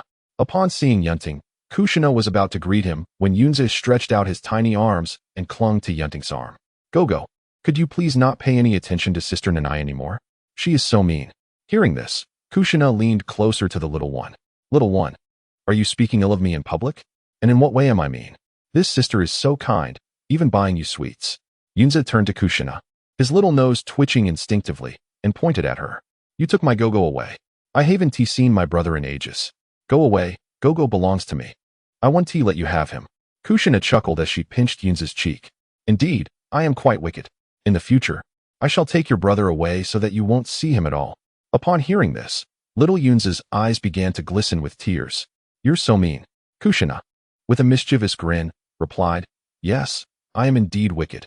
I am the big bad villain who steals your brother. But the next moment, she felt a tap on her head. Yun Ting had gently lifted Yunze and shot Kushina a disapproving look. At your age, you still bully children. If you make him cry, you won't be there to comfort him. With that, he discreetly created a shadow clone and took Yunze out. He then turned to Senju Tianzi and remarked, Oh, young master of the Senju clan, what brings you to this humble abode? Tianzi regarded Yun Ting, subtly positioning Kushina behind him for protection. If you consider this place insignificant, then are there truly any noteworthy locations in the shinobi world? However, your return certainly stirred quite a commotion. Yun Ting observed Tianzi's eyes, intrigued. Oh, I caused a stir? I was unaware. Oh really? Tianzi continued. Kushina has divulged everything to me, including your subsequent plans. In that moment, Tianzi shamelessly threw Kushina under the bus, rationalizing that after all, she was family, and sisters were meant to be used for such purposes. Yun Ting, confronted by the cunning antics of the white-haired Senju, nearly rolled his eyes in disbelief. Is this a joke? Just then, Kushina positioned herself between the two, glaring fiercely at Tianzi. So, you're using me as a shield and slandering me? Just wait. Kushina turned to Yun Ting, shaking her head vigorously. I did not say anything, I swear. Observing Kushina's reaction, Tianzi discerned that the young Uchiha was certainly plotting something. He slowly circumvented the barrier that was Kushina and approached Yun Ting's side. I say, the Uchiha and Senju clans are allies, after all. It should be permissible to understand your intentions, no? Perhaps the Senju clan could lend a hand. Yun Ting, noticing this, allowed a smirk to grace his lips. Oh, are you certain? What if my next move is to annihilate your Senju clan? Tianzi, momentarily taken aback, quickly regained his composure. You wouldn't dare? Besides, there is a fundamental distinction between our Senju clan and the families you have eradicated, is there not? The enmity between the Senju and Uchiha clans largely stems from the Warring States period. After the founding of Konoha, under our great-grandfather's guidance, we have seldom targeted your Uchiha clan, have we? Moreover, after our clan disbanded, we were afforded no opportunity to provoke you Uchiha. And let us be honest, you wouldn't want to see Kushina upset, would you? Chapter 118, The Senju Alliance. Yun Ting gazed at the silver-haired youth before him, his eyes narrowing slightly. Before he rose from his seat, an overwhelming aura of menace enveloped Tianzi, chilling him to the core as Yun Ting's icy words penetrated his ears. You dare threaten me? The moment Tianzi heard this, an intense coldness enveloped him, just as he prepared to respond. Yun Ting splashed his tea onto Tianzi's most sensitive area. A sharp crack echoed, and Kushina, grinning, gestured playfully at Yun Ting. Just enjoy the show. Don't worry about whether there are cameras around. If all else fails, we can claim it was bait. Looking at Kushina, who was beaming with her camera in hand, Yun Ting's tone softened with affection. How about it? Are you happy now? Should I take a few more shots? Upon hearing this, Kushina stuck out her tongue at the now aware Tianzi. No need, one is sufficient. Seeing this, Tianzi hastily utilized his chakra to dry the wet spot. He then turned to Kushina and Yun Ting. Isn't this amusing? How old are we?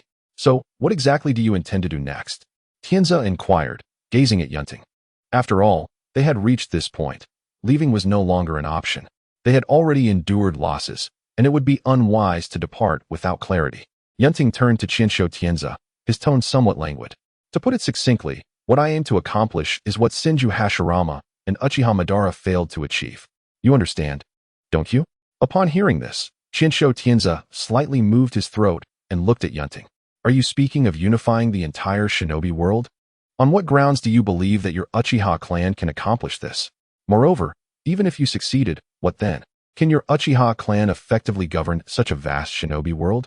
Yun Ting observed the astonished Tianza before replying nonchalantly. I never claimed it would be solely my Uchiha clan that would unify the shinobi world, did I? You must know that the current shinobi world is relatively peaceful. Each nation is preoccupied with its own development, coexisting without major conflict. However, one must understand that the territories of nations vary greatly, leading to differing economic benefits. The land of wind contains expansive deserts, while the land of earth is composed of rugged terrain. The land of lightning is surrounded by mountains, and the land of water has limited land. Hence, if each nation continues to develop unchecked, war will inevitably arise once more. I believe that perhaps the solution to this impending situation lies in the unification of the shinobi world, something that almost came to fruition in the past. Tianza, having absorbed Yun Ting's words, slowly approached him and sat down. I am well aware of what you speak. Other nations have indeed attacked us due to the bountiful lands of the Land of Fire. However, are you not overestimating your Uchiha clan? Unifying the shinobi world is not merely a matter of strength. How will you arrange the nations?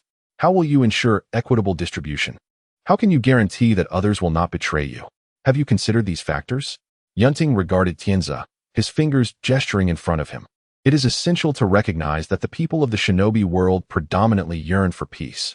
Commoners can only eat their fill through agriculture, and only in times of peace can they cultivate their lands properly. Merchants, too, desire peace within the shinobi world, for only then can they traverse it safely, promoting economic development across nations. Thus, it follows that nearly everyone within the shinobi world longs for tranquility. Yet presently, the 6 great nations are on guard against each other, and numerous smaller nations are embroiled in conflict. Without external intervention, who knows how long it will take to achieve unification? So, your intention is to establish a powerful entity akin to Konohagakure, and then incorporate the remaining 5 great nations and smaller states under a unified governance to realize peace within the shinobi world? Shinsho Tianza, while clutching his silver hair, regarded Yun Ting with a mixture of skepticism and intrigue. This is truly taxing on the mind. Yun Ting nodded slightly in response. That is one way to put it. You madman, you are undoubtedly a lunatic. Shinsho Tianza exclaimed, staring at Yun Ting. On what basis do you believe you can persuade the other nations? Through force? And why would they trust you? If unity is achieved solely through force, it is but a fleeting semblance of harmony.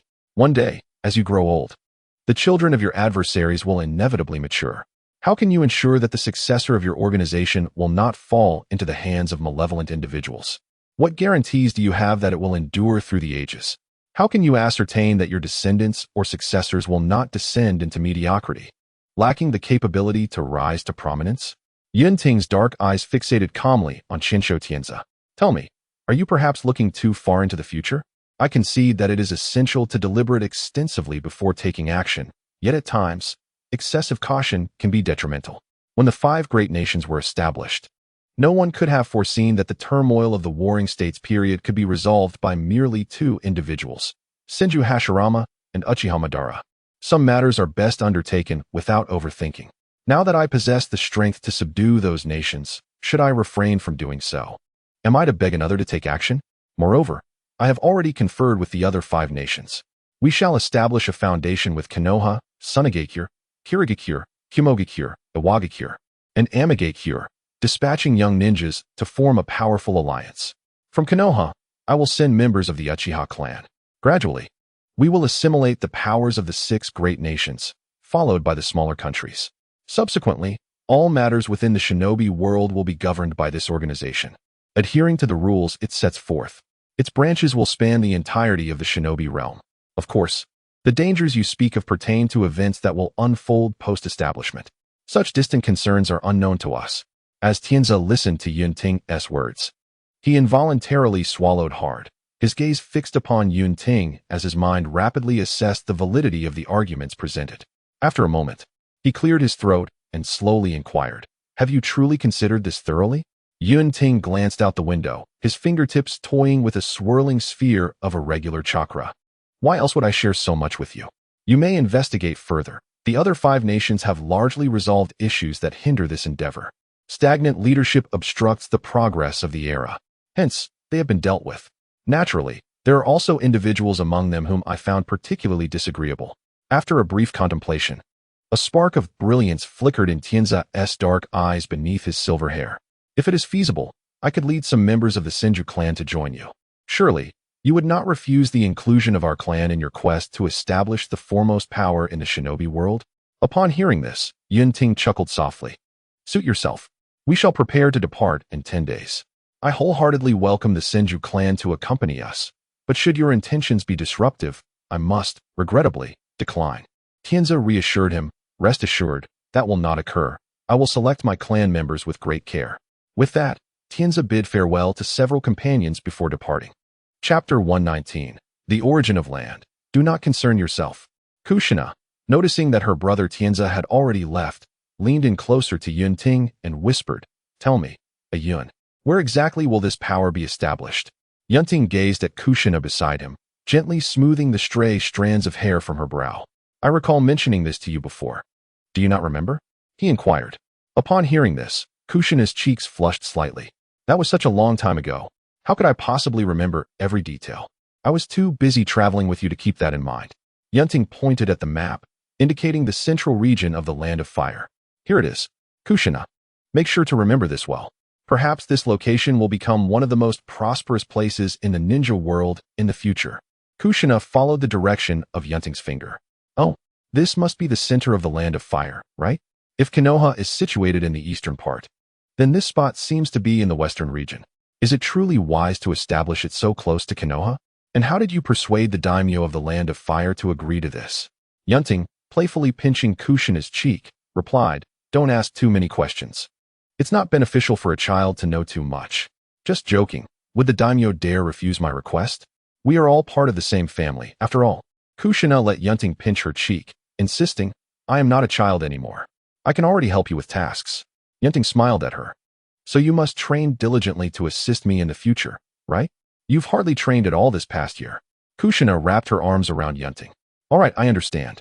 Once we visit the place you mentioned, I promise to train seriously. She leaned in to plant a kiss on Yun Ting's cheek, only to be thwarted by his hand. Yun Ting cast a glance at Hikari nearby, exclaiming, There are others present. Be mindful. Kushina looked over at Hikari, whose cheeks were slightly flushed, feeling a bit embarrassed as she scratched her head. I couldn't help it.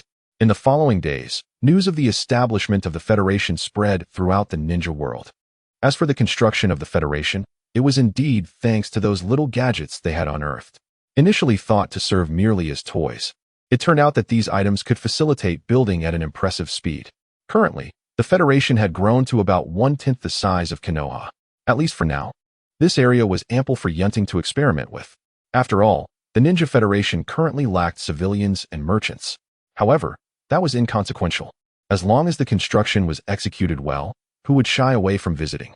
Meanwhile, the various nations in the ninja world responded to this development. In a secluded valley, a youth with disguised black hair hurriedly entered a wooden cabin. Elder, it seems there is news regarding that federation they mentioned. What should we do? Oh, has there been news already? That is quicker than expected. An elderly man with dark red hair replied, gazing at the youth. Let us prepare to depart. Let us embark on a journey to witness firsthand whether this so-called federation is worthy of our allegiance. The youth gazed at the elder and asked, Is it truly just the two of us, Elder Xianyu? Shall we not go together? I fear those little rascals might cause a commotion. In response, Xianyu lightly tapped the young man's head. Nonsense. We are still unaware of the circumstances. Bringing them along would only invite unforeseen troubles. And we wouldn't want our demise to be expedited, would we? Oh, Song Lan replied, casting a sidelong glance at his elder. Meanwhile, in a concealed location within the Land of Thunder, a middle-aged man clad in garments emblazoned with the Uchiha clan's insignia rushed to the side of his clan leader. Leader of the Hellfire, it seems that the young man from Yun Ting has begun to stir. The clan members can hardly contain their impatience. Should we not proceed directly to this federation and rendezvous with Yun Ting? Uchiha Hellfire slowly turned his gaze toward the window, his tone noticeably somber. Have the members of the Bloodpool clan been dealt with? They have been handled, leader. As anticipated, they are unlikely to submit. After all, the enmity between us is deeply rooted. Although their blood dragon eyes possess some merit, they are of little consequence. Upon hearing this, Uchiha Hellfire gradually stood up. He brushed aside the hair that obscured his eyes and regarded the middle-aged Uchiha before him. Well then, since matters are resolved, let us adhere to our agreement and proceed to the Federation to meet with that young man Yun Ting. I believe our branch of the Uchiha clan has endured enough of this wretched place. The clan overseen by Uchiha Hellfire is comprised of those who had separated from the Uchiha clan in earlier times, tasked with overseeing members of the Bloodpool clan in the Land of Thunder. However, such oversight is no longer necessary. As for Yun Ting, the reason he refrained from employing his godly powers or the abilities of the reincarnation Eye to control the Bloodpool clan members during his previous passage was twofold. Firstly, altering memories and exerting control over them in a short span would be too conspicuous. Exposing a portion of his capabilities for the sake of such feeble fighters would be decidedly unwise. Secondly, the animosity between the Uchiha clan and the Bloodpool clan, particularly towards those Uchiha tasked with overseeing them, complicated the matter. Choosing between a faction of Uchiha clan members and a faction of the Blood Dragon Eye clan should have been a straightforward decision. The Blood Dragon Eye, while possessing enhanced abilities to manipulate blood beneath the foundational insight of the Sharingan, pales in comparison. In most cases, a Uchiha ninja wielding a pair of 3-tomo Sharingan would assuredly triumph over a member of the Bloodpool clan endowed with Blood Dragon Eyes, provided their strengths were comparable. This splintered faction of the Uchiha clan was once led by Uchiha Hellfire's father, who had passed away before Yun Ting's arrival. Now, the mantle of leadership has fallen upon the shoulders of the robust and youthful Uchiha Hellfire, approximately 25 years of age. At the tender age of 25, one can awaken the kaleidoscopic Sharingan without external influence. Such talent is indeed unparalleled even among the Uchiha clan.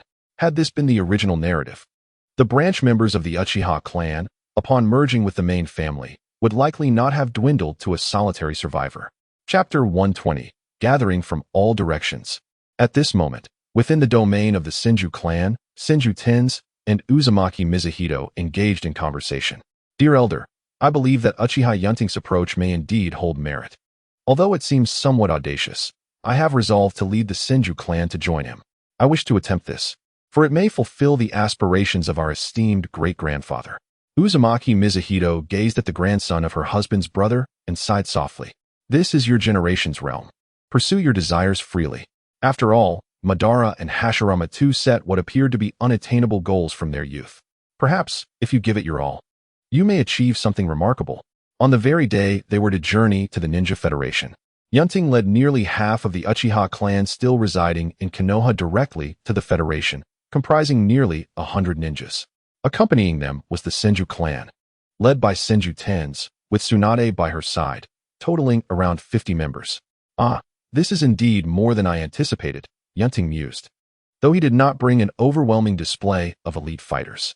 Besides his own team, he primarily aimed to introduce some of the younger clan members to the wider world, as both the clans and the Land of Rain's enterprises relied heavily on the presence of formidable strength.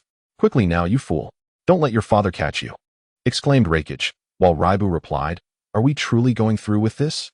I certainly do not wish for any unfortunate consequences. Reikage observed the 50 or so ninjas, their abilities varying significantly, and then playfully hooked an arm around Reibu's shoulder. Enough with the hesitation. Once the arrow is released, there is no turning back. Since you've made your choice, do not waver. Besides, it's not as if you will actually be killed. Is that even a comforting thought? Reikage protested quietly. Fengyu, is it truly safe for us to accompany you? Our current strength is rather lacking, inquired Conan, who carried a medical supply pack and trailed closely beside Fengyu. Her tone tinged with concern. Fengyu regarded Conan and reassured her, Fear not. This is merely an opportunity for you to broaden your horizons. Besides, what do you have to fear? If anything, we ought to be more concerned about Yahiko. At least you have acquired medical ninjutsu. Look at Yahiko. His skills seem almost non-existent. At that moment, Yahiko's voice resonated from behind them. Fengyu, I appreciate your high regard for my abilities. However, even Hans has acknowledged my competence. Please refrain from constantly comparing me to Minato and Conan. I too am a budding genius in my own right. Fengyu chuckled lightly at Yahiko's indignation. You? Spare me. If one cannot surpass, then one must strive harder. Do not concoct numerous excuses. Indeed, Yahiko remarked despondently, Brother Fengyu is rather biased, a miser, a villain. Tianbing. Once we reach your so-called federation, Will I truly get to engage in a fair contest? Kunz exclaimed with palpable excitement as he glanced at Tianbing. Absolutely. By then, you shall have your fill of battling. But for now, let's remain quiet.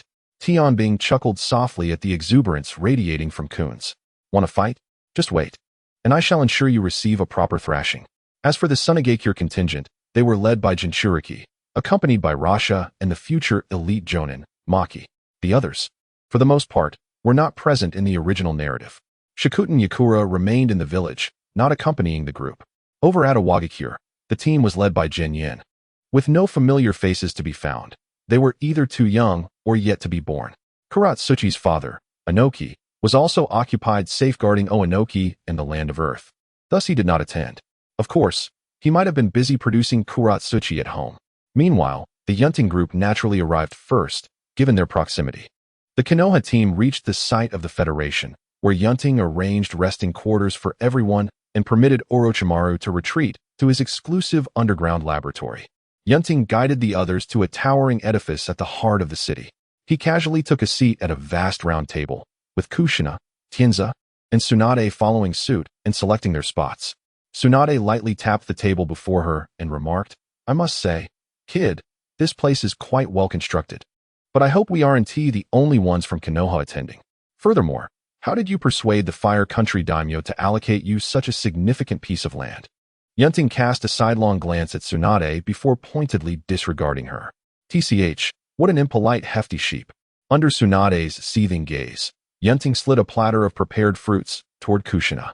Observing the fruit arrangement and Tsunade, who was gritting her teeth nearby, Kushina let out a soft sigh. Don't worry, Tsunade-ne, it won't be just us from Konoha. As for how I acquired this land, well, it certainly complies with regulations. You see, no unpleasant news has emerged from the Fire Country daimyo, has it? Kushina reassured Tsunade. Hardly had they waited long when Fuyu arrived with the Rain Country delegation, becoming the second party to reach the venue. What can I say, the boss is fast. Only someone as swift as this deserves to be my Fuyu's leader. He mused, feeling a sense of inferiority. With that thought, Fuyu led his companions into the Shinobi World Federation. Conan surveyed the neatly arranged streets, where irregular bluestones paved the pathways uniformly. The surrounding buildings appeared quite similar. Fuyu guided the group toward the very center of the city. Soon after, the inhabitants of Rain Hidden Village encountered members of the Uchiha and Senju clans. Fuyu turned to the group behind him and said, All right, you may all explore freely. Feel free to wander around, just don't stray too far. Remember, we do not seek trouble, but do not fear it either. With that, Fuyu strode directly towards the center of the main hall. Upon entering, Fuyu spotted his leader alongside Kushina, who was indulging in some fruit. Noticing this, he approached Kushina and presented her with a box. Greetings, sister-in-law. This is a pair of couple's ornaments, a specialty from the land of rain. I wish you and Yun a lifetime of happiness. It's not expensive, just a token of my regard. Kushina, glancing at the box, initially contemplated refusing it, but upon hearing it was not costly and noticing its appealing appearance, she accepted it without hesitation. Thank you so much, Fuyu, she exclaimed after wiping her small hands with a tissue and receiving the gift with both hands. Fuyu, casting a sidelong glance at his leader, sat beside him and replied, It was nothing, just a little something. Observing his leader's demeanor, he couldn't help but raise an eyebrow. Heh, now you can't scold me, right? It seems sister-in-law is easier to please. Chapter 121. The most powerful force in the ninja world is established. Seated beside Yun Ting, Fuyu initiated a casual conversation. Hey, old Yun, aren't others supposed to be here yet? Yun Ting shot a glance at Fuyu, who was pushing his luck. Are you blind? Can't you see? Fuyu, unfazed by his leader's tone, pointed towards Tienza and Tsunade. Oh, old Yun, I thought it was just going to be the few of us. What are these two doing here? They look oddly familiar. Aren't they from the Senju clan? I thought you were merely pretending to reconcile with them. Before Yun Ting could respond, Kushina, pointing an accusatory finger at him, began to scold. I say, Fuyu, be honest. The relationship between the Uchiha and Senju clans has indeed softened. All right, keep your mouth shut. I was just wondering why you, right from the start, brought me a gift. You clearly have ulterior motives. Yes, Fuyu mumbled, lowering his head. I sensed it already. Was it really necessary? It's just a little joke. Did you even resort to divine authority for this? He lamented. Oh dear, this is too difficult. I bring a gift and end up being scolded. Seeing that he had finally quieted down, Kushina resumed enjoying her fruit. As for the gift, it doesn't matter. Finyu isn't short on money. And now that it's in my hands, I want to return it. Before long, the remaining members gradually arrived. Magdust and Rasha, Tianbing and Juanza, Xinyan, and Reibu with AI, the fourth. Tianbing, surveying the assembled company, spoke softly, "Shall we commence today's agenda?" At this moment, Kushina had already cleaned her hands and mouth and sat quietly beside Yun Ting. One must not bring shame upon oneself. Upon hearing this, Yun Ting gently tapped his fingers on the table.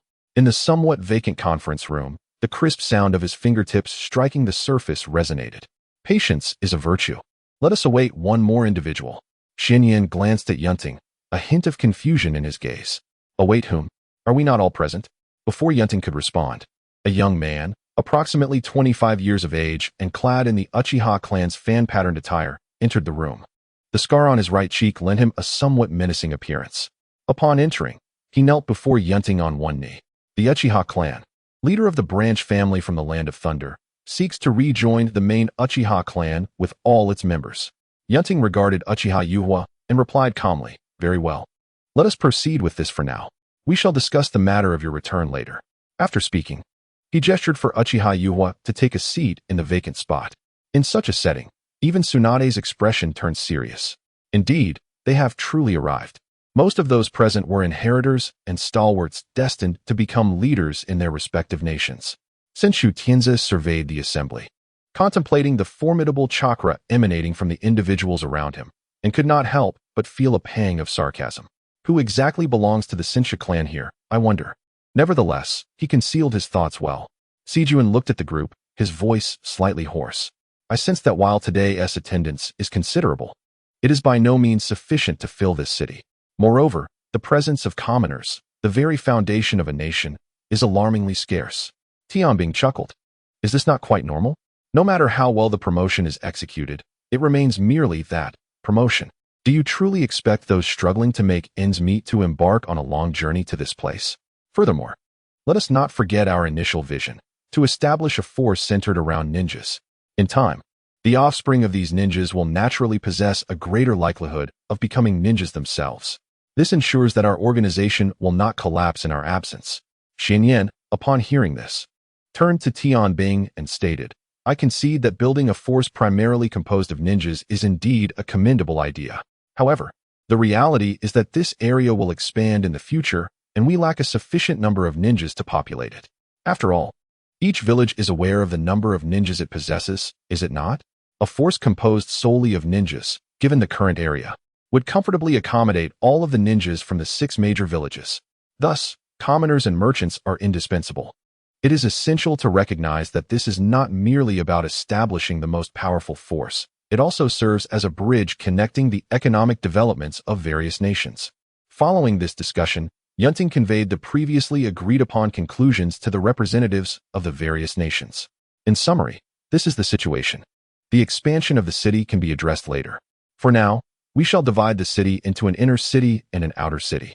Residents in the inner city shall be reserved for ninjas or those with ninja family members, while the outer city will serve as the dwelling place for commoners and merchants. As one approaches the heart of the inner city, the prowess of the ninjas increases correspondingly. In simpler terms, let us leave it at that for now. Upon hearing this, Kagaya Juanza eagerly addressed the group. Since we have made our decision, shall we not engage in combat and spar? Yun Ting nodded in response, affirming, indeed, it is permissible now. A designated arena for dueling has been constructed. However, one must be cautious, for a lack of strength can lead to embarrassment. Did Tianbing not inform you of this before his arrival? Kagaya Juanza waved his hand dismissively. This is of little consequence now. The real question is, can we find someone to fight at this moment?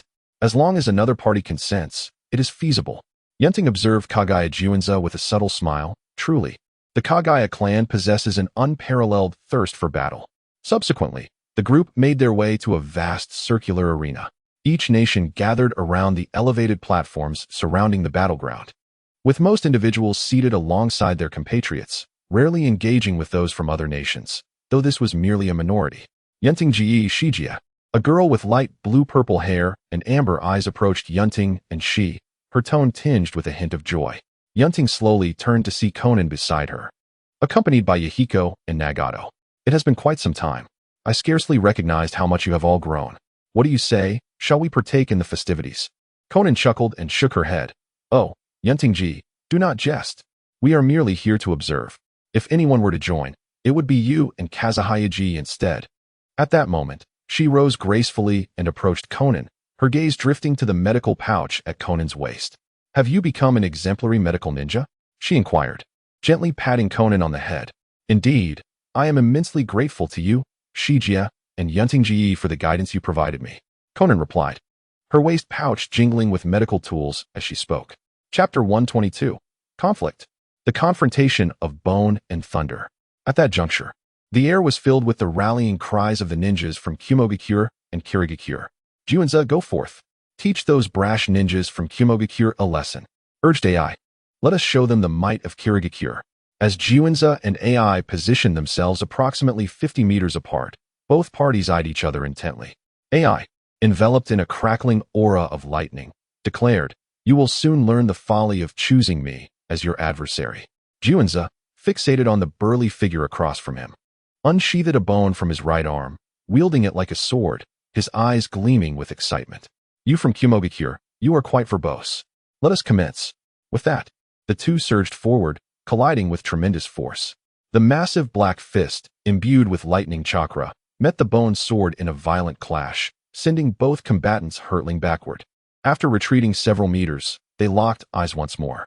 What remarkably tough skin, exclaimed Kagaya Juinza, as he hurled his bone sword into the air. 10 fingers pointed towards AI's direction, and with a swift flick, the tips of Kagaya's fingers unleashed a barrage of bone projectiles. However, AI, now enveloped in the mode of lightning release chakra, effortlessly evaded the assault, despite his current lack of finesse. Thanks to the enhanced speed, dodging was a trivial task. Just as AI sidestepped, a voice tinged with madness echoed behind him. What are you rejoicing about? With that, a bone sword was cleaved towards him. AI concentrated a substantial amount of lightning chakra in his right hand, boldly clashing with the attack. In the next moment, Kagaya discarded the bone sword, and numerous white bones erupted from his body, forming a layer of bone membrane. Indeed, it has been quite a while since I encountered someone so resilient. Unlike Ten Ice, who always ensnared himself with ice and refrained from close combat, Kagaya relished the visceral thrill of hand-to-hand combat. Thus, before the watchful eyes of many, the two engaged in a brutal brawl, one donned in bone armor, and the other enveloped in lightning release, embodying the raw ferocity of ninja warfare. After exchanging blows for a while, AI slightly relaxed his sore fists and gradually accumulated lightning chakra in his right hand, shaping it into a razor-sharp lightning blade. Lightning destructive dance. Observing this, Kagaya also stretched his slightly numbed arm and unleashed dance of the bone willow. Instantly, white bones surged forth, and in the next moment, the two clashed. The collision of lightning and bone ignited fervor in the hearts of the onlookers. Come on, AI, crush him. Go, Kagaya, don't lose. Following their confrontation, both resumed their respective attacks. Seizing the moment Kagaya was momentarily distracted, AI utilized the speed granted by lightning release to swiftly maneuver behind Kagaya, disregarding the sharp bone spikes, and seized him in an embrace, leaping high into the air. Lightning explosive bullet. AI propelled Kagaya into the sky before crashing him down with tremendous force onto the ground, creating a massive crater and sending dust swirling into the air. Could it be? Is it over just like that? An anonymous ninja questioned, gazing curiously at the cloud of dust enveloping the two. Ten Ice observed the scene below with a smirk. Well, this should be a challenge for you, tough guy. Before the surrounding spectators could further speculate, a hearty laughter erupted from the depths of the pit. Ha! Delightful. As the laughter subsided, a figure entirely cloaked in bones emerged from the dust. That was close. I nearly gave myself a concussion. With that, Kagaya clapped his hands against the ground. Dance of the early fern. Instantly, countless bone spikes erupted from the earth, intertwining to inflict numerous wounds upon AI's body. The intensity and sharpness of this assault far surpassed the previous one. Nevertheless, AI adeptly navigated through the forest of bone spikes, leaping and evading the onslaught. When the barrage finally ceased, AI, slightly breathless, landed on the ground. He looked towards Kagaya and chuckled. Out of chakra, are we? The troublesome lad, I have acknowledged you. Yet, before AI could react, Juanza, covered in bone spikes, charged forward. The surroundings had long been enveloped by a dense array of bone protrusions, leaving only a narrow space. The dance of the corpse bone pulse. As AI beheld the approaching Juanza, a fierce glimmer flashed in his eyes. If we must clash, then let it be. The absolute bull thunder plow, scorching blade. In an instant, the two collided with one another. Both unleashed their chakra with fervor. The shockwave from their collision shattered the surrounding skeletal forest.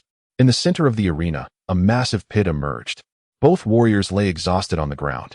Their right hands, where they had met, were now a gruesome sight of blood and flesh.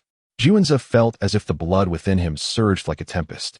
Remnants of electric currents from his attack still coursing through him. The outcome was, naturally, a mutual destruction of sorts.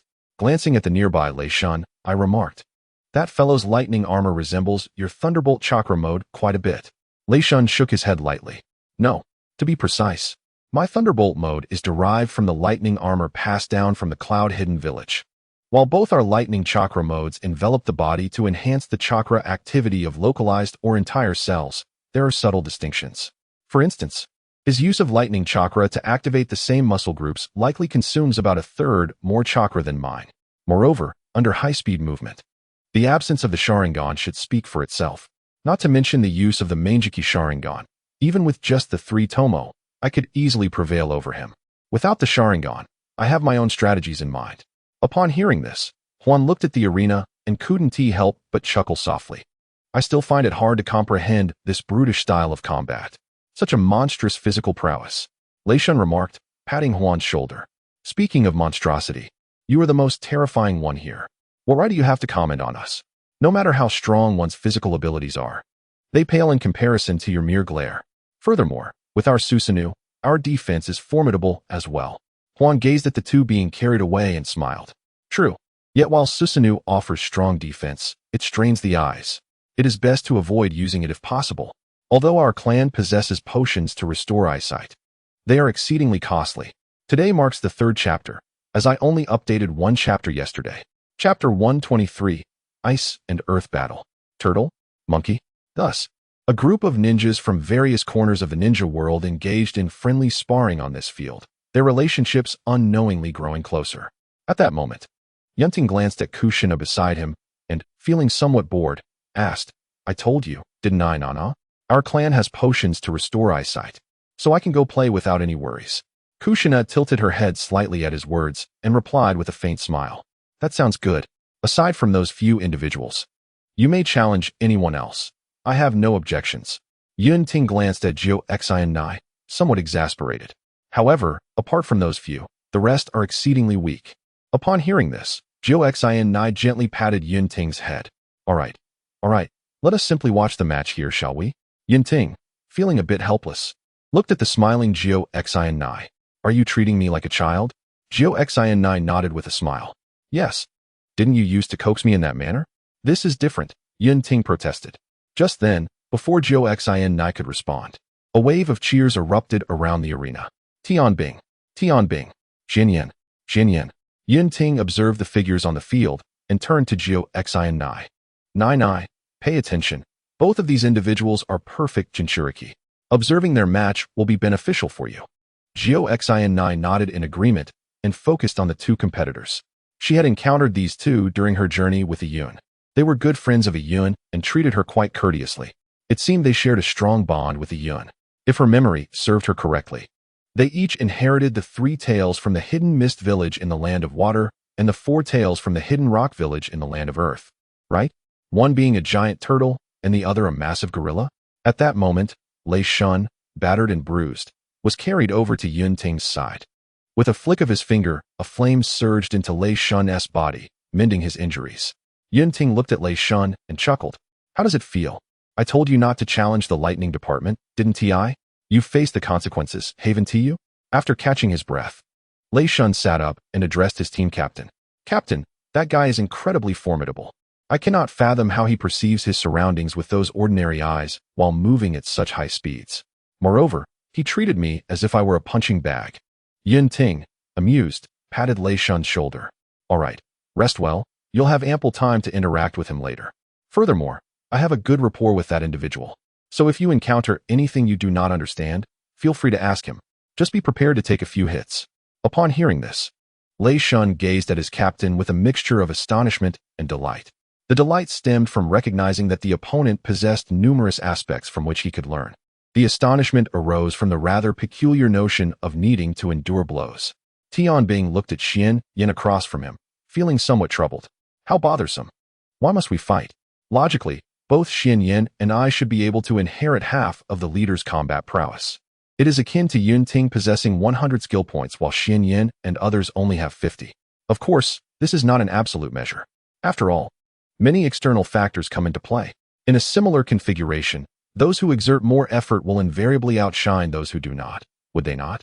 Just like the 3 tails within me and the 4 tails within Yin, both serve as supplemental combat power. Beyond merely inheriting from the leader, they have transformed into skills or abilities tailored to each of us. The remainder relies solely on one's own ingenuity. Here, one can only inherit a few foundational abilities. For instance, while the protagonist may possess the fire release technique, it may be transformed into a corresponding ice release technique. The protagonist's exclusive Susanoo weapon, the protective effects of the immortal phoenix, and the dominion over divine authority cannot be inherited. In essence, what can be inherited may only include chakra capacity and training aptitude. After all, having several auxiliary bodies akin to high-intelligence clones does not necessitate formidable combat strength. Before Tianbing could ponder further, Yin swiftly formed hand seals with one hand. Earth release, Earth Dragon's dance. In an instant, the ground before Yin began to transform rapidly, gradually forming the silhouette of a rock dragon. Born from the fusion of Earth and Yin's Earth Chakra, the Earth Dragon, skimming close to the ground, charged towards Tianbing. Observing this, Tianbing let out a slight sigh. Soon, an icy mist enveloped his surroundings, and a colossal icy blue serpent materialized, encircling Tianbing at its core. Ice release, Ice Serpent Bind. In a flash, the earthy rock dragon collided with the icy serpent. The rock dragon's form began to shatter, while the icy serpent fragmented into ice shards. Tianbing gazed at Yin and remarked, I say, if we are to engage in combat, it should be with Lei Bu and Feng Yu. You ought to know I am not fond of. Before Tianbing could finish, Yin hurled a massive rock spear towards him. After evading, Tianbing was immediately met with a barrage of additional rock spears. Earth release, Rock Spear Rain. Yin observed Tianbing's evasive maneuvers, a brow raised in intrigue. I say, creating something in isolation is hardly beneficial. We have fortuitously encountered one another. How can we not engage in a proper spar? As Tianbing navigated through the multitude of rock spears, he shaped his lips to silently convey, boring. Ice release, Ice Dragon technique. In an instant, Tianbing summoned chakra from within, forming a colossal ice dragon around him. The ice dragon effortlessly deflected the incoming rock spears, unable to even leave a mark on its frigid surface. Upon witnessing this, Yin chuckled, his hands quickly forming seals. Earth release, Earth Golem technique. Simultaneously, a gigantic stone figure materialized behind Yin, rivaling the size of the ice dragon. Logically, both the ice dragon and the rock golem could be enlarged further. However, enlarging them might pose challenges regarding the battlefield's capacity to accommodate their combat, not to mention the difficulty in controlling such vast forms. The larger the size, the more dispersed the chakra becomes. While a large physique exudes a sense of intimidation, in combat, sheer size does not equate to strength. Yun Ting observed the two combatants with growing curiosity about who would ultimately prevail. If Madara's eternal Mangeki Sharingan epitomizes the pinnacle of Yin attributes, and Hashirama's Sage Body and would release epitomize the pinnacle of Yang attributes, then the developmental trajectories of Tianbing and Yin bear a striking resemblance to those of the two. Tianbing embodies Yin attributes, complemented by his ice release bloodline limit, while Yin embodies Yang attributes, paired with his earth release ninjutsu and dust release. As for the others, magnetic dust should also primarily wield Yin-affiliated chakra. After all, controlling sand demands considerable mental acuity. The lightning release, on the other hand, aligns with Yang chakra, complemented by the use of lightning armor. Wind feather embodies Yin chakra, utilized in conjunction with wind release, thus enabling a vast perception of the surrounding environment. As for Nana, she predominantly possesses Yang chakra. Yet after acquiring nearly all of the Nine Tails chakra, she has also garnered a significant amount of Yin chakra. Nonetheless, on the whole, it remains a case of Yang predominating over Yin. While Yun Ting was deep in thought, the ice dragon had already engaged in combat with the rock giant. Chapter 124, The Clash of Tailed Beasts. The terrifying amount of chakra. The ice dragon's elongated body coiled around the rock giant, who struggled to pry open the dragon's massive jaws with his sturdy hands. At that moment, Tian Bing had swiftly leapt from the ice dragon onto the broad shoulder of the rock giant, conjuring an ice-blue ninja blade in her hand. She teleported directly beside the Xian Yin and swung her blade toward its neck. Xian Yin hurriedly brandished a rock spear to block the attack. As the chills seeped through the spear, he forcefully countered, sending Tian Bing flying. The icy sensation was immediately dispelled by the immense Yang chakra within him.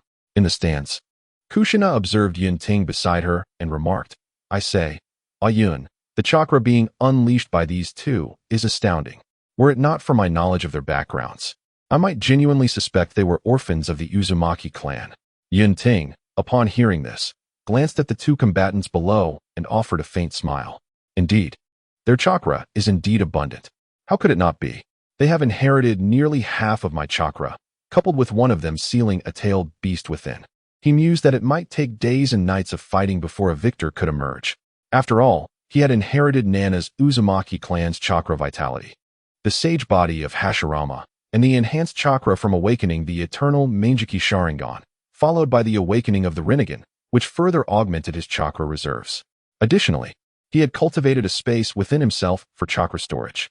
Were it not for his unfamiliarity with utilizing the chakra stored therein, who could fathom the extent of his chakra? Coupled with the rare delicacies consumed that incrementally boosted chakra, and the exceedingly mundane rewards from fishing that also contributed to his chakra, it was evident that the chakra they inherited from him was formidable enough to not require further elaboration. It could be said that they now rivaled tailed beasts in their chakra capacity. To describe them as tailless tailed beasts would not be an exaggeration. As Tian Bing was propelled backward, she formed hand seals. In the next moment, the ice dragon unleashed a frigid breath. The icy aura emanating from its maw began to freeze the rock giant's arm, swiftly encasing him in ice. Xian Yan, narrowly evading danger through the light and heavy rock technique, floated in midair, dodging the ice dragon's breath. However, at the same time, Xian Yan made contact with the ice dragon above to conceal his assault on the mist dust fortress. Instantly, a gigantic rock spear descended, pinning the ice dragon firmly to the ground.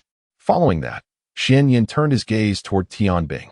The fusion of multiple chakra attributes in hand was a spectacle to behold. With the technique of dust release, the original realm-severing technique, Tian Bing reacted instantaneously, implementing countermeasures. Ice release, ice mist, ice release, ice clone.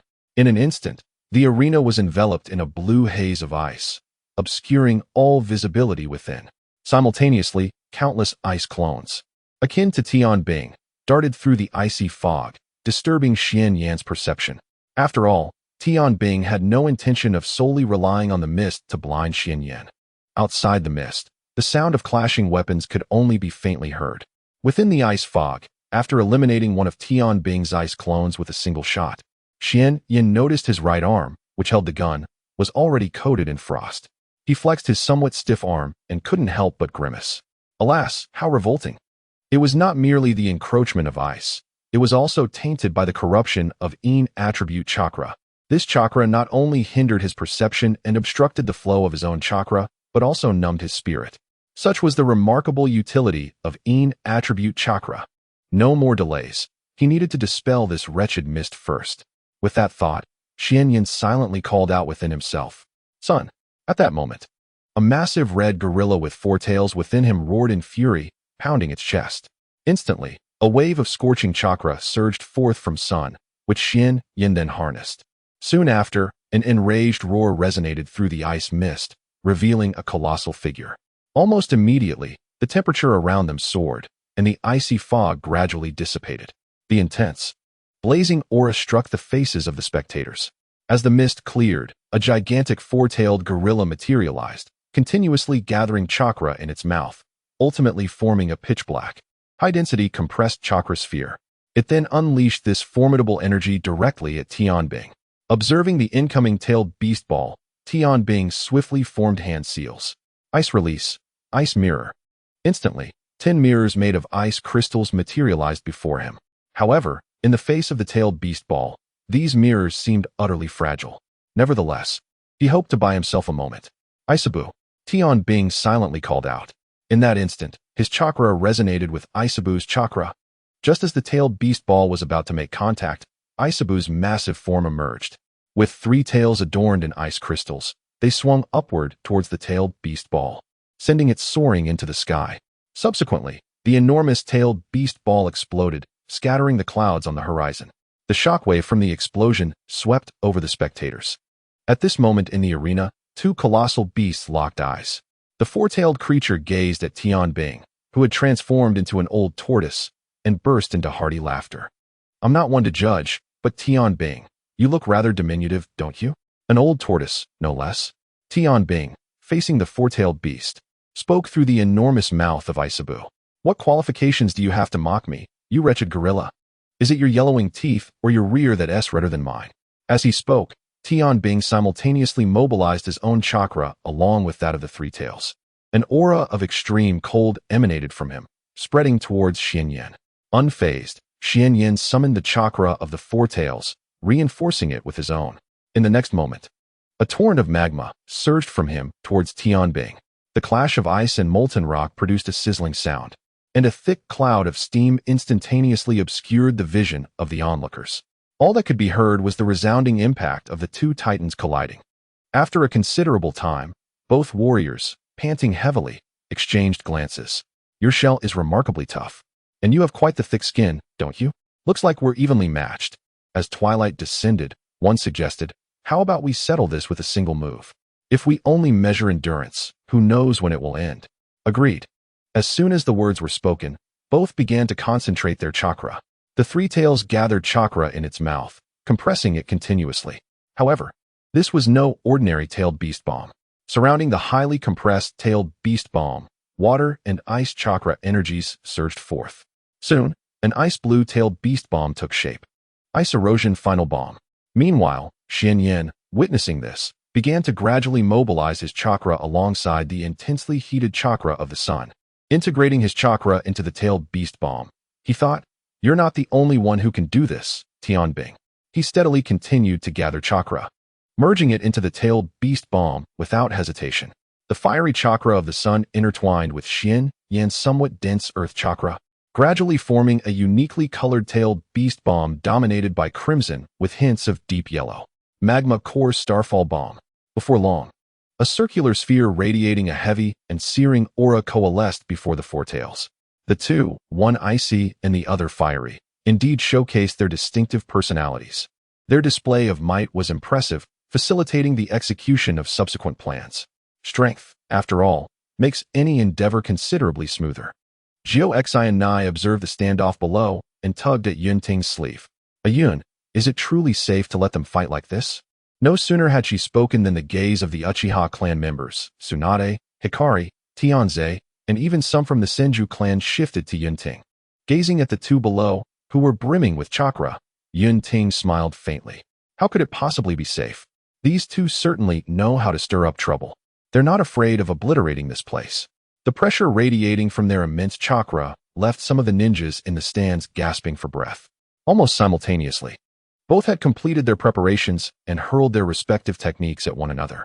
As the ice blue-tailed beast bomb and the crimson-tailed beast bomb were about to collide, Yun Ting's figure appeared directly in the midst of their impending clash. He then transported both tailed beast bombs to an altitude of 10,000 meters. After the transfer, Yun Ting utilized the flying thunder god Kanai present on the field to return to the arena. Yun Ting toyed with the 2 shurikens in his hand, a faint smile gracing his lips. I remarked, have you 2 perhaps gone a bit overboard? Yun Ting's somewhat relaxed tone allowed those present to exhale slowly, their tension easing. However, in the next moment, a torrent of energy surged toward us. High above, at an altitude of 10,000 meters, the icy essence of the end of frost and the molten core of the starfall clashed violently. The frigid and scorching forces sought to engulf one another. Observing the explosion in the sky, Yun Ting appeared quite at ease. Yet, He couldn't help but ponder how exhilarating it would be to shout, "Are you ready for the explosion?" Ah, never mind. That would be a tad too juvenile. The shockwaves emanating from the high altitude mixed with torrents of water rushing outward. Suddenly, countless colossal hands made of sand appeared in the air, intercepting the oncoming deluge. Meanwhile, within the magnetic dust entity, a creature resembling a giant raccoon lazily lounged on the ground, replaying the earlier scene in its mind. Indeed, those fellows were sealed within the body of an extraordinary being. The tailed beast orb, in essence, is a highly concentrated sphere of chakra. Its principle is even simpler than that of the Rasengan, which requires the manipulation of chakra for a regular flow. The tailed beast orb is purely an aggregation of vast amounts of chakra, naturally, due to its chakra nature. The tailed beast orb can also incorporate chakra attributes, much like when Naruto battled Kaguya, utilizing the chakra of the nine-tailed beasts to create various forms of Rasengan. Hey, Rakic, I wish to engage in a battle like them. It seems my old comrades are evolving rapidly. Inside the Rakic, a massive creature with the body of an octopus and the head of a bull gazed at him. The Rakic replied to the eight tails, "There will be opportunities in the future, Gyuki." Meanwhile, the miniature nine tails within Kushina remained ever vigilant of the situation outside. The nine tails lay on the ground, its nine tails swaying gently. To add chakra attributes to the tailed beast orb, perhaps our use of chakra abilities is indeed rather primitive. At this moment, the nine tails could appreciate the merits of fine chakra control more than the other tailed beasts. This was not to say that the nine tails had begun practicing refined chakra control. Rather, it was a necessity. After all, with its current meager chakra reserves, it could barely manage a single card. There was no choice but to learn. Moreover, the insights shared by that fellow Yun Ting were undoubtedly impressive. Of course, it was not as if he was specifically imparting knowledge to the nine tails. He had merely acquired it while instructing Kushina. The method of precise chakra control could significantly enhance the extraction and application of natural chakra through the Tianyan seal. The nine tails was presently engrossed in deciphering the concepts Yun Ting had explained to Kushina. Now, it could indeed apply chakra attributes to the tailed beast orb, though achieving the level of the three tails and four tails remained beyond its capabilities. After all, it lacked sufficient chakra. At best, it could produce a miniature version. At this moment, Yun Ting, Sichin, Leibu, Fengyu, Tianbing, and Xinyan stood upon a floating platform of sand and stone, formed from the condensation of magnetic dust high above. Yun Ting gazed down at the ninjas from various nations gathered below, cleared his throat, and began, first and foremost, "I extend my heartfelt gratitude to everyone from the ninja world for joining us at the Ninja Federation. Perhaps the individuals beside me have already provided you with a brief overview. Or perhaps you were lured here under false pretenses. Regardless, it matters not." Yun Ting continued, observing the attentive crowd below. "Allow me to summarize briefly. The establishment of the Ninja Federation originated as a mere idea among the six of us. It is a means to achieve the long-awaited unification and peace in the ninja world. You are all the seeds of the next generation from your respective villages, recognized by the individuals standing beside me. Therefore, whether you believe it or not, from this moment onward, I regard you as comrades. I am confident that the Ninja Federation will usher in lasting peace for the ninja realm. I also believe that we are participants in the creation of a new era for the ninja world. In the future, you will stand before your children and descendants, proudly declaring, 'Ah, I was a participant in the dawn of a new era.'" Fengyu then addressed the crowd. "The founding of the Ninja Federation is certainly not a whimsical decision made by the six of us. As you can see, the foundation of the Ninja Federation is composed of the mightiest forces from the six great nations. This is the cornerstone of peace in the ninja world, as it unites the strongest powers. Our relationships among the six are amicable enough. We assure you that the Ninja Federation will endure until our last breaths. Indeed, that is a promise we can uphold. However, our strength alone is insufficient to establish this force. Thus, we have brought along some of the top-tier combatants from our respective villages." Chapter 126. Cheers for the dawn of a new era. Ladies and gentlemen, we are all ninjas. Our friends, family, and mentors may have perished in the ravages of war. This is an inescapable truth, yet at the very least, we must strive to ensure that our children live in an era devoid of conflict, mustn't we? I, Uchiha Yun Ting of the village hidden in the leaves of the land of fire. I, Fengyu of the village hidden in the rain of the land of rain. I, Xinyan of the village hidden in the rocks of the land of earth. I, Tian Bing of the village hidden in the mist of the land of water. I. Sichin of the village hidden in the sand of the land of wind. I. Lebu of the village hidden in the clouds of the land of lightning. We hereby declare the establishment of the Ninja Federation. Let us announce to the world the arrival of the federal era. Federation, Federation, Federation. As one individual began to chant, the entire assembly joined in a fervent chorus. Following the conclusion of the speech, the individuals dispersed their respective teams, allowing them to return to their designated areas to rest. Meanwhile, those who had not engaged in battle seized the opportunity to gather and engage in lighthearted conversation. What do you think? Isn't Brother Yun Ting impressive? Wasn't that just incredible? And our Lord Tianing from the village hidden in the mist is equally magnificent, don't you think? Haha, how splendidly does Lord Xinyan of our rock-hidden village perform. Although he typically maintains a low profile, he is indeed a formidable leader among us. It is as if every village lacks a prominent figure. Our lightning brother from the cloud-hidden village, albeit not exerting his full strength in battle, has demonstrated his prowess. He effortlessly subdued a member of the Uchiha clan, renowned for possessing the Mangeki Sharingan with a single hand. If I may say, the lightning armor is undoubtedly best represented by us from the cloud-hidden village. Although Lord Sijin only intervened at the last moment, his actions were instrumental in shielding us from the impending explosion. Lord Sijin is so gentle, it brings me to tears. Yet, it seems we have not witnessed the wind feather from the rain-hidden village in action. Could it be that his strength is lacking? No, you jest. Lord Fingyu is the perfect Jinchuriki of the Seven Tails, with a chakra-sensing range that is remarkably vast. I assure you, should Lord Fingyu engage you, it would merely take a single wind blade to end it all, leaving you utterly unaware of your demise. Meanwhile, Tianzi strolled alongside Tsunade on the streets of the Federation. Tsunade walked upon the stone-paved road, glancing at Tianzi and inquiring, "What do you think of those youngsters?" Tianzi, reminiscing about Yun Ting's use of the Flying Thunder God technique to transfer the two-tailed beast balls, replied, "What do I think? I see it with my own eyes. Each one more outrageous than the last. Just as I have only recently mastered the Flying Thunder God technique, now you tell me they can transfer tailed beast balls? And not just any tailed beast balls. What are you looking at?" Tianzi directed his gaze towards Tsunade. She responded thoughtfully, "Of course. I am contemplating the new era they mention." A hint of yearning flickered in her eyes. After a brief pause, Tianzi remarked, "Objectively speaking, the possibilities are quite substantial. After all, those 6 individuals, perhaps you are unaware of the others, but you should know what Yun Ting is capable of in Konoha. I suspect the rest hold similar standings within their respective villages. It is akin to a coalition of future leaders from each village coming together to establish this ninja federation. I can only say that the probability of success is quite high." Upon hearing this, Tsunade gazed at the bright moon above and smiled softly. "I see. Perhaps. It truly is possible to usher in a new era. Let us hope they do not repeat the mistakes of my great-uncle and Madara." Elsewhere, Kushina and Yun Ting meandered through the streets of the Federation.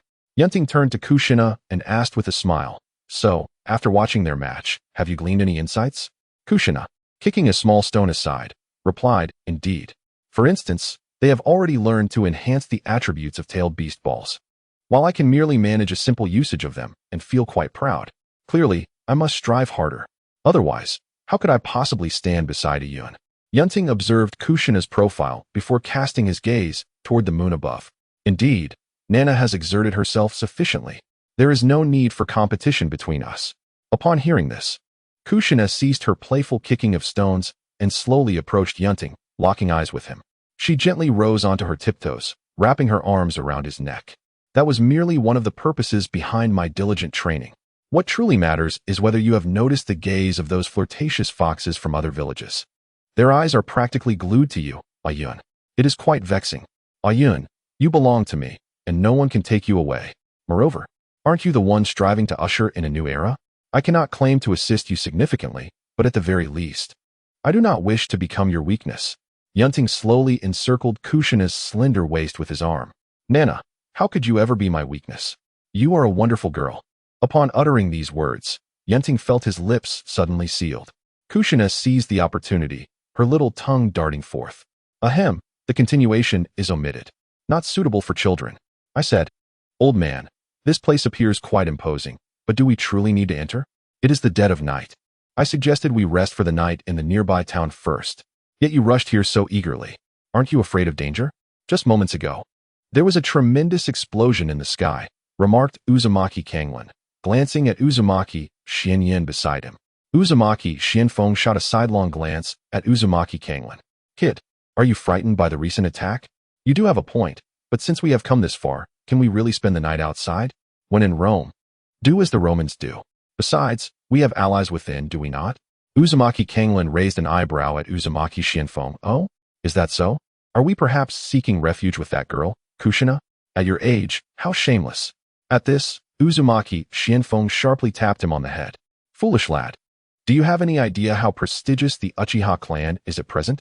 Relying on connections, you scoundrel. What have they fallen to? Do you still care about such things? As long as I can find a place for the remaining clan members to thrive and rejuvenate our Uzumaki lineage, I would even kneel before others if necessary. Since parting ways with Kushina and Yun Ting, Uzumaki Xianfeng had discreetly gathered some intelligence. He could only say that by aligning with that girl, one might truly attach themselves to the Uchiha clan's influence. Though it feels somewhat demeaning to rely on a young girl, I personally do not mind. I am of advanced age. It is about securing a future for the remaining clan members. There is no shame in that. Chapter 127. The Future of the Uzumaki Clan. Jealous Kushina. Subsequently, Yun Ting sensed a familiar chakra and led Kushina to where Uzumaki Xianfeng and Uzumaki Kanglin had just entered the outer city. Upon seeing the two, Kushina excitedly waved to greet them. After Uzumaki Xianfeng and Uzumaki Kanglin hastily approached and exchanged brief pleasantries, Xianfeng instructed Kushina to take Kanglin to a resting place, while he and Yun Ting strolled leisurely, engaging in light conversation. Yun Ting gazed at Uzumaki Xianfeng beside him and spoke softly. Senior, please feel free to speak your mind. After all, the night is drawing to a close, and I am preparing to return to rest. Upon hearing this, Vortex Xianyue paused momentarily, then responded with a smile. Very well. I am not one to beat around the bush. The federation you have established, can it truly provide refuge for the remaining members of the Vortex clan, as you once claimed? I am willing to bring the surviving members of our clan to join. Naturally, if compensation is required, I can offer sealing techniques, chakra control skills, and whatever else we possess at present. I would even have no objection to leading the Vortex clan into the Uchiha clan or becoming a subordinate family. Although our clan has fallen from grace, surely our sealing techniques must still hold some value? As the words left his lips, a gentle night breeze tousled Yun Ting's hair. Gazing at the luminous moon above, Yun Ting's tone conveyed a sense of ease and tranquility. Senior, you jest. As for compensation, let us forego that. Regarding refuge, if a federation formed by the 6 great nations cannot protect even a handful of your people, we might as well return home to play in the mud. To be candid, I, along with Nana, may very well remain here for a considerable time. I was one of the original 6 who established this force. Perhaps, in the future, this will be our home. Yun Ting looked at Xianyue and continued. Thus, I warmly welcome you, Senior, to bring your clan into our expansive family. However, if you still harbor grievances against those shinobi villages that once destroyed the land of whirlpools, I shall not insist on your stay. Yet, from my personal perspective, I genuinely hope you and your clan will join us. Nana, he added, though she often laughs and plays. I can sense that the destruction of the land of whirlpools still weighs heavily on her heart. Therefore, I believe that perhaps those who once shared a common origin may help her heal, even if just a little. Upon hearing these words, Vortex Xianyue nodded gently. Then it is settled. The Vortex clan will be in your care. As for that matter, let us not speak of it. After all, even I have yet to find closure. Nevertheless, it is imperative that we first find a way to survive and ensure the continuation of our lineage. Subsequently, Yun Ting led Vortex Xianyue to a residence within the inner city before taking his leave. Just as Yun Ting departed, Vortex Kanglin emerged from the house and approached Vortex Xianyue. How did it go? What was discussed? What price must we pay? Vortex Xianyue cast a glance at Vortex Kanglin and shook his head slightly. That fellow asked for nothing at all. Impossible, right? No sealing techniques? No loyalty from the Vortex clan? No collection of ninjutsu or refined chakra control methods? None at all. It seems rather dubious. Vortex Kanglin regarded Xianyue with skepticism. But that is indeed the case. Let us wait a few more days to observe. If nothing amiss occurs, we shall return to bring the remaining clan members here. Very well. At this moment, Kushina Uzumaki had just arranged everything for her son, Ao, and was making her way towards the direction of Cloud Court. To her surprise, she noticed several girls from the Land of Water engaged in conversation with Cloud Court. Due to her heightened perception and the possession of all 9 tails chakra, Kushina effortlessly overheard their dialogue. Are you the incredibly handsome Uchiha from the Uchiha clan who established this place alongside Lord Tenbing? If I'm not mistaken, your name is Uchiha Cloud Court, right? Cloud Court regarded the young girl before him, nodding subtly. How do you find the Federation? Well, how should I put it? Everything feels so surreal. I can hardly fathom it. Moreover, Cloud Court, your speech was truly remarkable. In my heart, you rank second. Oh, is that so? I'm honored. The first place, it wouldn't happen to be that fellow Tenbing, would it? The girl nodded in affirmation. Of course. After all, Brother Tenbing hails from our village. Naturally, we must support him. Besides, Brother Tenbing is quite renowned in the Hidden Mist village. By the way, Cloud Court, do you have a partner? If not, do you think I could have a chance? The girls in Hidden Mist village have lovely skin, you know? Before Cloud Court could respond, a clear voice rang out from a distance. Kushina leisurely approached Cloud Court, wrapping her arm around his, casting a glance at the Hidden Mist girl, her lips curling into a somewhat forced smile. I apologize, but I am already betrothed to Cloud Court. Oh, I'm sorry, sister. I had no idea. I wish you and Cloud Court a lifetime of happiness. Kushina smiled and nodded. Absolutely. The young girl from Hidden Mist village then gracefully departed. At that moment, Kushina dropped some pebbles from her palm onto the ground, having also pried a piece from a nearby wall. Cloud Court playfully pinched Kushina's slightly puffed-up cheek. What's the matter? Upset? Kushina turned her head away in response. I'm not upset, just a bit unhappy. As they walked side by side, she kicked a stone off the path. Someone confessed to you, Cloud? Although it didn't succeed, it's still infuriating. Cloud Court stole a glance at Kushina. Nana, are you feeling jealous? Surely not. Though that girl was rather forward, it should be fine, right? Perhaps. Before long, Cloud Court arrived at a house in the heart of the city. He waved at Kushina. Good night, Nana. See you tomorrow. However, the next moment, Kushina embraced Cloud Court tightly, rubbing her head against his neck. Cloud, I want to sleep with you, okay? I can't get used to sleeping without you. After all, we're going to. Cloud Court, hearing this, poked Kushina gently on the forehead. Be obedient and return to your room to rest, he said. With a hint of disappointment, Kushina lowered her head. All right then, but could you give me a kiss first? She added, gazing at Yun Ting with her sparkling eyes. Sigh. Fine, but you must promise to sleep well afterward. Yun Ting replied, observing Kushina. Chapter 128. Night Raid. Rising tensions. All is well. Hearing his words, Kushina nodded obediently.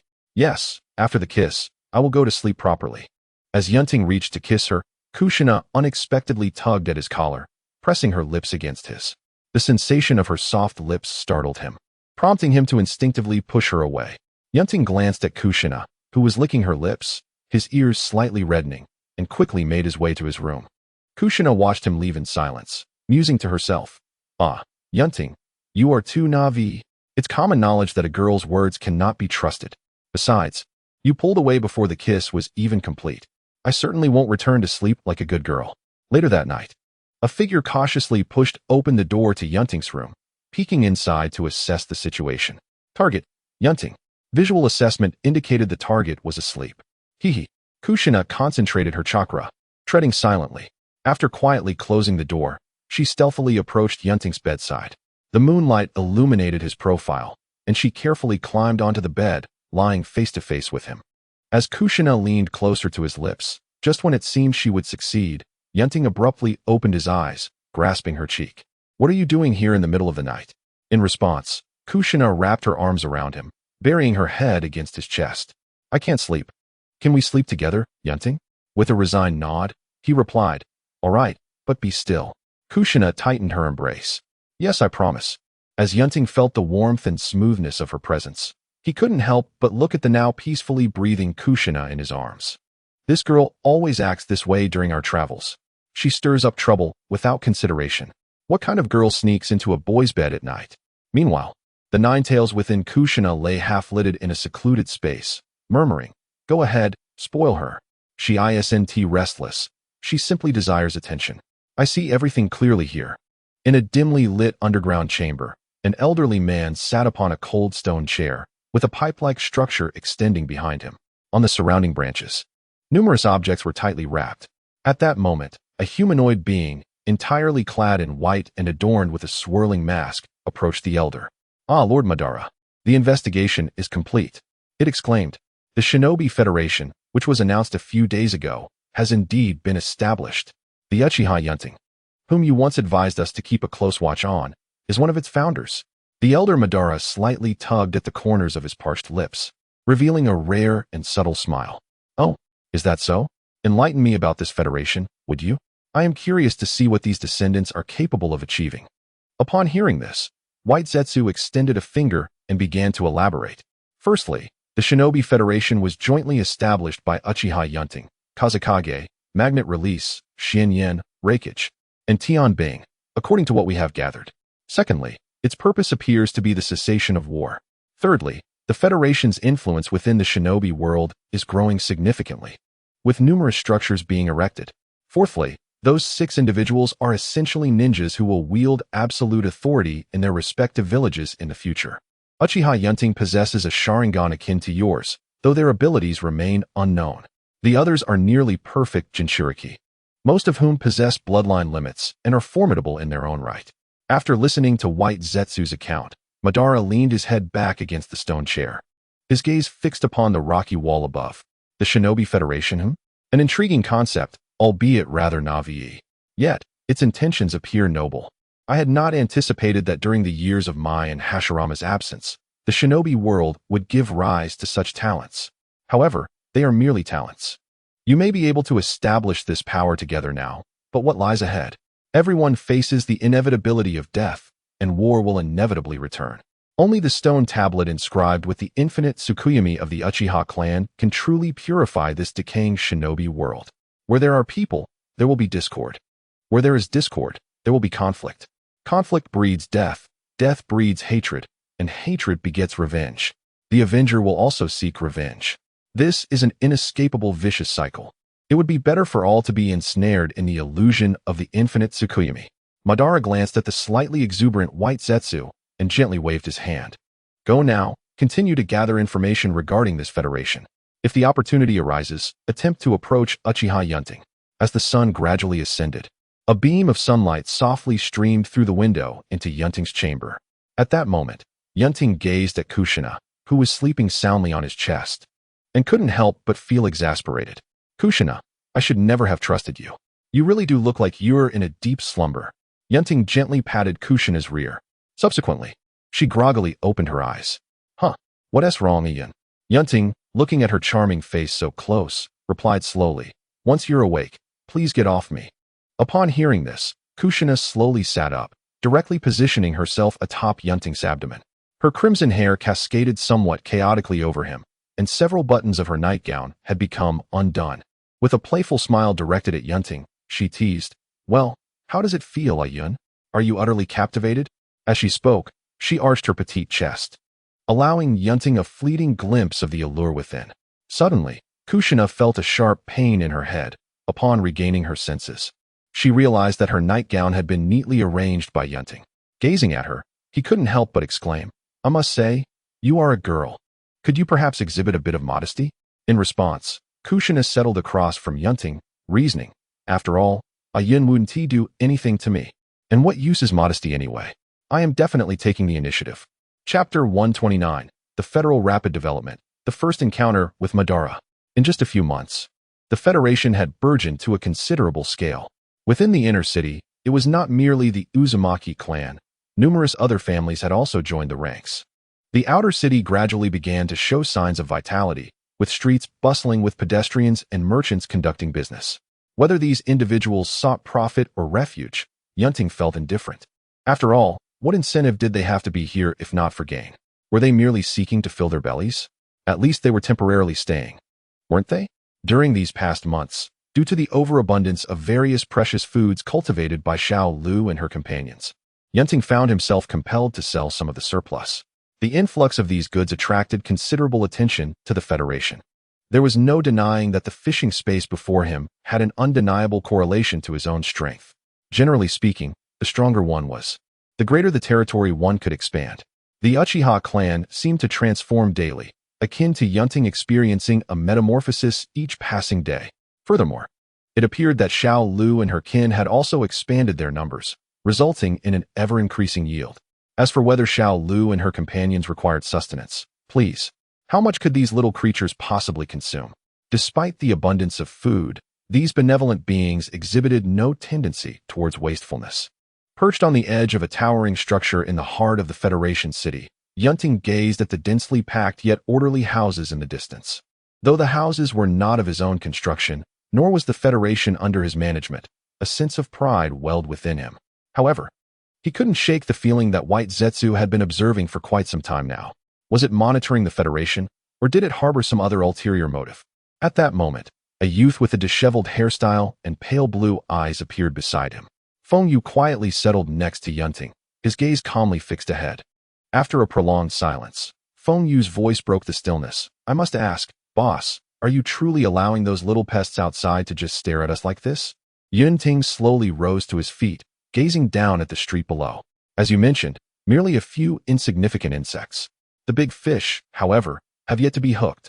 Feng Yu, with a swirl of azure winds around his fingertips, turned to Yun Ting and inquired, the big fish? Are you referring to the ancestors of your Uchiha clan? Or perhaps Kagaya Otsutsuki, or even the elusive Ishiki Otsutsuki hiding somewhere? Yun Ting tilted his head, regarding Feng Yu. What do you think? Feng Yu chuckled softly, truly. A mischievous character. One might wonder if spending too much time with your sister-in-law has altered your disposition slightly. Nevertheless, what are your plans for the remaining 6 great nations? Upon hearing this, Yun Ting gazed silently into the distance and replied, what to do? Let them be. No matter how strong the other 6 nations may be. Can they truly surpass us? We can rely on sheer might to instill fear. Moreover, in a certain sense, aren't the 6 great nations essentially ours? Assimilation is not an endeavor that can be completed overnight. Patience is key. At this moment, Yun Ting walked down a somewhat desolate street. As he strolled, he suddenly turned to a corner and declared, what are you following me for? If you don't come out, I shall take action. No sooner had he spoken than a youth, dressed in somewhat tattered clothing, emerged from the shadows. However, in the next instant, the young man's skin rapidly transformed, becoming ghostly pale, resembling wood in texture. The White Zetsu regarded Yun Ting with a slight bow. A pleasure to meet you, Uchiha Yun Ting. In the blink of an eye, Yun Ting appeared beside White Zetsu, and, with a grip as unyielding as iron, seized him by the throat, lifting him slowly. Observing White Zetsu's undisturbed demeanor, Yun Ting's cold voice echoed in his ear. Who are you? Why are you following me? Strangely, despite possessing a vitality far exceeding that of ordinary humans, White Zetsu's body was indeed quite different from that of a typical person. Unfazed by the chokehold, he calmly replied, I harbor no ill intentions. You may consider me a servant of Madara Uchiha. I have been commanded by Lord Madara to bring you to him. Yun Ting's eyes flickered with excitement upon hearing this. Yet, in the next moment, he brought White Zetsu's face closer to his own. Madara Uchiha? It is common knowledge that Madara perished long ago in the battle against Hashirama. Do you find it amusing to invoke the name of our Uchiha forebear? White Zetsu quickly waved his hands in protest. No, you may not be aware, but Madara did not die in that war. In fact, he survived. Whether my words hold truth can be ascertained if you accompany me. As you can see, I lack even the qualifications to spar with you. Upon hearing this, Yun Ting gradually released White Zetsu and inquired, his gaze icy, how do we proceed? Will it take several days? White Zetsu, meeting Yun Ting's gaze, replied calmly, I can traverse freely underground. Therefore, it is I who will guide you. As for the time required, it will approximately take half a day to reach our destination. Upon hearing this, Yun Ting glanced at Baiju, his tone slightly frosty. You stay here and wait. I will finish my task shortly, and then we shall depart together. With that, he vanished in a flash of lightning. Going out? How unexpected. Can't you take me with you? Jiao Xin Nai gazed at Yun Ting, who had suddenly appeared before her to announce his departure, her expression one of forlorn anticipation. Yun Ting chuckled as he ruffled her hair. I cannot, alas. However, with Feng Yu and the Uchiha clan here, your safety is assured. This matter is rather special, so it is best if you remain behind. Jiao Xin Nai, upon hearing this, made no further objections, but slowly extended her right hand. Then let us make a pact. You must return safely, Yun Ting. Yun Ting, seeing her gesture, likewise extended his hand, intertwining his fingers with hers. Indeed, I promise. Until we meet again in a few days, Nai. With that, he reappeared at the location where he had just been with Baiju. As for the management of the Federation, he had never been concerned with such matters. Why bother? Yun Ting suddenly materialized behind Baiju and coldly stated, "The matter has been resolved. Let us be off. Should you deceive me, I shall sever you." Baiju, upon hearing this, respectfully activated a special ninjutsu, transporting Yun Ting underground, swiftly moving in a specific direction.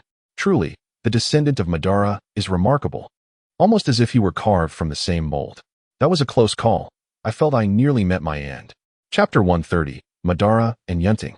As Baiju hastened with Yun Ting towards the subterranean space where Madara resided, a dark figure slowly emerged from a distant mountain peak within the Federation. This figure bore a striking resemblance to Baiju, yet was entirely cloaked in black. This was none other than the world's most devoted son, Black Jew. After a millennium of scheming solely to save his mother, his loyalty is undeniable, truly a paragon of filial piety. Black Jew gazed thoughtfully towards the Federation's direction before retreating back into the depths below. Uchiha Yun Ting, you are indeed formidable. Yet, what does strength matter? What of awakening the Manjiki Sharingan? Although you possess a brother, who can say if he will awaken the Manjiki? It is possible to transplant your parents' eyes.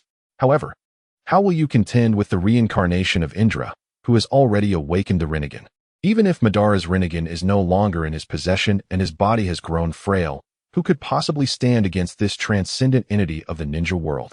Ultimately, Black Jew's ultimate goal remains the salvation of his mother, and Madara has long been recognized as the optimal candidate to execute this plan.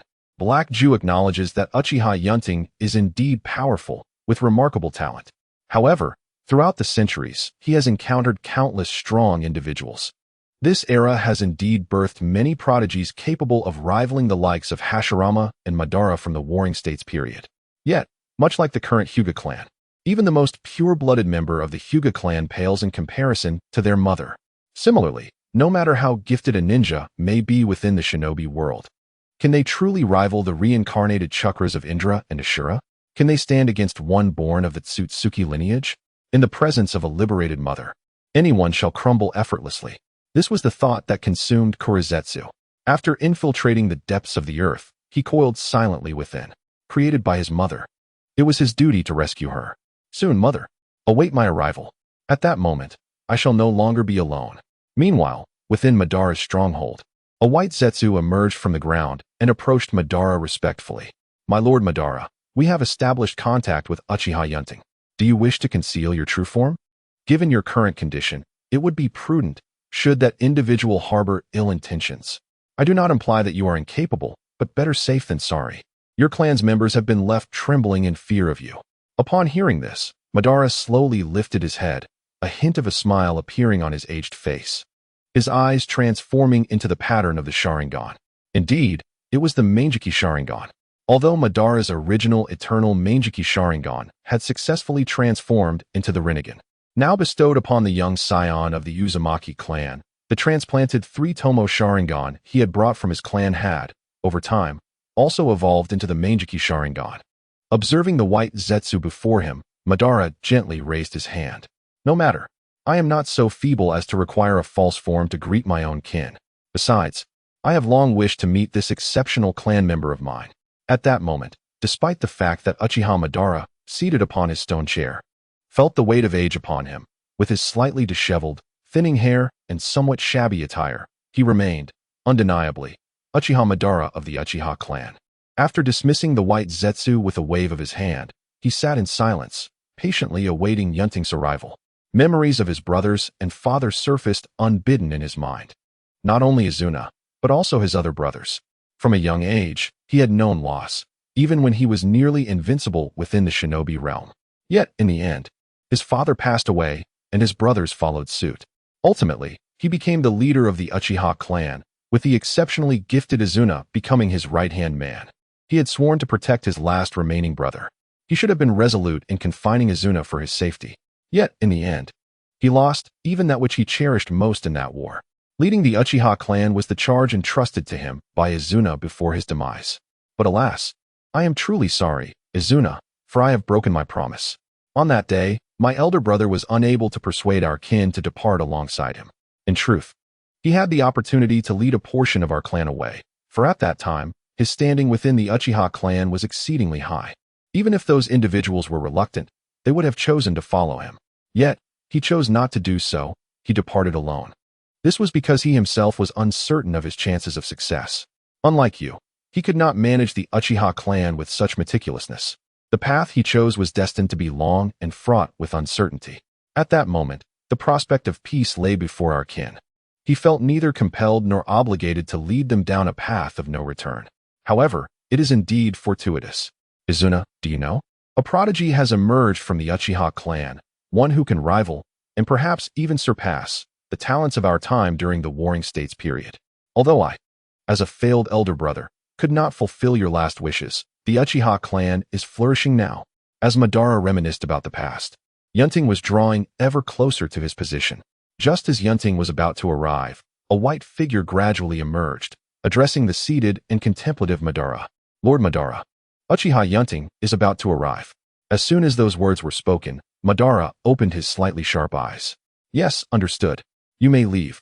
Allow White Zetsu, who is with Uchiha Yun Ting, to come directly. Yes, Lord Madara. With that, White Zetsu vanished underground. Shortly thereafter, Yun Ting found himself being led by White Zetsu into a dimly lit subterranean space. Scattered flickers of fire barely illuminated the surroundings. The space was quite spacious, devoid of any sense of confinement. White Zetsu, somewhat apprehensive, guided the way. This way, please. Lord Madara is just ahead. Yun Ting merely responded with a faint acknowledgement, following closely behind. Although he could sense the cold yet vaguely familiar chakra ahead, he recognized the decorum expected of a guest. Moreover, he was genuinely looking forward to meeting his esteemed ancestor. Due to Yun Ting's failure to conceal his own chakra, Madara became aware of Uchiha Yun Ting's presence. Intriguing. It feels even more abundant than Hashirama's chakra back in the day. Could it be that his parents are of the Senju and Uzumaki clans? No, wait. Both of his parents are native Uchiha. Nevertheless, it mattered little. An abundance of chakra was not inherently a disadvantage. As they delved deeper, the light from the flames grew brighter, and the surroundings appeared increasingly spacious.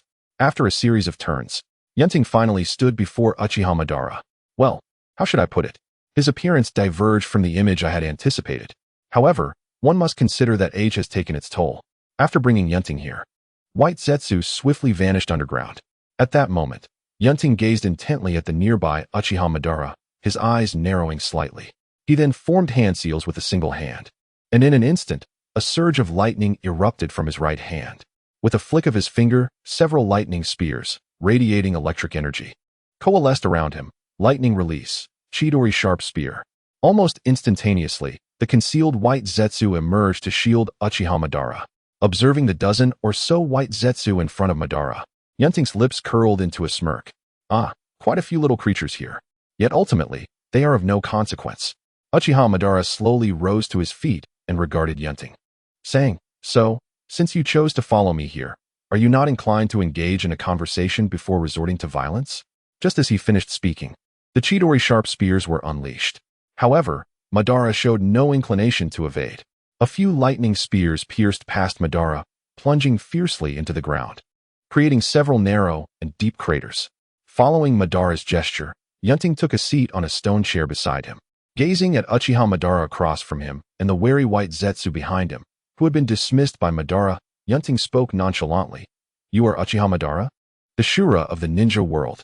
Once the leader of the Uchiha clan? Madara nodded slightly. Indeed. What is this? A brash young one. Testing my identity upon our first encounter. Have you gleaned enough now? Yun Ting slowly accepted the cup of tea extended by Madara, taking a gentle sip. As it stands, you seem to be Uchiha Madara with considerable likelihood. From the photographs of your youth I saw at my grandfather's, to the scythe and fan resting beside the stone chair, not to mention the familiar aura surrounding you. Furthermore, those humanoid beings cloaked in white, if I am not mistaken, they bear a resemblance to the cells of the Senju clan. Given your stature, acquiring some cells from the Senju clan should pose no challenge. All these indicators suggest that you are indeed Uchiha Madara.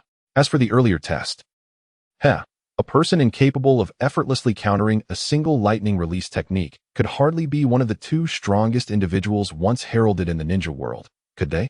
Wouldn't you agree, esteemed former clan leader? Madara observed the young man before him, taking a sip of his tea. You bear a striking resemblance to Azuna, save for the difference in temperament. Yet, you appear to be under 18, which is quite normal. Moreover, your ability to deduce so much in such a short time reveals your keen perception. Madara gazed at Yun Ting with a gentle smile. You are quite impressive. Yun Ting replied with a smile as Madara approached him. Indeed, indeed. I also think quite highly of myself. However, might I request you to activate your Manjiki Sharingan for confirmation? After all, one cannot be too cautious, can they? As the words faded, a flicker of electricity began to dance slowly at the palm of Yun Ting's hand. Uchiha Madara, unperturbed, continued sipping his tea. Did your parents never teach you that such behavior is quite impolite? Nevertheless, it might be beneficial for you to witness this. With that, Madara's kaleidoscopic Sharingan subtly manifested. Upon seeing Madara's Sharingan, Yun Ting resumed his seat. It diverged from the original narrative. However, it was entirely understandable. Considering that in the original tale, Madara's Sharingan had already transformed and was embedded within Nagato's eyes. Madara gazed at the young boy before him and remarked coolly, "Do you believe me now?" Yun Ting responded, "For the time being, I do trust you. After all, in recent years, you are the only surviving member of the Uchiha clan." Upon hearing this, Madara was nearly amused to the point of laughter. "Young lad, I am not merely a wanderer. Moreover, you seem to lack a certain reverence for your elders." Yun Ting met Madara's piercing gaze head-on. "It appears you have misunderstood, Lord Madara. My grandfather, Uchiha Shana, often spoke of you. I wonder if you recall that he was one of your staunch supporters back in the day. I have grown up listening to your tales." He continued, "Furthermore, our Uchiha clan has always held a deep respect for the strong, have we not?" Madara observed the boy before him. "At your age, to possess such strength is indeed remarkable. However, I never anticipated that Shana's rigid character would yield a grandson like you." Yun Ting, still looking at Madara, spoke softly. "I must ask, Lord Madara, why have you remained in this underground solitude, disconnected from the village? The world outside believes you to be long deceased. And yet today, you reached out to me, surely not merely for idle conversation?" Madara regarded the young man, his voice slightly hoarse. "Of course not. Part of my intention is to meet the promising descendant of the Uchiha clan. The other part involves discussing certain matters with you." Yun Ting, smiling, replied, "Discuss? You don't mean to suggest I should take care of you in your old age, do you? Though, come to think of it, that wouldn't be so bad. If you return with me, my grandfather will surely be overjoyed to see you." Madara shook his head lightly, his expression neutral. "I have no intention of returning just yet. Nor do I wish for you to take care of me. However, since you have activated your Sharingan, you must have perused the information inscribed on the ancestral tablets at our family estate, correct?" Yun Ting shook his head slightly. "I have not, in fact, read it." "What does it entail, Lord Madara?" This was not a performance akin to their previous exchanges. Yun Ting genuinely had not taken the time to examine what was clearly a ruse meant for the gullible. No, rather, for the naive, he corrected himself. Madara sighed softly as he regarded Yun Ting. "Then allow me to summarize it for you. That stone tablet was left by our Uchiha clan long ago. The exact date is now beyond anyone's knowledge. It records a particular ninjutsu, the infinite Tsukuyami. Shortly after my defeat in the confrontation with Senju Hashirama, I encountered this tablet. It states that the infinite Tsukuyami can bring peace to the ninja world by entrapping everyone within an illusion. Within this realm, there is no strife, and one can attain all that one desires, no battles, no hunger." As Yun Ting listened to the words of Uchiha Madara, his eyes widened slightly. "Really? Are you serious? Aren't you supposed to be deceiving me first? You, sir, are not playing by the rules. Surely, you don't intend to brainwash me, do you? Or is your ocular technique the Kodo Tsukumi?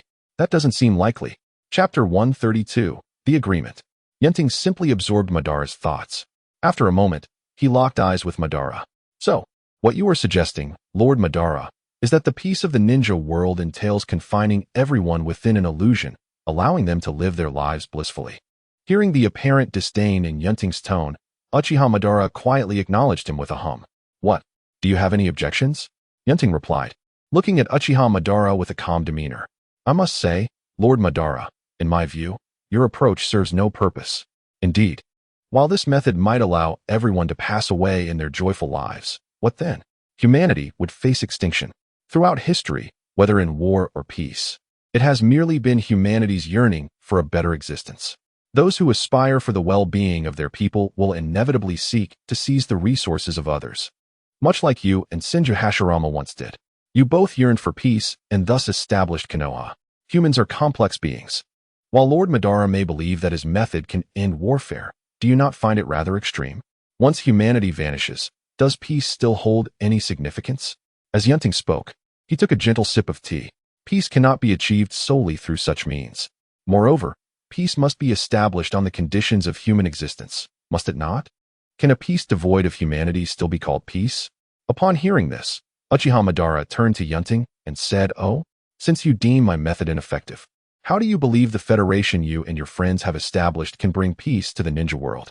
At this moment, Uchiha Madara regarded the young man before him, who had awakened the Manjiki Sharingan at such a tender age and had formed a formidable clan with his contemporaries, with a sense of fondness.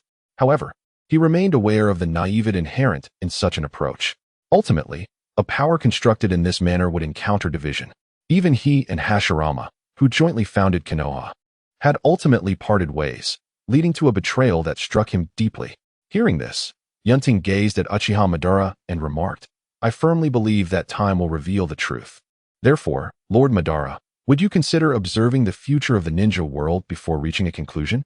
After all, even if you intend to execute the Eye of the Moon plan, I shall endeavor to thwart it. My fiancé, along with several friends, are nearly all Jinchuriki."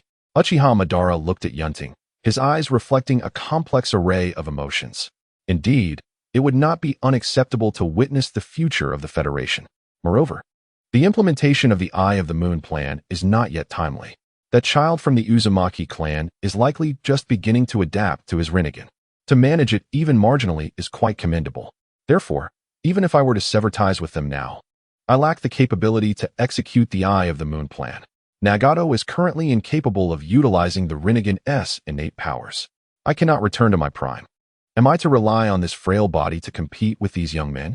What a farce. Uchiha Yun Ting observed Uchiha Madara before slowly extending 5 fingers. 5 years. If within this span, the ninja world does not achieve peace due to the Federation, I shall assist you in realizing the Eye of the Moon plan.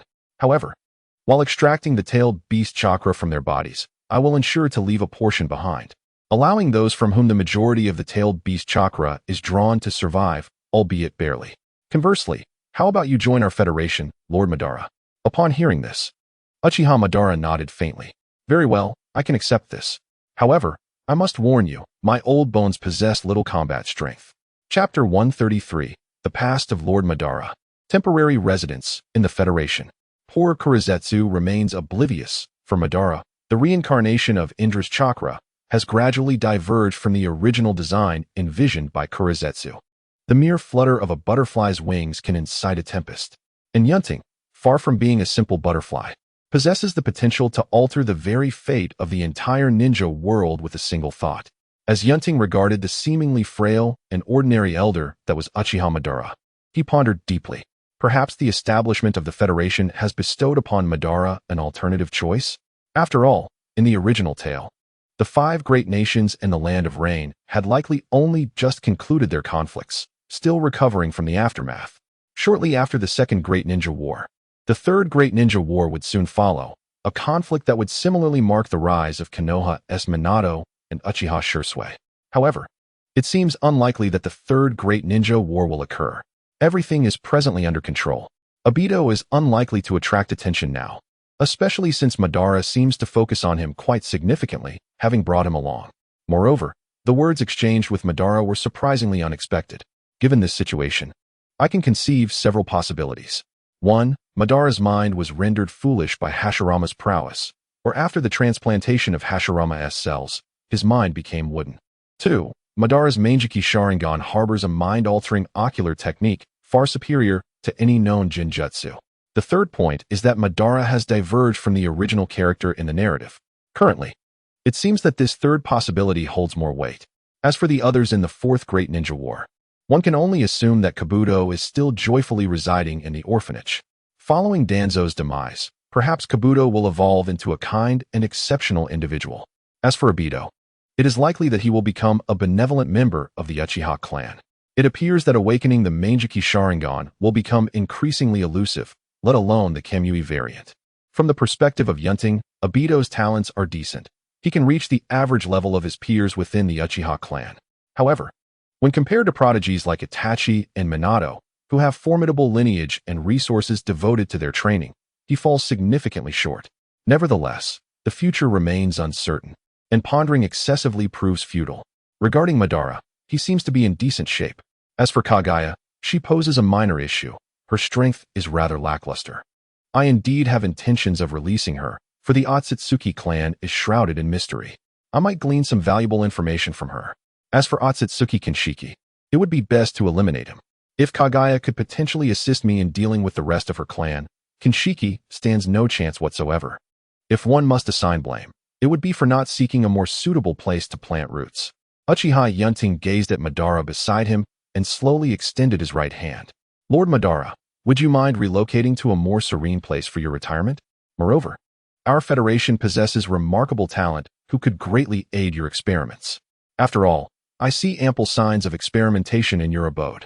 Madara regarded his clansman and nodded slightly. Very well. Upon receiving Madara's consent, Yun Ting's eyes gleamed with a hint of joy. Ah, a formidable ally indeed. As for Madara's age and frailty, one must ask, what is the purpose of the Rinnegan? While Nagato may not possess this ability, I certainly do. My life force could easily sustain an individual like Madara without issue. Furthermore, with the protection of the immortal phoenix, the risk is mitigated. In the original narrative, Nagato resurrected countless individuals from Konoha even when on the brink of exhaustion. I see no reason why I cannot achieve the same. Although, reviving Madara may demand a different toll on my life force compared to restoring commoners. Uchiha Yun Ting looked at Madara before rubbing his palms together. Lord Madara, I find myself quite intrigued by your past, particularly your battles. Might I request to witness those events? Upon hearing Yun Ting's words, a flicker of curiosity crossed Madara's face, and he promptly activated his transplanted Sharingan. In the next moment, the unprepared Yun Ting felt himself being drawn into a vivid scene, with Madara appearing beside him. Occasionally, the air is shattered by the sound of explosions. The ground saturated with the dark crimson of blood. This is the scene from my 6th year, when I first stepped onto the battlefield. Images rapidly shift before me, revealing my initial encounter with Hashirama Senju. As I gaze upon the unfolding tableau, I cannot help but glance at Uchiha Madara beside me. Surely, this is a classic moment of vulnerability. Even he must feel a twinge of embarrassment. Yet, Madara appears oblivious to my subtle movements. As we witness the Uchiha clan's battles during the Warring States period, primarily against the Senju clan. It was during this tumultuous time that Hashirama and I vowed to establish a village, the very Konoha of today. This is when we both uncovered each other's true identities. The scenes flash by until one captures my attention, a youth bearing a striking resemblance to Madara. With a wound from a blade across his chest, blood spilling from his lips. The young Madara stands helplessly, grasping his brother's hand. The boy gazes at his elder sibling, a faint smile gracing his lips, his eyes devoid of fear in the face of death. Brother, take my eyes and settle the score with the Senju clan. I entrust the Uchiha clan to you. Please take care of yourself. Do not seek me too soon. Alas, I cannot remain by your side any longer.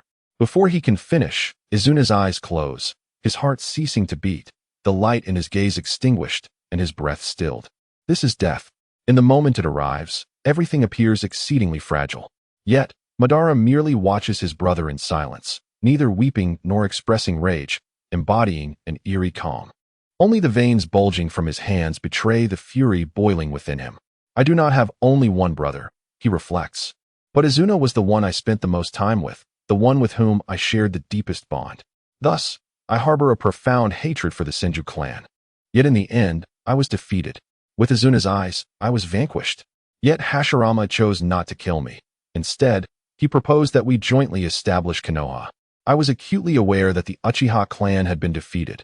Nearly every clan in the Land of Fire had sided with the Senju. To safeguard my clan, and to ensure the founding of Konoha, I conceded. Thus, I led the Uchiha and Senju clans in the creation of Konoha. Chapter 134. Madara merely wished to protect his brother. As he speaks, he alters the scenes before him. Thus, accepting the power of his brother's eyes, I, alongside Hashirama, established Konoha, a time of relative peace. At that moment, few could rival Hashirama and me, even when united. Moreover, we were both within Konoha. Subsequently, Hashirama convened a summit of the 5 Kage to capture the tailed beasts and distribute them among the nations. During this period, our opinions began to diverge. I advocated for a direct subjugation of other nations, compelling them to submit to Konoha. The fervent opposition from Hashirama was encountered. It was then that I gradually came to a profound realization. The peace of that time was but a fleeting illusion. I resolved to depart from Konoha alongside my kin. Regrettably, none of the Uchiha clan were willing to accompany me.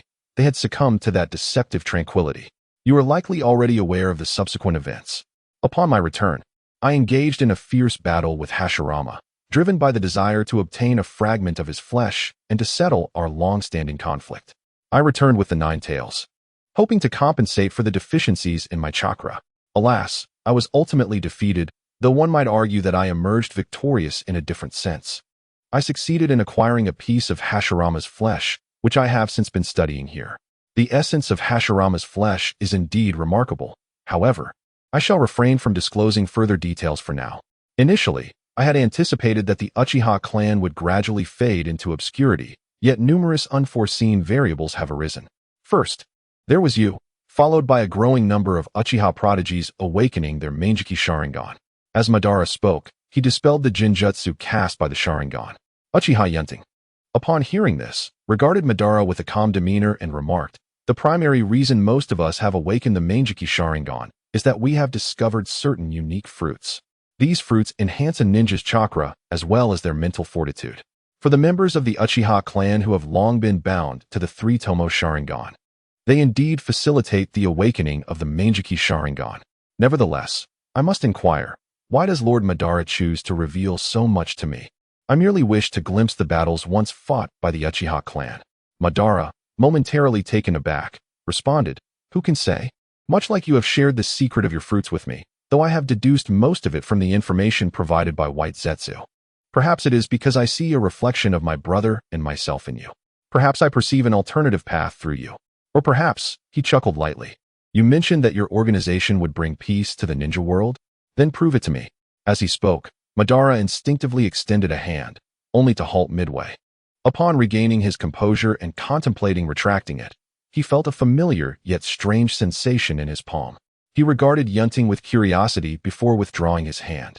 Yun Ting, looking up at Madara, extended his right hand and smiled. "Lord Madara, you are a wonderful brother. Moreover, my grandfather becomes quite animated when speaking of you. He sometimes regrets not having taken that step to follow you. If it were possible, I believe the entire Uchiha clan would wish for your return." Madara, in response, merely shook his head lightly. "It is of no consequence. I have no intention of returning to the Uchiha clan. Please refrain from divulging my affairs to others. Just arrange for me a discreet place within the Federation." Yun Ting, upon hearing this, could only agree with a sense of indifference. However, does the esteemed Madara Uchiha truly possess such an abundance of chakra? Even with the addition of a tailed beast, he still finds himself unable to prevail? Upon hearing this, Madara's lips twitched slightly in an unnatural manner. What does it mean to say that even with a tailed beast, he cannot triumph? That Hashirama, even within the annals of the Senju clan's history, his talent is unparalleled. The chakra within him is indeed colossal. However, when it comes down to it, the chakra of the 9 tails combined with my own at that time surely exceeds Hashirama's by a margin. Yet, that fellow's wood release can absorb chakra from the surroundings and even from opponents for his own use. Thus, in the end, I could not outlast him. "Oh, I see." Yun Ting responded nonchalantly. "However, the sage body does have a reasonably swift chakra recovery rate. After all, I possess a sage body as well." Yet, Madara could hardly fathom that he possessed much more than just the Manjiki Sharingan. The eternal Manjiki Sharingan was already his, and he had also awakened the Rinnegan, in its multiple colored variations no less. It is likely that once Madara activated the Rinnegan, he was left utterly depleted. In the anime, Madara rarely utilized the abilities of the Rinnegan. At most, he employed the Rinnegan's exclusive ability, the Limbo, Border Jail, quite frequently. The powers of the Deva Path, Asura Path, Animal Path, Human Path, and Hell Path were seldom seen in use. The Hungry Ghost Path was utilized occasionally, but perhaps Madara simply deemed such powers beneath him. After all, the 6 paths are merely the foundational abilities of the Rinnegan. Just like myself now, I seldom find the need to employ the powers of the 6 paths. The Animal Path? It may intimidate children, but against formidable foes, the summon-tailed beasts prove rather futile. The Deva path? How about exercising dominion over divine authority? The human path? Apologies, but I can directly manipulate memories. The hungry ghost path? It holds some utility, but not much. The Azura path? Isn't summoning Susanoo far more appealing? The hell path? I have no interest in puppetry. I can directly interrogate souls.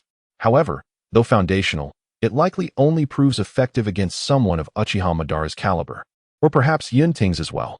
Subsequently, after reaching an agreement with Madara, Uchiha Yun Ting promptly transported him back to the Federation. The significant items left behind in this space were entrusted to White Zetsu for packing. In almost an instant, the two arrived outside the Federation. Madara observed his clansmen nearby, feeling a tinge of complexity in his emotions. So, this is Tobirama's technique. One wonders what he would feel knowing that someone employs his jutsu as a means of transportation. Convenient, indeed. Following this, Yun Ting escorted Madara to Orochimaru's underground laboratory before bidding him farewell and departing. Uchiha Yun Ting then executed another body flicker technique, arriving in the desert of the Land of Wind. Upon landing, his eyes transformed into the purple Rinnegan form. The ocular technique birthed from his Rinnegan, the non-existence court. Activated in an instant, a young man materialized before him. With jet black hair and a pair of 3 Tomo Sharingan, the young man immediately scanned his surroundings with a vigilant gaze. With his right hand resting on the hilt of his sword at his waist, he stood ever ready for action. Non-existence signifies that which does not truly exist. Oh, the youthful Azuna, quite handsome indeed. Compared to the younger Madara, he possesses an air of calmness and composure. Moreover, he has retained all the consciousness and abilities he had in life. I could exert direct control over him, but it seems unnecessary. The Azuna before me should represent his peak fighting prowess, or so I presume. After all, he is manifested through Madara's memories. I have never encountered the real Azuna. Upon meeting him, Yun Ting waved his hand, and Azuna vanished from sight. Then, the figure of the young Madara appeared, unleashing a torrent of fire jutsu right at me. Truly, he is quite tempestuous. Thus, Yun Ting engaged in a sparring match with him. He utilized nearly none of his ocular abilities, focusing instead on gaining the practical combat experience he lacked through his battles with Uchiha Madara. Chapter 135, Task, Hunt for the First. The 6 paths emerge. After several days of practice, Yun Ting felt he had made considerable progress in martial arts. After all, one could learn a great deal from Madara, a figure who nearly decimated the Warring States period. It is no wonder that Uchiha Madara was able to dominate the other great nations during that era. Following a casual exchange with the young Madara, Yun Ting proceeded to the fishing space, initiating his fishing endeavors for the day. Before long, a luminous orb was caught. Yun Ting placed his palm upon the orb to inspect the reward. Ah, a chakra card, such a mundane reward. As if I lack chakra. Nevertheless, it would be foolish to refuse it. Just as Yun Ting prepared to leave, the system panel abruptly appeared before him. Beep. Mission issued. Mission, hunt for the first. Accept and complete. Reward includes basic information on the Otsutsuki clan and their approximate location. The first's ocular techniques, Daikokuten and Sh Maibikuin. Additionally, upon merging all of 1's ocular techniques, one could utilize various abilities without needing to switch eye forms. Decline, no penalties. Gazing at the panel, Yun Ting pondered the location of the first. Hunting for the first? That seems feasible. I recall that the current incarnation of the first resides within the body of a monk. For the first, that frail vessel would likely crumble under exertion. Furthermore, Sh Maibikuin and Daikokuten, one can shrink non-living objects, while the other can draw objects into a separate space. Sh Maibikuin has some utility, but Daikokuten? Isn't that akin to a spatial storage ring? Regardless, it would be foolish to refuse such an opportunity. Moreover, the prospect of merging ocular techniques to utilize various abilities without altering eye forms is quite enticing. Just imagine conversing with an adversary, then suddenly unleashing a technique without any forewarning, catching them completely off guard. Additionally, the first location is on an island within the Hidden Mist Village, a splendid hiding spot indeed. It is well known that the village hidden in the mist is not abundant in many things, but it certainly has an abundance of small islands.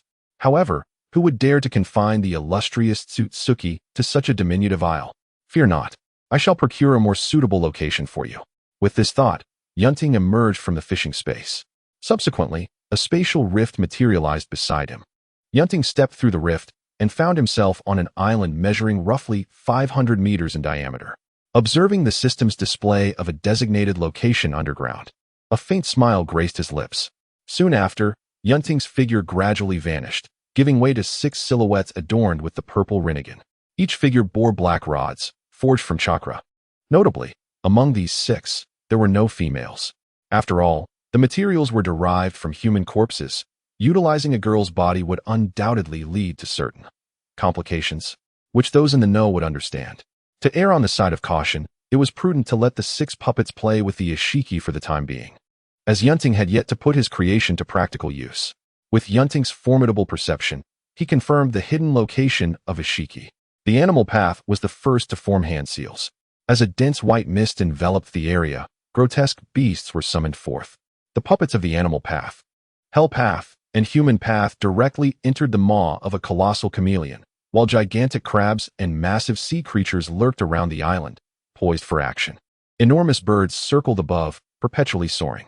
Meanwhile, the remaining Deva path, hungry ghost path, and Azura path gradually set foot on the already diminutive island.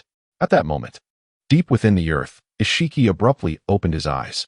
He regarded the presence above with suspicion. What is this aura? It feels so familiar. Could it be that woman, Kaguya, has come seeking me? No, I am certain I deceived that foolish woman thoroughly. Yet, before he could ponder further, the earth above was instantaneously breached by a laser cannon. The Azura path unleashed a barrage of firepower, creating a substantial opening to Ishiki's refuge. The Deva path, leading the charge, swiftly approached Ishiki.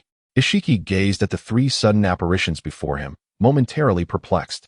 However, he quickly deduced that the figures were merely puppets controlled by another. With a mocking tone, Ishiki addressed the puppets. Is this all you are capable of? Not even daring to reveal your true forms. What connection do you have with Tsutsuki Kaguya? How did you locate me? But what awaited him was merely the glimmering cannon of the Azura path. In an instant, a multitude of missiles surged toward Ishiki. Yet, in the next moment, Ishiki's eyes began to transform, and black tattoos emerged upon his body. Just as the missiles were about to make contact, they seemed to vanish into thin air. Ishiki, observing the 3, slightly shifted his body and declared, "Here, take this back." In an instant, the missiles that had just been launched spiraled back toward them. Concurrently, the Deva path clone slowly extended its right hand. Shinra Tensei. In an instant, the missiles were deflected away. At the very moment the missile was deflected, a 3-headed hound and a colossal rhinoceros burst forth, swiftly occupying the already cramped room. The 3-headed hellhound and the rhinoceros charged directly at Ishiki. Just as he contemplated utilizing his powers, he noticed that Zuki Birizuka had departed. Yet no signs of a spatial rift emerged. Damned, has the space been sealed? Ishiki observed the approaching behemoths and waved his fingers. Countless black spikes surged forth, piercing the hellhound, transforming it into a pincushion. Simultaneously, a massive black cube descended rapidly, pinning the rhinoceros beneath it. In the same breath, Ishiki swiftly ascended to his concealed space above. Upon arrival, a gigantic lobster erupted, unleashing a powerful jet of water aimed straight at Ishiki's face. With merely a glance, a vortex resembling a black hole manifested before him. Great black heaven. Concurrently, he activated his ocular technique towards a nearby direction. May by Kuna. Instantly, an array of spikes pierced the ground, raising a cloud of dust. As the haze dissipated, a chameleon was revealed, now resembling a porcupine, riddled with spikes. Ishiki regarded the distant Rokudo with a tone tinged with disdain. Is that all the elusive teacher can muster? Resorting to such trivial tricks? How disappointing for your Rinnegan. With that, Ishiki swiftly positioned himself behind Rokudo and delivered a powerful punch, sending the human realm flying. His fist had pierced through the very essence of the human realm, leaving a gory hole in its abdomen. Shinra Tensei. The Deva path retaliated, unleashing a repulsive force toward Ishiki. Observing this, Ishiki nimbly evaded the onslaught of repulsion. Chapter 136, Rokudo's Defeat. A sneak attack. Meanwhile, under the cover of the Deva path, the Hell path cautiously approached the remnants of the human path's body. Just as it intended to summon King Enma to restore the human path, Ishiki suddenly materialized beside the Hell path, delivering a punch that pierced through it. Simultaneously, Great Black Heaven was activated, transporting the remains of both the human and Hell paths to an alternate space. Countless black rods emerged and swiftly impaled the beasts and hungry ghosts' paths to the ground. After executing these actions, Ishiki felt a sharp pain coursing through his frail body. This fragile vessel. Otsutsuki Kagaya. Just wait. I shall show you the consequences of betrayal and reveal the folly of forsaking the Otsutsuki clan. Yun Ting narrowed his eyes. Observing the instant Ishiki made his move. Did the abilities of the hungry ghost path prove ineffective? However, it was understandable. After all, those were not chakra-based attacks. They merely amplified and diminished existing entities. Nonetheless, quite diminutive indeed, were it not for his exceptional spatial awareness and dominion over divine authority. Discerning these minute details would have been exceedingly challenging. Moreover, even upon detection, evading them would pose a different challenge altogether. Ishiki regarded the two remaining puppets before him and remarked coolly, "Is the one behind still unwilling to reveal themselves?" The few puppets at hand proved to be of little use. One style remarked, manipulating countless massive black cubes to descend. Meanwhile, the celestial puppet swiftly retreated, while the Shura path unleashed a barrage of firepower against the cubes. Cannons and countless blades of attack surged forth, yet they bore no effect whatsoever. One style observed the Shura path with the disdainful gaze one might cast upon a fragile insect. "Perish, worthless creature." Just then, the figure of the Shura path darted perilously close to the celestial, narrowly evading the descending black cubes. The tremendous weight of the cubes sent dust swirling around them. One style regarded the two distant figures, noting, "It seems the insect desires to play a while longer. However, I lack the leisure to indulge you." In an instant, innumerable cubes materialized to encircle the two, then crashed down with a thunderous roar. A peculiar glint flickered in the eyes of the onlookers. Even puppets require a master-esque guidance, do they not? Yet, I sensed no formidable aura nearby. Instead, I detected a few insignificant ants far off the coast. Oh, how intriguing. Have they been obstructed? The site where the countless black cubes fell remained impervious. Below, the Shura path puppet lay incapacitated, for Yun Ting had withdrawn control, redirecting all focus to the celestial puppet. Super Divine Luo Tian Strike. Spicy Heaven Seal. My style surpasses yours. Just as the celestial puppet and the cubes were evenly matched, the celestial puppet deftly vanished from its position. The crashing cubes stirred a cloud of dust, causing the earth to tremble beneath them. A spark of lively spirit flickered in the eyes of the celestial puppet. Ah, indeed, quite terrifying. But trust me, one style, you shall make for a splendid sparring partner. The celestial puppet gently brushed off the dust from its garments, sensing the hidden flying thunder god Kanai laid around. A smirk crept upon its lips as it beckoned one style with a subtle gesture. Observing this, one style merely scoffed with disdain. Arrogant monkey. A descendant of that foolish woman, is it? A foolish creature to divide one's own power. Yet, it is merely a diluted bloodline. One style concentrated chakra into a long blade formed from his own essence. If you think this is insufficiently impressive, consider Kagaya's bone of death. As a relatively high-ranking member of the Tsutsuki clan, one style naturally possessed the bloodline network. He was poised to master the 7 elemental chakras: yin, yang, wind, earth, fire, thunder, and water. Meanwhile, the celestial gazed awkwardly at the black rod in his hand, transformed from the yin-yang release. Haha, somewhat disappointing, my apologies. However, it's best not to reveal my mastery of the bloodline network too soon. After all, puppets are meant to deplete the enemy's stamina and gather intelligence. The celestial puppet, observing the incoming consciousness, decisively hurled the black rod. Unsurprisingly, the black rod conjured by the Deva path appeared as fragile as paper.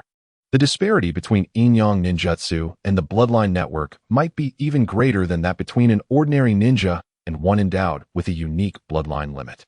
In the Naruto Shippuden series, the 6 paths may have represented the pinnacle of combat prowess. Yet in Boruto, one might find the 6 paths merely a distant figure to gaze up at. As the Deva path sensed the approach of Ishiki, it swiftly utilized Flying Thunder God to escape, leaving behind a somewhat irate Ishiki. Curse it, could this be the cruel prank of that wretched Kagaya? Why is it that I cannot utilize space-time ninjutsu while my opponent can? The only conceivable outcomes that come to mind are 3. First, that Otsutsuki Kinshiki has intervened, though the likelihood of this is minimal. After all, how could a being that even I must revere find amusement in toying with a weakling like myself? Second, that Otsutsuki Kagaya has resumed her malicious tricks. Yet, even with her penchant for chaos, Surely she wouldn't act so recklessly given my current predicament? No. Considering her chaotic nature, it is indeed plausible. Thirdly, it could be that my adversary possesses overwhelming strength or harbors a power comparable to the awakened supreme space talent of the Otsutsuki clan. Yet, even in my frail state, it is unlikely that any mere Otsutsuki could render me incapable of using even the simplest techniques. The more I ponder, the more chaotic my thoughts become. It would be far more practical to eliminate my opponent and extract the answers I require directly from them. If my foe truly possesses the power to subdue me, why do they not strike directly? Why resort to puppets for testing? Alas, both parties are somewhat oblivious to the true extent of each other's combat capabilities. Ishiki's disdain for Yun Ting and Yun Ting's cautiousness, or perhaps sheer survival instinct, create a stark contrast. Perhaps, compared to Ishiki at his peak, Yun Ting might falter. However, that refers to Ishiki at his zenith. The current Ishiki, burdened by a frail body, retains but a fraction of his power and must continuously restrain himself, fearing his own body might shatter. Though he has undeniably reached the level of the six paths, those familiar with Naruto understand that this level may merely signify the beginning. After all, with Naruto and Sasuke having reached their 17th year in Shippuden, reigning supreme, how could those who are not the protagonists of Naruto contend with such celestial intruders? As the Deva path swiftly distanced itself from Ishiki, it began to gather a vast amount of chakra in its hand. Wind release, spiraling shuriken. An ear-piercing shriek emanated from the palm of the Deva path before it was hurled directly at Ishiki. Chapter 137. Behold my super invincible Raikiri. Upon witnessing this, Ishiki conjured a black hole beside him. The spiraling shuriken, upon contact with the black hole, vanished without a ripple, akin to a droplet merging into the vast ocean. But in the next instant, Ishiki felt himself propelled away by an unseen force. Almost instantaneously, the Deva Path's puppet, wielding a chakra short rod, vanished from sight. Flying Thunder God Slash. Indeed, one might deem it a decisive strike. Regardless, the short staff wielded by the Heavenly Path puppet pierced through Ishiki's chest with unerring precision.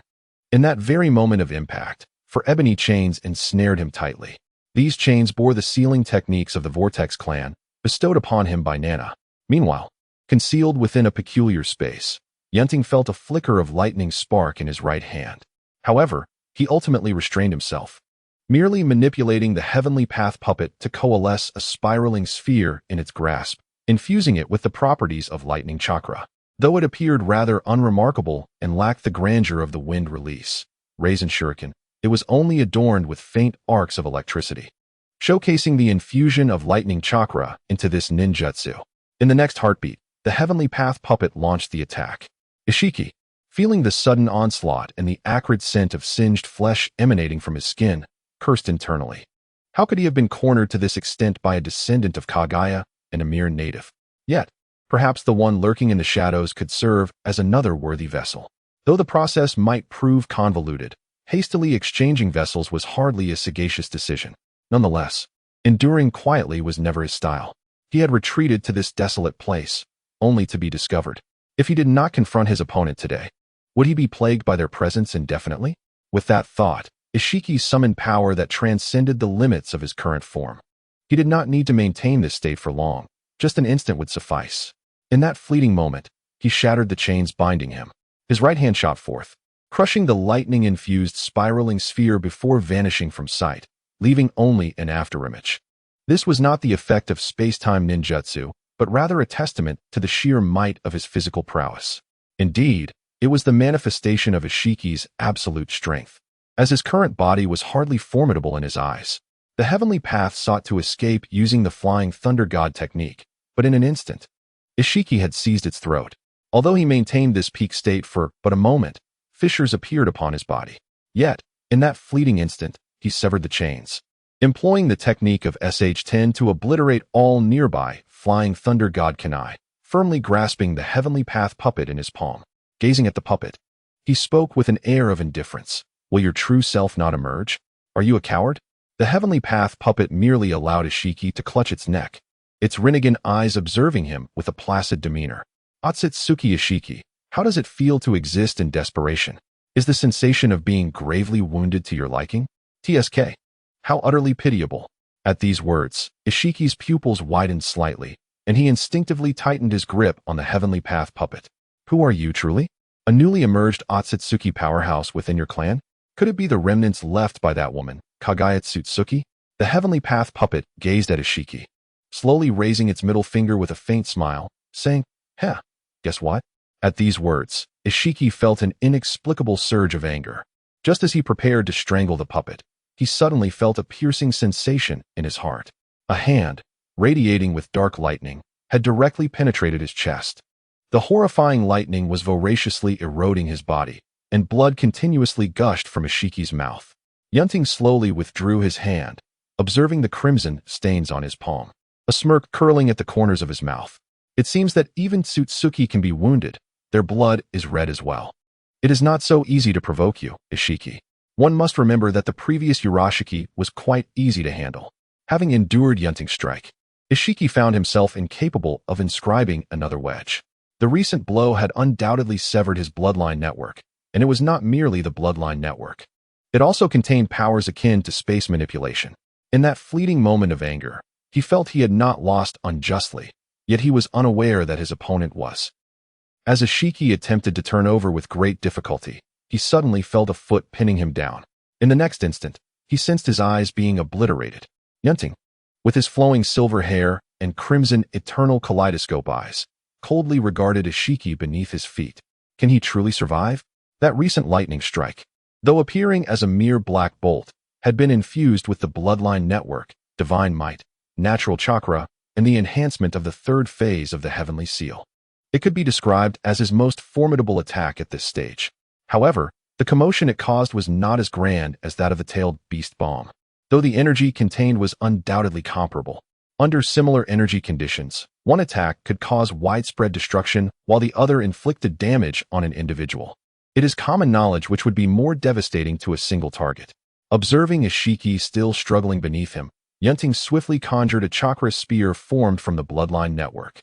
In the next moment, he impaled Ishiki, leaving him akin to a porcupine. Brother, cease your struggles. Death would be better for everyone. Moments later, Yun Ting sensed Ishiki's body beginning to dissipate. Then, a voice echoed in Yun Ting's mind. Ding. Congratulations, host. Task completed. Reward. Ocular technique. Lesser name Vijnana. Great darkness. Fusion ocular technique. Specific information on the Tsutsuki clan and their general habitat. Upon hearing the news of Ishiki's demise, Yun Ting could not help but let out a sigh of relief. Phew, the tension was suffocating, yet he felt as though he may have overreacted. However, it mattered little. The deed was done. After all, one must exert full effort even when hunting a rabbit. Ishiki Tsutsuki was certainly not the same as Urashiki, who merely relied on basic Tsutsuki elbow strikes and could not comprehend space-time ninjutsu. Task accomplished with ease. Upon hearing the words, Yun Ting directly entered the fishing space, subsequently arriving at a place where the vitality of life was exceedingly vibrant. Naturally, he settled cross-legged and commenced the inheritance of two-eye techniques, as well as their fusion.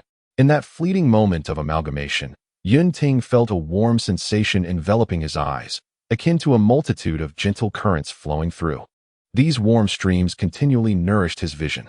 Before long, he sensed that he could now wield the newly acquired eye techniques, the Shoming Pigu and the Dahe Tian.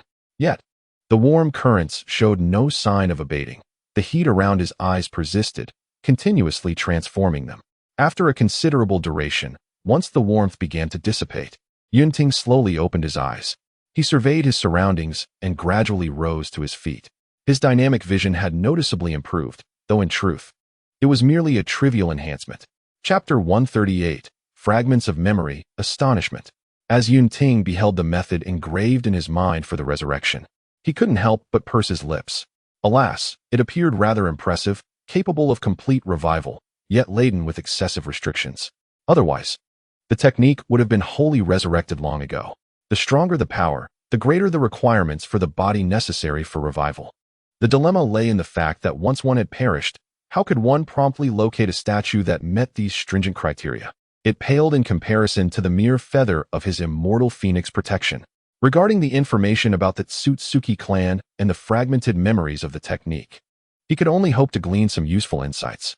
With this thought, Yun Ting delved into the incomplete memories of the technique. He observed the scattered recollections of its existence from birth to the present.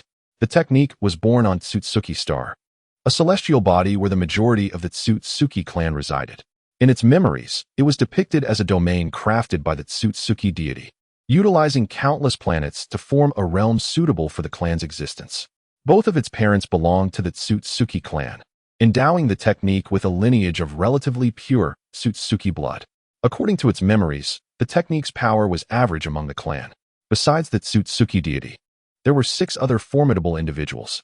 If the Tsutsuki deity corresponded to the Kaga-level powers within the Naruto universe, then these 6 could be likened to elite J-nin, or even those on the cusp of Kaga-level strength. Apart from the deity, these 6 represented the pinnacle of authority and might within the Tsutsuki clan. The remaining members, even at their zenith, would only barely reach the J-nin level, thus serving as the backbone of the Tsutsuki lineage. After reviewing the technique's memories, Yun Ting gently shook his head. The Tsutsuki clan, they claim to be the progeny of gods. In truth, they are merely beings endowed with formidable power, having devoured countless planets and chakra fruits. Who would dare challenge their strength? Subsequently, Yun Ting examined the foundational information regarding the Tsutsuki clan provided by the system. Aside from the indicated location of the suspected Tsutsuki star, the remainder of the information seemed of little significance. Within the fragmented memories of Tsutsuki, the individual known as Tsutsuki Jiji had never even crossed his path. Among the 6 elders, Ishur was only aware of their respective titles. However, the capabilities and strengths of his counterparts eluded his memory. This was to be expected, as the Otsutsuki clan exhibits a distinct hierarchical structure. Much like Kinshiki and Mamashiki in Boruto, Kinshiki willingly sacrificed himself to transform into a chakra fruit for Mamashiki to consume. Alas, such selflessness is a rare trait. Take, for instance, Ishur's subordinate, Kagaya, who betrays from behind, while Mamashiki's ally, Kinshiki, selflessly puts others before himself. Furthermore, it appears that Kagaya's identity is not as simple as it seems. Kagaya, a fallen noblewoman, is indeed a tragic figure, having orchestrated Ishur's downfall only to be ultimately sealed by her own offspring. However, with matters resolved, it is time to return. Contemplating this, Yun Ting utilized the Flying Thunder God technique to arrive at the inner city of the Federation. Observing his relatively tidy attire, he smiled faintly. This journey had been rather effortless. It seems I may have overestimated Ishur's current state. Strolling along the streets of the inner city, Yun Ting noticed an increase in clan members. The outer city was particularly bustling lately. The Federation's rising prominence had naturally attracted numerous visitors. Before he realized it, Yun Ting found himself standing before a house situated in the heart of the inner city. In the courtyard, a red-haired girl, approximately 18 years of age, patiently instructed a 12-year-old black-haired girl in her training. It is essential for a ninja to possess precise control over their chakra, much like my current chakra chain. As she spoke, Kushina conjured a chakra chain behind her. Your control over chakra is rather poor. I recall perusing the Uchiha clan's archives within my family, where it was noted that the Sharingan, despite its formidable power, can lead to detrimental effects on the eyes if overused. Although Ayun and the others seem to have developed methods to mitigate the strain from utilizing the Manjiki Sharingan, it is advisable to refrain from using it whenever possible. Upon hearing this, Hikari did not argue, recognizing that Kushina genuinely cared for her well-being, and simply nodded in acknowledgement. I understand, Sister Kushina. By the way, Sister Nainai, you are engaged to Brother Yun Ting, right? At this, Kushina slightly elevated her well-developed figure. Indeed. What do you think? Don't we make a splendid pair? Reflecting on their interactions over the past few days, Hikari nodded in agreement. Yes, Sister Nainai and Brother Yun Ting do seem quite harmonious together. However, is it common for ninjas to marry at such a young age now? In my time, many individuals were already having their first child around 17 years of age, often beginning to seek their partners by the age of 15. Upon hearing this, Kushina extended her petite hand to gently stroke the top of Hikari's head, her gaze revealing a blend of determination and tenderness. Speaking of matters between myself and Ayun, perhaps he harbors his own concerns. Nevertheless, I shall wait indefinitely. For Ayun was exceedingly cunning from the very start, whisking away my soul upon our first encounter. Hikari, observing Kushina before him, rarely displayed a hint of a smile. Nanane, are you perhaps enamored with Brother Yun Ting's looks? Is this what they refer to as love at first sight or being swayed by appearances? Upon hearing this, Kushina playfully pinched Hikari's cheek. Hikari, you've gone astray. How dare you tease me now? And what do you mean by being swayed by appearances? Am I that kind of person? Although, I must admit, Yun Ting was indeed quite handsome, and I too am fond of his looks. However, let me tell you, his appearance is merely one of his most inconspicuous traits. As Kushina responded to Hikari, her mind involuntarily wandered back to the moment she first met Yun, recalling how he stood up for her. Indeed, Yun is a meticulous and gentle soul, and he was the only friend I had at that time. Grandma Mito advised me to get along well with my classmates, but Yun told me to simply be myself. Disliking someone is just that. There's no need to concern oneself with the will of fire or the feelings of others. Yun emphasized that one's own happiness is paramount. Looking back now, I realize how fortunate I was to be placed in the same class as Yun. Otherwise, I would have missed out on such a remarkable person. Just then, a voice interrupted their reverie. Hey, what are you two chatting about? It seems you're getting along quite well. Upon hearing that familiar voice, Kushina turned her head, a surge of excitement coursing through her. She soon spotted Yun Ting's figure. Without hesitation, Kushina leaped into Yun Ting's arms. Her fair arms wrapping around his neck while her long, slender legs encircled his waist. Yun Ting instinctively supported Kushina's body, a hint of exasperation in his tone. What's the matter? Why the excitement? Kushina gazed at Yun Ting from a close distance, smiling brightly. Well, I missed you. After saying this, she willingly descended from Yun's embrace. Although there were no outsiders present, she cleared her throat. Ahem, but perhaps it's better not to act like this. Yun Ting gently tapped Kushina on the head. Don't we see each other every day? What is there to miss? Kushina, with her tongue playfully sticking out, replied. I just do. She then leaned closer to Yun Ting, standing on her tiptoes to whisper in his ear. By the way, Yun, I've mastered the ninjutsu you taught me. What do you think? Am I impressive? Yun Ting regarded Kushina and nodded. Yes, you are the most impressive. He then turned to Hikari, who stood nearby. So, how are you adapting to your current life? Upon hearing this, Guang nodded. Indeed, at present, everyone has been quite kind to me. They generally take good care of me. Yun Ting, upon hearing this, took Jiu Xinai's hand and led her into the house. Let us converse inside, away from the outdoors. Once the three entered the dwelling, Yun Ting glanced at Jiu Xinai and inquired. So, how are you and the Uzumaki clan faring within the Federation? Are you adapting well? Jiu Xinai pondered for a moment before responding. Well, it's quite satisfactory. The Federation is very safe, and the younger ones in our clan have quickly acclimatized to our current lifestyle. I never anticipated that the vision Yun and I once discussed would come to fruition so swiftly. However, Yun, you might be unaware that Feng Yu and the others have been secretly gossiping about you, claiming you do nothing all day. Upon hearing this, Yun Ting narrowed his eyes slightly. Oh, is that so? It's only natural for people to have opinions about me. I shall have a proper chat with him soon. Suddenly, Jiu Xinai seemed to recall something. By the way, Yun, do you remember that kind-hearted older sister we met in the land of hot water? Yun Ting reminisced about their experiences in the land of hot water. Are you referring to the person who gave us a ride back then? Jiu Xinai confirmed. Yes? Exactly her. You won't believe it, but I encountered her yesterday. I was surprised to find that Sister Xia Yu traveled all the way from the land of hot water to establish a business association in the Federation. That's why the name of the Xia Yu Business Association felt so familiar to me. It was founded by her. Yun Ting looked at Jiu Xinai and asked, has anything else happened recently? Jiu Xinai thought for a moment. Actually, I haven't been paying much attention to the Federation lately. Not much has transpired. If I had to mention something, it seems that ninjas from the 6 great nations have been pouring in. The population within the inner city is steadily increasing. Recently, various establishments like business associations, arenas, and auction houses have been erected under the Federation's name, garnering considerable attention. I'm not well acquainted with the visitors from other nations. However, it appears that most of the more renowned clans from Konoha have representatives residing in the inner city, apart from the Uchiha, Uzumaki, and Senju clans.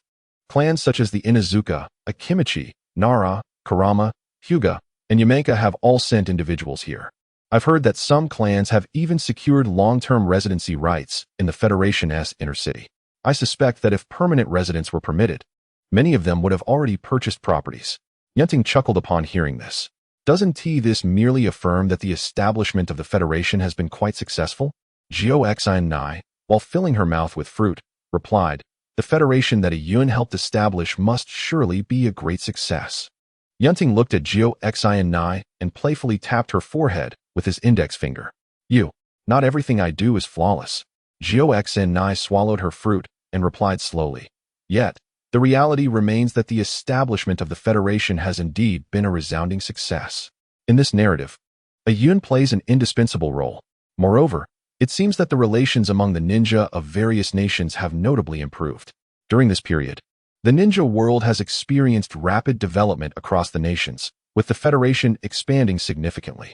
Each country has also established subordinate factions within the Federation, serving to deepen connections among them while simultaneously acting as a means of supervision and deterrence.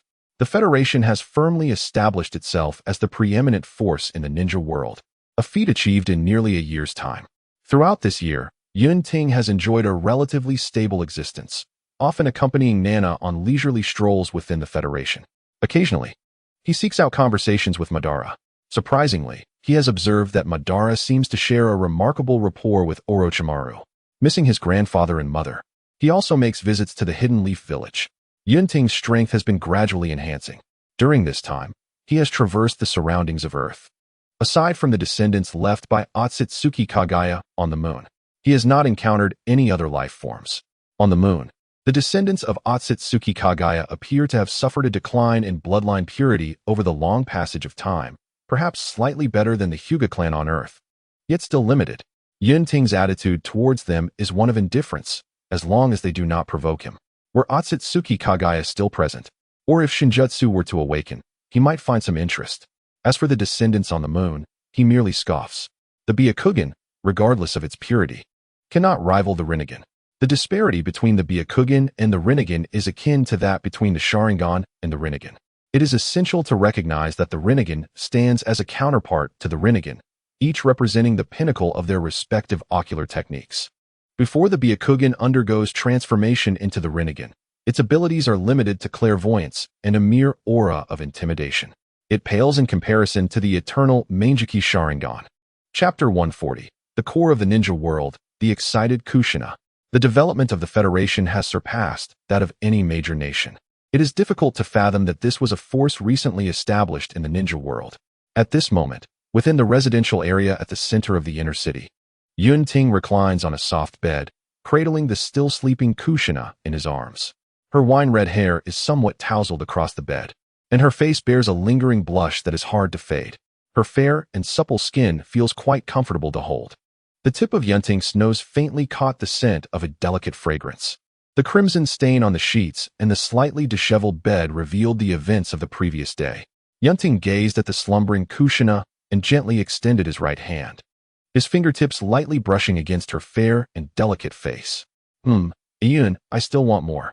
Suddenly, it seemed that Kushina had dreamt of something, murmuring sleepily. Upon witnessing this, Yun Ting chuckled softly and carefully disentangled her arms from around him, gently covering her with the blanket. After a moment's glance at Kushina's serene sleeping visage, he quietly exited the room. As Yun Ting stepped out, he spotted Hikari seated on the sofa in the living room, with some breakfast items he had purchased nearby. Hikari, munching on a bun, looked up at Yun Ting as he emerged. This is the breakfast I just bought. Would you like some? Yun Ting accepted without hesitation, taking a seat opposite Hikari and devouring a bun. Hikari, pointing towards the room they shared, inquired with a hint of curiosity. Shouldn't we call Sister Kushina to join us for breakfast? Yun Ting replied slowly. Kushina, she stayed up too late last night. Let's allow her to sleep a bit longer. Hikari, hearing this, shrugged it off, accustomed as he was to his sister's penchant for sleeping in. After finishing breakfast, Yun Ting and Hikari ventured outside. Strolling along the streets of the inner city, Yun Ting asked, So, is there anything you wish to eat? Let us indulge in something nice for lunch today. Hikari paused for a moment, then queried, Is today a special occasion? Yun Ting shook his head with a smile. Not really. It's just that your sister might need some nourishment. Hikari's tone turned slightly anxious. Is Sister Kushina hurt? That shouldn't be the case, right? I mean, with you around. Yun Ting chuckled, ruffling Hikari's dark hair. Who says that needing nourishment implies one must be injured? If bleeding counts as being hurt, then perhaps that could be considered an injury. But it's not something I should discuss with you. After all, by age, you could very well be my great-grandmother. However, without considering the time spent sealed, you're just a little kid. Sometimes, adults don't need to clarify everything for children. A little misdirection suffices. Before long, Yun Ting and Hikari returned laden with ingredients for their midday meal. Once they entered the kitchen, Yun Ting skillfully tied on an apron and promptly shooed Hikari away. As Hikari attempted to protest and offer assistance, Yun Ting pointed to his head, saying, "Little ones should just sit in the living room, enjoy some fruit, and wait for the meal to be ready." Hikari, feeling resigned, could only sit sulkily on the sofa in the living room. Yun Ting, amused by Hikari's sulking demeanor, began to heat oil and prepare to stir-fry. Soon, the rich aroma of meat wafted through the kitchen. Meanwhile, in the room where Yun Ting and Kushina resided, upon catching a whiff of an enticing aroma, Kushina's delicate, fair nose twitched ever so slightly before her eyes flew open wide. "How delightful! I am famished." With her tousled red hair framing her face, Kushina appeared somewhat dazed from her slumber. After rubbing her charming visage, she suddenly realized that she seemed to be without clothing. Slowly, she lifted the covers, only to discover a vivid crimson stain upon the sheets. Gazing at the bloodstain, a silly smile crept across her face as she recalled that she had indeed captured Yun Ting the previous day. Regaining her composure, Kushina's slender fingers, reminiscent of tender green shoots, gently glided over the bloodied spot on the sheets. Her fingers, sharp as blades, effortlessly tore through the fabric. Cautiously, she collected the stained portion of the sheet and, after donning her attire, stepped out into the world beyond. Clad in a pristine white nightgown that barely concealed her thighs, revealing her pale, straight calves. She wore a pair of slippers that showcased her 10 adorable, fair toes. An excited smile graced her exquisite face. As Kushina emerged, she followed the enticing scent to the adjacent kitchen. Upon spotting Yun Ting, who was busy cooking, her light blue eyes sparkled with mischief as she stealthily approached him from behind. With hands poised on either side of his head, she prevented him from turning to see her. Then, in a playful tone, she called out, "Guess who I am?" Yun Ting, while stirring the braised pork in the pan, chuckled, "Let me think. Is it that little lazy pig who has finally risen?" Kushina, feigning sorrow, sidled up beside him. "Oh, how cruel you are, Yun Ting, to compare me to a pig. I am angry and must impose a punishment." Yun Ting glanced at her, intrigued. "Oh, and what sort of punishment might that be?" With a mischievous grin, Kushina leaned closer, whispering, "As for the punishment." She rose onto her tiptoes and planted a kiss on Yun Ting's cheek. "You shall be punished by my fragrant presence." Afterward, she playfully stuck out her tongue at him. Seeing this, Yun Ting reached out with his free hand and gently tapped her forehead. All right, go wash your face and hands. It's time to eat." Kushina leaned in close to his ear and replied, "Of course, dear husband." With that, she bounced out of the kitchen, her joy palpable. Yun Ting watched her with a smile tugging at the corners of his mouth before resuming his culinary duties. This girl, it seems, has adapted to her role rather swiftly. But as long as she is happy, my dear wife. Though I wouldn't dare voice that sentiment aloud. I feel I need a moment to adjust to such titles. After quickly washing her face, brushing her teeth, and cleansing her hands, Kushina made her way to the living room, where she planted a kiss on Kei's cheek as he sat upon the couch. Gazing at the visibly excited Kushina, Light gently pushed her head away. "Is sleeping in a bit too much of a joy, Nanane?"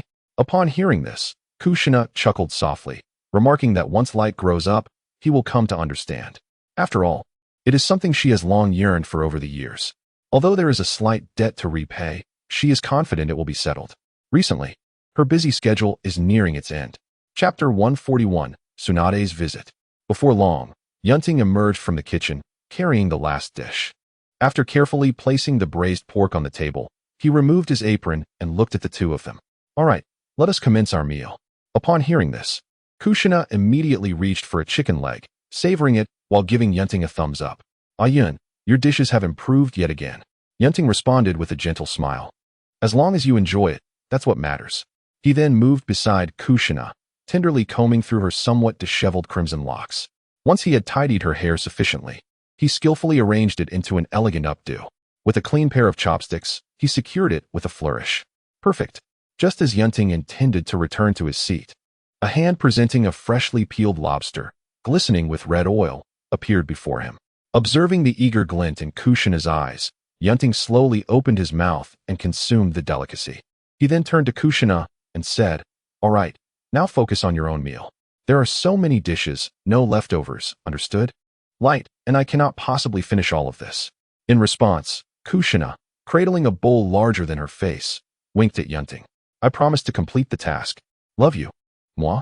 After Yun Ting used his chopsticks to serve both Kushina and light some dishes, he joined in the feast. The food he consumed was instantly transformed into chakra, stored within a specific space in his body. Simultaneously, during periods of fasting, this energy would reciprocate and nourish him.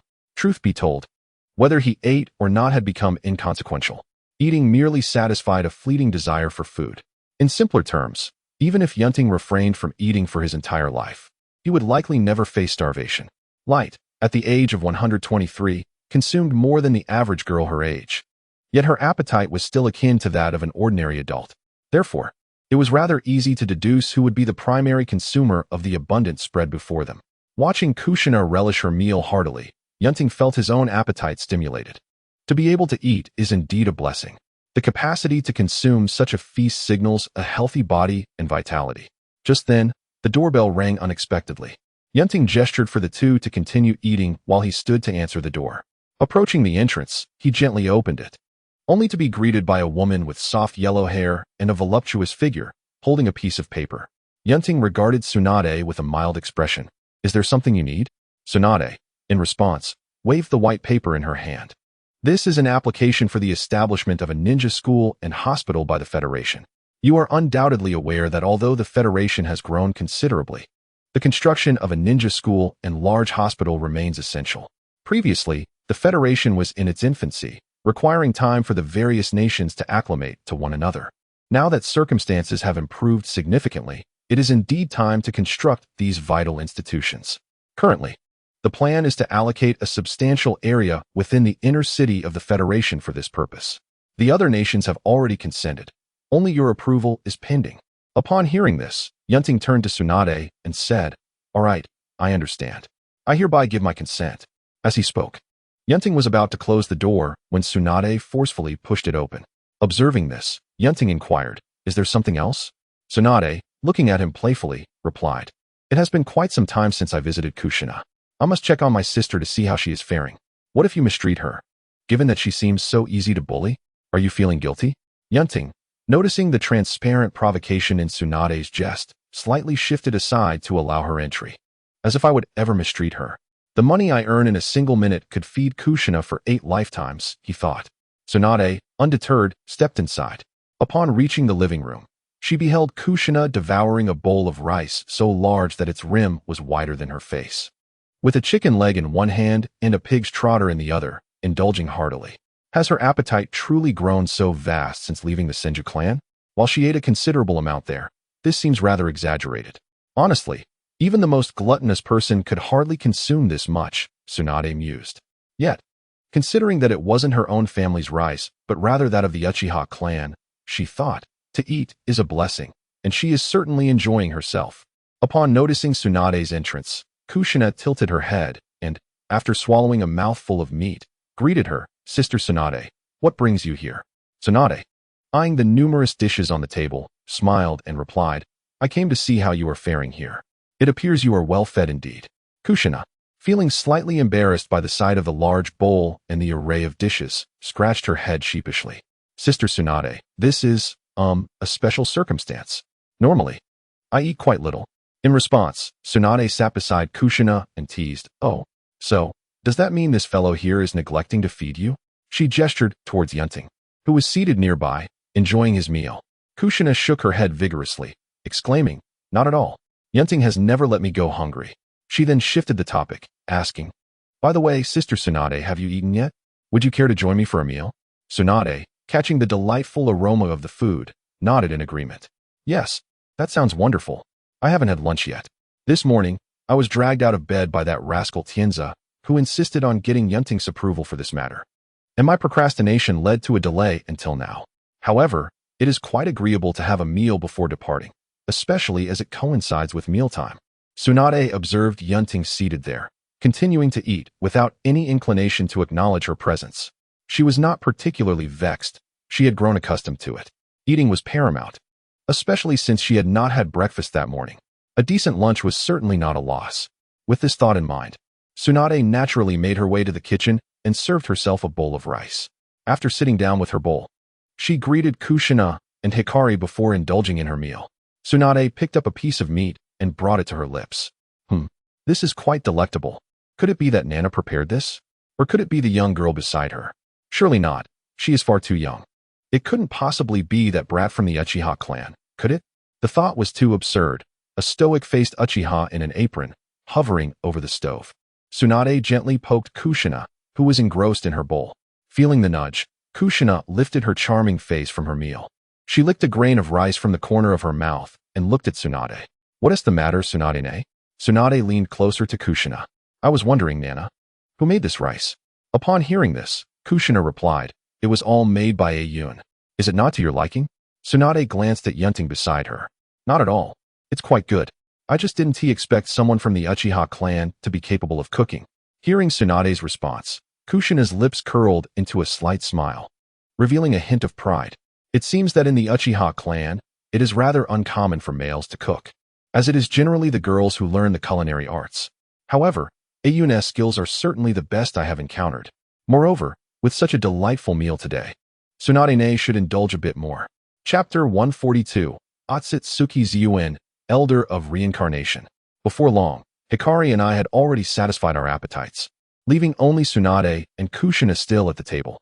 Yun Ting stood up, gathered the utensils for himself and Hikari, and made his way toward the kitchen. After rinsing the utensils, he sliced a cake from the cutting board, enough for both himself and Hikari, and poured 3 cups of refreshing beverages. He then brought them out.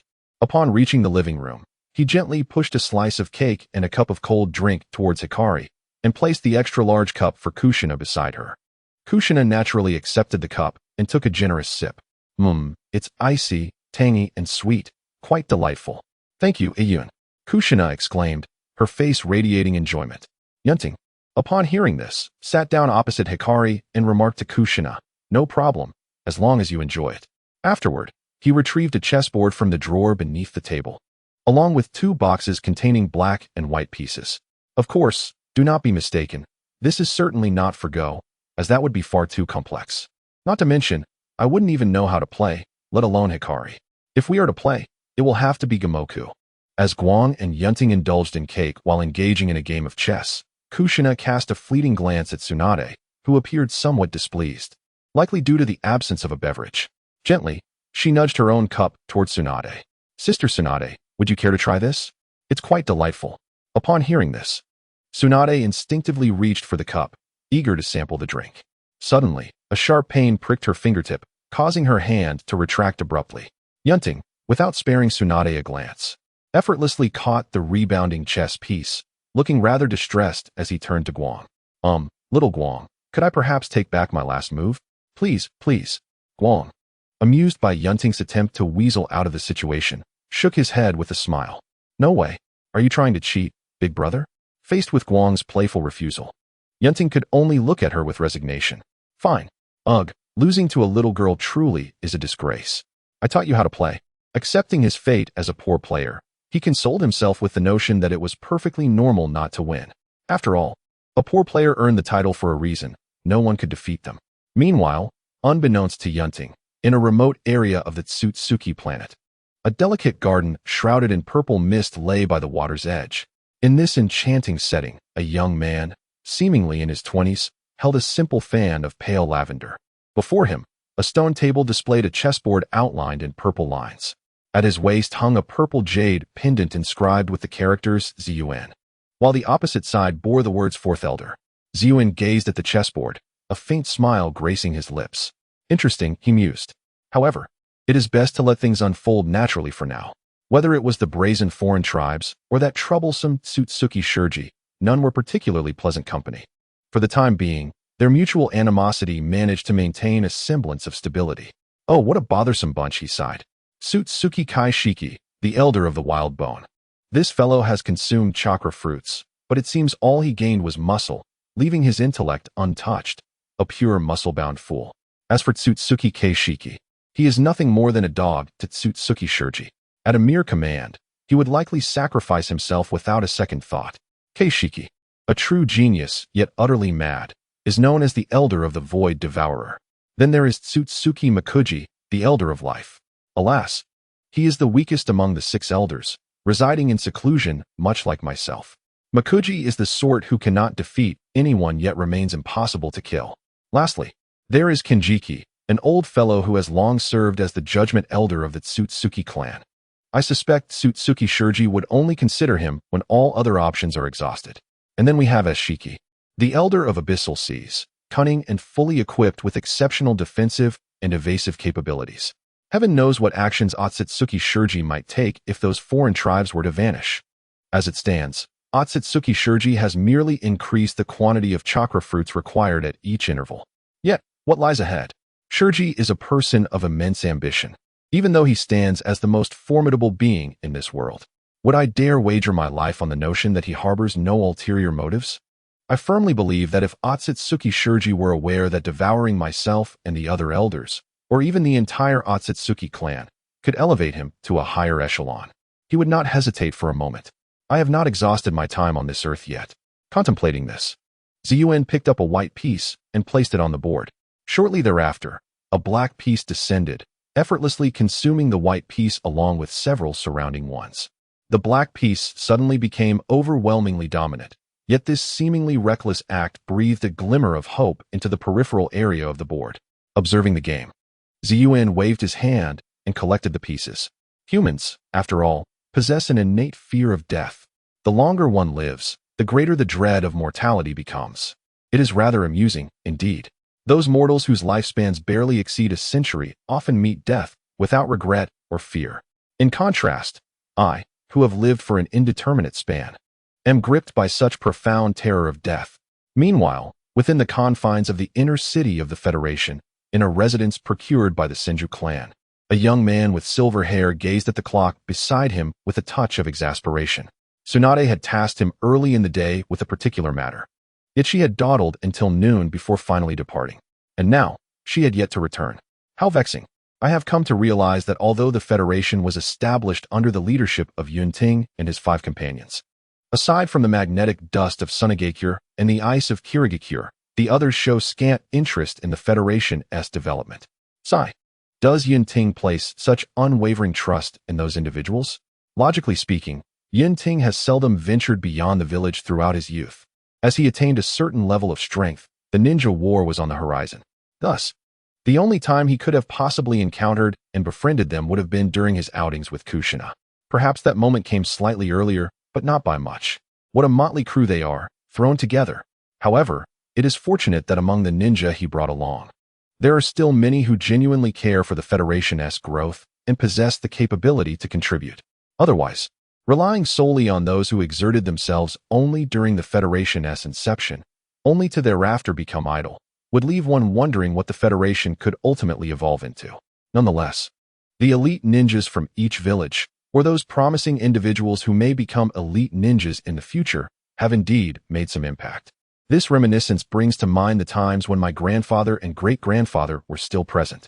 Though my great-uncle lacks an understanding of finance, he possesses a formidable strength capable of suppressing nearly everyone of his time, save for one member of the Uchiha clan.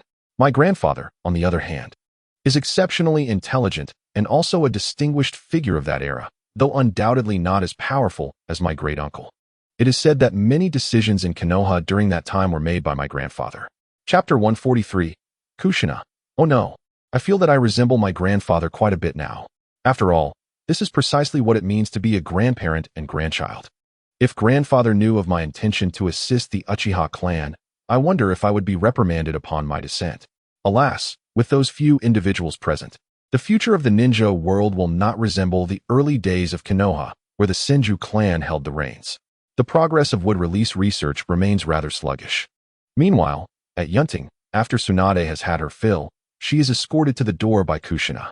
Watching Tsunade, Kushina smiles and asks, "So, how is it, Sister Tsunade? Ayun's cooking is delightful, is it not?"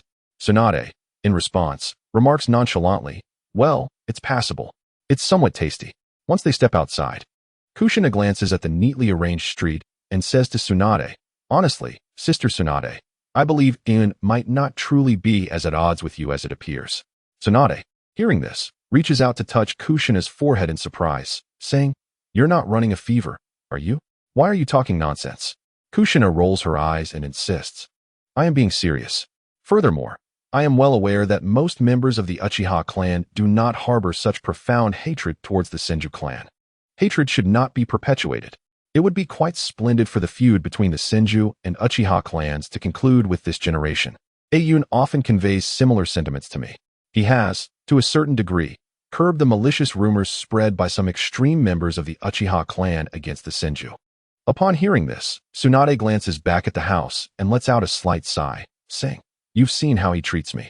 Can it be considered a good attitude?" Kushina responds with a smile. "Could it be that Yun simply finds you bothersome?" Tsunade, in response, lightly tosses her light yellow ponytail and tilts her head. "Bothersome? Please. That is simply a flaw of his. People adore me, and flowers bloom at my presence. Yet those Uchiha seem as if they are ready to attack upon seeing me." Kushina chooses not to delve further into the conversation, instead stating, "Let us wait and see. I believe time will reveal everything." Tsunade nods slightly and adds, "By the way, though I feel this may not be the best thing to say, you aren't indulging in excessive eating, are you? That is not good for your health. There is no need to finish all that food just because of something that guy said." "Certainly, while I do not find it overly contrived when you eat." Kushina, upon hearing Tsunade's concerned inquiry, couldn't help but feel a bit embarrassed as she scratched her head. "Regarding this matter, I must admit my appetite has indeed increased significantly of late. Additionally, those portions are specifically prepared for me by Yun. Moreover, Yun Ting would never compel me to consume food that I truly cannot stomach. On this point, Tsunade, you need not worry." Tsunade, upon hearing this, let out a slight sigh of relief. "Well, that is good to hear. I was afraid that you might feel pressured to finish everything due to that fellow Yun Ting. It may be tolerable once or twice, but if it becomes a habit, it could severely impact your health. Also, remember, do not foolishly throw yourself into situations without caution. Some men may take advantage, consuming everything and then showing no responsibility." Upon hearing this, Kushina couldn't help but smile. "Yes, I understand, Tsunade. I will be mindful. However, I have already given myself away. After all, I will eventually belong to Yun, and it actually feels quite pleasant."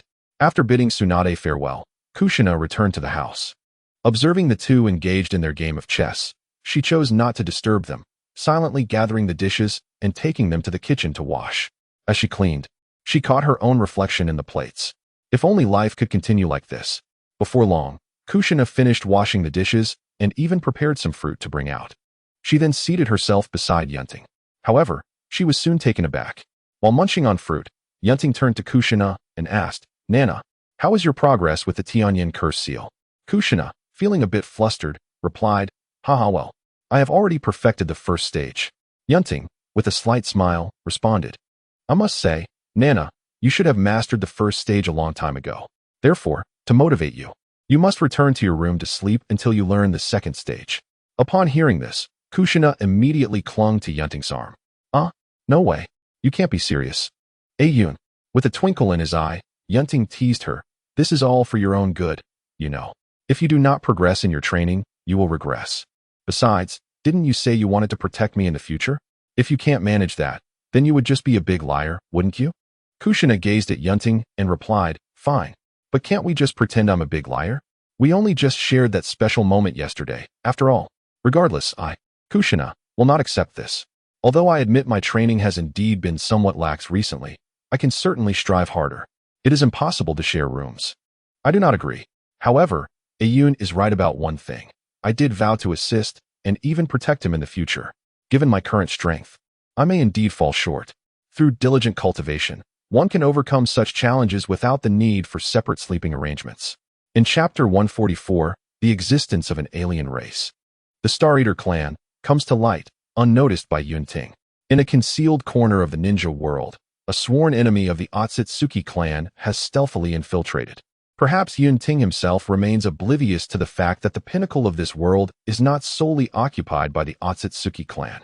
This entity, resembling a humanoid form, is composed of dark matter and biological keratin. It is a high-ranking warrior of the Star Eater clan, having survived the battles against the Otsutsuki clan and now adrift in the cosmos. At this moment, this humanoid being is exuding a dark substance reminiscent of human blood. "Cursed Otsutsuki clan, how dare you drag me into the storm of space? But little did you expect. I am resilient, while you, Otsutsuki girl, may not be so fortunate. I sincerely hope you have met your demise." Otherwise, once I absorb the energy of this planet to replenish my void energy, I shall ensure your suffering is beyond imagination." As it spoke, the creature revealed a grotesque smile, one more pitiable than a cry.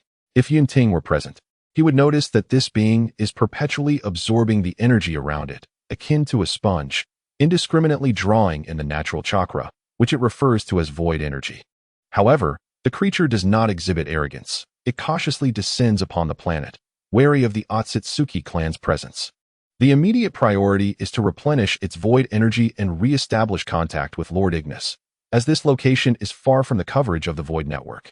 Meanwhile, not far away, amidst a field of meteors, a woman with striking white horns and a fair visage lies bloodied, her attire marred by the cuts of sharp blades. With each cough, her chest rises and falls involuntarily, accompanied by excruciating pain. I hope that wretched being has perished alongside me. Father, mother, and Lord Mo. I may never return. The woman can only lie still, awaiting the inevitable embrace of death, for her current injuries guarantee a grim fate without intervention.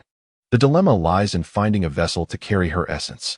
In stark contrast to the dire situation of the Otsutsuki woman, the Star Eater clan appears to fare considerably better. After some time, at the edge of the Land of Lightning, an ordinary-looking youth, seemingly in his 20s, emerges slowly from the sea. He appears no different from any typical boy gathering shells by the shore. Yet, within his body, his organs, including his heart, have vanished, leaving behind only a dark core quietly residing within him. Deep within his pupils, a faint trace of dark purple excitement flickers. How amusing. The sustenance on this planet is truly unpalatable. However, it somewhat compensates for the depletion of my ethereal energy within. According to the recollections of this youth, it appears that the most formidable entities on this planet are the nine-tailed beasts. The one closest to me seems to reside within a village known as the Hidden Cloud. I can already sense an extraordinary chakra emanating from it. For now, I shall borrow the name of this lowly mortal. Before long, I found myself guiding this young man to his dwelling place. As he entered the village, a middle-aged man approached him, greeting him amiably. "Ah, is that not little Gunma? How is your harvest at sea?" The youth, upon hearing this, merely regarded the man in silence, then licked his lips, at which point a dark purple tentacle emerged from his being, piercing through the middle-aged man's body. In an instant, the man was drained of life, his skeletal remains flung aside by Gunma. Truly distasteful. The ethereal energy contained within him was far less than that found in the creatures of the sea. Yet, circumstances do not permit me to be choosy. I must endure this indignity. Subsequently, Gunma unleashed a massacre upon the village. With the last little girl pierced by his tentacle, the village was left devoid of life. Thus, Gunma, guided by his senses, advanced in the direction of the two tails. Any ordinary person or ninja encountered along the way was transformed into energy, serving as a prelude to the feast ahead. As Gunma drew nearer to the two tails, he inevitably encountered the ninjas of the Hidden Cloud, tasked with protecting the Jinchuriki. "Who are you? This place is off-limits to outsiders. Halt at once, or else." Before the guard could finish, he felt the world around him spinning, and his vision gradually faded to darkness. Gunma swiftly dispatched the ninjas. Adhering to his principle of waste not, want not, he reduced them to mere husks. Upon completion, he sensed the core of the void becoming increasingly saturated, a smile creeping onto his lips. His ethereal energy had returned to approximately 20%, and his injuries had healed nearly 50%. I hope this so-called Two Tails will not let me down. With that thought, Gunma strode purposefully towards his target. Shortly, he arrived before a wooden cabin, where he encountered a man with slightly graying hair. The man eyed Gunma warily and queried, "Who are you? How did you bypass the ninjas down the mountain?" Upon hearing the question, Gunma's lips curled into a smirk, laced with derision. "Bypass? They are hardly worthy." In an instant, he appeared beside the man, conjuring a dark-hued long blade that he aimed at the man's throat. In a frantic response, the man hastily enveloped his hands in crimson-tainted beast chakra for protection. Yet, that suddenly materialized, obsidian long blade cleaved through the man's defenses.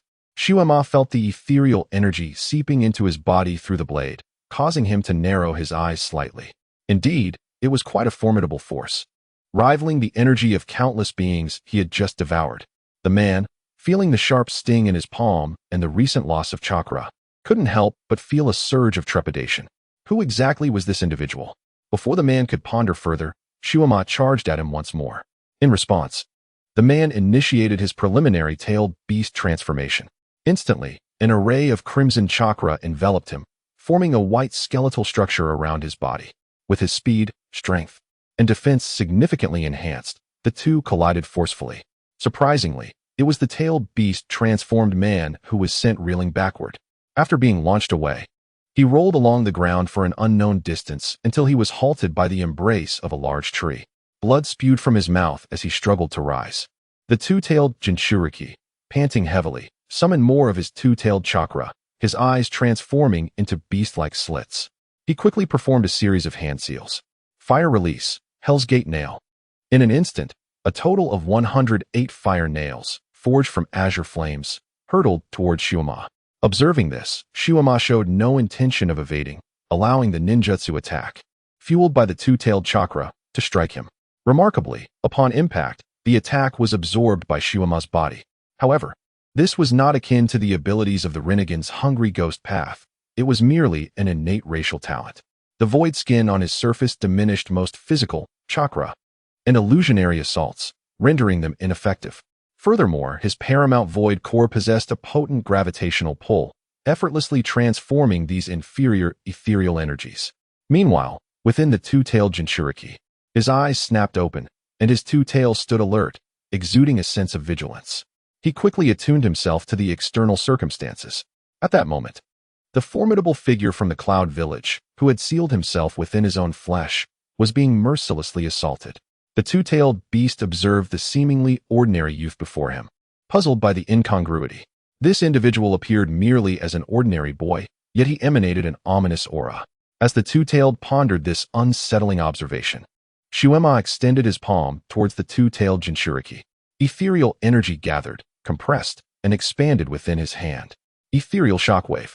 In an instant, a colossal wave of energy surged toward the two-tailed Jinchuriki, stirring a cloud of dust upon impact.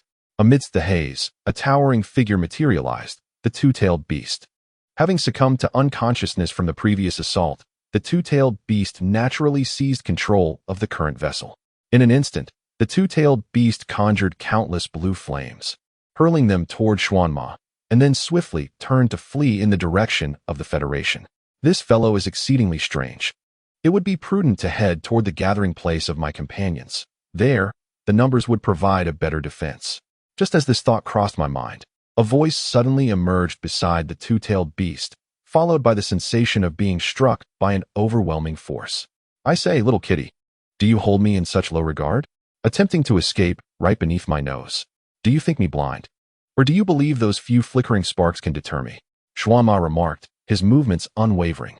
Countless dark, ethereal energies surged forth from Shuanma's void core, coalescing into black chains that ensnared the two-tailed beast tightly.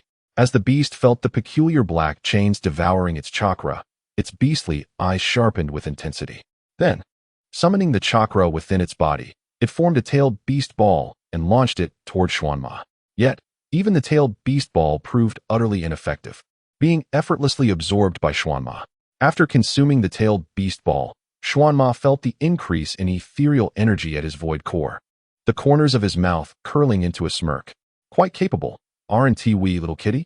Fear not, you shall soon become a part of my energy. Moreover, your essence feels oddly familiar, akin to that which my adversaries wield, albeit incomplete. Regardless, being devoured by me is indeed your honor. The two-tailed beast, feeling its strength wane, gazed at Shuanma and spoke with calm resolve. Are you of the Tsutsuki clan?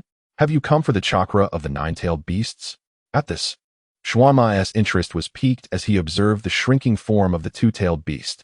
Do not conflate me with those hypocritical clansmen, the Tsutsuki, who covet the planet's ethereal energies.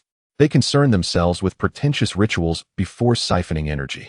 A pitiful lot. They deride our crude methods of extraction. Yet how superior are they truly? Oh, right. We refer to it as ethereal energy on our side. Here, it seems you call it chakra. Realizing there was no escape, the two-tailed beast looked at Shuanma and replied, in essence, you are merely a thief, no different from the detestable Tsutsuki clan. With that, the two-tailed beast closed its eyes, surrendering to its fate. It then connected with the consciousness of the other 8-tailed beasts. Almost instantaneously, The shadows of the nine-tailed beasts converged in a realm of awareness. "What brings you to us, two-tailed?" queried one. "Indeed, what is it?" Several others chimed in. "Roar." The nine-tailed beast bellowed at the others, signaling for silence. It then turned to the two-tailed beast and asked, "What has transpired? You seem to be in dire straits." As the two-tailed beast observed its increasingly ethereal form, a bittersweet smile graced its face.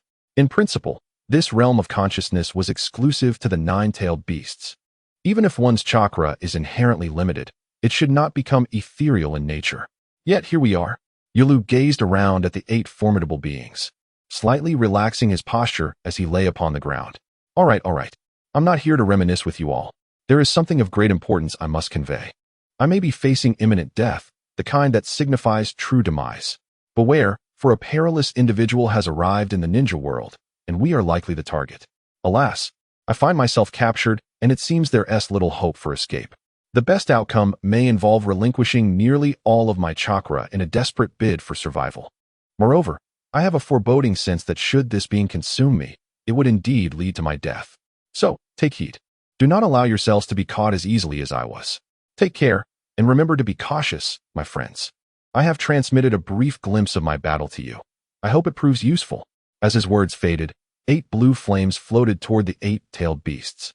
Then, Yolu's figure became increasingly ethereal until it vanished entirely. Within the space, the 8-tailed beasts observed Yolu's disappearance, their emotions complex. The aura of Yolu had truly dissipated. Kurama scrutinized the battle footage transmitted by Yolu, his fox-like face registering a noticeable gravity. After the tailed beasts had all reviewed Yolu's combat information, the one tail spoke first. "What are your plans, you lot?" The 8 tails responded with a slight movement of its tentacles. "What should we do? We cannot simply wait for our fate." Kurama listened to the surrounding tailed beasts bicker, his thoughts drifting to Yolu's ephemeral figure before his disappearance, causing a sense of unease to well within him. Chapter 146, The 8 Tails Plan. Assemble. Kurama regarded the remaining tailed beasts and spoke slowly. "Enough of the squabbling. Our immediate concern is the QB and the Mu King. Do either of you have a means to swiftly reach the Ninja World Federation? Although it pains me to admit it, the Federation is undoubtedly the safest haven at this moment. With Yolu gone, we are all at a disadvantage. Yet, the information Yolu provided was intended to aid our survival. Even in seeking vengeance, we must consider our own strength, do we not?" Upon hearing this, the QB remarked, its 5 slick tails swaying slightly, its voice soft yet earnest. "I am currently sealed within a valley in the Hidden Mist Village. If that being discovers my location, I will most certainly be doomed. I am powerless to act, for that seal is not easily broken." The Mu King addressed the gathered tailed beasts. "As for me, I have refrained from causing any disturbances lately, knowing that such actions would be futile. However, should I suddenly erupt in power, I might be able to maintain control for a time, which should suffice to reach the Ninja World Federation. The issue lies in whether they will permit my entry." The one tail swayed its somewhat plump form and replied, "You need not worry about that. As long as you are with the QB, there will be no cause for concern. A few of us, the Jinchuriki, remain within the Ninja World Federation, and we wield considerable influence. Inviting you in should pose no significant issues. After all, if that individual's intentions align closely with those of the Otsutsuki clan, then humanity is unlikely to escape unscathed, save for a certain great fox Jinchuriki." The 9 tails, hearing this, cast a disdainful glance at the one tail. "Humph.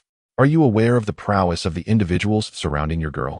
Do you comprehend the number of formidable warriors within the Uchiha clan? Naive fool. Nonetheless, I shall tolerate you for now. Very well, regarding the matter of the Shirkan, let us each devise our own strategies. Muwang, do your utmost to arrive here independently. The rest of you, clarify the situation with your respective Jinchuriki." As these words fell, the consciousness of several tailed beasts returned to their own bodies. Meanwhile, in the land of lightning, the massive form of the entity had vanished, leaving a young man standing contentedly on ground clearly crushed by a colossal presence. Scattered around him, the trees bore witness to flickering blue flames that danced in the air. After absorbing and transforming the 2 tails, Xianma shifted his gaze toward the direction of the Ninja World Federation. There are still 8 more like this. How exhilarating. With this thought, Xianma activated the energy within the void core, enveloping himself and swiftly soaring toward the Federation. It must be said, while the Otsutsuki clan is rather detestable, Their spatial abilities are quite impressive. Unlike myself, who can only teleport over short distances, relying on this method for travel is far too inefficient. Unbeknownst to Xianma, hidden within the scattered blue flames lay an exceptionally subtle aura. The remaining tailed beasts, upon returning to their respective hosts, conveyed the relevant information. At that moment, Kushina's consciousness was immersed within her inner space. She approached the nine tails, crouching down to affectionately ruffle its fur. "What do you want, you smelly fox? If there's nothing pressing, prepare to be punished." The nine tails, slightly exasperated, cast a glance at Kushina, relinquishing its struggle and promptly relaying the message it had received from Yru. Upon receiving the information from the nine tails, Kushina ceased her playful antics. "Are you suggesting that the two tails has now been absorbed by that young man within the vision?" The nine tails nodded. "Yes, that individual is quite perilous. As you have witnessed, Yru was subdued with remarkable ease. Although Yru may not rank among the strongest of us, that you've handled him far too effortlessly." Kushina, while continuing to caress the nine tails' fur, remarked, "So you propose we join forces against him?" The nine tails regarded Kushina, its nine tails subtly swaying. "Indeed, that is precisely the notion. If you could persuade that individual to join our efforts, it would be most advantageous." Kushina tilted her head slightly. "That individual?" The nine tails observed Kushina's expression and slowly replied, "I refer to Uchiha Yun Ting. It would be ideal if we could enlist the elite forces of the Uchiha clan alongside us." Upon hearing this, Kushina's eyes revealed a hint of conflict. She then turned to the nine tails and inquired, "QB, do you think that fellow's intention is to target the nine great-tailed beasts?" She continued, "Shall we rely solely on our few-tailed beasts and their Jinchuriki to confront him?" The nine tails cast a disapproving glance at Kushina. "No, that is your life at stake. Can we please take this seriously? Shouldn't you be seeking help from your husband instead? You're not planning to face him alone, relying solely on your sealing techniques, are you? Utilize the resources around you." The nine tails looked at the red-haired girl with a sense of helplessness. Using the scant chakra, it had to create a mirror-like object before her. It then proceeded to recount the origins of the six-tailed beasts. After a long pause, the nine tails gazed at Kushina and spoke slowly. "So, do you understand now? Those bandits are unlikely to be satisfied with just the nine-tailed beasts. The chakra of this planet is their true objective. Moreover, even if you intend to handle this alone without informing him, he will eventually find out. Several of his companions are also Jinchuriki, aren't they? And do you think that boy, with such immense chakra within him, won't he become a target as well?" Kushina found herself momentarily at a loss. Her original plan was to find a place with the other Jinchuriki and tailed beasts to draw the danger away from Yun. After all, the strength of her opponents had far exceeded her expectations. In Kushina's view, the nine-tailed beasts were still the most fearsome entities in the ninja world, standing at the pinnacle of combat power. The nine tails observed Kushina and continued gently, "All right, just inform your boyfriend about this matter. As for everything else, trust that he will have a plan.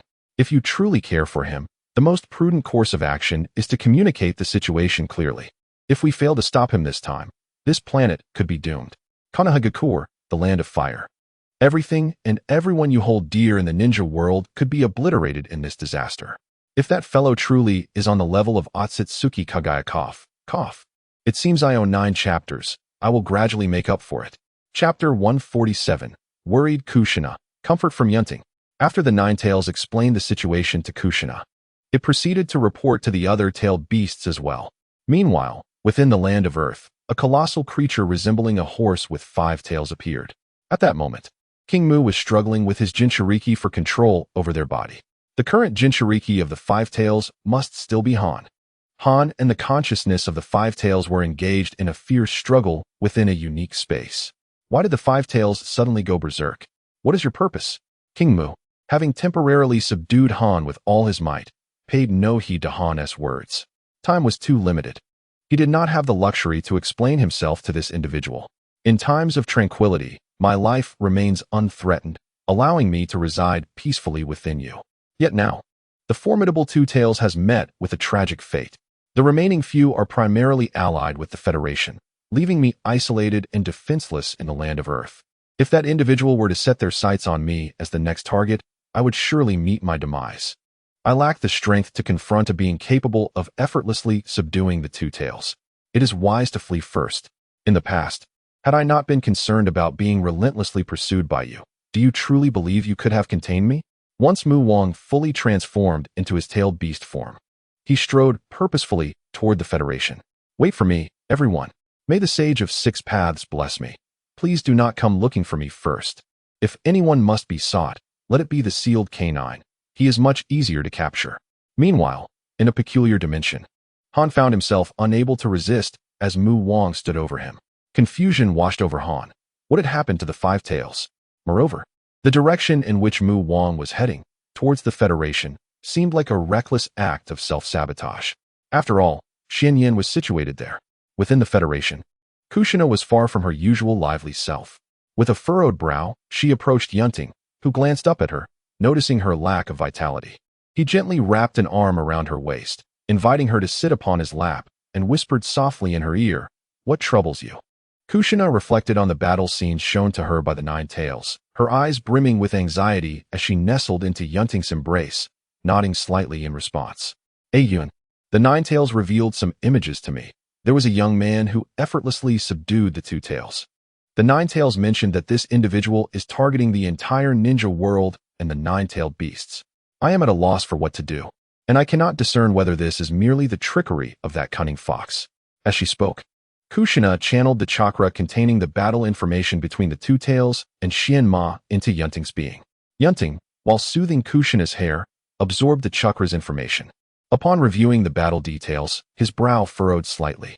Is this an Otsutsuki? No, that individual claimed that in his domain. Chakra is referred to as Ryoku. This suggests that he may not belong to this world, at least not within the realm inhabited by the Otsutsuki. He appears to be an outsider. Oh, has my arrival altered so many events? Logically, aside from a brief excursion to the moon and a simple perusal of the surroundings, I have not acted in any remarkable manner. Where did this extraterrestrial being emerge from? Strangely, it resembles the Otsutsuki in some aspects. His form exhibits traits not entirely human.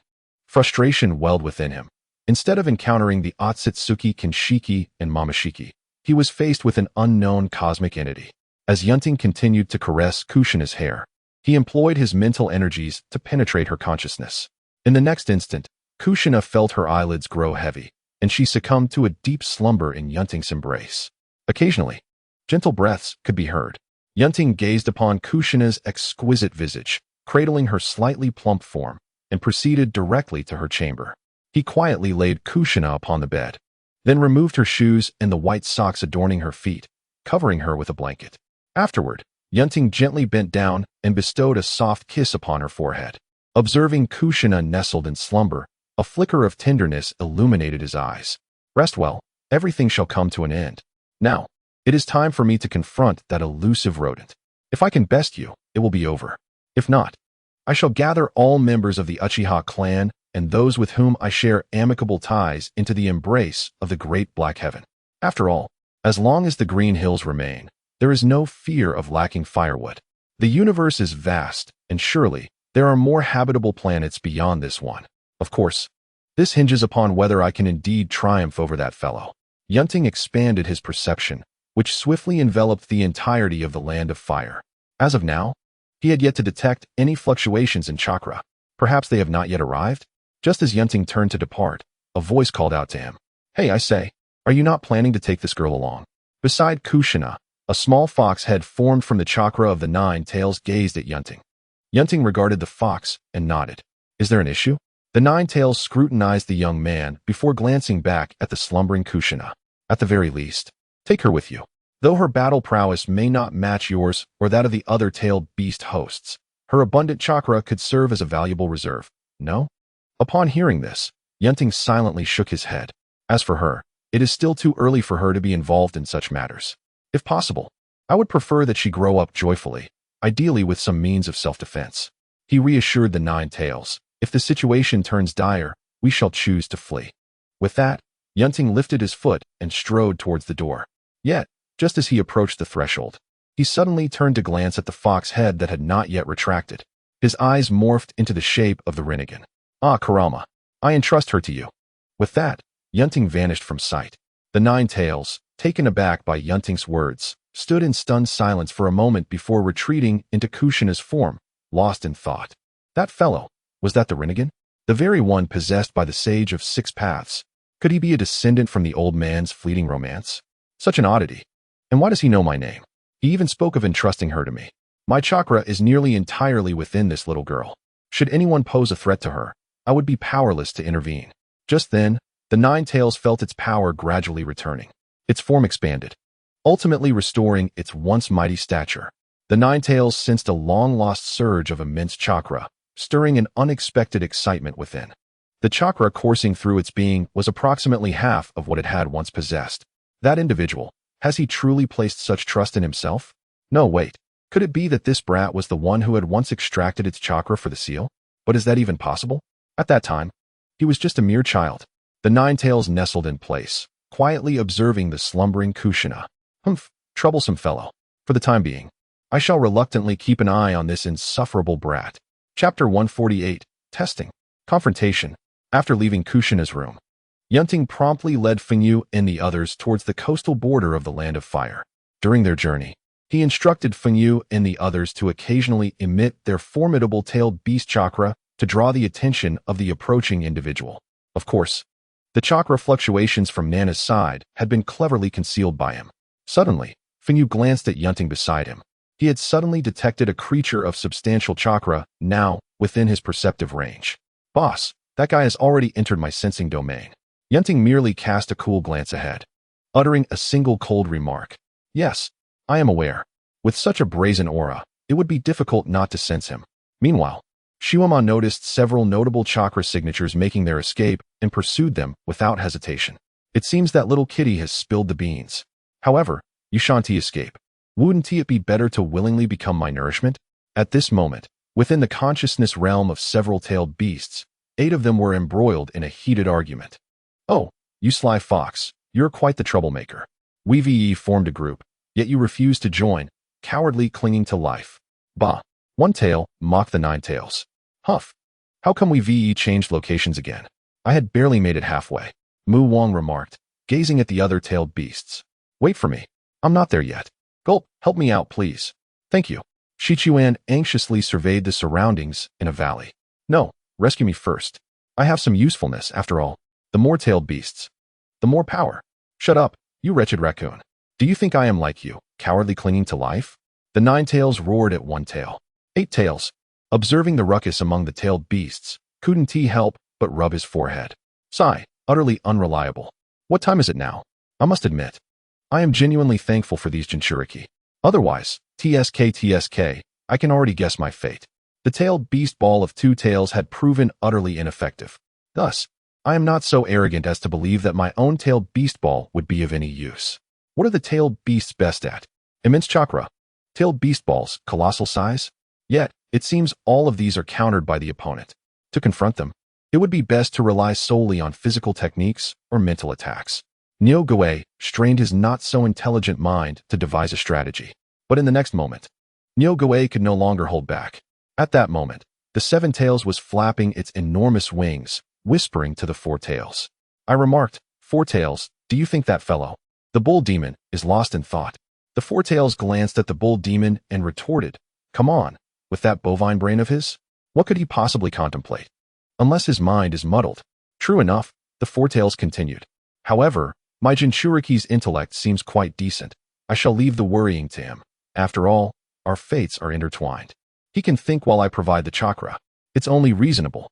The 4 tails chuckled. Haha, I share your sentiment. While entrusting one's life to another feels a bit off. We tailed beasts must possess a degree of self-awareness. What do humans call it?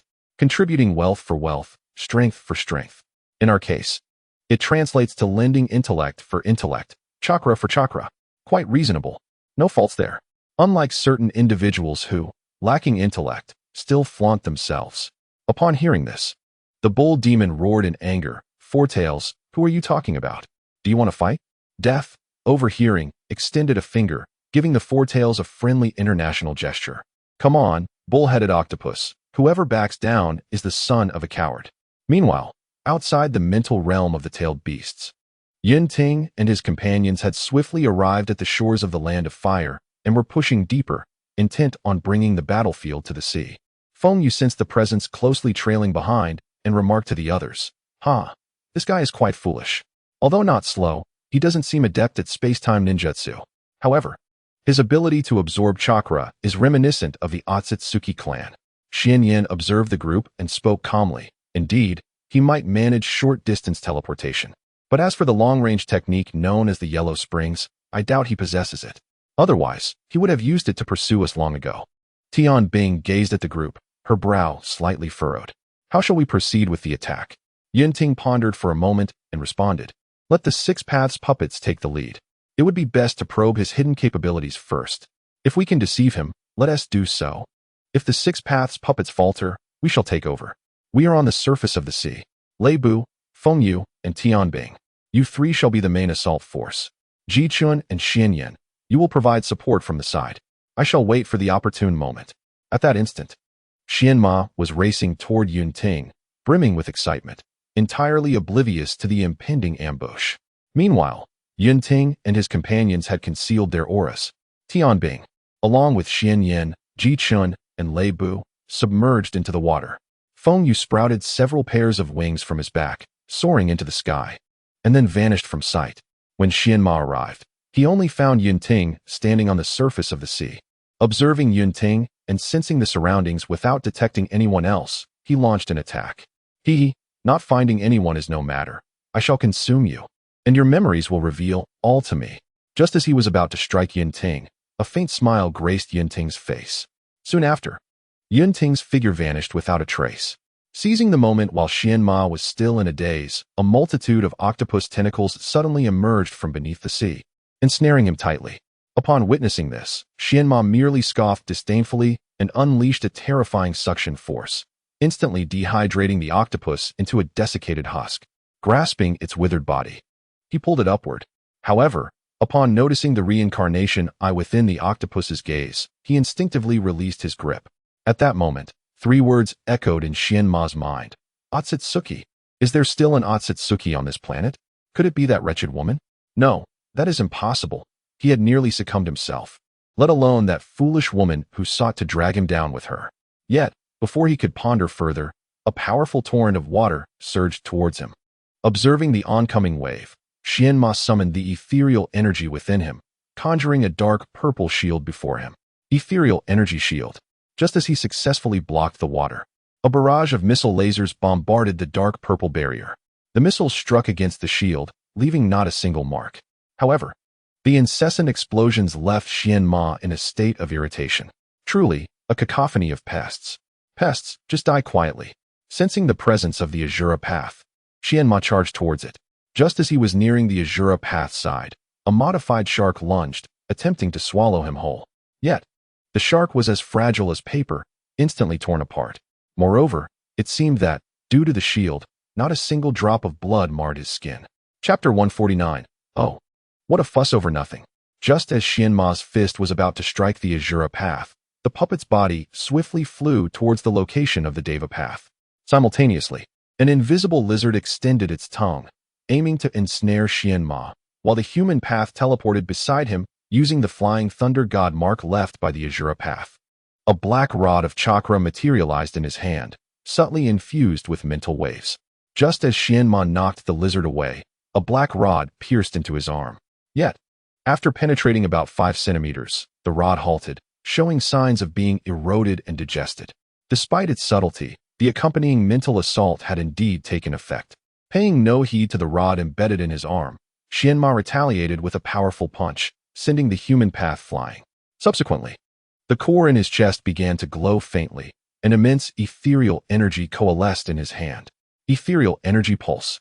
The wave, imbued with overwhelming force, surged towards the scent-flying human path. However, a figure spread its arms wide to intercept. A blue shield unfolded before the hungry ghost path, absorbing the chakra shockwave. Yet, within Yun Ting's perception, Xian Ma quickly shed his guise, transforming into a humanoid figure approximately 3 meters tall, cloaked in darkness, adorned with armor reminiscent of rock. Appearing at that very spot, and almost instantaneously, he materialized behind the hungry ghost path. Then, with a swift motion, he seized the head of the hungry ghost realm and crushed it mercilessly. Following this, he approached the human realm and drove his fist through its chest. Gradually, the corpse vanished, transformed into chakra for absorption. Xuanma's cold gaze swept across the remaining 4 figures within his perception. There certainly were a plethora of annoying pests. However, being compelled to reveal his true form was, in some regard, commendable. Yun Ting had nearly grasped the peculiar entity's general characteristics from the recent battle. It possessed an eerie ability, akin to that of the hungry ghost realm, to devour chakra. It seemed capable of converting objects into chakra for consumption, and its unique skin could withstand certain chakra assaults. Its mental resistance appeared feeble. Each time it summoned energy, it predominantly drew from a specific area in its chest, which seemed to be a potential weakness. Moreover, a crucial observation was made. Like the Otsutsuki clan, it exhibited an air of arrogance. If the Otsutsuki leaned towards magical assaults, this creature appeared to embody a more tank-like warrior form. Nevertheless, it was difficult to ascertain definitively, as this was Yun Ting's first encounter with such an entity. What if this creature was an anomaly? Yun Ting glanced at the struggling remaining 4 puppets and promptly signaled to Feng Yu and the others to prepare for action. The foundational abilities of the 6 realms were, after all, somewhat challenging to contend with, and the materials were indeed lacking. If he were to unleash his full chakra, he surmised that this contraption would not endure for long before requiring repairs. Just as Xuanma's colossal fist was about to strike the beast realm, another equally massive fist, enveloped in lightning, collided with Xuanma's. Lei Bu, observing Xuanma before him, taunted, "Your grandfather has come to play with you, kid." Barely had the words left his mouth when countless wind blades sliced through Xuanma's flesh. However, the deepest wound was merely around 5 centimeters. Immediately thereafter, a frigid aura enveloped Xuanma, encasing him in ice. Yet, almost instantaneously, cracks began to form on the icy surface. Just as the ice was on the verge of shattering, a rock spear pierced Xuanma from behind, followed by an onslaught of sand that covered him, inscribed with sealing technique marks. Nevertheless, all present could sense that this creature had not been sealed at all. Its body continued to absorb the surrounding chakra relentlessly. If allowed to persist, it would likely render the sealing technique ineffective in no time. What a bizarre constitution. However, judging by its power, it seemed rather ordinary. Likely just having stepped into the realm of the 6 paths. Aside from its troublesome physique and abilities, everything else appeared fairly standard. It could bully-tailed beasts, but this entity would probably struggle against Madara, who had just become the Ten-Tails Jinchuriki in the original narrative. As for someone as weak as Obito with the Sharingan, it was uncertain whether he would have any means to counter this creature. After all, throughout the battle thus far, aside from brief teleportation, it had not displayed any other spatial-time techniques. At this moment, the wind feather in the sky gazed upon the recently wounded Xuanma, a smirk playing at the corners of his mouth. It seems you are not entirely impervious to chakra attacks. It is essential to understand that a strong resistance and complete immunity are 2 entirely different matters. Just moments ago, I conducted a secret experiment myself. This cursed creature is even immune to poison. I cannot ascertain whether my concocted poison is simply ineffective or if it is immune to all toxins. Contemplating this, Feng Yu summoned the chakra within him, compressing and rotating it before him, gradually forming an arrow of wind. Its target was none other than the core located at Xuanma's chest. Xuanma had initially been quite at ease, for the sealing technique could not confine him in the slightest. However, the prospect of this group attacking his core was an entirely different matter. Regardless of whether they could breach it, the question remained, who would wager their life on such a gamble? In an instant, Xuanma hastened the chakra's circulation within his core. Dark purple patterns illuminated his body. Star core overload. This technique allowed him to release the restrictions on the ethereal energy within him, causing the stored energy to erupt instantaneously. Alas, this is troublesome. My injuries have yet to heal. With a swift motion, Xuanma shattered the sealing technique, catching the arrow of wind with one hand, which almost immediately transformed into ethereal energy. Absorbed by Xuanma. In an instant, countless dark purple ethereal energies surged around Xuanma, rapidly expanding into the surrounding area, gradually enveloping it. The dark purple ethereal energy relentlessly siphoned the chakra from the vicinity. Yet, in the next moment, Lei Bu appeared beside Xuanma, delivering a swift kick to his head. Xuanma was sent flying. Watching Xuanma soar through the air, Lei Bu could not help but sneer. Is this truly a display? I had expected you to unleash a grander spectacle. Moreover, did Feng Yu hold back? During our last spar, that arrow was a challenge for me to intercept. You mean to tell me this fellow caught it with one hand? Pondering this, Leibu glanced up at Feng Yu in the sky. Feng Yu felt Leibu's gaze and rolled his eyes in exasperation. Even if I were to think with my backside, it would be evident that Leibu is currently struggling to contain himself. Did you not test your full strength? After being knocked aside, Xuanma quickly regained his composure. His expression grave as he observed Leibu and the others. This is not scientific. Can the natives truly possess such strength? Or is it merely that the individual who just struck me is exceptionally powerful? You do not appear to be a member of the Otsutsuki clan. Spare me the lengthy setup. This performance is utterly lacking. This is merely a minor supporting character, not even worthy of that title. It resembles Luffy training for 2 years only to face the fishmen on Fishman Island. An utter domination. Chapter 150. A false alarm. Take heed. Just as Xuanma was still studying Leibu and the others, a voice suddenly rang out beside him, causing him to break into a cold sweat. If only he were capable of sweating. I say, is that all you are capable of? Xuanma turned to see Yun Ting, who had appeared beside him unbeknownst to him. Xuanma instinctively conjured a shield of ethereal energy before him. Yun Ting, observing the scene with an indifferent gaze, regarded the mass of carbon before him with a sense of tedium. How unoriginal. Very well, I shall simply delve into your memories. Otherwise, I might miss my time for dinner. At that moment, Yun Ting's eyes transformed into the shape of an eternal kaleidoscopic Sharingan. Almost instantaneously, Xuanma's body was firmly impaled to the ground by countless short rods. In the midst of Xuanma's slightly terrified expression, Yun Ting stood silently, calmly uttering words that filled Xuanma with despair. The Star Eater clan, wanderers of the cosmos, continuously devouring cosmic energy to sustain themselves and augment their power, wield a unique void energy akin to a special chakra. The mightiest among them is the Star Lord, followed by the Star Lord's guardians. Their weakness lies within the void core nestled inside their bodies. Among the Star Lord's guardians is Ignis, designated number 1008. Unexpectedly, while you may be somewhat weak, I never anticipated that you were merely a foot soldier. Xuanma gazed at the aloof youth before him, struggling to articulate his thoughts. Why does such a being exist on this planet? Yun Ting, however, had no intention of engaging in dialogue.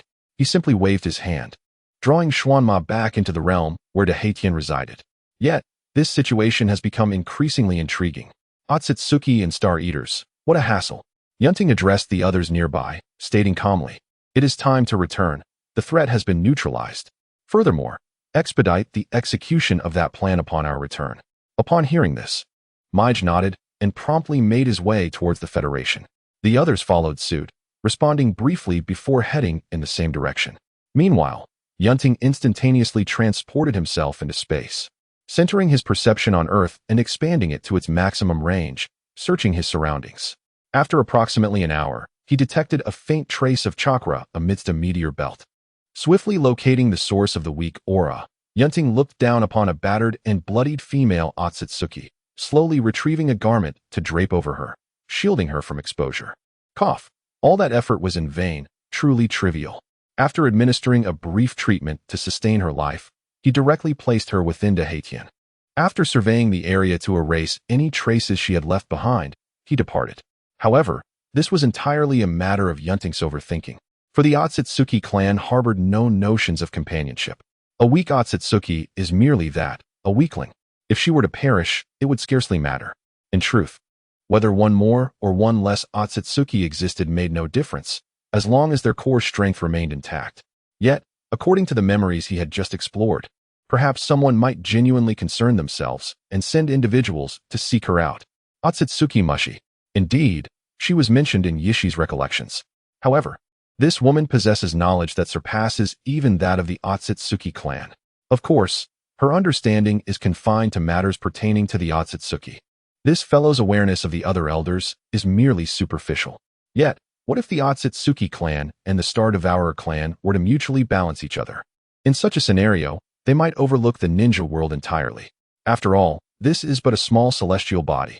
Having searched through the memories of these individuals, it is evident that my strength is far inferior to that of the 6 great elders of the Otsutsuki clan and the Star Lord Guard.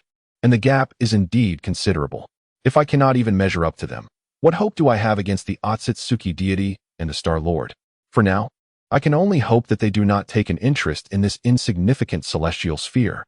Meanwhile, in the ninja world, within a dense forest, a creature resembling a two-tailed beast, no larger than an ordinary cat, rests atop a great tree, gazing into the distance with a troubled expression. It seems that my chakra has truly been devoured by that enigmatic being, rendering me unable to recover even a trace of it. Must I rely on absorbing the chakra from my surroundings to slowly regain my strength? At this rate, it may take an eternity to return to my original form. Alas, it matters not. I shall seek out those individuals in the Federation. At least I have preserved my life, and they have managed to defeat that foe. Surely, they are not merely boasting in their final moments. After concluding his affairs, Yun Ting directly returned to the Federation through the space-time eye technique. He then made his way to Kushina's room, gently approaching her bedside and admiring her serene sleeping visage. Taking a seat beside her bed, Yun Ting could not resist reaching out to poke her slightly plump cheek. Even in slumber, Nanai is quite adorable. At that moment, a surge of crimson chakra emanated from Kushina, gradually coalescing into a fox's head. The Nine Tails regarded Yun Ting and inquired, "What is the origin of that individual? Moreover, your eyes and strength, as well as those of your companions, are exceedingly abnormal." Upon hearing this, Yun Ting chuckled softly and replied, "Are you suggesting that our strength should not surpass that of the Sage of Six Paths?" The Nine Tails leaned closer, its massive head hovering beside him. "You are aware of the old man, then?" Yun Ting nodded in affirmation. "Indeed, I am also familiar with the origins of your tailed beasts and the history of Otsutsuki Kagaya, including the circumstances of her arrival. As for further details, I shall share them with you in due time. Dinner should be ready soon." The Nine Tails merely nodded slightly. "Understood. And thank you, little one. Though I am reluctant to admit it, that entity is beyond our capacity to confront." Yun Ting gazed at the Nine Tails and replied calmly, "You are welcome. However, I must remind you of one thing. You are not to divulge the details of this matter to Nanai. Should she inquire, you must claim that it is merely a fabrication of your imagination. After all, you would not wish for your hard-won chakra to be siphoned away again, transforming you back into a delightful fox, would you? Naturally, should you dare to act against Nanai, you would face dire consequences as well." Upon hearing this, the Nine Tails intended to withdraw the chakra from Kushina's body, only to retract it once more. Why conceal it from her? If you wish to keep it a secret, you could simply erase that memory, couldn't you? Are you aware of the tempestuous nature of this girl? I refuse to bear the blame for this. So, you have chosen to let me reclaim the chakra, then? This is nothing short of thievery, do you understand? That chakra rightfully belongs to me. Yun Ting regarded the Nine Tails, his fingers slightly twirling. Subsequently, the chakra was visibly extracted from the Nine Tails form at an astonishing rate. Chapter 151, The Nine Tails and Kushina. The Nine Tails, sensing its swiftly diminishing physique, hastily called out to Yun Ting, all right, I shall keep this little girl in the dark. Moreover, do leave me some chakra, should she encounter peril. I could still offer some assistance." Upon hearing this, Yun Ting gradually ceased his extraction of the Nine Tails chakra. "Very well, I entrust the rest to you, Nine Tails. After all, you wouldn't desire to perform poorly and have your chakra confiscated by me, would you?" Having spoken, Yun Ting paid no heed to the Nine Tails' gaze and departed from Kushina's mental realm. Upon sensing that the light had returned with food, he extended his finger to pinch Kushina's somewhat delicate nose. In a short while, a hint of discomfort flickered across her face, and she abruptly opened her eyes. Within her light blue irises lay a trace of confusion. However, upon seeing Yun Ting's silly grin beside her, she immediately leaped into his embrace, wrapping her arms around his neck and entwining her slender legs around his waist. A slight pout of indignation adorned Kushina's fair and supple face as she exclaimed, Yun Ting, you've also succumbed to mischief. I was just dreaming of something splendid, you know?" Yun Ting, meeting her gaze so closely, felt the delicate sensation and subtle fragrance emanating from her youthful form, prompting him to pull her closer. "Oh, what delightful thing did you dream of, Nanny?" Kushina, momentarily lost in thought about her recent dream, quickly regained her composure and replied, "I won't tell you." With that, she turned her head away, displaying a hint of guilt, her ears tinged with a soft pink hue. Reflecting on her recent dreams, Kushina felt a wave of embarrassment wash over her. This is something that must remain a secret from Yun Ting. Besides, I knew it. How could Yun Ting be so compliant, allowing me to do as I please? Yet, the future may hold possibilities. As she spoke, Kushina playfully pinched Yun Ting's cheek. The texture is quite pleasant. The image of Yun Ting before her began to merge with the version of him from her dream, adorned in a dress. Strangely enough, there is a stark contrast. Yun Ting, observing Kushina pinching his face and grinning foolishly, could only sigh in resignation before gently placing her back onto the bed. Having returned from purchasing food, Guang quickly donned his attire and prepared to dine, mindful that the meal might grow cold if he delayed. Upon uttering these words, Yun Ting exited Kushina's room. Watching him leave, Kushina felt an unsettling sense of having forgotten something. As she donned her pristine white socks tucked within her shoes, a sudden realization struck her. She had neglected to recall the formidable individual spoken of by the Nine Tails, one who devoured tailed beasts. Had she not already mentioned this to Yun? Yet, the look on Yun's face suggested that he was entirely oblivious to the matter. How peculiar. Moreover, how had she fallen asleep? At that moment, Kushina's consciousness abruptly entered her mindscape. Upon opening her eyes, she beheld the imposing figure of the Nine Tails, resembling a small mountain. Instinctively, Kushina stepped back. But in the next instant, an array of chakra chains materialized around her, and she gazed at the Nine Tails with a serious expression. Nine Tails, how have you grown so large? Have you stolen my chakra? The Nine Tails, upon hearing this, widened its crimson-slit eyes in disbelief. What are you saying? Your chakra? Stolen by me? Do you not possess any awareness of who is stealing from whom? You insolent girl, it is no wonder you could pair with a scion of the Uchiha clan. I am merely returning what belongs to its rightful owner. Nevertheless, it seemed prudent not to provoke this formidable creature further. The Nine Tails lowered itself, its massive head looming over the anxious Kushina. Actually, what I told you earlier was a jest, it stated. Kushina, momentarily perplexed, was too tense to comprehend the meaning behind the Nine Tails' words, fearing an unexpected attack. You mean, what you said? She inquired, a note of confusion in her voice. The Nine Tails nearly rolled its eyes in exasperation, but patiently clarified, the matter I mentioned. About an individual who specializes in consuming tailed beast chakra. That was merely a playful ruse. Upon realizing this, Kushina's face flushed crimson, and in a swift motion, she bound the Nine Tails tightly with countless chains. Only after securing the beast did she exhale in relief. Pointing at the Nine Tails, she declared, I knew you were up to no good. You sly fox, did you intentionally show me that to distract me? And then, using some method, pilfered my chakra? Just wait. I shall summon Yun to deal with you. With that, Kushina's consciousness swiftly returned to her body, disregarding her socks and shoes, and she dashed barefoot into the living room, leaping into Yun's embrace. Observing Kushina's evident tension and taut muscles, Yun gently stroked her hair and, in a soft tone, asked, What is the matter? In such a short span, who has dared to upset my dear Nana?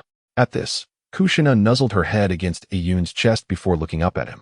Yun, I suspect that the fox within me harbors ill intentions. Moreover, the information that creature provided seems to be a deceit. Upon hearing this, Yun Ting calmly replied, Oh, I see. Do not worry, for I am here. The Nine Tails cannot wreak havoc. Regarding the matter that I mentioned, I have investigated it thoroughly. It appears that such an incident never occurred. It is likely just a scare tactic from the Nine Tails. At that moment, Guang, who had been snacking, set down his treats and slowly approached Jiu Xinai. His crimson kaleidoscope Sharingan manifested before him. He looked at Yun Ting and Jiu Xinai and suggested, Should we not directly subdue that beast? After all, it remains a potential threat. In response, Yun Ting gently stroked Jiu Xinai's cheek and then turned to Guang, saying, Let us first enjoy our meal. We can discuss the Nine Tails afterward. Hearing this, Jiu Xinai, feeling hungry, gazed at the dishes on the table and exclaimed, All right, let us fill our stomachs first. After all, the Nine Tails is currently restrained, and with Yun and Guang beside us, we need not fear any sudden disturbances. Meanwhile, within Jiu Xinai, a colossal fox remained ensnared by countless chains, which effectively suppressed its power. However, it knew that it could still influence Jiu Xinai if it exerted itself. Yet, it had no intention of doing so. Setting aside whether it could entirely control Jiu Xinai, what would be the outcome even if it succeeded? Outside, numerous kaleidoscope Sharingan were present, and the little spirit nearby possessed the Rinnegan.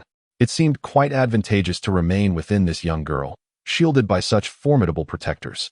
Venturing outside, who could foresee its demise? After all, it was aware that the mysterious powerful being indeed existed. Chapter 152, Attending a Wedding? Jiu Xinai's heart quivered as Jiu Xinai savored the meal. She also served some dishes to Yun Ting and Guang. Just as they were enjoying their feast, Guang remarked to the two, "Today, I encountered Watergate and Sister by Fun." While eating, Yun Ting inquired, "Is something wrong? Surely, Watergate and the others are not in trouble, or else you wouldn't have mentioned it." Upon hearing Yun Ting's words, Jiao Xian halted her eating, glancing nervously at Guang, her heart racing as she worried. Could Bai Fan truly be in danger? Glancing at the two, Guang offered them a reassuring look and explained, "Watergate and Sister Bai Fan are not in danger. However, they have invited us to their wedding in 3 days." Upon hearing this, Jiao Xian subtly glanced at Yun Ting, her eyes wide with surprise as she turned to Guang, exclaiming, "Really? Is it so soon? Watergate and Bai Fan are getting married already? I wonder when it will be my turn." Guang, noting Jiao Xian's intense gaze, smirked slightly and teased, "Indeed. Unlike you, Nai, who has known brother Yun Ting for quite some time, yet still lags behind Sister Bai Fan in that regard. You never bring it up. And instead, you only seem to remember to indulge in food and affection. Have you forgotten that you and Yun Ting are merely engaged? Do you understand the meaning of engagement?"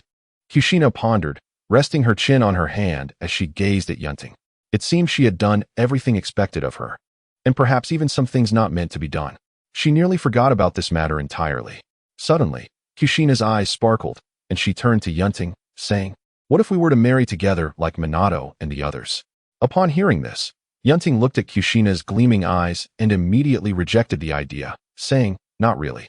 Kushina's expression visibly fell. "Why not, Yun Ting?" As Yun Ting placed vegetables into Kushina's bowl, he calmly replied, "That day is Minato's wedding.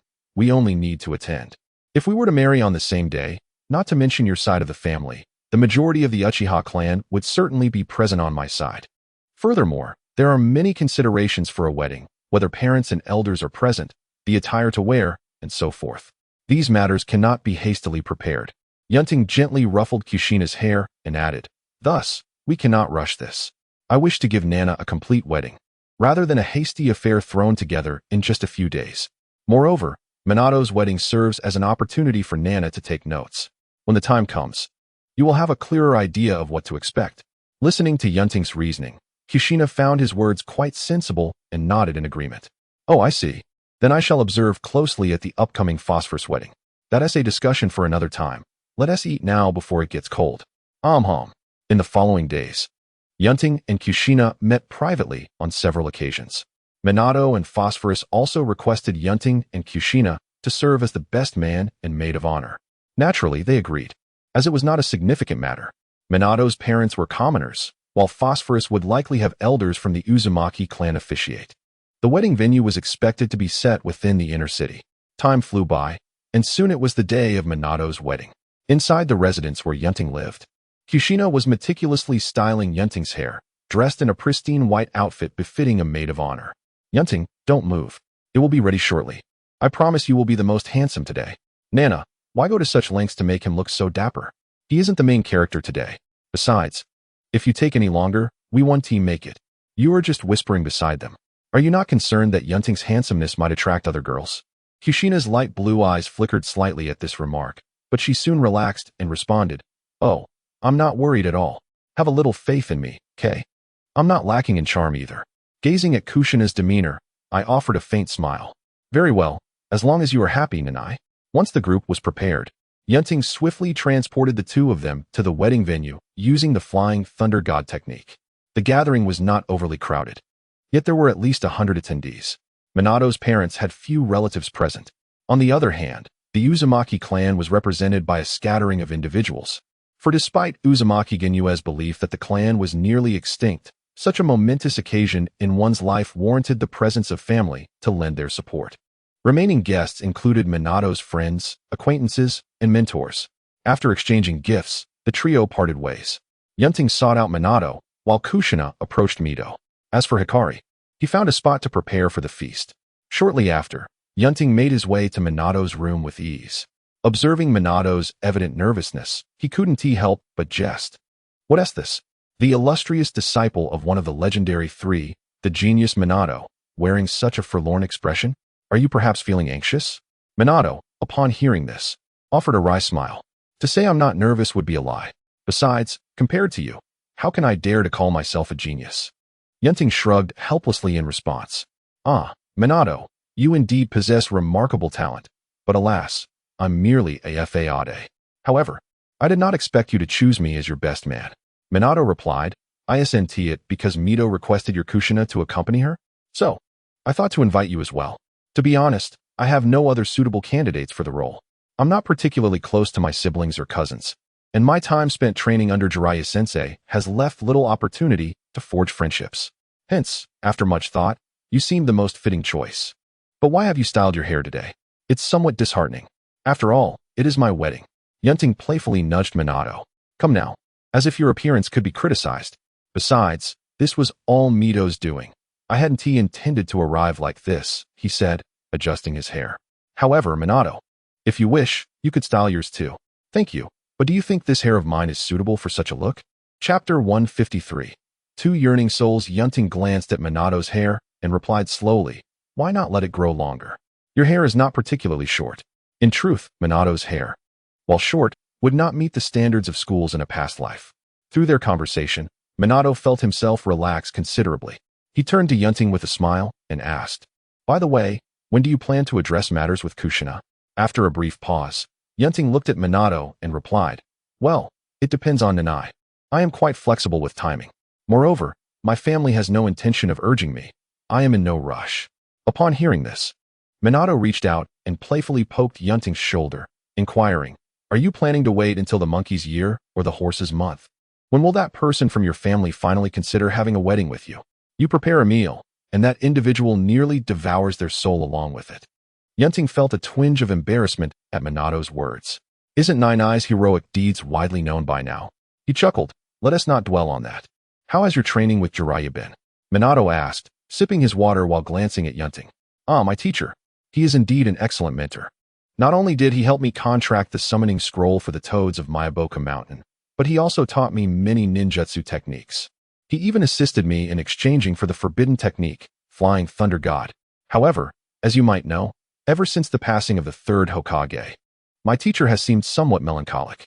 Although his demeanor remains largely unchanged, I can still sense the shift within him. Nevertheless, he has not opposed my continued interaction with you. Yun Ting, looking at Minato, casually tossed a scroll to him. Minato effortlessly caught it in his palm and gazed at Yun Ting with a hint of confusion. What is this? It's merely an enhancement-type ninjutsu. The Heavenly Change Seal, you must have heard of it. I reckon you could easily master the Flying Thunder God technique now. Since today is your wedding, I am handing you this scroll. Minato looked at Yun Ting in astonishment. Wait, brother. I've heard that this technique is not something just anyone can practice, even among the core members of your clan. Are you truly giving this to an outsider like me? Yun Ting shrugged nonchalantly. It's just a ninjutsu. Although its enhancement effects are impressive, it requires significant talent. If given to an ordinary person, it's likely less effective than a basic-level ninjutsu. Besides, this technique was created by me and entrusted to my family. I retain the right to share it with others. And frankly, even if it were to be spread, I wouldn't feel particularly distressed.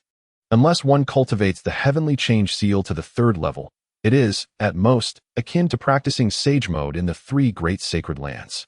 Its essence lies in the application and absorption of natural chakra. However, the cultivation of the Heavenly Change Seal is far less perilous. There is no risk of becoming a statue from inadequate talent. If one fails to cultivate the Heavenly Change Seal, the worst outcome is simply being unable to use it. But the safety factor is high. As for the third stage, it's not that I look down upon those in the ninja world. Without assistance, I doubt anyone could achieve the third stage. Well then, I shall shamelessly accept it. Rest assured, I will not disclose it. Minato raised the scroll towards Yun Ting. But I must ask, do you think I am worthy of phosphorus? Yun Ting glanced at Minato and replied, why do you ask such a question? Because, you see, my family had never produced a ninja until I came along, marking a significant improvement in that regard. Minato glanced helplessly at Yun Ting beside him. Lin is truly a wonderful girl, hailing from a once prominent family. I wonder if I am deserving of her affection. After all, I am not like you, Yun Ting, a figure of envy amongst the affluent. Yun Ting observed Minato, lost in contemplation. Minato is now around 18 years old. In the original narrative, he would have already earned the fearsome title of Yellow Flash. However, at this moment, he had only participated in the Second Shinobi World War. Having just graduated from the Ninja Academy, his abilities were insufficient in the war. Now, having improved his strength and mastered the flying thunder god technique. The lack of opportunities to showcase his talents meant that few were aware of his prowess. Moreover, in contrast to the original timeline, the shinobi world is currently peaceful. This tranquility has resulted in a lamentable scarcity of ninja missions. Consequently, Minato is nowhere near as affluent as he was in the original tale. Reflecting on this, feeling a tinge of inferiority seems quite reasonable. Come on, Minato, you are a genius. There's no need for concern, Yun Ting said, draping an arm around Minato's shoulder. Besides, you like Bai Lin, don't you? Indeed, that goes without saying. Then what's stopping you? Pursue her, bring her home. Yun Ting smiled at Minato. As long as both of you share feelings for one another, that's all that matters. Furthermore, given the current state of the Uzumaki clan, who can truly claim to be above whom? I reckon you could easily outclass the elders of the Uzumaki clan with your current strength. Don't speak so confidently. They were once esteemed elders of a great clan, after all. How could a mere commoner like me, who has only trained for a few years, compare? Minato protested. What if they were once elders? A genius always stands apart from the ordinary. Moreover, Yun Ting paused before continuing. I can certainly defeat that old man. And within our Uchiha clan, none can rival me. Are you perhaps too timid to act against the Uzumaki clan out of fear of Bai Lin? That is nonsense. I am not timid. Minato replied, his face slightly flushed. And who are you to judge my courage? He mentally grumbled about Yun Ting's audacity to make such comments. At that moment, in another location, two girls with red hair sat together, engaged in light conversation. Nai, when do you plan to hold your wedding with Yun Ting? I'm not sure, but Yun seems to have mentioned that preparations could commence immediately if I wished. However, today, I want to congratulate Bai Lin on her marriage to Minato. They truly make a lovely pair. Thank you. Bai Lin expressed her gratitude to Kushina. As for being a lovely pair, perhaps, I sometimes feel I am not worthy of Minato. Even when he was training in the flying thunder god technique, I could only assist him to a limited extent. Watergate is quite a genius, while I, on the other hand, resemble a girl of merely moderate or slightly above average talent, born into a family that has fallen from grace. Nonetheless, I am acutely aware of one truth. I genuinely harbor a heartfelt affection for Watergate. Sigh at times. I truly envy Nana. Eating, drinking, and sleeping seem to be quite delightful.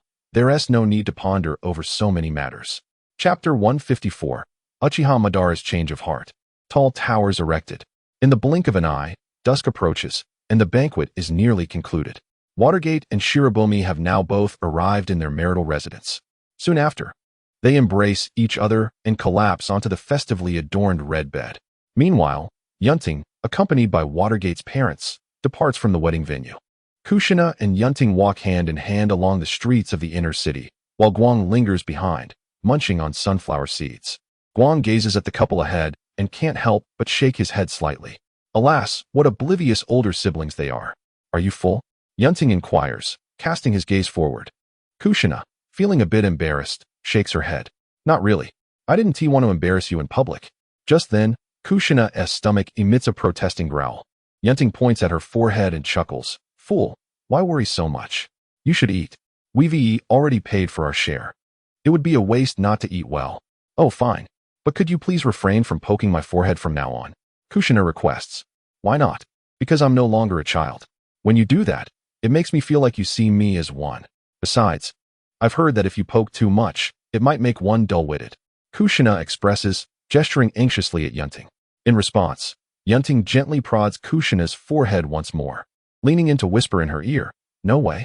Kushina suddenly feels the warmth of his breath near her ear, causing her body to tense slightly. Humph. You're so mischievous. I shall ignore you for an entire day? That seems rather long. How about half a day? No. I still want to sleep together tonight. What about half an hour? Well, fine then. I, Kushina, shall forgive you this once. As Yun Ting observes Kushina, who alternates between pouting and frowning, then breaking into a silly grin, a smile tugs at the corners of his mouth. I wonder what thoughts occupy Nana's mind at this moment. Meanwhile, Guang has finished his sunflower seeds and is now holding a sugary hawthorn stick that he found from who knows where, trailing behind the couple as he munches on it.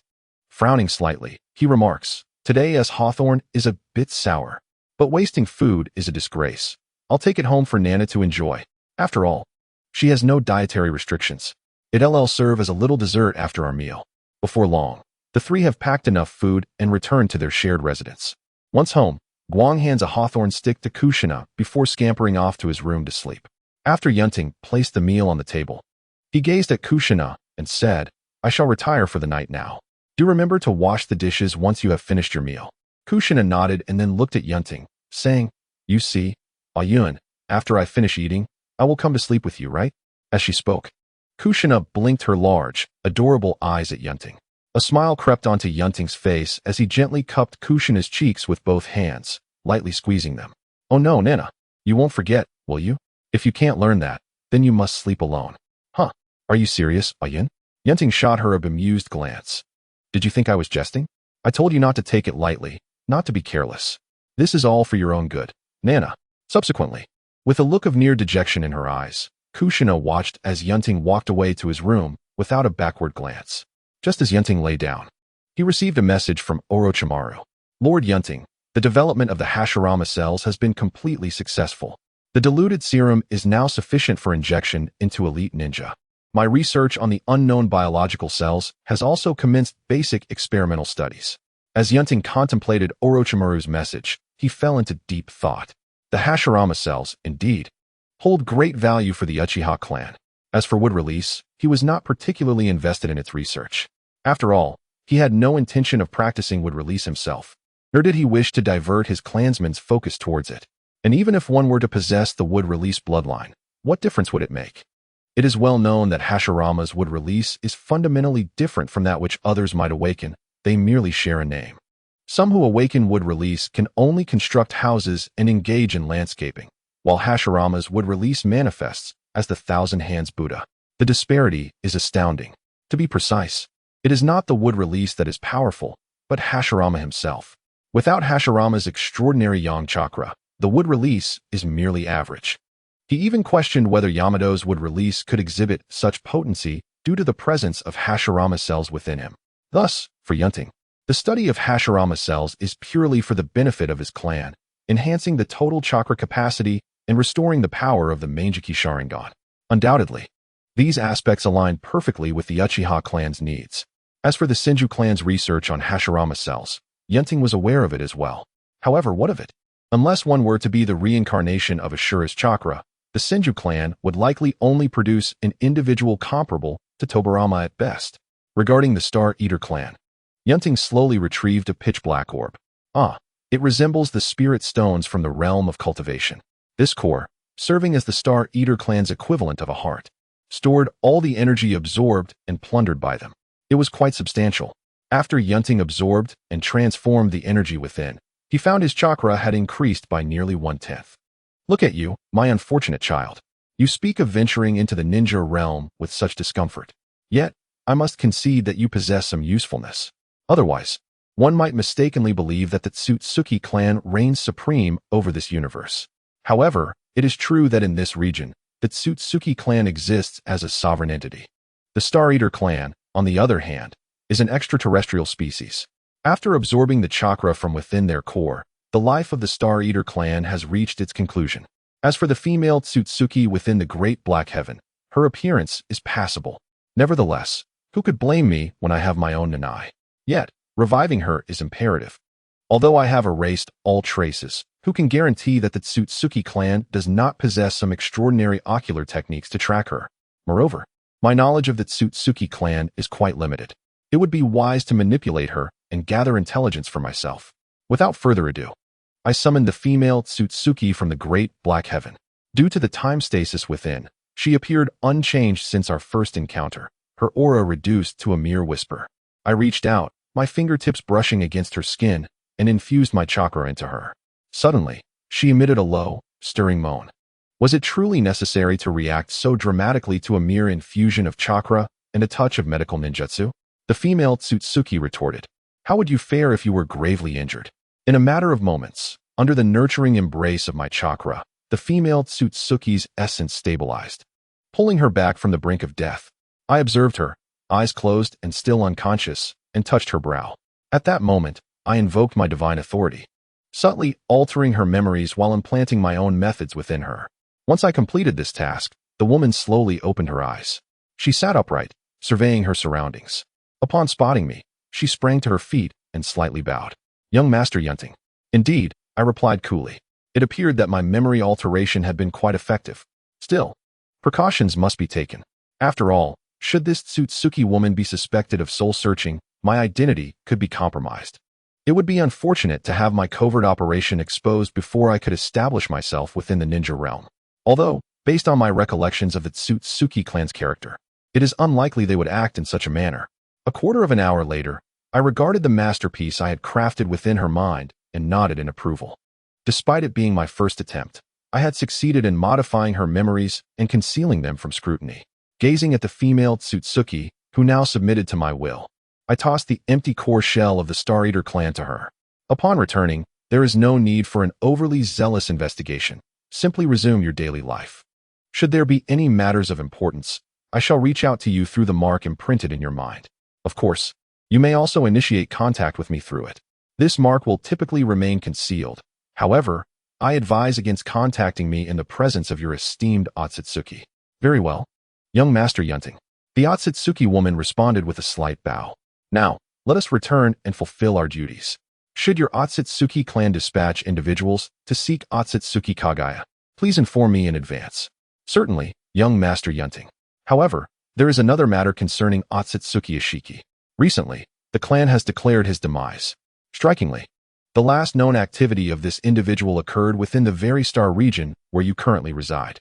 Nevertheless, few within the clan take notice of beings such as myself and Ishiki, and due to the current situation with the Shinjutsu clan, no one has been assigned to investigate. However, it cannot be dismissed that they may eventually send someone to inquire further. While Ishiki has passed, his subordinate, Otsutsuki Kagaya, remains alive, the Otsutsuki woman remarked. Gazing at Yun Ting regarded her and gave a subtle nod. Indeed, I understand. I shall exercise caution. He chuckled softly, fully aware of Ishiki's presence within this star region, as well as his demise. After all, where do you think my Daikokutten and Shomei Baiku originated? Moreover, I had already gleaned this information during my previous soul-searching. With that, the Otsutsuki woman bid farewell to Yun Ting and proceeded directly toward the Otsutsuki planet. Yun Ting, on the other hand, intended to maintain a low profile within the shinobi world for the time being. It would be folly to engage in the ongoing conflict outside, at least for now. He preferred to abstain from such tumult. Given his relatively fragile physique, it was best not to draw attention to himself. Within the shinobi world, over the course of a month, numerous towering black spires, each 1,000 meters high, were erected throughout various locations. A total of 81 towers stood meticulously arranged across the planet, regardless of whether it be the endless sands of the land of wind, the towering mountains of the land of lightning, the fertile plains of the land of fire, or the solitary islands surrounding the hidden mist village. Undoubtedly, these structures would soon be manned for security. The sole purpose of these black towers was to obscure the chakra emanating from this planet, preventing it from dissipating and being detected. One can only hope this will prove effective. The Otsutsuki clan must possess a general understanding of the shinobi world's coordinates. After all, the shinobi world was the target of Otsutsuki Ishiki's mission. Should the Otsutsuki clan wish to investigate, they would surely prioritize this region. Presently, however, the shinobi world appears, to the outside observer, as a lifeless star, akin to a world from which the divine tree has drained all chakra. Unless the Otsutsuki clan chooses to scrutinize each week, locating the shinobi world amidst the vast cosmos would indeed be a formidable challenge. Meanwhile, deep within the inner city, in a brightly lit underground laboratory, Yun Ting sat face to face with Uchiha Madara. What brings you here, you little rascal? I can tell at a glance that you're not here with good news. Uchiha Madara remarked, eyeing Yun Ting intently. It is disheartening to hear such words from you, esteemed Madara. Might I not extend my respect to you, venerable elder? Moreover, your tone hardly aligns with your formidable identity as the embodiment of a shinobi's wrath. Those were titles long past. If you find yourself unoccupied, perhaps you should indulge your young companion instead, so as not to interrupt my peaceful retirement here while I observe the potential of the Federation. Madara Uchiha gazed at Yun Ting. His demeanor markedly softened from their initial encounter. It seems that the elder's retirement has been rather pleasant. However, I must regretfully inform you, dear Madara, that you may find little time for leisure. The shinobi world is currently in a precarious state. Furthermore, Nana requires no coaxing. She is hardly mischievous. Upon hearing this, Madara chose to disregard the latter remark. His crimson, Three-Tomo Sharingan fixating intently on Yun Ting. What do you imply by that? Who in this shinobi realm poses a challenge to your federation now? And what do you mean when you say I cannot afford to relax? Even if I were to falter, do you expect me to succumb to the frailties of age? I assure you, esteemed Madara, my words are not mere hyperbole. You are one of the most formidable forces in our shinobi realm. However, are you adequately prepared to comprehend the true essence of the shinobi world, or indeed, of existence itself? Yun Ting observed the once mighty figure of the shinobi embodiment before him, now devoid of its former grandeur. Oh, intriguing. Surely you jest? Madara Uchiha regarded Yun Ting with a scrutinizing gaze. Pray tell, what is the essence of the world? What could a mere child such as yourself impart regarding such profound matters? Yun Ting, noticing the skepticism in Madara's expression, replied calmly, Esteemed Madara, are you familiar with the Otsutsuki? Madara paused, momentarily taken aback, before nodding in acknowledgement. Indeed, and it appears that the Moon Eye Plan and certain ancient techniques you mentioned are intertwined with them. It is even conceivable that our current powers, our very eyes, may have originated from them. Chapter 156. Clarification. Deceit is deceit, whether it be mine or theirs. Alas, how does one convey to this elderly gentleman that he has been misled, all while persuading him to remain in the shinobi realm as an enforcer? It is a pity that, at such an age, he has still been duped by Kagaya. Nevertheless, it is perhaps best to speak plainly. The worst outcome would be that Madara Uchiha ultimately relinquishes his obsessions and seeks out Hashirama. As Yun Ting regarded Madara Uchiha, his eyes gradually transformed into a vibrant crimson, and he swiftly ensnared Madara within an illusion. It is said that long ago, in the very realm we inhabit, there existed a time devoid of chakra, devoid of shinobi, when humanity had yet to harness the tremendous power we possess today. Then, one fateful day, a group claiming to be from the Otsutsuki clan arrived in the shinobi world. Their purpose was to cultivate the divine tree, yet for reasons unknown, conflict ensued between two of them. One was ambushed, nearing death, while the other was Kagaya Otsutsuki, who is regarded as the progenitor of our chakra. She bore two sons, who inherited the Rinnegan and the Six Paths Sage Mode, corresponding to the ultimate evolution of the Byakugan and Sharingan. For reasons unbeknownst, the two united to seal away Kagaya Otsutsuki. The technique God's divine planetary devastation is likely familiar to you, isn't it, Madara? Before Madara could respond, Yun Ting commenced elucidating the origins of chakra, the ninja world, and various fundamental matters. As for the present, it is highly probable that Kagaya Otsutsuki is sealed within the moon. The reason I share this with you, Lord Madara, is that the ninja world is becoming increasingly unstable.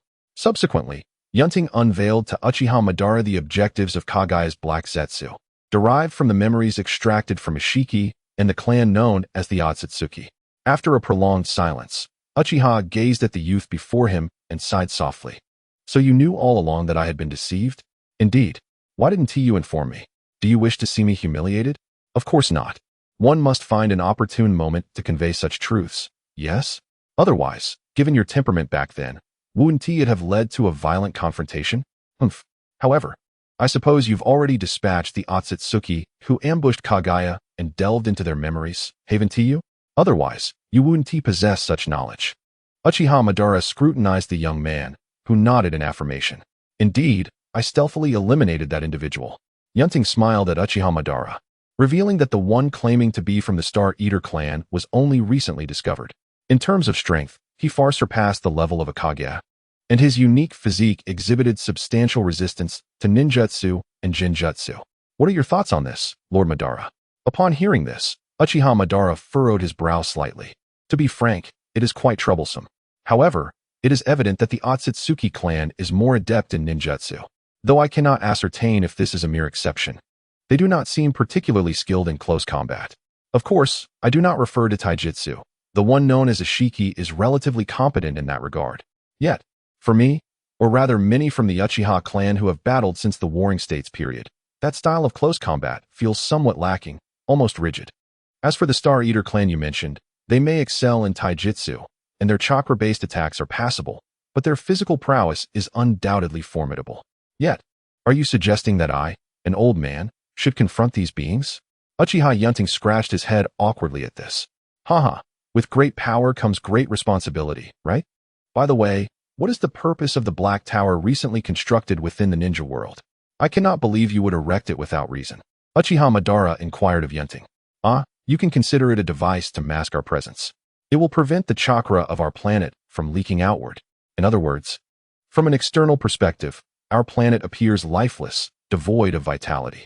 Naturally, upon nearing or directly entering the ninja world, the ruse would be unveiled. Better to have it than to lack it, yes? By the way, how many are aware of this matter? Uchiha Madara looked at Yun Ting and asked. Only I and a few from the 6 great nations are privy to this. I haven't to even inform my parents. After all, you should be aware that even if they were to learn the truth, it would only serve to amplify their sorrow. While Lord Madara, you may indeed harbor a disdain for their combat techniques, it must be acknowledged that those individuals possess, to some extent, an extraordinary advantage.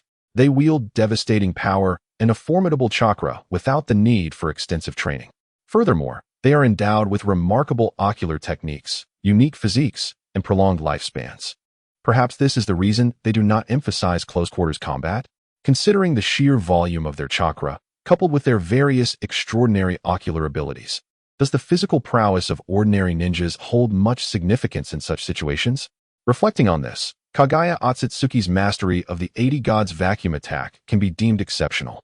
At least she refrained from delivering a direct Otsutsuki elbow strike. Yet, one must question whether Kaguya's combat strength is truly formidable. The immense power of the Otsutsuki, their vast chakra, the lethal capabilities of their bloodline jutsu, the ability to obliterate foes, the all-seeing Byakugan, and the spatial ninjutsu known as K-Tenzanshuan, which allows for seamless spatial manipulation. If Uchiha Madara possessed such capabilities, it is likely that Naruto and Sasuke would have met their demise long ago. Alas, he was forcibly removed from the fray. At that moment, would the dual-sided Susanoo of Uchiha Madara truly have been ambushed and swiftly defeated by a mere Kaguya? That is indeed Uchiha Madara we speak of. However, such a future will never come to pass. What are your plans, young one? Madara inquired, casting a glance towards Yun Ting. Upon hearing this, Yun Ting gently shook his head. Who knows? I possess only a fleeting understanding of those matters. Everything I know, I have already conveyed to you. If, when the time comes, a formidable adversary appears, we shall struggle if we can, and if we cannot, we will flee with our clan, perhaps even with more companions. After I eliminated the Otsutsuki who had been severely weakened by Kaguya, I acquired its eyes and inherited its abilities.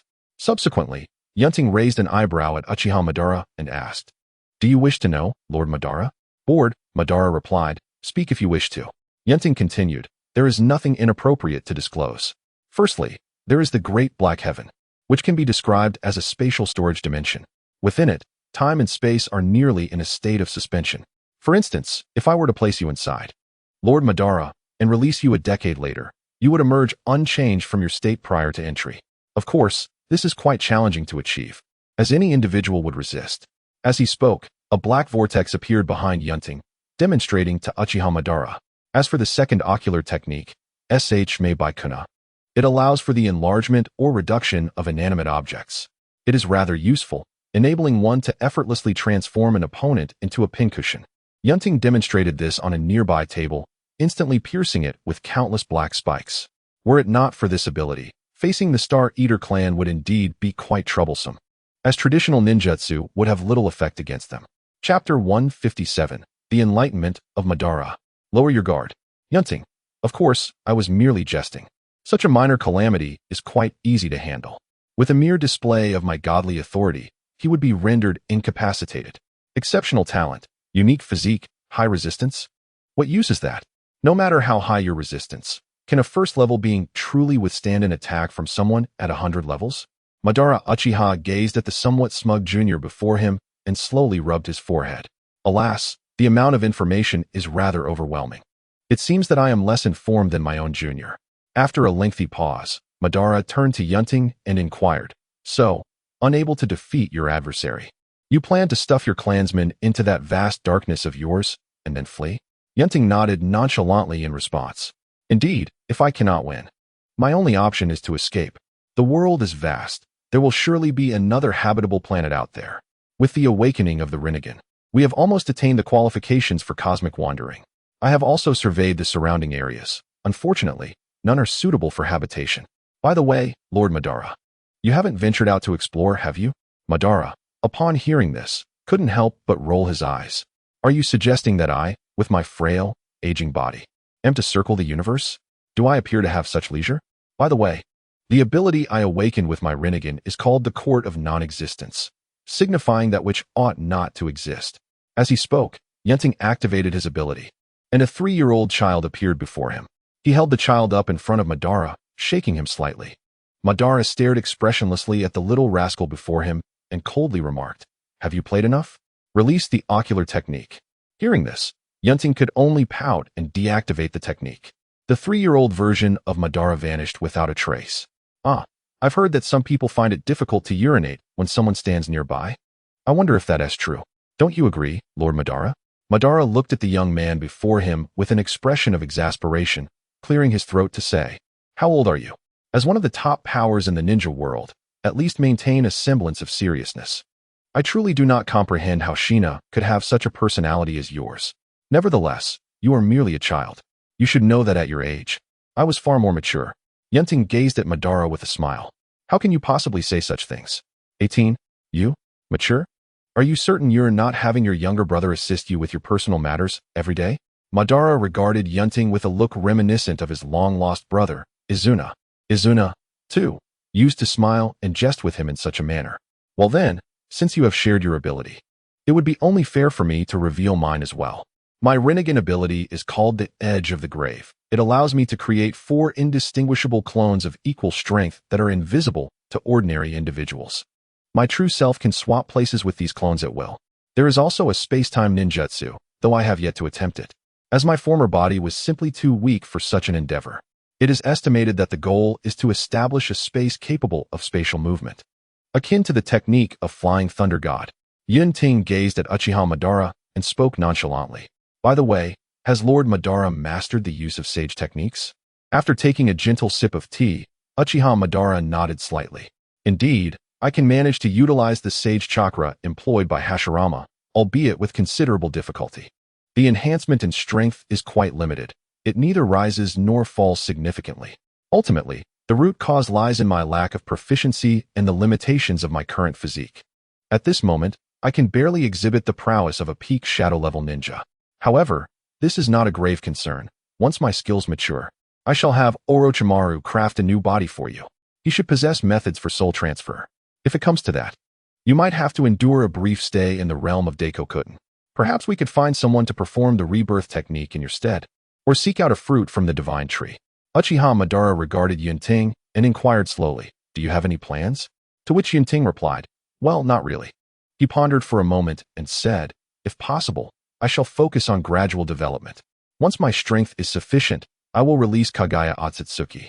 After all, she could be considered an ally, as it seems that attacking one's own kin, especially a superior, incurs severe consequences. Thus, we could indeed join forces. For the time being, I will devote myself to diligent training."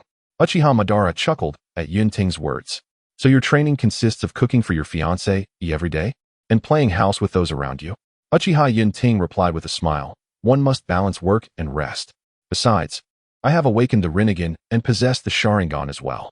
I also carve out time to hone my combat skills. I feel I have reached a plateau. The remaining combat techniques and the delicate mastery of my abilities can only be refined over time." After glancing at the clock on the wall, Yun Ting turned to Uchiha Madara and said, "Well, it's getting late. I must take my leave. By the way, Lord Madara, do you desire a wife? Would you like to leave behind an heir? I heard that you are still as pure as jade, a true ultimate virgin." Before he could finish, Yun Ting sensed a hint of a menacing aura emanating from Madara. "Haha, forget I said anything." With that, Yun Ting promptly departed from the spot. "Oh, still as rude as ever. However, today has indeed broadened my horizons. If the world is so vast, and if such power exists in the realm, how regrettable it would be to let it slip away unexamined. I do not wish to descend into the unknown, facing Izuna, my elders, and friends, completely oblivious." Contemplating this, Uchiha Madara gazed towards a direction in the inner city. That is Nagato, or to be precise, the direction where my Rinnegan resides. I forgot if I had replaced Nagato's eyes and switched out the Rinnegan. If I made a mistake, please remind me, I will correct it. I wrote this in haste and did not check the earlier parts. I will carry your eyes with me to thoroughly explore this world. I sincerely apologize, Quan Nai. I had originally thought that if this brat, who resembles you, could indeed bring peace to the shinobi world, I would be inclined to entrust the Rinnegan to him and then seek you out. However, it appears that such a moment has been postponed. The Uchiha clan shall strive to ensure its continuation. If you were still alive, you would surely take delight in this descendant, albeit he can be quite infuriating at times. Moreover, the Uchiha clan has now undeniably eclipsed the Senju clan. You would undoubtedly be pleased to know this, wouldn't you? Upon exiting the underground laboratory, Yun Ting immediately arrived in the fishing space. At this moment, the fishing space had expanded to an immense scale, nearly rivaling the combined land area of the entire shinobi world. It was teeming with vibrant life, featuring countless towering trees and a variety of wildlife, including rare plants and extraordinary beasts that I had caught. Most importantly, I could now bring others with me. The previous restriction of entering alone had been lifted. Although I could only bring 100 individuals, it sufficed to accommodate my immediate family and significant others. While Dahei Tian could also serve as a vessel, it ultimately lacks the security of the fishing space. Dahei Tian is merely a different realm. Should the enemy possess certain unique abilities, it could become problematic. Moreover, I cannot, like in the original narrative, carry individuals into the Kamui space, rendering the use of Kamui impossible. Chapter 158, A Transformative Space, Steady Development. At this moment, Yun Ting surveyed the entirety of the fishing space from the lofty heights above. Its vast expanse far surpassed his imagination. From the center of the fishing space outward, there lay an endless sea of green. Over the years, Yun Ting had caught numerous peculiar items. It could be said that everything bizarre had fallen into his grasp. Slimes from other worlds, magical potions from unknown realms, soul beasts from the Doloa dimension, and demonic beasts from uncharted martial worlds. Even Pokemon had made their appearance. Of course, the slimes were merely ordinary slimes. However, due to their rapid reproduction, they now resembled weeds by the roadside. I had also experimented with the magical potions, which had a delightful strawberry flavor but proved to be of little utility. The lower-tier demonic beasts from the martial world were either swiftly eliminated or, if more docile, were captured and raised to be harvested for meat. As for the Pokemon, I had yet to catch anything particularly remarkable, although I had acquired several lower-tier creatures. Not a single level 1 deity had graced my collection. Among them, the highest base stats belonged to a pair of Charizards, currently residing in the fishing space, eating and sleeping, occasionally hunting for sustenance, and asserting dominance over weaker creatures. They would occasionally sneak off to pilfer the spirit fruits of the little green plants. Alas, I hope this pair continues their efforts and produces a multitude of adorable little Charmanders. After all, the Charizard and the Uchiha clan seem to complement each other quite well. As for Xiao Lu and her companions, Yun Ting has decided to limit the expansion of the spiritual plant cultivation area, for if they were to expand further, the fruits would inevitably rot in their hands. The ninja world is rather confined, and the majority of commoners would not choose to purchase such items. Only the nobility and ninjas would show any interest in these goods. With such a limited audience, how much could they possibly consume? If they were to expand further, those fruits with unique properties would merely be sold as ordinary fruits. With a thought, Yun Ting arrived at the plantation where Xiao Lu was located. As he appeared, he was greeted by a figure approximately 1.70 meters tall, adorned in garments crafted from special green leaves. 2 pairs of translucent wings, edged in green, were folded behind her, while her light green hair cascaded naturally. Her eyes, resembling green gemstones, sparkled with a hint of joy. Upon seeing the young man before her, she inclined her body slightly. "Young Master Yun Ting, you have arrived." Yun Ting regarded Xiao Lu and nodded gently. "Yes, I happen to have some free time to come and take a look. How have those fellows been behaving recently?" At his words, a smile crept across Xiao Lu's face. "Those few have been relatively well-behaved lately. Moreover, with the control authority you bestowed upon me, they have indeed toned down considerably. It seems that Madam has taken quite a liking to practicing here as well. Is there a wager between you and Madam? It is rare to see her so excited." Yun Ting strolled slowly beneath the trees, and, upon reaching a light blue slime, bent slightly to embrace it. His fingers instinctively caressed its surface. Diligent practice is indeed commendable. You are quite the clever one. The flow of time within the fishing space differs significantly from that of the ninja world. Otherwise, Xiao Lu would not be receiving a plethora of spiritual fruits every week. even if the conditions here are ideal for these plants. It is simply impossible for them to mature in such a short span of time. 10 hours here equates to perhaps only 1 hour in the ninja realm. Kushina had also been granted access to this space.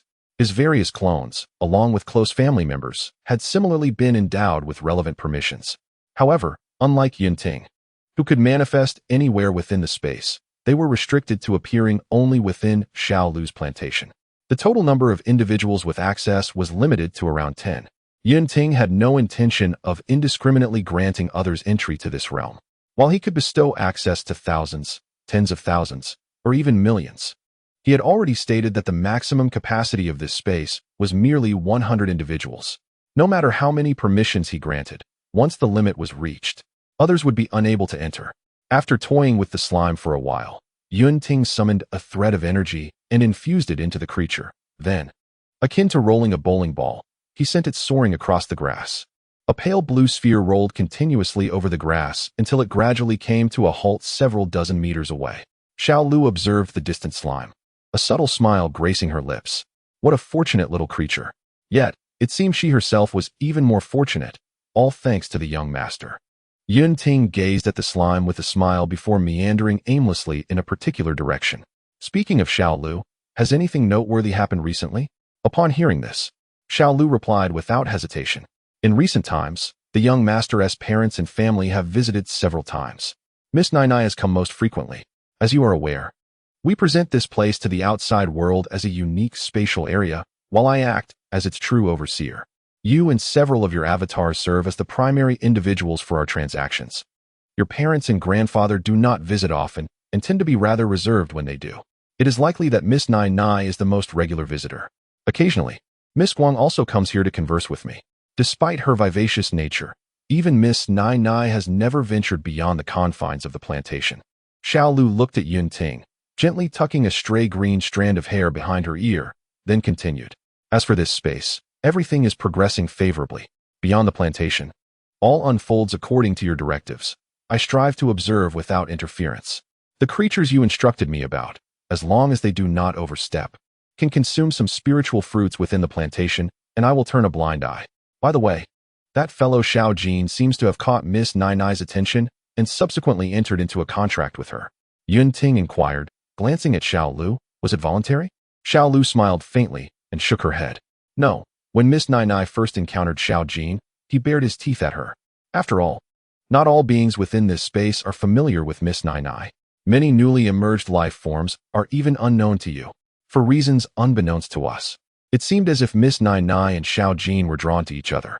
Subsequently, Miss Nai Nai transformed and subdued Xiao Jin, compelling him to sign the contract. For several days thereafter, he did not even return to the plantation, as if he had suffered greatly from the contract with Miss Nai Nai. Truly, a foolish bear unaware of its own fortune. Additionally, the fire-breathing dragons have successfully birthed offspring, producing a total of 5 eggs, all of which have now successfully hatched. Chapter 159, Black Absolute, Control. Following a brief conversation, Yun Ting and Xiao Lu departed from the fishing space and returned to the ninja world. Unbeknownst to Yun Ting, within the fishing space, outside the botanical garden, in a dense forest, stood a towering figure, 10 meters tall, its dark golden fur glistening with a metallic sheen. Surrounding it were splintered wood and clear claw marks on several nearby trees. The dark golden giant bear roared defiantly towards the sky, its massive paws enveloped in energy. Subsequently, he unleashed a claw strike towards the distant trees. A hint of stubbornness and defiance flickered in his dark golden pupils. Damn it, what a disgrace. He had been brought down by a mere little girl. That insufferable brat. The next time we meet, I shall demonstrate my true strength and reclaim my dignity. Last time, I had been careless and failed to dodge.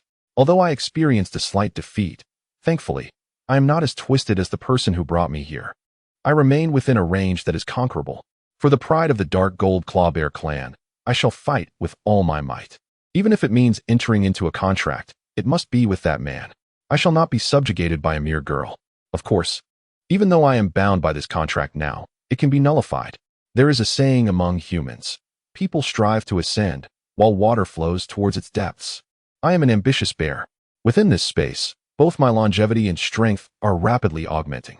Once I master the family's secret technique, the sky-rending claw, That red-haired fox will surely not stand a chance against me. If Little Green were here, he would likely burst into laughter. It is a jest. Someone of Little Gold's caliber is hardly worthy of the young masteress' attention. But it matters not if the young master overlooks me. Being noticed by the young mistress is akin to being favored by the young master, is it not? The path has grown narrower, foolish bear. I hope you do not provoke the mistress's displeasure, or else. I have heard that your bare paw is a great tonic. Yun Ting had just returned to the Federation when he sensed a subtle presence emanating from deep beneath the ground. It was Black Zetsu. Currently, Black Zetsu was concealed underground. Utterly perplexed, he could not fathom why Uchiha Madara, the reincarnation of Indra's chakra, would choose to come to the Federation. The variables were too great. However, the individuals within the Federation were exceedingly sensitive. Even a slight approach from White Zetsu would result in immediate detection. Thus, Black Zetsu dared not venture too close. He found it incomprehensible that during the battle between Hashirama and Madara, he had remained undetected while hiding in the shadows, even from Madara, who possessed the eternal Mangeki Sharingan, and Hashirama, who had activated Sage Mode. Yet within the Federation, there was more than one individual capable of easily sensing his presence. Were it not for his knowledge of the entire sequence of events, he would almost suspect that beyond Indra and Ashura, there were some illegitimate offspring as well. Hello there, insignificant insect. A somewhat disdainful voice echoed in Black Zetsu's mind. Then, to Black Zetsu's astonishment, a young man greeted him from deep underground. Instantly, Black Zetsu recognized him as the current young clan leader of the Uchiha clan, Uchiha Yun Ting. Black Zetsu's mind immediately sharpened, and he attempted to activate a ninjutsu to escape. Yet, he found himself utterly immobilized. Aside from his consciousness, every other part of his body felt as though it had been pressed by a time-stopping button, rendering him completely motionless. Then, under Black Zetsu's watchful gaze, a black hole slowly materialized, and he was drawn into it. Yun Ting gazed upon the pitch-black void, where the ominous figure of the Black Absolute lingered, a faint smile gracing his lips. Although he sensed that such power might not be formidable, he decided to take her in, as he lacked the leisure to constantly monitor her. As for Kagaya Otsutsuki, her release would indeed occur, but the moment was not yet ripe. In the distant expanse, the Otsutsuki woman under Yun Ting's command knelt on one knee, reporting to a stunning woman exuding vitality and a subtle fragrance of medicinal herbs about the circumstances of her recent disappearance. This enchanting figure was none other than Kagaya Otsutsuki's descendant, Maki Otsutsuki. Maki slowly raised her hand, and a verdant vine gently lifted the Otsutsuki woman. A melodious and ethereal voice resonated in the ears of the Otsutsuki woman. Well, your soul token was nearly shattered, indicating that you were on the brink of death. Your contributions are self-evident. You are aware that I do not adhere to excessive formalities. However, tell me, was your essence restored by someone outside the Otsutsuki clan? The Otsutsuki woman, taken aback, nodded in affirmation. Indeed, Lady Maki. I was on the verge of death and landed on an unknown planet. The natives there healed me. They were remarkably kind, exuding warmth akin to that of you, Lady Maki. Maki smiled gently. Ah, it appears fortune smiled upon you, leading you to such benevolent souls. Nevertheless, their methods of healing were rather rudimentary.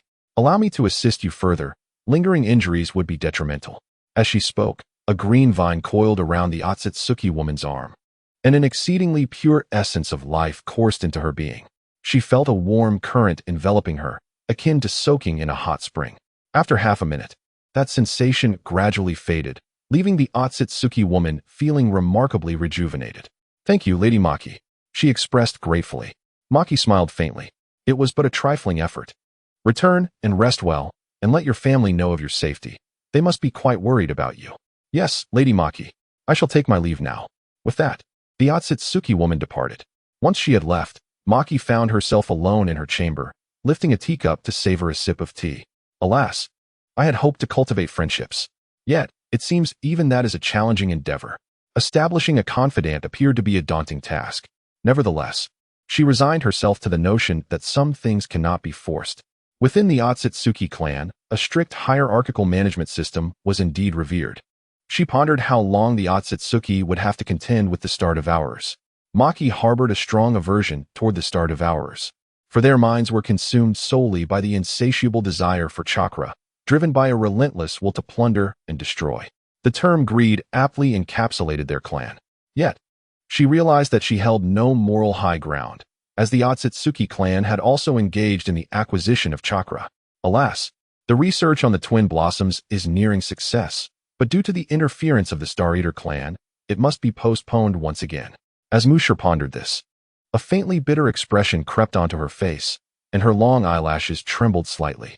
Clad in a form-fitting, pale green dress that enveloped her slender figure, only a small portion of her fair, straight calves and her delicate neck were exposed, presenting an appearance that was both modest and vibrant.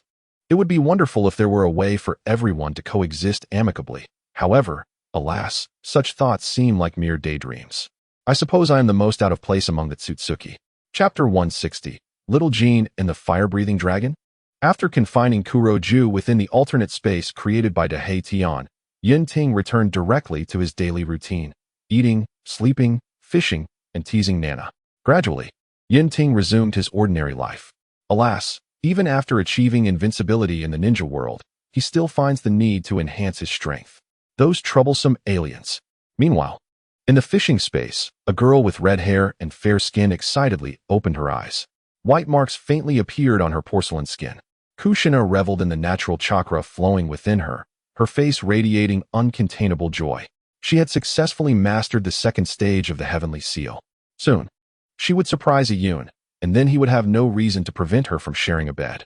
At that moment, a figure approached, bearing a plate of fruit. How is it? Have you succeeded? Would you like to take a break and have some fruit?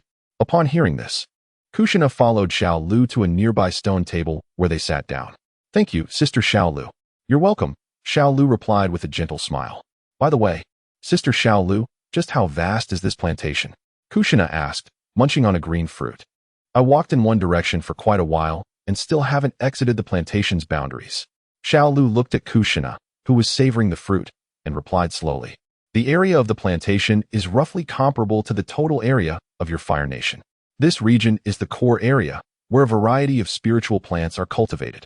As for the areas outside the plantation, they adhere to the law of the jungle, survival of the fittest.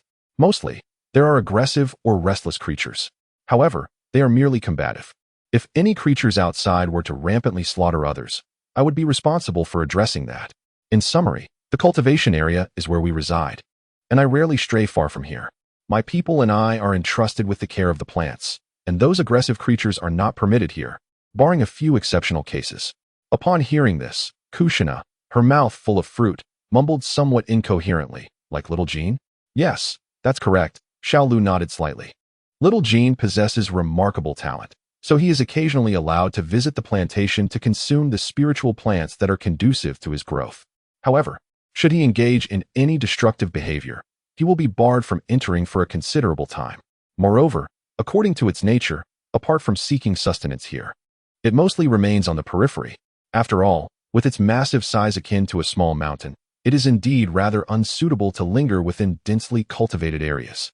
Upon hearing this, Kushina glanced towards the nearby Little Green. Sister Green, I feel like I've been intruding while enjoying your hospitality. Should I offer you some money? Since her arrival, Little Green had been exceptionally kind to her, providing ample food and drink. Although Yun had suggested treating it as her own home, it still felt somewhat inappropriate to impose on someone else's territory. Little Green gazed at Kushina with gentle eyes and replied, There's no need to worry. The plantation has an abundance of produce that you could never finish in a lifetime.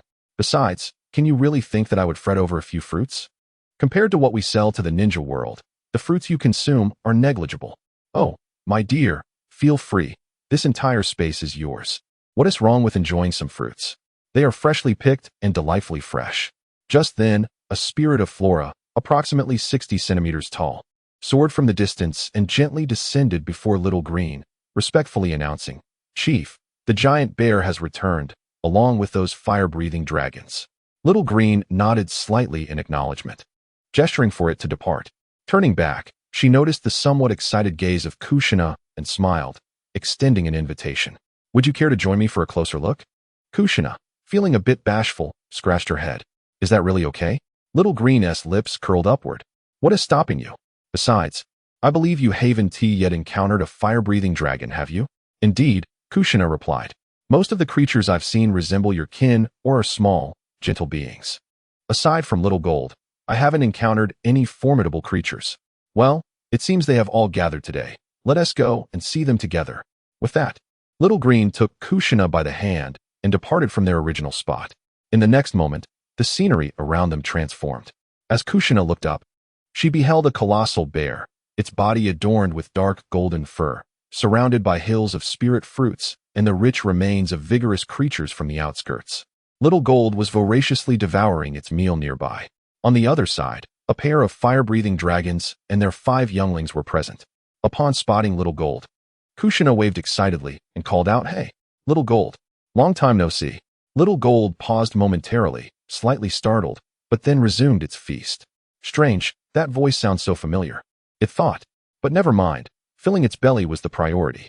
Due to being caught by Yun Ting, Little Gold inherently felt a strong affinity towards Yun Ting. Unless instructed otherwise, Little Gold was generally inclined to heed Yun Ting's commands, much like how Emperor Tian was willing to follow Gu Na. Thus, Little Gold naturally leaned towards serving Yun Ting or seeking recognition from him. However, it seems that the individual responsible for managing the cultivation area has mentioned something to me before. The last time I encountered the red fox, it turned out to be the betrothed of that esteemed individual. Considering this, it appears that following that person might not be a bad idea after all. Nevertheless, that is a matter for another time. For now, my priority is to satiate my hunger. The nourishment I have consumed offers significant benefits to my physique. Most of the fruits I have ingested are metallic in nature, cultivated within the confines of the garden. Regular consumption of these fruits greatly enhances my well-being. The flesh of the creatures beside me also provides remarkable sustenance for my body, far superior to what I experienced in the Starry Forest. In the Starry Forest, while there are indeed many spiritual fruits, they are scarce when considered on an individual basis. The number of higher quality fruits is even more limited. After all, can one expect a soul beast to cultivate an entire garden? It is a jest. What one consumes in the Starry Forest is truly theirs. High-value spiritual plants may indeed be guarded by powerful soul beasts, such as the Emerald Swan, Red King, and Ice Blue Emperor Scorpion, which may retain some spiritual flora capable of producing rare treasures within their groups. Of course, the Dark Gold Terror Bear clan usually disperses throughout the Starry Forest, engaging in their own lives unless summoned by my father. Yet, due to my father's influence, I occasionally have the opportunity to enjoy fine delicacies. However, such a life of ease, where everything is handed to me on a silver platter, is one I have only briefly experienced. In the Starry Forest, consuming my father's provisions inevitably resulted in a beating, which he claimed was beneficial for digestion. Ridiculous. Eating a millennium-old fruit does not warrant such a process. You just want to beat me. Nonetheless, my progress has been astonishing. If I ever get the chance to return, it would surely astonish you. I hope to return one day, Father. You promised that I, the future vice-patriarch of the Dark Gold Terror Bear clan, would achieve great things. Chapter 161. The bear shall never be a slave unless fed and sheltered. Meanwhile, Kushina, noticing the foolish bear indulging in its meal, chose to disregard it and instead turned her attention elsewhere. She observed the 2 3-meter-long Charizards peacefully resting on the grass, alongside 5 playful little Charmanders, and curiously inquired, "Are they the Charizards my sister mentioned?" Xiaolu nodded slightly. "Yes, they are, but not entirely." "Huh." Kushina looked at Xiaolu, puzzled. Xiaolu smiled gently.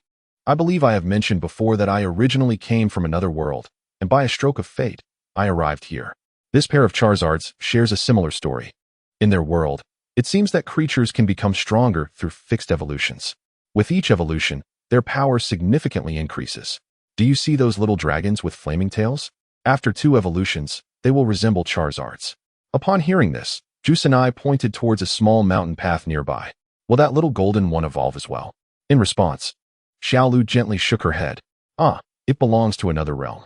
It likely will not evolve. However, it can probably continue to grow." "Oh, is that so? It still has to grow?" Jusanai remarked while observing the little golden creature eating. "It already seems large enough, yet it can still grow?" Before long, Jusanai found herself playing with several little fire dragons. She gently stroked the flames on the tail of a little fire dragon. How peculiar, it's not even hot. Just as the little golden one finished its meal and prepared to depart, it noticed a familiar figure in the distance. The little golden creature ambled over, its formidable size casting a shadow over the area where Jusanai and the little fire dragons were engaged in play. Sensing the sudden dimming of the light, Jusanai looked up in confusion. Cautiously placing the little fire dragon on the ground, she began to gather chakra at her feet, climbing up along the dark golden fur of the little golden one. In no time, she found herself perched upon its right shoulder. Kushina gazed at the little golden creature and sat down on it, her fingers lightly brushing over its somewhat bristly fur. I must say, you're rather unusual. Aren't you?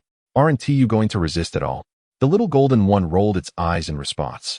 Even if I were to resist, it wouldn't happen here, unless I decide not to eat my next meal here. Besides, you've defeated me. I have no qualms in following your commands, it admitted, feeling a bit bashful with Kushina on its shoulder. Sigh, I can't very well say it's because of your status, can I? The dignity of the dark golden grizzly bear clan is at stake. But, alas, dignity won't fill one's belly. Upon hearing this, Kushina excitedly patted the little golden one's shoulder, disregarding its prickly fur. Oh, you're surprisingly perceptive. I thought it would take much longer to get you to listen to me. I was even prepared to give you quite a thrashing.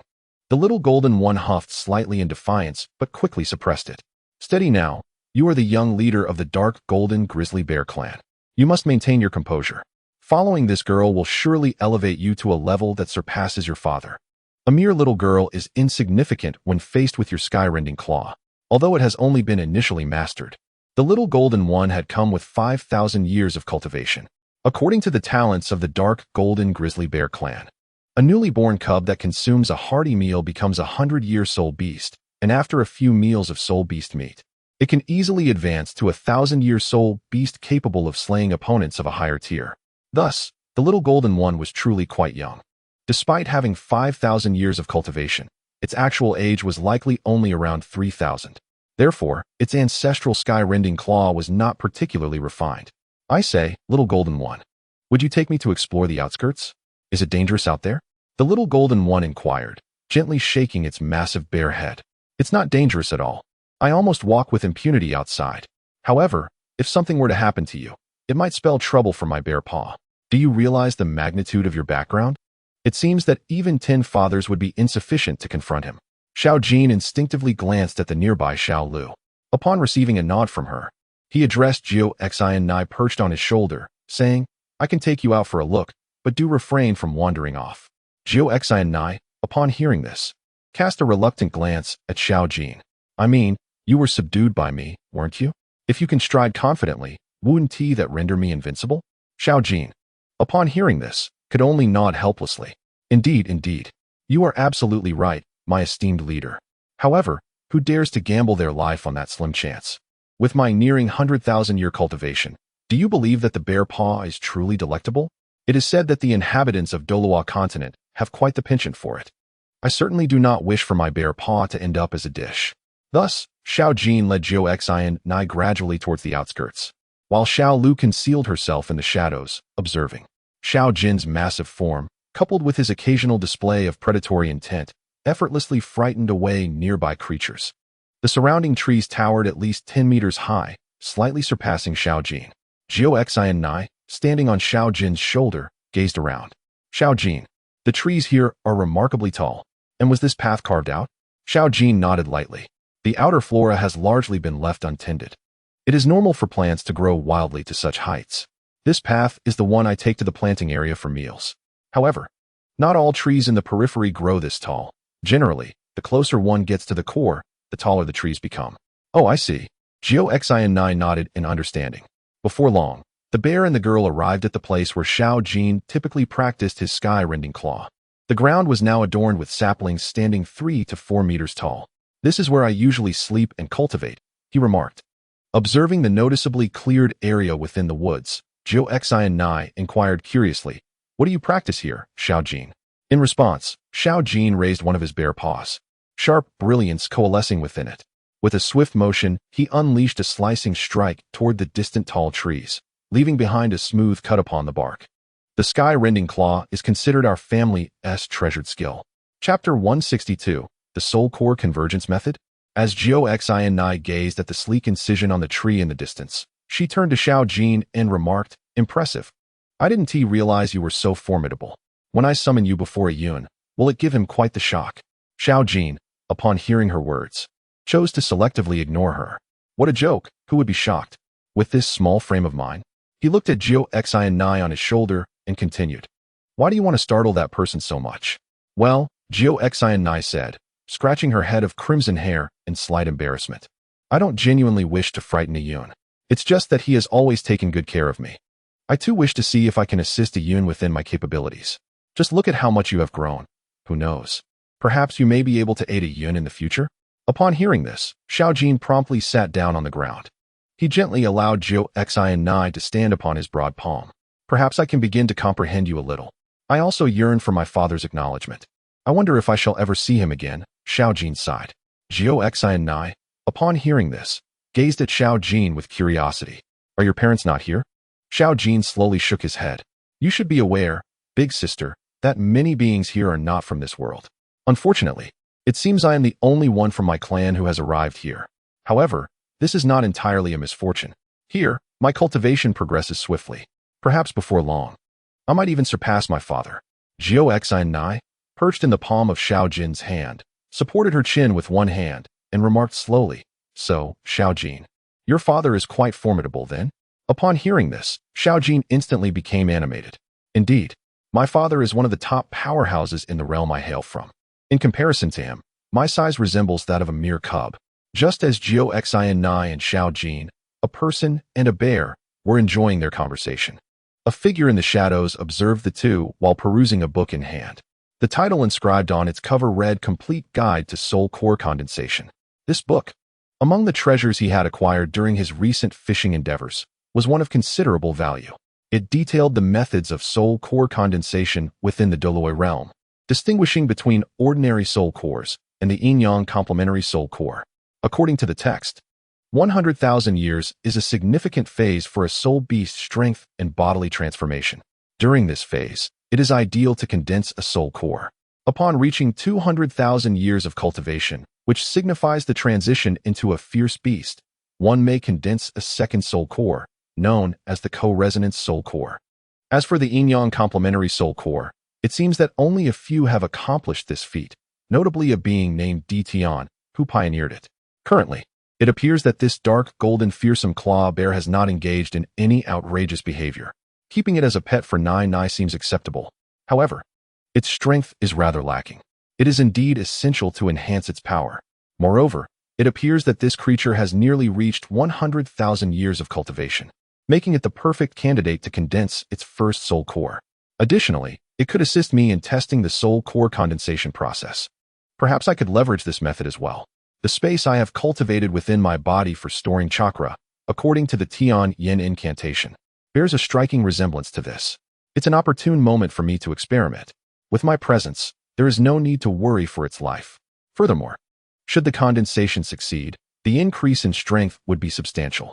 Chapter 163, The Condensation of the First Soul Core and the Birth of the Spirit of Space. In the realm of Doloa continent, the yin-yang soul core is a rare achievement, seldom attained by practitioners. Amidst the myriad ferocious beasts of the Star Do forest, it was none other than Emperor Tian who successfully cultivated this sacred core. The likes of Bear Lord, the father of Little Jean, the Demon Eye Tree King, the Emerald Swan Biji, the Purple Princess, and the Scarlet King merely managed to condense ordinary dual soul cores. Yet, even such commonplace soul cores significantly enhance one's strength, and without sufficient talent, one might not even be able to condense them. However, with the right methods, there is no doubt that Little Jean, given his inherent talent, would successfully form a dual soul core. The dark golden terror claw bear is indeed a remarkable species in the Doloa continent, and from memory, it does not seem to possess such a docile nature. As Yun Ting pondered, he observed the dark golden terror claw bear engaged in light-hearted banter with his companion.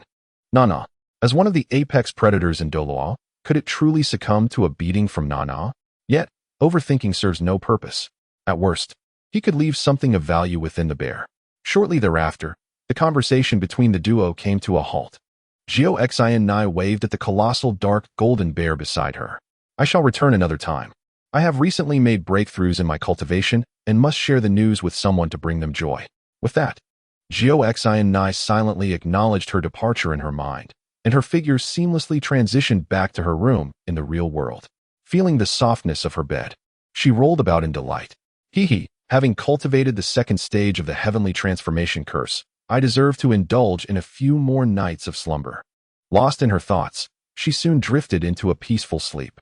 Meanwhile, a young figure materialized in Jiao Xin's room.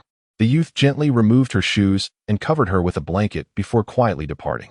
It was commendable how diligently this girl had been training these past few days. With a sigh, Yun Ting made his way to the fishing space, appearing beside little Jean, the sole dark golden terror claw bear in the realm.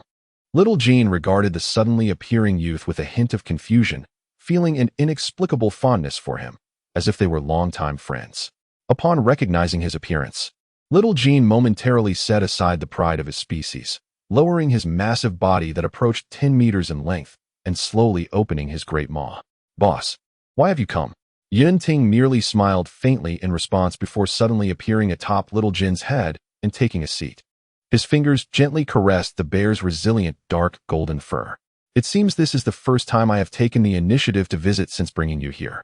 Little Jean nodded his massive head in agreement. "Indeed, boss. I learned about your matters from Sister Lu. She also mentioned that you are the sovereign of this realm. I hope I do not offend you. Furthermore, the treatment I enjoy is also granted by you." Upon hearing this, Yun Ting maintained his smile, merely parting his lips slightly. "Xiaolu must have spoken to you as well. Kushina is my wife.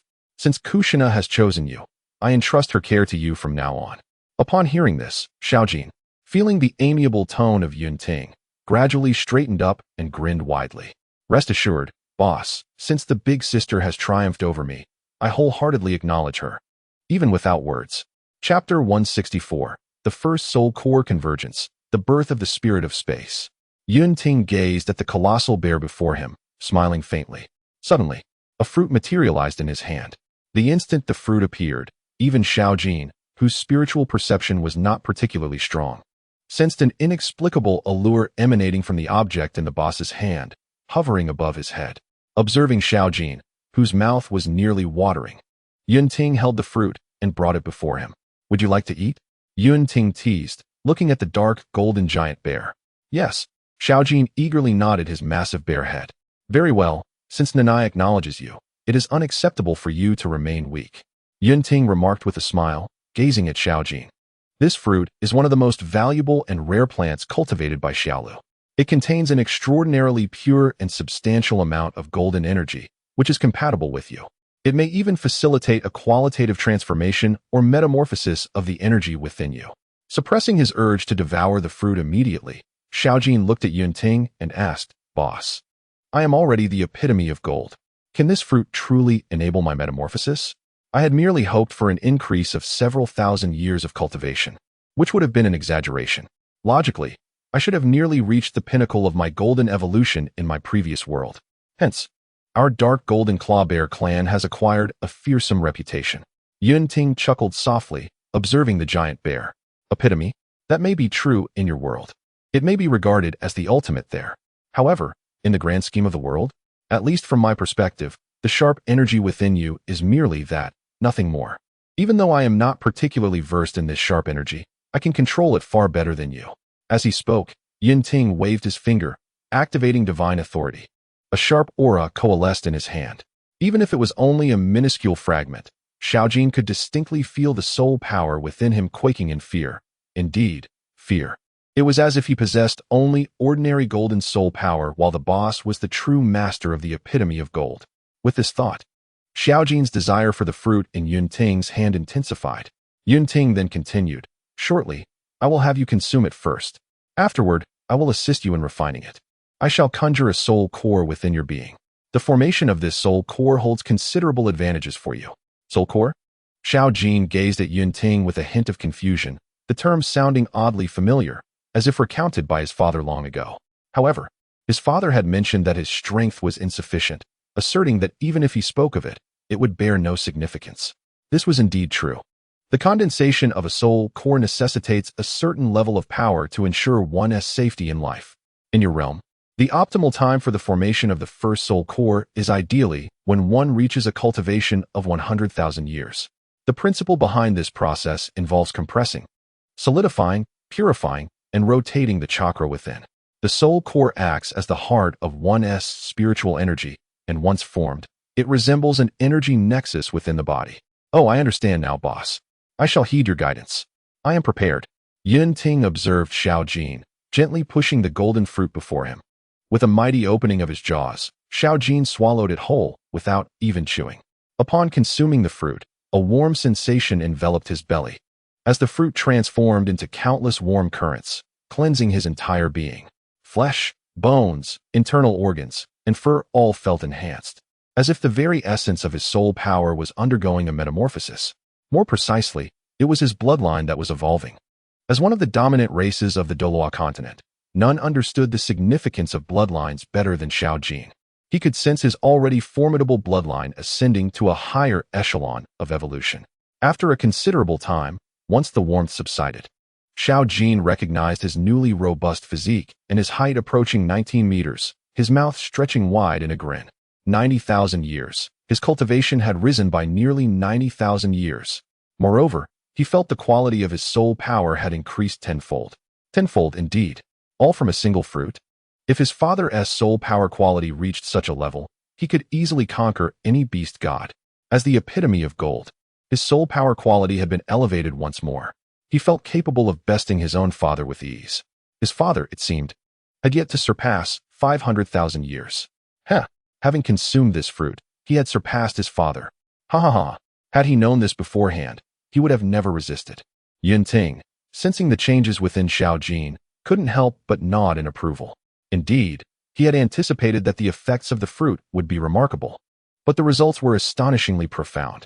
If the strength of the ultimate gold before consumption was rated as 1, it was now elevated to 10. Yet this was only to be expected. After years of diligent fishing, the quality of fruits comparable to the one Xiao Jin had just consumed would not exceed 10. Of course, this might also relate to the Doloa continent's reputation as a fantastical underworld, given the low tier of its realms. Just consider the celestial herbs found within the ice and fire yin-yang eyes. If memory serves me correctly, it is indeed prior to the Soul King that the effects of consumption are most pronounced. For an entity of the rank of Tidal Doloa, perhaps a single fruit would only elevate one's soul power by half a level. A typical 10,000-year soul beast could be considered equivalent to a Tidal Doloa. Not to mention the dark gold fearsome bear. What of a fruit found within the fishing space? A single fruit that enhances one's cultivation by 90,000 years is hardly negligible. 90,000 years of cultivation. I had just over 90,000 before consuming it, nearly reaching the threshold of 10,000 years. Moreover, the majority of the fruit's energy is primarily utilized for the transformation of bloodlines and body. Reflecting on this, what kind of refuse did my father previously offer me? Was it meant for bears? Perhaps it could be consumed by the pups of the Chiwang family, known for their indiscriminate appetites among ferocious beast clans. Yun Ting gazed at Xiao Jin, his lips parting slightly. I understand your excitement, but the soul core has yet to consolidate. Do not rejoice too prematurely. Hearing this, Xiao Jin grinned widely, his massive bear mouth stretching as he looked at Yun Ting. Consolidating the soul core should be a breeze for you, boss. By the way, how exactly do we go about consolidating it? Yun Ting smiled at Xiao Jin. You merely need to relax your body. I shall take care of the rest. After all, I still require you for some experimentation. Chapter 165. The Birth of the First Soul Core. The Spirit of Space. 3. Once Xiao Jin had taken a moment to adjust his state, he relaxed his body, allowing Yun Ting to control his soul power as it consolidated, compressed, and rotated within. Under the dominion of his own authority, Xiao Jin's bloodline, meridians, and even cells became distinctly visible. According to the tome detailing the method of soul core consolidation, the first soul core is best formed in the lower dantian, situated at the left and right of the lower abdomen. The second should reside in the upper dantian, at the position of the brow. The two soul cores rotate in different directions within the body, embodying the principle of yin and yang complementarity. Establishing these two soul cores greatly facilitates the mobilization of soul power within. The third soul core is to be consolidated at the chest, serving as the central hub for the transfer of soul power between the first two. Naturally, this method represents the greatest potential for enhancement of strength. Typically, soul beasts consolidate what are known as co-resonant soul cores, forming two cores in the same position with identical rotational directions. It appears that in the original narrative, Bear Lord consolidated two soul cores at his chest, significantly augmenting his power. Under Yun Ting's control, the soul power within Xiao Jin swiftly gathered in his lower abdomen. Before long, a rudimentary vortex of soul power materialized, After a considerable time, a stable vortex of soul power had formed within, representing the soul core. Observing its stability, Yun Ting gradually turned his gaze toward Xiaojin. Well done, the first soul core has now been consolidated. Given your rate of progress, you may swiftly surpass the threshold of 200,000 years of cultivation. However, even if you do break through, it is prudent to refine your foundation first. Despite rapid advancements in cultivation, if one cannot manifest their abilities, I shall reconsider my investment in you. Upon hearing this, Xiaojin's fleeting joy dissipated, and with his large bear-like paws, he patted his chest and assured, "Rest assured, boss, I will diligently refine my foundation." "Indeed, as long as you comprehend the gravity of the situation," Yun Ting replied calmly.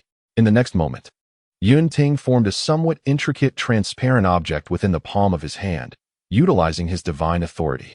Subsequently, the object slowly penetrated Xiaojin's body under his watchful gaze. Before Xiaojin could inquire further, Yun Ting's voice resonated. "This mark will enable you to perceive Nai Nai's condition, alert you instantly when she calls for you, and allow you to appear by her side in an instant. Apart from Nai Nai and Xiao Lu, who harbors my essence within her, you need not heed anyone else's commands, though there are few here to give them.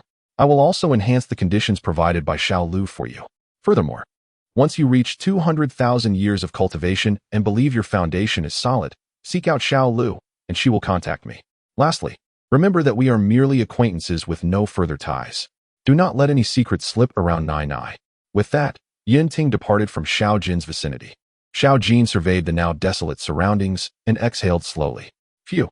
Although the boss appears quite amiable, the pressure he exudes is overwhelming. It seems that interacting with the big sister is much more relaxed. Perhaps it is because, despite her strength, it is limited, unlike the boss whose power feels boundless. Never mind. I shall continue to practice the tier of heaven. As long as I can endure, I will push myself to the limit. Due to the transformation of my bloodline and soul core, my endurance has multiplied exponentially. After executing several tier of heaven techniques, I had to even pause to catch my breath. At that moment, in the heart of the fishing space, Yun Ting observed a young man before him, who bore a 6/10 resemblance to himself. Gazing at the man, Yun Ting inquired, "Who are you? Are you the consciousness of this space?" The man nodded slowly in response. "Yes, my lord. I am the spirit of this space, recently born, which can also be regarded as the consciousness of this plane. Although the space is still relatively small, its energy quality already surpasses that of most lower worlds. My existence is a testament to the energy quality of this space reaching a certain threshold. Generally, the higher the energy quality, the greater the wisdom of the born spatial spirit or plane consciousness. Nonetheless, this space ultimately belongs to you, as you have indicated. Though I am uncertain why, it seems this space has become deeply bound to you. This implies that, without your permission, my authority may be even less than that of the little one at the center." "You mean Xiao Lu?" Yun Ting asked, eyeing the young man. "Yes, that is her." The spirit confirmed. "However, as a spatial spirit, you surely do not lack control over this space compared to Xiao Lu, do you?" Yun Ting inquired. The spatial spirit gazed at Yun Ting and shook his head helplessly. "Although I am the consciousness birthed by this space and possess absolute control over it, my very foundation is intertwined with this realm. I have the capability to contend with that little one, yet I am inherently one with this space. You are the master and sovereign of this territory, thus you are also my master and absolute ruler. Opposing one's own sovereign is hardly a wise course of action. Rest assured, however, there is no need for you to harbor any mistrust towards me. Theoretically, you could extinguish my existence at any moment, awaiting the emergence of a new consciousness. Oh, you say that without fear of me usurping your position? Not at all. Such confidence. Pray tell why?" As the spirit of the space spoke, a hint of regret graced its features. "Perhaps your recent absence has led to your unawareness of my existence. When you first arrived in this realm, I was in a state of slumber. Upon sensing your presence, I chose not to disturb you, as I noticed your preoccupation. I must apologize. I have, without permission, perused the memories of the small entity you bestowed with a modicum of authority. From what I gleaned, it is evident that you are not a benevolent individual. I have committed no wrongdoing, and thus you have no justification to act against me. Moreover, while the entity you empowered possesses actual dominion over this space, she lacks the profound understanding I have. She is unaware of the vast energies continuously absorbed by this realm. She cannot perceive the core of this space. Her knowledge is limited to the rudimentary expansion rate of the land. She does not know how to establish spatial conduits. These are tasks well within my capabilities. As long as no one engages in reckless destruction of the core, I remain indifferent. In truth, I hold no conflict with you or the individual you have endowed with authority. Whether it be taming beasts or cultivating spiritual herbs, I remain unconcerned. Perhaps, as you might say, I could be deemed the steward of this realm. My duty is to enhance the quality of this world. Therefore, would you desire a capable and utterly loyal private steward? Yun Ting gazed at the young spirit before him and slowly extended his hand, invoking divine authority. In an instant, the surrounding space was sealed, and Yun Ting began to approach the spirit of the space.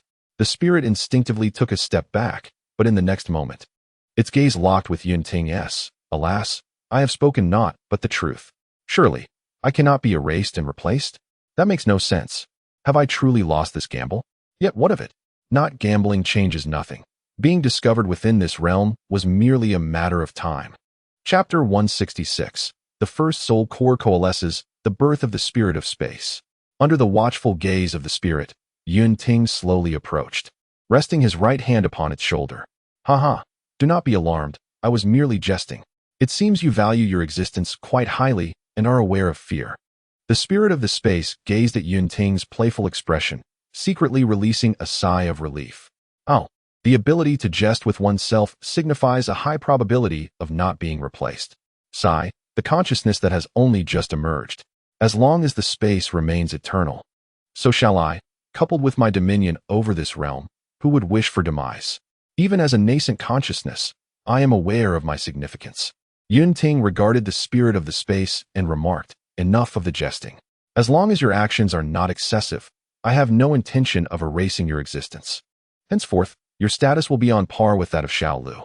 However, whether to reveal your existence to the creatures here will depend on your mood."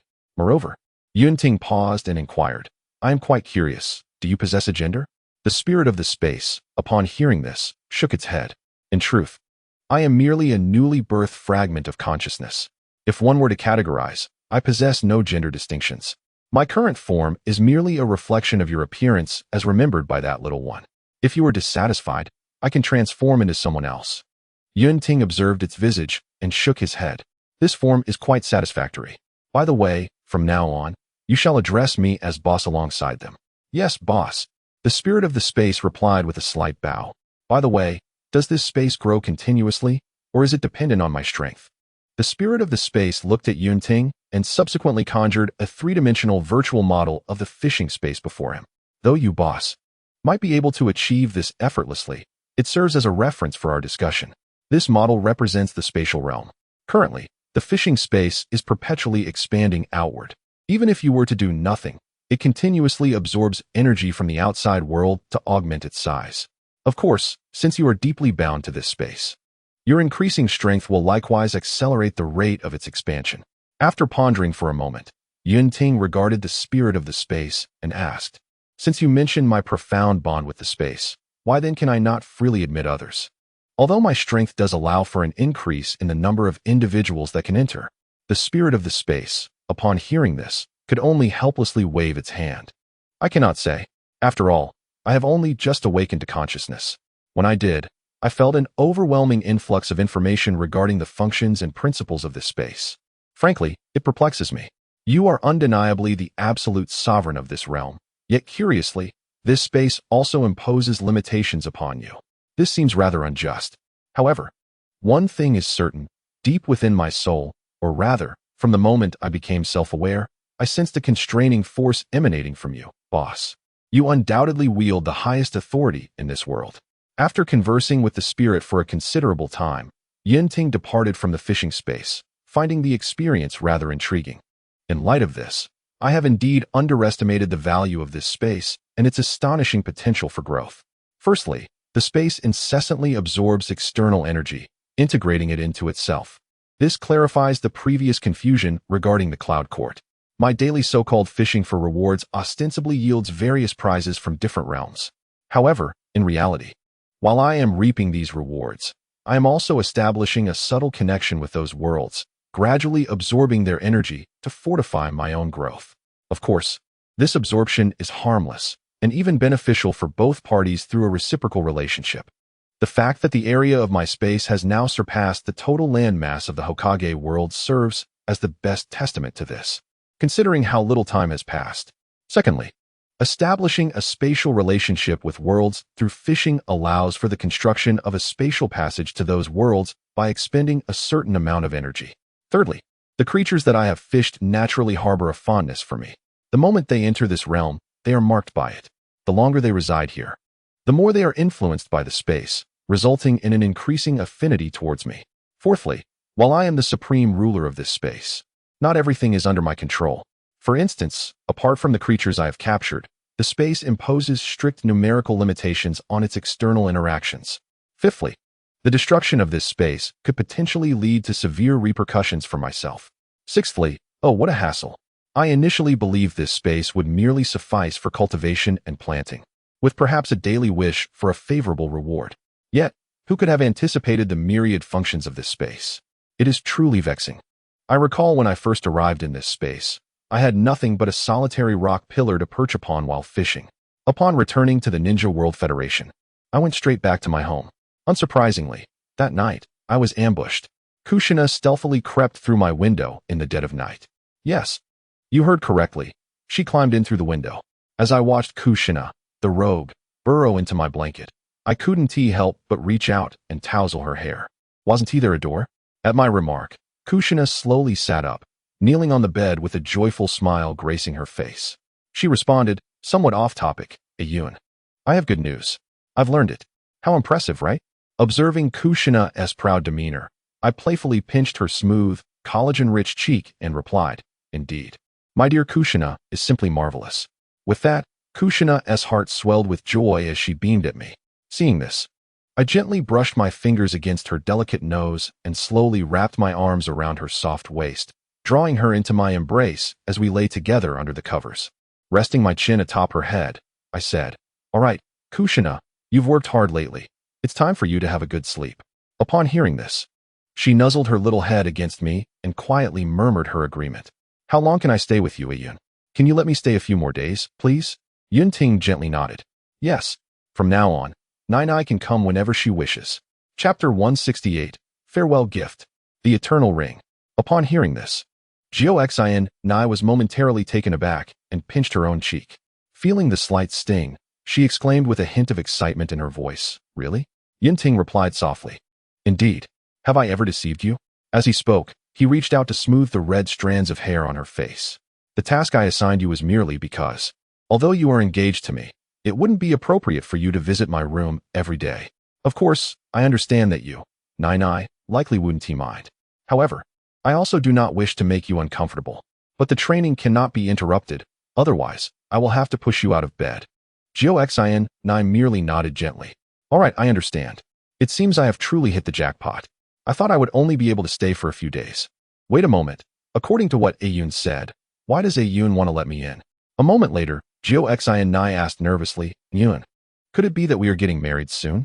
Yun Ting looked at Xin Nai and smiled. Yes, everything has been prepared. However, Nai's reaction seems rather slow. I had made my hints quite clear. By the way, the wedding is in half a month. Upon hearing Yun Ting's precise response, Xin Nai excitedly sprang from the covers, kneeling to face him with her small hands flailing about. But Yun, isn't this a bit rushed? Of course, I'm not unwilling to marry you.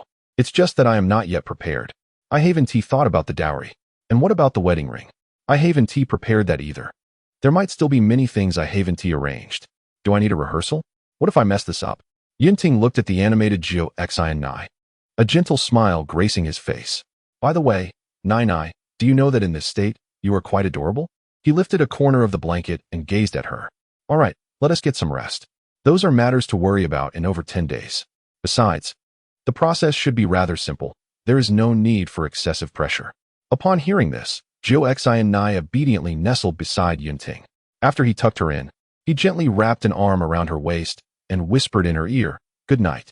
Xin Nai likewise reached out, tenderly embracing him, and nodded lightly. Before long, the tranquil room was filled only with Yun Ting's steady breaths. Cuddled in his embrace, Xin Nai slightly lifted her head and beheld the serene visage of Yun illuminated by the cold moonlight. At that moment, she felt as though everything was a beautiful dream. Were it not for the warmth radiating from Yun, I might have doubted whether I was ensnared in a dream. Kushina slowly moved one of her arms until it rested upon her thigh, pinching it firmly. There was indeed a sensation of pain. A faint, relieved smile crept upon Kushina's face. At long last, she, too, would embark on the journey of matrimony, just like her parents. Especially so, as she would be stepping into the sacred hall of marriage with the one she adored.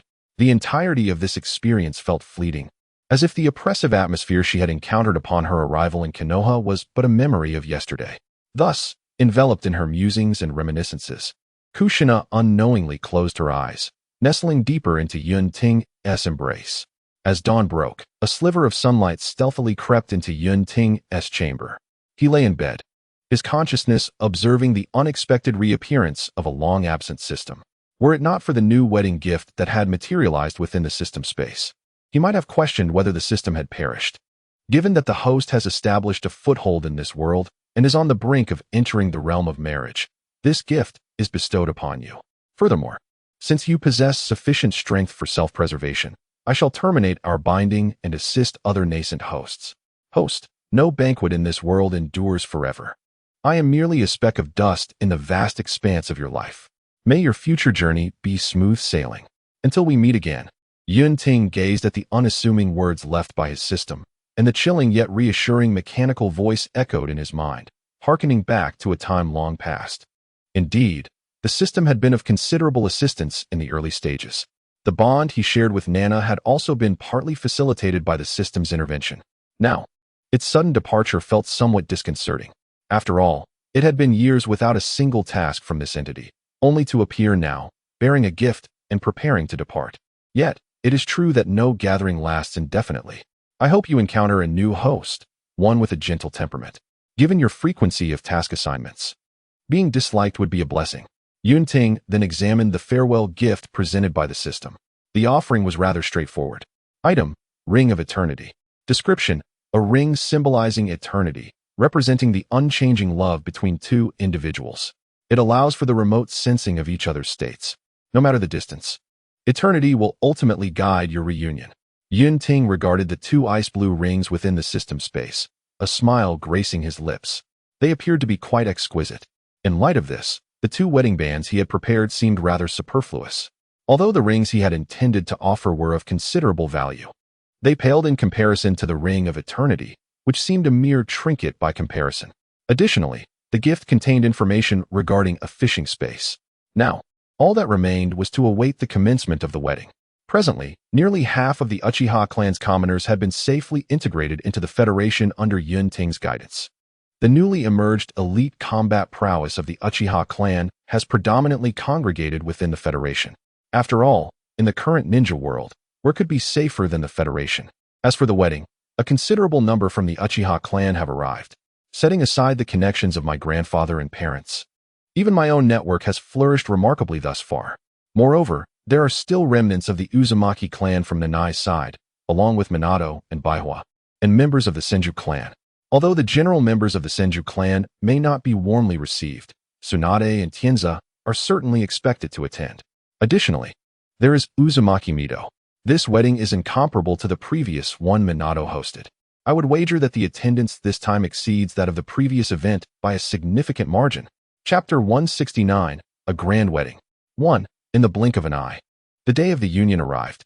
Within the room, Kushina donned a fitted red wedding gown, her long crimson hair meticulously arranged cascading down to her waist, making her appear considerably more reserved than usual.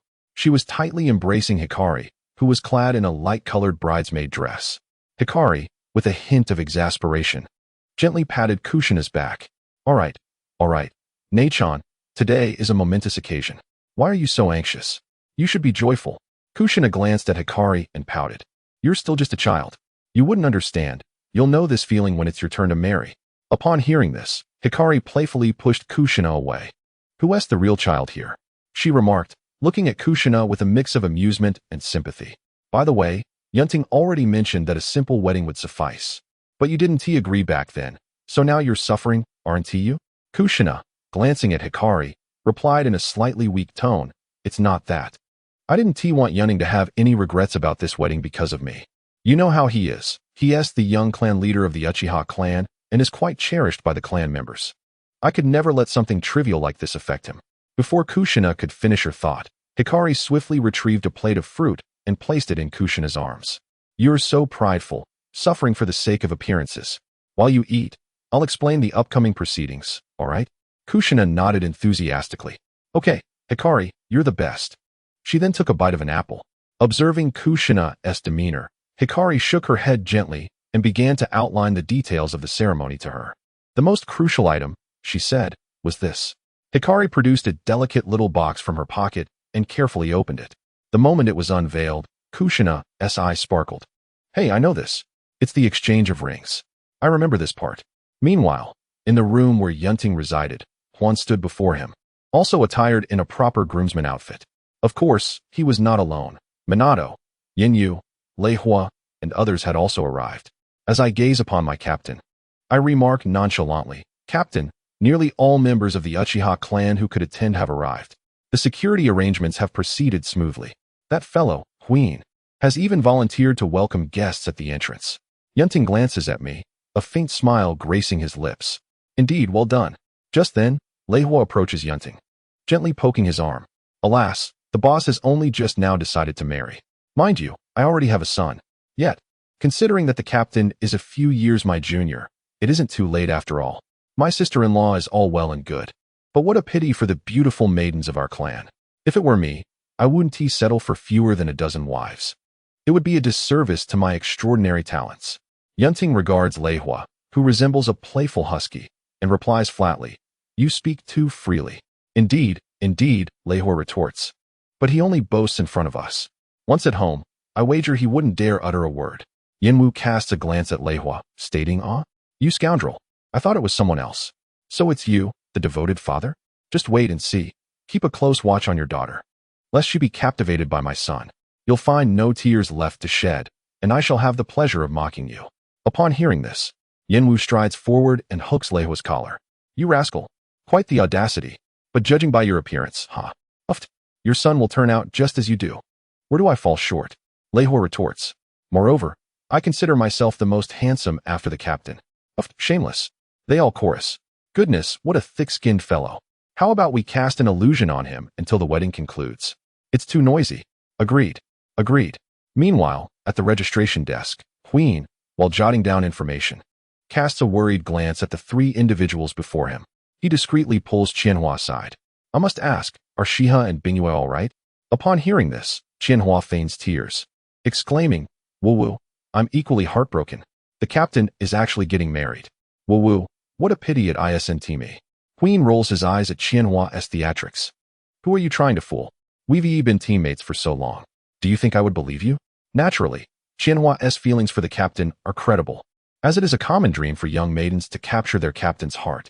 However, Qianhua, being carefree, embraces joy when it flourishes and remains indifferent when it falters. Sad. Nonsense, that's impossible. Noticing Huin's skeptical expression, Qianhua whispers, "Well, you know, I'm quite open-minded about the captain's marriage. After all, he is just an ordinary person. But as you can see, Shiha and Bingyue are utterly enamored with the captain. TSK, it feels hopeless. If the captain were a philanderer, it would be fine. I could be like a charm alongside my good sisters. He. What a pity. The captain is perfect in every way, save for his unwavering integrity. Do not share this with Shi and Bingyue. Otherwise, before Qianhua could finish speaking, two hands landed on her shoulders. What will happen then? Two chilling voices resonated behind her, sending a shiver down Qianhua's spine. Slowly, she turned her head to find her dear friend feigning ignorance. We were just discussing what delicious food to eat. Right, Huin? Qianhua quickly cast a pleading glance towards Huin for assistance. Seeing this, Huin returned to her seat, diligently recording the guests attending the wedding and the gifts presented. As for Qianhua, rest assured, she would be fine. Sister, she was measured in her actions.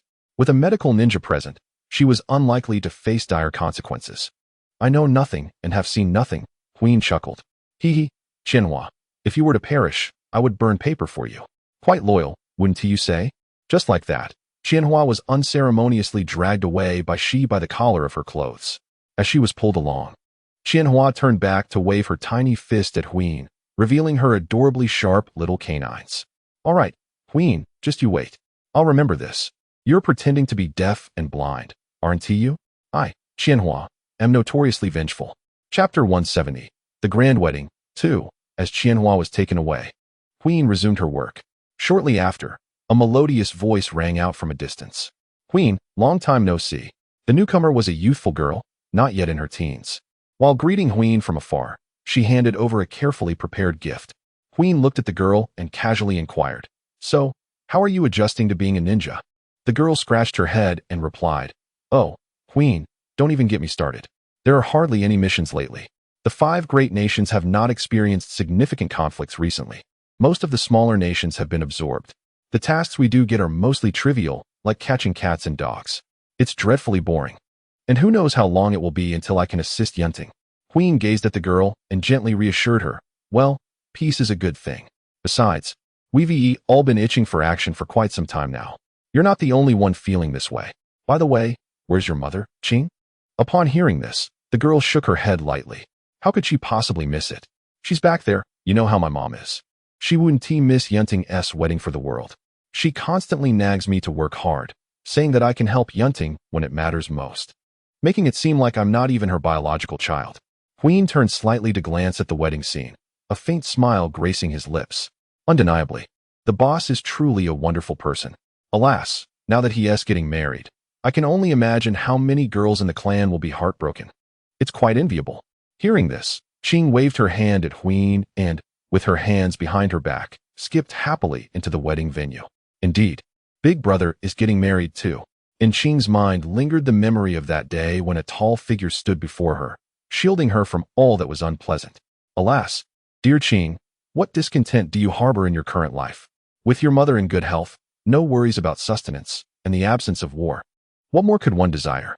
To be honest, I feel rather indifferent about it all, though there may be fleeting moments of sorrow. As long as my elder brother perceives his own happiness, that is sufficient for me." At that moment, Qing heard someone calling her name. Looking in the direction of the voice, she spotted Sister Mei Qin waving from her seat. "Qing, over here." Without hesitation, Qing made her way over. "Sister Mei Qin, Sister Binghua, Sister Cici, Sister Qianhua, it has been quite some time." After exchanging greetings, she settled beside Mei Qin. On the other side, Qianhua immediately enveloped Qing in a warm embrace, burying her nose in Qing's long, straight black hair and inhaling deeply.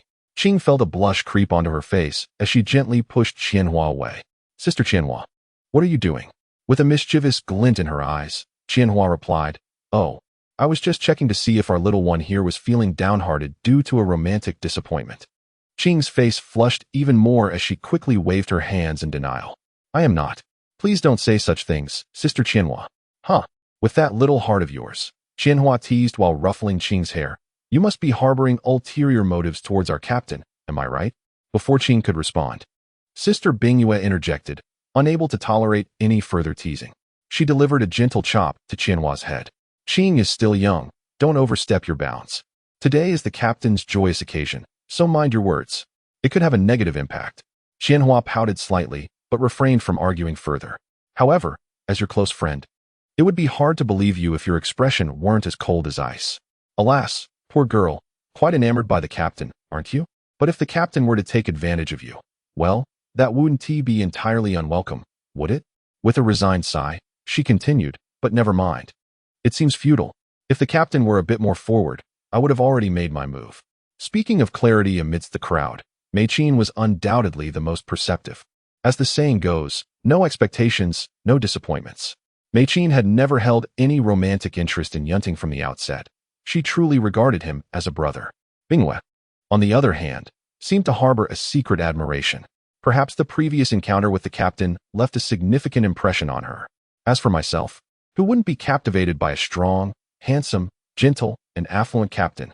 As for Cici, her feelings for the captain ran even deeper. Initially, the captain had been like a ray of light in her darkness. It could be said that everything Cici has now is a result of the captain's presence.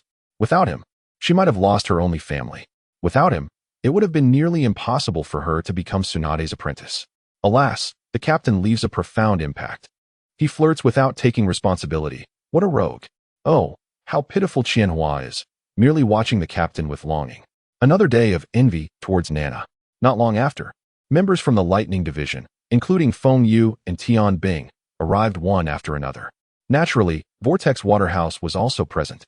Given their role as a senior relative of Kushina at the wedding, the Senju clan sent 2 representatives, Tsunade and Tianze. The relationship between the 2 clans had indeed softened, although the Cloud Court only dispatched a pair of representatives, which they did not mind. After all, they could come and go as they pleased. Furthermore, within the Uchiha clan, there were still many elders who looked unfavorably upon members of the Senju clan. Of course, the Senju clan shared similar sentiments towards the Uchihas. As for Cloud Court, there was little they could do about it. Erasing their memories of animosity was not feasible. Completely obliterating hatred was unrealistic. They could only ensure that the grievances of the older generation had minimal impact on the new generation of clansmen, and that was sufficient. The rest would be left to the passage of time. Seated nearby, Xiao Qin glanced at her companion, Mei Qin, and remarked, "Sister Mei Qin, I heard you declined to be Sister Nai Nai's bridesmaid. Why is that?" Upon hearing this, Mei Qin rested her chin on her hand. Casting an indifferent glance at Shi and Bingwe beside her, a slight smile appearing on her lips. Being a bridesmaid is such a hassle, and besides, Nai Nai doesn't need me as one. If I leave, who will keep an eye on these good teammates of mine? Please. I certainly don't want my little brother's wedding to turn into a scene from Gundam, each of them sporting a pair of Sharingan. Although I know they are all sensible individuals, the pressure on me is quite considerable. A heartbroken woman is the most fearsome of all, especially when these few are all elite warriors within the clan. Chapter 171, The Wedding concludes. Meanwhile, in stark contrast to the festivities above, in an underground laboratory of the Federation, Orochimaru observed the legendary figure from the Warring States period beside him. Curiosity piqued. "So, Lord Madara, are you not planning to attend the wedding of your esteemed junior?" Uchiha Madara simply shook his head lightly. "Aren't you doing the same?" He then cast a slight glance at a massive scythe hanging on the wall, which had previously borne a Uchiha fan. Although it provided little assistance in enhancing that arrogant kid's strength, the fan had once been wielded by the leaders or heirs of the Uchiha clan. For a powerhouse like Uchiha Madara, however, this fan was merely a symbolic artifact, one that was tasteless to consume yet regrettable to discard. Nonetheless, that boy is indeed performing better than both myself and Izuna, Orochimaru remarked slowly, his gaze fixed on the elder beside him. "I have significant experiments to attend to. As you know, through comparative analysis of experiments, one can discern that the Hyuga clan and your Uchiha clan share considerable genetic similarities. Moreover, by comparing the genetic fragments of Shin with other members of the Hyuga clan, we find that those with higher talents generally exhibit a greater degree of activation of their genetic fragments.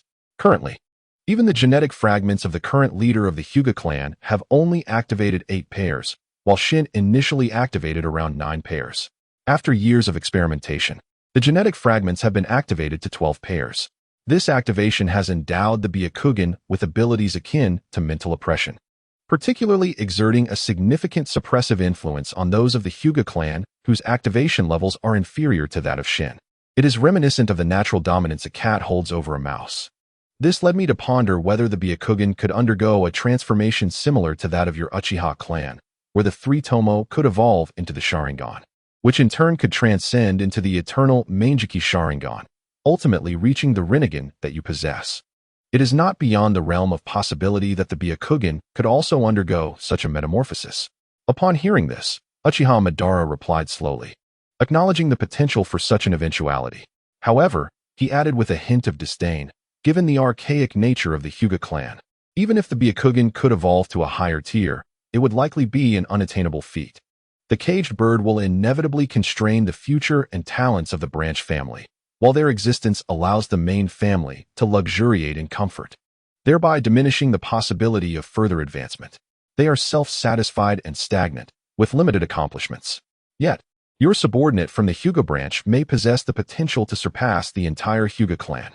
I share your sentiment, and besides, that young man harbors quite a few thoughts within. The Hyuga main family has a challenging future ahead. Nevertheless, with Shin's current strength, he is formidable enough to contend with the Hyuga clan. His Byakugan, of exceptionally high purity, combined with his shadow-level prowess, makes him more than qualified to be the clan leader. Unfortunately, given the nature of the main family, it is unlikely that a branch member will ascend to the position of clan leader. That is indeed the case.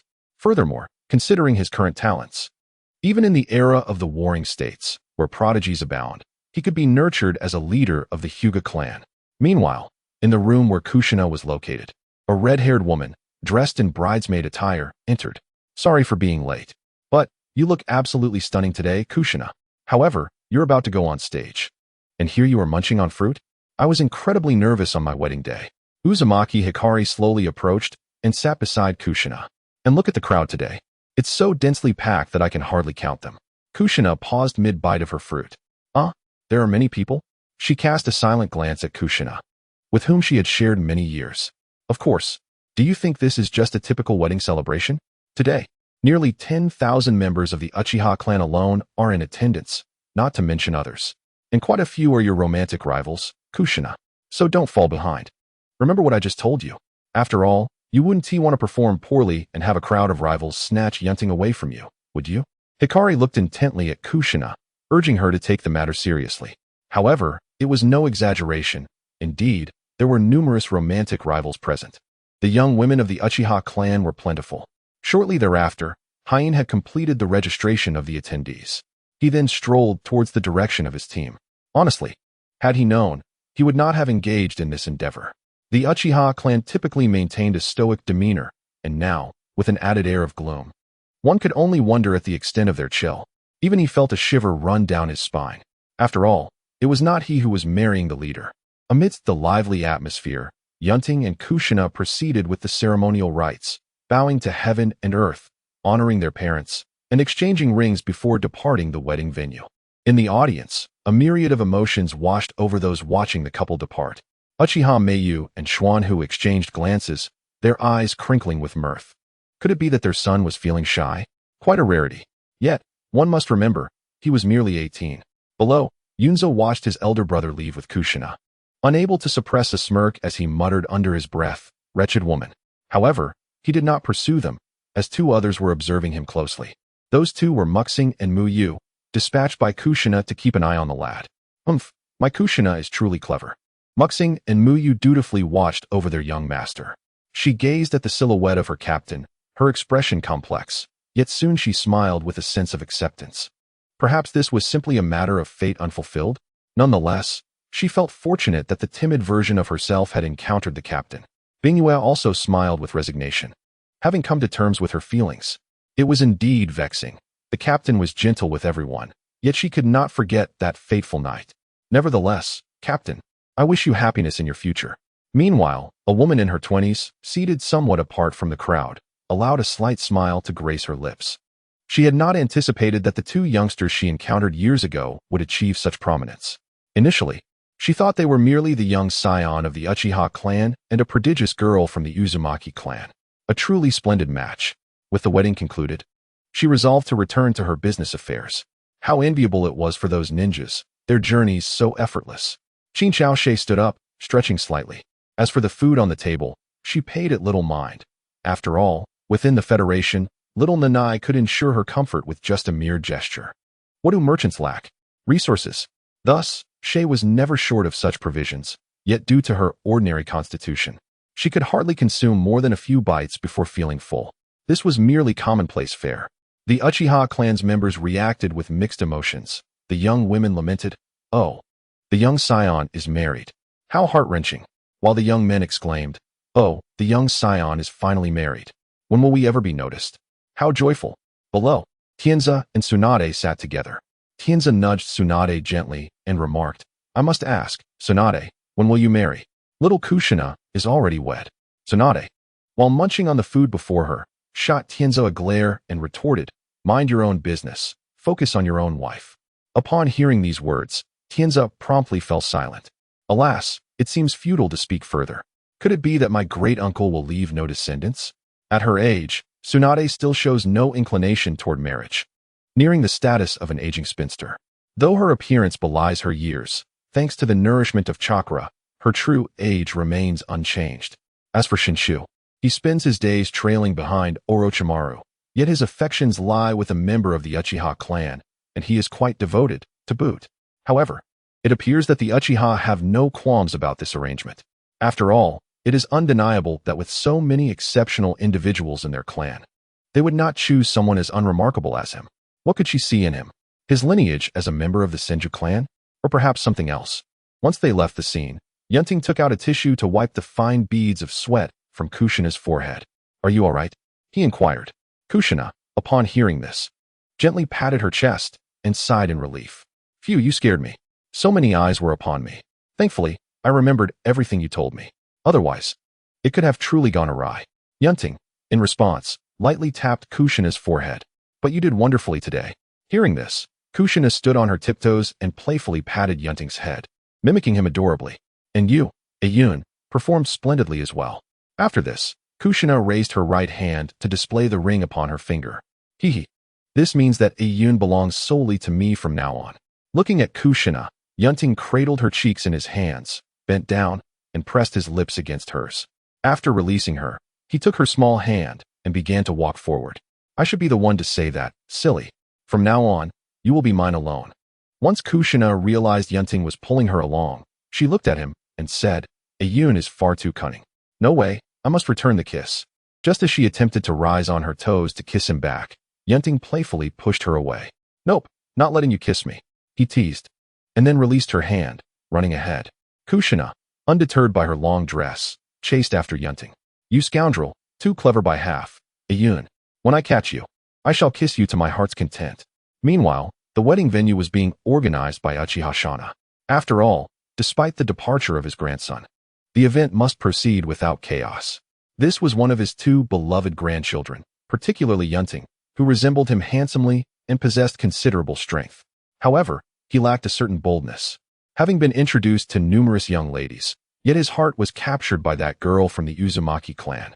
Sigh, at least he is not entirely indifferent, is he? With such strength, what harm is there in marrying multiple times? Yet this timid demeanor is clearly inherited from his father. Uchiha Shinkai, "Father, perhaps you should take a look in the mirror before you speak? Are you not afraid of my grandmother?" As for Xiao Yunza, his talent is decent, yet it pales in comparison to Yun Ting. However, one cannot be overly greedy. It suffices to possess just one. Meanwhile, in a vast region of the universe, an array of fissures in space appeared. Moments later, a humanoid creature, towering at 3 meters and enveloped in a dark crimson exoskeleton, emerged from the rift. Its skin oozed a thick, dark purple fluid, presenting a rather disheveled appearance. It was evident that it had sustained injuries. Survival in the cosmos is no trivial matter, and this being hailed from the Star Devourer clan, its status far surpassing that of the insignificant minion Yun Ting had dispatched in the ninja realm. Curiously, had Yun Ting been aware of this creature's identity, he might have marveled at the smallness of the world. This being was Ignis, the Incinerator, one of the 12 elite guardians of the Star Master, and also the direct superior of the minion Yun Ting had slain. A trickle of dark red fluid seeped from Ignis's lips as he cast a fierce glance into the distance. "Otsutsuki K-Suk, was it? I shall remember this. You stole my prey and transported me to this desolate place." Very well. Before Ignis could dwell further on his thoughts, a sultry voice echoed in his mind. Well, who do we have here? Is this not the so-called indomitable Ignis? What a pitiful state you find yourself in, prompting the Star Master to send me to trace your whereabouts." Upon hearing this, Ignis began to channel energy from his core to mend his wounds while communicating through the unique resonance of the Star Devourer clan. Though all members of the clan could engage in resonance communication, it was evident that the ordinary members could not reach him, given the distance. However, Morpheus was different. Her Void Heart network significantly expanded the range of core resonance, and her adeptness at mental probing enabled her to locate him with ease. "How easy it is for you to speak," Ignis retorted. "Why not try it yourself? With your feeble physique, you'd likely be torn to shreds by the very fabric of space." Morpheus replied casually, "I rely on intellect and mental manipulation, quite unlike your mindless brute strength." Ignoring her taunts, Ignis inquired directly, "Morpheus, are there any life-bearing planets or members of the Otsutsuki clan nearby? My core is in dire need of energy replenishment. Consider this a favor owed to you." Morpheus responded promptly, "Approximately an hour's journey to your southwest, there lies a reasonably viable life planet. Coincidentally, it harbors a cluster of high-purity energy, likely belonging to a common member of the Otsutsuki clan. Upon receiving this information, Ignis swiftly moved in the indicated direction. An hour later, he arrived at the planet Morpheus had mentioned, only to discover that a significant portion of the energy had already been siphoned away. Upon the vast expanse of the planet, there stood a towering ancient tree, adorned with a chakra fruit on the verge of ripening.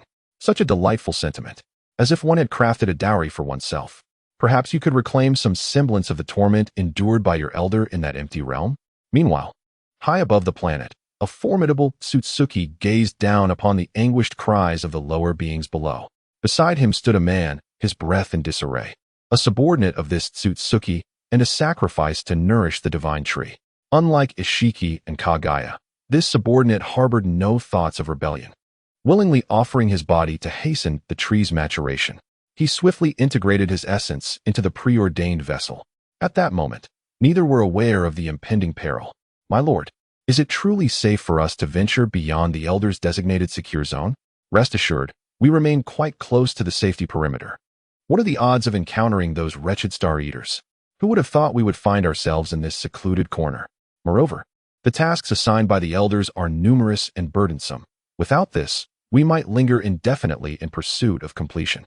Almost instantaneously, a figure materialized behind the pair of Tsutsuki, piercing through them with lethal precision. In an instant, a gaping wound appeared in their chests. You? One of the 12 guardians, the flame wielder Ignis. What brings you to this place? Ignis regarded the two Tsutsuki, a slight smirk gracing his lips. What brings me here? That is a question best posed to your deranged elder. However, I shall refrain from idle chatter with fools. With that thought, countless tendrils radiating a searing heat ensnared the two Tsutsuki. Touch of the flame wielder. Subsequently, the energy within the two Tsutsuki surged directly into Ignis's core. Moments later, both had been entirely absorbed. Yet, to be precise, only one Tsutsuki had been consumed, as the other's body was dedicated to nourishing the divine tree. Contemplating this, Ignis extended his hand toward the planet below, summoning countless tendrils of searing heat that expanded until enveloping the entire world. Alas, you can only blame your misfortune. As I absorb this energy, you shall be drained completely. After some time, Ignis had finished his consumption. The planet and its divine tree had transformed into pure energy, nourishing his form, ultimately coalescing within his core. Indeed, this blood bag proved quite satisfactory. Report, Lord Star Master. Ignis has been located and is expected to return shortly. Well done, Morphe. You may take your leave and rest. Yes. Chapter 173, Void and Moon, Technology and Magic.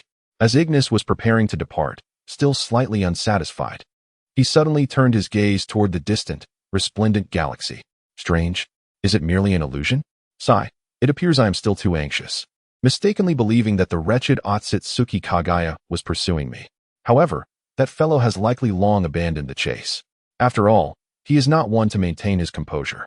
Lost in thought, Ignis swiftly channeled the energy from the ashen core to mend his physical form while hastening towards his stronghold. Meanwhile, after Ignis had departed for a while, a young girl leaned against a large stone, approximately 10 meters in diameter, in the direction Ignis had just vacated. Her silvery hair, tinged with a gradient of blue, cascaded down to her waist, adorned with a tuft of adorable white and blue hair on her head. Oh dear, that truly startled me, she exclaimed. What a pity. I had finally discovered a place where I could procure delightful treats. Yet, thankfully, I managed to escape swiftly, otherwise, I would have been carbonized. In that tranquil and silent expanse of the universe, it seemed as though only this girl existed. She held a candied hawthorn skewer, nibbling on it while shedding tears. Alas, those foolish Otsutsuki and the imbeciles from beyond. She lamented. Yaya simply wished to avoid her brother's so-called nutritious, additive-free, balanced meal, one small pack sufficient to meet daily needs. All she desired was something better to eat. What wrong had she committed? After all, she had only just discovered a planet with a relatively advanced civilization. Regrettably, she had only just arrived, purchased a skewer of candied hawthorn, and now this poor little planet was in peril. Before long, she devoured the entire skewer, licking the remaining sweetness from the stick. Just then, a slender, fair hand grasped the back of her collar, pulling her into a swirling vortex upon the surface of the massive stone. Upon feeling this, Yaya's face betrayed a look of utter despair. Oh, woe is me. In the next moment, as she entered the space, her delicate tongue quickly licked the stick once more before she tossed it aside. Oh no, I snuck out and will likely face confinement. Stick, grant me freedom. Yet before she could dwell further on her plight, she found herself standing on a clean, technologically advanced surface that felt cold beneath her feet. Soon, she beheld a familiar yet fearsome visage. The young man before her bore an uncanny resemblance to her, save for his hair and gender. His name was Ling Yue, and he was her elder brother, Ling Kong. Her brother often recounted tales of their once happy family living on a distant planet, until one day, everything was shattered with the arrival of an individual. However, these memories eluded her. Since she could remember, she had wandered the cosmos alongside her brother, establishing bases in various locations throughout the universe. As for their parents, she could scarcely recall anything about them. After all, what could one expect from a child like Xiaoya, who at that time knew little more than eating, drinking, and sleeping? Ling Kong gazed at Ling Yu, who obediently knelt before him, and let out a soft sigh. You seem to have taken my words as mere whispers in the wind. I must have mentioned this before. The outside world is far from peaceful. If something were to happen to you, how could I explain it to our parents? Upon uttering these words, a sense of melancholy washed over Ling Kong. At the tender age of 7, he had gone from being the exalted heir to the future ruler of his planet, destined to inherit his father's legacy, to a mere existence reliant solely on his younger sister. All of this transpired in the blink of an eye. That fateful day, their parents had sacrificed everything to discreetly utilize the long-distance teleportation core to send him and his sister away, sealing their family's precious heirloom, the Stone of Legacy, within him. Alas, perhaps he truly lacked the aptitude for caring for children, even if this child now stood at the age of 22, while he himself was 26. Ling Kong gently pushed aside his sister, who was adorably pleading for leniency, and tapped her lightly on the head. Ling Yu, you are no longer a child. The outside world is fraught with danger. Even though you possess remarkable talent, those individuals are not foes we can contend with.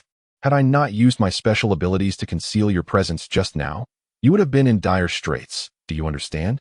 He punctuated his admonition with a frustrated tap on her head. Ling Yu nodded in response, pushing his hand away. I know. And please stop tapping me. It's going to make me dull. She replied, somewhat disgruntled. Ling Kong chuckled softly. Oh, is that so? You once struggled to comprehend a fundamental text on coordinate spatial theory that I provided, and yet you claim to be clever?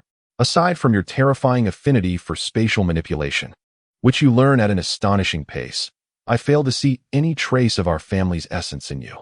You often lack patience, disregard advice, and your intellect appears somewhat lacking. Ling Yu, listening to her brother's words, could not help but pout. Weren't you just a little brat when you were wandering? 7 years old. Had you even fully grown yet? And you speak of family traits? I think you're the odd one out, brother. Coordinate spatial theory? You dare call that our family's introductory text? Really? It is worth noting that in recent years, Ling Yu had visited more than 100 planets, and of those, only a few had any intelligent life capable of forming civilized societies. In such circumstances, the exploration of space was a mere fantasy. Ling Kong gently patted Ling Yu's head before suddenly vanishing from his original position, casting a somewhat intricate spatial magic that enveloped the entire room, rapidly expanding to encompass the entire base. Then, a series of cold, detached words echoed in Ling Yu's ears. I must step out for an experiment, which will likely take about a year. During this time, I will not have the capacity to care for you. There are ample supplies of oral nutrient solutions in the room. Do not let yourself go hungry. For your safety, I have confined the base and concealed its location. In the event of danger, activate the spatial coordinates wristband. The base will afford you precious time to escape. Although you may not grasp the gravity of the situation, remember that the spatial coordinates wristband is a one-time use. Do not squander it. Be a good child and await my return. Ling Yu stood in a daze, gazing at the fading silhouette left by her elder brother. Is this truly how it is? Am I not your beloved sister? How can you treat me this way? You confine me for an entire year, and the only sustenance you provide is that atrocious nutrient solution? Even a dog would refuse it. Oh dear, Mom and Dad. My brother is bullying me. What can I do to ignite the familial affection buried within him? A year. I cannot bear to remain here for a year. I shall surely lose my sanity. To subsist on a year's worth of liquid food, no. The mere thought is despairing. Apart from that eccentric brother of mine, who could endure such tasteless sustenance? He claims it is one of the proud legacies of our family. How utterly rigid is this so-called esteemed lineage? Surely, they could have made it palatable? Perhaps this is akin to the narratives in novels? I often feel out of place in my family for not being sufficiently peculiar. Whose ingenious idea was it to concoct this nutrition solution that is worse than prison fare? Alas, had I not known you would have turned to ash long ago, I would have personally expressed my gratitude. After all, it has been the sole food I have known since childhood. To say I have no attachment to it would be a falsehood. My devotion runs deep. Meanwhile, Ling Kong's figure had already appeared at a considerable distance from one of the reserve bases, swiftly making his way toward his destination. The enmity with the Otsutsuki and Akatsuki will not conclude so easily. I eagerly await the day you fall from your pedestal. They speak of technology and magic. Yet at their core, they merely pertain to the mastery and utilization of chakra. There are not many otherworldly elements involved. Chapter 174. The universe is never lacking in geniuses. Days later, a young man with short silver hair, his cold gaze fixed upon the drifting fragments of shattered planets in the cosmos. It is difficult to conceive that this was once a planet. Of course, it was merely a dead star, devoid of any signs of life. Ling Kong's slender fingers recorded information on a technologically advanced display. Number 7. Power is considerable, reaching a star-destroying level, but likely only effective against lower-tier Otsutsuki. Improvement suggestions. Enhance the efficiency of direct collision explosions from special chakra sources, or carry more explosive energy. Ling Kong's left eye swiftly analyzed the scene. Alas, the legacy within our family can at best produce technology that barely poses a threat to lower-tier Otsutsuki. To put it bluntly, these weapons are utterly insufficient in the presence of top-tier powerhouses. Unless there is a qualitative leap in our technological advancements, how can we confront those elite Otsutsuki? No matter how powerful one may be, the prevalence of spatial teleportation abilities among them is enough to induce headaches. Although the family heirloom of spatial magic can easily bind its subjects, for reasons unknown, the family records reveal that despite their mastery of this art, which allowed them to ascend to a position of dominance akin to that of the Akaxing, they could never rectify the tendency of their members' spatial magic to lean towards a more auxiliary nature. Nevertheless, even if it is auxiliary in nature, it still pertains to the manipulation of space, a skill that is undeniably coveted in any realm. My own spatial magic, too, is unsurprisingly more inclined towards support. However, my sister, Yu, possesses a unique disposition. It is as though all her intelligence has been funneled into her talent for spatial magic, endowing her with a lethal edge beyond mere assistance. Techniques such as the spatial blade and collapse are effortlessly executed by her, mere whims of her imagination. Regrettably, she is often too indolent and retains a childish spirit. I recall that by the time I reached her age, more accurately, since the day my home planet and parents vanished, my own youthful innocence had long since dissipated. Recently, I have been scavenging remnants of the Otsutsuki clan and the Star Devourers left in the wake of their battles, occasionally even acquiring severely injured members from both factions. Unsurprisingly, they have become my experimental subjects. The Otsutsuki clan inherently harbors an immense reservoir of magical energy, chakra, and nearly all of them exhibit a profound affinity for spatial magic. Their eyes bestow upon them unique abilities, whether to enhance strength, bolster perception, or even wield supreme spatial temporal powers, along with an apparent capacity to absorb magical energy. As for their shortcomings, they seem to be somewhat lacking in physical prowess. From what I have observed, most Otsutsuki tend to favor the control of their chakra or exhibit an overwhelming reliance on their ocular techniques, with few demonstrating commendable martial skills. However, even one unique ocular technique can present considerable challenges. For what vengeance could I hope to achieve against such omnipotence?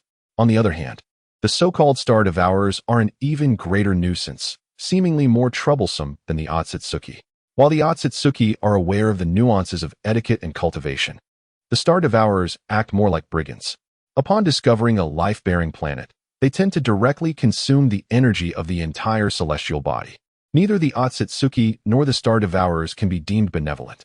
Yet, there exists a marked distinction between the two clans. The Star Devourers often exhibit remarkable physical attributes, possessing robust bodies coupled with an indomitable core that renders them nearly immortal.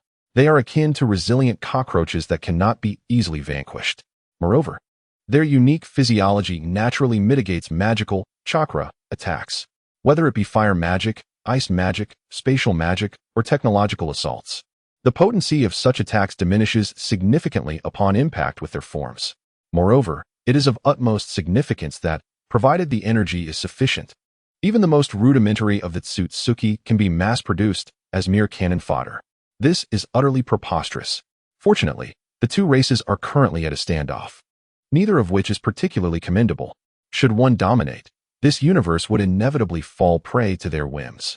There is a pressing need for the development of a potion that can suppress and restrict the magical energy, or chakra, within. This could prove remarkably effective against the Tsutsuki. Then there are the Star Eater clan members. While their formidable physiques are indeed impressive, they are essentially encapsulated by what they refer to as the phantom energy core. In simpler terms, it is merely a core formed from a high concentration of magical energy, or chakra. Now, what if I could concoct a poison that directly harms chakra and consequently affects their core? Alas, it is regrettable that I am currently undertaking all these endeavors alone. My younger sister, well, at least she has inherited and enhanced our family's spatial magic talents, hasn't she? With diligent effort, her future capabilities may not be lacking. Sigh. Onward with the experiments. After a slight exhalation, a silver-white magical array materialized beneath my feet.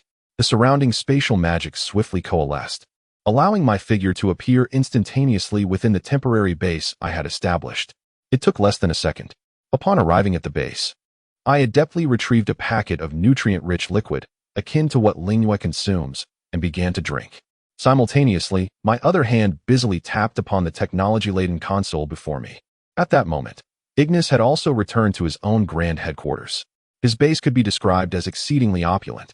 Typically, when there is no pressing matter, Ignis and the 12 Star Masters, along with their personal guards, would reside in their respective bases. Furthermore, the headquarters is mobile. The submarine beast den, one of the fundamental biological structures of the Star Eater clan, is colossal and capable of slow movement. It possesses formidable defenses but lacks offensive power. However, it can be equipped with various functional weapons and structures. It serves as the dwelling place for the basic soldiers of the Star Eater clan. The core of the core within the Star Eater clan is the Heart of the Void, which is the most massive of the submarine beasts. Adorned with a dark purple crystal-like object, reaching nearly 100 meters in height. Nevertheless, this is still dwarfed by the sheer size of the submarine beast. The Heart of the Void functions as the command center and energy hub of the Star Eater clan, as well as a collective consciousness node and genetic repository. The Resonance Obelisk facilitates seamless information exchange among the collective. The Phantom Energy Spire amplifies energy accumulation, modifies environments, and serves as a communication relay. The Abyss Converter recycles, decomposes, and transforms resources. The Incubation Pool is where the Star Eater clan produces its basic combat units. Of course, while the warriors hatched are powerful at birth, their potential for growth in the future is virtually non-existent. Ignis navigated through a multitude of submarine beasts, encountering no one who dared to obstruct his path. Moments later, he arrived at the submarine beast under his command. As soon as he ascended, one of his trusted subordinates approached him. After a brief glance at Ignis, who had yet to fully regain his corporeal form, he slightly bowed and spoke. "My lord Ignis, a significant amount of pure ethereal energy has been harvested from the abyssal conversion, and ethereal spires have been erected to concentrate this energy. You may proceed directly to absorb it." "Indeed," Ignis replied, regarding the individual before him, gently patting his shoulder with his right hand. "Well done. This is your reward." With that, he effortlessly infused a fragment of his essence, embodying the core power of his ember dust, into his subordinate's body before striding away. The subordinate's face illuminated with uncontainable excitement. "Thank you for the reward, Lord Ignis," he exclaimed, retreating to assimilate and familiarize himself with this newfound power. After all, it would take a considerable amount of time for Lord Ignis to absorb that energy, and lingering would only breed dissatisfaction. Nevertheless, compared to other lords, Ignis was indeed far more approachable. Chapter 175, The Silent One, Scylla, Core of Descent. After a while, in Ignis's domain, a robust figure emerged slowly from a place rich with ethereal energy.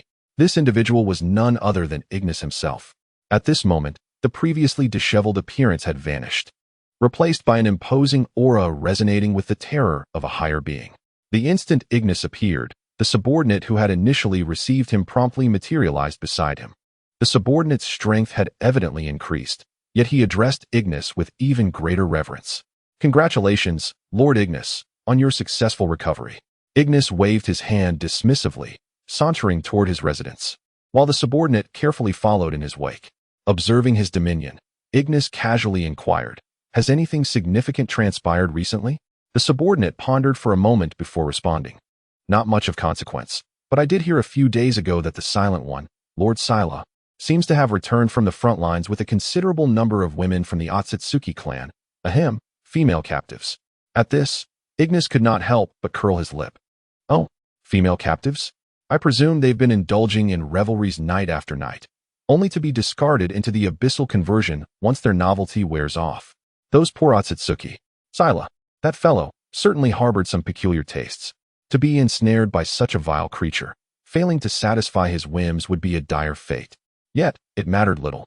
After all, they were of the Otsutsuki clan and Sila's spoils, thus beyond his purview to intervene. Nonetheless, the Otsutsuki did indeed provide substantial nourishment, as expected by Ignis. At that moment, in the lair of the submersible beast, within Sila's private chamber, 3 pale-skinned women of the Otsutsuki clan lay on a bed, frothing at the mouth and rigid with stiffness. On that grand bed, Sila provocatively lifted the chin of the Otsutsuki maiden before him, compelling her to meet his gaze. His voice dripped with mockery. "Alas, behold, your dear companions have all met with failure. How unfortunate it is that you are the last one remaining. Should you also fail to please me, I shall cast you into the abyss of transformation alongside them. Surely, you would not wish for your beloved sisters to suffer such a fate, would you?"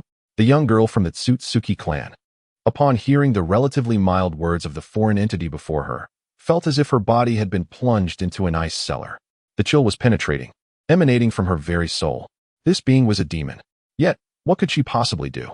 After a tumultuous bout, Syra slowly rose to her feet. Observing the girl before her, whose body was marred with swelling and whose neck bore the unmistakable marks of bruising, a delightful smile played upon Syra's lips. Though the girl felt excruciating pain coursing through her body, her consciousness remained lucid.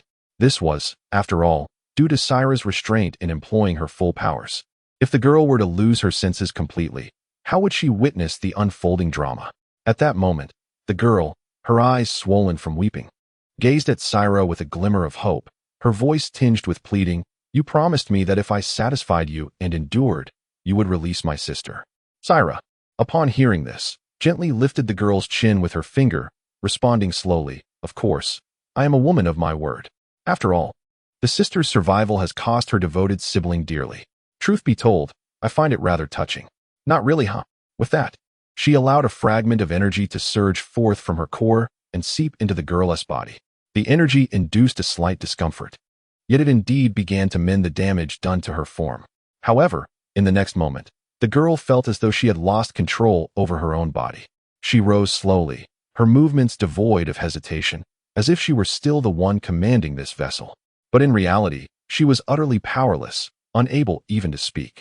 Before long, she found herself standing beside a woman who bore a striking resemblance to her, a figure now entirely bare, her skin marred with numerous swellings and her gaze vacant. In that instant, a black dagger materialized in the girl's hand, and it moved with excruciating slowness toward her sister's heart. The girl, in desperation, struggled fiercely, yet she remained powerless. "No, no, you promised me. You said you would release my sister." But her cries fell on deaf ears. The dagger effortlessly pierced her sister's heart. Devoid of a backup body and in a state of extreme weakness, the Tsutsuki woman soon drew her last breath. At that moment, the girl regained control over her body.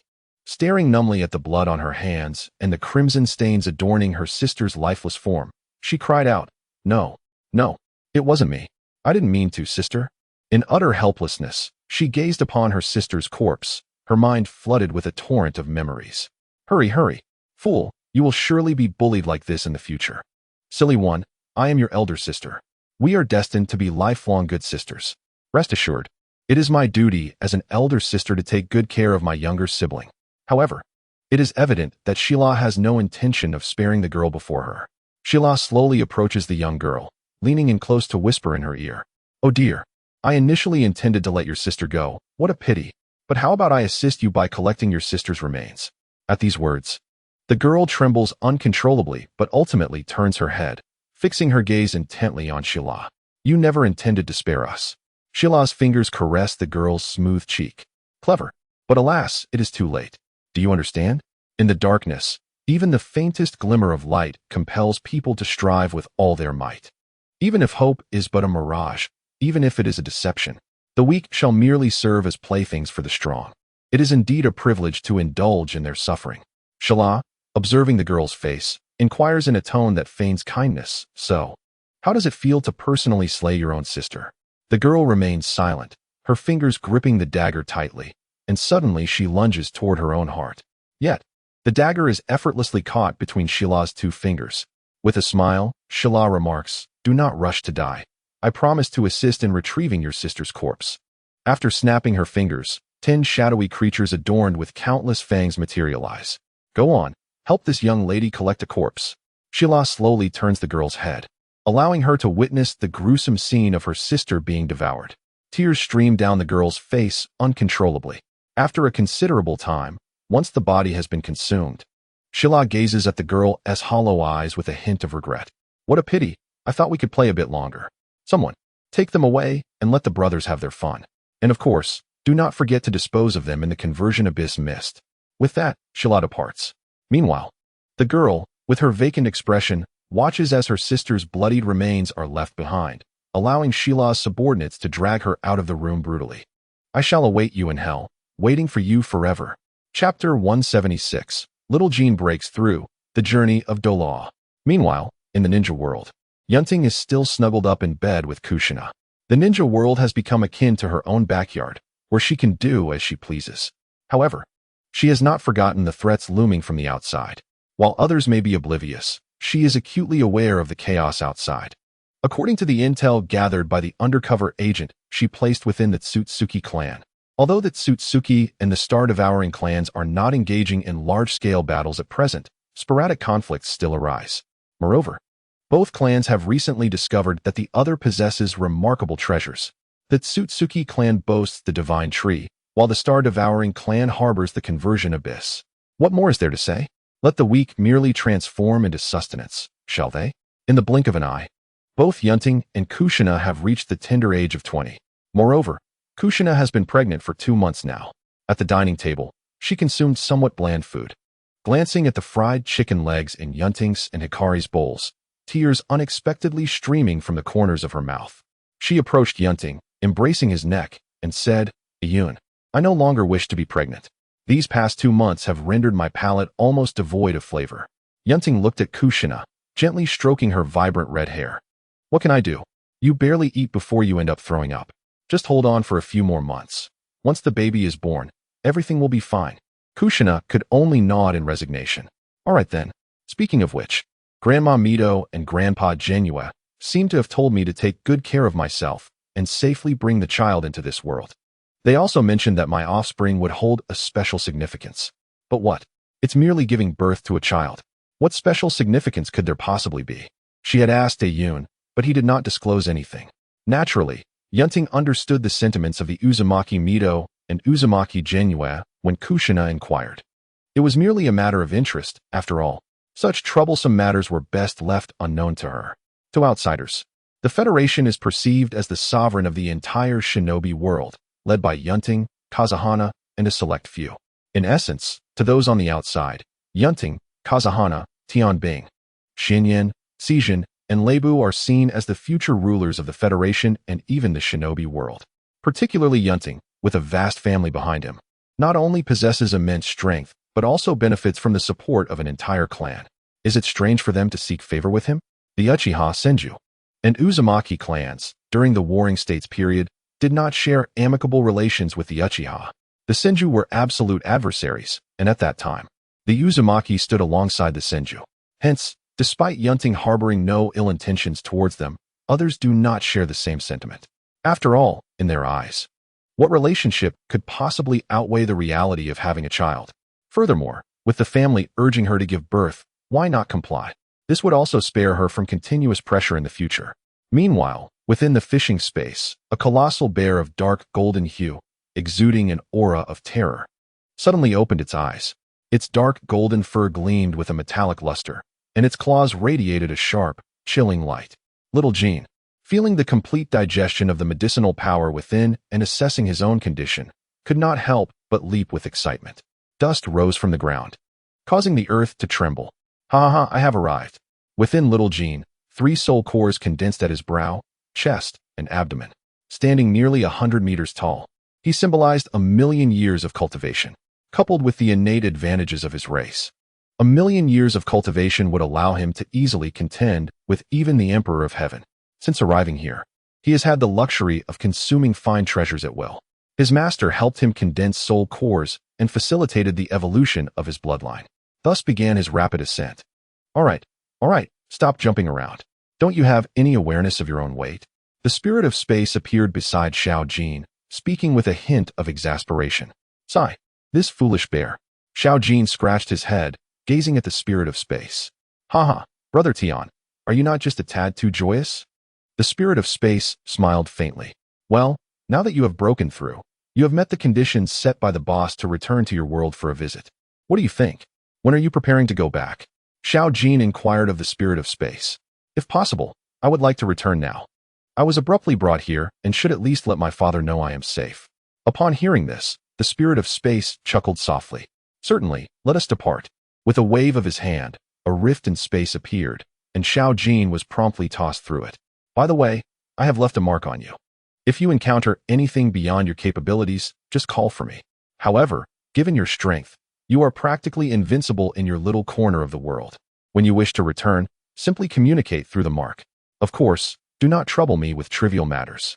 The mark allows you to harness the earthly powers of this space, temporarily amplifying your strength. Understood, Brother Tian. Please be gentler next time. Oh, I forgot to take the golden spirit fruit from my father. Brother Tian, are you there? Brother Tian, surely nothing has gone awry. Xiao Jin called out repeatedly, growing increasingly doubtful. Yet, in the next moment, he felt an overwhelming force press him firmly to the ground, followed by a golden fruit, no larger than a regular apple, landing atop his massive head. Do not bother me again. If you continue pestering me, you may remain in your homeland forever. Xiao Jin, undeterred by the reprimand, quickly transformed into human form and cautiously stowed the fruit away. Sigh, Brother Tian has no offspring, yet he has become as irritable as the eldest sister lately. Even in his transformed state, Xiao Jin stood at over 3 meters tall, his body adorned with dark golden fur. I wonder how my father is faring. I hope all is well. Please do not let the time dilation result in his demise. As long as I still draw breath, I can save him, but if not, that would be quite problematic. At that point, I must see if Brother Tian has a solution. As Xiao Jin wandered through a forest, he observed his surroundings.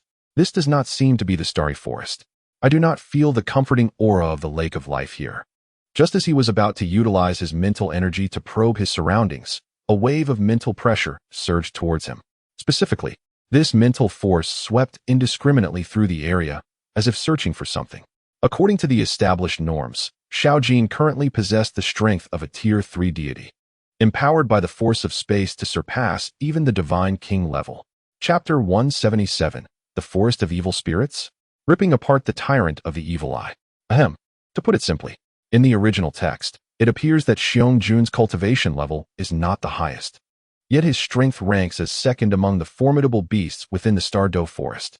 Moreover, his inherent attributes have undergone significant transformation. The disparity resembles the extreme gold of Dolaw and the path of gold in cultivation. Admittedly, this is somewhat exaggerated. However, 1,000,000 years of cultivation could indeed allow one to attain the status of a third-level deity.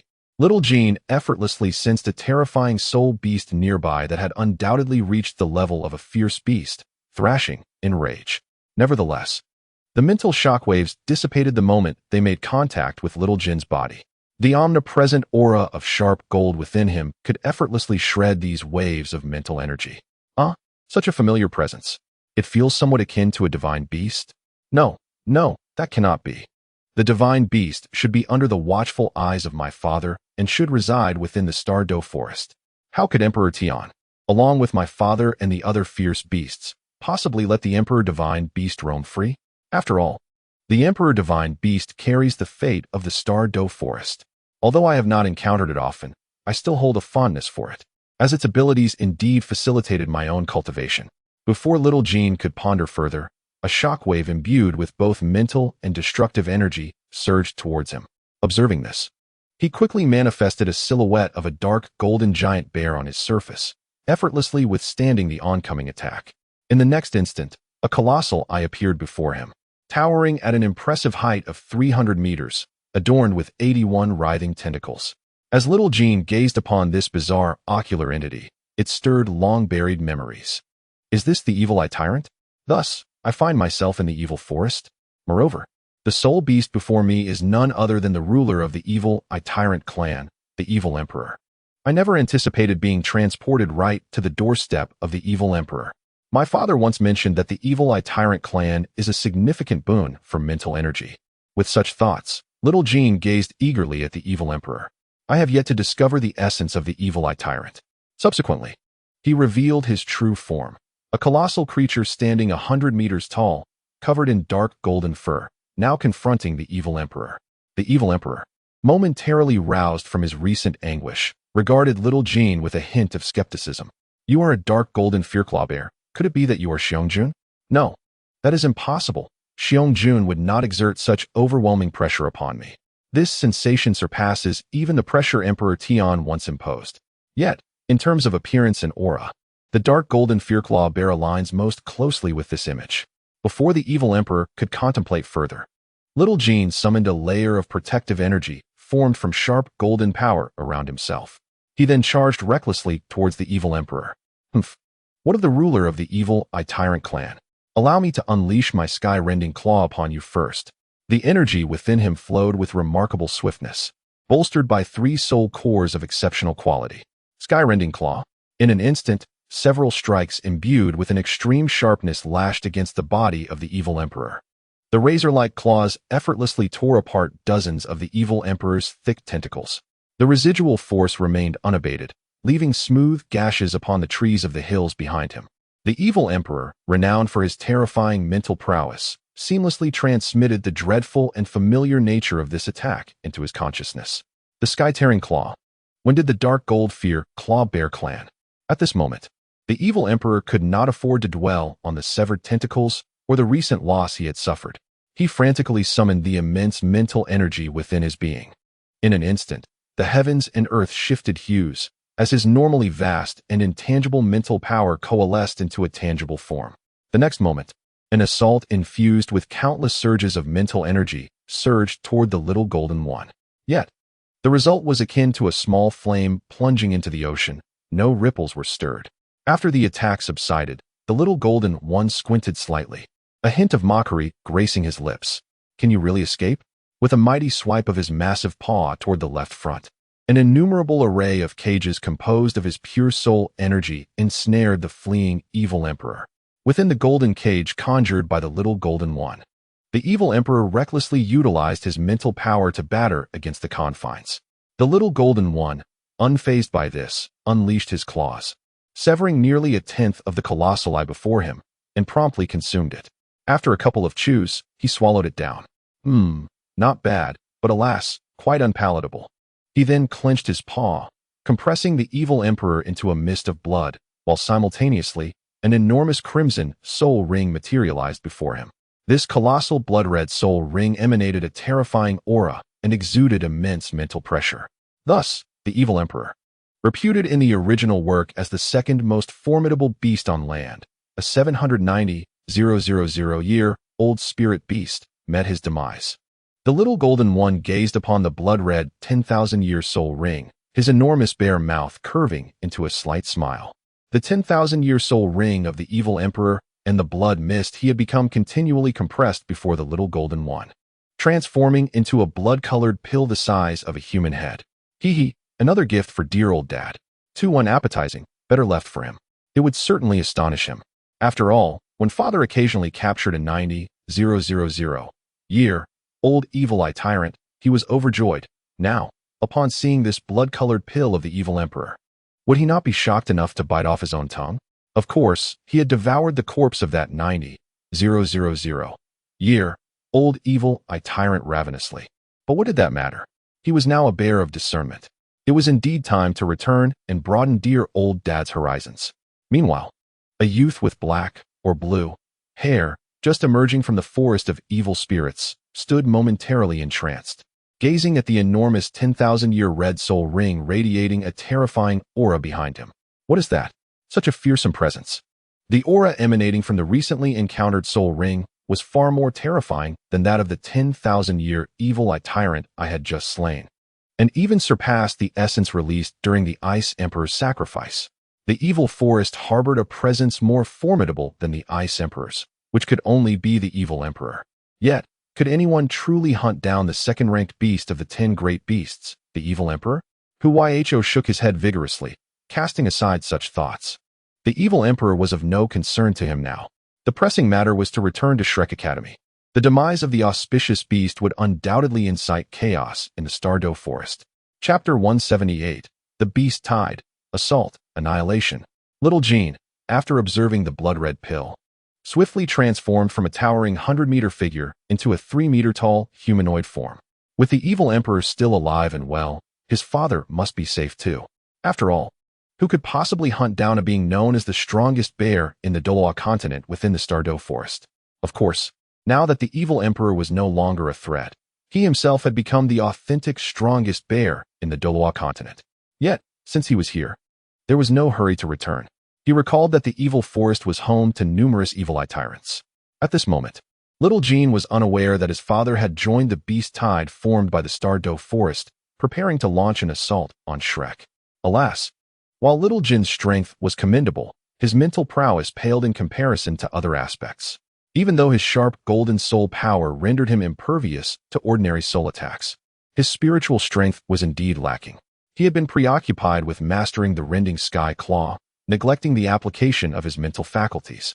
Upon reaching 1,000,000 years of cultivation, his spiritual power had likewise ascended to that level, comparable to the dreaming ice silkworm of the same age. However, perhaps his control over mental energy was insufficient. His range of mental observation did not exceed that of the dreaming ice. As little Jean searched for the 10,000-year evil eye tyrants in the evil forest, Shrek had already begun to clash with the beast tide. The outcome, of course, mirrored that of the original narrative. Tion led the charge, obliterating everything in his path. Even the formidable Su Nzi could not withstand the onslaught. Just as Shrek was on the verge of annihilation, the protagonist's halo, Cough, the soul power unleashed after Muan's demise, empowered Su Nzi to a level where he could momentarily contend with Tion. Then, several formidable beasts made their entrance, attacking the various gates of Shrek City from different directions. Reports flooded in of an unexpected surge of soul beasts at the other 3 gates, each led by a fearsome creature, the Demon Eye Magic Tree, the Dark Gold Fearclaw Bear, and the 3-headed Scarlet Hound. Before the message could be completed, it was overwhelmed by the cacophony of beast roars and artillery fire, perhaps due to Little Jin's sudden disappearance. The Bear King had now reached a cultivation level of 500,000 years, surpassing the 48,000 years depicted in the original text. The Dark Gold Fearclaw Bear, having transcended the 500,000-year threshold, was indeed a terror of a different magnitude compared to its 40,000-year counterpart. Its razor-sharp claws could effortlessly rend apart the flesh of human soul masters. The soul-guided cannonball struck him, yet Xiong-jun remained unscathed, not a single hair out of place. His gaze fell upon the humans before him, eyes brimming with a thirst for slaughter. He was determined to reclaim some semblance of justice for the disappearance of his son. Xiao Jin, after an exhaustive search throughout the Stardow Forest, from its core to its outskirts, he had found no trace of the perpetrator. It was only upon the command of Tion that Xiong-jun slightly tempered his rage, bringing a semblance of peace back to the Stardow Forest. Within the depths of the Stardow Forest, few soul beasts dared to provoke the dark golden terror Clawbear, and should they have the audacity to do so, they would leave behind no trace. Moreover, the king of all demons possessed the innate ability to surveil the entire forest. The audacity to abduct his son under such vigilant observation was inconceivable. Apart from Tion and the Sovereign, no other soul beasts in the Stardow Forest could rival their power. Hence, it was highly probable that the culprit was a human soul master, most likely a tidal Doloa endowed with spatial abilities. Given that the Dark Golden Terror Clawbear clan could bestow formidable soul skills, humans were the primary suspects. At this moment, the enmity was palpable. Xiong-jun, usually bound to the Stardow Forest, sought to vent his frustrations on the human soul masters who ventured into his domain. However, With the rise in Xiong-jun's fury, the number of soul masters hunting soul beasts in the Star Dove Forest dwindled. Seizing this rare opportunity, he was intent on exacting a brutal retribution. Standing nearly 50 meters tall, Xiong-jun resembled a small, dark golden mountain as he brazenly charged toward the city gate amidst a hail of gunfire. One of the title de law, wielding a long spear soul-guided device, stood ready, flanked by 2 yellow, 2 purple, and 5 black soul rings. Behind him, 5 soul masters of the Soul de Law rank accompanied him, 2 of whom were designated to assist this title de law. This title de law boasted a formidable soul power level of 94. Yet, he regarded the approaching dark golden mountain with grave concern, for he faced Xiong-jun, the patriarch of the Dark Golden Terror Claw Bear clan. In the human realm, few soul masters were unaware of the fearsome renown of the Dark Golden Terror Claw Bear, especially following Xiong-jun's recent inexplicable rampage. The nearby Shrek Academy had even curtailed or outright banned students from entering the Star Dove Forest to hunt for soul rings, as even a Super Dolo-led team faced the peril of total annihilation. The elders of Shrek Academy were loath to dedicate their time to guiding the younger generation in soul ring acquisition. The title de law, spear in hand, activated his 5th soul skill and advanced toward Xiong-jun. The 2 assisting soul masters bolstered his abilities while the remaining soul de law maneuvered to the flanks to engage in distraction. However, Xiong-jun merely absorbed the impact of the title de law's 5th soul skill and pressed forward to the city gate. After enduring multiple assaults from the Soul de Law's martial spirits, and the title de Law's martial spirit combined with his 8th soul skill, Xiong-jun unleashed a devastating sky-rending claw, shattering the city wall and reducing the soul-guided devices and humans upon it to mere fragments. Witnessing the destruction, Xiong-jun let out a furious roar, "Charge! Leave no one alive." After speaking, he turned and confronted the few soul masters who had just attacked him, along with the title de law. With eyes filled with a fierce and menacing aura, he fixed his gaze upon the insignificant human before him. He raised his claw, preparing to unleash a devastating attack. The enormous strike arrived in an instant, swiftly eliminating all the formidable foes except for the title de law, even with the assistance of supportive soul masters. And despite the presence of defensive soul masters employing protective techniques, they could not withstand the sheer might of the Bear King, whose true power had reached an astonishing level of 98 or even 99. In the Star Dove Forest, although Xiao Jin did not possess a significant advantage in cultivation, he was undeniably the foremost bear beneath the Emperor Heaven. The details regarding the confrontation with the Bear King will not be elaborated upon here. Frankly, the anime has made numerous modifications, such as the portrayal of Xian Liner, which is quite unflattering. Additionally, I have discovered that the Dark Golden Terror Claw Bear possesses an extraordinary golden attribute, and this is how it is established here. At this moment, Xian Liner, wielding a soul-guided spear, thrust it into the ground to support herself. The areas where the Bear King had attacked her revealed stark, white bones. Agonizing pain surged from her wounds, as the soul power infused in the Dark Golden Terror Claw Bear's attack continued to wreak havoc within her body. The ultimate gold, indeed, the soul beast known as the Dark Golden Terror Claw Bear, which boasts this ultimate attribute. The Bear King, gazing at the title de law before him, was filled with a savage intensity. He raised his massive paw once more, launching another ferocious attack. Chapter 179, Rampaging Destruction, Shrek City, in Peril. Report. The Bear King has breached the city walls. Cough, cough. The city gate has fallen. Requesting reinforcements. At this moment, a human soul master, trapped beneath the rubble of the city wall, struggled to report the dire situation. Helplessly pinned down, he could only watch in despair as the soul beast drew ever closer. Ha ha. Can such a calamity-inducing soul beast truly be resisted by human power? In this critical moment, Xian Liner, gripping her spear, observed the Bear King's onslaught. The 8th black 10,000-year soul ring behind her shimmered with radiant light. Yet, she felt a profound lack of confidence within her heart. Just as the claw attack was about to descend upon her, a figure interposed itself in front of her. Martial Soul, true form. A massive shield appeared before them. However, before Xian Liner could contemplate the situation further, both were sent flying by the impact, crashing into a distant building, and a cloud of dust erupted. Struggling to rise, Xian Liner found herself unable to fulfill her wish. Her legs were gone, and her spear was nowhere to be found. As she caught sight of Qian Duo in the distance, Nearly disemboweled and his body cleaved into pieces, she desperately crawled toward him. Yet, the Bear King would not allow such an outcome. "Let us send my son to accompany you in death." The Bear King advanced with heavy steps, his dark golden form looming like a mountain, instilling a sense of utter hopelessness. Just as he was about to extinguish the life of the diminutive human beneath him, Xiao Jin suddenly sensed a menacing aura approaching from behind. Eighth soul skill, void spirit communication. The person who has arrived is none other than the venerable elder from Shrek, possessing the azure shadow divine eagle martial soul.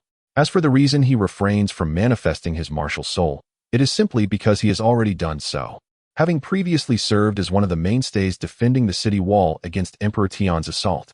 Upon witnessing this, Xiong-jun immediately summoned his soul power, enveloping himself in a dark golden aura. Intricate golden patterns began to emerge on his body, amplifying his formidable presence. The strike from the azure shadow divine eagle effortlessly tore through the defenses, shielding Xiong-jun's back. Yet, when compared to the towering figure of little Jean, standing 50 meters tall, it was hardly noteworthy. At that moment, Elder Song from the Sea God Pavilion gazed solemnly at Xiong-jun from the skies. How could it be that his 97th level cultivation, combined with the most potent single-target attack of his 8th soul skill, could only inflict such minor injuries? Xiong-jun, irritated by the buzzing fly above, swung his claws in the direction of Xianliner. The entity hovering in the air was undoubtedly a speed-type soul master, and a super Doloa at that. If he could capture her, the dark golden terror claw bear would likely become invincible. Indeed, speed was one of the weaknesses of the dark golden terror claw bear, but that mattered little. No matter how fast she flew, she would only witness his wanton destruction. As anticipated, the moment Xiong-jun swung his claws, the legless tidal Doloa was swiftly rescued. At this juncture, Xianliner, held by Elder Song, appeared somewhat dazed. "Mother, Qian Duo is dead." Elder Song, with a tranquil demeanor, handed Xianliner over to a nearby flying soul master. "Take her to safety. I shall confront Xiong-jun." "Yes, sir." The flying soul master immediately flapped his wings, carrying Xianliner towards a secure location, his eyes reflecting a glimmer of relief. He beat his wings fervently, as if fearing that a delay of even a second might compel that formidable being to rescind his command. Meanwhile, in the region where the king of all beasts and the Scarlet King were located, they found themselves unable to breach the defenses for an extended period. The king of all beasts possessed formidable endurance and recovery abilities, with countless branches continuously shielding the soul beast horde from soul-guided artillery, while simultaneously contending with two titled Dolo-level experts. In a short span, the king of all beasts was utterly incapable of overcoming the human-guarded city wall before him. The same could be said for the Scarlet King, whose losses among the soul beasts were significantly higher than those experienced by the king of all beasts. Not only did the Scarlet King lack the cultivation to rival the king of all beasts, but he also had no means to clear the countless soul-guided projectiles raining down upon them. Just then, a 10,000-year-old dark golden terror claw bear, enduring relentless bombardment, charged forth, even colliding with some of the soul beasts that dared to obstruct its path. After wreaking havoc on the battlefield for a brief moment, it found itself beside the king of all beasts. As the king of all beasts repelled the incoming soul-guided shells, he addressed the bloody dark golden terror claw bear beside him. "You are a kin of that fellow Xiong-jun, aren't you? Has something happened on his end?" In a language unique to soul beasts, the dark golden terror claw bear replied, "My lord, the clan leader has breached the southern wall. I have come to inform you to proceed directly to the southern wall and assault it head-on." Upon hearing this, the king of all beasts nodded slightly and promptly commanded the advancing soul beasts to retreat.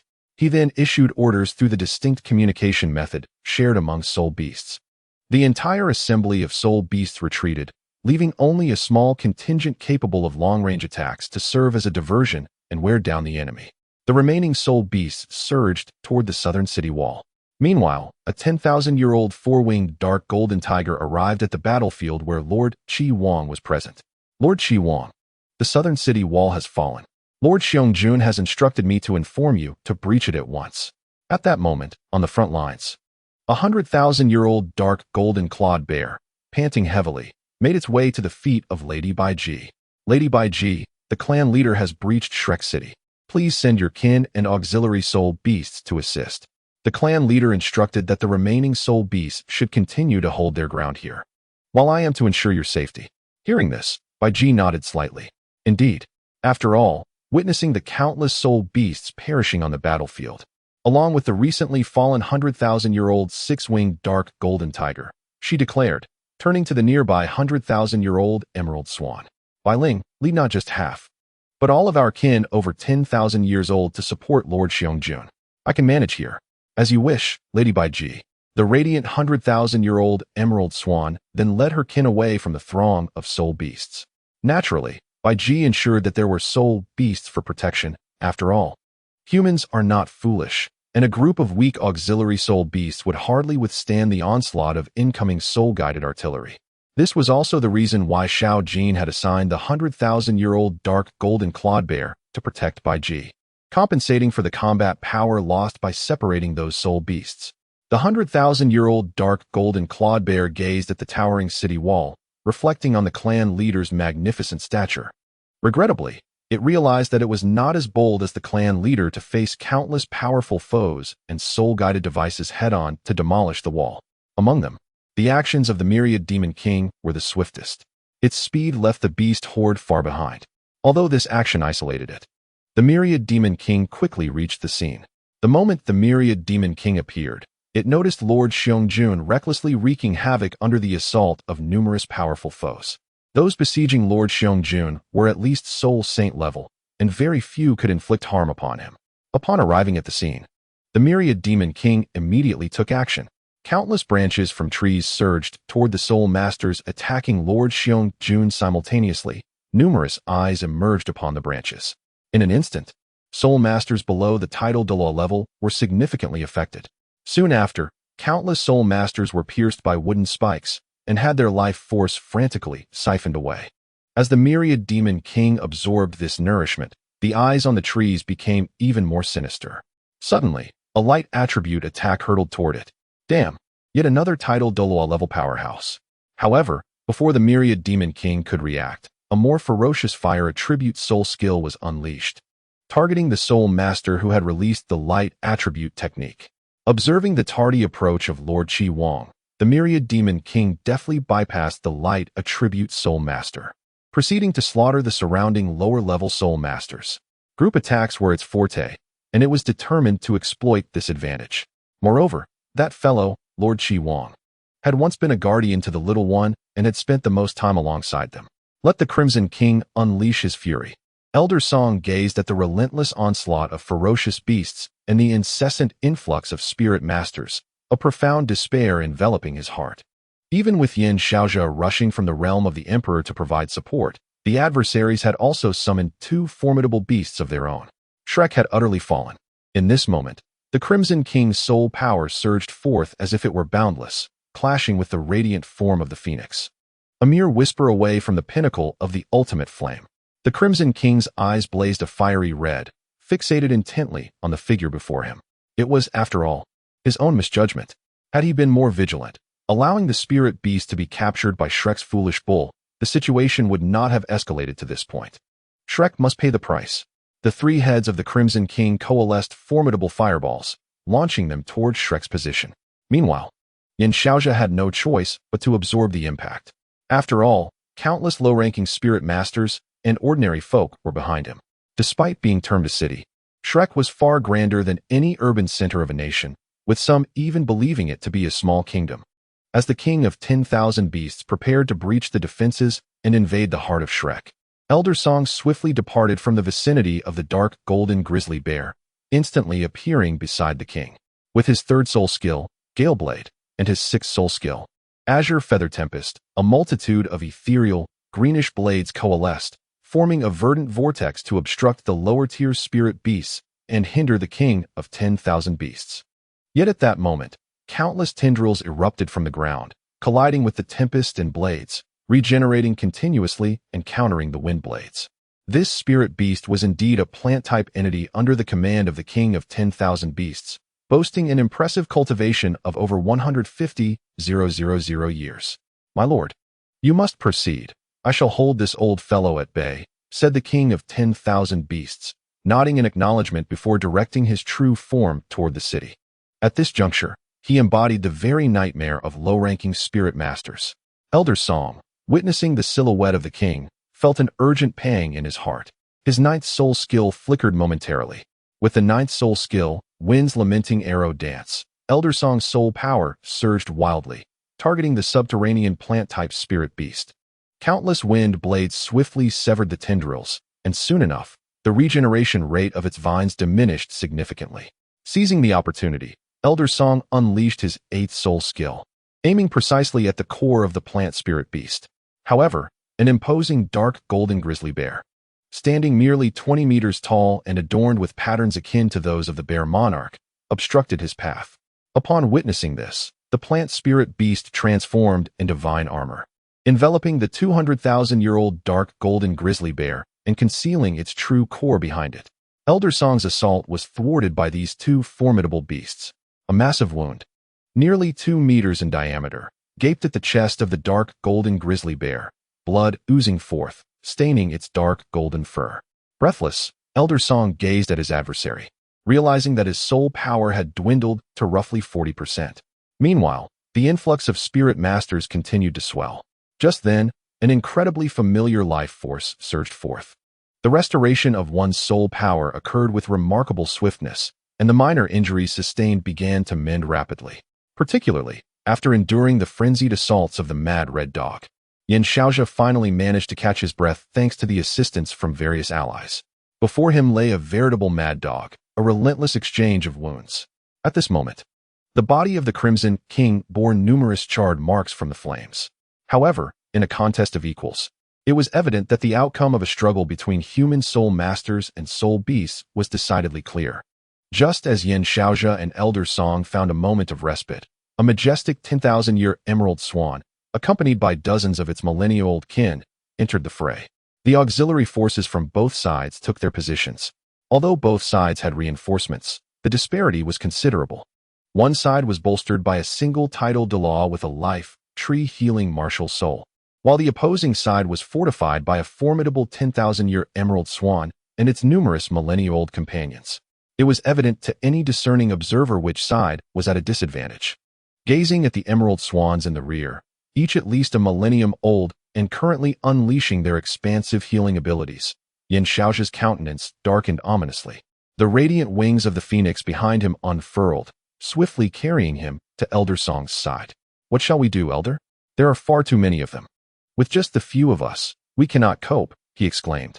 Although the soldiers and soul masters on the surrounding walls were hastening to assist, they could not bring the heavy-hitting soul-guided devices.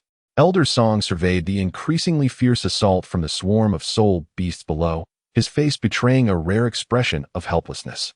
Alas, there are too many soul beasts. We can only do our utmost to fend them off and mitigate the damage to Shrek City. The lower-ranked soul beasts are of lesser concern. It is the ferocious few that pose the gravest threat. While defending against the ranged attacks of the soul beasts, he continued, even I, in the short term, cannot contend with any of the ferocious beasts. The Bear King is tough-skinned and hardy. I find it exceedingly difficult to inflict any meaningful harm. The King of 10,000 Beasts, being a plant-type ferocious beast, possesses unparalleled recovery abilities. Perhaps, if I exert all my strength, I might temporarily vanquish the Crimson King, rendering it incapacitated for a brief period. However, that would likely lead to the complete depletion of my soul power. Unless the other factions of Dalaw Continent dispatch soul masters for support, Shrek faces dire straits today. Xuanzi cannot withstand Emperor Tian for long. That wall will inevitably fall. Alas, at this point, we have no better recourse than to endure. Just as Yin Xiaozhi and Elder Song struggled to manage the overwhelming onslaught, countless vines erupted from the ground, adorned with eerie eyes, weaving an immense net that loomed over the two.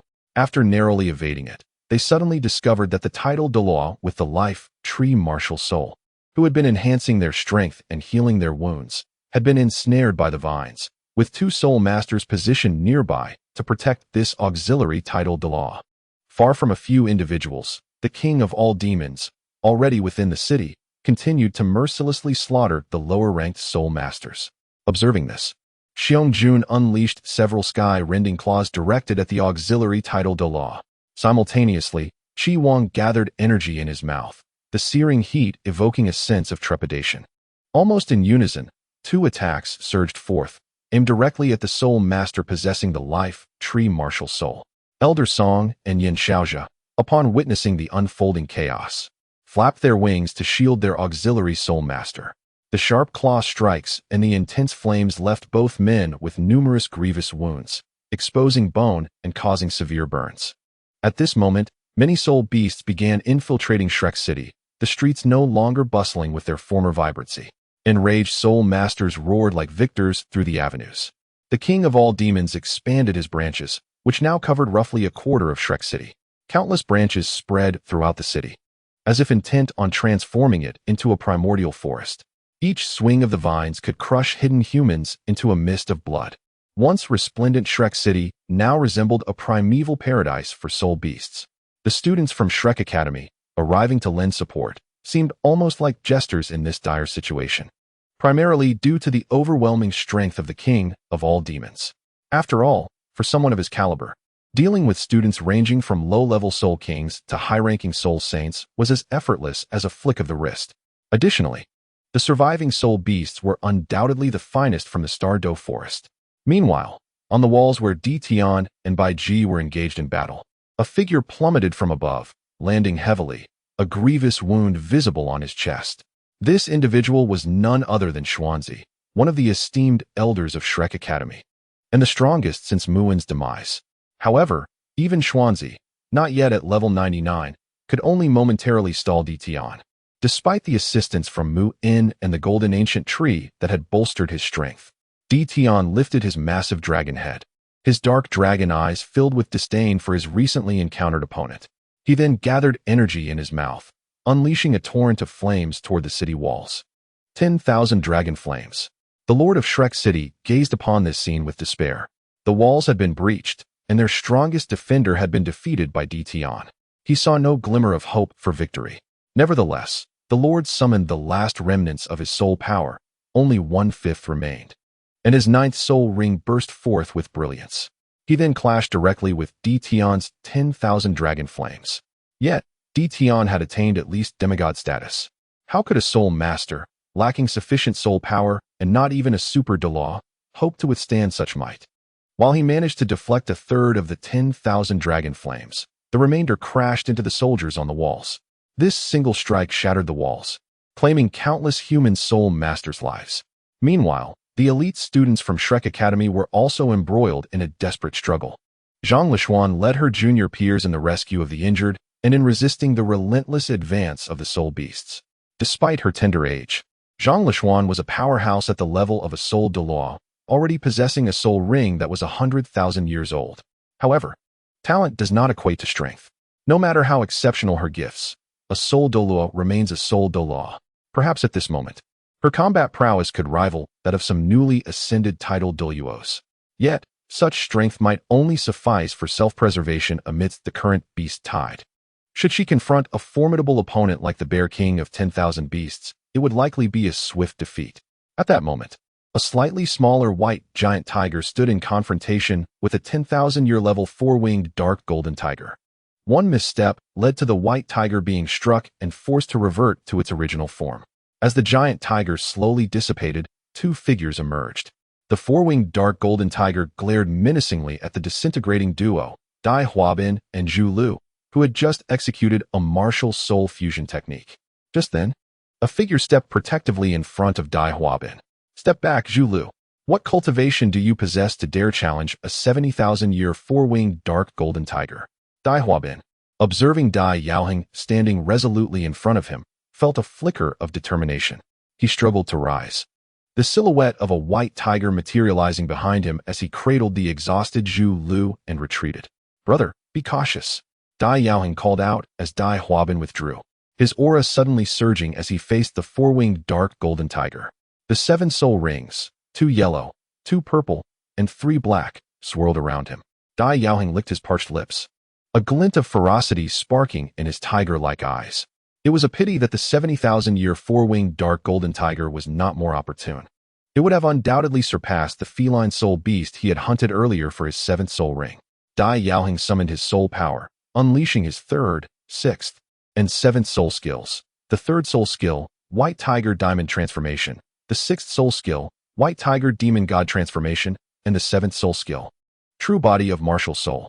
At this moment, Dai Yaoheng resembled a truly ferocious white tiger. The combination of these amplification skills and the true manifestation of his martial soul elevated his presence to its utmost pinnacle. However, one must remember that this was a battlefield, not a mere arena of the academy. The attack range of the Bear King was exceedingly vast. Although the martial soul fusion technique employed by Dai Huabin and Zhu Lu may have lacked finesse, Dai Yaoheng's formidable aura had indeed captured the attention of the Bear King. After all, the Bear King had intended to ruthlessly eliminate any soul saint-level human beings, especially those among them who were talented. With such a potent aura emanating from a soul saint in such proximity, who else would be targeted? Suddenly, a branch erupted from the ground, lunging towards the young man's vital points. At that moment, Dai Yaoheng's focus was entirely on the four-winged dark golden tiger, leaving him unaware of the impending assault from below. Nevertheless, one individual had sensed the danger. Dai Yaoheng, watch out below. As the words left his lips, a figure clad in a pale blue attire emerged, wielding an ice blue staff, conjuring an intense blizzard that stood between the four-winged dark golden tiger and Dai Yaoheng. Upon hearing Ling Luoqing's warning, Dai Yaoheng swiftly distanced himself from the scene. However, despite evading a fatal blow, his arm was still pierced by the branches of the demon eye tree. The peculiar soul power infiltrated his body, disrupting the flow of his soul energy and mental state. Dai Yaoheng's fifth soul ring flickered, unleashing his most potent single-target attack directly against the branch that had impaled his right arm. Yet, even though it was merely one of the countless branches of the Demon King, his fifth soul skill only severed it by approximately 2/3, and the branch almost instantaneously regenerated. In the next moment, Dai Yaoheng felt a wave of disorientation wash over him before he was hurled towards the four-winged dark golden tiger. The tiger, unyielding, unleashed a golden glow from its right paw, its razor-sharp claws aiming for his neck. In an instant, Dai Yaoheng's head was severed from his body. Witnessing this, the four-winged dark golden tiger opened its gaping maw wide and swallowed him whole. The flesh of soul beasts serves as a tremendous boon for human soul masters, and conversely, human soul masters are equally nourishing for soul beasts, particularly for those possessing elite tiger-type martial spirits. Such humans can even enhance the bloodline of the four-winged dark golden tiger. All of this transpired in the blink of an eye. A remarkably gifted soul master, with a promising future and without a hint of underestimation during battle, was thus lost. Of course, the Demon King took special care of the four-winged dark golden tiger, for he sensed that the only 100,000-year six-winged dark golden tiger in the Star Doe Forest had perished. The losses in the Star Doe Forest had been substantial this time. Any opportunity to replenish would be seized. By devouring and assimilating that human, it was possible that another 100,000-year six-winged dark golden tiger could emerge in the future. Indeed, there was a six-winged dark golden tiger that had died in the anime. I humbly ask for your understanding if there are discrepancies in the episodes I hastily reviewed regarding the beast-tide attack led by Emperor Tian. Moreover, perhaps due to the disappearance of Xiao Jin, it indeed granted the tiger a certain enhancement. The Demon King and the Red King exhibited more prominence than in the original narrative. Their strengths, however, remained unchanged, merely allowing them more room for expression. As for the previously mentioned 100,000-year and 200,000-year dark golden terror bears, the 100,000-year emerald swans, and the 150,000-year plant soul beasts, they could be considered my original creations, albeit only to a degree. After all, many in the second season possessed 100,000-year soul rings, so it is quite reasonable for several of the fierce beasts to have kin or subordinates reaching that level. Chapter 181. The Army of the Undead appears. Hao Yin, 7 treasures. Avatar, Star Luo support. At this moment, not far from the outskirts of Shrek City, a figure lay in ambush, utilizing mental probing to observe the current situation.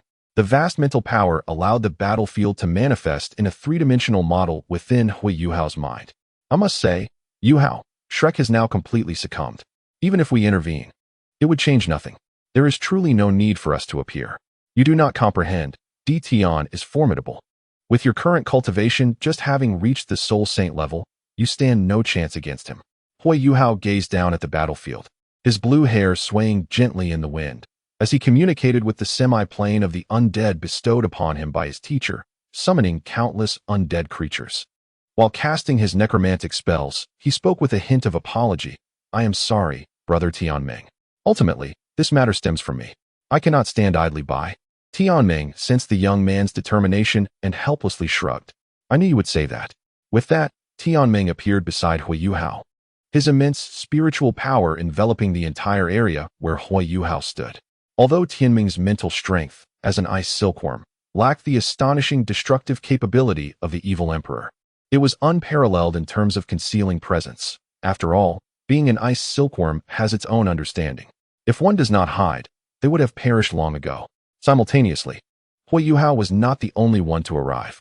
The illustrious figures from the Do-E period emerged, the Daming Erming, the 99th-ranked Niu Tian, and the 98th-ranked Titan, alongside numerous disciples from the Haotian sect, the Jiobao Yuli sect, and the army of the Star Luo Empire, as well as the 99th-ranked Limit Dolaw, Poison Immortal, from the Body sect. Suddenly, a multitude of undead creatures appeared on the battlefield, launching an assault on the soul beasts. Two terrifying auras stood before Di Tian, both being absolute powerhouses of the 99th rank. They were Niu Tian, the leader of the Haotian sect, and Poison Immortal, the recently ascended leader of the Body sect. Niu Tian regarded the golden-eyed Black Dragon King, Di Tian, with an expression of utmost gravity. Despite his seemingly endless lifespan and divine abilities, he was still confined to the pinnacle of the 99th rank on the Doloa continent. In comparison to Di Tian, Niu Tian was nothing remarkable. Without restrictions, this being would have long ascended to godhood, relying solely on his own strengths. He would remain as he was for a lifetime. Greetings, sect leader of the Haotian sect and sect leader of the Body sect. Just as these words left his lips, a figure wielding a resplendent seven-layered pagoda appeared behind Niu Tian, flanked by two tidal Doa-level protectors. Meanwhile, Xiong-jun found his path obstructed by the Titan. At the same time, the army led by Dai Hao from the Star Luo Empire continuously hindered the multitude of soul beasts attempting to invade Shrek City. At this moment, Hui Yuhao calmly observed the fierce battle between the two sides. While glancing at the exquisite figure beside him, he couldn't help but let out a sigh. Alas, humans, at times, can indeed be said to possess exceptional advantages. I never imagined that merely one of many cities would be so challenging to conquer. The Stardow Forest seemed to have exhausted all its resources, but still failed to swiftly capture Shrek. Moreover, there were quite a few powerful reinforcements on their way. I was initially worried that Yuhao might encounter trouble later on, remarked the Ice Sky Snow Maiden, who slightly nodded. Humans should not be underestimated. However, the incident with the Emperor Beast is merely the catalyst for the conflict between soul beasts and humans. Humanity is progressing far too rapidly. Now, the development of soul-guiding devices potent enough to annihilate ordinary beings at the 100,000-year level has been achieved. If they are allowed to mature further, I shudder to imagine the future hardships that soul beasts will face. Both of us have departed from the far northern region, relying solely on Atai. Indeed, Ice Emperor fell silent upon hearing this. It is true that both he and Snow Emperor left because they could not surpass the impending calamity. However, there is no denying that the absence of Snow Emperor and Ice Emperor significantly diminishes the threat to humanity from the far north. Why ponder so much? We few cannot survive the next calamity anyway. Since we will not last for many more years, we cannot protect the far northern land for long. Rather than waiting quietly for death, it is better to take a bold gamble. Snow Emperor, is this not precisely why you chose to transform into an embryo? Emperor Tian gazed at the countless legions of the dead and the few newly arrived human powerhouses before him. Surely, you do not believe that merely adding a few 99-level powerhouses could surpass me? Even if more were to come today, they must pay the price for their actions. With that, Emperor Tian concentrated energy upon his dragon claw. The extremes of darkness and space ebbed and flowed around him. Dragon God Claw. Meanwhile, on Shrek's side, Poison Immortal instantaneously manifested his martial spirit, while Niu Tian revealed his true form. Both simultaneously defended against Emperor Tian's strike. The 7 treasures are renowned. The first is strength. The second is speed. The third is soul. The fourth is control. The fifth is attack. And the 6th is attribute enhancement. 7 treasures, true body. This should be the correct term. With the aid of the 7 treasures' glazed tower, the two managed to jointly withstand Emperor Tian's assault. Although Poison Immortal felt a surge of blood within, unable to suppress a few mouthfuls of blood. Niu Tian, on the other hand, relied on the formidable physical prowess of his soul beast and appeared relatively unscathed. At this moment, Xiong Jun was engaged in combat with the Titan.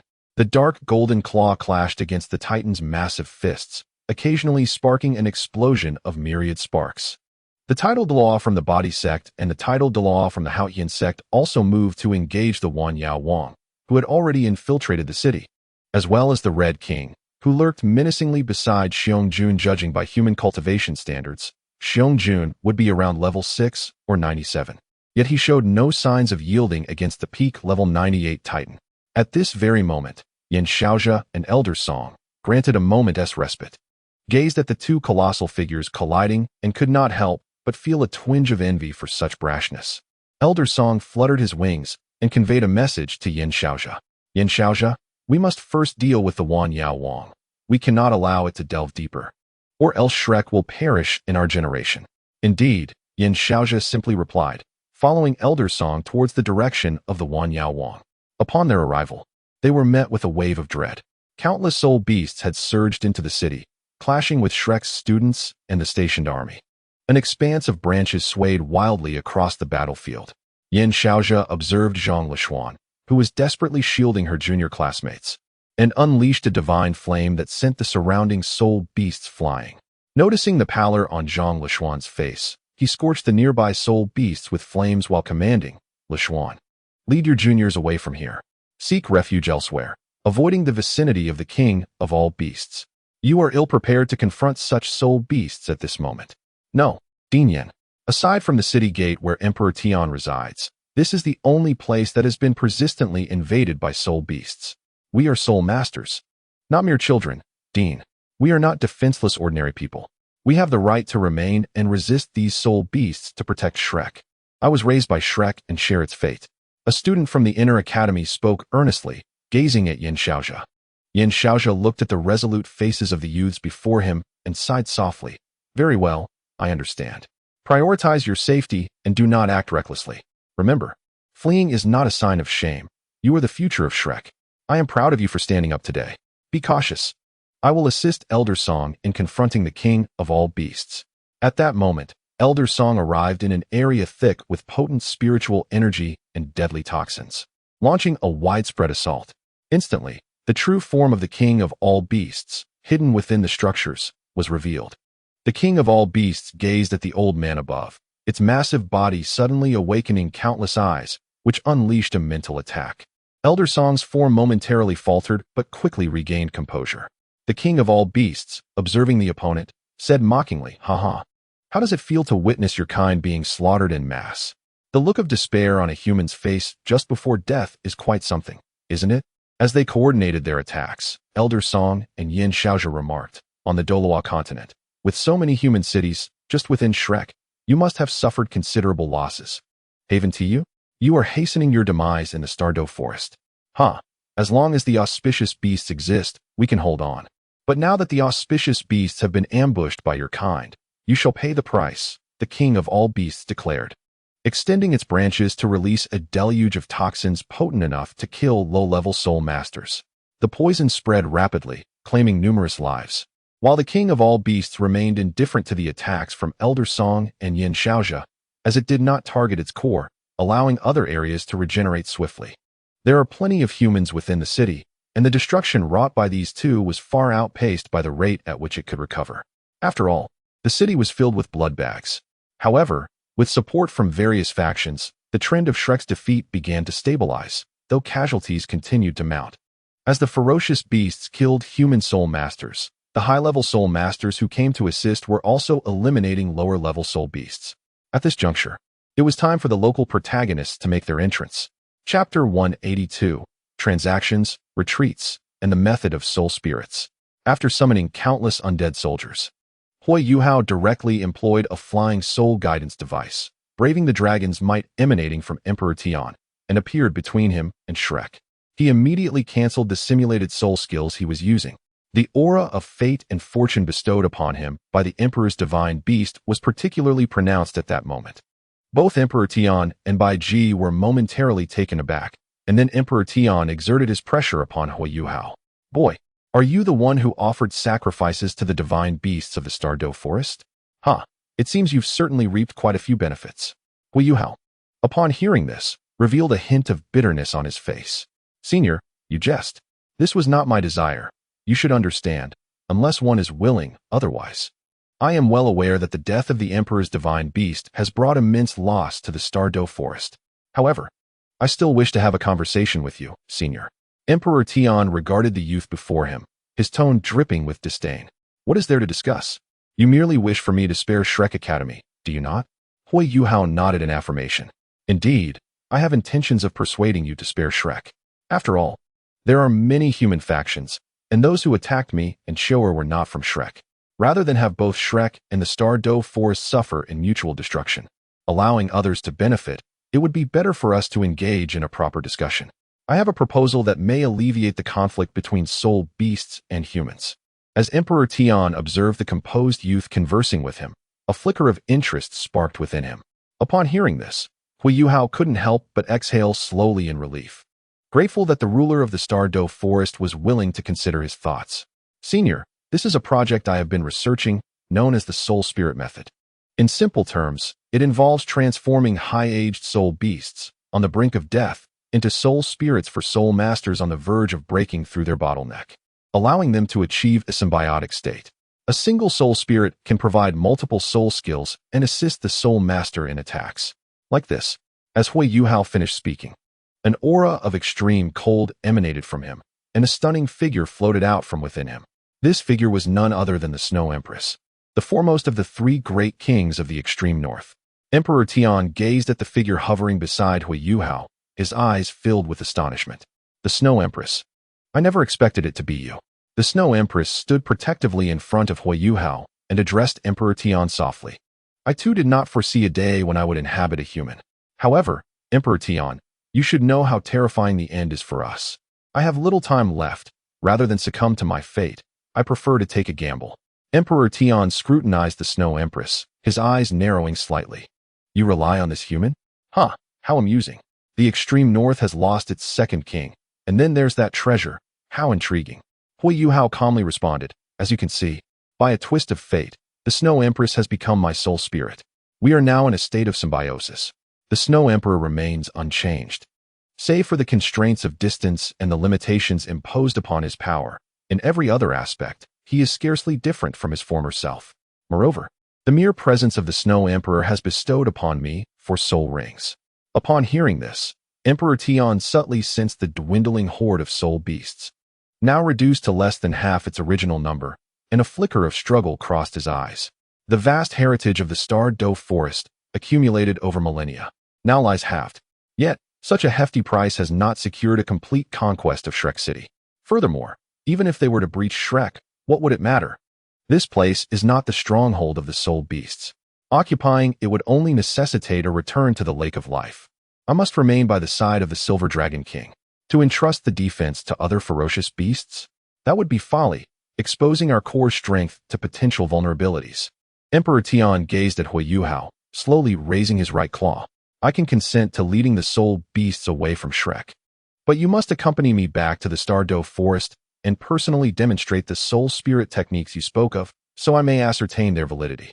Upon hearing this, Hui Yuhao slightly bowed. That is only natural. I am willing to follow you back to the Stardew Forest. However, may I request some time to converse with the elders of Shrek? After all, the demonstration of the soul spirit technique requires the involvement of soul masters. Absolutely not. Emperor Tian replied coldly, following which he let out a resounding dragon roar. The legion of soul beasts then began to converge towards his location. At this moment, Xiangjun, upon receiving Emperor Tian's call, promptly repelled the Titan giant ape with a dark gold claw, signaling the dark gold claw bear clan and his subordinate soul beast groups to retreat. Meanwhile, the king of all demons, who had ventured deep into the city, was also preparing to withdraw. Of course, the major ferocious beasts felt a surge of indignation. They had penetrated the enemy's heartland. The king of all demons strode forward, countless branches entwined with severely injured soul beasts surrounding him. He turned to Xiangjun and communicated telepathically. Tell me, Xiangjun, what has gotten into Emperor Tian? After finally breaching Shrek City, he calls for a retreat. Xiong-jun walked alongside the king of all demons, his steps heavy with reluctance. How would I know? However, under Emperor Tian's orders, all but our core subordinates will converge at his side. We alone cannot hold out for long. Indeed, it is a pity, for we had a rare opportunity to slaughter human soul masters. I was even contemplating avenging my progeny.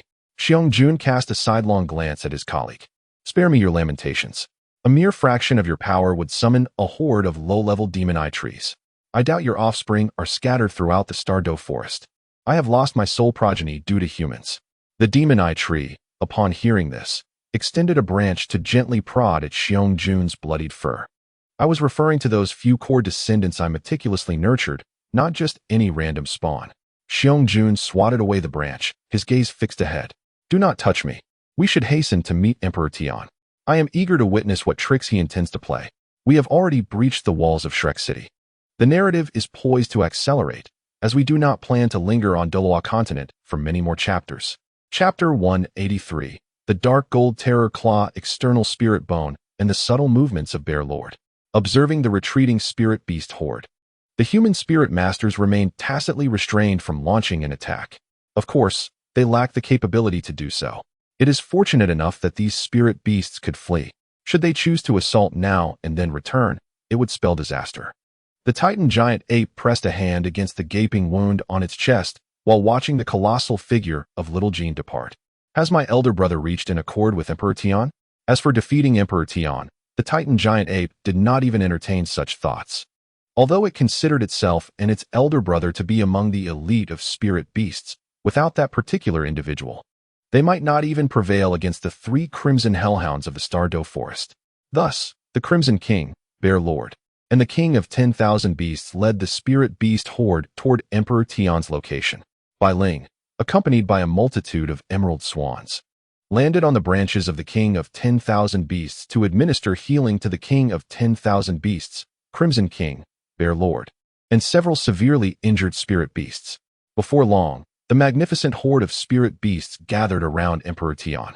Hui Yuhao, gazing at the countless spirit beasts below, was momentarily overwhelmed by a shiver coursing through his entire being. This is the beast tide. Upon Bear Lord's arrival, he immediately exerted his imposing presence upon the gathered humans. Hui Yuhao felt the pressure acutely. Suddenly, the Ice Empress materialized. Her aura clashed with that of Bear Lord, alleviating some of the weight pressing down on Hui Yuhao. Little Jean, observing the Ice Empress standing protectively in front of Hui Yuhao, could not suppress a mocking remark. Ah, is this not the Ice Empress? After countless millennia, you appear rather worse for wear. When did the sovereign of the extreme north become a mere lackey to a human spirit master? Before the Snow Empress could retort, the Ice Emperor also materialized, directing a gaze at Bear Lord. What did you say, Bear Lord? How we conduct ourselves is not for you to dictate. Huh. Snow Empress and Ice Emperor, I never anticipated you would both be subservient to this human. It is truly a lamentable fate for the spirit beasts of your extreme north. I wonder, in the coming years, can that fellow Atai truly safeguard the extreme north? The Snow Empress and Ice Emperor exchanged glances, momentarily at a loss for words. Relying solely on Atai indeed seemed a bit. Our affairs in the extreme north are none of your concern. You should focus on your Dark Gold Terror Clawbear clan. I have heard your son has. But the Ice Emperor is no longer the same fearsome beast on the brink of attaining 40,000 years of cultivation with the ultimate power of ice. Who would have thought Bear Lord would dare to act directly before Emperor Tian? Bear Lord unleashed a tearing claw towards Hui Yuhao's direction, the sharp aura causing Hui Yuhao to feel a stinging sensation in his body, even from a distance. As the formidable figure shielded Hui Yuhao from the impending assault, he deflected Xiong-jun's strike, yet his palm bore a fresh wound. Concealing his injured hand behind him, Niu Tian turned his gaze towards Xiong-jun and remarked, "Calm yourself." The Ice Emperor indeed misspoke. However, Di Tian has plans for this child. Moreover, within him resides the essence of fate from your Stardow forest. Xiong-jun gradually lowered his raised arm, his eyes fixated on the young boy.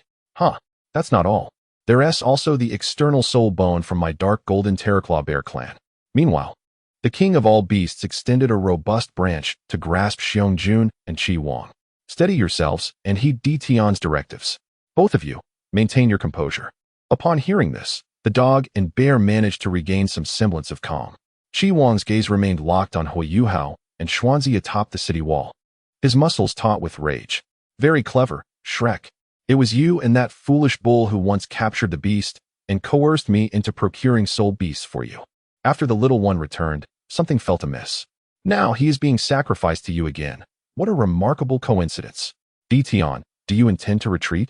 With that, a surge of draconic might descended upon Qi Wang, followed by a chilling voice that echoed in the ears of all present. Qi Wang, when have I ever required your questioning? The beast is dead. Exercise some restraint. With a swift motion, a claw sent Qi Wang hurtling through the air, crimson blood trailing from his foreleg onto the ground. Qi Wang cast a glance at Xiong Jun beside him. You too, Xiong Jun, remain silent. This boy's existence holds greater value alive than dead. Indeed, Tian, responded Xiong Jun. Biji gracefully floated to Qi Wang's side, attending to his wounds while discreetly conveying a message. Qi Wang, steady yourself. This may be an opportunity to bridge the gap between our soul beasts and human soul masters. I understand you have spent the most time with the beast, and your bond is unmatched among us, but now is not the time for vengeance. Upon hearing this, Qi Wang slowly lowered his three heads, their demeanor subdued. I understand, Biji. Thank you. Thus, the assembly of soul beasts retreated to the Star Doe forest, while Hui Yuhao was taken away, with an agreement to conduct a soul spirit trial 3 days hence within the forest. After Tian and the other ferocious beasts returned to the Star Doe forest, they each departed to recuperate. As for Hui Yuhao, he was placed under soft confinement. In Hui Yuhao's mind, the Snow Emperor addressed the Ice Emperor. Ice, you were far too impulsive. Even with your full strength and the advantage of the extreme northern climate, you would still be unable to best Xiong Jun. It was ill-advised to invoke the memory of his only offspring. You were reckless this time. The Ice Emperor, meeting the Snow Emperor's gaze, stuck out her tongue and replied, I know. I simply cannot abide Xiong Jun's tone. After all, we resorted to such measures out of desperation. It seems that Bear Lord's words imply that our attempts to survive in our own way render us utterly reprehensible. Upon hearing this, the Snow Emperor merely smiled faintly. It is indeed understandable that Bear Lord harbors resentment towards humanity. After all, if Ice were to be slain by humans, I too would be incensed. Ice, I feel the same.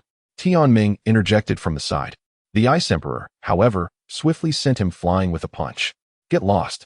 You disrupt the atmosphere. In the anime, it seems that the relationship between Tianming and the Ice Emperor improved after their encounter at the Valley of Questioning Emotions, but we shall not delve deeper into that here.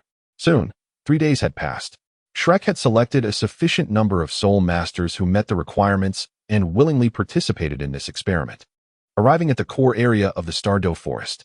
In this forest, several fierce beasts stood at the forefront, with many severely injured soul beasts behind them, their lives hanging by a thread. Some wounds, even Biji could not fully heal. If even Biji is powerless in the depths of the Star Doe forest, then there is only the path of death ahead.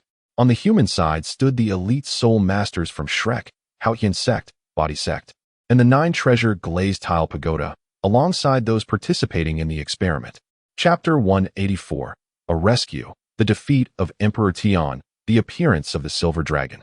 Thus, the events unfolded much as they did in the original narrative.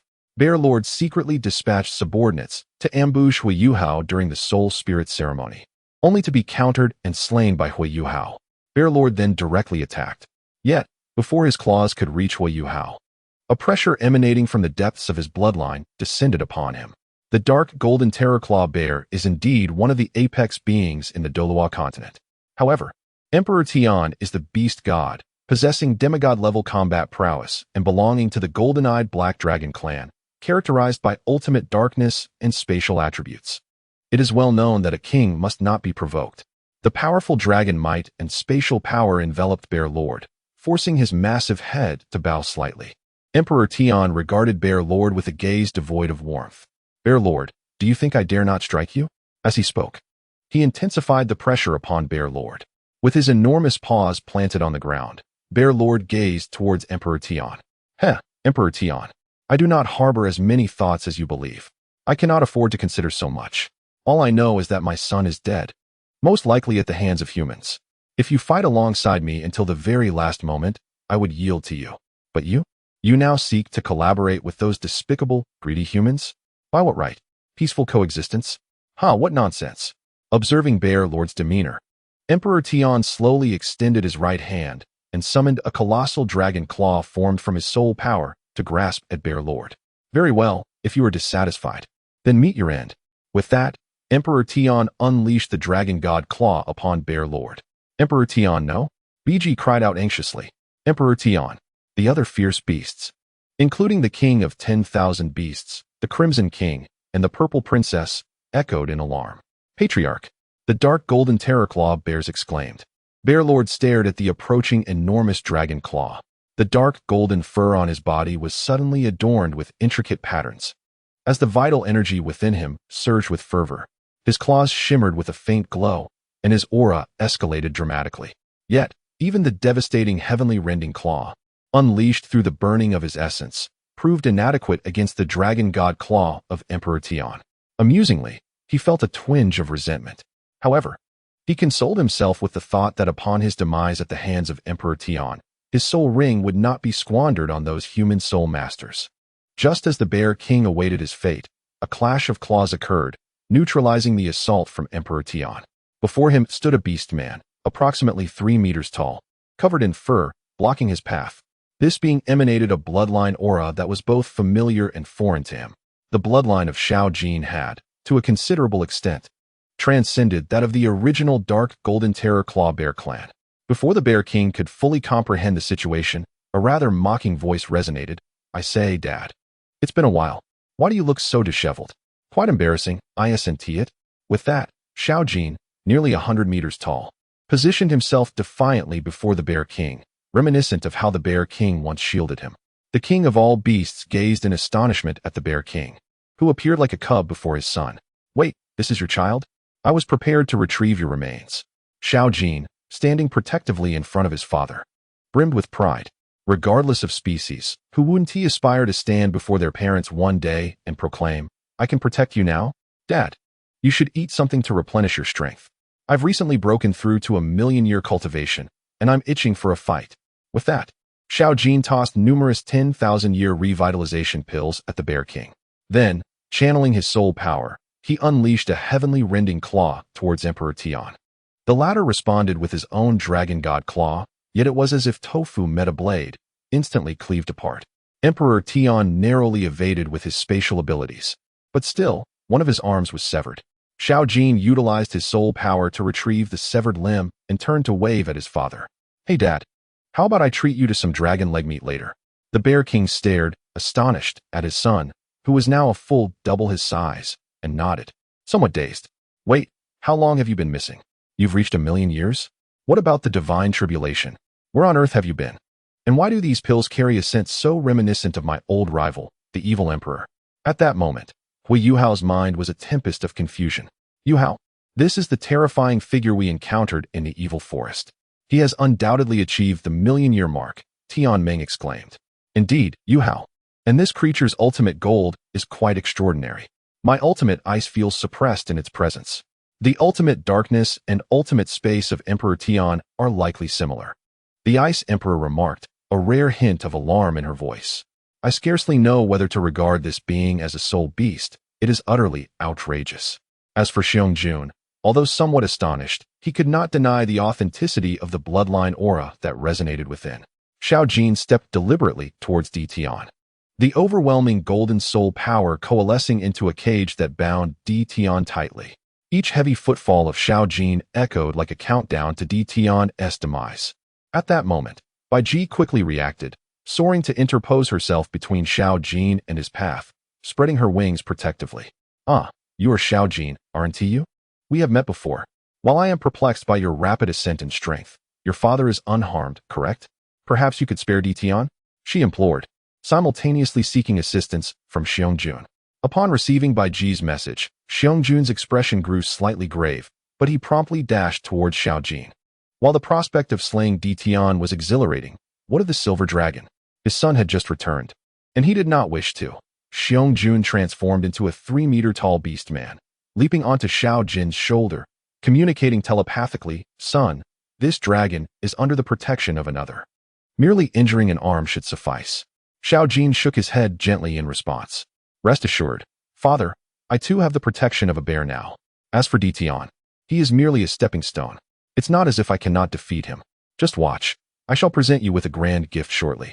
With that, he resumed his approach towards Dition, a gentle wave of soul power effortlessly moving by Ji's side, acknowledging her previous support for his father. As for Dition, why keep him alive when he was so close to claiming his father's life? It was not as if he were unbeatable.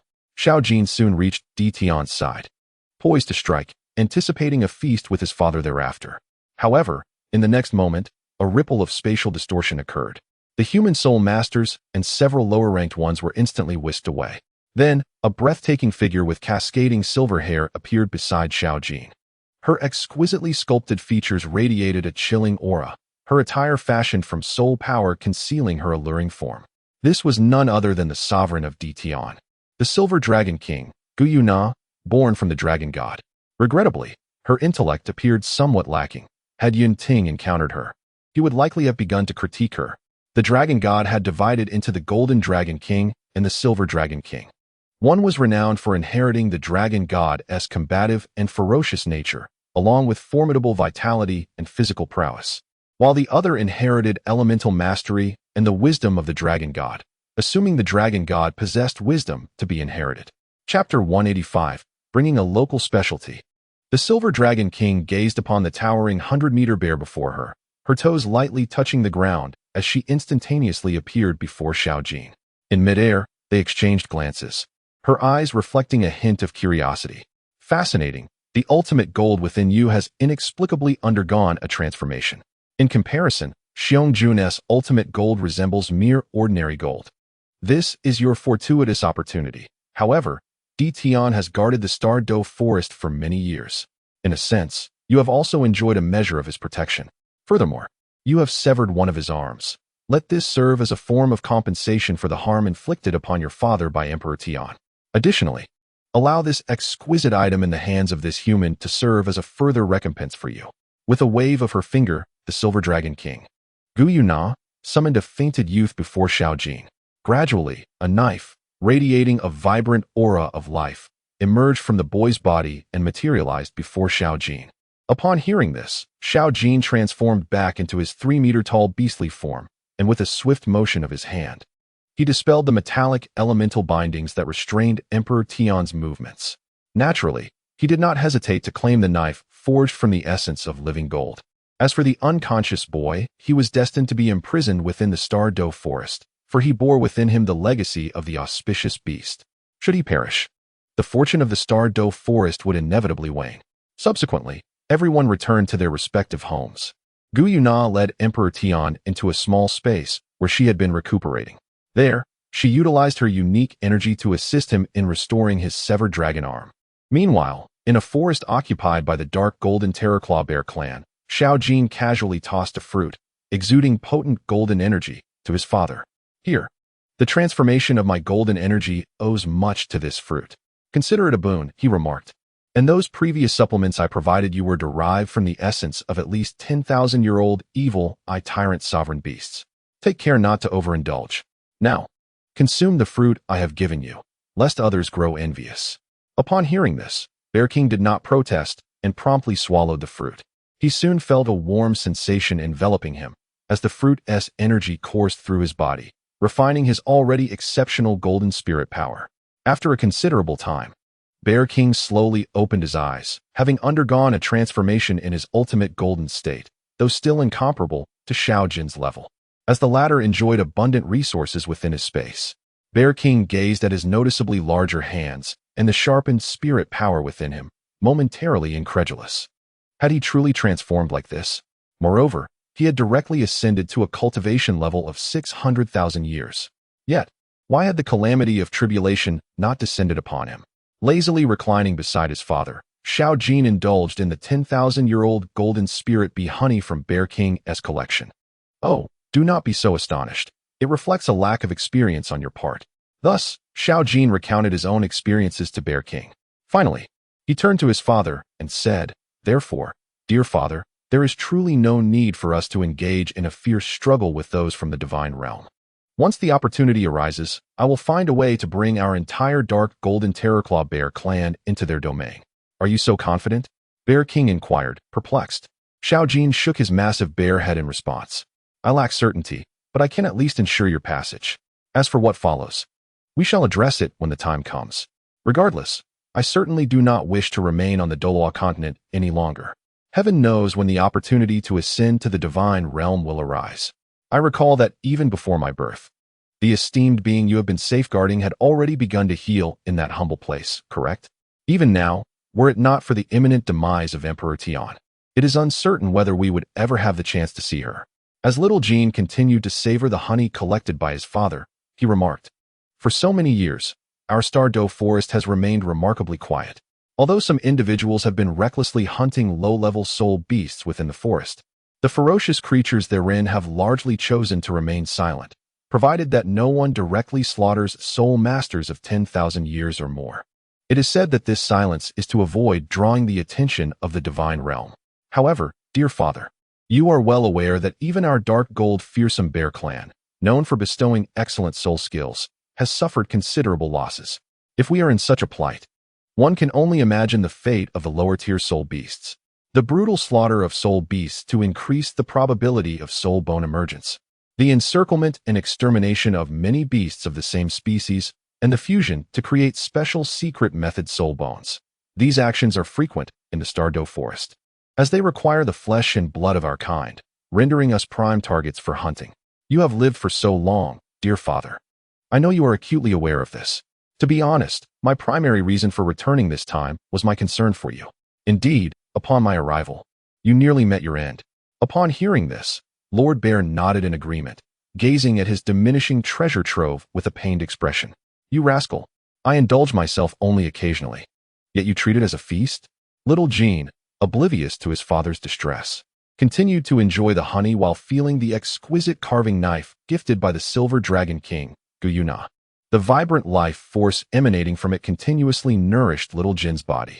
Spirit gold, a product of a vast accumulation of life energy leading to a qualitative transformation, is said to take tens or even hundreds of thousands of years to coalesce into a small piece, even within the expansive Stardew forest.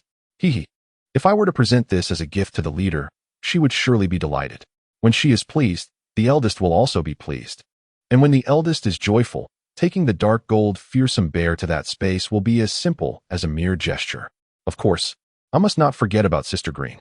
I recall that the Stardew forest harbors numerous rare plant-type soul beasts. I should bring back a few.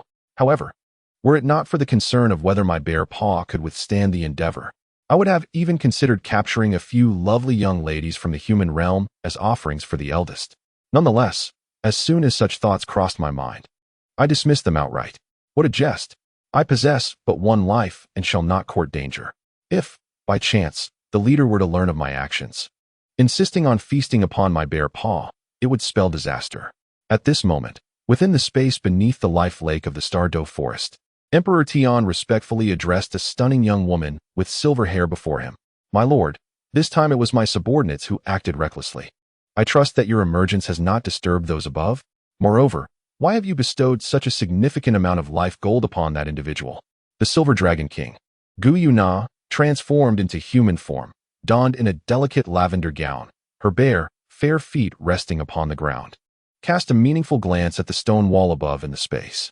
Tian, my actions this time were minimal, and in the moment of engagement, I swiftly employed spatial power to send the outsiders away. However, my aura is indeed peculiar, still imbued with the residual power of the Shura god-S attack. Whether I was detected is difficult to ascertain. As for the reason behind granting that life gold to him, it is partly due to his immense potential. It is conceivable that he may even surpass me in the future, perhaps even the dragon god himself. In terms of the quality of gold elemental soul power, it is possible that neither I nor the dragon god could compare. Yet, I can discern that his control over this power is rather unrefined, akin to being abruptly elevated by some force. Furthermore, even though life gold encapsulates terrifying vitality, its efficacy in healing my injuries is limited. My wounds remain unhealed primarily due to the lingering Shura god power attached to them. Life gold merely serves as an auxiliary, and the life gold produced by the Lake of Life is already sufficient for my needs. Upon hearing this, Tian gazed at the Silver Dragon King with a puzzled expression. Could the transformation of Xiong-jun's son be the handiwork of those beings from the divine realm? The Silver Dragon King slowly shook her head. No, those beings would rather see our soul beast clan perish. She then cast her gaze downward slightly. Dtion, the world is vast. The divine realm can command information from numerous planets similar to Dolawa continent. So who can assert that there must only be one divine realm? That little fellow has his own opportunities, which is not unreasonable. Having said that, the Silver Dragon King waved her hand at Dtion. All right, Dtion. You may leave now. Inform me promptly of any developments. Additionally, ensure that this human is well guarded. After handing over Hui Yuhao to Dtion, she waved her hand, sending Dtion away. Once he departed, a trickle of blood escaped the corner of the Silver Dragon King's mouth. Gently wiping away the blood, she murmured, "Brother, the divine realm. Alas, even if I recover from my injuries, what can I achieve against the divine realm? A peak-level deity is still insufficient in the grand scheme of the divine realm." Chapter 186, Divine Realm Trials. The visit of the King of all beasts and the Scarlet King. Meanwhile, in the distant divine realm, a figure with flowing blue hair frowned, his expression dark as he observed the scene before him, constituted by divine power. Damn it, what is happening? Why can I not sense the child of fate birthed by Dolawa Star? And that fleeting aura just now? Is it a soul beast approaching 100,000 years of cultivation? This is crucial for my control over Dolawa Star. Nothing must go awry. Oh, the Deming and Erming I left on Dolawa Star should know something, Shuntive? As he spoke, Tang Sin established contact with the heavenly blue bull python and the titan giant ape on Dolawa Star. After grasping the situation, his mood settled considerably. The beast tied? This was entirely within Tang San's expectations, considering he had orchestrated the very essence of the Stardow Forest. Regarding the dark golden terrorclaw bear, which was said to be capable of overpowering the golden-eyed black dragon, its strength was likely perilously close to a million-year cultivation. However, it was rather peculiar. Had he perhaps overlooked something recently? Or was it that the bear had surpassed its limits while being monitored by the forces of destruction? Nevertheless, those details had become inconsequential. He would instruct his father to search for the trace of the Child of Destiny on Dolawa continent and eliminate that bear in the process. Having secretly grown to such an extent, it had already sealed its own fate. Meanwhile, the little golden creature nestled at home enjoying honey remained blissfully unaware that it had come under the scrutiny of Tang Hao, the current master of the Dolawa Star realm. Within the Stardow Forest, the king of all beasts, after arranging his subordinate plant soul beasts, transformed his body into the image of a middle-aged man with a hint of malevolence on his face. At the same time, with a mere flick of his fingers, countless vines erupted from the earth, accompanied by several small jars, each about 5 meters high and 3 meters in diameter. Of course, they were only considered small in comparison to his vast form, for if the king of all beasts so desired, his branches and vines could easily envelop a significant portion of the Stardow Forest. Observing the jars before him, the king of all beasts gently traced his fingers over their surfaces, a bittersweet expression gracing his lips. The myriad honey had originally been gathered for the little one's delight. Alas, this time it would benefit that insufferable bear. Simultaneously, the Crimson King was restlessly rummaging through his territory. Within his lair, he was sifting through various items, seemingly in search of something. Standing beside him was the only other 10,000-year three-headed crimson demon hound in his clan. Where is my 90,000-year fire ginseng? Why can't I find it? The Crimson King asked. Chief, you forgot that you previously gifted that fire ginseng to the divine beast as a snack, came the reply, causing the Crimson King to feel slightly embarrassed. He then inquired, what about my 80,000-year Tsungyan fruit? I remember the little one doesn't he fancy this fruit. His subordinate, with 3 heads, looked at his chief with exasperation. Chief, do you want to know how I broke through to 10,000 years? Haven't I searched everywhere? As a beast of 300,000 years, am I truly incapable of presenting anything? Offering something below 5,000 years would be beneath my dignity, wouldn't it? With the return of Bear Lord's son, who is now so formidable, I should at least present a gift to curry favor. But alas, I have nothing to offer. I can't possibly give a mere bone to supplement calcium, can I? As he pondered, the Crimson King recalled the remnants of his father's body, which had not transcended the 40,000-year limit, leaving behind a skeletal form that had endured for 39 millennia. A twinge of filial piety stirred within him. Shortly thereafter, both the king of all beasts and the Crimson King arrived at the domain where the bear monarch resided. The king of all beasts cast a glance at the 7,000-year-old crimson gold fruit, enveloped in soul energy beside the crimson king, and a rare smile graced his lips. Oh, a 7,000-year crimson gold fruit. How generous of you, Crimson King. The Crimson King, upon hearing this, glanced at the several jars next to the king of all beasts and retorted, I'm not as generous as you. Heh, it seems you've only recently gathered these trinkets. The king of all beasts sighed, eyeing the Crimson King. Indeed, but alas, the auspicious beast cannot return. The Crimson King's voice took on a somewhat somber tone as he walked alongside the king of all beasts. This is why I harbor such disdain for humanity. I cannot fathom what the little one truly thinks. The starry forest is so splendid, why venture beyond its embrace? The king of all beasts observed the Crimson King and remarked, perhaps our excessive indulgence and confinement have led the auspicious beast to such thoughts. The Crimson King replied, this is not your fault. Who could ever anticipate that the auspicious beast would choose to transform and ultimately sacrifice itself? Such is fate. By this time, both the Crimson King and the king of all beasts had already entered the territory of the bear monarch. The Crimson King communicated telepathically with the king of all beasts. I ask you, Ancient One, do you believe our master has indeed recovered? Can we truly transcend our limits and ascend to the divine realm? The king of all beasts shrugged nonchalantly. Who knows? Only heaven knows when our master will fully recover. Nevertheless, our master is undeniably powerful. We take it one step at a time. Why overthink? Look at your father. He is gone, and we have yet to see our master regain his strength. Now that the auspicious beast has perished, the future fortune of the starry forest remains unpredictable. Who's to say that we might not witness the day ourselves? Indeed, as they conversed, the king of all beasts and the Crimson King approached the bear monarch. The king of all beasts was the first to greet him. Congratulations, bear monarch. Your son, after years of searching, has finally returned. The bear monarch simply acknowledged this with a brief response, feeling a pang of discomfort. His reserves had been depleted. Suddenly, the bear monarch twitched his nose, glancing at the jars behind the king of all beasts, his eyes gleaming with interest. Flower honey? The king of all beasts nodded. Yes, indeed. I initially gathered and crafted it for the auspicious beast. Let us not dwell on the past. This flower honey is a gift for you. As you know, I have no need for it. The Crimson King likewise presented a fruit to the bear monarch. This is what I brought. Ahem, bear monarch. You are aware that I've been somewhat strapped for resources lately. By the way, where's your son? After handing over the top-grade 7,000-year-old crimson gold fruit, valued at several million gold soul coins, the Crimson King shifted the topic. The bear monarch replied slowly, Oh, him? He finished my honey and has gone to sleep. After all, no matter how powerful he becomes, he is still just a child, not yet a force to be reckoned with. The king of all beasts and the Crimson King rolled their eyes upon hearing this. Do take a look at the corners of your mouth, nearly stretched to your ears. Chapter 187. Tang Hao's Sudden Strike, the Dark Golden Fearclaw, and the Haotian Hammer. Come, do not be shy. Today I am in high spirits, and we shall indulge in a splendid feast. As he spoke, Xiong-jun produced the evil eye tyrant's supreme nourishment pill given by his son.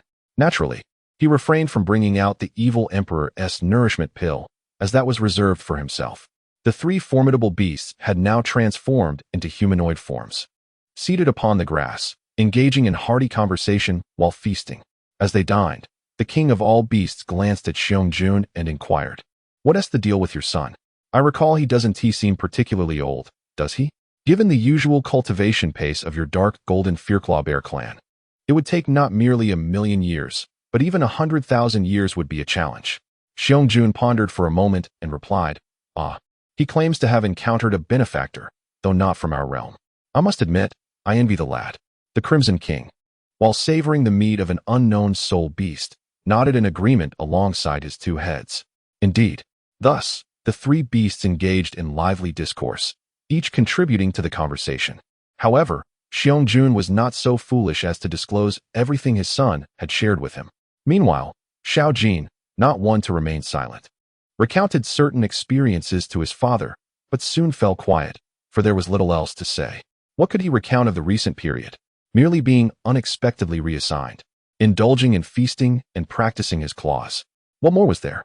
If his father were to discover that he had merely feasted and frolicked to become a 1,000,000-year-old soul beast, he would surely be consumed with envy. In a hidden locale, Tang Hao and Ain were engaged in conversation with their son. Tang Hao looked at Tang San and smiled. "Fear not, my son. I shall soon strike that dark golden fearclaw bear into a mere pulp. You know, before the divine, a million-year-old soul beast is hardly formidable. Even though my strength as a second-level god can only manifest as a third-level god on Doloa Star." Tang San nodded in agreement, acknowledging the truth of his father's words. "Just a beast that has yet to ascend to godhood. However, Father, do remember, the god of destruction has often seized upon my vulnerabilities. Thus, if you could act with a modicum of subtlety, it would be prudent. Furthermore, the consciousness of the Doloa dimension should soon be on the verge of collapse, correct?" Tang Hao nodded in affirmation. "Indeed, you are aware that the so-called child of destiny is the final gambit of the Doloa Star's consciousness. However, I shall also find that so-called child of destiny after vanquishing the bear." Once their discussion concluded, Tang San promptly severed the connection to avoid being ensnared by the god of destruction. Meanwhile, in the divine realm, Destruction was watering flowers for his wife when he suddenly sneezed. As he continued to tend to the plants, he rubbed his nose in confusion. How peculiar. Could it be that little green is thinking of me? Just then, Destruction felt a sudden tap on his head, and before him appeared a vibrant figure brimming with life. I said to Xiao Zi, "Every day, you are either busy grasping the weaknesses of the Shura god or causing trouble for others. I ask you to water a flower, and you seem to be lost in thought. Is it possible that you have taken a liking to that young deity?"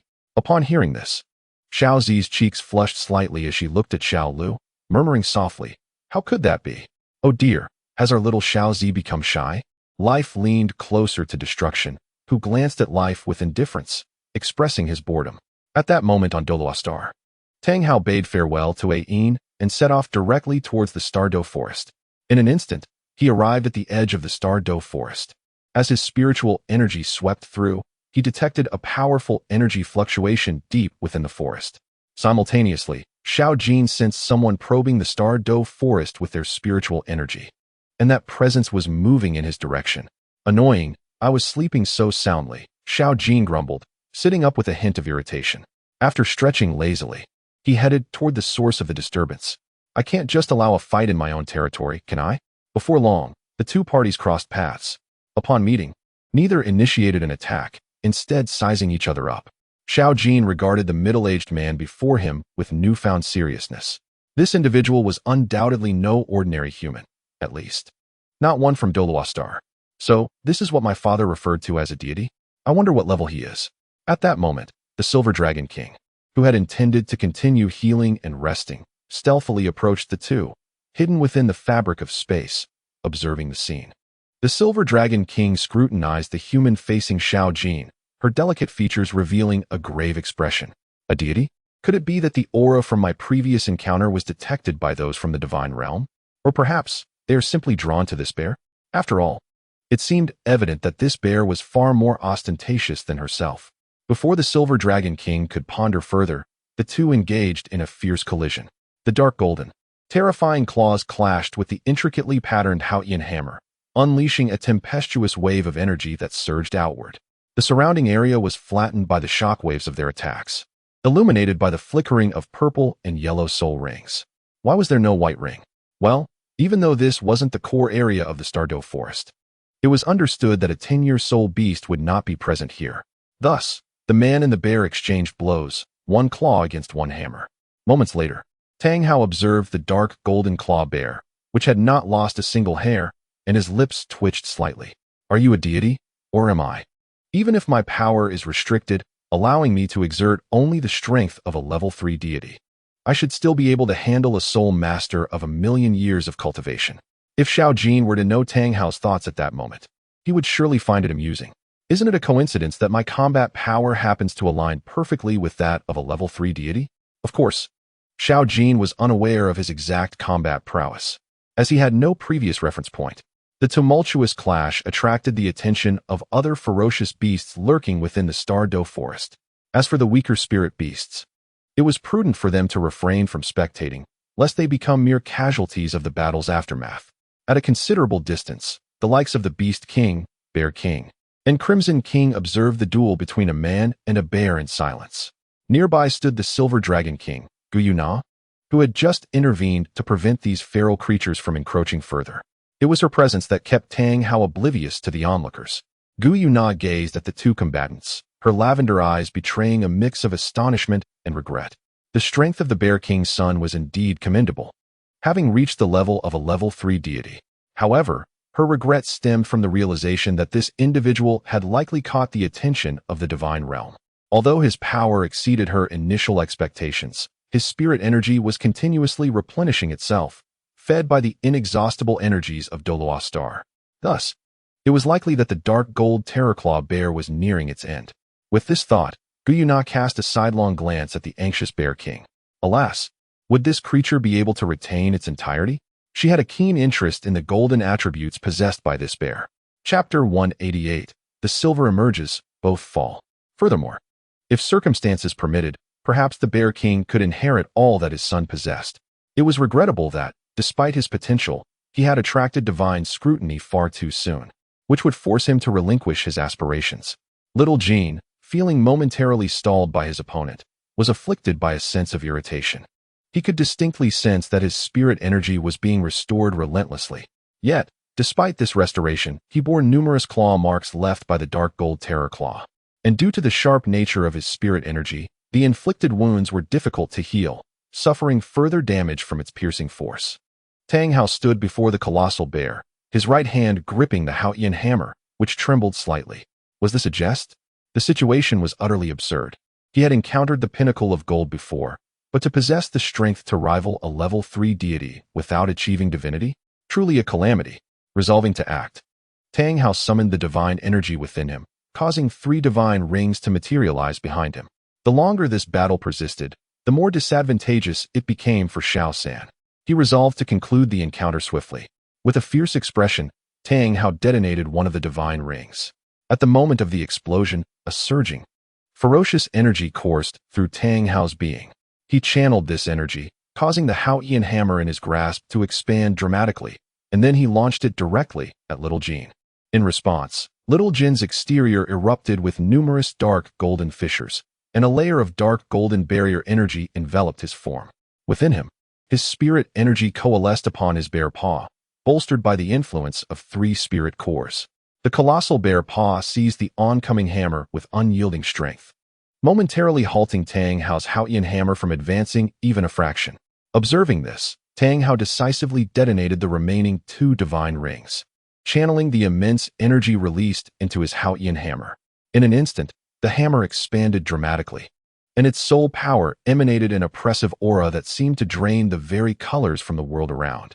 Xiao Jin was subsequently buried into the earth by this strike, and a cloud of dust erupted into the air. The gale stirred by the impact radiated outward from the point of attack, swiftly spreading in all directions. Witnessing this, Xiong Jun disregarded everything and hastily exited the spatial barrier created by Gu Yuna. He rushed towards the gaping pit. But before he could take more than a few steps, a dark golden giant bear burst forth from the dust. The bear unleashed a devastating claw strike, sending Tang Hao hurtling through the air. Blood gushed forth from the wound on Tang Hao's chest. Staring at the massive bear before him, Tang Hao momentarily lost his composure. How could this be? Faced with the unscathed giant bear, he felt as though his worldview had been shattered. Wasn't it supposed to be either you are a god or I am?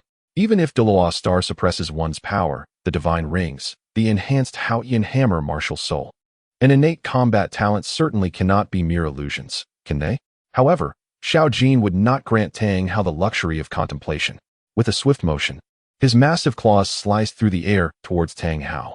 Yet, at the very moment, numerous verdant vines erupted from the ground, ensnaring Xiao Jin's formidable form, albeit only slightly impeding his movement. In that fleeting moment of distraction, a vine whisked Tang Hao away from the bear's lethal range. Are you injured, Hao? Tang Hao, upon hearing this, gently shook his head. It's nothing serious, just superficial wounds. However, this beast's sole power seems rather peculiar. Indeed, came the response from Yin. Just as they conversed, a dark golden figure materialized beside them, casually swiping its claw and sending both of them to their demise. After executing this act, Xiao Jin cast a disdainful glance at the two, now unrecognizable and nearly reduced to mere pulp. Meanwhile, a faint glow flickered at the center of Xiao Jin's brow. What a nuisance! Do they not realize I am a bear of significance? But this power is indeed the special ability that Brother Tian mentioned could directly enhance my strength. It truly feels remarkable. At that moment, under the influence of the celestial forces bestowed by the fishing space, Xiao Jin distinctly sensed the life threads of Doloa Star becoming chaotically intertwined. Perhaps soon, the ecology of Doloa Star would begin to deteriorate incessantly, all due to the demise of Ain, the blue-silver emperor who had fused with the life core of Doloa Star. Meanwhile, as the life veins of Doloa Star became increasingly chaotic, within a certain realm of a profoundly fragile hidden mountain, a faint crimson, destructive, and aggressive energy surged incessantly. Little Jean, possessing strength that transcended the level of the God King, gazed upon the life veins of Doloa Star, which resembled a landscape riddled with wounds. And his head swelled with worry. What a predicament! At that moment, Silver Dragon King Gu Yuna, disregarding how Little Jean exhibited such formidable power, directly approached him with a host of fierce beasts. If she wasn't mistaken, the blue-silver emperor that had recently appeared was already the life core of this planet. Should it be slain, the consequences for Doloa Star would be dire. With the demise of the auspicious beast, Doloa Star had also fallen into such a state. This place might no longer be suitable for our survival in the future. My lord, what shall we do? Inquired the king of 10,000 beasts with utmost respect. Gu Yuna responded calmly, there are indeed solutions. First, I can utilize divine power to relocate a few elite soul beasts from the Stardow Forest to a more habitable planet. Second, a remarkably powerful individual can be summoned to mend the damaged life veins of Doloa Star. Upon hearing this, the fierce beasts, aside from the king of 10,000 beasts and Di Tian, exhibited expressions of despair. The king of 10,000 beasts, being a plant-type beast, could simply sow seeds for offspring. Di Tian, on the other hand, was the sole survivor of the golden-eyed Black Dragon clan from the previous war. Once, they had thrived as a dragon race. Now, alas. As for the others, who among them did not possess their own kin? A few elites? It sounded noble. But to put it bluntly, it merely meant bringing along a handful of formidable beasts. Meanwhile, Little Jean frantically sent messages through the mark bestowed by Brother Tian. Brother Tian, are you there? Help. Your cheat is too powerful. It seems I've destroyed my homeland. Brother Tian. In the next moment, a cool, slightly irritable voice echoed in Little Jin's mind. You're so loud, foolish bear. Did you tear your homeland into several pieces? Little Jean scratched his head with his enormous paw and chuckled. Hee, not quite. It seems I may have inadvertently extinguished the life core of the planet where my homeland resides. Chapter 189, Tangsan's Peeping, Subordinate Planet. The Spirit of Space. Intrigued by Little Jin's response, mused, is that how it goes? Once you achieve fame and success, you return home to dismantle your own house? Is this to prevent impoverished relatives from climbing onto your back? Nevertheless, the Spirit of Space, deep in thought, shifted its essence and appeared beside Little Jean. Upon the spirit's arrival, Little Jean called out, Brother Tian, you're here? Indeed, the Spirit of Space nodded gently. Then, it focused on a particular direction, channeling a surge of mental energy to trace the spiritual waves of the one spying on them, ultimately locating the individual and administering a lesson. Meanwhile, within the divine realm, in a dimly lit chamber, Tang Sin knelt on the ground, clutching his head in agony. The searing pain coursed through his mind like a relentless parasite. It took an eternity for him to emerge from the depths of that torment. Meanwhile, on the Doloa continent, a group of ferocious beasts and Gu Yuna curiously regarded the newly manifested Spirit of Space. As the spirit surveyed the state of the planet, it casually acquired the soul gold carving knife from Xiao Jin. The spirit, known as Tian, examined the knife in its hand, nodding in satisfaction. Quite acceptable. A worthy tool, it mused. Xiao Jin, a colossal figure, stood beside Tian, gazing longingly at the spirit. Brother Tian, that was meant as a gift for the leader. Upon hearing this, Tian looked at Xiao Jin and replied with a smile. Oh, is that so? No worries, I shall deliver it for you. Xiao Jin's expression immediately sank, his bear-like face drooping in dismay. What? Tian, noticing Xiao Jin's disappointment, spoke gently. All right, I will mention your name. After all, this item is also yours. For now, let us attend to the matters of this planet. With that, Tian summoned the consciousness of the planet before him. Naturally, it paled in comparison to his own excellence. It presented itself as a somewhat translucent humanoid entity, its features obscured, Tian regarded the frail consciousness of Dolostar and couldn't help but click his tongue in disdain. I must say, your planetary consciousness is on the verge of being supplanted. Quite remarkable indeed. The child of fate, forged from the last remnants of fortune, has also been tampered with, and there's another dimension eyeing you hungrily. The consciousness of Dolostar, unable to respond to Tian's jests, recognized the truth in his words. Yet what could it do? It had already given all it could offer. The million-year ice silkworm had bestowed upon it an ice attribute martial soul, immense spiritual power, and a million-year soul ring granting 4 soul skills, enhancing its innate talents to rival those with perfect innate soul power. Moreover, it had even unwittingly delivered a substantial piece of soul gold into its possession. The external soul bone of the dark golden terrorclaw bear had also been provided. Everything that could be given had been given, yet failure loomed ever closer. What more could it do? As Tian observed the planetary consciousness before him, an idea suddenly sparked in his mind. He turned to the consciousness and asked, "What if you were to follow me?" "Follow you?" Dolostar's consciousness chuckled, sensing the noble yet familiar aura that enveloped Tian. "Do you truly find value in me? My essence is lacking. Even so, you would take me as your subordinate? Spare me your folly. There are plenty of conscious planets around that would be eager to serve. Considering that you eradicated the one who sought to replace me, I could indeed inform them of its whereabouts. Why waste time on me?" As the consciousness of Dolostar, it was undoubtedly the most cognizant of the planet's condition. Resigned to its fate, it sighed deeply. Tian, observing its demeanor, could only feign a sigh in response. "Alas, it is truly regrettable. I had initially intended to take you under my wing and assist in untangling the chaotic threads of your existence. However, it seems I was overly optimistic."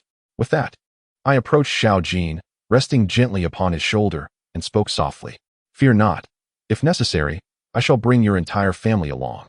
At that moment, the consciousness of the Doloa continent manifested beside the heavens. "Indeed, my elder brother can aid me in restructuring the network of this planet. As long as you assist me in mending the life threads of this world, I shall follow your lead unconditionally." As a nascent planetary consciousness newly emerged from a billion years of youth, who would willingly choose to perish? The heavens gazed upon the consciousness of Dolostar. Raising a finger, and a stream of unique energy began to converge. Ultimately, a silvery, intricate pattern materialized before the consciousness of Dolostar. Do not resist, accept it. This process can be quite troublesome. The consciousness of Dolostar, resolute, directly engaged with the enigmatic pattern. If death is to be my fate, so be it. If enslavement awaits, I shall endure it. After all, I am powerless to change my circumstances. In an instant of contact, the pattern merged with my consciousness. In the depths of my being, I sensed an extraordinarily profound connection with the realm. Moreover, I harbored no malice toward it. Rather, a feeling of kinship blossomed within me. Before the consciousness of Dolostar could reflect on this, an influx of energy, significantly enhanced in quality, surged into Dolostar. This energy nourished the frayed life threads of the planet, while simultaneously transforming its energetic essence. This was not mere healing. It constituted a transcendental leap in the life grade of the entire planet. Moments later, the heavens ceased to manipulate the energies of the fishing space. At this juncture, the consciousness of Dolostar appeared more solidified, capable of manifesting in a perfect human form, akin to the heavens themselves. The consciousness of Doloa continent then transformed into the image of a young man with black hair and dark eyes. If he remained silent, one might even perceive a hint of a cool, youthful demeanor. "My elder brother, I adore you. Come, a kiss for you." Upon witnessing this, the heavens waved a hand, sending him flying. "Begone." How revolting. The transformation had not yet concluded. Do not make a fuss. Unperturbed by being cast aside, the consciousness of Doloa returned to the side of the heavens, wearing an ingratiating smile, resembling a sycophant. "Elder brother, what do you mean by the transformation not being complete?" "I feel absolutely splendid." The heavens regarded the young man before him and slowly shook his head. "You still appear too primitive. Even if you have transformed, the benefits to me are minimal. To put it plainly, the connection we have established theoretically allows us to complement each other. Of course, I shall reap the greater rewards. Perhaps merely offering you a taste of the broth. However, at present, you are merely taking advantage of me. Do you intend to live off me indefinitely?" Upon hearing this, the young man felt a tinge of embarrassment. Am I truly that weak? Through the connection with that enigmatic realm, Dowa star is indeed ceaselessly providing energy, which ultimately returns in a more refined form. Thus, it can be said that Dowa star is undergoing a transformation at every moment, albeit a process that may require considerable time. Chapter 190. Absorbing the Divine Realm, the Great Shift of Heaven and Earth. Unbeknownst to the few, within the numerous star systems governed by the Divine Realm, celestial energy projections have emerged. Tian gazed towards the Divine Realm, licking his lips slightly. 108 star systems, quite affluent indeed. The Divine Realm, however, is merely a realm composed of countless divine powers. It is a world distinct from material planets like Dowa star. Yet, precisely because it is composed of divine energy, Tian harbored the notion of devouring it. As for the 108 star systems under its dominion, they were naturally taken along. Before long, the Divine Realm was completely consumed by Tian. Its myriad divine powers transformed into sustenance for the ever-expanding fishing space, which expanded outward by approximately 1/10. As for the beings within the Divine Realm, there was no massacre, as they would soon be needed. At this moment, many deities, still reeling from the shock of the Divine Realm's consumption, suddenly appeared beside Tian. The gods, upon landing, cautiously observed their surroundings. Tang San and the other members of the Shrek Seven were the first to react. Where's this? Dolawa continent? Yet, before others could grasp the situation, with a mere wave of Tian's finger, even the most knowledgeable divine kings were taken aback. As Tian's finger rose, Dolawa star, along with all living entities from other life planets, was gently lifted. Under the astonished gazes of the onlookers, countless life planets began to disassemble and reshape, ultimately forming 9 celestial bodies, each exponentially larger than their predecessors. Some exuded an intense life force, others were steeped in chaos and bloodshed, some radiated an aura of destruction, while others conveyed the vastness and nurturing essence of the ocean. A few were filled with coldness and silence, others embodied evolution and savagery, while some brimmed with elemental creativity. Thus, the 9 planets materialized before all present. At this moment, the Golden Dragon King, freed from the seal of the Divine Realm, strode to the side of his sister. The Silver Dragon King, Guyuna. Sister, what is this? This question drew the attention of many from the Divine Realm. The Silver Dragon King observed the expressions of the divine beings, then turned to her brother and shook her head. Brother, I'm not entirely sure either. Undoubtedly, even the dragon god may appear powerless in the face of such formidable might. Let us observe the unfolding events, dear brother. Perhaps this is not as dire a situation as it seems. The Golden Dragon King silently nodded at the 9 colossal celestial bodies. With an aura of ferocity and a fearsome figure, he shielded Guyuna from the gazes of those from the Divine Realm. Simultaneously, in other places, countless beings were embroiled in conflicts and disputes. However, without exception, they found that no matter how formidable their strength, they could not strike at one another.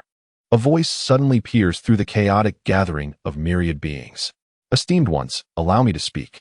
I am sure you are all astonished, whether in disbelief or shock. Yet one thing is certain, your original planets have vanished. The 9 immense spheres before you are the result of their amalgamation. You may freely choose a planet that suits you. After joining, unless your strength reaches a certain level, you shall not be permitted to leave your chosen world for an extended period. Therefore, I urge you to choose wisely. Moreover, as this is a product of countless planets converging, the resources for cultivation may exceed your wildest imaginings. Herein are some brief characteristics of the 9 realms. 1. Azure Ocean Realm. Core attributes. Ocean, life, nourishment. 2. Void of Annihilation. Core attributes. Destruction, termination, oppression. 3. Garden of Life. Core attributes. Life, creation, proliferation. 4. Eternal Night Mausoleum. Core attributes. Undead, silence, immortality. 5. Abyss of Darkness. Core attributes. Abyss, chaos, devouring. 6. Realm of Infinite Mechanisms. Core attributes. Creation, order. Machinery. 7. Heart of the Wilderness. Core attributes. Beasts, predation, evolution. 8. Elemental Abyss. Core attributes. Elements, balance, chaos. 9. Dawn's Awakening Realm. Core attributes. Balance, resilience, knowledge. Additionally, a few friendly reminders. First, resources can be plundered. Second, the deities you revere are, in truth, feeble.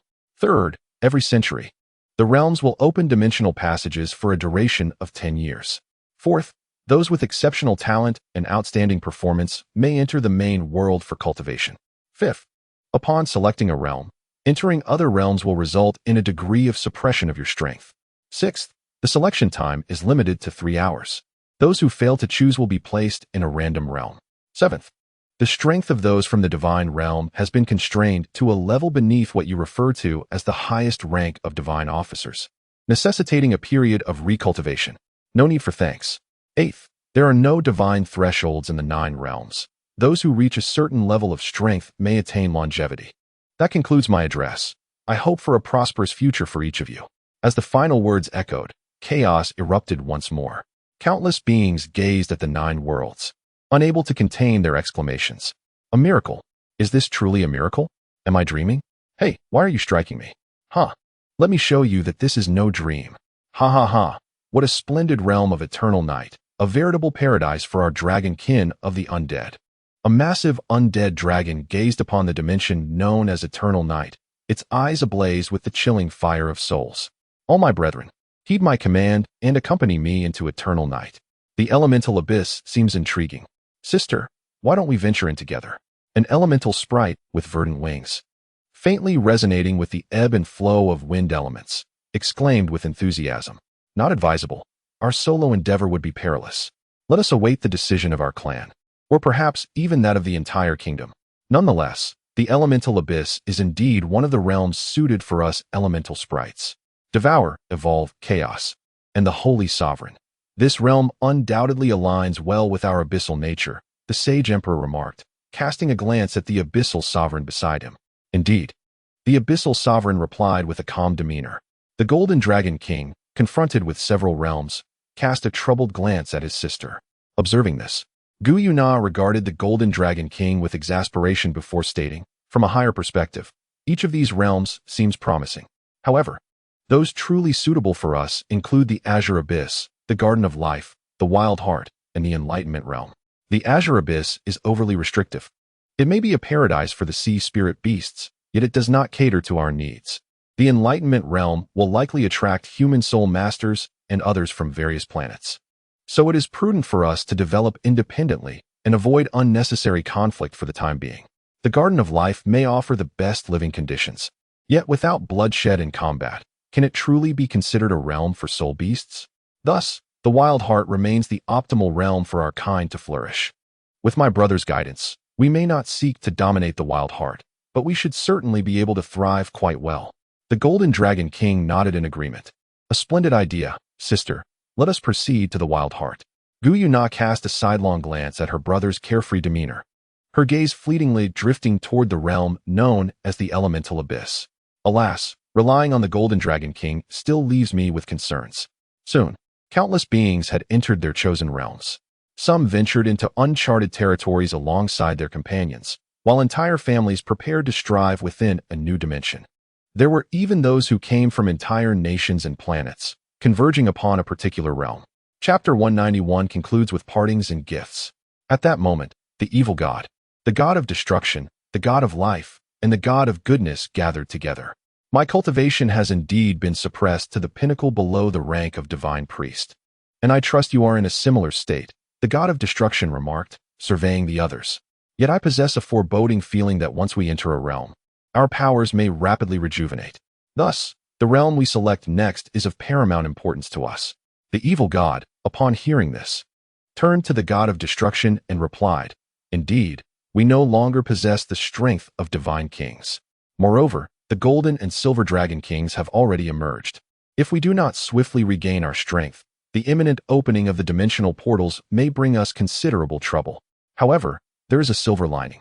My divine artifact, the Judgment Sword, remains intact, as does my other artifact, the Heart of Kindness. The God of Kindness is still with me, as are the artifacts of life. The God of Destruction observes both good and evil. After a prolonged contemplation, the God of Destruction glanced at the small green figure and remarked, "I believe the Garden of Life is quite suitable for the forces of kindness and life, especially with the 7 elemental first-level deities under life's command. Establishing a foothold there should pose no significant issue. As for myself, I intend to venture to the Oblivion Abyss, accompanied by my 7 first-level deities." No sooner had the god of destruction spoken than evil interjected, "Destruction, I shall accompany you, for the oblivion abyss is equally fitting for my purposes. We must swiftly grow stronger. Previously, we held dominion over the divine realm, suppressing those wicked souls aspiring to enter. Now, their power shall no longer be curtailed. Thus, whether for my own safety or that of kindness, or to expedite our strength, I too must journey there." The god of destruction nodded in agreement and then turned to the god of life. "Life, should I warn your followers, the elemental first-level deities, before I depart? After all, the elemental abyss likely holds significant allure for them." The god of life, with a light chuckle, replied, "Fear not, destruction. Kindness will be by my side. Besides, I was once a god king. I hardly require your concern. They are aware that unity is our only path forward. Regardless of their previous strengths as god kings or first-level deities, we now stand on equal footing. At this level of power, what can they achieve in the elemental abyss? The multitude of living beings is vast. Rather than that, it would be wiser to follow me and establish stability within the garden of life." As for Tang San, the god of Azura and the sea, both destruction and evil refrained from summoning him. Life and kindness, caught off guard by the sudden developments, also neglected to extend an invitation. In the distance, Tang San, observing that the god kings had not called for him, gathered with his former companions from the Shrek 7 monsters and some of his followers to deliberate. "Which dimension shall we pursue?" Ma Hongjun queried. After a moment of contemplation, Tang San replied, "It is best for us to unite now, and we have four commendable options. First, the Bailan realm, where, as the inheritor of the sea god's divinity, I would flourish. Second, the Qiming realm, which, according to reports, will attract numerous human powerhouses. Third, the Oblivion Abyss, which resonates with my Azura god status. However, destruction is likely to choose this as well. Given the impending opening of the dimensional portals in a century, it would be prudent to avoid conflict for now. Fourth, the Garden of Life. Yet this bears similarities to the aforementioned situations. For the moment, we should refrain from confronting the God of Life. In comparison, I find myself more inclined towards the Blue Land realm. This choice undoubtedly grants us a significant advantage in our early development. What about you? What else is there to say? Naturally, I shall follow Tang San. Who would have thought that after such a prolonged separation, we would once again stand shoulder to shoulder in battle? Ha! At this moment, within the silent ruins, a figure, seemingly touched by madness, stood amidst a shroud of black mist, laughing with fervent eyes surveying the surroundings. Miracles, truly miraculous. Destruction, an omnipresent aura of annihilation. Destruction, conclusion, oppression. Indeed, it is so. What constitutes an ending? This is the essence of termination, the decline of civilizations, the disintegration of planets, the rise and fall of all things. Here, the atmosphere is suffused with the essence of finality. I sincerely hope that someone else has chosen this place, so we may revel together. Meanwhile, in the Wild Heart, little Jean was bidding a final farewell to his father. Approaching his father, he transmitted, "Father, can't you give birth to a few more, or urge the female bears in our clan to try a bit harder? I must inform you, this is a once-in-a-lifetime opportunity. If I were to be noticed, it could lead to great fortune." In response, Bear King conveyed, "All I can say is to try our best. You know how challenging it is for our dark gold terrorclaw bears to reproduce. Otherwise, our numbers would not be so limited. Also, when you arrive there, do not stir up trouble and remain vigilant." Little Jean waved his hand dismissively. "Oh, I understand." In another location, a youth was obsequiously gazing at a young man. "Boss, you have completely merged my Doloa star. Where am I to go now?" Had I known it would require merging, I wouldn't have bothered sorting through those life threads. What a hassle. The heavens, observing the Doloa star's plain consciousness, replied nonchalantly, "Well, since I have taken you as my subordinate, there are tasks for you to undertake. You have seen the 9 Great Plains. In addition, I intend for you to manage a secret realm or a similar space. This place incorporates many of my valuable resources. You will be responsible for its guardianship." With that, the heavens unceremoniously thrust their new subordinate into a secret realm. This realm was crafted with significant effort, though its area pales in comparison to the other 9 Great Plains.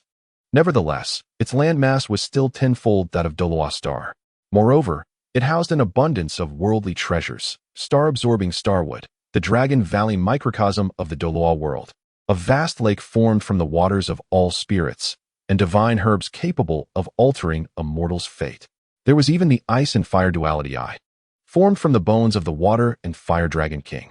This space was specifically designed to store cherished items or cultivate various precious plants. It serves as an excellent motivation for individuals to grow stronger. After all, in a certain sense, they are now engaged in a mutually beneficial relationship. I can enrich the spiritual energy of the realm, enabling their rapid growth, while their swift advancement in turn allows for the more rapid expansion of my own domain. Moreover, most importantly, one need not worry at all about the possibility of betrayal. The longer one survives in that realm, the more their consciousness will naturally and subtly align in loyalty. Of course, the effects are certainly not as pronounced as in the familiar territory of the fishing space. Chapter 192, Trial, Ocean Sovereign, Gayoka. As Tian returned with Xiao Jin, Yun Ting instantly arrived in the fishing space, gazing at the heavenly path. It seems you have garnered quite a bounty on this journey, haven't you? How could the area of the fishing space suddenly expand so significantly? Tian cast a glance at Xiao Jin beside him and waved his hand, sending it away. He then began to introduce Yun Ting to the newly acquired territory. Boss. This time the visit to Xiao Jin's homeland brought some unexpected surprises. Its homeland is a world composed almost entirely of pure energy. Absorbing and devouring, it has facilitated the growth of the space. Additionally, I merged countless life planets within it, forming 9 major dimensions, which can also be referred to as 9 significant realms. In the future, they may contribute to our combat power. Of course, if they prove to be of little use. At the very least, they will promote the growth of the space. Furthermore, there is also a small realm formed by integrating precious resources from numerous life planets, comprising countless treasures. While many of these may hold little importance for our current boss, they can still be of great utility to ordinary individuals. Yun Ting regarded the newly added secret realm and the 9 major dimensions, nodding slowly. As long as you are aware, that is sufficient. What truly piqued Yun Ting's interest was the Qiming realm, which housed the largest population of humans, and the Qinji domain, rich in metallic technological resources. The development of the ninja world remained sluggish.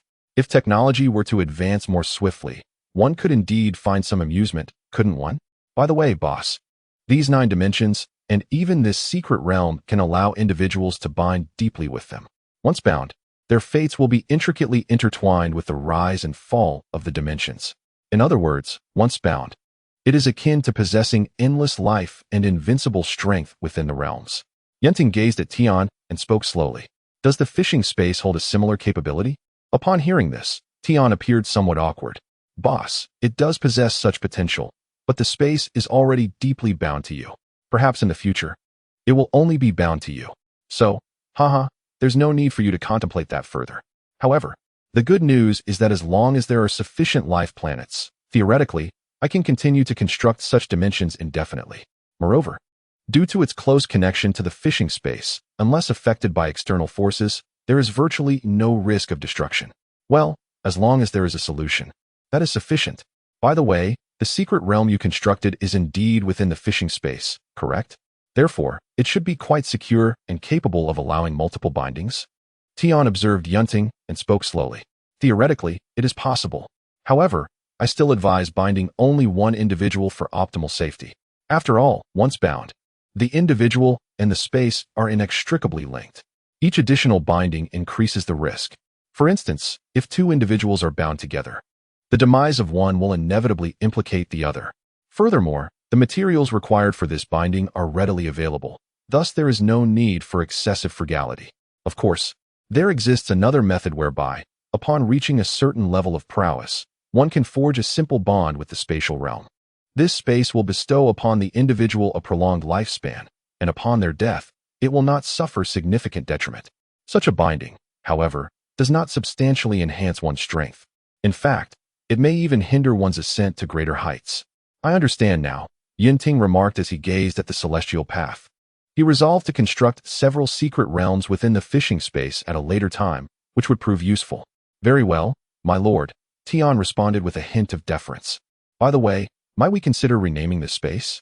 Not that it sounds unpleasant, but it feels somewhat unworthy of your esteemed status. Hearing this, Yun Ting regarded Tian thoughtfully. What name do you propose? How about Yun Xin Yuan? It draws from both your name and that of your esteemed sister-in-law, Tian suggested with a smile. That works. Yun Ting agreed.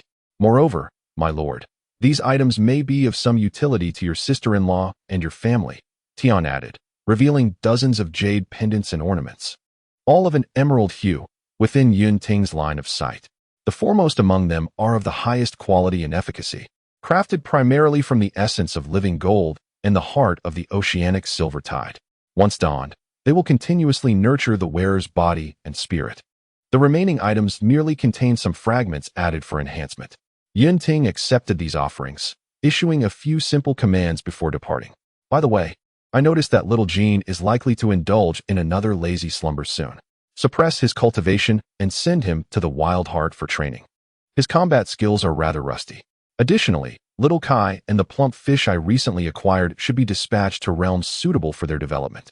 Just ensure their basic safety. Observing his lord's swift departure, Tian shook his head in resignation. He then turned his attention to a large crow and a floating plump fish before contemplating his next actions. After a moment, he sent the plump fish into the Bylon realm and dispatched little Kai to the Oblivion ruins as per her requirements. As for little Jean, Tian simply dropped him from the perfect heights of the Wild Heart.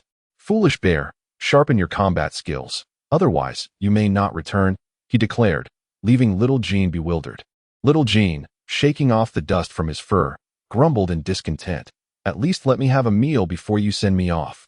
With no choice but to proceed on foot, he muttered, could someone at least inform me of where I am?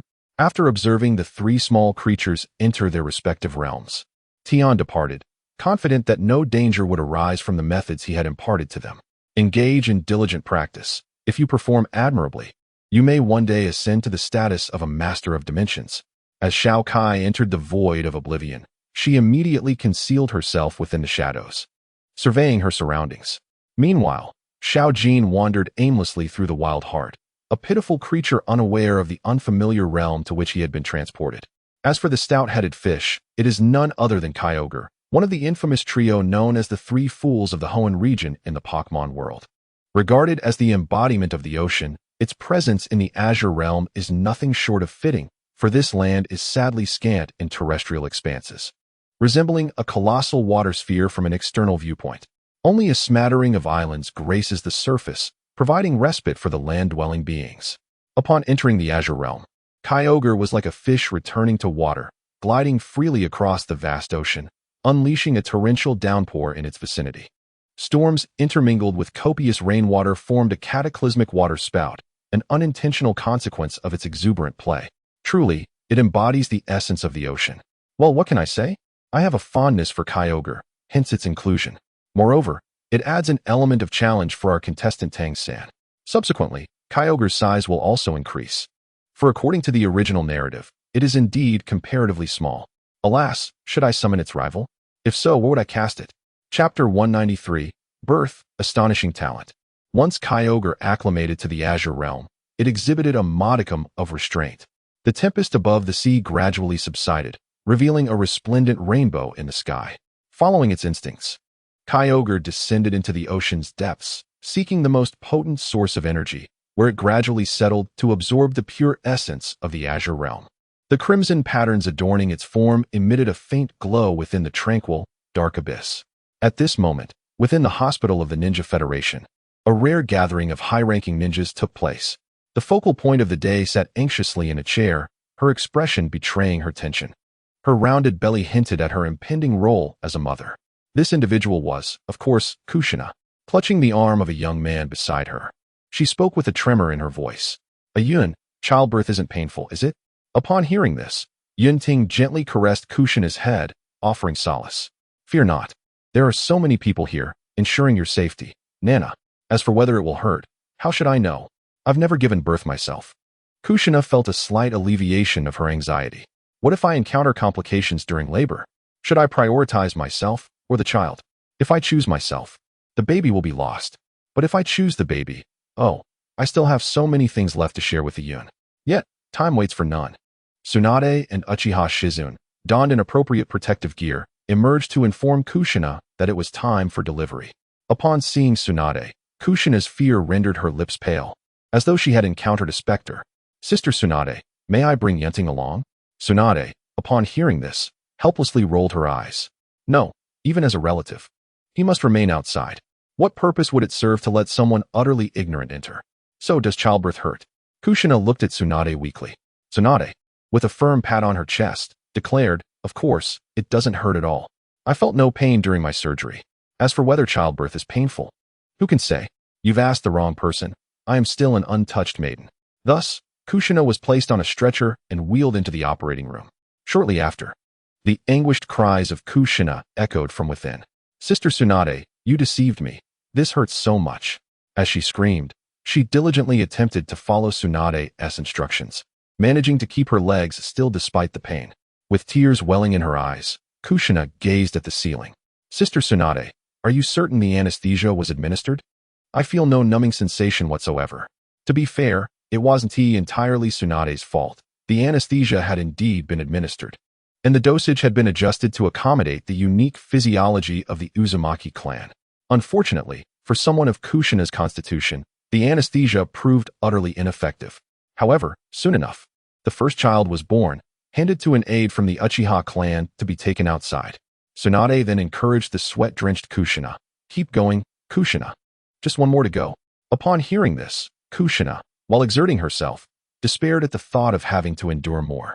Eventually, the last child was delivered, leaving Kushina utterly exhausted on the table. Thankfully, there was no immediate danger to her life. The amount of blood lost was still less than what she had returned with. Yet, the pain was undeniably real. The two newborns, one boy and one girl, emerged, with the girl arriving first. Both children sported a head of raven black hair. Before long, the two infants were taken outside. The moment they were cradled, one was snatched by Uchiha Shana, while the other was taken by Uchiha Genka. Uchiha Shana gazed at the infant in her arms and turned to the nearby doctor, asking, "Is this my great-granddaughter or great-grandson?" To which the doctor replied, "You are holding your granddaughter, while Genka is cradling your grandson. Furthermore, the firstborn is indeed the girl."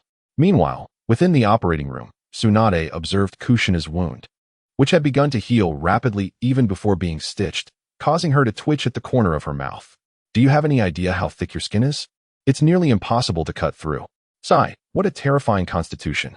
Just at that moment, Yun Ting had already arrived at the operating room. He looked at Tsunade and Uchiha Sure, then turned to Sure and inquired, "Sure, is Kushina all right?" Uchiha Sure responded, "No worries, Captain. Both mother and children are safe. There are no signs of infection in the wound. As it stands, Miss Kushina can be discharged directly." "Well, that is good to hear. Thank you for your efforts, Sure." Having spoken, Yun Ting felt a disdainful gaze upon him and turned to Tsunade, saying, "You as well." After this, he approached Kushina's side. Seeing a somewhat blurred figure before her, Kushina slowly parted her lips and inquired, "And, can we go home now?" Yun Ting gazed at Kushina and gently replied, "Yes. We shall return immediately. You performed splendidly." He then touched Kushina's skin with his fingers. Instantly, a warm sensation enveloped her, leaving her in a drowsy state, until she unwittingly drifted into slumber. After carefully adjusting Kushina's attire, Yun Ting lifted her in his arms, ready to depart, only to discover a chaotic scene outside. Upon stepping into the corridor, he found it in disarray. A diminutive mech, standing a mere 5 meters tall, was unsteadily rampaging about. Meanwhile, another smaller figure was surrounded by countless golden chains that lashed out erratically. Observing this, Yun Ting couldn't help but feel astonished. Was it not impressive enough that an 8-year-old next door could summon Susanoo? Now, a newborn had already manifested Susanoo, though only 5 meters tall. Without further contemplation, he wielded his divine authority. In an instant, the chakra-formed energy body of Susanoo began to dissolve, revealing a baby girl who floated gently before him. Simultaneously, the chains encircling the boy gradually disintegrated, and he too was suspended in midair by Yun Ting's power. Yun Ting gazed at the two infants, their eyes adorned with the 3 Tomo Sharingan, and proceeded to seal their powers within them. "Goodness, a newborn with a 3 Tomo Susanoo. My dear daughter, you surpass your father in prowess." Fortunately, after a thorough examination, both infants were found to be unharmed. They soon ceased their commotion and slowly closed their eyes. After placing the two children into their parents' arms, Yun Ting instructed, "Father, Mother, I have temporarily sealed the powers within these children. You need not worry about them causing a ruckus until I lift the seal. Now, let us feed the little ones." With that, he departed with Kushina. As for why he did not let Nanny nurse them, he thought, "Please, my wife is in this state. Besides, it's not as if we lack a wet nurse.